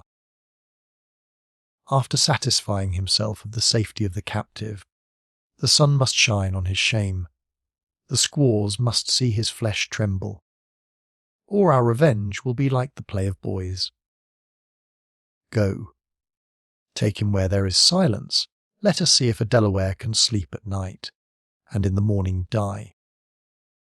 The young men whose duty it was to guard the prisoner instantly passed their ligaments of bark across his arms, and led him from the lodge, amid a profound and ominous silence. It was only as the figure of Uncas stood in the opening of the door that his firm step hesitated. There he turned, and, in the sweeping and haughty glance that he threw around the circle of his enemies, Duncan caught a look which he was glad to construe into an expression that he was not entirely deserted by hope. Maguire was content with his success, or too much occupied with his secret purposes to push his inquiries any further. Shaking his mantle and folding it on his bosom, he also quitted the place without pursuing a subject which might have proved so fatal to the individual at his elbow. Notwithstanding his rising resentment, his natural firmness, and his anxiety on behalf of Uncas, Hayward felt sensibly relieved by the absence of so dangerous and so subtle a foe. The excitement produced by the speech gradually subsided. The warriors resumed their seats, and clouds of smokes once filled the lodge. For near half an hour, not a syllable was uttered, or scarcely a look cast aside, a grave and meditative silence being the ordinary succession to every scene of violence and commotion among these beings, who were alike so impetuous and yet so self-restrained. When the chief, who had solicited the aid of Duncan, finished his pipe. He made a final and successful movement toward departing. A motion of a finger was the intimation he gave the supposed physician to follow, and passing through the clouds of smoke, Duncad was glad, on more accounts than one, to be able at last to breathe the pure air of a cool and refreshing summer evening. Instead of pursuing his way among those lodges where Highwood had already made his unsuccessful search, his companion turned aside and proceeded directly toward the base of an adjacent mountain which overhung the temporary village. A thicket of brush skirted its foot, and it became necessary to proceed through a crooked and narrow path. The boys had resumed their sports in the clearing, and were enacting a mimic chase to the post among themselves, in order to render their games as like the reality as possible. One of the boldest of their number had conveyed a few brands into some piles of tree tops that had hitherto escaped the burning. The blaze of one of these fires lighted the way of the chief and Duncan, and gave a character of additional wildness to the rude scenery. At a little distance from a bald rock, and directly in its front, they entered a grassy opening which they prepared to cross. Just then fresh fuel was added to the fire, and a powerful light penetrated even to that distant spot. It fell upon the white surface of the mountain, and was reflected downward upon a dark and mysterious-looking being that arose unexpectedly in their path. The Indian paused, as if doubtful whether to proceed, and permitted his companion to approach his side. A large black ball, which at first seemed stationary, now began to move in a manner that to the latter was inexplicable. Again the fire brightened, and its glare fell more distinctly on the object. Then even Duncan knew it, by its restless and sidling attitudes, which kept the upper part of its form in constant motion, while the animal itself appeared seated to be a bear, though it growled loudly and fiercely, and there were instants when its glistening eyeballs might be seen. It gave no other indications of hostility. The Huron, at least, seemed assured that the intentions of this singular intruder were peaceable, for after giving it an attentive examination, he quietly pursued his course. Duncan, who knew that the animal was often domesticated among the Indians, followed the example of his companion. Believing that some favourite of the tribe had found its way into the thicket in search of food, they passed it unmolested. Though obliged to come nearly in contact with the monster, the Huron, who had at first so warily determined the character of his strange visitor, was now content with proceeding without wasting a moment in further examination.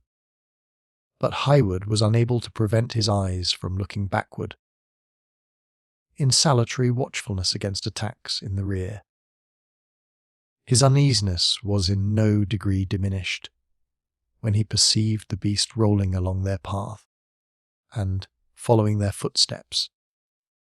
He would have spoken, but the Indian at that moment shoved aside a door of bark, and entered a cavern in the bosom of the mountain. Profiting by so easy a method of retreat, Duncan stepped after him, and was gladly closing the slight cover to the opening, when he felt it drawn from his hand by the beast, whose shaggy form immediately darkened the passage. They were now in a straight and long gallery, in a chasm of the rocks, where retreat without encountering the animal was impossible. Making the best of the circumstances, the young man pressed forward, keeping as close as possible to his conductor. The bear growled frequently at his heels, and once or twice its enormous paws were laid on his person, as if disposed to prevent his further passage into the den. How long the nerves of Highwood would have sustained him in this extraordinary situation, it might be difficult to decide, for, happily, he soon found relief. A glimmer of light had constantly been in their front, and they now arrived at the place whence it proceeded. A large cavity in the rock had been rudely fitted to answer the purposes of many apartments.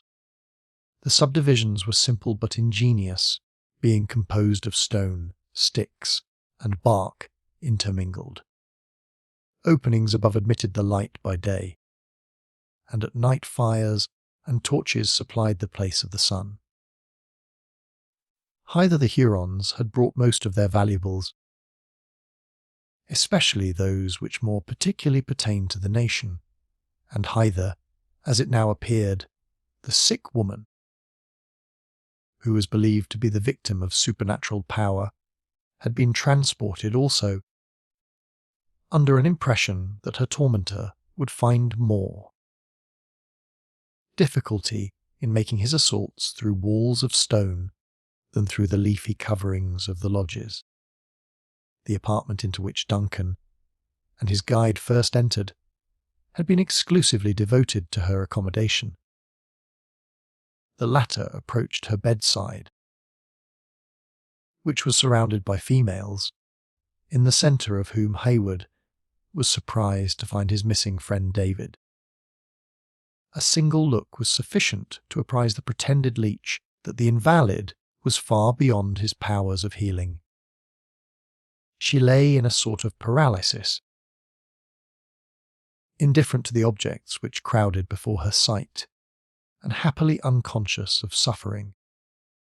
Hayward was far from regretting that his mummeries were to be performed on one who was much too ill to take an interest in their failure or success. The slight qualm of conscience which had been excited by the intended deception was instantly appeased, and he began to collect his thoughts. In order to enact his part with suitable spirit, when he found he was about to be anticipated in his skill by an attempt to prove the power of music, Gamut, who had stood prepared to pour forth his spirit in song when the visitors entered, after delaying a moment, drew a strain from his pipe, and commenced a hymn that might have worked a miracle, had faith in its efficacy been of much avail. He was allowed to proceed to the close, the Indians respecting his imaginary infirmity, and Duncan too glad of the delay to hazard the slightest interruption. As the dying cadence of his strains was falling on the ears of the latter, he started aside, at hearing them repeated behind him, in a voice half human and half sepulchral. Looking around, he beheld the shaggy monster seated on end in a shadow of the cavern, where, while his restless body swung in the uneasy manner of the animal, it repeated, in a sort of low growl, sounds, if not words, which bore some slight resemblance to the melody of the singer. The effect of so strange an echo on David may better be imagined than described. His eyes opened as if he doubted their truth, and his voice became instantly mute in excess of wonder.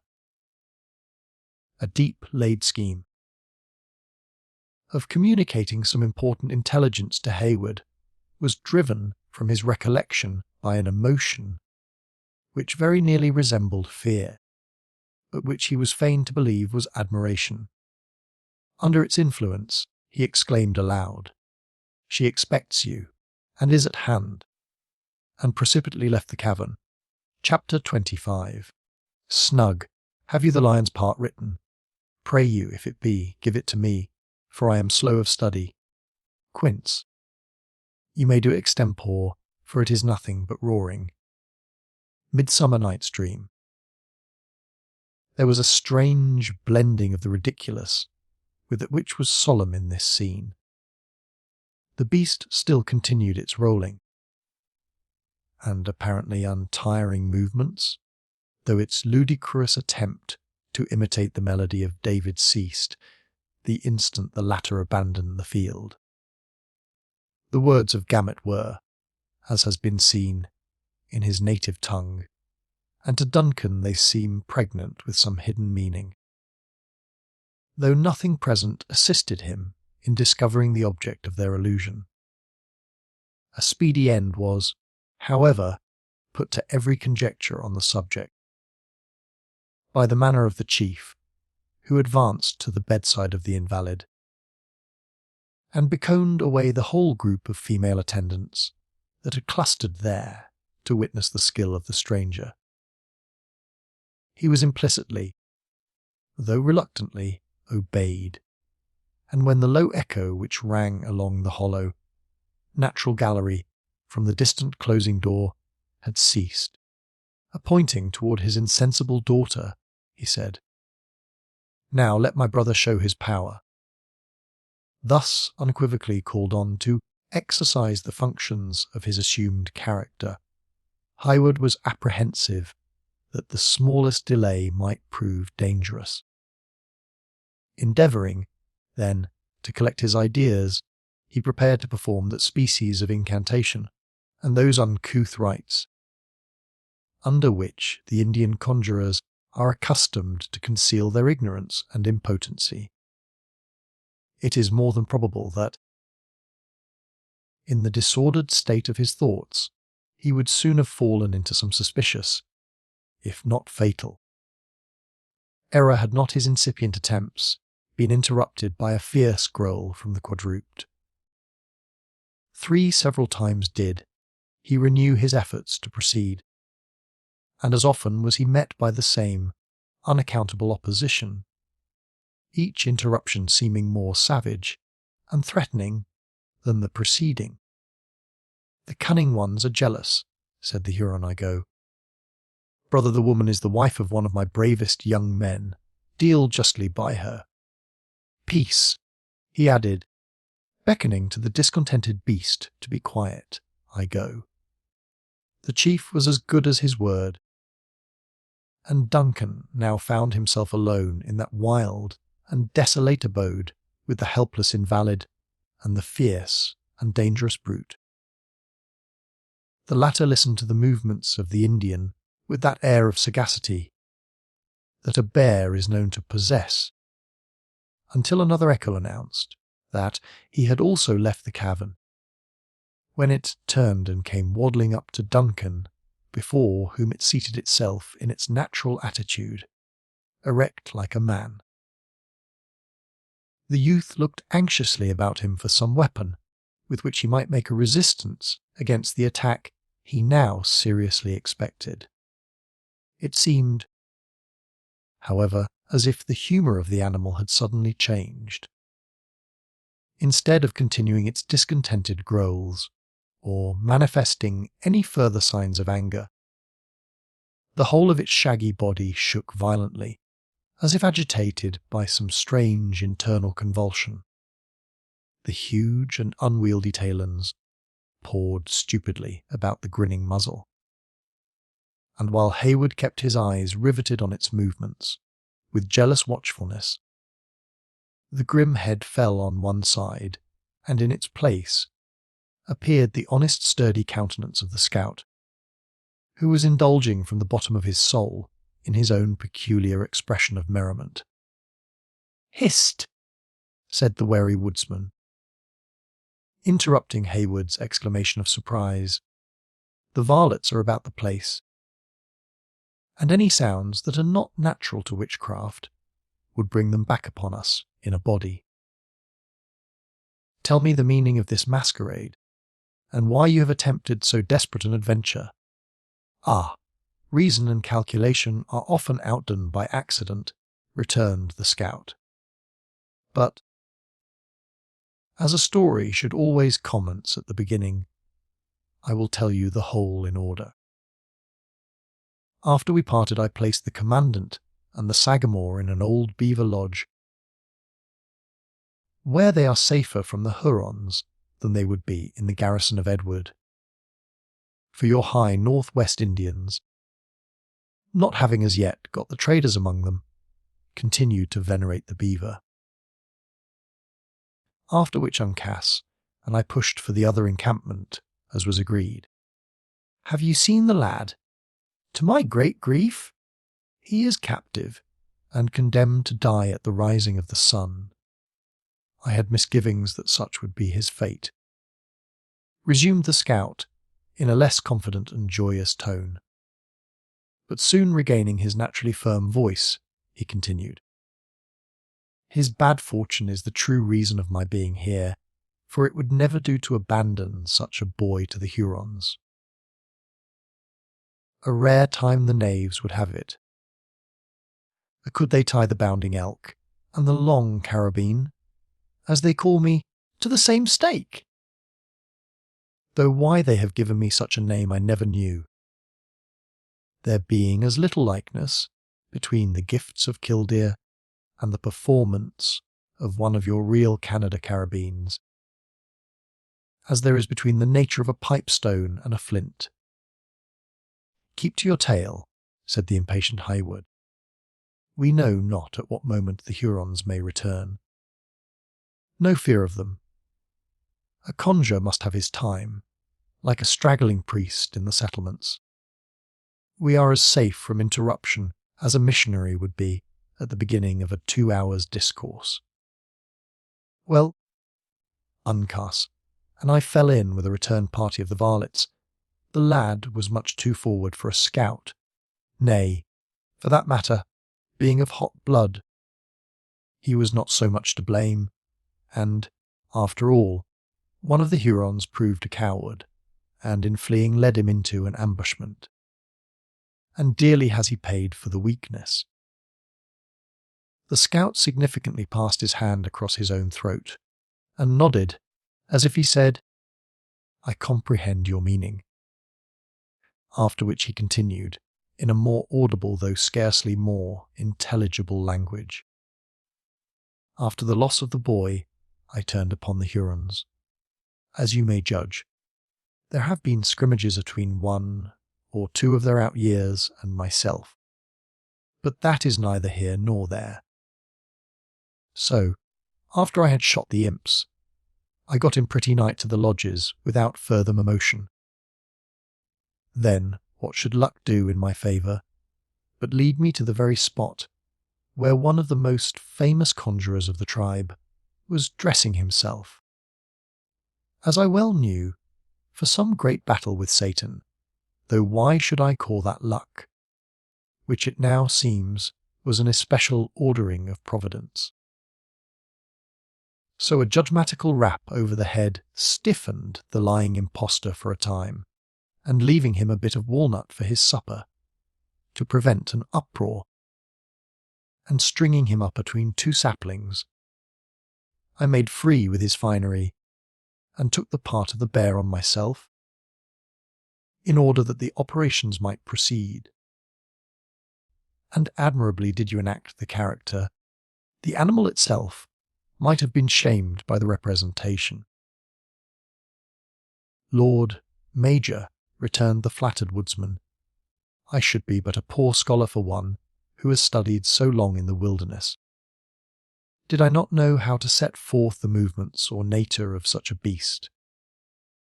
Had it been now a catamount, or even a full-size panther, I would have embellished a performance for you worth regarding.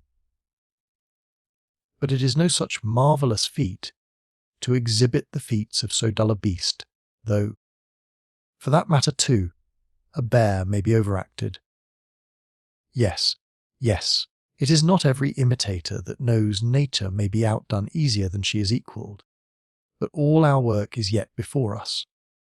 Where is the gentle one? Heaven knows. I have examined every lodge in the village, without discovering the slightest trace of her presence in the tribe. You heard what the singer said as he left us. She is at hand and expects you. I have been compelled to believe he alluded to this unhappy woman. The simpleton was frightened and blundered through his message. But he had a deeper meaning. Here are walls enough to separate the whole settlement. A bear ought to climb, therefore will I take a look above them.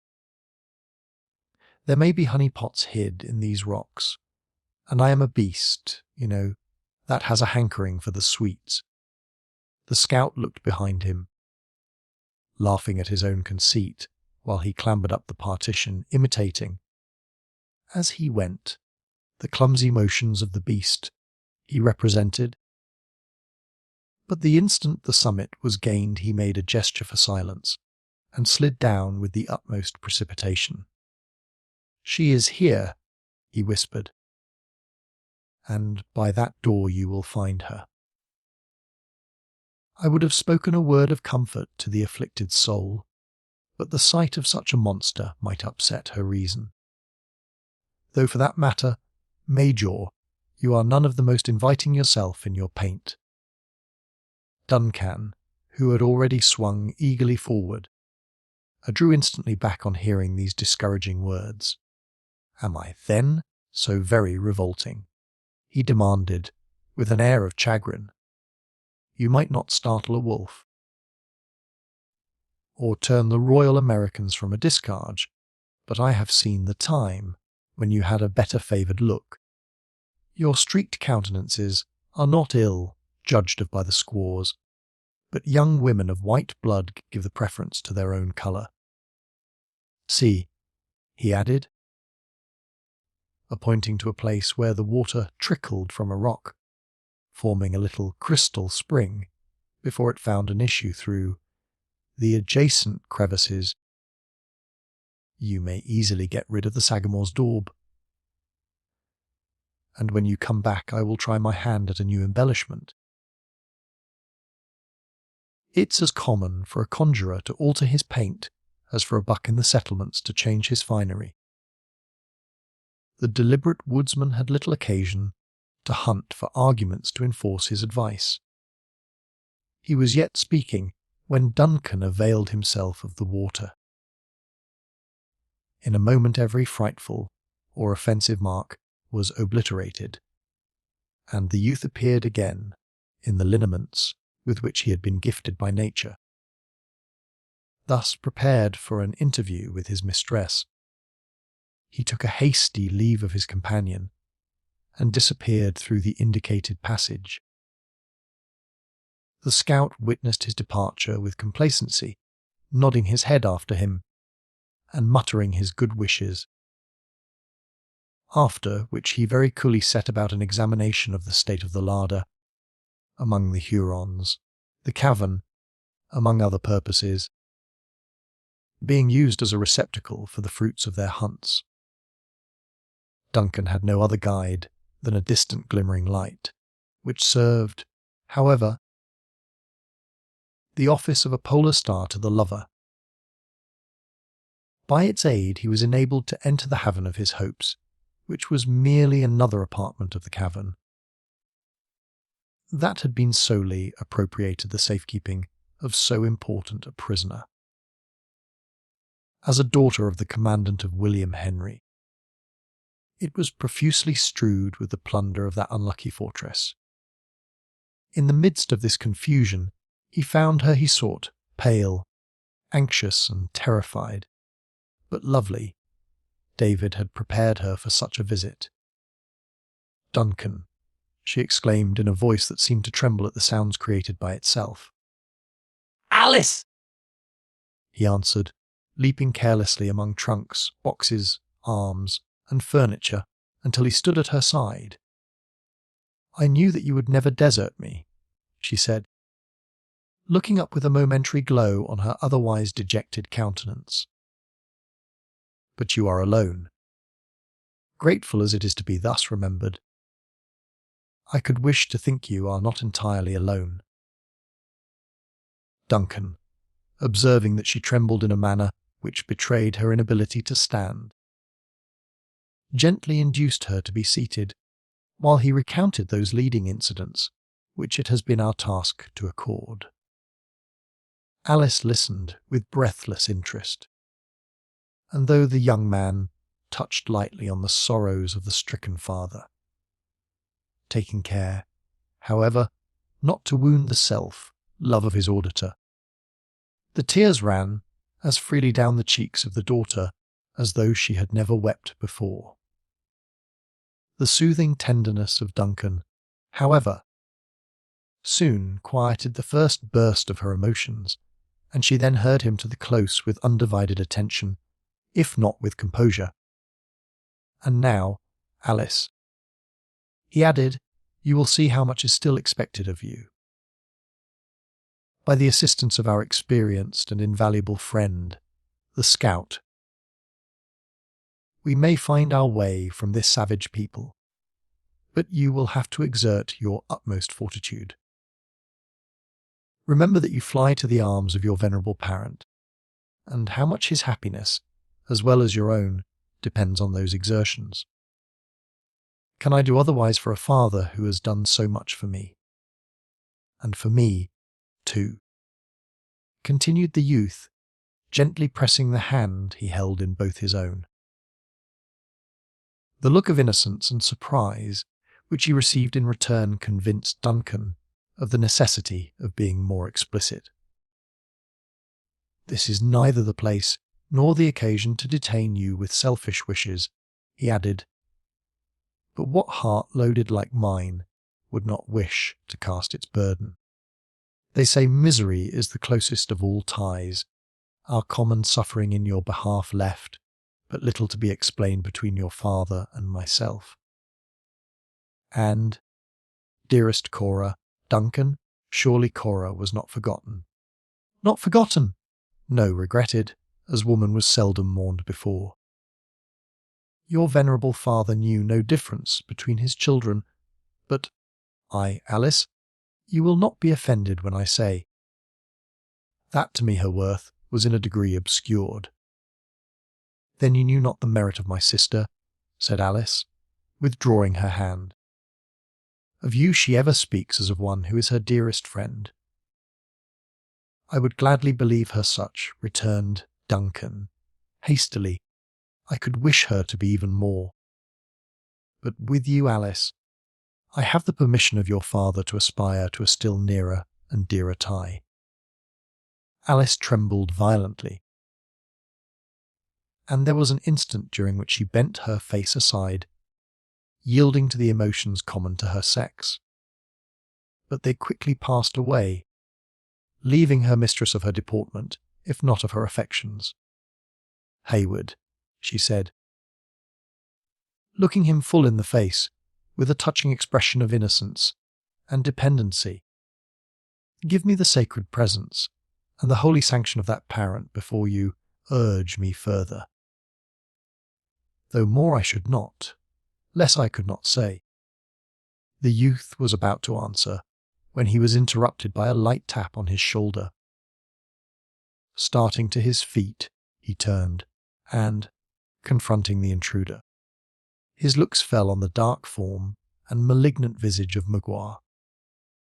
The deep guttural laugh of the savage sounded, at such a moment, to Duncan, like the hellish taunt of a demon. Had he pursued the sudden and fierce impulse of the instant, he would have cast himself on the Huron, and committed their fortunes to the issue of a deadly struggle.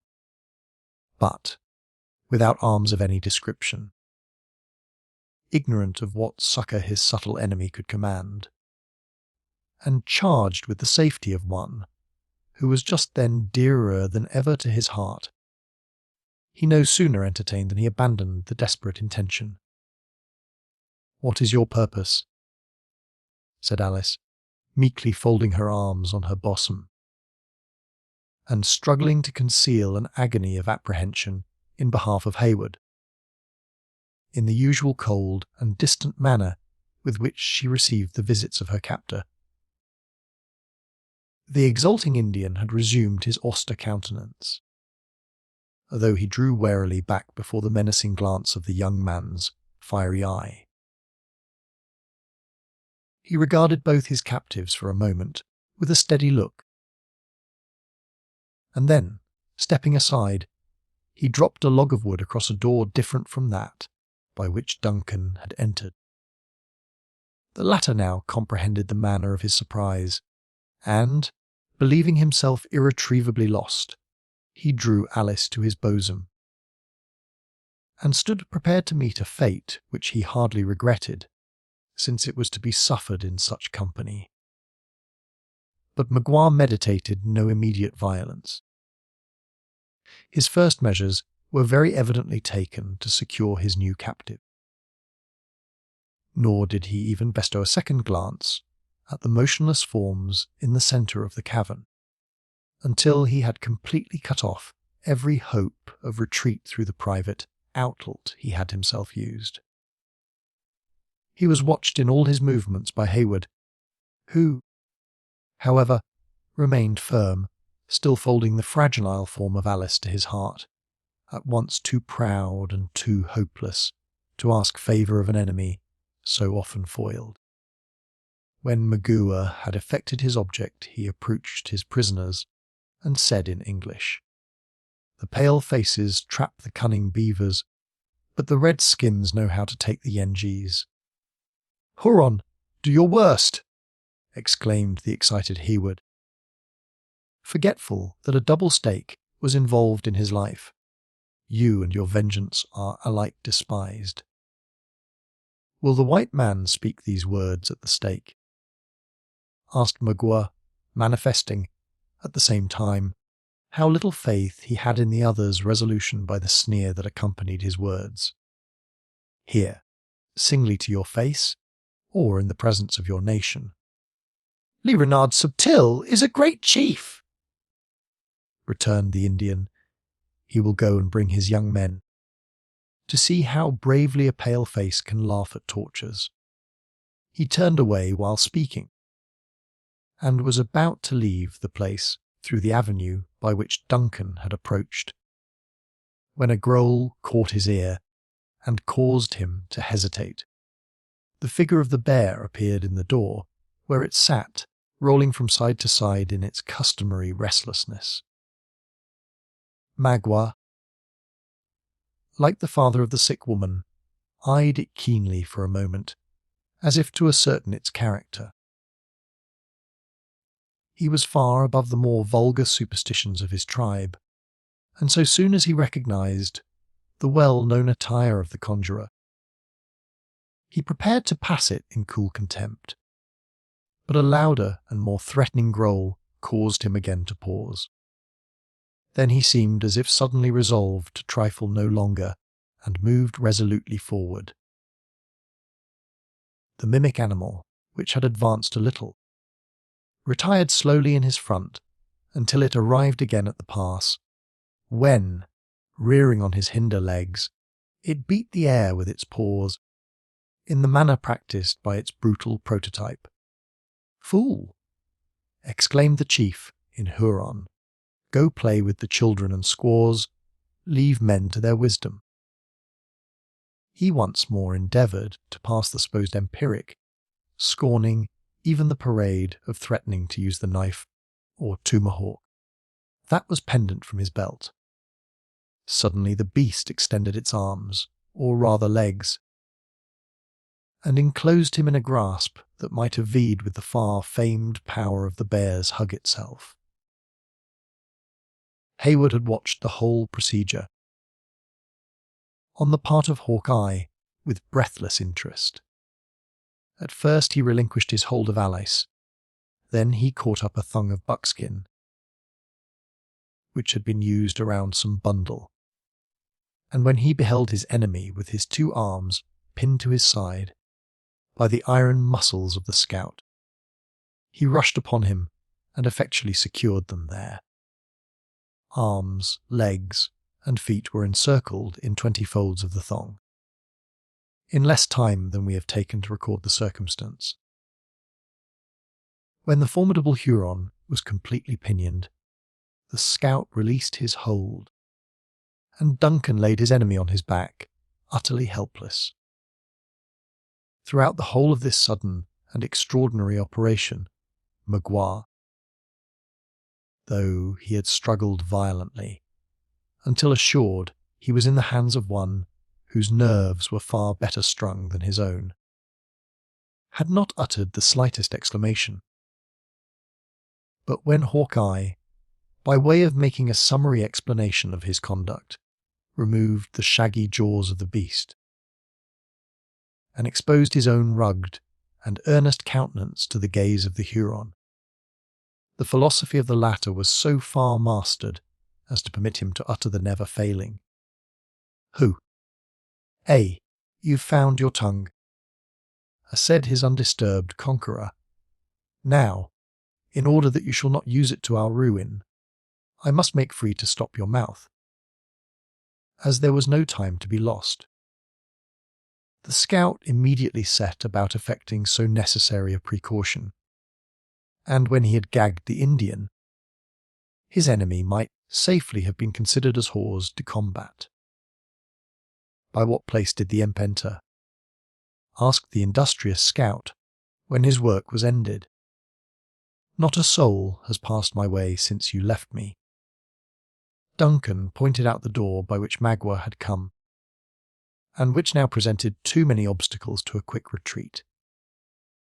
"Bring on the gentle one, then," continued his friend, "we must make a push for the woods by the other outlet." "This impossible," said Duncan. "Fear has overcome her, and she is helpless." "Alice! My sweet, my own Alice, arouse yourself. Now is the moment to fly." "This in vain. She hears, but is unable to follow. Go, noble and worthy friend, save yourself, and leave me to my fate. Every trail has its end, and every calamity brings its lesson," returned the scout. "There, wrap her in them Indian cloths. Conceal all of her little form. Nay, that foot has no fellow in the wilderness. It will betray her. Every part.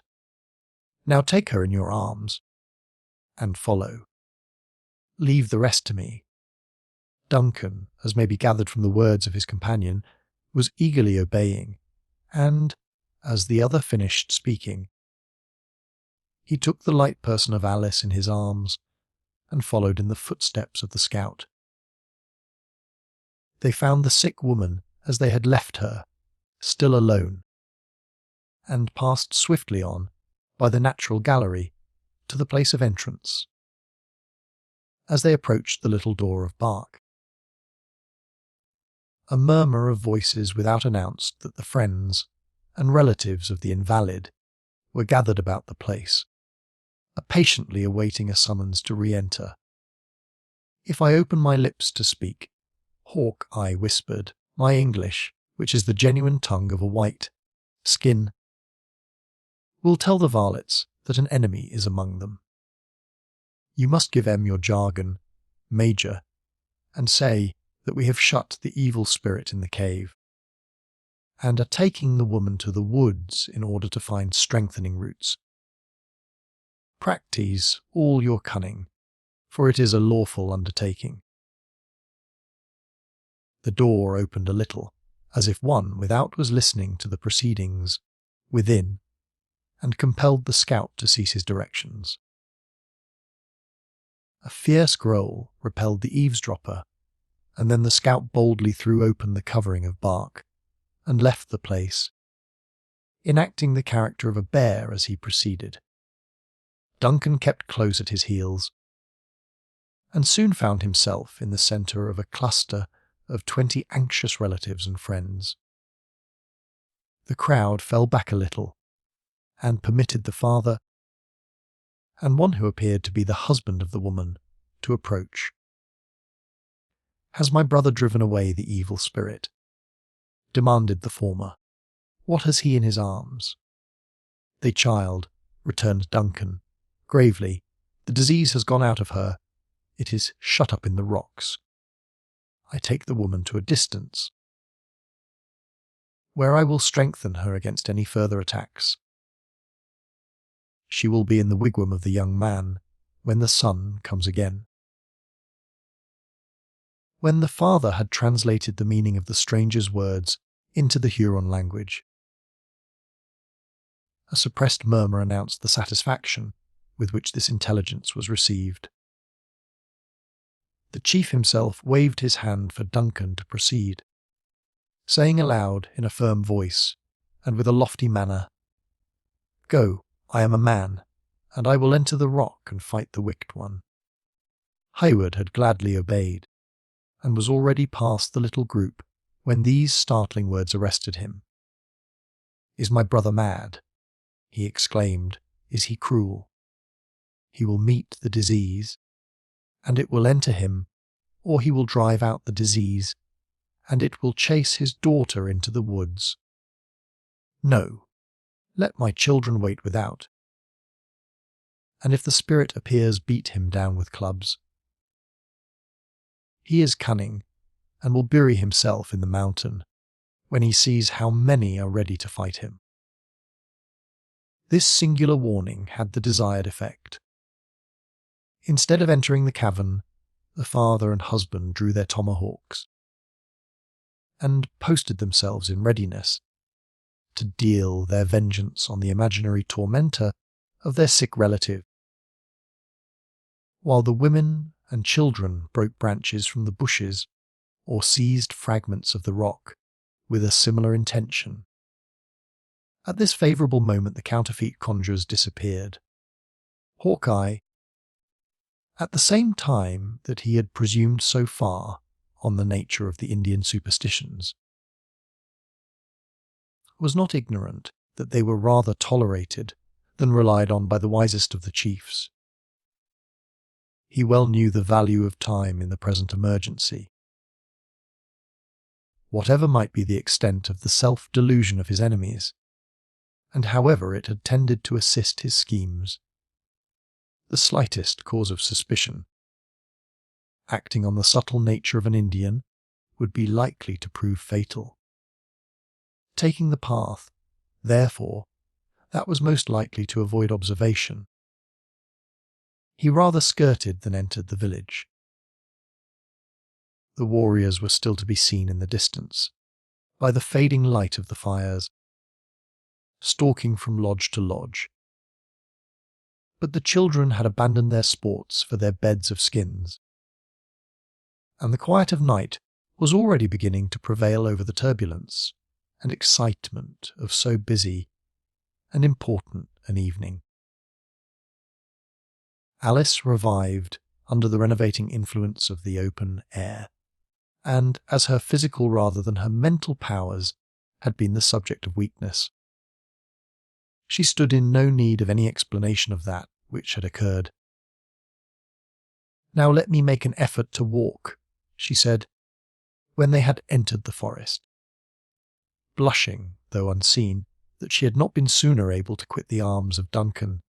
"I am indeed restored." "Nay, Alice, you are yet too weak." The maiden struggled gently to release herself, and Hayward was compelled to part with his precious burden. The representative of the bear had certainly been an entire stranger to the delicious emotions of the lover, while his arms encircled his mistress. And he was, perhaps, a stranger also to the nature of that feeling of ingenuous shame that oppressed the trembling Alice. But when he found himself at a suitable distance from the lodges, he made a halt, and spoke on a subject of which he was thoroughly the master. "This path will lead you to the brook," he said. "Follow its northern bank until you come to a fall, mount the hill on your right, and you will see the fires of the other people. There you must go and demand protection. If they are true Delawares, you will be safe. A distant flight with that gentle one, just now, is impossible. The Hurons would follow up our trail, and master our scalps before we had got a dozen miles. Go, and Providence be with you." "And you?" demanded Hayward, in surprise. "Surely we part not here." "The Hurons hold the pride of the Delawares, The last of the high blood of the Mohicans is in their power, returned the scout. I go to see what can be done in his favour. Had they mastered your scalp, Major, a knave should have fallen for every hair it held, as I promised. But if the young Sagamore is to be led to the stake, the Indians shall see also how a man without a cross can die. Not in the least offended with the decided preference that the sturdy woodsman gave to one who might, in some degree, be called the child of his adoption. Duncan still continued to urge such reasons against so desperate an effort as presented themselves. He was aided by Alice, who mingled her entreaties with those of Haywood, that he would abandon a resolution that promised so much danger, with so little hope of success. Their eloquence and ingenuity were expended in vain. The scout heard them attentively, but impatiently, and finally closed the discussion by answering, in a tone that instantly silenced Alice, while it told Haywood how fruitless any further remonstrances would be. "I have heard," he said, "that there is a feeling in youth which binds man to woman closer than the father is tied to the son. It may be so. I have seldom been where women of my colour dwell, but such may be the gifts of nature in the settlements. You have risked life, and all that is dear to you, to bring off this gentle one, and I suppose that some such disposition is at the bottom of it all. As for me, I taught the lad the real character of a rifle, and well has he paid me for it.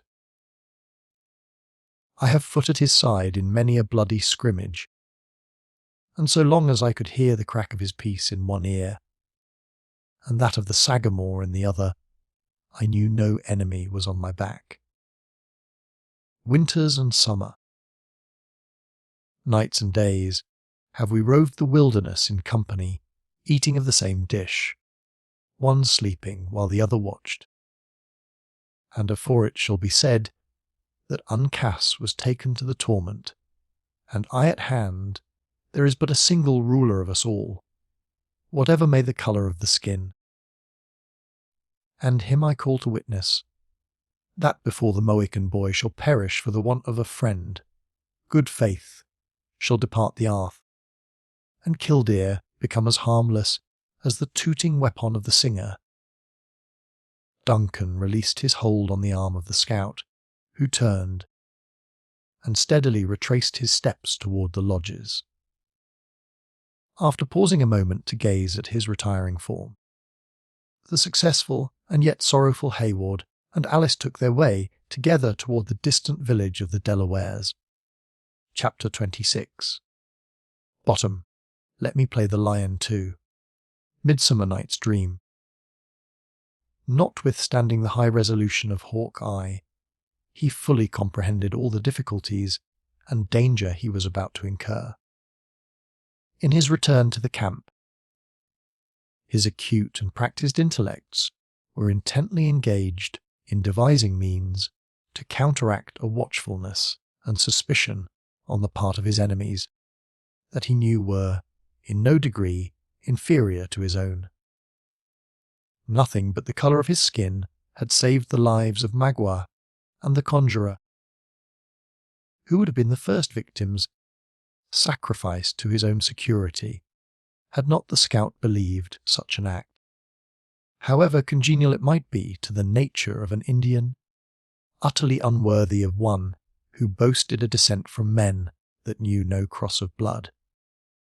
Accordingly, he trusted to the withers and ligaments with which he had bound his captives, and pursued his way directly toward the centre of the lodges.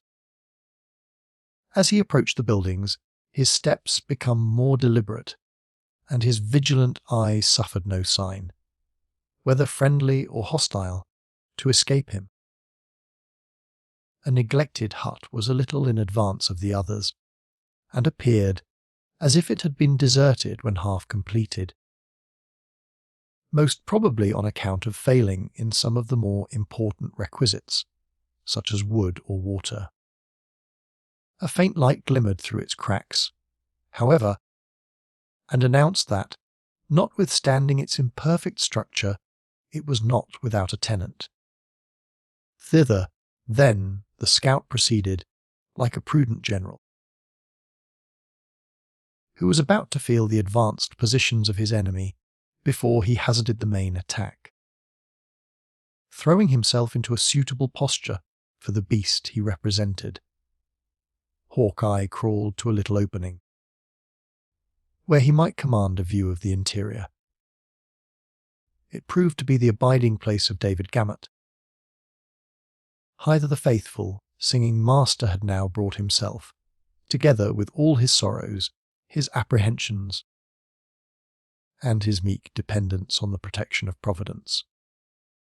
At the precise moment when his ungainly person came under the observation of the scout, in the manner just mentioned, the woodsman himself, though in his assumed character, was the subject of the solitary being's profounded reflections.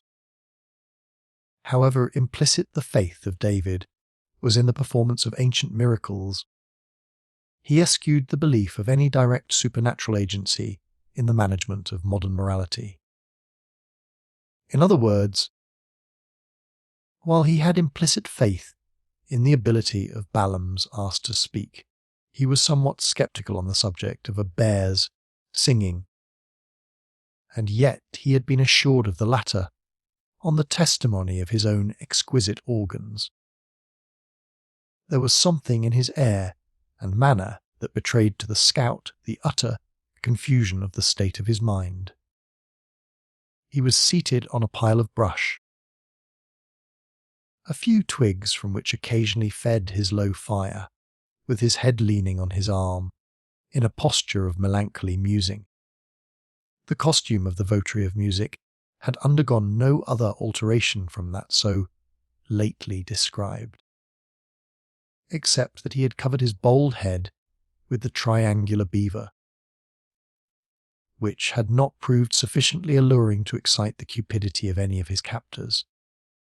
The ingenious Hawkeye, who recalled the hasty manner in which the other had abandoned his post at the bedside of the sick woman, was not without his suspicions concerning the subject of so much solemn deliberation.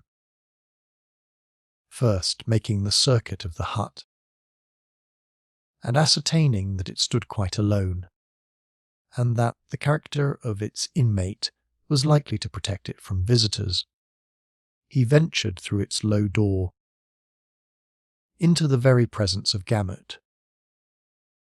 The position of the latter brought the fire between them, and when Hawkeye had seated himself on end, near a minute elapsed, during which the two remained regarding each other without speaking.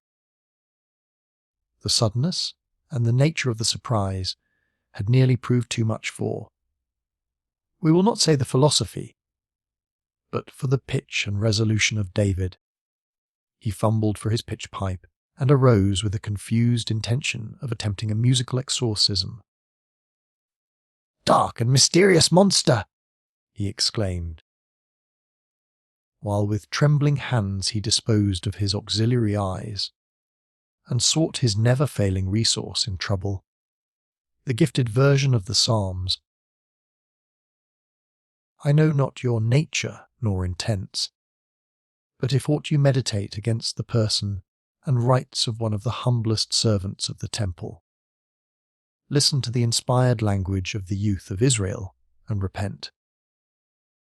The bear shook his shaggy sides, and then a well-known voice replied, "Put up the tooting weapon, and teach your throat modesty."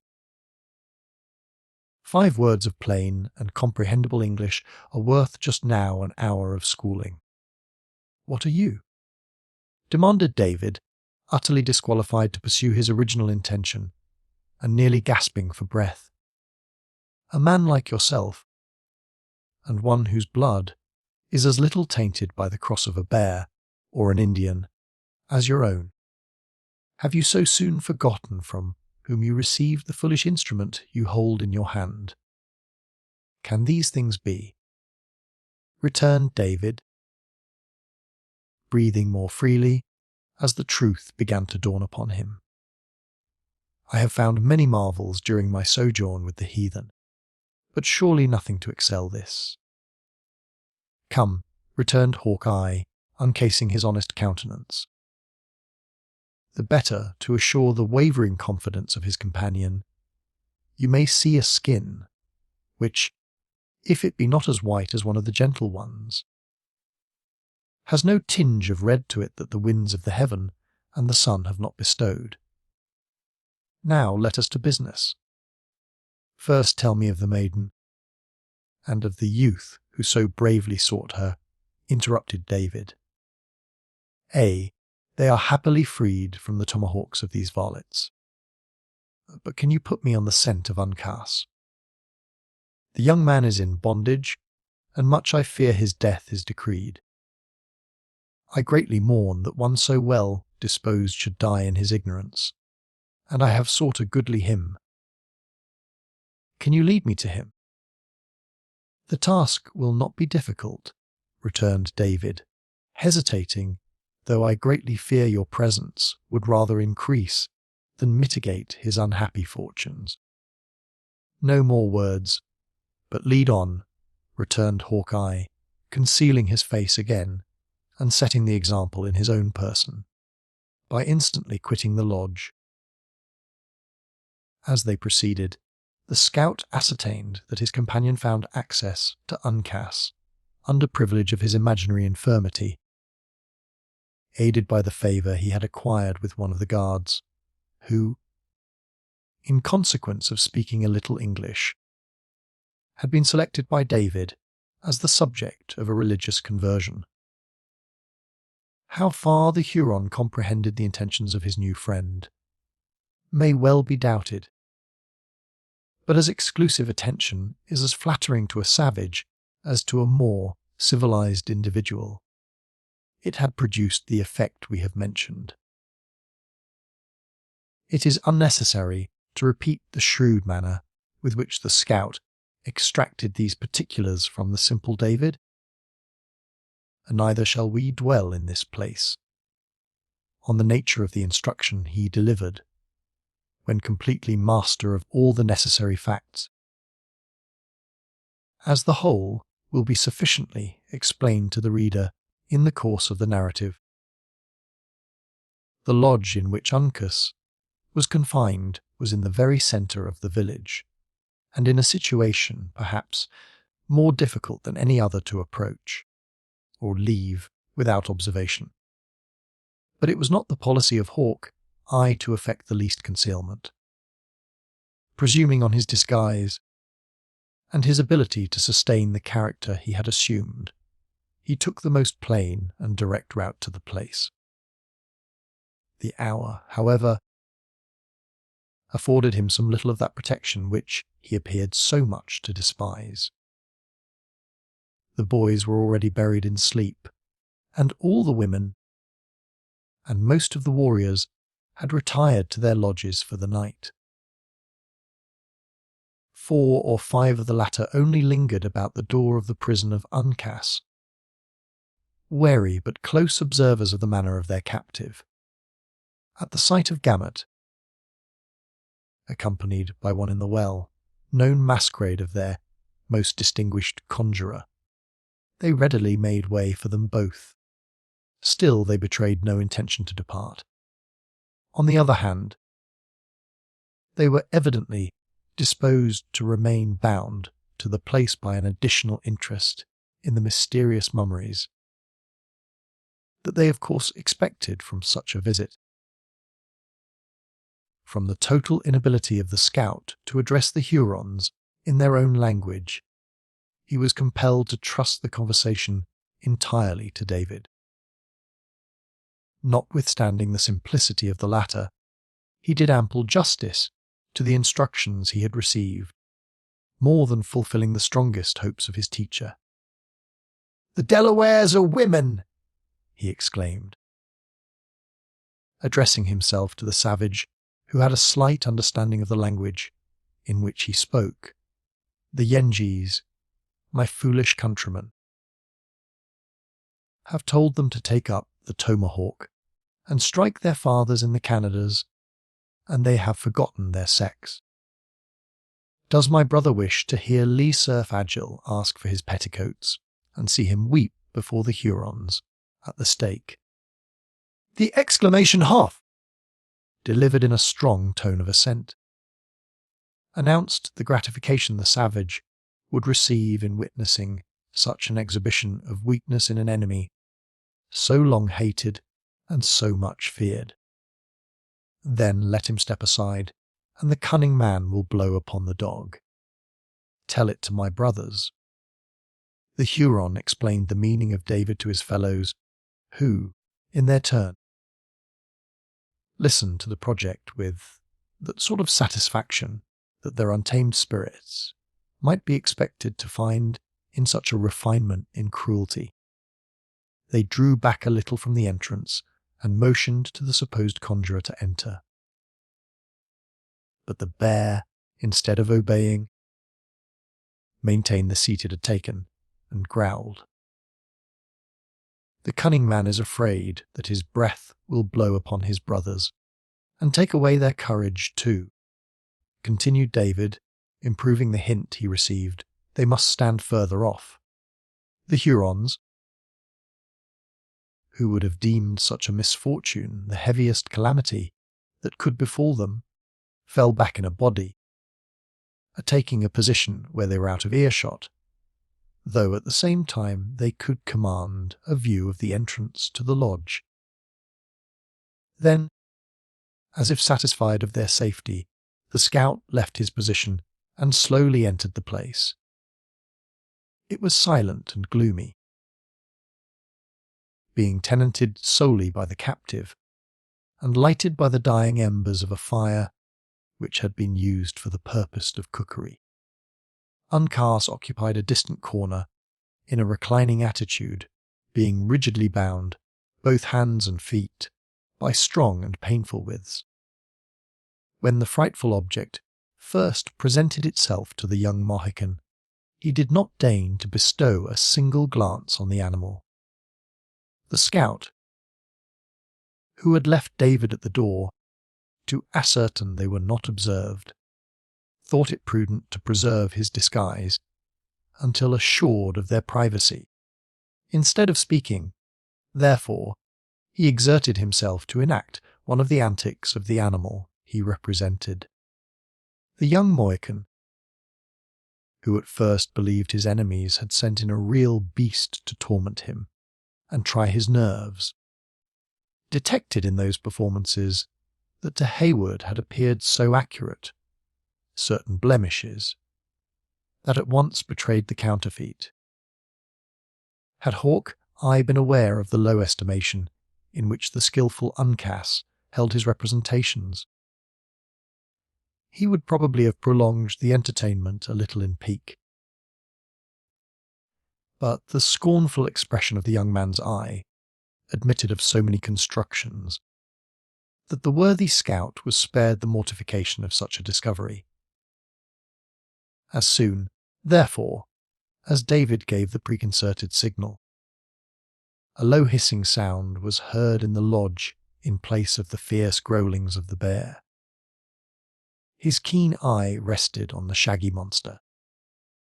Uncas had cast his body back against the wall of the hut and closed his eyes, as if willing to exclude so contemptible and disagreeable an object from his sight.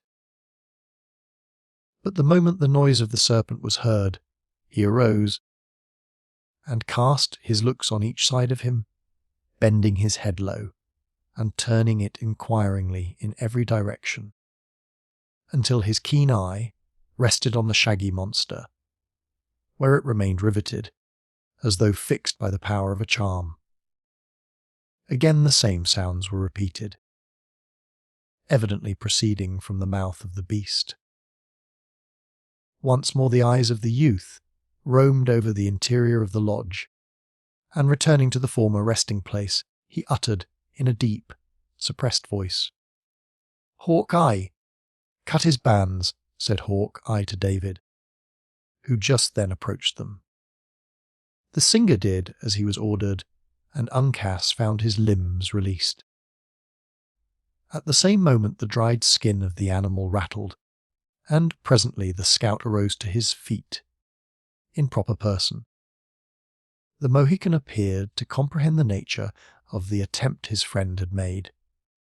Intuitively, neither tongue nor feature betraying another symptom of surprise, when Hawkeye had cast his shaggy vestment, which was done by simply losing certain thongs of skin, he drew a long, glittering knife and put it in the hands of Uncas. "The red Hurons are without," he said. "Let us be ready." At the same time he laid his finger significantly on another similar weapon, both being the fruits of his prowess among their enemies during the evening. "We will go," said Uncas. "Whither?" "To the tortoises. They are the children of my grandfathers." "Lad," said the scout in English, a language he was apt to use when a little abstracted in mind. "The same blood runs in your veins, I believe, but time and distance has a little changed its colour. What shall we do with the Mingoes at the door? They count 6, and this singer is as good as nothing." "The Hurons are boisters," said Uncas, scornfully. "Their totem is a mouse, and they run like snails. The Delawares are children of the tortoise, and they outstrip the deer. Lad, there is truth in what you say, and I doubt not, on a rush, you would pass the whole nation, and, in a straight race of 2 miles, would be in, and get your breath again. Afore a knave of them all was within hearing of the other village. But the gift of a white man lies more in his arms than in his legs. As for myself, I can brain a Huron as well as a better man, but when it comes to a race the knaves would prove too much for me." Uncas, who had already approached the door, in readiness to lead the way, now recoiled, and placed himself, once more, in the bottom of the lodge. But Hawkeye, who was too much occupied with his own thoughts to note the movement, continued speaking more to himself than to his companion. "After all," he said, "it is unreasonable to keep one man in bondage to the gifts of another. So, Uncas, you had better take the lead, while I will put on the skin again, and trust to cunning for want of speed." The young Mohican made no reply, but quietly folded his arms, and leaned his body against one of the upright posts that supported the wall of the hut. "Well," said the scout, looking up at him, "why do you tarry?" "There will be time enough for me, as the knaves will give chase to you at first." "Uncas will stay," was the calm reply. "For what?" "To fight with his father's brother, and die with the friend of the Delawares." Lad," returned Hawkeye, squeezing the hand of Uncas between his own iron fingers. "'Twould have been more like a Mingo than a Mohican had you left me. But I thought I would make the offer, seeing that youth commonly loves life. Well, what can't be done by main courage in war must be done by circumvention. Put on the skin. I doubt not you can play the bear nearly as well as myself." Whatever might have been the private opinion of Uncas of their respective abilities in this particular, his grave countenance manifested no opinion of his superiority.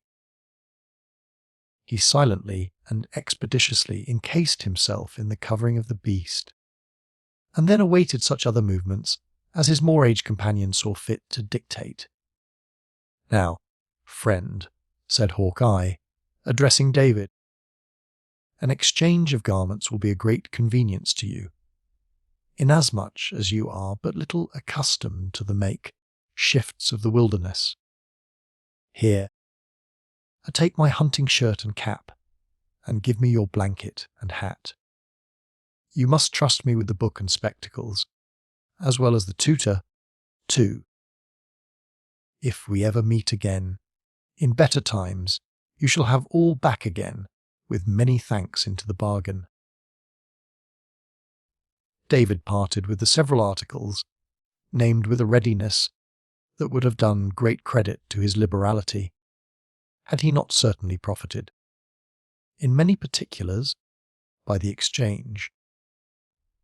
Hawkeye was not long in assuming his borrowed garments, and when his restless eyes were hid behind the glasses, and his head was surmounted by the triangular beaver, as their statures were not dissimilar, he might readily have passed for the singer, by starlight.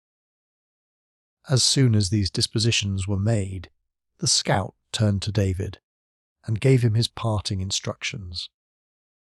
"Are you much given to cowardice?" he bluntly asked, by way of obtaining a suitable understanding of the whole case before he ventured a prescription. "My pursuits are peaceful, and my temper, I humbly trust, is greatly given to mercy and love," returned David, a little nettled at so direct an attack on his manhood.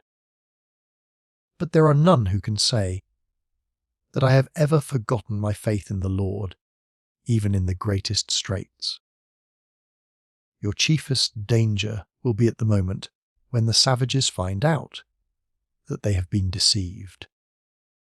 If you are not then knocked on the head, your being a non-composer will protect you, and you'll then have a good reason to expect to die in your bed.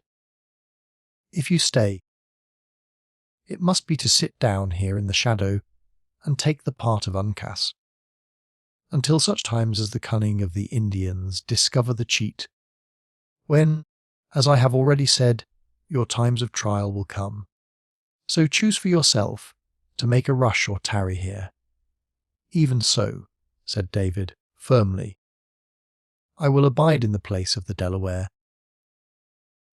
Bravely and generously has he battled in my behalf, and this, and more, will I dare in his service.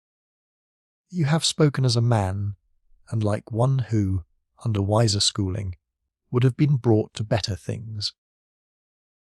Hold your head down, and draw in your legs. Their formation might tell the truth too early. Keep silent as long as may be, and it would be wise, when you do speak, to break out suddenly in one of your shoutings, which will serve to remind the Indians that you are not altogether as responsible as men should be. If, however, they take your scalp, as I trust and believe they will not, depend on it, Uncas and I will not forget the deed, but revenge it as becomes true warriors and trusty friends." "Hold," said David, perceiving that with this assurance they were about to leave him. "I am an unworthy and humble follower of one who taught not the damnable principle of revenge. Should I fall, therefore, seek no victims to my manes, but rather forgive my destroyers, and if you remember them at all, let it be in prayers for the enlightening of their minds, and for their eternal welfare." The scout hesitated, and appeared to muse. "There is a principle in that," he said, "different from the law of the woods, and yet it is fair and noble to reflect upon." Then, heaving a heavy sigh, probably among the last he ever drew in pining for a condition he had so long abandoned, he added, "It is what I would wish to practice myself, as one without a cross of blood, though it is not always easy to deal with an Indian as you would with a fellow Christian. God bless you, friend. I do believe your sight is not greatly wrong, when the matter is duly considered, and keeping eternity before the eyes, though much depends on the natural gifts and the force of temptation." So saying, the scout returned and shook David cordially by the hand. after which act of friendship he immediately left the lodge, attended by the new representative of the beast. The instant Hawk Eye found himself under the observation of the Hurons, he drew up his tall form in the rigid manner of David, threw out his arm in the act of keeping time, and commenced what he intended for an imitation of his psalmody. Happily for the success of this delicate adventure, he had to deal with ears, but little practised in the concord of sweet sounds, or the miserable effort would infallibly have been detected. It was necessary to pass within a dangerous proximity of the dark group of the savages, and the voice of the scout grew louder as they drew nigher. When at the nearest point the Huron who spoke the English thrust out an arm and stopped the supposed singing master. "The Delaware dog," he said, leaning forward, and peering through the dim light to catch the expression of the other's features. "Is he afraid? Will the Hurons hear his groans?" A growl, so exceedingly fierce and natural, proceeded from the beast that the young Indian released his hold and started aside, as if to assure himself that it was not a veritable bear, and no counterfeit, that was rolling before him. Hawkeye, who feared his voice would betray him to his subtle enemies, gladly profited by the interruption, to break out anew in such a burst of musical expression as would, probably, in a more refined state of society, have been termed a grand crash. Among his actual auditors, however, it merely gave him an additional claim to that respect which they never withhold from such as are believed to be the subjects of mental alienation. The little knot of Indians drew back in a body and suffered, as they thought, the conjuror and his inspired assistant to proceed. It required no common exercise of fortitude in Uncas, and the scout to continue the dignified and deliberate pace they had assumed in passing the lodge, especially as they immediately perceived that curiosity had so far mastered fear as to induce the watchers to approach the hut, in order to witness the effect of the incantations. The least injudicious or impatient movement on the part of David might betray them, and time was absolutely necessary to ensure the safety of the scout. The loud noise the latter conceived it politic to continue drew many curious gazers to the doors of the different huts as they passed, and once or twice a dark-looking warrior stepped across their path, led to the act by superstition and watchfulness. They were not, however, interrupted, the darkness of the hour and the boldness of the attempt approving their principal friends. The adventurers had got clear of the village and were now swiftly approaching the shelter of the woods, when a loud and long cry arose from the lodge where Uncas had been confined. The Mohican started on his feet and shook his shaggy covering, as though the animal he counterfeited was about to make some desperate effort. "Hold," said the scout, grasping his friend by the shoulder. "Let them yell again." 'Twas nothing but wonderment. He had no occasion to delay, for at the next instant a burst of cries filled the outer air and ran along the whole extent of the village. Uncas cast his skin and stepped forth in his own beautiful proportions. Hawkeye tapped him lightly on the shoulder and glided ahead. "Now let the devils strike our scent," said the scout, tearing 2 rifles. With all their attendant accoutrements, from beneath a bush and flourishing killdeer as he handed Uncas his weapon, 2, at least, will find it to their deaths. Then, throwing their pieces to a low trail, like sportsmen in readiness for their game, They dashed forward and were soon buried in the sombre darkness of the forest. Chapter 27. Antony. I shall remember. When Caesar says do this, it is performed. Julius Caesar. The impatience of the savages who lingered about the prison of Uncas, as has been seen, had overcome their dread of the conjurer's breath. They stole cautiously, and with beating hearts, to a crevice through which the faint light of the fire was glimmering. For several minutes they mistook the form of David for that of the prisoner, but the very accident which hawk eye had foreseen occurred. Tired of keeping the extremities of his long person so near together, the singer gradually suffered the lower limbs to extend themselves, until one of his misshapen feet actually came in contact with and shoved aside the embers of the fire.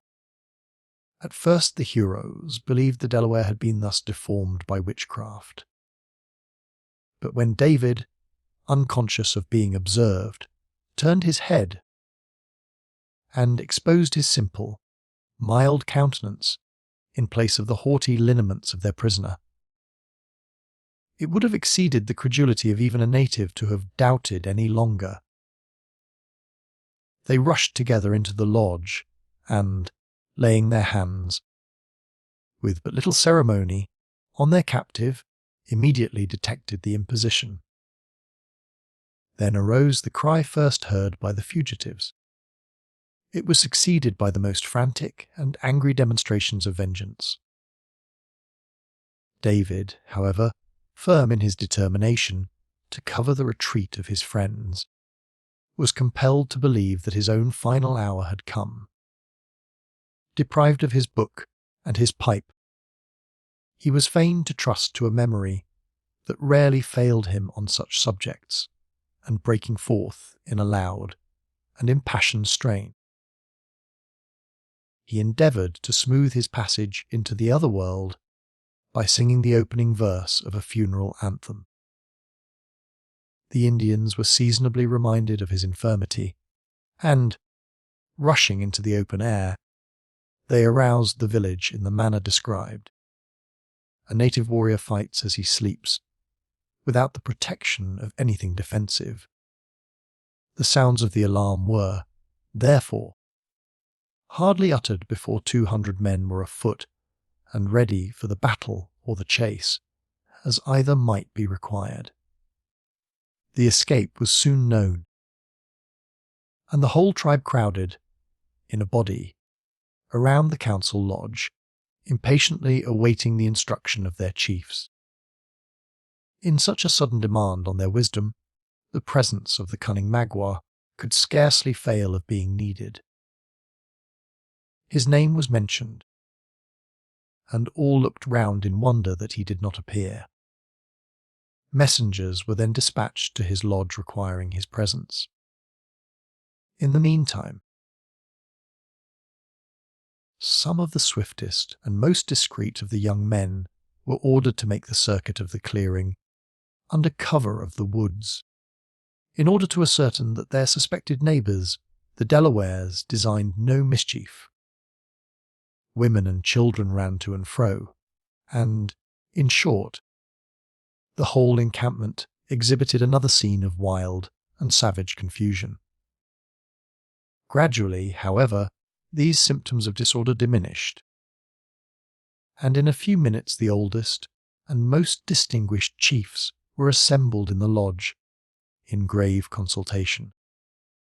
The clamour of many voices soon announced that a party approached, who might be expected to communicate some intelligence that would explain the mystery of the novel surprise. The crowd without gave way, and several warriors entered the place, bringing with them the hapless conjurer who had been left so long by the scout in duress. Notwithstanding, this man was held in very unequal estimation among the Hurons, some believing implicitly in his power, and others deeming him an impostor. He was now listened to by all with the deepest attention. When his brief story was ended, the father of the sick woman stepped forth and, in a few pithy expression, related, in his turn, what he knew. These two narratives gave a proper direction to the subsequent inquiries, which were now made with the characteristic cunning of savages. Instead of rushing in a confused and disorderly throng to the cavern, 10 of the wisest and firmest among the chiefs were selected to prosecute the investigation. As no time was to be lost, the instant the choice was made, the individuals appointed rose in a body and left the place without speaking. On reaching the entrance, the younger men in advance made way for their seniors, and the whole proceeded along the low, dark gallery, with the firmness of warriors ready to devote themselves to the public good, though, at the same time, secretly doubting the nature of the power with which they were about to contend. The outer apartment of the cavern was silent and gloomy. The woman lay in her usual place and posture, though there were those present who affirmed they had seen her borne to the woods by the supposed medicine of the white men. Such a direct and palpable contradiction of the tale related by the father caused all eyes to be turned on him. Chafed by the silent imputation, and inwardly troubled by so unaccountable a circumstance, the chief advanced to the side of the bed, and, stooping, cast an incredulous look at the features, as if distrusting their reality. His daughter was dead. The unerring feeling of nature for a moment prevailed, and the old warrior hid his eyes in sorrow. Then, recovering his self-possession, he faced his companions, and pointing toward the corpse, he said, in the language of his people, "The wife of my young man has left us. The Great Spirit is angry with his children." The mournful intelligence was received in solemn silence.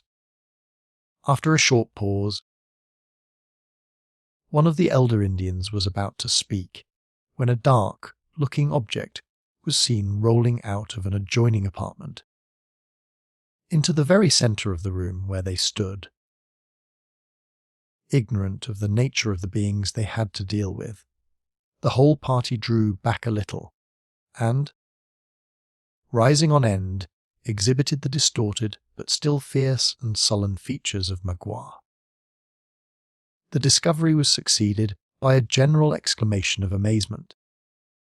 As soon, however, as the true situation of the chief was understood, several knives appeared, and his limbs and tongue were quickly released. The Huron arose and shook himself like a lion quitting his lair. Not a word escaped him, although his hand played convulsively with the handle of his knife, while his lowering eyes scanned the whole party, as if they sought an object suited to the first burst of his vengeance. It was happy for Uncas and the scout, and even David, that they were all beyond the reach of his arm at such a moment, for, assuredly, no refinement in cruelty would then have deferred their deaths. In opposition to the promptings of the fierce temper that nearly choked him, meeting everywhere faces that he knew as friends, the savage grated his teeth together like rasps of iron, and swallowed his passion for want of a victim on whom to vent it. This exhibition of anger was noted by all present, and from an apprehension of exasperating a temper that was already chafed nearly to madness. Several minutes were suffered to pass before another word was uttered. When, however, suitable time had elapsed, the oldest of the party spoke. "My friend has found an enemy," he said. "Is he night that the Hurons might take revenge?" "Let the Delaware die," exclaimed Magua in a voice of thunder. Another longer and expressive silence was observed, and was broken, as before, with due precaution, by the same individual. "The Mohican is swift of foot, and leaps far," he said, "but my young men are on his trail." "Is he gone?" demanded Magua in tones so deep and guttural that they seemed to proceed from his inmost chest. "An evil spirit has been among us, and the Delaware has blinded our eyes." "An evil spirit," repeated the other, mockingly. "'Tis the spirit that has taken the lives of so many Hurons, the spirit that slew my young men at the tumbling river, that took their scalps at the healing spring, and who has now bound the arms of Lee Renard Subtil. Of whom does my friend speak? Of the dog who carries the heart and cunning of a Huron under a pale skin, La Long Carabine." The pronunciation of so terrible a name produced the usual effect among his auditors. But when time was given for reflection, and the warriors remembered that their formidable and daring enemy had even been in the bosom of their encampment, working injury, fearful rage took the place of wonder. And all those fierce passions with which the bosom of Magua had just been struggling were suddenly transferred to his companions. Some among them gnashed their teeth in anger, others vented their feelings in yells, and some, again, beat the air as frantically as if the object of their resentment were suffering under their blows. But this sudden outbreaking of temper as quickly subsided in the still and sullen restraint they most affected in their moments of inaction. Magua, who had in his turn found leisure for reflection, now changed his manner and assumed the air of one who knew how to think and act with a dignity worthy of so grave a subject. "Let us go to my people," he said. "They wait for us." His companions consented in silence, and the whole of the savage party left the cavern and returned to the council lodge. When they were seated, all eyes turned on Magua, who understood, from such an indication, that, by common consent, they had devolved the duty of relating what had passed on him. He arose and told his tale without duplicity or reservation. The whole deception practised by both Duncan and Hawkeye was, of course, laid naked, and no room was found, even for the most superstitious of the tribe, any longer to affix a doubt on the character of the occurrences. It was but too apparent that they had been insultingly, shamefully, disgracefully deceived. When he had ended and resumed his seat, the collected tribe, for his auditors, in substance, included all the fighting men of the party, sat regarding each other like men astonished equally at the audacity and the success of their enemies. The next consideration, however, was the means and opportunities for revenge. Additional pursuers were sent on the trail of the fugitives, and then the chiefs applied themselves, in earnest, to the business of consultation. Many different expedients were proposed by the elder warriors, in succession, to all of which Magua was a silent and respectful listener. That subtle savage had recovered his artifice and self-command, and now proceeded toward his object with his customary caution and skill. It was only when each one disposed to speak had uttered his sentiments that he prepared to advance his own opinions. They were given with additional weight from the circumstance that some of the runners had already returned and reported that their enemies had been traced, so far as to leave no doubt of their having sought safety in the neighbouring camp of their suspected allies, the Delawares, with the advantage of possessing this important intelligence. The chief warily laid his plans before his fellows, and, as might have been anticipated from his eloquence and cunning, they were adopted without a dissenting voice. They were, briefly, as follows, both in opinions and in motives. It has been already stated that, in obedience to a policy rarely departed from, the sisters were separated so soon as they reached the Huron village. Magua had early discovered that in retaining the person of Alice, he possessed the most effectual check on Cora. When they parted, therefore, he kept the former within reach of his hand, consigning the one he most valued to the keeping of their allies. The arrangement was understood to be merely temporary, and was made as much with a view to flatter his neighbours as in obedience to the invariable rule of Indian policy. While goaded incessantly by these revengeful impulses that in a savage seldom slumber, the chief was still attentive to his more permanent personal interests. The follies and disloyalty committed in his youth were to be expiated by a long and painful penance. There he could be restored to the full enjoyment of the confidence of his ancient people. And without confidence there could be no authority in an Indian tribe. In this delicate and arduous situation, the crafty native had neglected no means of increasing his influence. And one of the happiest of his expedients had been the success with which he had cultivated the favour of their powerful and dangerous neighbours. The result of his experiment had answered all the expectations of his policy. For the Hurons were in no degree exempt from that governing principle of nature, which induces man to value his gifts precisely in the degree that they are appreciated by others. But, while he was making this ostensible sacrifice to general considerations, Magua never lost sight of his individual motives. The latter had been frustrated by the unlooked-for events which had placed all his prisoners beyond his control, and he now found himself reduced to the necessity of suing for favours to those whom it had so lately been his policy to oblige.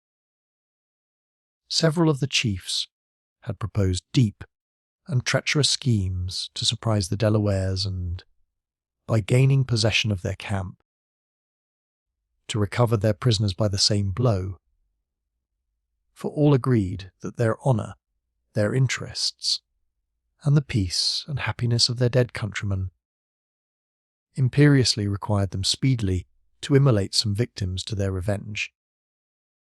But plans so dangerous to attempt, and of such doubtful issue, Magua found little difficulty in defeating. He exposed their risk and fallacy with his usual skill, and it was only after he had removed every impediment, in the shape of opposing advice, that he ventured to propose his own projects. He commenced by flattering the self, love of his auditors, a never-failing method of commanding attention. When he had enumerated the many different occasions on which the Hurons had exhibited their courage and prowess in the punishment of insults, he digressed in a high encomium on the virtue of wisdom. He painted the quality as forming the great point of difference between the beaver and other brutes, between the brutes and men, and, finally, between the Hurons in particular and the rest of the human race. After he had sufficiently extolled the property of discretion, he undertook to exhibit in what manner its use was applicable to the present situation of their tribe. On the one hand, he said, was their great pale father, the governor of the Canadas, who had looked upon his children with a hard eye, since their tomahawks had been so red. On the other, a people as numerous as themselves, who spoke a different language, possessed different interests, and loved them not, and who would be glad of any pretence to bring them in disgrace with the great white chief. Then he spoke of their necessities, of the gifts they had a right to expect for their past services, of their distance from their proper hunting grounds and native villages, and of the necessity of consulting prudence more, and inclination less, in so critical circumstances. When he perceived that, while the old men applauded his moderation, many of the fiercest and most distinguished of the warriors listened to these politic plans with lowering looks, he cunningly led them back to the subject which they most loved. He spoke openly of the fruits of their wisdom, which he boldly pronounced would be a complete and final triumph over their enemies. He even darkly hinted that their success might be extended, with proper caution, in such a manner as to include the destruction of all whom they had reason to hate. In short, he so blended the warlike with the artful, the obvious with the obscure, as to flatter the propensities of both parties, and to leave to each subject of hope, while neither could say it clearly comprehended his intentions. The orator or the politician, who can produce such a state of things, is commonly popular with his contemporaries, however he may be treated by posterity. All perceived that more was meant than was uttered, and each one believed that the hidden meaning was precisely such as his own faculties enabled him to understand, or his own wishes led him to anticipate. In this happy state of things, it is not surprising that the management of Magua prevailed. The tribe consented to act with deliberation, and with one voice they committed the direction of the whole affair to the government of the chief, who had suggested such wise and intelligible expedients. Magua had now attained one great object of all his cunning and enterprise. The ground he had lost in the favour of his people was completely regained, and he found himself even placed at the head of affairs. He was, in truth, their ruler, and, so long as he could maintain his popularity, no monarch could be more despotic, especially while the tribe continued in a hostile country. Throwing off, therefore, the appearance of consultation, he assumed the grave air of authority necessary to support the dignity of his office. Runners were dispatched for intelligence in different directions. Spies were ordered to approach and feel the encampment of the Delawares. The warriors were dismissed to their lodges, with an intimation that their services would soon be needed, and the women and children were ordered to retire, with a warning that it was their province to be silent. When these several arrangements were made, Magua passed through the village, stopping here and there to pay a visit where he thought his presence might be flattering to the individual. He confirmed his friends in their confidence, fixed the wavering, and gratified all. Then he sought his own lodge. The wife the Huron chief had abandoned, when he was chased from among his people, was dead. Children he had none, and he now occupied a hut without companion of any sort. It was, in fact, the dilapidated and solitary structure in which David had been discovered, and whom he had tolerated in his presence, on those few occasions when they met with the contemptuous indifference of a haughty superiority. Hither, then, Magua retired, when his labours of policy were ended. While others slept, however, he neither knew or sought repose. Had there been one sufficiently curious to have watched the movements of the newly elected chief. He would have seen him seated in a corner of his lodge, musing on the subject of his future plans, from the hour of his retirement to the time he had appointed for the warriors to assemble again.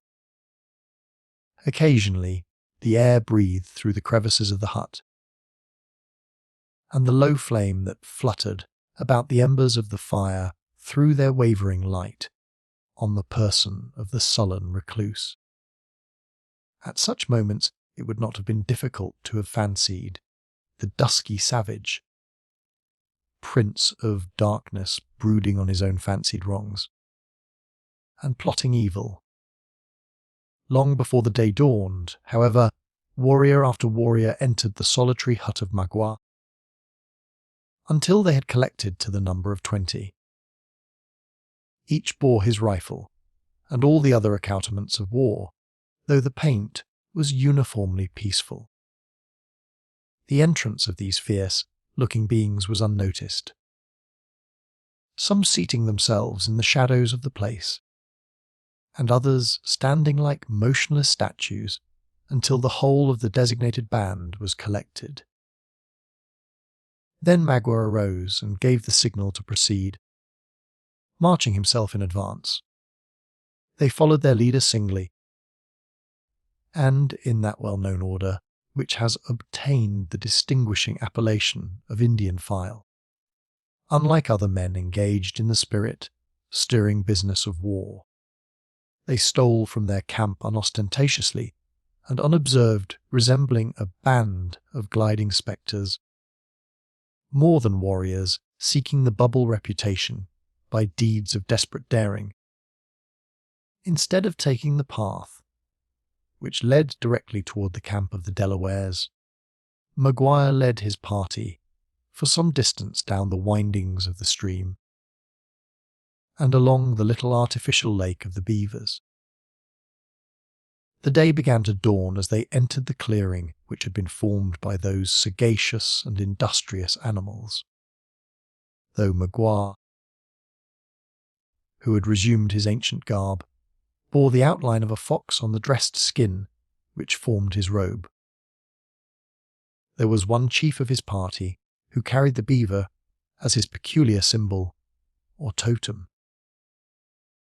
There would have been a species of profanity in the omission, had this man passed so powerful a community of his fancied kindred, without bestowing some evidence of his regard. Accordingly, he paused, and spoke in words as kind and friendly as if he were addressing more intelligent beings. He called the animals his cousins, and reminded them that his protecting influence was the reason they remained unharmed, while many avaricious traders were prompting the Indians to take their lives. He promised a continuance of his favours and admonished them to be grateful. After which, he spoke of the expedition in which he was himself engaged, and intimated, though with sufficient delicacy and circumlocution, the expediency of bestowing on their relative a portion of that wisdom for which they were so renowned. During the utterance of this extraordinary address, the companions of the speaker were as grave and as attentive to his language as though they were all equally impressed with its propriety. Once or twice black objects were seen rising to the surface of the water, and the Huron expressed pleasure, conceiving that his words were not bestowed in vain.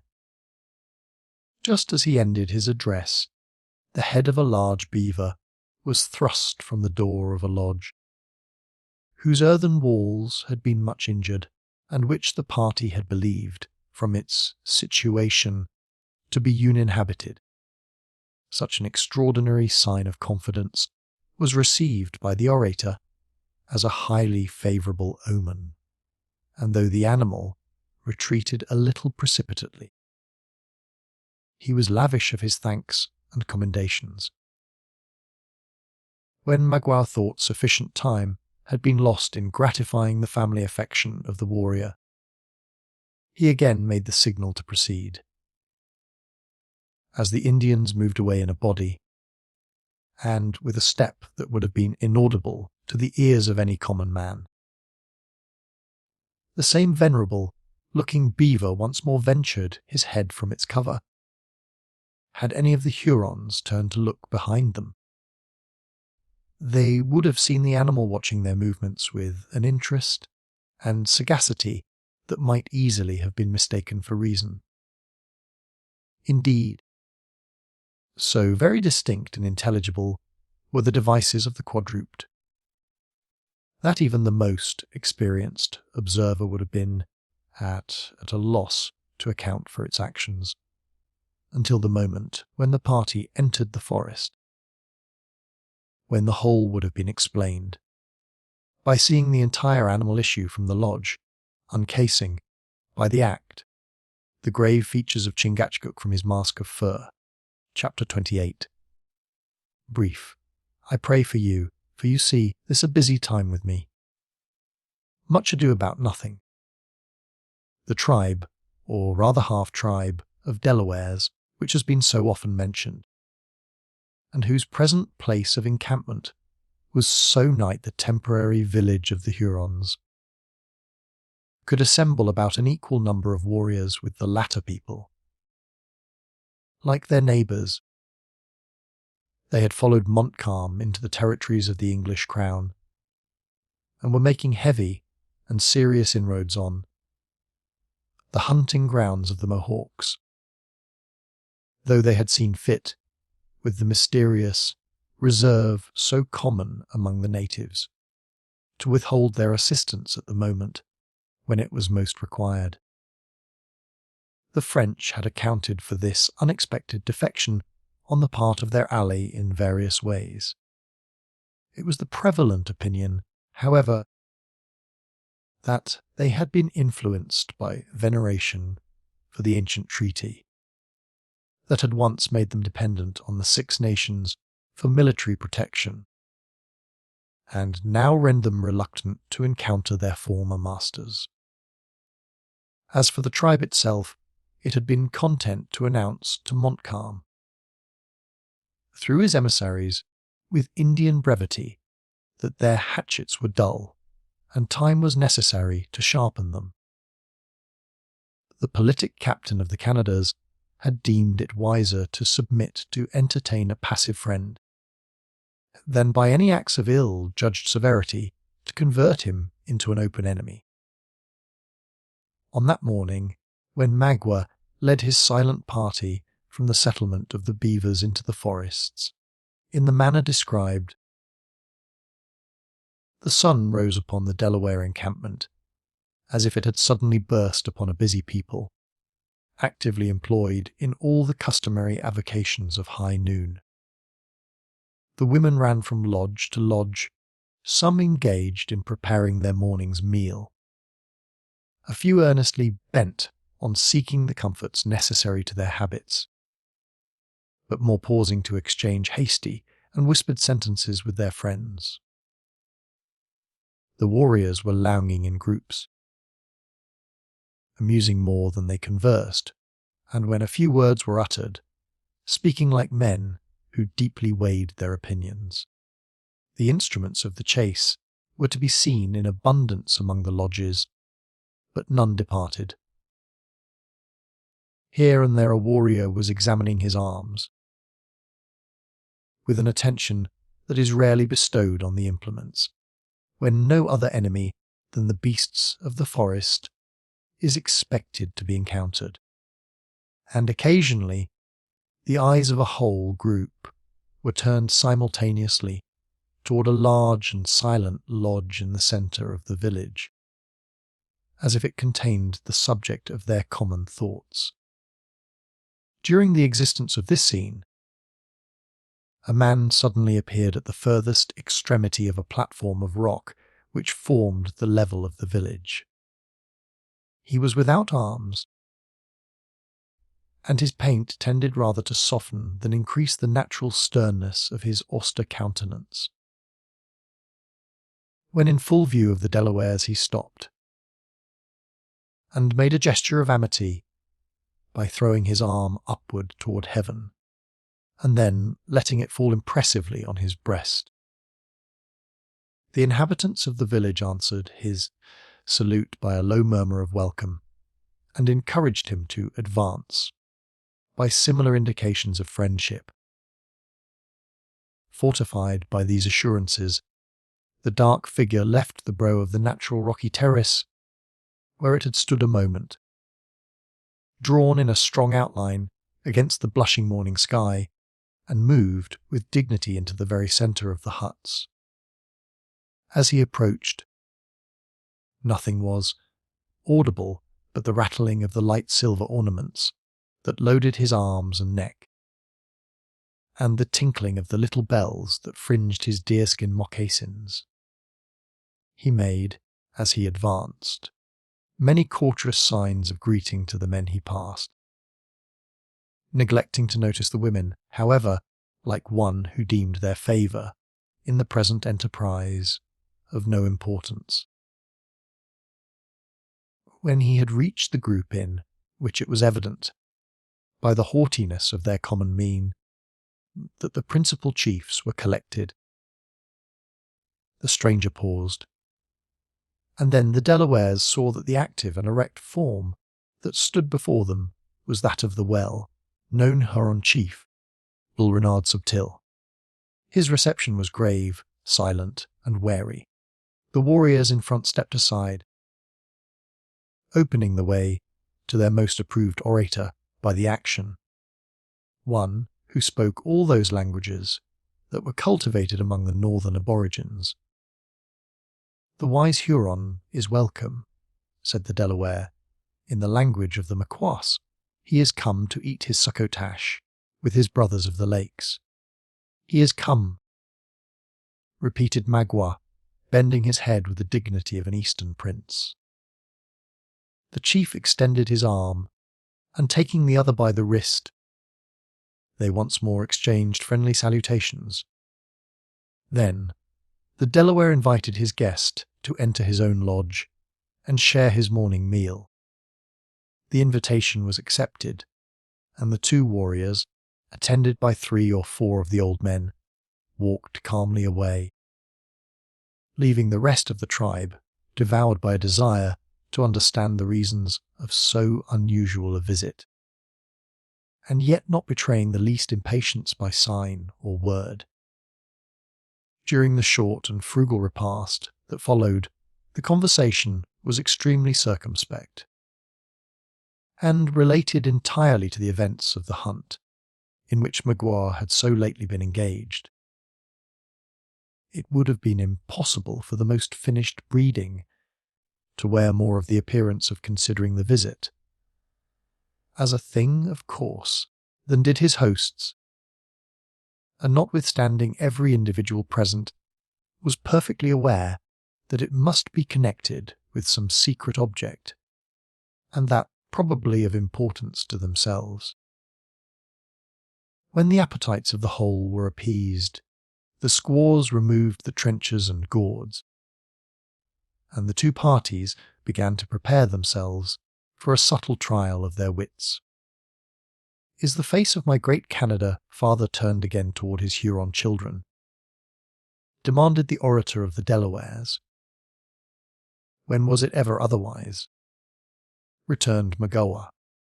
"He calls my people most beloved." The Delaware gravely bowed his acquiescence to what he knew to be false, and continued, "The tomahawks of your young men have been very red." "It is so, but they are now bright and dull, for the Yengeese are dead, and the Delawares are our neighbours." The other acknowledged the pacific compliment by a gesture of the hand, and remained silent. Then Magua, as if recalled to such a recollection by the allusion to the massacre, demanded, "Does my prisoner give trouble to my brothers?" "She is welcome. The path between the Hurons and the Delawares is short, and it is open. Let her be sent to my squaws, if she gives trouble to my brother." She is welcome," returned the chief of the latter nation, still more emphatically. The baffled Magua continued silent several minutes, apparently indifferent, however, to the repulse he had received in this his opening effort to regain possession of Cora. "Do my young leave the Delawares room on the mountains for their hunts?" he at length continued. "The Lenape are rulers of their own hills," returned the other a little haughtily. "It is well. Justice is the master of a red skin.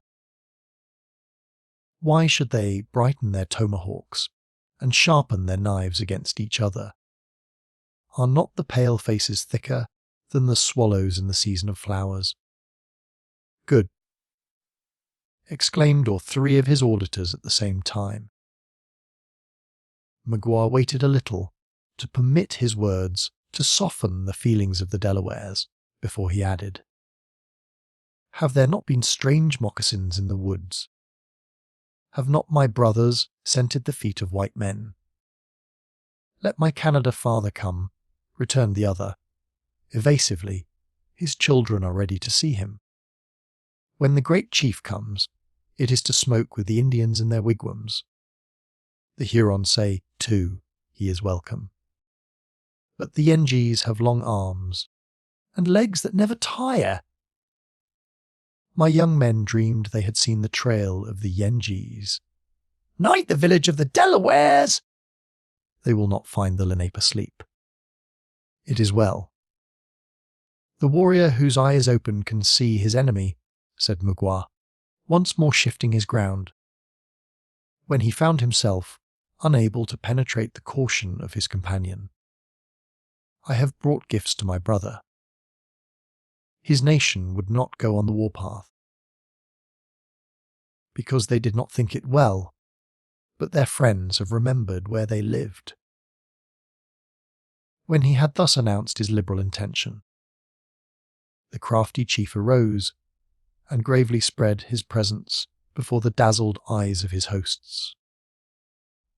They consisted principally of trinkets of little value, plundered from the slaughtered females of William Henry.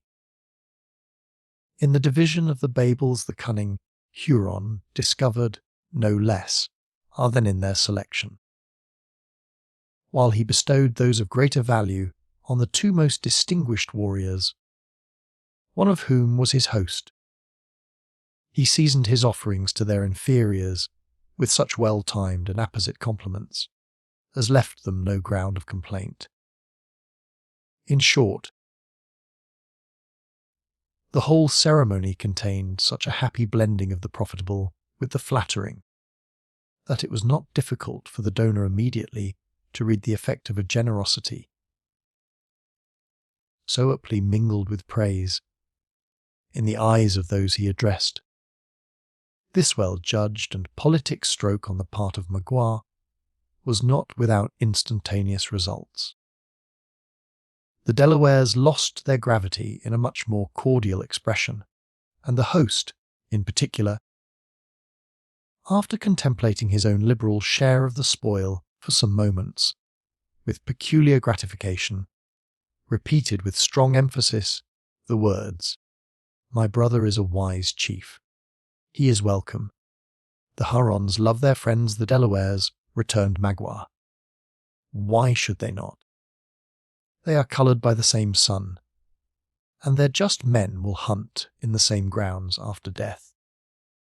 The red skins should be friends, and look with open eyes on the white men. Has not my brother scented spies in the woods?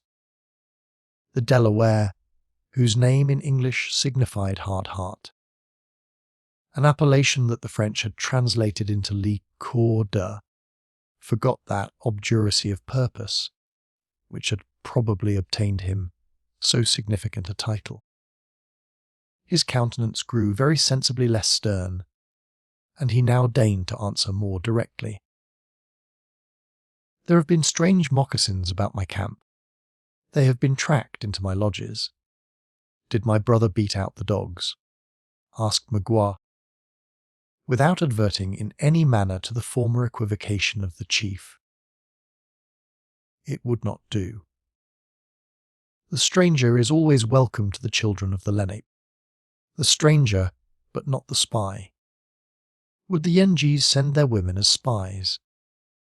Did not the Huron chief say he took women in the battle? He told no lie.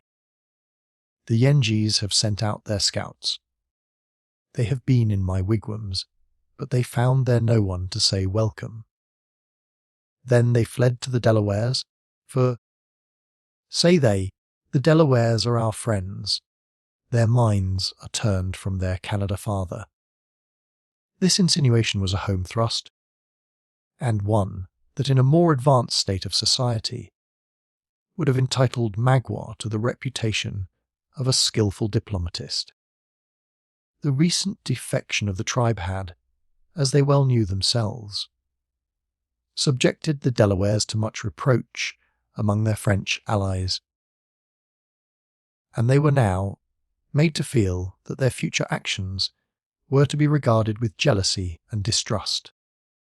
There was no deep insight into causes and effects necessary to foresee that such a situation of things was likely to prove highly prejudicial to their future movements.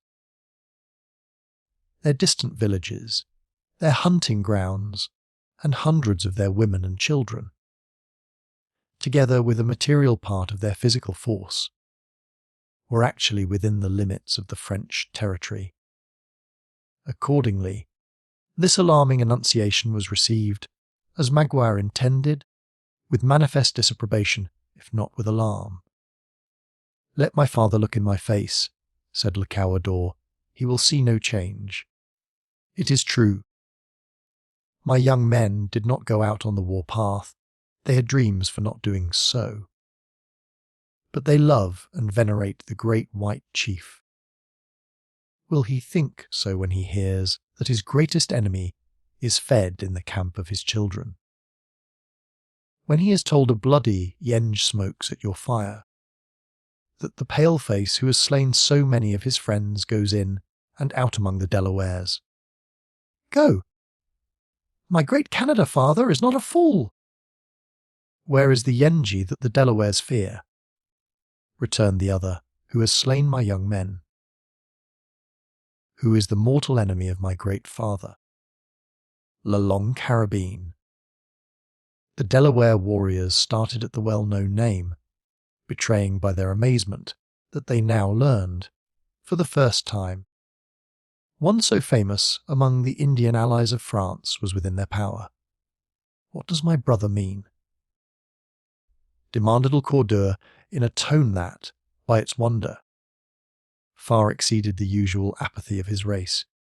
"A Huron never lies," returned Magua, coldly, leaning his head against the side of the lodge, and drawing his slight robe across his tawny breast. Let the Delawares count their prisoners. They will find one whose skin is neither red nor pale. A long and musing pause succeeded. The chief consulted apart with his companions, and messengers dispatched to collect certain others of the most distinguished men of the tribe. As warrior after warrior dropped in, they were each made acquainted, in turn, with the important intelligence that Magua had just communicated. The air of surprise, and the usual low, deep, a guttural exclamation, were common to them all. The news spread from mouth to mouth, until the whole encampment became powerfully agitated. The women suspended their labours to catch such syllables as unguardedly fell from the lips of the consulting warriors. The boys deserted their sports, and walking fearlessly among their fathers, looked up in curious admiration. As they heard the brief exclamations of wonder they so freely expressed the temerity of their hated foe. In short, every occupation was abandoned for the time, and all other pursuits seemed discarded in order that the tribe might freely indulge, after their own peculiar manner, in an open expression of feeling. When the excitement had a little abated, the old men disposed themselves seriously to consider that which it became the honour and safety of their tribe to perform. Under circumstances of so much delicacy and embarrassment. During all these movements, and in the midst of the general commotion, Magua had not only maintained his seat, but the very attitude he had originally taken against the side of the lodge, where he continued as immovable and, apparently, as unconcerned as if he had no interest in the result. Not a single indication of the future intentions of his hosts, however, escaped his vigilant eyes.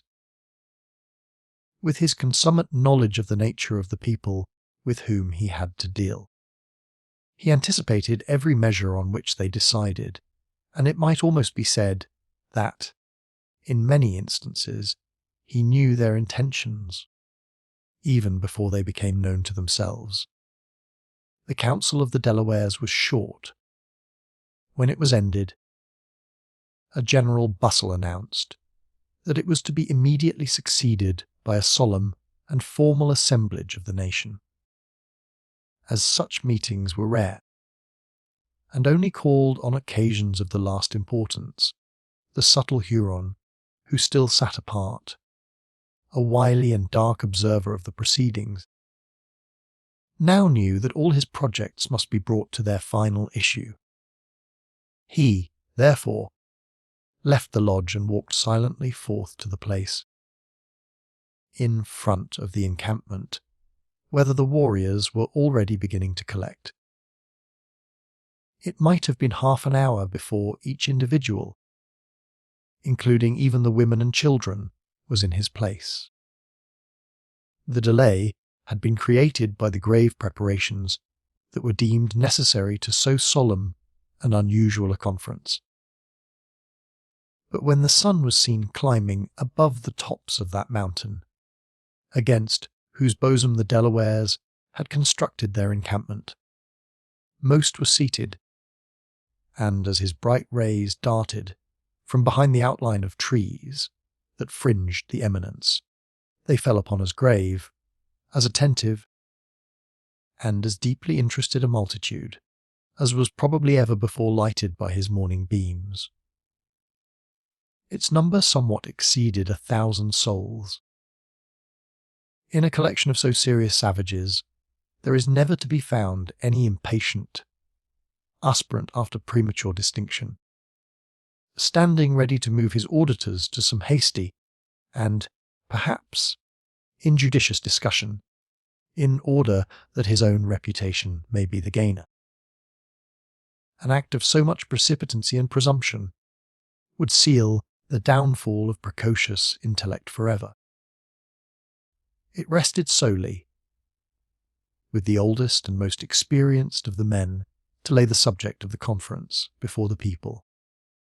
Until such a one chose to make some movement, no deeds in arms, no natural gifts, nor any renown as an orator, would have justified the slightest interruption.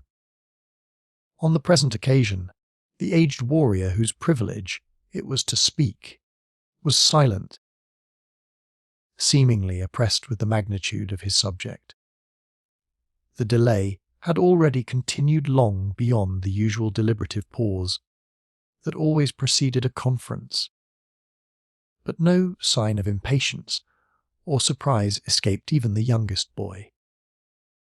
Occasionally an eye was raised from the earth, where the looks of most were riveted, and strayed toward a particular lodge that was, however, in no manner distinguished from those around it, except in the peculiar care that had been taken to protect it against the assaults of the weather.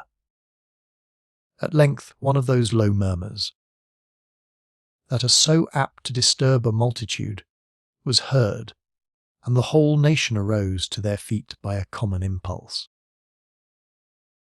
At that instant the door of the lodge in question opened, and 3 men, issuing from it, slowly approached the place of consultation.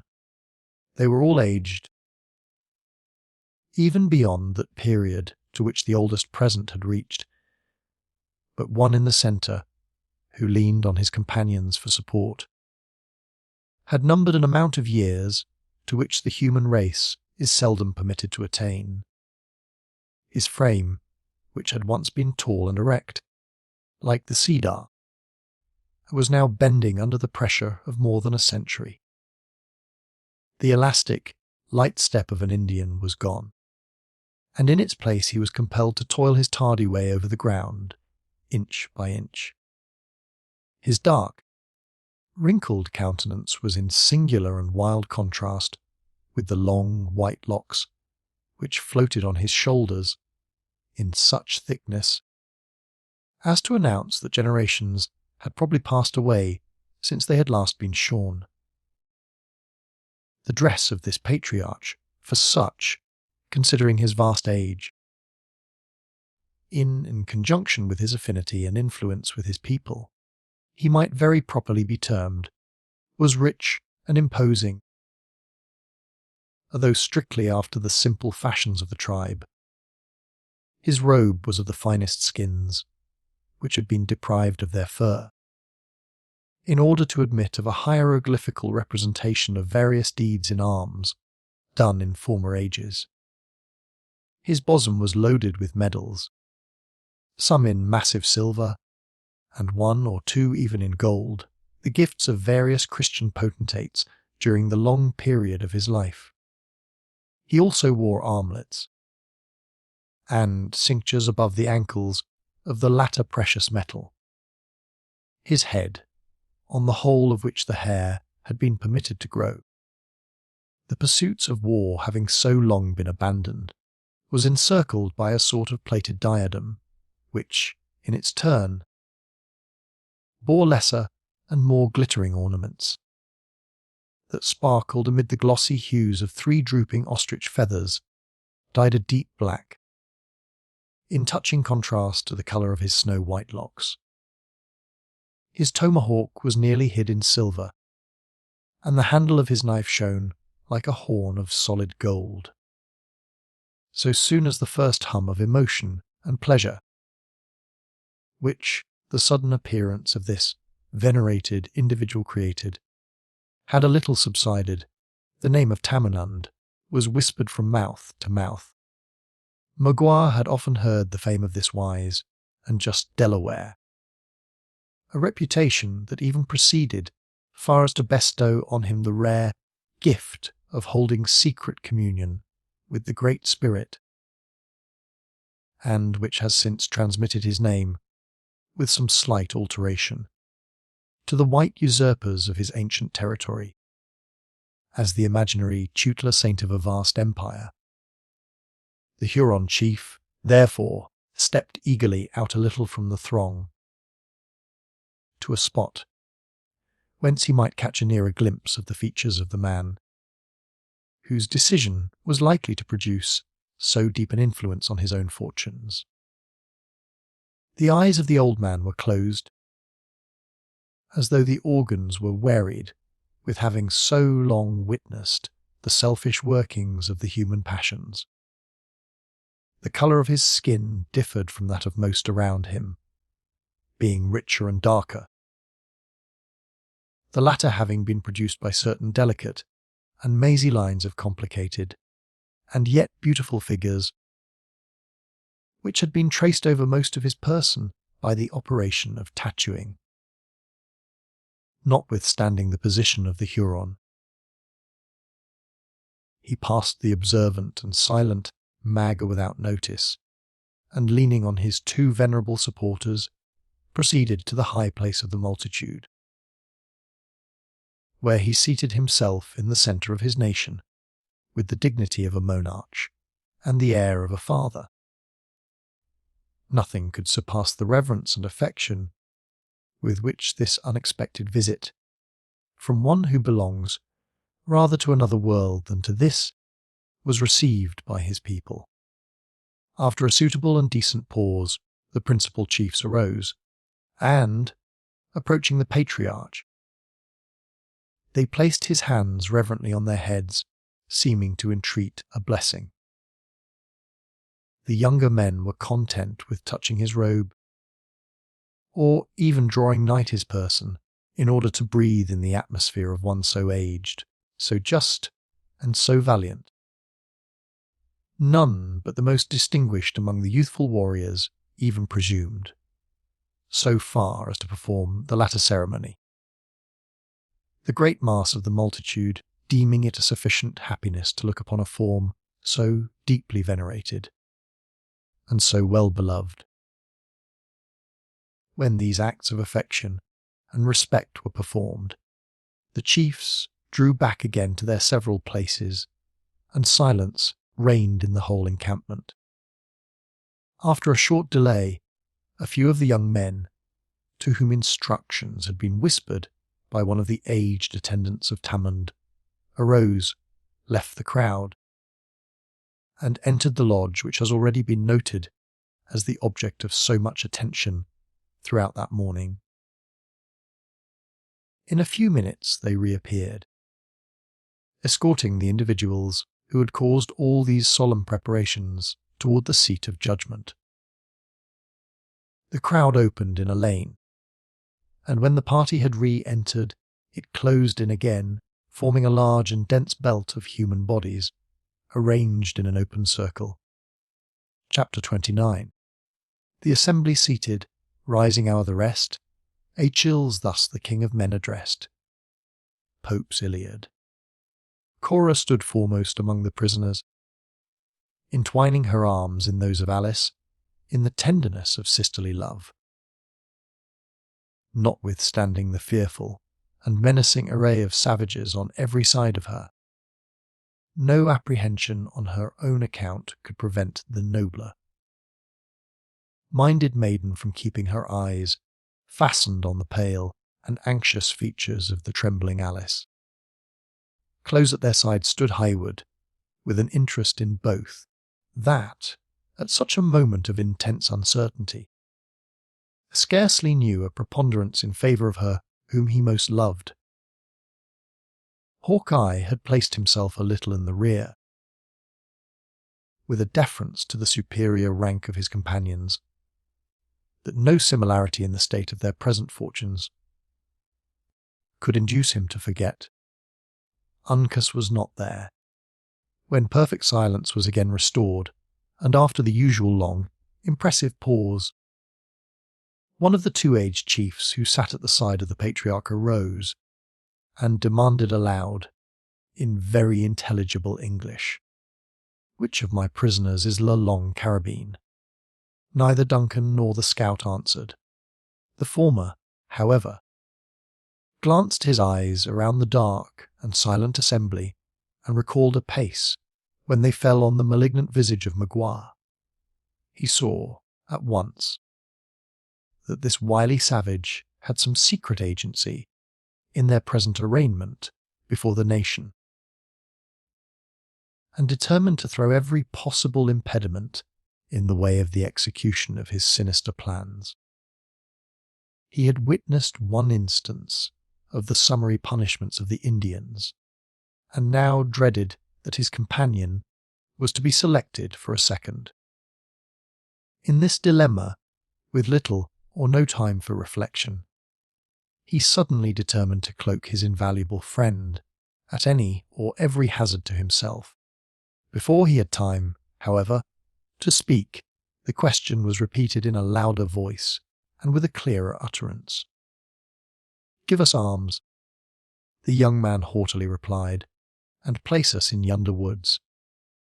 "Our deeds shall speak for us. This is the warrior whose name has filled our ears," returned the chief, regarding Hayward with that sort of curious interest which seems inseparable from man, when first beholding one of his fellows to whom merit or accident, virtue or crime, has given notoriety. What has brought the white man into the camp of the Delawares? My necessities. I come for food, shelter, and friends. It cannot be. The woods are full of game. The head of a warrior needs no other shelter than a sky without clouds, and the Delawares are the enemies, and not the friends of the NGs. Go, the mouth has spoken, while the heart said nothing. Duncan, a little at a loss in what manner to proceed, remained silent, but the scout, who had listened attentively to all that passed, now advanced steadily to the front. That I did not answer to the call for Lolong Carabine was not owing either to shame or fear, he said, for neither one nor the other is the gift of an honest man. But I do not admit the right of the Mingus to bestow a name on one whose friends have been mindful of his gifts, in this particular, especially as their title is a lie, killdeer being a grooved barrel and no carabine. I am the man, however, that got the name of Nathaniel from my kin. The complement of hawk I from the Delawares, who live on their own river, and whom the Iroquois have presumed to style the long rifle, without any warranty from him who is most concerned in the matter. The eyes of all present, which had hitherto been gravely scanning the person of Duncan, were now turned, on the instant, toward the upright iron frame of this new pretender to the distinguished appellation. It was in no degree remarkable that there should be found two who were willing to claim so great an honour, for impostors, though rare, were not unknown among the natives, but it was altogether material to the just and severe intentions of the Delawares, that there should be no mistake in the matter.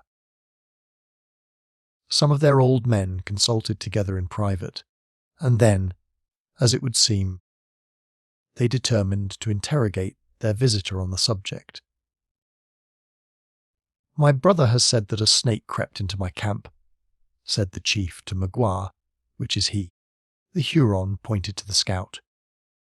"Will a wise Delaware believe the barking of a wolf?" exclaimed Duncan, still more confirmed in the evil intentions of his ancient enemy. A dog never lies, but when was a wolf known to speak the truth? The eyes of Magua flashed fire, but suddenly recollecting the necessity of maintaining his presence of mind, he turned away in silent disdain, well assured that the sagacity of the Indians would not fail to extract the real merits of the point in controversy. He was not deceived, for, after another short consultation, the wary Delaware turned to him again, and expressed the determination of the chiefs, though in the most considerate language. "My brother has been called a liar," he said, "and his friends are angry. They will show that he has spoken the truth. Give my prisoners guns, and let them prove which is the man." Maguire affected to consider the expedient, which he well knew proceeded from distrust of himself, as a compliment, and made a gesture of acquiescence, well content that his veracity should be supported by so skilful a marksman as the scout. The weapons were instantly placed in the hands of the friendly opponents, and they were bid to fire, over the heads of the seated multitude, at an earthen vessel which lay, by accident, on a stump some 50 yards from the place where they stood. Hayward smiled to himself at the idea of a competition with the scout, though he determined to persevere in the deception, until apprised of the real designs of Magua. Raising his rifle with the utmost care, and renewing his aim 3 several times, he fired. The bullet cut the wood within a few inches of the vessel, and a general exclamation of satisfaction announced that the shot was considered a proof of great skill in the use of a weapon. Even Hawkeye nodded his head, as if he would say it was better than he expected. But instead of manifesting an intention to contend with the successful marksman, He stood leaning on his rifle for more than a minute, like a man who was completely buried in thought. From this reverie he was, however, awakened by one of the young Indians who had furnished the arms, and who now touched his shoulder, saying in exceedingly broken English, "Can the pale-face beat it?" "Yes, Huron," exclaimed the scout, raising the short rifle in his right hand and shaking it at Magua, with as much apparent ease as if it were a reed. "Yes, Huron, I could strike you now, and no power on earth could prevent the deed. The souring hawk is not more certain of the dove than I am this moment of you. Did I choose to send a bullet to your heart, why should I not? Why? Because the gifts of my colour forbid it, and I might draw down evil on tender and innocent heads. If you know such a being as God, thank him, therefore, in your inward soul, for you have reason." The flushed countenance, angry eye and swelling figure of the scout produced a sensation of secret awe in all that heard him. The Delawares held their breath in expectation, but Magua himself, even while he distrusted the forbearance of his enemy, remained immovable and calm, where he stood wedged in by the crowd as one who grew to the spot. "Beat it," repeated the young Delaware at the elbow of the scout. "Beat what, fool? What?" exclaimed Hawkeye, still flourishing the weapon angrily above his head, though his eye no longer sought the person of Magua. "If the white man is the warrior he pretends," said the aged chief, "let him strike Nida to the mark." The scout laughed aloud, a noise that produced the startling effect of an unnatural sound on Highwood, then dropping the piece, heavily, into his extended left hand. It was discharged, apparently by the shock, driving the fragments of the vessel into the air and scattering them on every side. Almost at the same instant, the rattling sound of the rifle was heard, as he suffered it to fall, contemptuously, to the earth. The first impression of so strange a scene was engrossing admiration. Then a low, but increasing murmur ran through the multitude, and finally swelled into sounds that denoted a lively opposition in the sentiments of the spectators, while some openly testified their satisfaction at so unexampled dexterity. By far the larger portion of the tribe were inclined to believe the success of the shot was the result of accident. Highwood was not slow to confirm an opinion that was so favourable to his own pretensions. "It was chance," he exclaimed. "None can shoot without an aim." "Chance," echoed the excited woodsman, who was now stubbornly bent on maintaining his identity at every hazard, and on whom the secret hints of Hayward to acquiesce in the deception were entirely lost. "Does yonder lying Huron, too, think it chance? Give him another gun and place us face to face, without cover or dodge, and let Providence, and our own eyes, decide the matter atween us." "I do not make the offer to you, Major, for our blood is of a colour, and we serve the same master. That the Huron is a liar is very evident," returned Highwood, coolly. "You have yourself heard him assert you to be Le Long Carabine. It were impossible to say what violentish and the stubborn hawk I would have next made, in his headlong wish to vindicate his identity, had not the aged Delaware once more interposed. "The hawk which comes from the clouds can return when he will," he said. "Give them the guns." This time the scout seized the rifle with avidity, nor had Magua, though he watched the movements of the marksman with jealous eyes, any further cause for apprehension. Now let it be proved, in the face of this tribe of Delawares, Which is the better man? Cried the scout, tapping the butt of his piece with that finger which had pulled so many fatal triggers. You see that gourd hanging against yonder tree, Major. If you are a marksman fit for the borders, let me see you break its shell. Duncan noted the object and prepared himself to renew the trial. The gourd was one of the usual little vessels used by the Indians, and it was suspended from a dead branch of a small pine by a thong of deerskin at the full distance of 100 yards. So strangely compounded is the feeling of self-love that the young soldier, while he knew the utter worthlessness of the suffrages of his savage umpires, forgot the sudden motives of the contest in a wish to excel. It had been seen already that his skill was far from being contemptible, and he now resolved to put forth its nicest qualities. Had his life depended on the issue, the aim of Duncan could not have been more deliberate or guarded. He fired, and 3 or 4 young Indians, who sprang forward at the report, announced with a shout that the ball was in the tree, a very little on one side of the proper object. The warriors uttered a common ejaculation of pleasure, and then turned their eyes, inquiringly, on the movements of his rival. "It may do for the Royal Americans," said Hawk, laughing once more in his own silent, heartfelt manner. But had my gun often turned so much from the true line, many a marten, whose skin is now in a lady's muff, would still be in the woods, and many a bloody Mingo, who has departed to his final account, would be acting his deviltries at this very day, atween the provinces.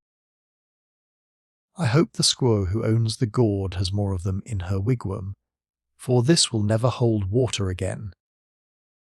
The scout had shook his priming, and cocked his piece, while speaking, and, as he ended, he threw back a foot, and slowly raised the muzzle from the earth. The motion was steady, uniform, and in one direction. When on a perfect level, it remained for a single moment, without tremor or variation, as though both man and rifle were carved in stone. During that stationary instant, it poured forth its contents in a bright, glancing sheet of flame. Again the young Indians bounded forward, but their hurried search and disappointed looks announced that no traces of the bullet were to be seen. "Go," said the old chief to the scout, in a tone of strong disgust. "You're to wolf in the skin of a dog. I will talk to the long rifle of the NGs. Ah! Had I that piece which furnished the name you use, I would obligate myself to cut the thong, and drop the gourd without breaking it," returned Hawkeye, perfectly undisturbed by the other's manner. "Fools, if you would find the bullet of a sharpshooter in these woods, you must look in the object, and not around it." The Indian youths instantly comprehended his meaning, for this time he spoke in the Delaware tongue, and tearing the gourd from the tree, they held it on high with an exulting shout, displaying a hole in its bottom, which had been cut by the bullet, after passing through the usual orifice in the centre of its upper side. At this unexpected exhibition, a loud and vehement expression of pleasure burst from the mouth of every warrior present. It decided the question, and effectually established Hawk, in the possession of his dangerous reputation. Those curious and admiring eyes, which had been turned again on highward, were finally directed to the weather, beaten form of the scout, who immediately became the principal object of attention to the simple and unsophisticated beings by whom he was surrounded. When the sudden and noisy commotion had a little subsided, the aged chief resumed his examination. "Why did you wish to stop my ears?" he said. Addressing Duncan, "Are the Delawares fools that they could not know the young panther from the cat?" "They will yet find the Huron a singing bird," said Duncan, endeavouring to adopt the figurative language of the natives. "It is good. We will know who can shut the ears of men. Brother," added the chief, turning his eyes on Magua, "the Delawares listen." Thus singled, and directly called on to declare his object, the Huron arose, and advancing with great deliberation and dignity into the very centre of the circle, where he stood confronted by the prisoners, he placed himself in an attitude to speak. Before opening his mouth, however, he bent his eyes slowly along the whole living boundary of earnest faces, as if to temper his expressions to the capacities of his audience. On Hawkeye he cast a glance of respectful enmity, on Duncan a look of inextinguishable hatred. The shrinking figure of Alice he scarcely deigned to notice, but when his glance met the firm, commanding, and yet lovely form of Cora, his eye lingered a moment with an expression that it might have been difficult to define. Then, filled with his own dark intentions, he spoke in the language of the Canadas, a tongue that he well knew was comprehended by most of his auditors. The spirit that made men coloured them differently commenced the subtle Huron. "Some are blacker than the sluggish bear. These, he said, should be slaves." And he ordered them to work forever like the beaver. You may hear them groan when the south wind blows louder than the lowing buffaloes, along the shores of the great Salt Lake, where the big canoes come and go with them in droves. Some he made with faces paler than the ermine of the forests, and these he ordered to be traders, dogs to their women, and wolves to their slaves. He gave this people the nature of the pigeon, wings that never tire, young, more plentiful than the leaves on the trees, and appetites to devour the earth. He gave them tongues like the false call of the wildcat, hearts like rabbits, the cunning of the hog, but none of the fox, and arms longer than the legs of the moose. With his tongue he stops the ears of the Indians. Daffodils. His heart teaches him to pay warriors to fight his battles. His cunning tells him how to get together the goods of the earth, and his arms enclose the land from the shores of the salt water to the islands of the great lake. His gluttony makes him sick. God gave him enough, and yet he wants all. Such are the pale faces. Some the Great Spirit made with skins brighter and redder than yonder sun, continued Magua, pointing impressively upward to the lurid luminary, which was struggling through the misty atmosphere of the horizon. And these did he fashion to his own mind. He gave them this island as he had made it, covered with trees and filled with game. The wind made their clearings, the sun and rain ripened their fruits, and the snows came to tell them to be thankful. What need had they of roads to journey by? They saw through the hills! When the beavers worked, they lay in the shade and looked on. The winds cooled them in summer, in winter skins kept them warm. If they fought among themselves, it was to prove that they were men. They were brave, they were just, they were happy. Here the speaker paused, and again looked around him to discover if his legend had touched the sympathies of his listeners. He met everywhere with eyes riveted on his own. Heads erect and nostrils expanded, as if each individual present felt himself able and willing singly, to redress the wrongs of his race. If the Great Spirit gave different tongues to his red children, he continued, in a low, still melancholy voice, it was that all animals might understand them. Some he placed among the snows with their cousin, the bear.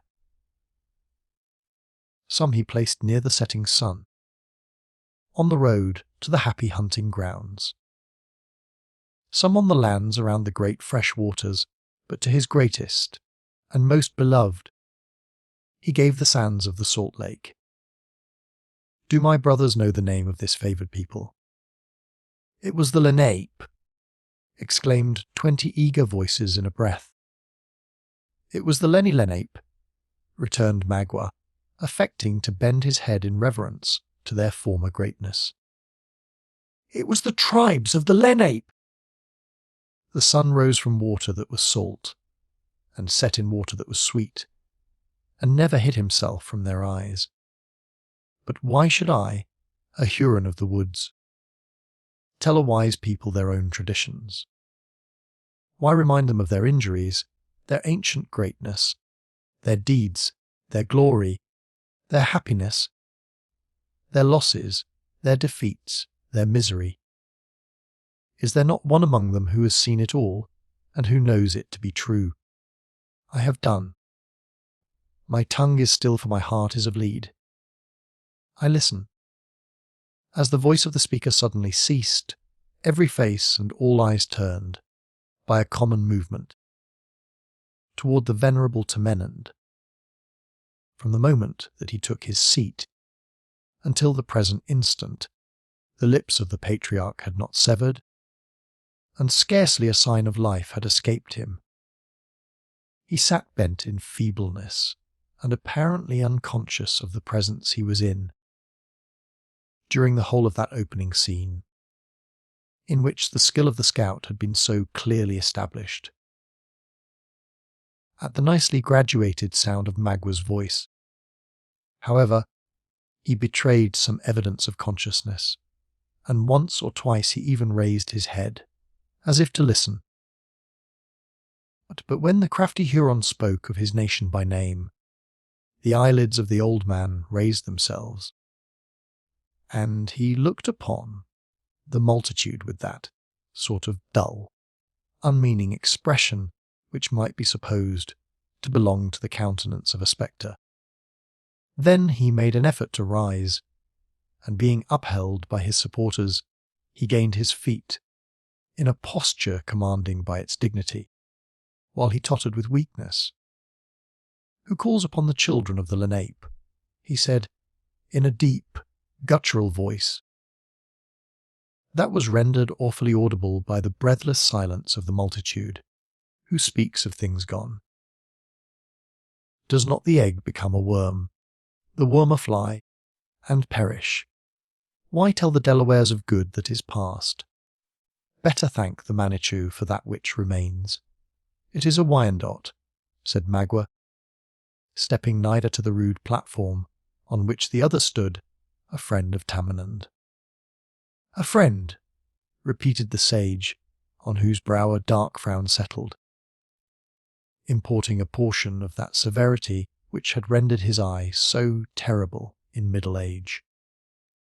Are the Mingoes rulers of the earth? What brings a Huron in here? Justice. His prisoners are with his brothers, and he comes for his own.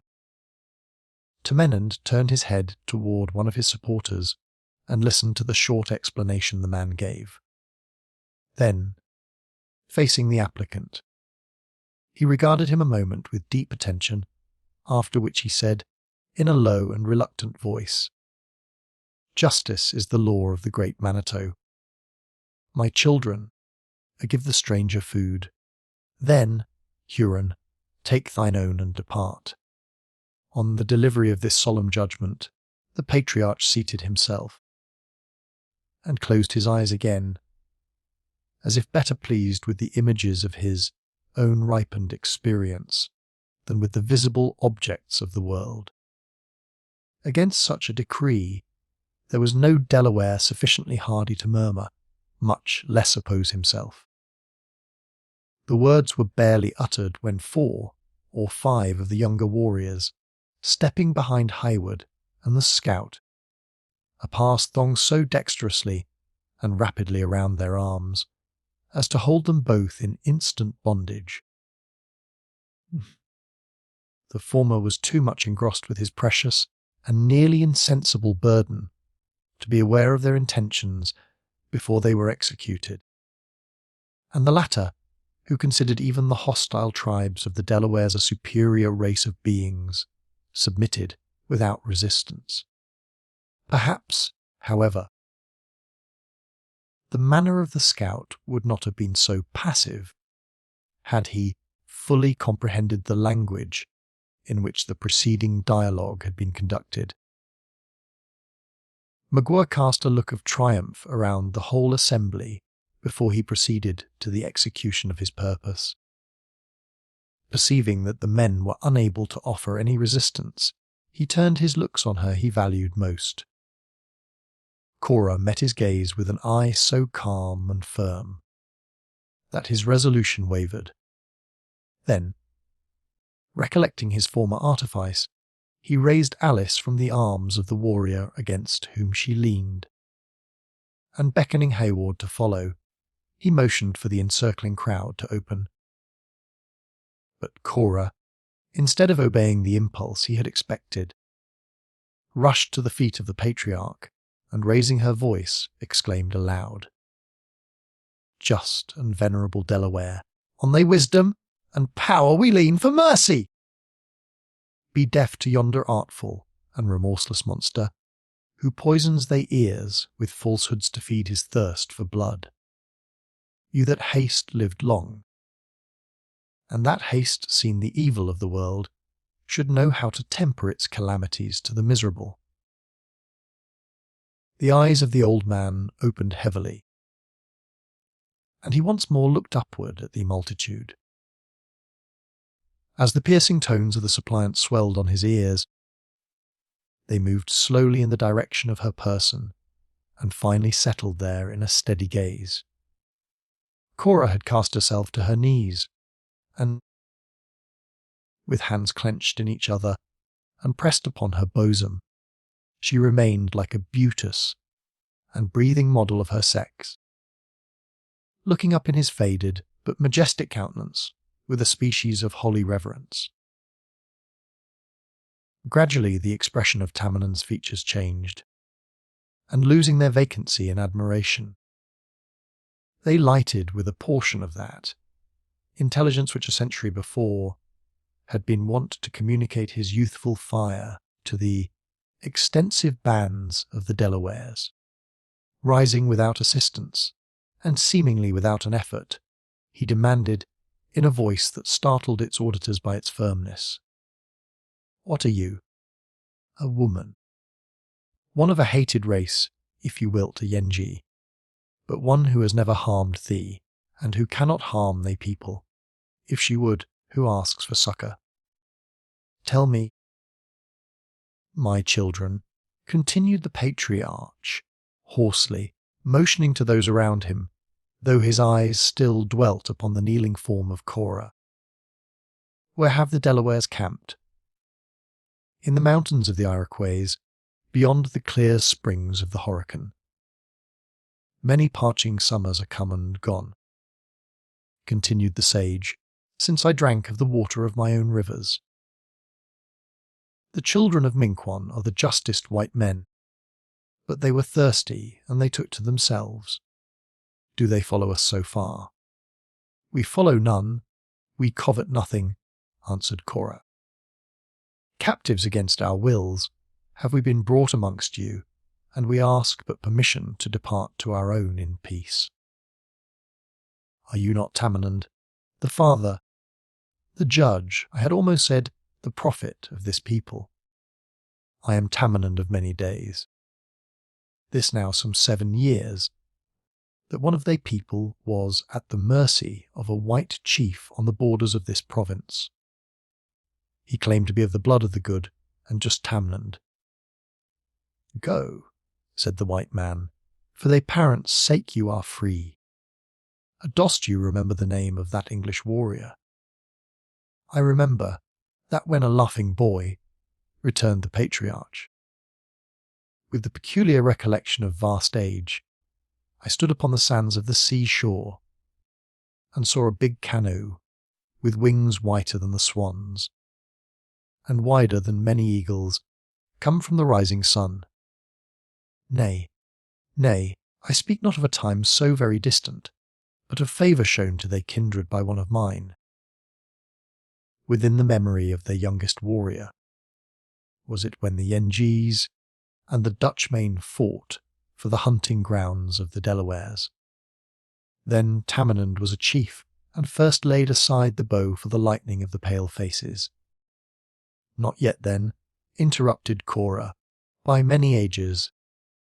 I speak of a thing of yesterday. Surely, surely, you forget it not. It was but yesterday, rejoined the aged man, with touching pathos, that the children of the Lenape were masters of the world. The fishes of the salt lake, the birds, the beasts, and the menge of the woods owned them for sagamores. Cora bowed her head in disappointment, and for a bitter moment struggled with her chagrin. Then, elevating her rich features and beaming eyes, she continued, in tones scarcely less penetrating than the unearthly voice of the patriarch himself. "Tell me, is Tamenund a father?" The old man looked down upon her from his elevated stand, with a benignant smile on his wasted countenance, and then casting his eyes slowly over the whole assemblage, he answered, "Of a nation. For myself I ask nothing. Like thee and thine, venerable chief," she continued, pressing her hands convulsively on her heart, and suffering her head to droop until her burning cheeks were nearly concealed in the maze of dark. Her glossy tresses, that fell in disorder upon her shoulders, the curse of my ancestors, has fallen heavily on their child. But yonder is one who has never known the weight of heaven's displeasure until now. She is the daughter of an old and failing man, whose days are near their close. She has many, very many, to love her and delight in her, and she is too good, much too precious, to become the victim of that villain. I know that the pale-faces are a proud and hungry race. I know that they claim not only to have the earth, but that the meanest of their colour is better than the sachems of the red man. The dogs and crows of their tribes, continued the earnest old chieftain, without heeding the wounded spirit of his listener, whose head was nearly crushed to the earth in shame, as he proceeded, would bark and caw before they would take a woman to their wigwams whose blood was not of the colour of snow. But let them not boast before the face of the Manitou too loud. They entered the land at the rising, and may yet go off at the setting sun. I have often seen the locusts strip the leaves from the trees, but the season of blossoms has always come again. It is so, said Cora, drawing a long breath, as if reviving from a trance, raising her face, and shaking back her shining veil, with a kindling eye that contradicted the death, like paleness of her countenance. But why? It is not permitted us to inquire. There is yet one of thine own people, who has not been brought before thee. Before you lettest the Huron depart in triumph, hear him speak. Observing Tamenund to look about him doubtingly, one of his companions said, "It is a snake, a red, skin in the pay of the Yengeese. We keep him for the torture." "Let him come," returned the sage. Then Tamenund once more sank into his seat, and a silence so deep prevailed, while the young man prepared to obey his simple mandate, that the leaves, which fluttered in the draught of the light morning air, were distinctly heard rustling in the surrounding forest. Chapter 30. If you deny me, fie upon your law. There is no force in the decrees of Venice. I stand for judgment. Answer, shall I have it? Merchant of Venice. The silence continued unbroken by human sounds for many anxious minutes. Then the waving multitude opened and shut again, and Uncas stood in the living circle. All those eyes, which had been curiously studying the lineaments of the sage, as the source of their own intelligence, turned on the instant, and were now bent in secret admiration on the erect, agile, and faultless person of the captive, but neither the presence in which he found himself, nor the exclusive attention that he attracted, in any manner disturbed the self-possession of the young Mohican. He cast a deliberate and observing look on every side of him, meeting the settled expression of hostility that lowered in the visages of the chiefs with the same calmness as the curious gaze of the attentive children. But when, last in this haughty scrutiny, the person of Tamenund came under his glance, his eye became fixed, as though all other objects were already forgotten. Then, advancing with a slow and noiseless step up the area, he placed himself immediately before the footstool of the sage. Here he stood unnoted, though keenly observant himself, until one of the chiefs apprised the latter of his presence. With what tongue does the prisoner speak to the Manitou? Demanded the patriarch, without unclosing his eyes. With what tongue does the prisoner speak to the Manitou? Like his fathers, Uncas replied, with the tongue of a Delaware. At this sudden and unexpected enunciation, a low, fierce yell ran through the multitude that might not inaptly be compared to the growl of the lion. As his cooler is first awakened, a fearful omen of the weight of his future anger. The effect was equally strong on the sage, though differently exhibited. He passed a hand before his eyes, as if to exclude the least evidence of so shameful a spectacle, while he repeated, in his low, guttural tones, the words he had just heard. A Delaware. I have lived to see the tribes of the Lenape driven from their council fires, and scattered like broken herds of deer among the hills of the Iroquois. I have seen the hatchets of a strong people sweep woods from the valleys, that the winds of heaven have spared, the beasts that run on the mountains, and the birds that fly above the trees.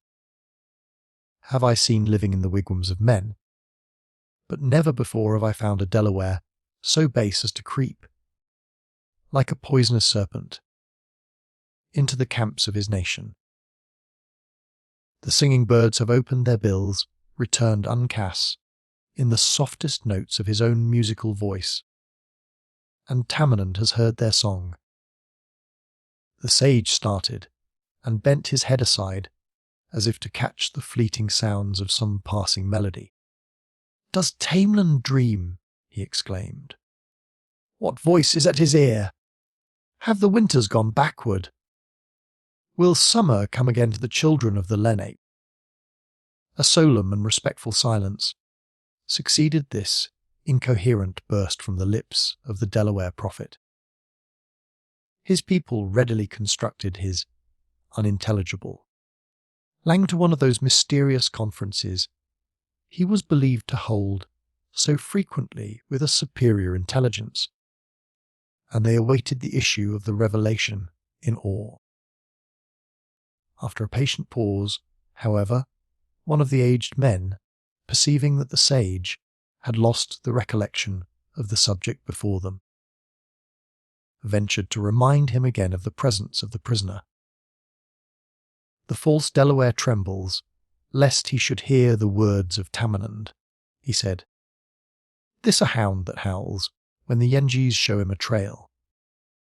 "And yet," returned Uncas, Looking sternly around him are dogs that whine, when the Frenchman casts the offals of his deer.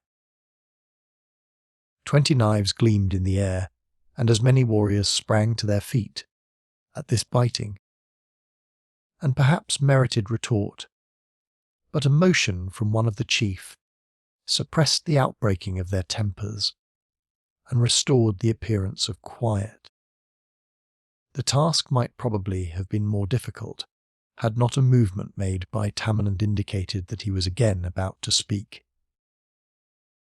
"Delaware," resumed the sage, "little are you worthy of thy name.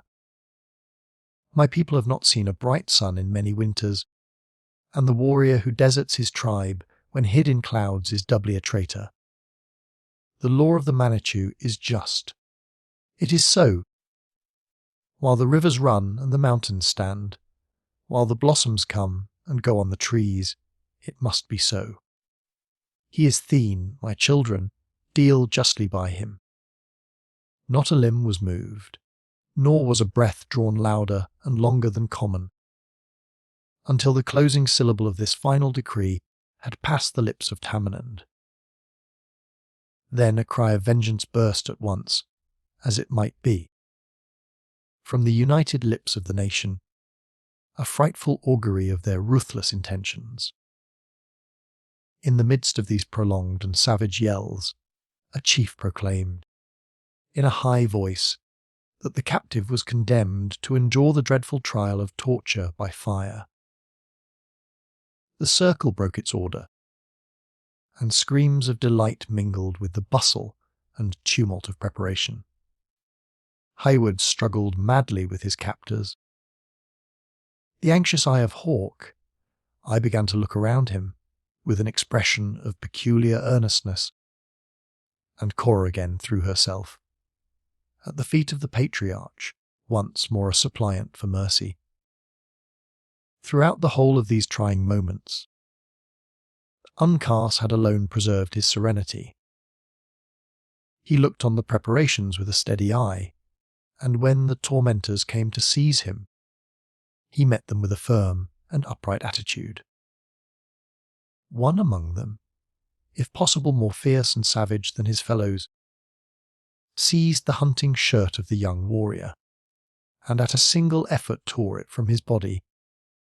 Then, with a yell of frantic pleasure, he leaped toward his unresisting victim and prepared to lead him to the stake. But, at that moment, when he appeared most a stranger to the feelings of humanity, the purpose of the savage was arrested as suddenly as if a supernatural agency had interposed in the behalf of Uncas. The eyeballs of the Delaware seemed to start from their sockets.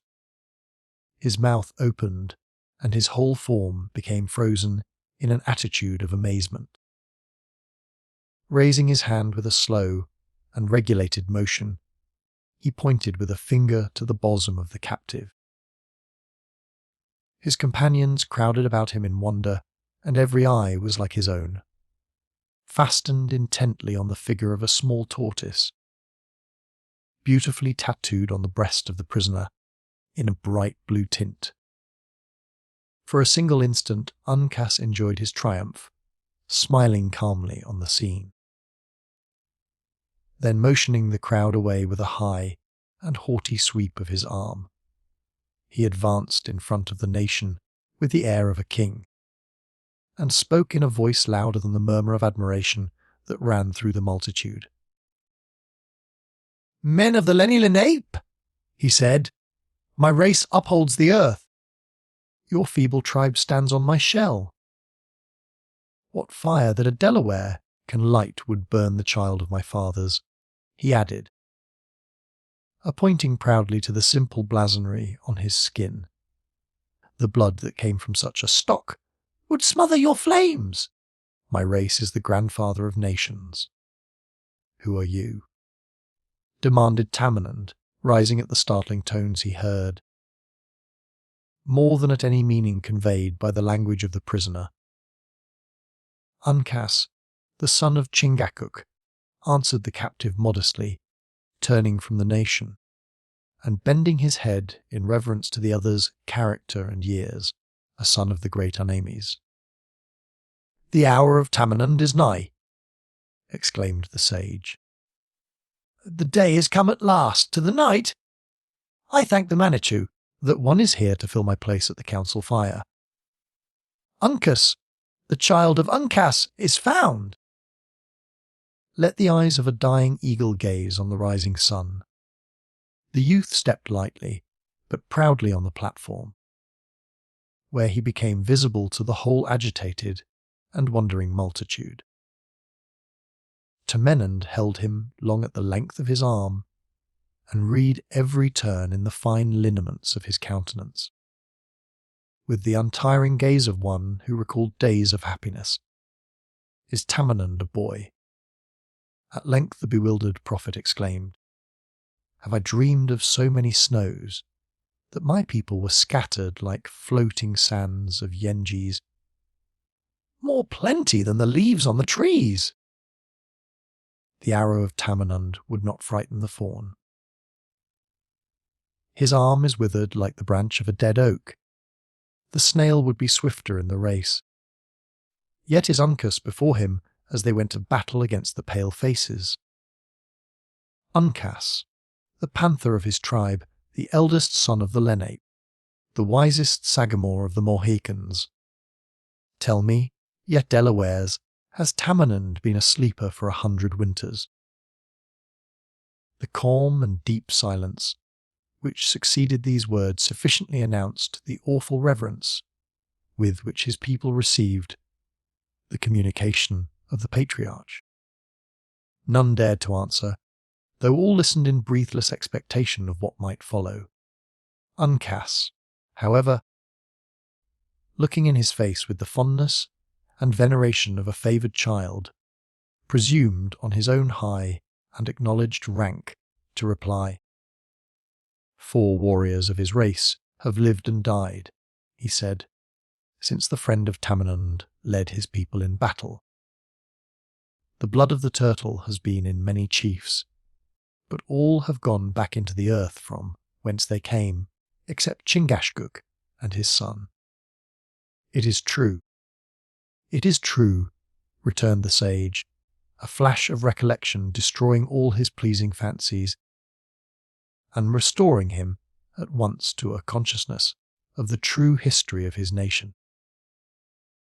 Our wise men have often said that 2 warriors of the unchanged race were in the hills of the Yengeese. Why have their seats at the council fires of the Delawares been so long empty? At these words the young man raised his head, which he had still kept bowed a little in reverence, and lifting his voice so as to be heard by the multitude, as if to explain at once and forever the policy of his family, he said aloud, "Once we slept where we could hear the Salt Lake speak in its anger. Then we were rulers and sagamores over the land. But when a pale face was seen on every brook, we followed the deer back to the river of our nation. The Delawares were gone. Few warriors of them all stayed to drink of the stream they loved. Then said my fathers, here will we hunt. The waters of the river go into the Salt Lake. If we go toward the setting sun, we shall find streams that run into the great lakes of sweet water. There would a Mohican die, like fishes of the sea, in the clear springs. When the Manitou is ready, and shall say come, we will follow the river to the sea, and take our own again. Such, Delawares, is the belief of the children of the turtle. Our eyes are on the rising, and not toward the setting sun. We know whence he comes, but we know not whither he goes. It is enough." The men of the Lenape listened to his words with all the respect that superstition could lend, finding a secret charm even in the figurative language with which the young sagamore imparted his ideas. Uncas himself watched the effect of his brief explanation with intelligent eyes, and gradually dropped the air of authority he had assumed as he perceived that his auditors were content. Then, permitting his looks to wander over the silent throng that crowded around the elevated seat of Tamenund, he first perceived Hawk-Eye in his bonds.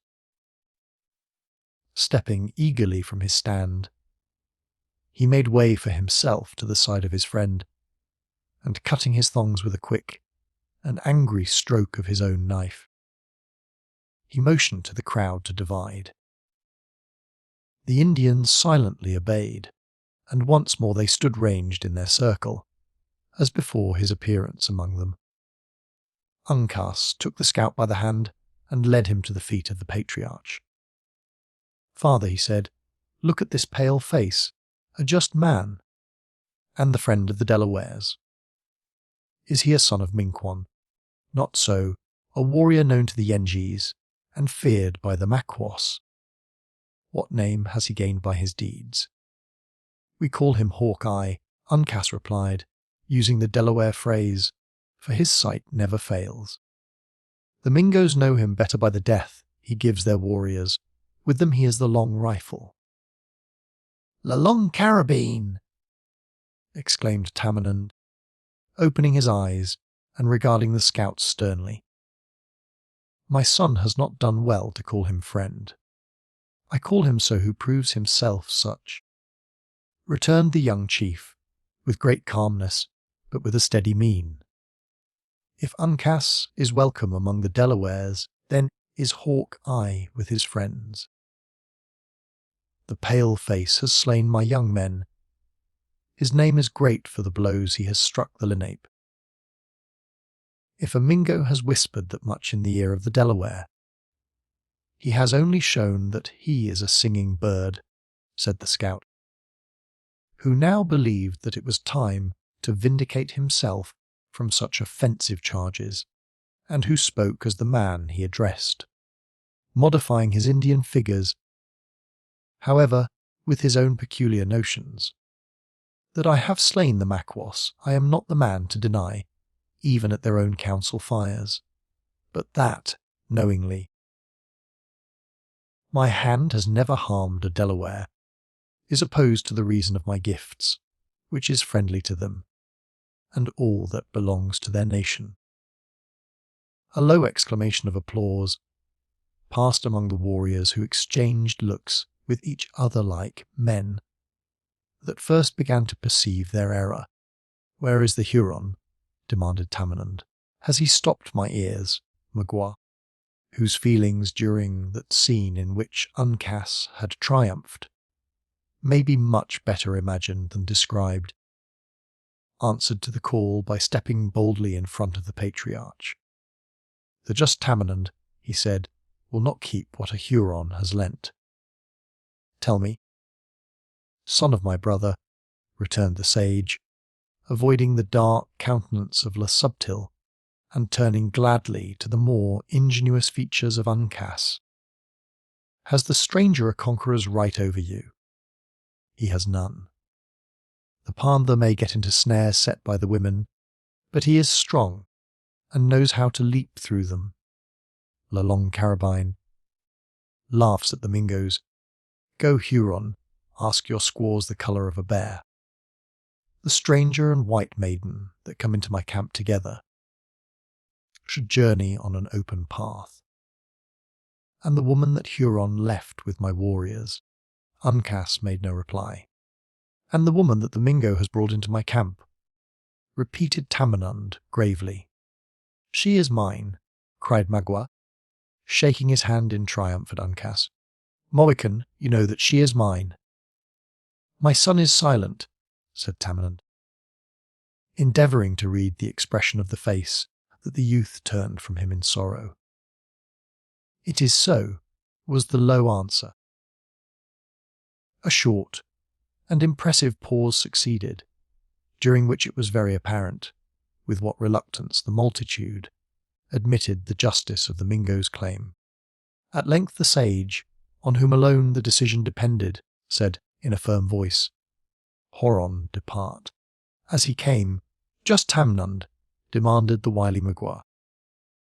Or with hands filled with the faith of the Delawares.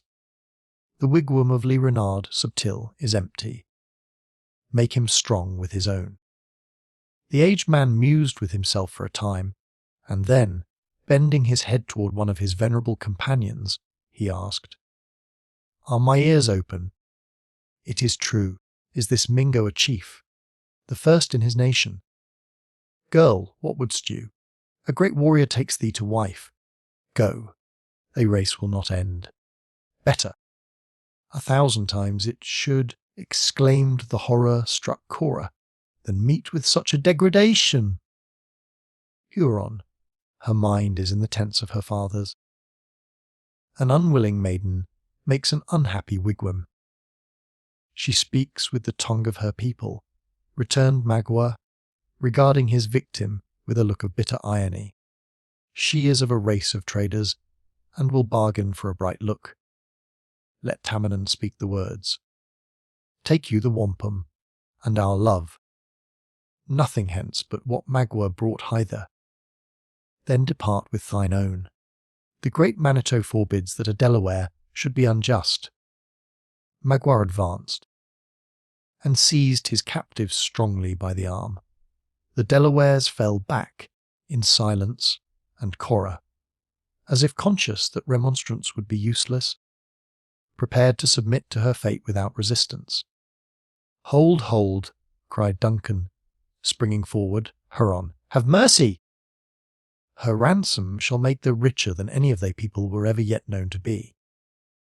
Magua is a red skin, he wants not the beads of the pale faces. Gold, silver, powder lead, all that a warrior needs shall be in thy wigwam, all that becomes the greatest chief.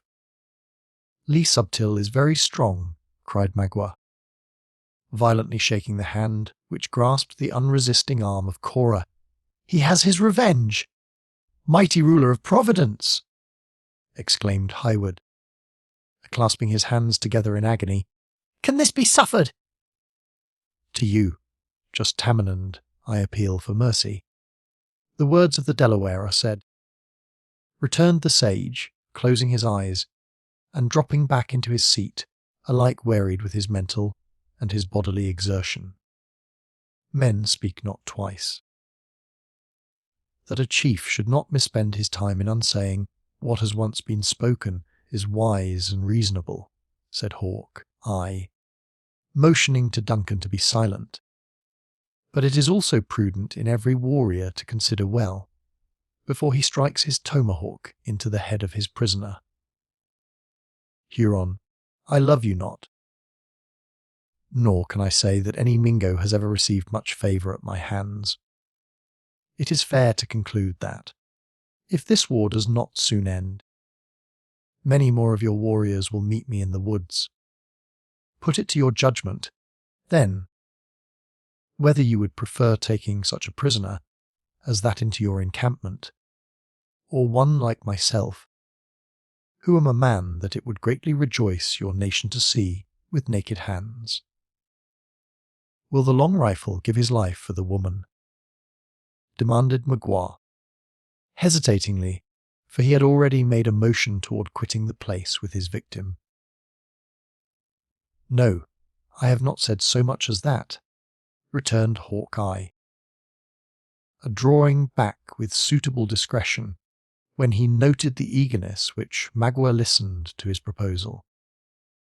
It would be an unequal exchange to give a warrior, in the prime of his age and usefulness, for the best woman on the frontiers. I might consent to go into winter quarters now, at least 6 weeks before the leaves will turn, on condition you will release the maiden. Magua shook his head and made an impatient sign for the crowd to open. Well, then, added the scout, with the musing air of a man who had not half made up his mind, I will throw killdeer into the bargain. Take the word of an experienced hunter, the peace has not its equal between the provinces. Magua still disdained to reply, continuing his efforts to disperse the crowd. Perhaps, added the scout, losing his dissembled coolness. Exactly in proportion, as the other manifested an indifference to the exchange. If I should condition to teach your young men the real virtue of the weapon, it would smooth the little differences in our judgments. Le Renard fiercely ordered the Delawares, who still lingered in an impenetrable belt around him, in hopes he would listen to the amicable proposal, to open his path, threatening, by the glance of his eye, another appeal to the infallible justice of their prophet. What is ordered must sooner or later arrive, continued Hawkeye, turning with a sad and humbled look to Uncas. The varlet knows his advantage and will keep it. God bless you, boy. You have found friends among your natural kin, and I hope they will prove as true as some you have met who had no Indian cross. As for me, sooner or later, I must die. It is, therefore, fortunate there are but few to make my death howl. After all, it is likely the imps would have managed to master my scalp. So a day or two will make no great difference in the everlasting reckoning of time. God bless you, added the rugged woodsman, bending his head aside, and then instantly changing its direction again, with a wistful look toward the youth. I loved both you and your father, Uncas, though our skins are not altogether of a colour, and our gifts are somewhat different. Tell the Sagamore I never lost sight of him in my greatest trouble. And, as for you, think of me sometimes when on a lucky trail, and depend on it, boy, whether there be one heaven or two. There is a path in the other world by which honest men may come together again. You'll find the rifle in the place we hid it. Take it, and keep it for my sake, and, harkee, lad, as your natural gifts don't deny you the use of vengeance, use it a little freely on the Mingoes. It may unburden griefs at my loss, and ease your mind. Huron, I accept your offer, release the woman. I am your prisoner! A suppressed, but still distinct murmur of approbation ran through the crowd at this generous proposition, even the fiercest among the Delaware warriors manifesting pleasure at the manliness of the intended sacrifice. Magua paused, and for an anxious moment, it might be said, he doubted, then, casting his eyes on Cora, with an expression in which ferocity and admiration were strangely mingled, his purpose became fixed forever. He intimated his contempt of the offer with a backward motion of his head, and said, in a steady and settled voice, Le Renard Subtil is a great chief. He has but one mind. Come, he added, laying his hand too familiarly on the shoulder of his captive to urge her onward. A Huron is no tattler. We will go. The maiden drew back in lofty womanly reserve, and her dark eye kindled, while the rich blood shot, like the passing brightness of the sun, into her very temples at the indignity. I am your prisoner, and a fitting time shall be ready to follow, even to my death. But violence is unnecessary, she coldly said, and immediately turning to Hawkeye added, Generous hunter! From my soul I thank you. Your offer is vain, neither could it be accepted, but still you may serve me, even more than in your own noble intention. Look at that drooping humbled child. Abandon her not until you leave her in the habitations of civilized men.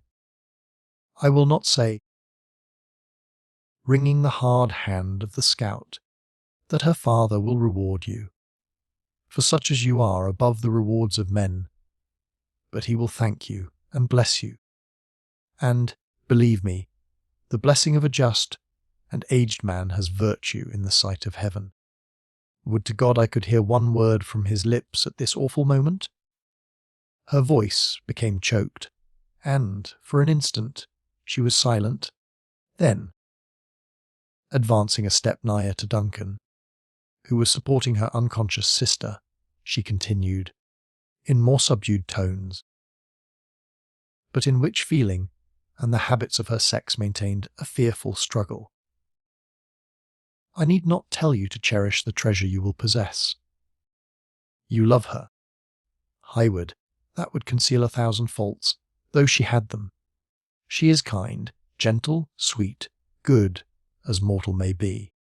There is not a blemish in mind or person at which the proudest of you all would sicken.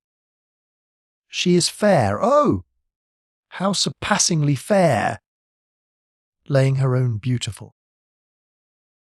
but less brilliant, hand in melancholy affection on the alabaster forehead of Alice, and parting the golden hair which clustered about her brows. And yet her soul is pure and spotless as her skin. I could say much, more, perhaps, than cooler reason would approve, but I will spare you and myself. Her voice became inaudible, and her face was bent over the form of her sister. After a long and burning kiss, she arose, and with features of the hue of death, but without even a tear in her feverish eye, she turned away and added, to the savage, with all her former elevation of manner, "Now, sir, if it be your pleasure, I will follow." "There you go," cried Duncan, placing Alice in the arms of an Indian girl. "Go, Magua, go. These Delawares have their laws, which forbid them to detain you, but I have no such obligation. Go, malignant monster, why do you delay?" It would be difficult to describe the expression with which Magua listened to this threat to follow. There was at first a fierce and manifest display of joy, and then it was instantly subdued in a look of cunning coldness. The words are open.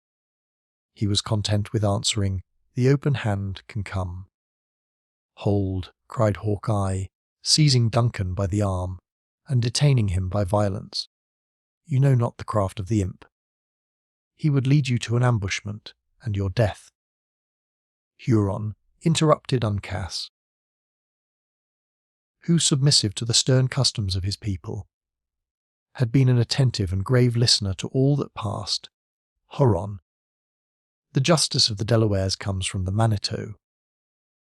Look at the sun. He is now in the upper branches of the hemlock. Your path is short and open. When he is seen above the trees, there will be men on your trail." "I hear a crow!" exclaimed Magua with a taunting laugh. "Go," he added, shaking his hand at the crowd, which had slowly opened to admit his passage. "Where are the petticoats of the Delawares?" "Let them send their arrows and their guns to the Wyandots. They shall have venison to eat and corn to hoe. Dogs, rabbits, thieves, I spit on you." His parting gibes were listened to in a dead, boding silence, and, with these biting words in his mouth, the triumphant Magua passed unmolested into the forest, followed by his passive captive, and protected by the inviolable laws of Indian hospitality. Chapter 31. Flew. "Kill the poise and the luggage!" This expressly against the law of arms, this as arrant a piece of knavery, mark you now, as can be offered in the old. King Henry V. So long as their enemy and his victim continued in sight, the multitude remained motionless as beings charmed to the place by some power that was friendly to the Huron. But, the instant he disappeared, it became tossed and agitated by fierce and powerful passion. Uncas maintained his elevated stand, keeping his eyes on the form of Cora, until the colours of her dress were blended with the foliage of the forest, when he descended, and, moving silently through the throng, he disappeared in that lodge from which he had so recently issued. A few of the graver and more attentive warriors, who caught the gleams of anger that shot from the eyes of the young chief in passing, followed him to the place he had selected for his meditations. After which, Tammonand and Alice were removed, and the women and children were ordered to disperse. During the momentous hour that succeeded, the encampment resembled a hive of troubled bees who only awaited the appearance and example of their leader to take some distant and momentous flight. A young warrior at length issued from the lodge of Uncas, and, moving deliberately, with a sort of grave march, toward a dwarf pine that grew in the crevices of the rocky terrace, he tore the bark from its body, and then turned whence he came without speaking. He was soon followed by another, who stripped the sapling of its branches, leaving it a naked and blazed trunk. A third coloured the post with stripes of a dark red paint, all which indications of a hostile design in the leaders of the nation were received by the men without in a gloomy and ominous silence. Finally, the Mohican himself reappeared, divested of all his attire except his girdle and leggings, and with one half of his fine features hid under a cloud of threatening black. Uncas moved with a slow and dignified tread toward the post, which he immediately commenced encircling with a measured step, not unlike an ancient dance, raising his voice, at the same time, in the wild and irregular chant of his war song. The notes were in the extremes of human sounds, being sometimes melancholy and exquisitely plaintive, even rivaling the melody of birds, and then, by sudden and startling transitions, causing the auditors to tremble by their depth and energy. The words were few and often repeated, proceeding gradually from a sort of invocation or hymn to the deity, to an intimation of the warrior's object, and terminating as they commenced with an acknowledgment of his own dependence on the Great Spirit. If it were possible to translate the comprehensive and melodious language in which he spoke, the ode might read something like the following: Manitou, Manitou, Manitou, you are great, good, you are wise. Manitou, Manitou, you are just. In the heavens, in the clouds, oh, I see many spots, many dark, many red. In the heavens, oh, I see many clouds. In the woods, in the air, oh, I hear the whoop, the long yell, and the cry. In the woods, oh, I hear the loud whoop, Manitou, Manitou. I am weak, you are strong, I am slow too. Manitou, give me aid. At the end of what might be called each verse he made a pause, by raising a note louder and longer than common. That was peculiarly suited to the sentiment just expressed. The first close was solemn, and intended to convey the idea of veneration. The second descriptive, bordering on the alarming, and the third was the well-known and terrific war whoop, which burst from the lips of the young warrior like a combination of all the frightful sounds of battle. The last was like the first, humble and imploring. 3 times did he repeat this song, and as often did he encircle the post in his dance. At the close of the first turn, a grave and highly esteemed chief of the Lenape followed his example, singing words of his own, however, to music of a similar character. Warrior after warrior enlisted in the dance until all of any renown and authority were numbered in its mazes. The spectacle now became wildly terrific.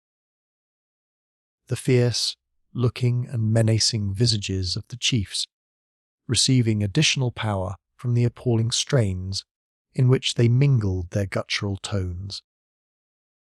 Just then Uncas struck his tomahawk deep into the post, and raised his voice in a shout, which might be termed his own battle cry.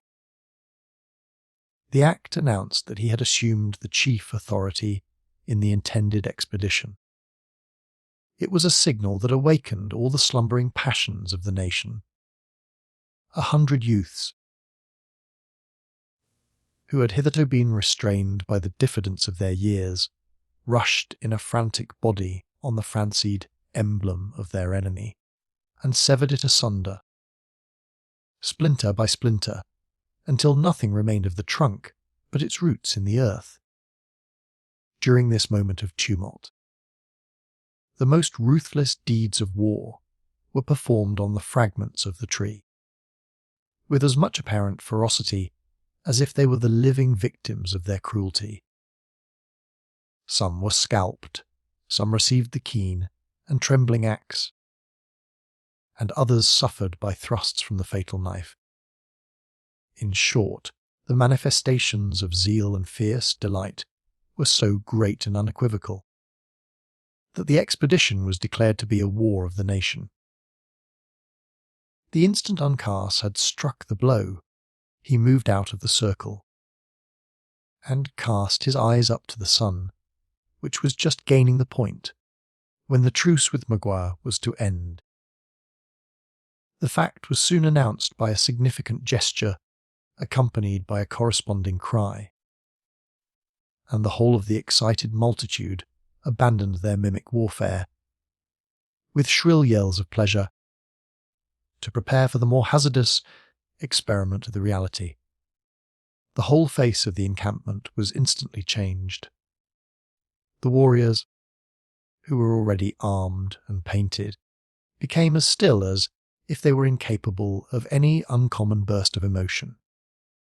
On the other hand, the women broke out of the lodges, with the songs of joy and those of lamentation so strangely mixed that it might have been difficult to have said which passion preponderated. None, however, was idle. Some bore their choicest articles, others their young, and some their aged and infirm, into the forest, which spread itself like a verdant carpet of bright green against the side of the mountain. Thither Tamenund also retired, with calm composure, after a short and touching interview with Uncas, from whom the sage separated with the reluctance that a parent would quit a long-lost and just recovered child. In the meantime, Duncan saw Alice to a place of safety, and then sought the scout, with a countenance that denoted how eagerly he also panted for the approaching contest. But Hawkeye was too much accustomed to the war song and the enlistments of the natives to betray any interest in the passing scene.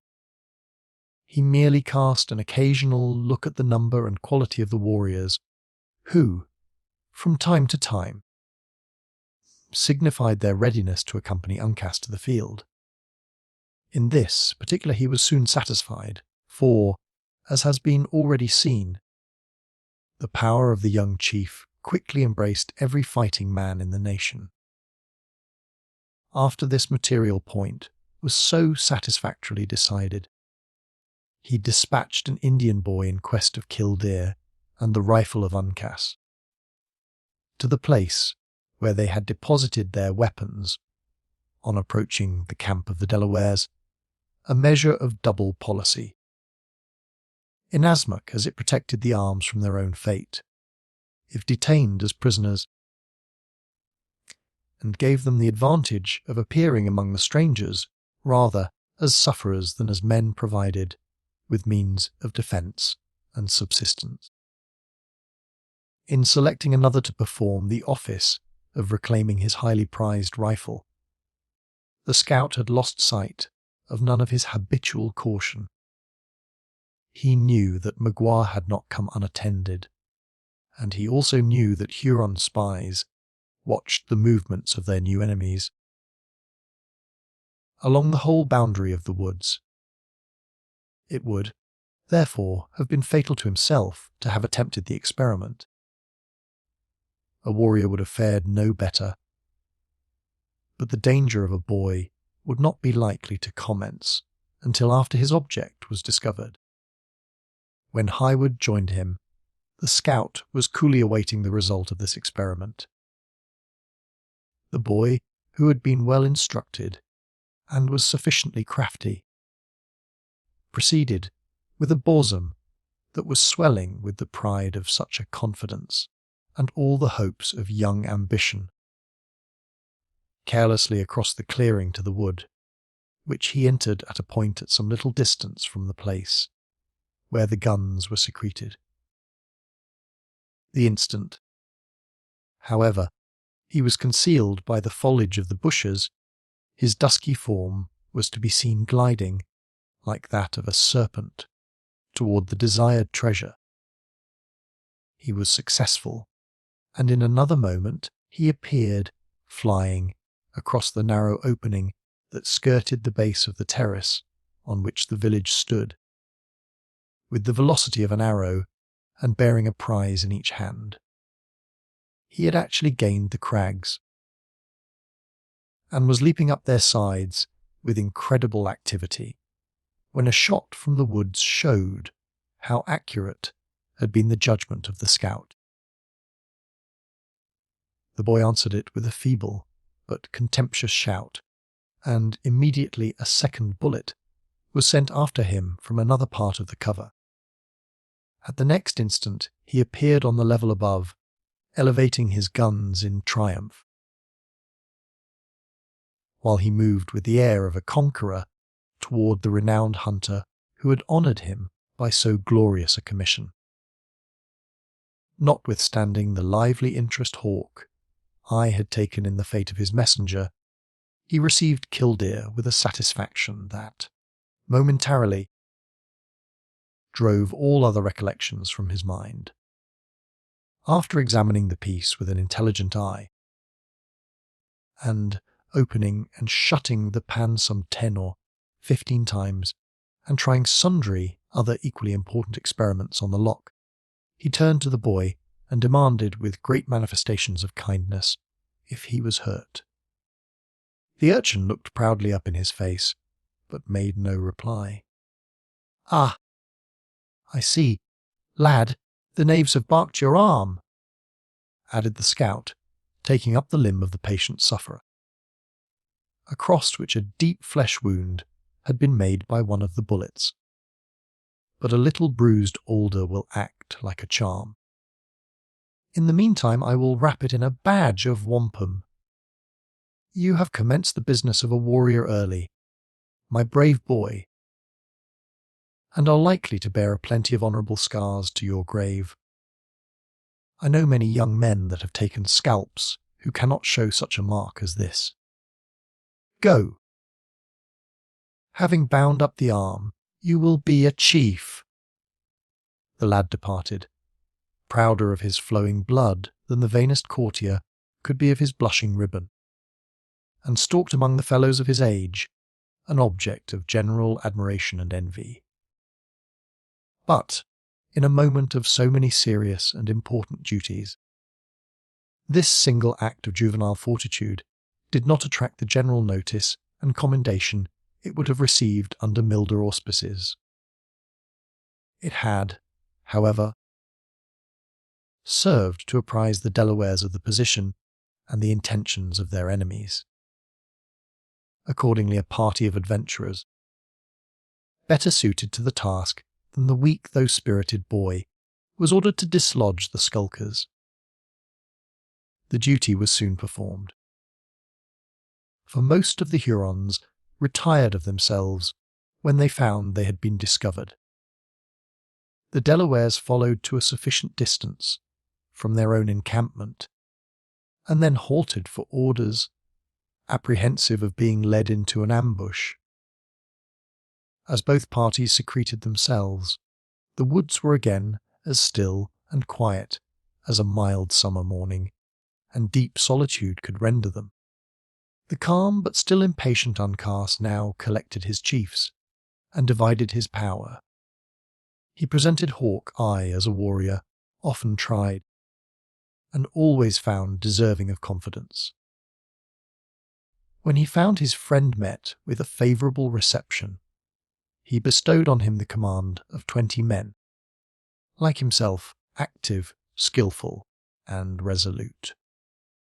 He gave the Delawares to understand the rank of Highwood among the troops of the Yengeese, and then tendered to him a trust of equal authority. But Duncan declined the charge, professing his readiness to serve as a volunteer by the side of the scout. After this disposition, the young Mohican appointed various native chiefs to fill the different situations of responsibility, and, the time pressing, he gave forth the word to march. He was cheerfully but silently obeyed by more than 200 men. Their entrance into the forest was perfectly unmolested, nor did they encounter any living objects that could either give the alarm or furnish the intelligence they needed until they came upon the lairs of their own scouts. Here a halt was ordered, and the chiefs were assembled to hold a whispering council. At this meeting divers plans of operation were suggested, though none of a character to meet the wishes of their ardent leader. Had Uncas followed the promptings of his own inclinations, he would have led his followers to the charge without a moment's delay, and put the conflict to the hazard of an instant issue. But such a course would have been in opposition to all the received practices and opinions of his countrymen.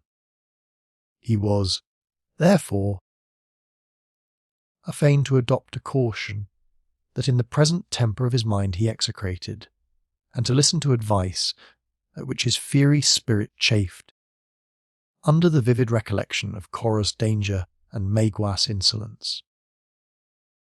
After an unsatisfactory conference of many minutes, a solitary individual was seen advancing from the side of the enemy, with such apparent haste as to induce the belief he might be a messenger charged with pacific overtures. When within 100 yards, however, of the cover behind which the Delaware Council had assembled, the stranger hesitated, appeared uncertain what course to take, and finally halted. All eyes were turned now on Uncas, as if seeking directions how to proceed. "Hawkeye," said the young chief, in a low voice, "he must never speak to the Hurons again." "His time has come," said the laconic scout, thrusting the long barrel of his rifle through the leaves, and taking his deliberate and fatal aim. But, instead of pulling the trigger, he lowered the muzzle again, and indulged himself in a fit of his peculiar mirth. I took the imp for a Mingo. "As him a miserable sinner," he said. But when my eye ranged along his ribs for a place to get the bullet in, would you think it, Uncas, I saw the musician as blower, and so, after all, it is the man they call Gamut, whose death can profit no one, and whose life, if this tongue can do anything but sing, may be made serviceable to our own ends. If sounds have not lost their virtue, it'll soon have a discourse with the honest fellow, and that in a voice hell find more agreeable than the speech of Killdeer." So saying, Hawkeye laid aside his rifle, and, crawling through the bushes until within hearing of David, he attempted to repeat the musical effort which had conducted himself, with so much safety and eclat, through the Huron encampment. The exquisite organs of Gamut could not readily be deceived, and, to say the truth,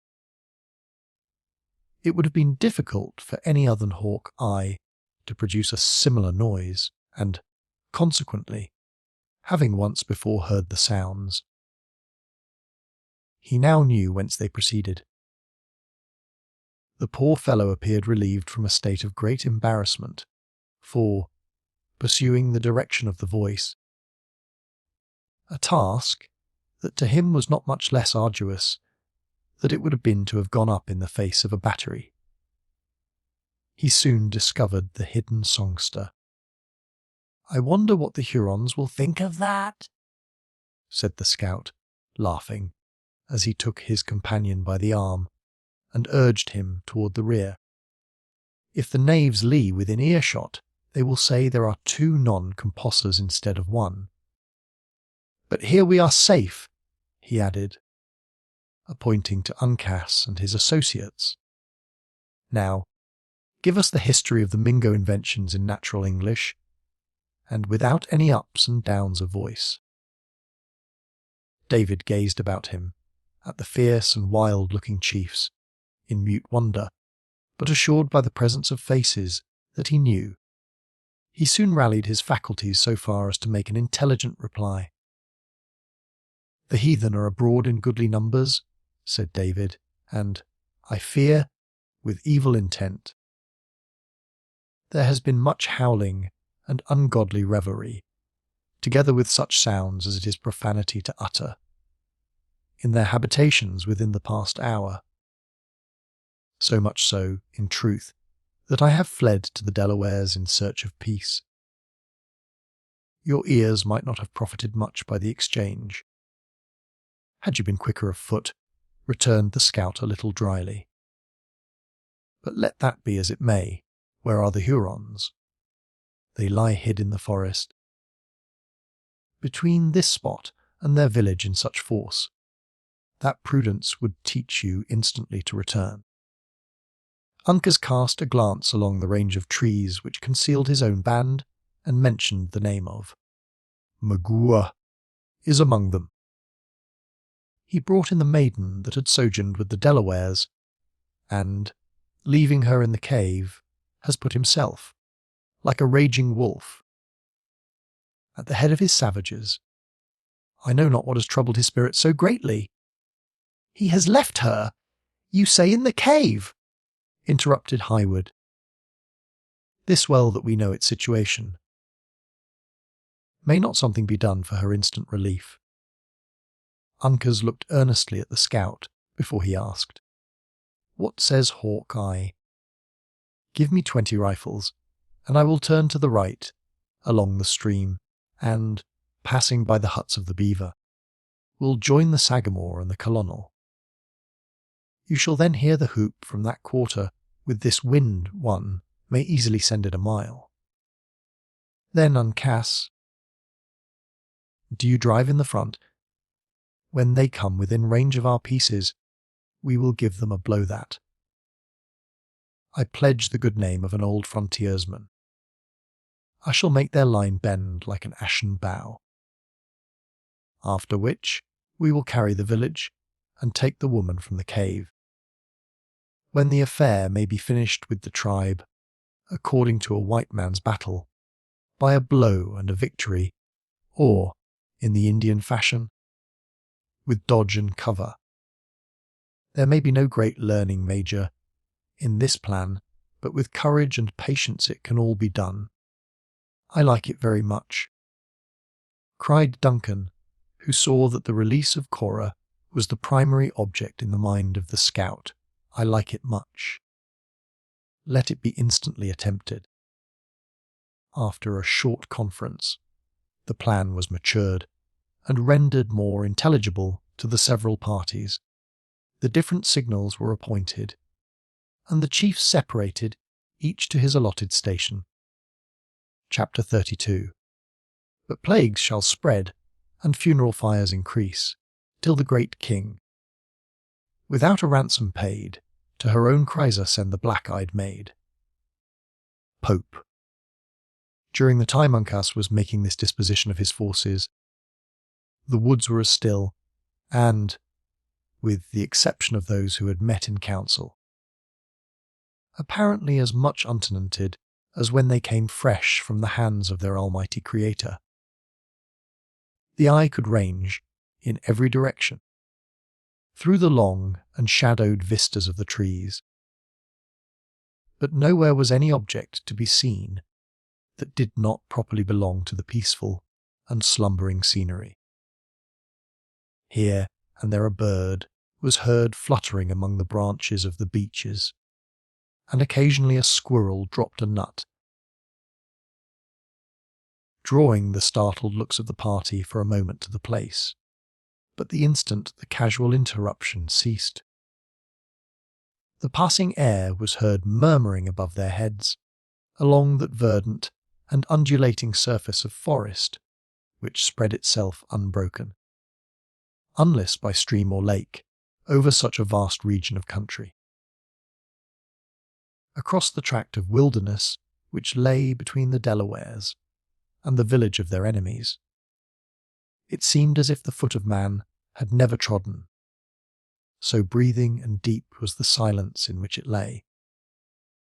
But Hawkeye, whose duty led him foremost in the adventure, knew the character of those with whom he was about to contend too well to trust the treacherous quiet.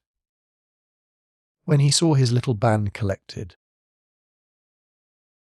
the scout threw killdeer into the hollow of his arm, and making a silent signal that he would be followed, he led them many rods toward the rear, into the bed of a little brook which they had crossed in advancing. Here he halted, and after waiting for the whole of his grave and attentive warriors to close about him, he spoke in Delaware, demanding, "Do any of my young men know whether this run will lead us?" A Delaware stretched forth a hand, with the two fingers separated, and indicating the manner in which they were joined at the root, he answered, "Before the sun could go his own length, the little water will be in the big." Then, he added, pointing in the direction of the place he mentioned, "the two make enough for the beavers." "I thought as much," returned the scout, glancing his eye upward at the opening in the tree tops from the course it takes, and the bearings of the mountains. "Men, we will keep within the cover of its banks till we scent the Hurons." His companions gave the usual brief exclamation of assent, but, perceiving that their leader was about to lead the way in person, one or two made signs that all was not as it should be. Hawkeye, who comprehended their meaning glances, turned and perceived that his party had been followed thus far by the singing master. "Do you know, friend?" asked the scout, gravely, and perhaps with a little of the pride of conscience deserving in his manner, that this is a band of rangers chosen for the most desperate service, and put under the command of one who, though another might say it with a better face, will not be apt to leave them idle. It may not be 5, it cannot be 30 minutes, before we tread on the body of a Huron, living or dead." "Though not admonished of your intentions in words," returned David, whose face was a little flushed, and whose ordinarily quiet and unmeaning eyes glimmered with an expression of unusual fire, "your men have reminded me of the children of Jacob going out to battle against the Shechemites, for wickedly aspiring to wedlock with a woman of a race that was favoured of the Lord. Now, I have journeyed far, and sojourned much in good and evil with the maiden Yesek, and, though not a man of war, with my loins girded and my sword sharpened, yet would I gladly strike a blow in her behalf." The scout hesitated, as if weighing the chances of such a strange enlistment in his mind before he answered, "You know not the use of any weapon. You carry no rifle, and believe me, what the Mingoes take they will freely give again." "Though not a vaunting and bloodily disposed Goliath," returned David, drawing a sling from beneath his party-coloured and uncouth attire, "I have not forgotten the example of the Jewish boy. With this ancient instrument of war have I practised much in my youth, and peradventure the skill has not entirely departed from me. said Hawk-Eye, considering the deer, skin thong and apron, with a cold and discouraging eye. The thing might do its work among arrows, or even knives. But these men we have been furnished by the Frenchers with a good grooved barrel a man. However, it seems to be your gift to go unharmed amid fire. And as you have hitherto been favoured, Major, you have left your rifle at a cock. A single shot before the time would be just 20 scalps to no purpose. Singer, you can follow. We may find use for you in the shoutings. I thank you, friend, returned David, supplying himself, like his royal namesake, from among the pebbles of the brook. Though not given to the desire to kill, had you sent me away my spirit would have been troubled. Remember, added the scout, tapping his own head significantly on that spot where Gamut was yet sore, we come to fight, and not to musicate, until the general whoop is given, and nothing speaks but the rifle. David nodded, as much to signify his acquiescence with the terms, and then Hawk-Eye, casting another observant glance over his followers, made the signal to proceed. Their route lay, for the distance of a mile, along the bed of the watercourse. Though protected from any great danger of observation by the precipitous banks, and the thick shrubbery which skirted the stream, no precaution known to an Indian attack was neglected. A warrior rather crawled than walked on each flank, so as to catch occasional glimpses into the forest, and every few minutes the band came to a halt, and listened for hostile sounds, with an acuteness of organs that would be scarcely conceivable to a man in a less natural state. Their march was, however, unmolested, and they reached the point where the lesser stream was lost in the greater, without the smallest evidence that their progress had been noted. Here the scout again halted to consult the signs of the forest. "We are likely to have a good day for a fight," he said, in English, addressing Hayward, and glancing his eyes upward at the clouds, which began to move in broad sheets across the firmament. A bright sun and a glittering barrel are no friends to true sight. Everything is favourable. They have the wind, which will bring down their noises and their smoke too, no little matter in itself, whereas with us it will be first a shot, and then a clear view. But here is an end to our cover. The beavers have had the range of this stream for hundreds of years, and what between their food and their dams, there is, as you see, many a girdled stub, but few living trees. Hawk-Eye had, in truth, in these few words, given no bad description of the prospect that now lay in their front. The brook was irregular in its width, sometimes shooting through narrow fissures in the rocks, and at others spreading over acres of bottom land, forming little areas that might be termed ponds. Everywhere along its bands were the mouldering relics of dead trees, in all the stages of decay, from those that groaned on their tottering trunks, to such as had recently been robbed of those rugged coats that so mysteriously contain their principle of life. A few long, low, and most covered piles were scattered among them, like the memorials of a former and long departed generation. All these minute particulars were noted by the scout with a gravity and interest that they probably had never before attracted.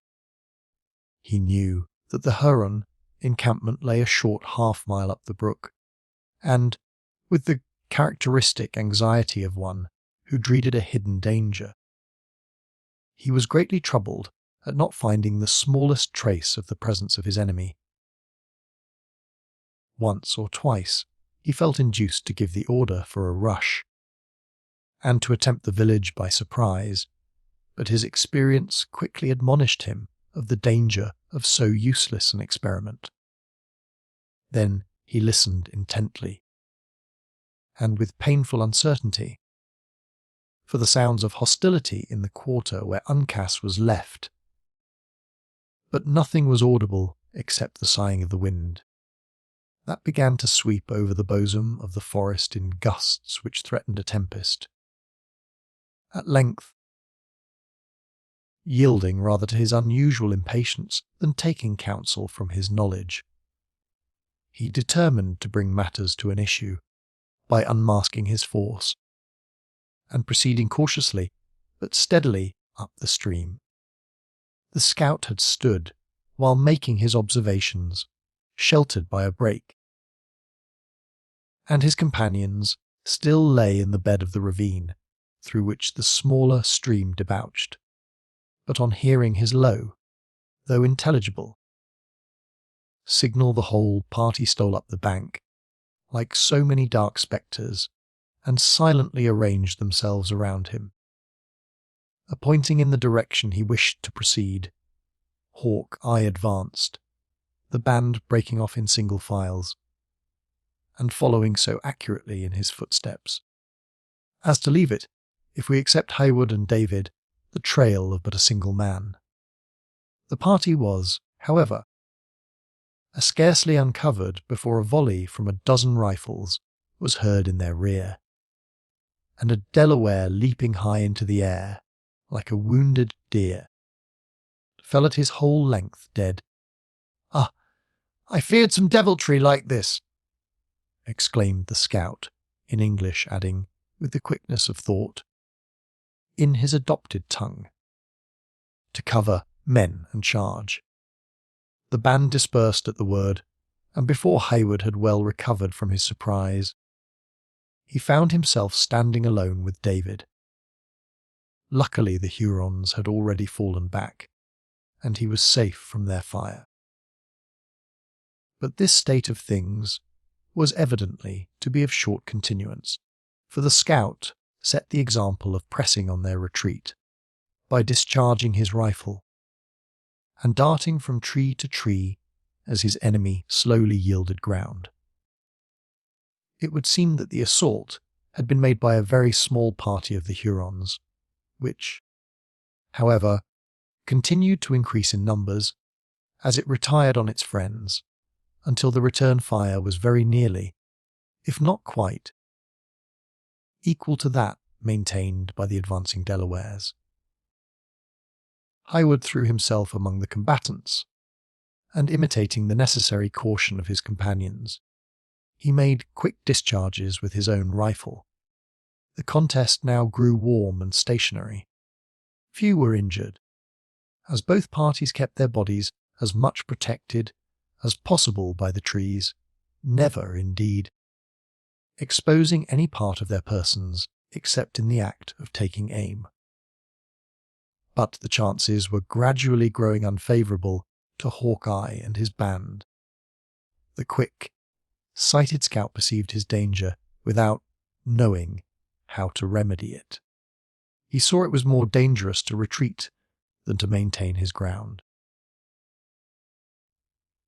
While he found his enemy throwing out men on his flank, which rendered the task of keeping themselves covered so very difficult to the Delawares, as nearly to silence their fire.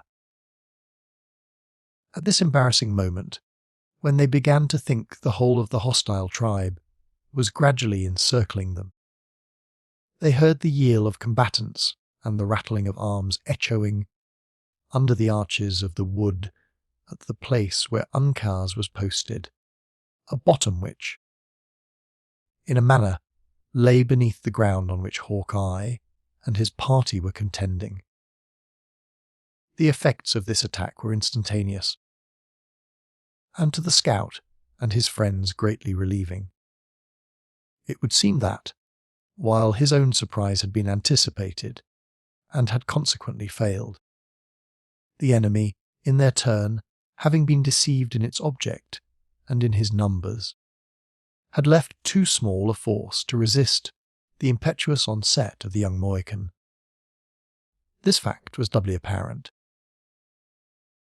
by the rapid manner in which the battle in the forest rolled upward toward the village, and by an instant falling off in the number of their assailants, who rushed to assist in maintaining the front, and, as it now proved to be, the principal point of defence.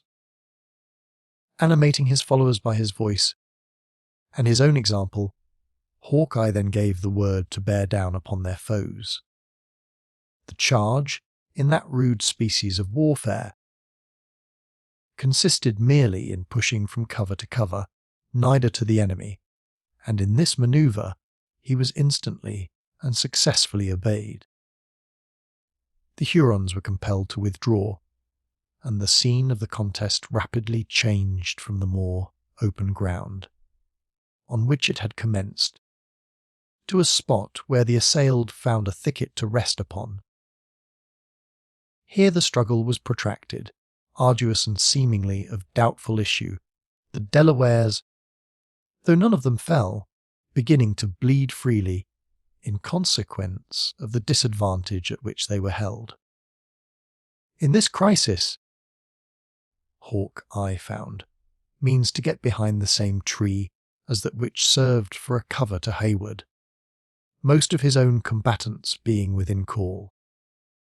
A little on his right, where they maintained rapid, though fruitless, discharges on their sheltered enemies. "You are a young man, Major," said the scout, dropping the butt of killdeer to the earth, and leaning on the barrel, a little fatigued with his previous industry. "And it may be your gift to lead armies, at some future day, agin these imps, the Mingoes. You may here see the philosophy of an Indian fight. It consists mainly in ready hand, a quick eye, and a good cover. Now, if you had a company of the Royal Americans here, in what manner would you set them to work in this business? The bayonet would make a road.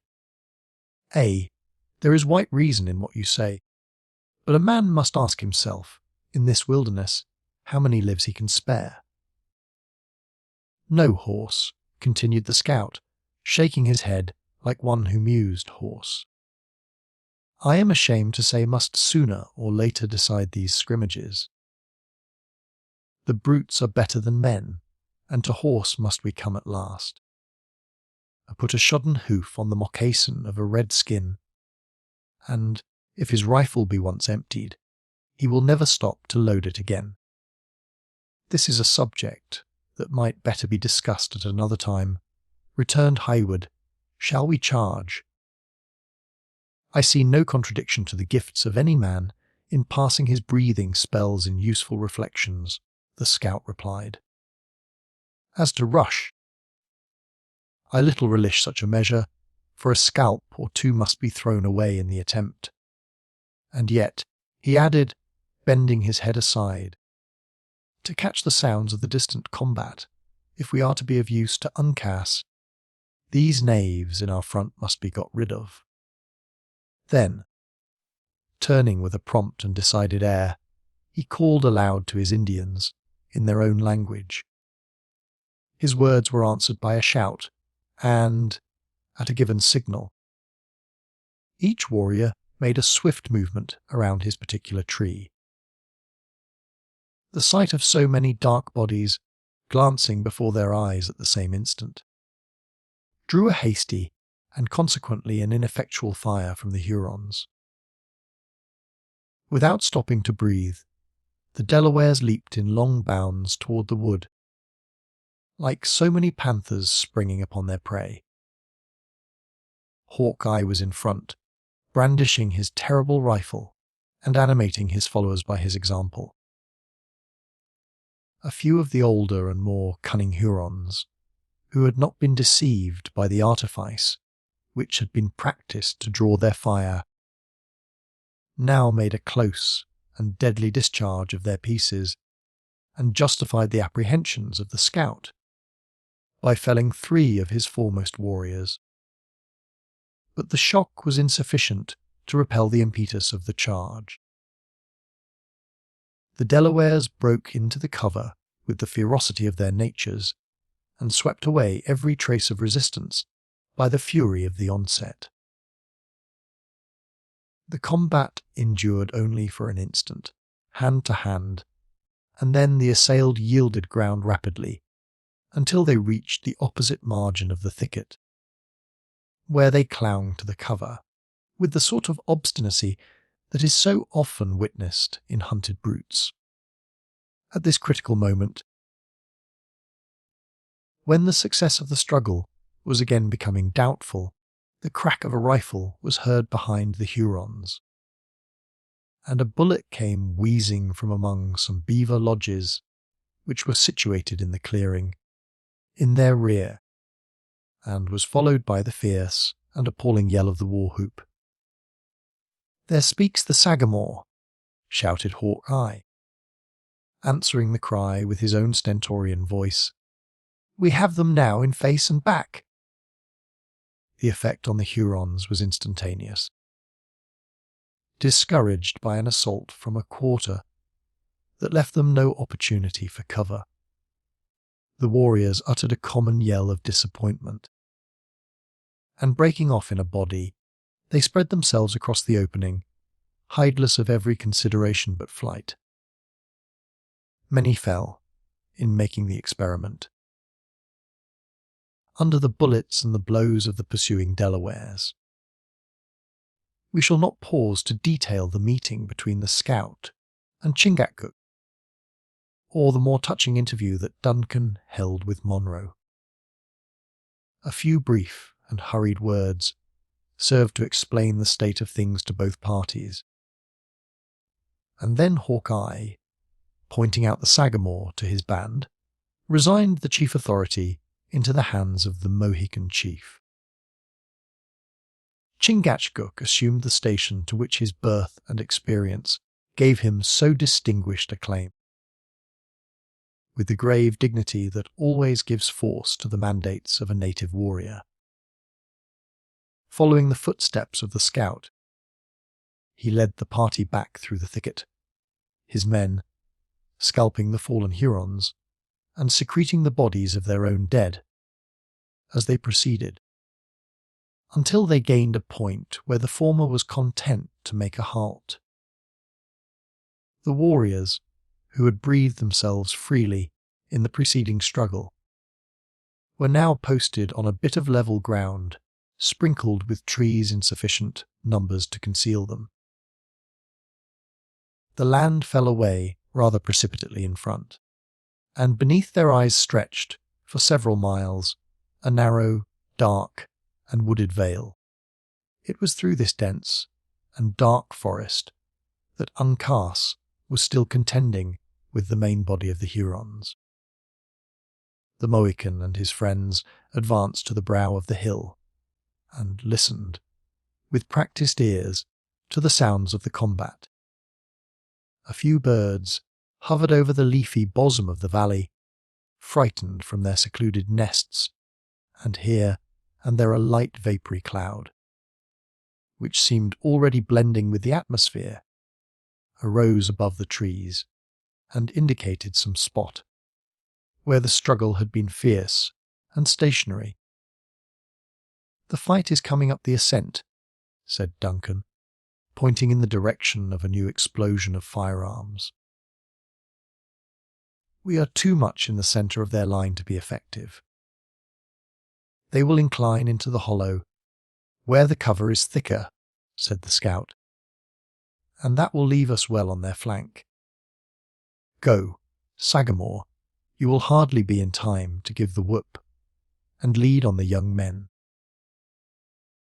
I will fight this scrimmage with warriors of my own colour.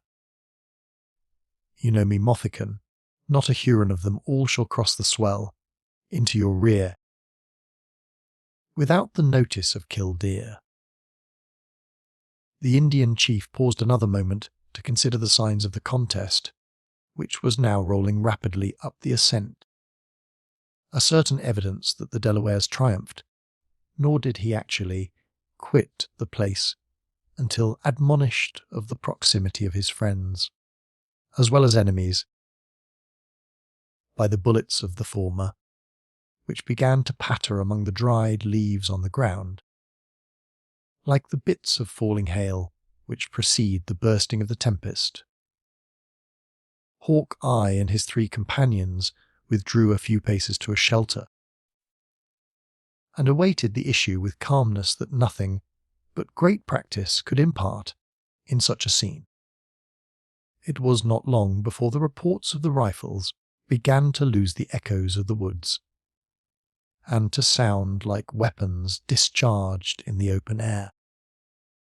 Then a warrior appeared, here and there, driven to the skirts of the forest, and rallying as he entered the clearing, as at the place where the final stand was to be made. These were soon joined by others, until a long line of swarthy figures was to be seen clinging to the cover with the obstinacy of desperation. Hayward began to grow impatient, and turned his eyes anxiously in the direction of Chingachgook. The chief was seated on a rock, with nothing visible but his calm visage, considering the spectacle with an eye as deliberate as if he were posted there merely to view the struggle. "The time has come for the Delaware to strike," said Duncan. Not so, not so," returned the scout. "When he scents his friends, he will let them know that he is here. See, see. The knaves are getting in that clump of pines, like bees settling after their flight. By the Lord, a squaw might put a bullet into the centre of such a knot of dark skins." At that instant the whoop was given, and a dozen Hurons fell by a discharge from Chingachgook and his band. The shout that followed was answered by a single war cry from the forest, and a yell passed through the air that sounded as if 1,000 throats were united in a common effort. The Hurons staggered, deserting the centre of their line, and Uncas issued from the forest through the opening they left, at the head of 100 warriors. Waving his hands right and left, the young chief pointed out the enemy to his followers, who separated in pursuit. The war now divided, both wings of the broken Hurons seeking protection in the woods again, hotly pressed by the victorious warriors of the Lenape. A minute might have passed, but the sounds were already receding in different directions, and gradually losing their distinctness beneath the echoing arches of the woods. One little knot of Hurons, however, had disdained to seek a cover, and were retiring like lions at bay. Slowly and sullenly up the acclivity which Chingachgook and his band had just deserted to mingle more closely in the fray. Magua was conspicuous in this party, both by his fierce and savage mien, and by the air of haughty authority he yet maintained. In his eagerness to expedite the pursuit, Uncas had left himself nearly alone, but the moment his eye caught the figure of Le Subtil, every other consideration was forgotten. Raising his cry of battle, which recalled some 6 or 7 warriors, and reckless of the disparity of their numbers, he rushed upon his enemy. Le Renard, who watched the movement, paused to receive him with secret joy. But at the moment when he thought the rashness of his impetuous young assailant had left him at his mercy, another shout was given, and Lolla Long Carabine was seen rushing to the rescue, attended by all his white associates. The Huron instantly turned, and commenced a rapid retreat up the ascent. There was no time for greetings or congratulations, for Uncas, though unconscious of the presence of his friends, continued the pursuit with the velocity of the wind. In vain Hawk-Eye called to him to respect the covers. The young Mohican braved the dangerous fire of his enemies and soon compelled them to a flight as swift as his own headlong speed. It was fortunate that the race of short continuance, and that the white men were much favoured by their position, or the Delaware would soon have outstripped all his companions and fallen a victim to his own temerity. But ere such a calamity could happen, the pursuers and pursued entered the Wyandot village, within striking distance of each other. Excited by the presence of their dwellings, and tired of the chase, the Hurons now made a stand, and fought around their council, lodge with the fury of despair. The one set and the issue were like the passage and destruction of a whirlwind. The tomahawk of Uncas, the blows of Hawkeye, and even the still nervous arm of Monroe were all busy for that passing moment, and the ground was quickly strewed with their enemies. Still Magua, though daring and much exposed, escaped from every effort against his life, with that sort of fabled protection that was made to overlook the fortunes of favoured heroes in the legends of ancient poetry. Raising a yell that spoke volumes of anger and disappointment, the subtle chief, when he saw his comrades fallen, darted away from the place, attended by his two only surviving friends, leaving the Delawares engaged in stripping the dead of the bloody trophies of their victory. But Uncas, who had vainly sought him in the melee, bounded forward in pursuit, Hawkeye, Hayward and David still pressing on his footsteps. The utmost that the scout could effect was to keep the muzzle of his rifle a little in advance of his friend, to whom, however, it answered every purpose of a charmed shield. Once Magua appeared disposed to make another and a final effort to revenge his losses, but, abandoning his intention as soon as demonstrated, he leaped into a thicket of bushes, through which he was followed by his enemies, and suddenly entered the mouth of the cave already known to the reader. Hawkeye, who had only forborne to fire in tenderness to Uncas, raised a shout of success, and proclaimed aloud that now they were certain of their game. The pursuers dashed into the long and narrow entrance, in time to catch a glimpse of the retreating forms of the Hurons. Their passage through the natural galleries and subterraneous apartments of the cavern was preceded by the shrieks and cries of hundreds of women and children. The place, seen by its dim and uncertain light, appeared like the shades of the infernal regions, across which unhappy ghosts and savage demons were flitting in multitudes. Still Uncas kept his eye on Magua, as if life to him possessed but a single object. Hayward and the scout still pressed on his rear, actuated, though possibly in a less degree, by a common feeling.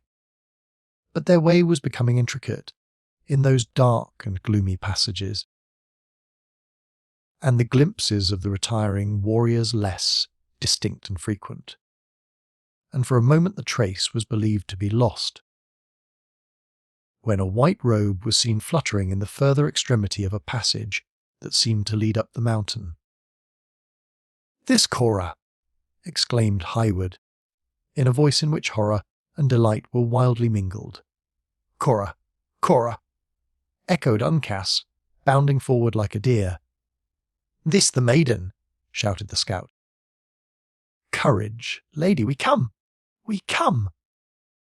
The chase was renewed with a diligence rendered tenfold encouraging by this glimpse of the captive.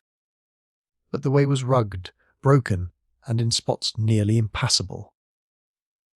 Uncas abandoned his rifle and leaped forward with headlong precipitation. Hayward rashly imitated his example, though both were, a moment afterward, admonished of his madness by hearing the bellowing of a piece, that the Hurons found time to discharge down the passage in the rocks, the bullet from which even gave the young Mohican a slight wound. "We must close," said the scout, passing his friends by a desperate leap. "The knaves will pick us all off at this distance. And see, they hold the maiden so as to shield themselves." Though his words were unheeded, or rather unheard, his example was followed by his companions, who, by incredible exertions, got near enough to the fugitives to perceive that Cora was borne along between the two warriors while Magua prescribed the direction and manner of their flight. At this moment the forms of all four were strongly drawn against an opening in the sky, and they disappeared, nearly frantic with disappointment. Uncas and Hayward increased efforts that already seemed superhuman, and they issued from the cavern on the side of the mountain, in time to note the route of the pursued. The course lay up the ascent, and still continued hazardous and laborious. Encumbered by his rifle, and, perhaps, not sustained by so deep an interest in the captive as his companions, the scout suffered the latter to precede him a little, Uncas, in his turn, taking the lead of Highward. In this manner rocks, precipices and difficulties were surmounted in an incredibly short space, that at another time, and under other circumstances, would have been deemed almost insuperable. But the impetuous young men were rewarded by finding that, encumbered with Cora, the Hurons were losing ground in the race. "Stay, Dog of the Wyandottes!" exclaimed Uncas, shaking his bright tomahawk at Magua. "A Delaware girl calls stay." "I will go no further," cried Cora, stopping unexpectedly on a ledge of rock that overhung a deep precipice at no great distance from the summit of the mountain. "Kill me if you wilt, detestable Huron. I will go no further." The supporters of the maiden raised their ready tomahawks with the impious joy that fiends are thought to take in mischief. But Magua stayed the uplifted arms. The Huron chief, after casting the weapons he had wrested from his companions over the rock, drew his knife, and turned to his captive with a look in which conflicting passions fiercely contended. "Woman," he said, "chose the wigwam or the knife of less subtil." Cora regarded him not, but dropping on her knees, she raised her eyes and stretched her arms toward heaven, saying in a meek and yet confiding voice, "I am thine. Do with me as you seest best." "Woman," repeated Magua hoarsely, and endeavouring in vain to catch a glance from her serene and beaming eye. "Choose." But Cora neither heard nor heeded his demand.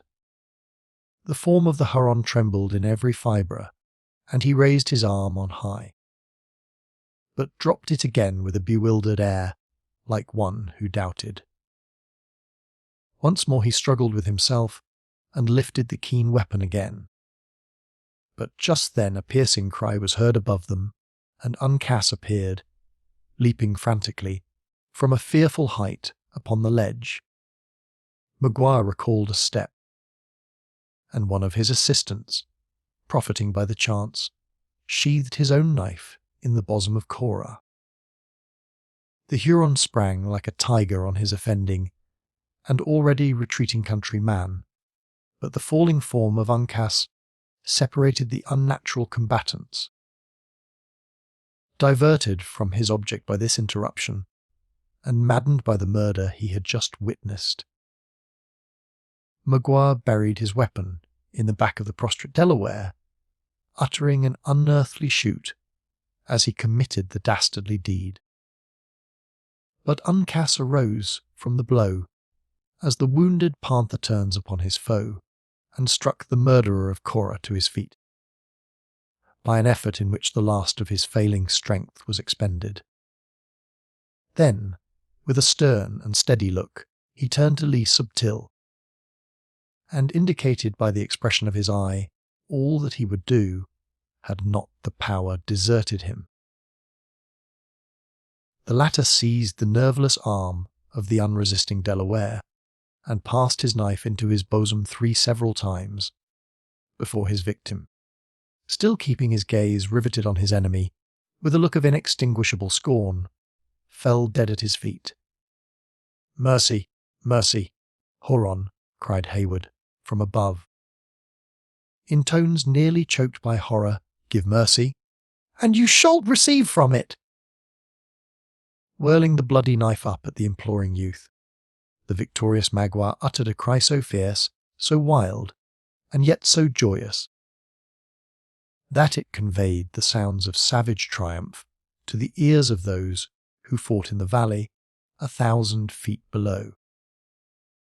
He was answered by a burst from the lips of the scout, whose tall person was just then seen moving swiftly toward him along those dangerous crags, with steps as bold and reckless as if he possessed the power to move in air. But when the hunter reached the scene of the ruthless massacre, the ledge was tenanted only by the dead. His keen eye took a single look at the victims, and then shot its glances over the difficulties of the ascent in his front. A form stood at the brow of the mountain, on the very edge of the giddy height, with uplifted arms, in an awful attitude of menace. Without stopping to consider his person, the rifle of Hawkeye was raised, but a rock, which fell on the head of one of the fugitives below, exposed the indignant and glowing countenance of the honest Gamut. Then Magua issued from a crevice, and,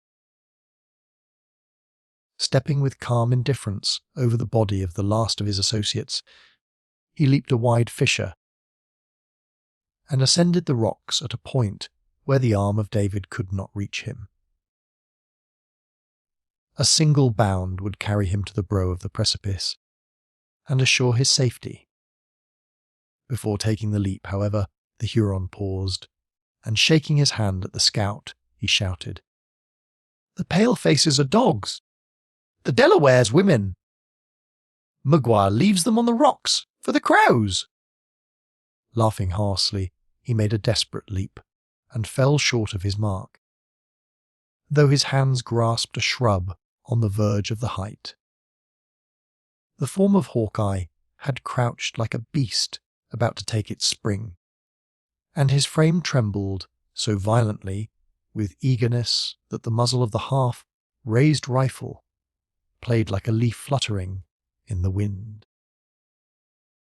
Without exhausting himself with fruitless efforts, the cunning Maguire suffered his body to drop to the length of his arms, and found a fragment for his feet to rest on.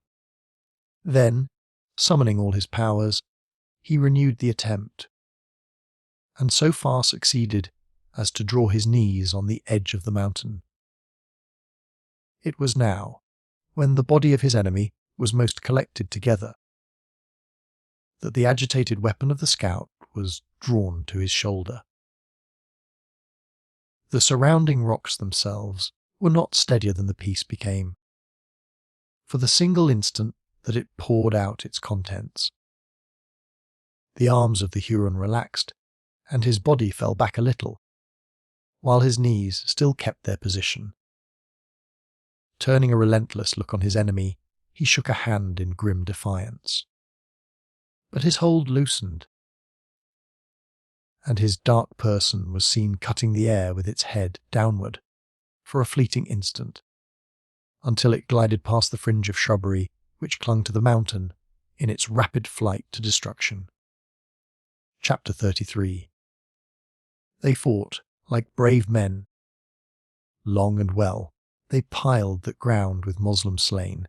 They conquered, but Bobzaris fell, bleeding at every vein. His few surviving comrades saw his smile when rang their loud hurrah, and the red field was won. Then saw in death his eyelids close calmly, as to a night's repose, like flowers at set of sun. Halleck. The sun found the Lenape, on the succeeding day, a nation of mourners. The sounds of the battle were over, and they had fed fat their ancient grudge, and had avenged their recent quarrel with the Mengwi by the destruction of a whole community. The black and murky atmosphere that floated around the spot where the Hurons had encamped sufficiently announced of itself the fate of that wandering tribe, while hundreds of ravens that struggled above the summits of the mountains, or swept in noisy flocks across the wide ranges of the woods, furnished a frightful direction to the scene of the combat. In short, any eye at all practised in the signs of a frontier warfare might easily have traced all those unerring evidences of the ruthless results which attend an Indian vengeance. Still, the sun rose on the Lenape a nation of mourners. No shouts of success, no songs of triumph were heard in rejoicings for their victory. The latest straggler had returned from his fell employment, only to strip himself of the terrific emblems of his bloody calling, and to join in the lamentations of his countrymen as a stricken people. Pride and exultation were supplanted by humility, and the fiercest of human passions was already succeeded by the most profound and unequivocal demonstrations of grief. The lodges were deserted, but a broad belt of earnest faces encircled a spot in their vicinity, whither everything possessing life had repaired, and where all were now collected in deep and awful silence. Though beings of every rank and age, of both sexes, and of all pursuits, had united to form this breathing wall of bodies, they were influenced by a single emotion. Each eye was riveted on the centre of that ring, which contained the objects of so much and of so common an interest.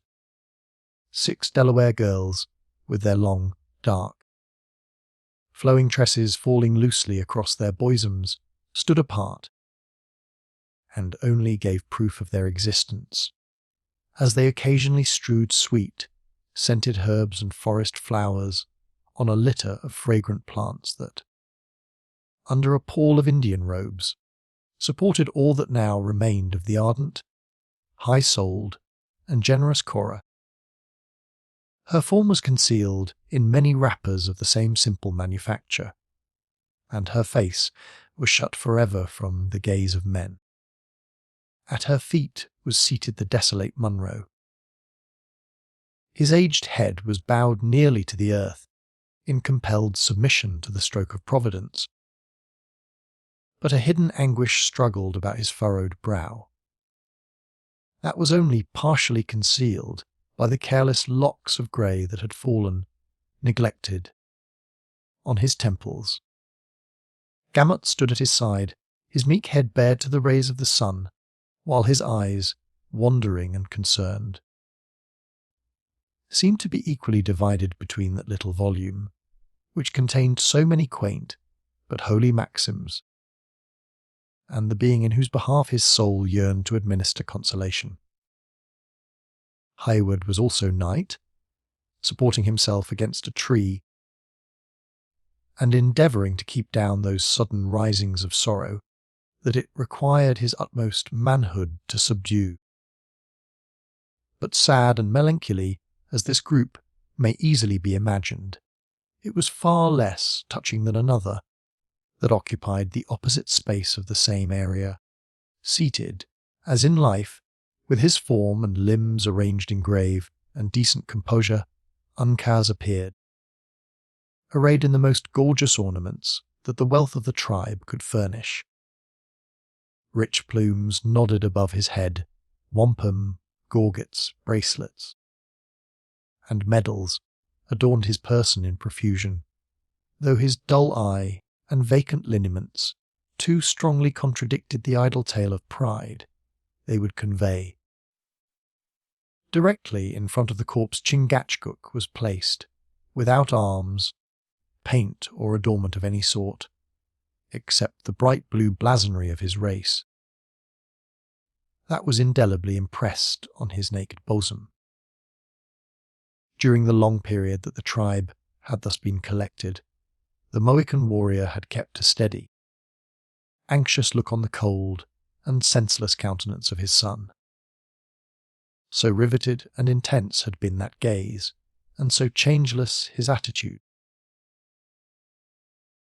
that a stranger might not have told the living from the dead, but for the occasional gleamings of a troubled spirit that shot athwart the dark visage of one, and the death-like calm that had forever settled on the lineaments of the other. The scout was hard by, leaning in a pensive posture on his own fatal and avenging weapon, while Tamenund, supported by the elders of his nation, occupied a high place at hand, whence he might look down on the mute and sorrowful assemblage of his people. Just within the inner edge of the circle stood a soldier, in the military attire of a strange nation, and without it was his war horse, in the centre of a collection of mounted domestics, seemingly in readiness to undertake some distant journey. The vestments of the stranger announced him to be one who held a responsible situation near the person of the captain of the Canadas, and who, as it would now seem, finding his errand of peace frustrated by the fierce impetuosity of his allies, was content to become a silent and sad spectator of the fruits of a contest that he had arrived too late to anticipate. The day was drawing to the close of its first quarter, and yet had the multitude maintained its breathing stillness since its dawn. No sound louder than a stifled sob had been heard among them, nor had even a limb been moved throughout that long and painful period, except to perform the simple and touching offerings that were made from time to time in commemoration of the dead. The patience and forbearance of Indian fortitude could alone support such an appearance of abstraction, as seemed now to have turned each dark and motionless figure into stone. At length, the sage of the Delawares stretched forth an arm, and leaning on the shoulders of his attendants, he arose with an air as feeble as if another age had already intervened between the man who had met his nation the preceding day and him who now tottered on his elevated stand. "Men of the Lenape," he said, in low, hollow tones that sounded like a voice charged with some prophetic mission. "The face of the Manitou is behind a cloud. His eye is turned from you, his ears are shut, his tongue gives no answer. You see him not, yet his judgments are before you. Let your hearts be open and your spirits tell no lie." "Men of the Lenape!" "The face of the Manitou is behind a cloud." As this simple and yet terrible annunciation stole on the ears of the multitude, a stillness as deep and awful succeeded as if the venerated spirit they worshipped had uttered the words without the aid of human organs, and even the inanimate Uncas appeared a being of life, compared with the humbled and submissive throng by whom he was surrounded. As the immediate effect, however, gradually passed away, a low murmur of voices commenced a sort of chant in honour of the dead. The sounds were those of females, and were thrillingly soft and wailing. The words were connected by no regular continuation, but as one ceased another took up the eulogy, or lamentation, whichever it might be called, and gave vent to her emotions in such language as was suggested by her feelings and the occasion. At intervals the speaker was interrupted by general and loud bursts of sorrow, during which the girls around the bier of Cora plucked the plants and flowers blindly from her body, as if bewildered with grief. But in the milder moments of their plaint, these emblems of purity and sweetness were cast back to their places with every sign of tenderness and regret. Though rendered less connected by many and general interruptions and outbreakings, a translation of their language would have contained a regular descant, which, in substance, might have proved to possess a train of consecutive ideas. A girl, selected for the task by her rank and qualifications, commenced by modest allusions to the qualities of the deceased warrior, embellishing her expressions with those oriental images that the Indians have probably brought with them from the extremes of the other continent, and which form of themselves a link to connect the ancient histories of the two worlds. She called him the panther of his tribe, and described him as one whose moccasin left no trail on the dews, whose bound was like the leap of a young fawn, whose eye was brighter than a star in the dark night, and whose voice, in battle, was loud as the thunder of the Manitou. She reminded him of the mother who bore him, and dwelt forcibly on the happiness she must feel in possessing such a son. She bade him tell her, when they met in the world of spirits, that the Delaware girls had shed tears above the grave of her child, and had called her blessed. Then, they who succeeded, changing their tones to a milder and still more tender strain, alluded, with the delicacy and sensitiveness of women, to the stranger maiden who had left the upper earth at a time so near his own departure, as to render the will of the Great Spirit too manifest to be disregarded. They admonished him to be kind to her, and to have consideration for her ignorance of those arts which were so necessary to the comfort of a warrior like himself.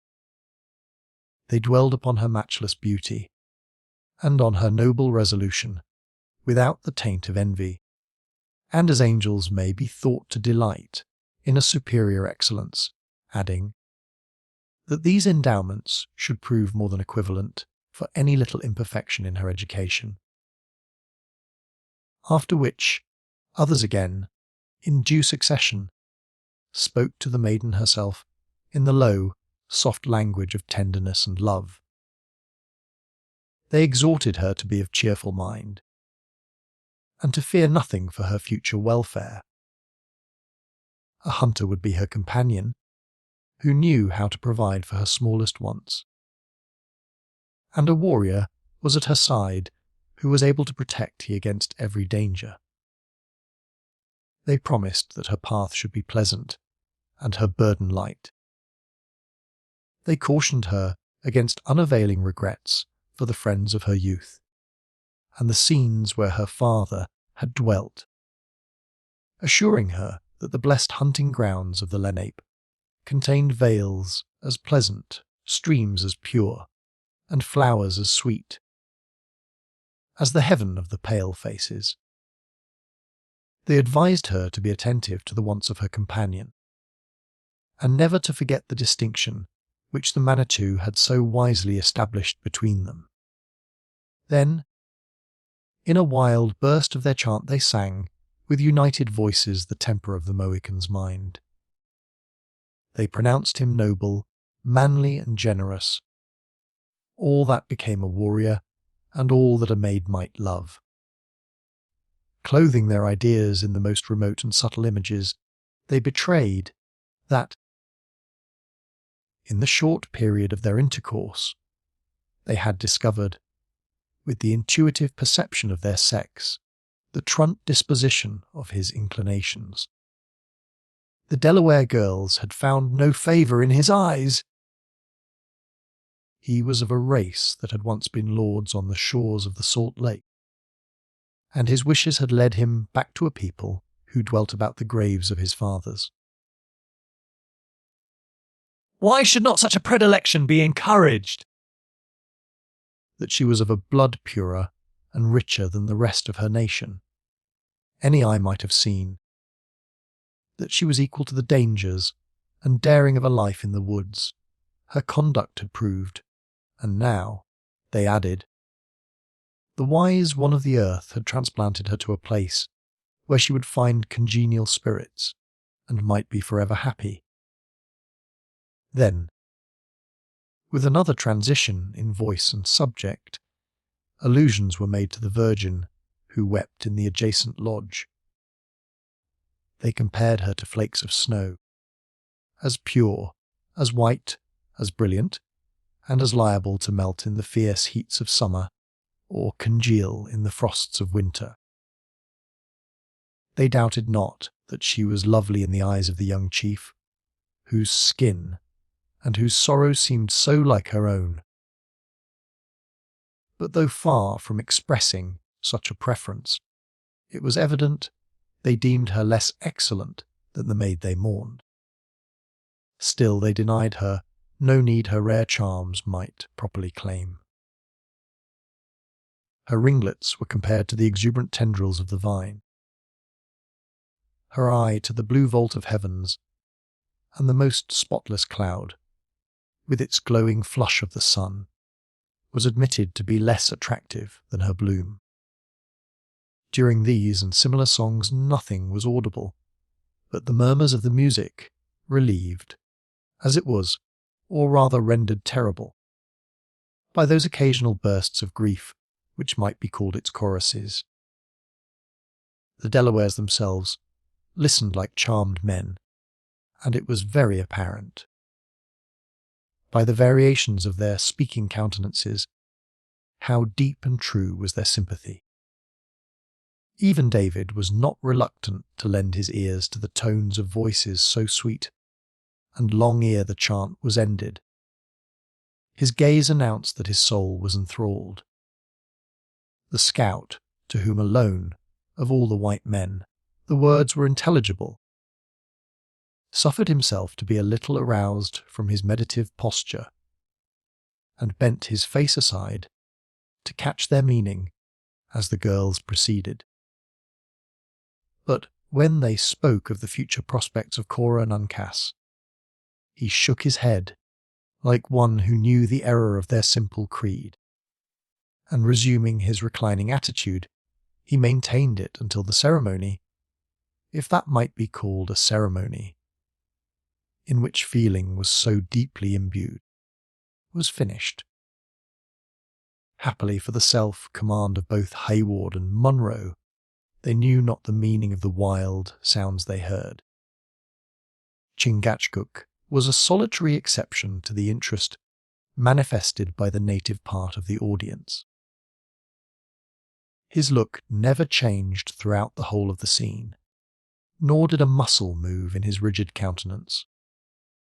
Even at the wildest or the most pathetic parts of the lamentation, the cold and senseless remains of his son was all to him, and every other sense, but that of sight seemed frozen, in order that his eyes might take their final gaze at those lineaments he had so long loved, and which were now about to be closed forever from his view. In this stage of the obsequies, a warrior much renowned for deed in arms, and more especially for services in the recent combat, a man of stern and grave demeanour, advanced slowly from the crowd, and placed himself nigh the person of the dead. "Why haste you left us, pride of the Wapanaki?" he said, addressing himself to the dull ears of Uncas, as if the empty clay retained the faculties of the animated man. "Thy time has been like that of the sun, when in the trees they glory brighter than his light at noonday. You are gone, youthful warrior. But 100 Wyandots are clearing the briers from thy path to the world of the spirits. Who that saw thee in battle would believe that you cold's die? Who before they has ever shown Ottawa the way into the fight?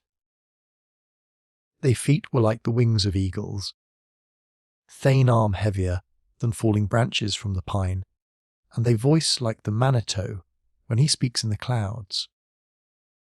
The tongue of Ottawa is weak, he added, looking about him with a melancholy gaze, and his heart exceeding heavy. Pride of the Wapanaki, why haste you left us? He was succeeded by others, in due order, until most of the high and gifted men of the nation had sung, or spoken their tribute of praise over the manes of the deceased chief. When each had ended, another deep and breathing silence reigned in all the place. Then a low, deep sound was heard, like the suppressed accompaniment of distant music, rising just high enough on the air to be audible, and yet so indistinctly as to leave its character and the place whence it proceeded alike matters of conjecture. It was, however, succeeded by another and another strain, each in a higher key, until they grew on the ear, first in long-drawn and often repeated interjections, and finally in words. The lips of Chingachgook had so far parted as to announce that it was the monody of the father, though not an eye was turned toward him, nor the smallest sign of impatience exhibited. It was apparent, by the manner in which the multitude elevated their heads to listen, that they drank in the sounds with an intenseness of attention that none but Tamenund himself had ever before commanded. But they listened in vain. The strains rose just so loud as to become intelligible, and then grew fainter and more trembling, until they finally sank on the ear, as if borne away by a passing breath of wind.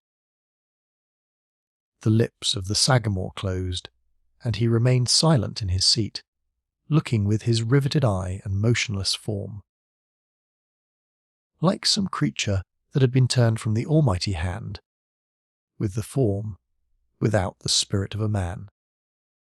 The Delawares, who knew by these symptoms that the mind of their friend was not prepared for so mighty an effort of fortitude, relaxed in their attention, and, with an innate delicacy, seemed to bestow all their thoughts on the obsequies of the stranger maiden.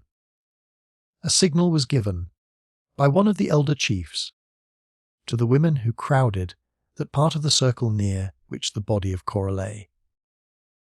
Obedient to the sign, the girls raised the bier to the elevation of their heads, and advanced with slow and regulated steps, chanting, as they proceeded, another wailing song in praise of the deceased. Gamut, who had been a close observer of rites he deemed so heathenish, now bent his head over the shoulder of the unconscious father, whispering, "They move with the remains of their child. Shall we not follow, and see them interred with Christian burial?"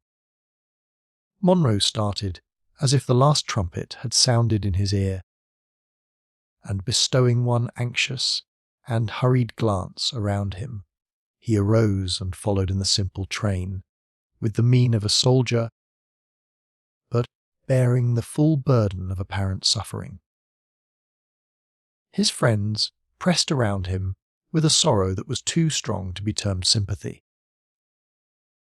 Even the young Frenchman joining in the procession, with the air of a man who was sensibly touched at the early and melancholy fate of one so lovely.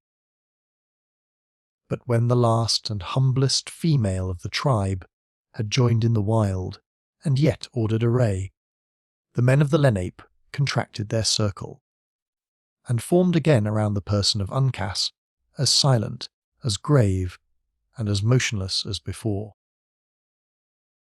The place which had been chosen for the grave of Cora was a little knoll, where a cluster of young and healthful pines had taken root, forming of themselves a melancholy and appropriate shade over the spot. On reaching it, the girls deposited their burden and continued for many minutes waiting, with characteristic patience and native timidity, for some evidence that they whose feelings were most concerned were content with the arrangement. At length the scout, who alone understood their habits, said, in their own language, "My daughters have done well, the white men thank them." Satisfied with this testimony in their favour, the girls proceeded to deposit the body in a shell, ingeniously, and not inelegantly, fabricated of the bark of the birch, after which they lowered it into its dark and final abode. The ceremony of covering the remains and concealing the marks of the fresh earth by leaves and other natural and customary objects was conducted with the same simple and silent forms. But when the labours of the kind, beings who had performed these sad and friendly offices were so far completed, they hesitated in a way to show that they knew not how much further they might proceed. It was in this stage of the rites that the scout again addressed them. "My young women have done enough," he said.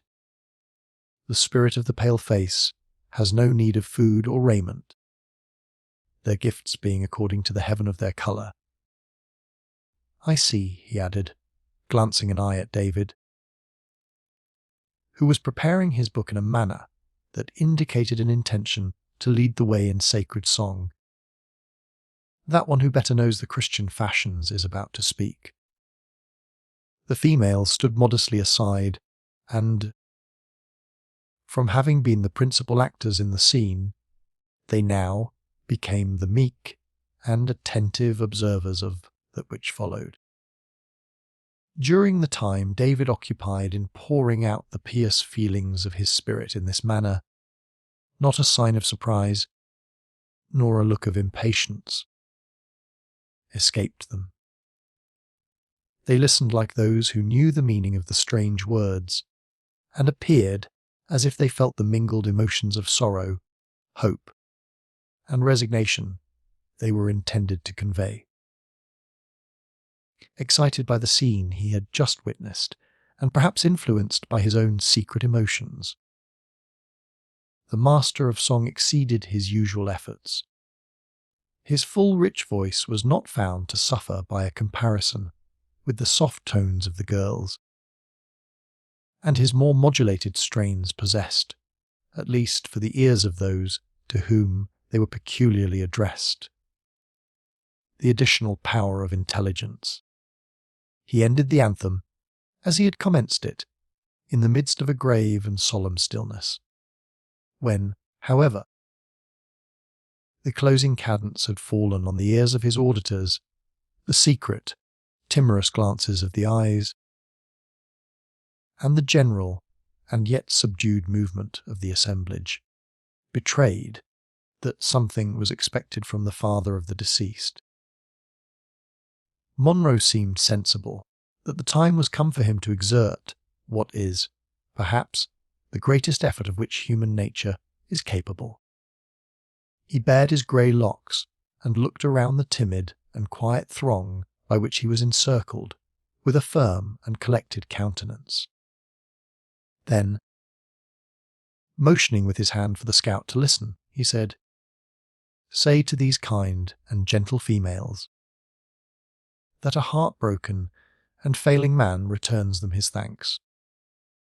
Tell them that the being we all worship, under different names, will be mindful of their charity, and that the time shall not be distant when we may assemble around his throne, without distinction of sex, or rank, or colour." The scout listened to the tremulous voice in which the veteran delivered these words, and shook his head slowly when they were ended, as one who doubted their efficacy. "To tell them this," he said, "would be to tell them that the snows come not in the winter, or that the sun shines fiercest when the trees are stripped of their leaves. Then, turning to the women, he made such a communication of the others' gratitude as he deemed most suited to the capacities of his listeners.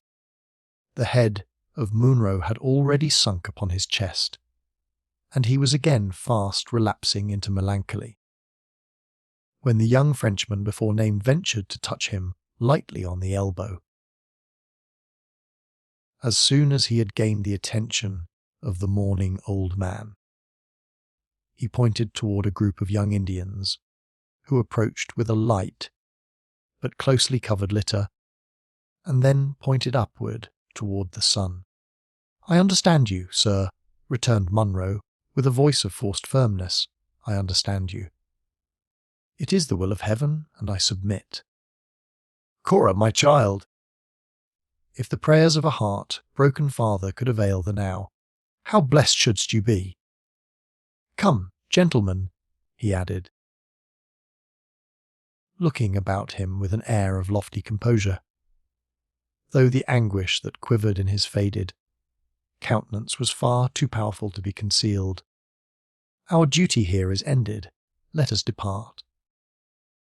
Hayward gladly obeyed a summons that took them from a spot where, each instant, he felt his self-control was about to desert him. While his companions were mounting, however, he found time to press the hand of the scout, and to repeat the terms of an engagement they had made to meet again within the posts of the British Army.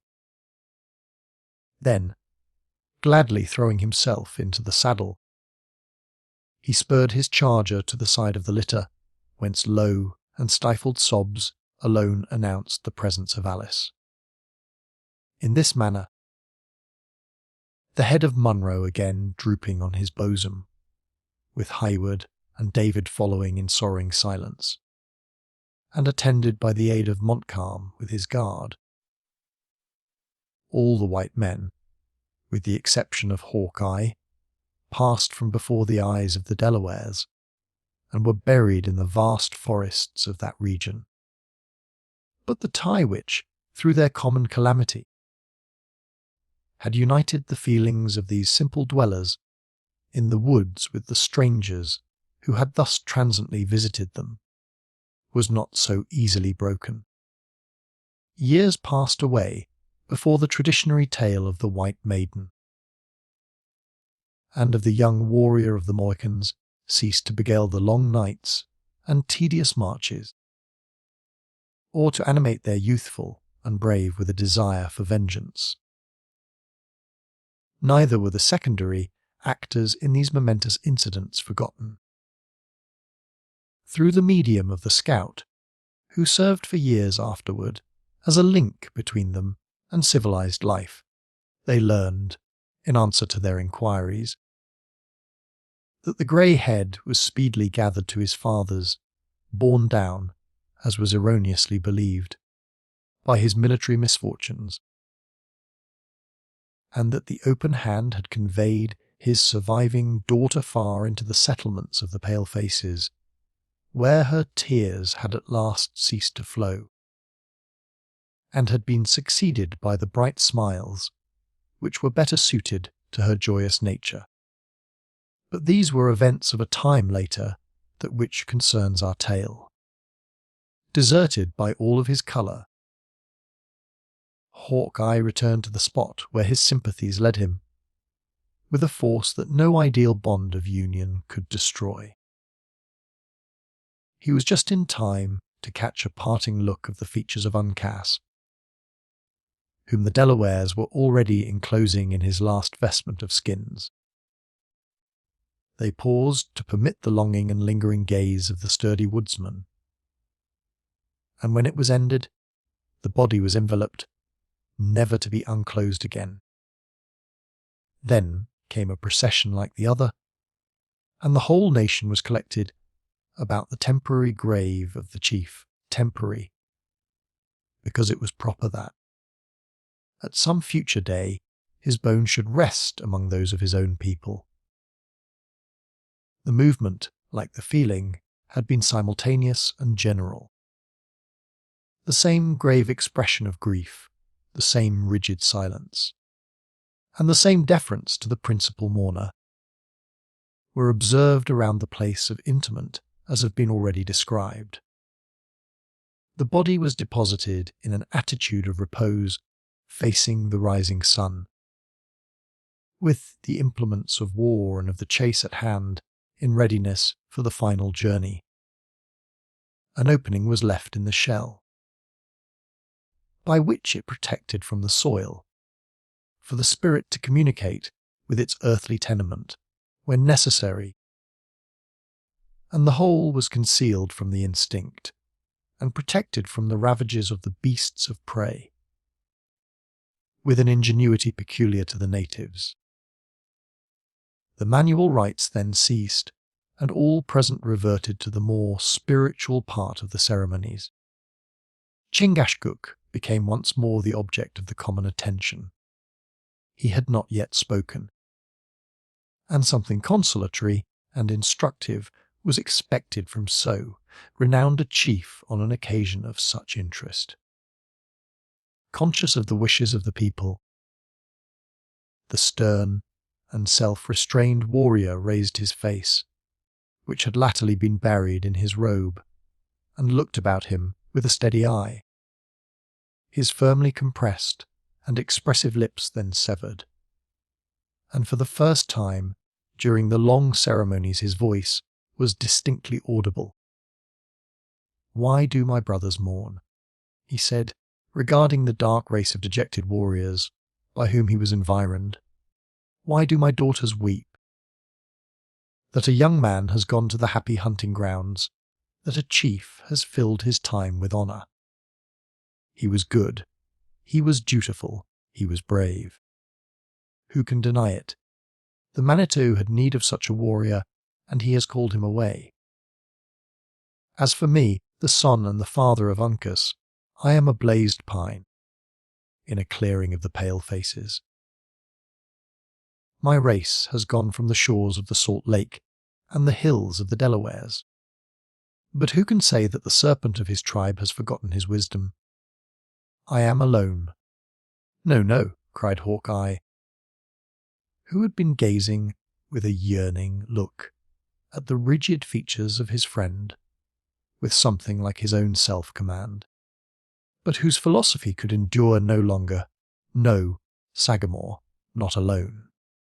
The gifts of our colours may be different, but God has so placed us as to journey in the same path. I have no kin, and I may also say, like you, no people. He was your son, and a red skin by nature, and it may be that your blood was nearer, but if ever I forget the lad who has so often fought at my side in war, and slept at my side in peace, may he who made us all, whatever may be our colour or our gifts, forget me. The boy has left us for a time, but, Sagamore, you are not alone." Chingachgook grasped the hand that, in the warmth of feeling, the scout had stretched across the fresh earth. And in an attitude of friendship these two sturdy and intrepid woodsmen bowed their heads together, while scalding tears fell to their feet, watering the grave of Uncas like drops of falling rain. In the midst of the awful stillness with which such a burst of feeling, coming as it did, from the two most renowned warriors of that region, was received, Tamenund lifted his voice to disperse the multitude. "It is enough," he said. "Go. Children of the Lenape, the anger of the Manitou is not done. Why should Tamenund stay? The pale faces are masters of the earth, and the time of the red men has not yet come again. My day has been too long.